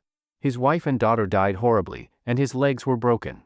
That company was the predecessor of Qianda. Many people know this." After Tang Mumu spoke, Sun Ronghao looked even more proud, while the surrounding residents were filled with righteous anger. If even those who gave the arrest orders were retaliated against, what could ordinary folks do? As for why the case was dropped and no one continued investigating, naturally, Qianda had powerful connections behind it. Otherwise, how could such a huge case be covered up? Qin Lang's eyes narrowed, and his tone turned icy. Do these people not fear the law? The law? Ha ha ha, Sun Ronghao and the others burst into wild laughter, saying they were the law. Qianda was the law. Anyone who dared challenge Qianda would face consequences, and no one who opposed them ever had a good end. Heh, alright then. Qianda Corporation, I'll remember. I was about to leave for the capital, but looks like this cancerous Qianda needs to be eradicated before I go. Time to give Sioux City a clean sky. Qin Lang's words were full of righteousness, but to Sun Ronghao, it was pure arrogance. He thought Qin Lang was just seeking death. Mumu. Who is he? At this moment, Tang Mumu's mother saw Qin Lang standing up for them. Tang Mumu instinctively hugged his arm. Thinking her daughter was dating him, she panicked. But Qianda was not to be messed with, provoke them, and it could mean total ruin. After Tang Mumu revealed the background of Qianda Corporation, many people were frightened. It seemed like no one could do anything about Qianda. Even the former residents of the old district, who had been forced to sign the newly revised contracts, no longer dared to speak up or act out. All of them showed fear, as if they were afraid of being targeted by Qianda. Naturally, Tang's father and mother also knew about Qianda. Especially Tang's father, being a teacher, he had previously received a school-issued notice, advising students to travel in groups of 3 or 5 and avoid walking home alone. As for Tang's mother, as the head nurse at a hospital, she had also heard about these things. Because of this, seeing a young, handsome man stand up for them, Tang's mother immediately wanted to stop him. Qianda Corporation must not be provoked. Hearing her mother's question, Tang Mumu blushed slightly and said, "Mom, this is Brother Qin." When he heard what happened to Dad, he rushed over to help. But, Mom, Brother Qin is really amazing. Although she felt Brother Qin was incredibly capable and could easily handle Qianda, Qianda was a gang group. No matter how rich Brother Qin was, who knew if those people would go crazy? Oh dear, silly child, how can you provoke people from Qianda Corporation? Don't get your friend in trouble. Tang's mother saw that Qin Lang was not only tall and handsome, but also upright and willing to help them. They weren't the type to bring harm to others and believed in repaying kindness. Even Tang's father, who had almost fainted from anger earlier, jolted when he heard Ronghao Construction was backed by Qianda, and cold sweat appeared on his forehead. Because of Tang Mumu's beauty, she was often targeted by hooligans. If they provoked Qianda, wouldn't Mumu be doomed? The new contract was essentially stealing their money and forcibly lowering standards, but that was better than losing their family and lives. Thinking this, Tang's father forced himself to stand up and said to Qin Lang and the others, "Mumu, let it go. We can't afford to mess with Qianda. If it were just Ronghao Construction, we might still ask the authorities for help. But Qianda, sigh. Seeing Tang's father back down, son Ronghao burst out laughing, saying, Teacher Tang truly knows the times. A wise man submits to circumstances. The onlookers around were all angry but helpless. The opponent wasn't just son Ronghao, behind him stood Qianda Corporation. Even though they knew this was blatant robbery, they dared not speak up. If their families were harmed in revenge, who would defend them? The last person who tried to fight back had already been punished. Kid, did you hear that? Still dare to meddle? Sun Ronghao poked Qin Lang's chest with his finger, full of menace, contempt, and mockery. It was like he had Qin Lang completely figured out. Of course, Sun Ronghao had never expected Qianda's name to be so useful. Even though he had to pay them some tribute, once he joined Qianda, these things were expected. I'll say it once. Take your hand off me. Qin Lang looked down at Sun Ronghao, as if he didn't take him seriously at all. Sun Ronghao exploded on the spot. They had already revealed Qianda as their backing. How could this guy still be so arrogant? Was he really looking to die? Mumu, pull your friend back. You really can't provoke Qianda. Tang's mother panicked on the spot. Judging by her daughter's behavior, whether he was her boyfriend or not, she clearly liked him. Such a promising young man, if he really had something with her daughter, he might be her future son-in-law. And there was also a beautiful girl with him. There were only two people, Qin Lang and another young man. Two people against so many, how could they possibly win? Master, please give the order. Let me deal with these people. At this moment, Qian Ming next to him cupped his hands, his expression solemn. But to Ronghao Construction's people, that gesture was hilarious. What, filming a movie now? Master, please give the order? Several construction security guards even burst out laughing, rolling up their sleeves, clearly ready to fight. Sun Ronghao sneered, Brothers, who'd have thought someone would come here to entertain us today? Not only do they ignore Ronghao Construction, but they even look down on Qianda Corporation. Fine, I'm pissed now. Not only are you done for, but this whole neighborhood is finished. Cut another 100,000 from the compensation, this is the price for making me angry. Understand? What? Hearing that Sun Ronghao wanted to cut another 100,000 from the compensation, the old district residents exploded with rage, shouting, Why? Why are you so arrogant? Tang's father and mother turned pale instantly. They rushed to persuade Tang Mumu to pull Qin Lang away. At worst, they'd accept the contract and move on. Heh, the previous contract? You think I was joking? I just said, cut another 100,000 in the new contract. If this brat doesn't kneel and apologize to me, cut another 100,000. You! The residents rushed forward, shouting that they'd fight back. In response, several security guards roared, You want to die? Ronghao Construction is backed by Qianda. If you dare act up, once we contact them, every single one of you in this neighborhood is finished. You won't get a penny. And don't be surprised if your wives and daughters end up stripped. You beasts. Tang's parents and the old district residents were all deeply aggrieved. Qianda was too terrifying, a reborn version of the old Huishintang company.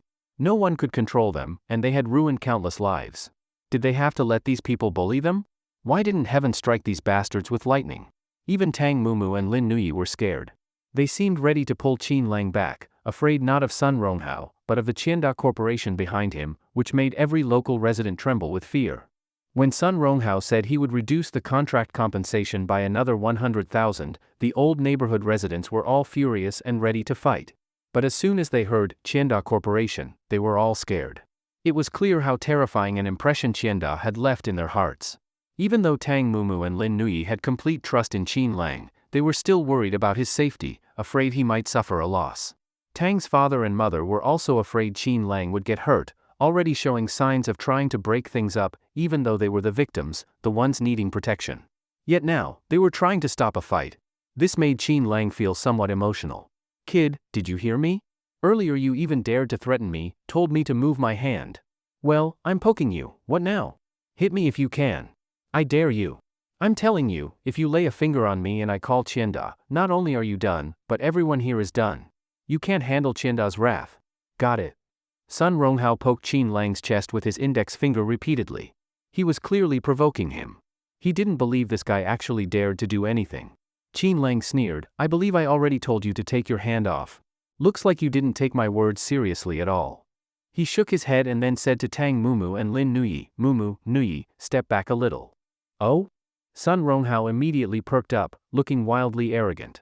He was just waiting for Qin Lang to make a move. If he did, Sun Ronghao would retaliate and use it to establish dominance in the area. But at that moment, Lin Nuyi and Tang Mumu didn't dare to back off. The two girls were deeply concerned for Qin Lang. They only knew he was rich, but didn't know he could also fight. Maybe sensing what the two girls were thinking, Qin Lang smiled and said, "Mumu, Nuyi, relax. These kinds of small fry are easy to handle." Small fry? Sun Ronghao was instantly enraged and tried to retract his finger to punch Qin Lang. But Qin Lang grabbed his finger effortlessly and began to squeeze, making Sun Ronghao's expression change instantly. "Ow, ow. Let go, let go. Damn it, I said let go." Sun Ronghao screamed as Qin Lang bent his finger backward with force. Tang's mother, seeing things get physical, immediately pulled Tang Mumu and Lin Nuyi aside. The construction company's security guards shouted angrily and rushed forward, telling Qin Lang to let go. Qin Lang shouted coldly, "Knock them all down." Yes. The earlier Imperial Palace member, although just a soldier, was of a king-level combat rank. He had survived countless firefights. Against ordinary thugs, he had nothing to fear. Bang! Qian Ming turned and kicked one of the guards flying. Then, like a tiger among sheep, he pounced into the crowd. One after another, people were either kicked or punched down. Soon after Qian Ming attacked, more members who had been on standby rushed over. All of them dressed in black. They quickly took down all the security guards. The injured guards rolled on the ground, howling in pain, cursing and swearing to take revenge on Qin Lang. Sun Ronghao hadn't expected that this guy had bodyguards, and such capable ones at that. He was instantly furious. "Bastard! You really dared to hit me. I'm telling you, you're dead. Damn it, let go of me. Qiandao won't let you go. You're all finished." Sun Ronghao roared furiously, spouting threats, glaring at Qin Lang with venom in his eyes. Qin Lang sneered and squeezed, cracking Sun Ronghao's finger on the spot. Sun screamed in agony and shouted for someone to go get Brother Dao and call the people from Qianda. "I want him dead. I want him dead." Sun Ronghao went completely berserk, his face red with rage. Qin Lang smiled, the corners of his mouth curling into a cruel arc. Then he twisted harder, breaking Sun Ronghao's wrist, and kicked him, sending him flying, vomiting blood, and snapping his ribs. "You," Sun Ronghao groaned on the ground. Almost all the construction company staff left behind had been knocked out, but a few managed to escape. "Master, a few got away." Qian Ming stepped forward, his expression tense.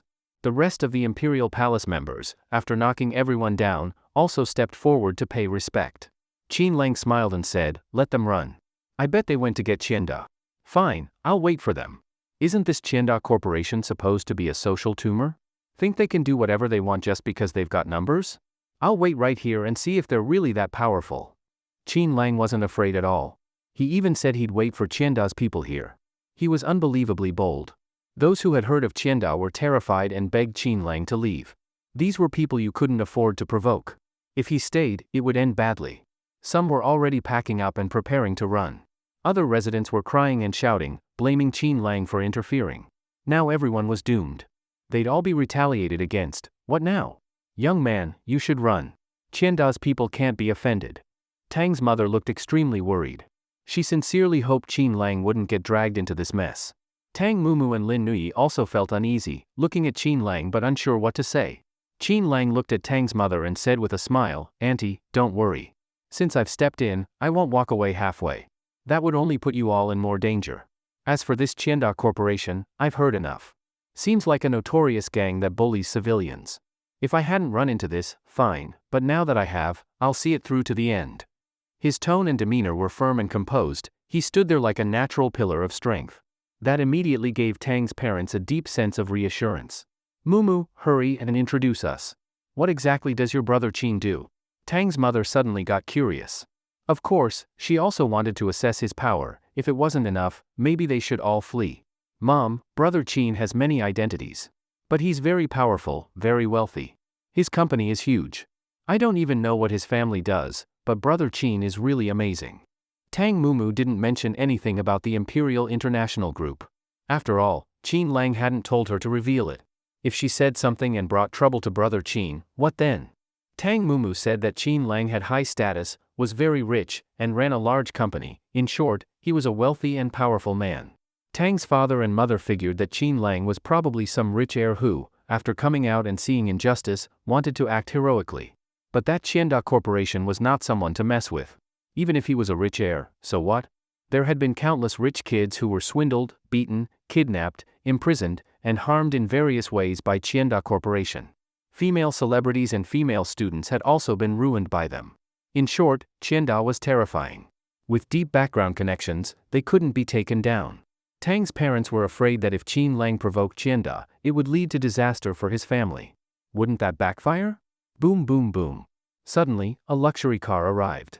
A slick-haired young man and a flamboyantly dressed woman hurried over, asking what had happened to their relatives. Son, daughter-in-law, you're finally here. Oh my, the people from Ronghao Construction want to revise the demolition contract. When we refused, they brought security guards from the construction company. It's just too evil. Ronghao Construction? Don't they obey the law? They're looking for trouble. Why didn't you call the police? I'm telling you, don't run. I'm a senior manager at Yunhao Group and I know Captain Su from this area. If these people dare cause trouble, I'll have them all arrested and detained. This young man's name was Fang Junyao, a native of this old district.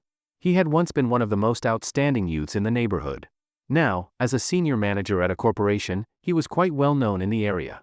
Coincidentally, the Fang family was close to Tang's parents. They had even considered an arranged marriage. But Tang Mumu didn't like Fang Junyao, saying he was a few years older. She wanted a few more years of dating first. Fang Junyao had liked Tang Mumu back then, after all, she was so beautiful. But with the age gap, he couldn't chase her shamelessly. And with many pretty girls in his company, he soon married the daughter of another executive after becoming a senior manager. Junyao, we can't afford to mess with Ronghao Construction, they have backing, said Fang's mother, trying to stop him. Fang Junyao was just about to show off in front of his new wife when he saw Tang Mumu and quickly greeted her parents. Uncle Tang, Aunt Tang, you're here too. Then he tried to chat with Tang Mumu, only to notice not only her, but also an unbelievably beautiful young woman. He was stunned. Who was this fairy-like girl? Also from the neighborhood? He'd never seen her before. He even regretted marrying someone else so early. Honey, who are these people? At that moment, Fang Juanyao's wife, Zhang Mingyan, came over. She saw him staring at two pretty girls, practically drooling. And the two girls were incredibly beautiful, absolutely stunning, instantly outshining Zhang Mingyan. Of course, Zhang Mingyan was not happy. She walked over and asked who they were. Qin Lang, Tang Mumu, and Lin Nui all looked over at the same time. Tang's parents smiled awkwardly when they saw Fang Junyao. Back then, Fang Junyao did like Tang Mumu, but she didn't feel the same, so nothing came of it. But now, compared to Qin Lang, Fang Junyao clearly couldn't compete.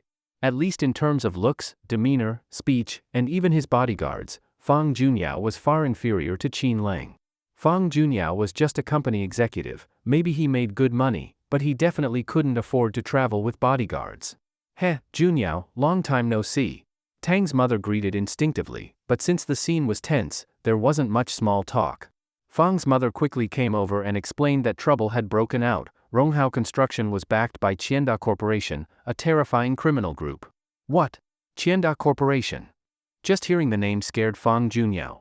Even Zhang Mingyan said, oh my god, you actually provoked Chienda? Not just you, even my father avoids them. He wouldn't dare mess with them. Honey, let's go. We can't get involved. Zhang Mingyan, as the daughter of a corporate executive, had heard of Chienda's scary reputation and didn't want Fang Junyao involved. Fang Junyao swallowed nervously and said, that's right, Chienda is no joke. Once, I went to a business meeting with our company's boss and ran into some people from Chienda. All tattooed, they demanded we toast them and made fun of us. My boss had to smile through it and paid over 100,000 to get us out.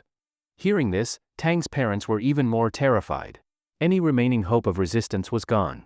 Fang Junyao seized the moment to say, Uncle Tang, Aunt Tang, I think you shouldn't stay here. Pack up and stay at a hotel near my place for now. We really can't afford to mess with them. He then glanced at Tang Mumu and Lin Nui, hoping they'd go too, really just trying to get closer to the two girls. If something happened between them, even better. However, in this situation, Tang Mumu instinctively looked at Qin Lang, as if waiting for him to decide. Lin Nui quickly asked, brother, what should we do? Qin Lang thought for a moment and said calmly, laying low isn't a bad idea. Aiming, take uncle and aunt to the nearby club to rest. Once we've wiped out this cancer, Chienda, they can come back. Yes, master. Qian Ming bowed respectfully, then approached Tang's parents with a polite gesture. This made Fang Junyao instantly uncomfortable. He had suggested the hotel, and now this guy was jumping in? And his men even called him master? Who did he think he was? Shooting a movie? Of course, he noticed that these men in black were likely Qin Lang's bodyguards. Maybe he was a rich kid. But Qianda? That group had a terrifying past. This guy talking about wiping them out, he clearly had no idea how scary Qianda really was. Qin Lang, considering the safety of Tang's parents, suggested they go to a nearby club to take shelter. This suggestion itself was perfectly reasonable. However, he also said something else in that sentence, that he was going to wipe out Qianda Corporation. But just earlier, it had been made very clear that Qianda was extremely terrifying. Even his wife said it couldn't be provoked, couldn't be offended, and that they should leave quickly and absolutely avoid being targeted by Qianda. And yet, Qin Lang casually said he would wipe out Qianda Corporation. This instantly made Fang Junyao feel completely broken inside. He clearly thought Qin Lang was deliberately trying to play the boss, or perhaps showing off in front of Tang Mumu and that stunning fairy-like girl, trying to appear impressive, like someone with powerful connections who could protect others. Heh, sir, do you even know what you're saying? Qianda Corporation, can you just wipe them out because you said so? You look like a rich kid. Take my advice, leave now. I don't think you can afford to provoke Qianda. Fang Junyao slightly raised his chin, warning Qin Lang as if he were someone with experience. However, Qin Lang simply smiled and said, "It's just Qianda Corporation. What's there to fear? They're just some street thugs. Just happens I've been feeling a bit itchy lately, time to stretch my limbs a little." What, is that a problem? Itchy, stretch your limbs?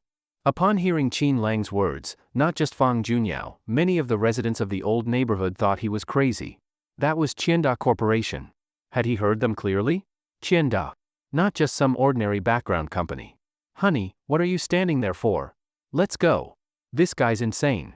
Qianda's background is no joke. He's actually trying to go up against them? If we don't leave now, we'll be dragged down with him. Zhang Mingyan was panicking. This guy even dared to mess with Qianda. Sure, he was handsome, but he was way too bold. Just hearing this made her tremble. Tang's parents were also clearly terrified. Even someone like Fang Junyao, a senior corporate manager, and his wife, were afraid of Qianda. That showed just how dangerous they really were. Mumu, quick, pull your friend away. Junyao and his wife are right. We can't mess with Qianda. Let's get out of here now. If we wait until they arrive, none of us will be able to escape. Tang's mother turned pale, and her father added with a pained expression, grab a few important things, we need to leave. We really can't afford to provoke Qianda. Even if we lose the house, as long as we're alive, that's what matters. Worst case, we'll rent a place. We can't let anything happen to ourselves. The other residents in the area didn't dare delay either. They rushed home to pack and prepare to flee. Even some passers-by who had been watching ran off immediately. No one dared stay to face Qianda's people. Brat. Just wait until Qianda's people arrive, you're dead. I want you dead. On the ground, Sun Ronghao, who had his wrist and ribs broken, was yelling madly and hurling threats. One of the men in black stepped forward and stomped on his face, making him scream in pain. You! Fang Junyao was shocked that Qin Lang didn't stop his men from acting. He said angrily, Mumu, who is he? Why won't you stop him? Doesn't he understand how terrifying Qianda's revenge will be? It might not just be this street, the entire northern district could be in chaos for months. Tang Mumu didn't want to listen to Fang Junyao, but since it involved Qianda, she quickly said, Brother Qin, maybe we should leave. Qianda is very dangerous. Just the few of you here, you can't stop them. They might even bring knives. Qin Lang smiled and replied, who said I only have a few people? In fact, just Qin Lang alone could handle everyone from Qianda. But people needed a sense of safety, including Tang's parents. So, he pulled out his phone and said calmly, Clown, Xuelua, come to the northern district, Qianqi Road, Zhenyang Street, old neighborhood demolition site. Bring some people. The Shadow Guard camp has been quiet for too long, it's time to act. Even though he planned to head to the capital, he had hoped for a peaceful trip. But now that something had forced his hand, there was nothing he could do. If noise had to be made, so be it.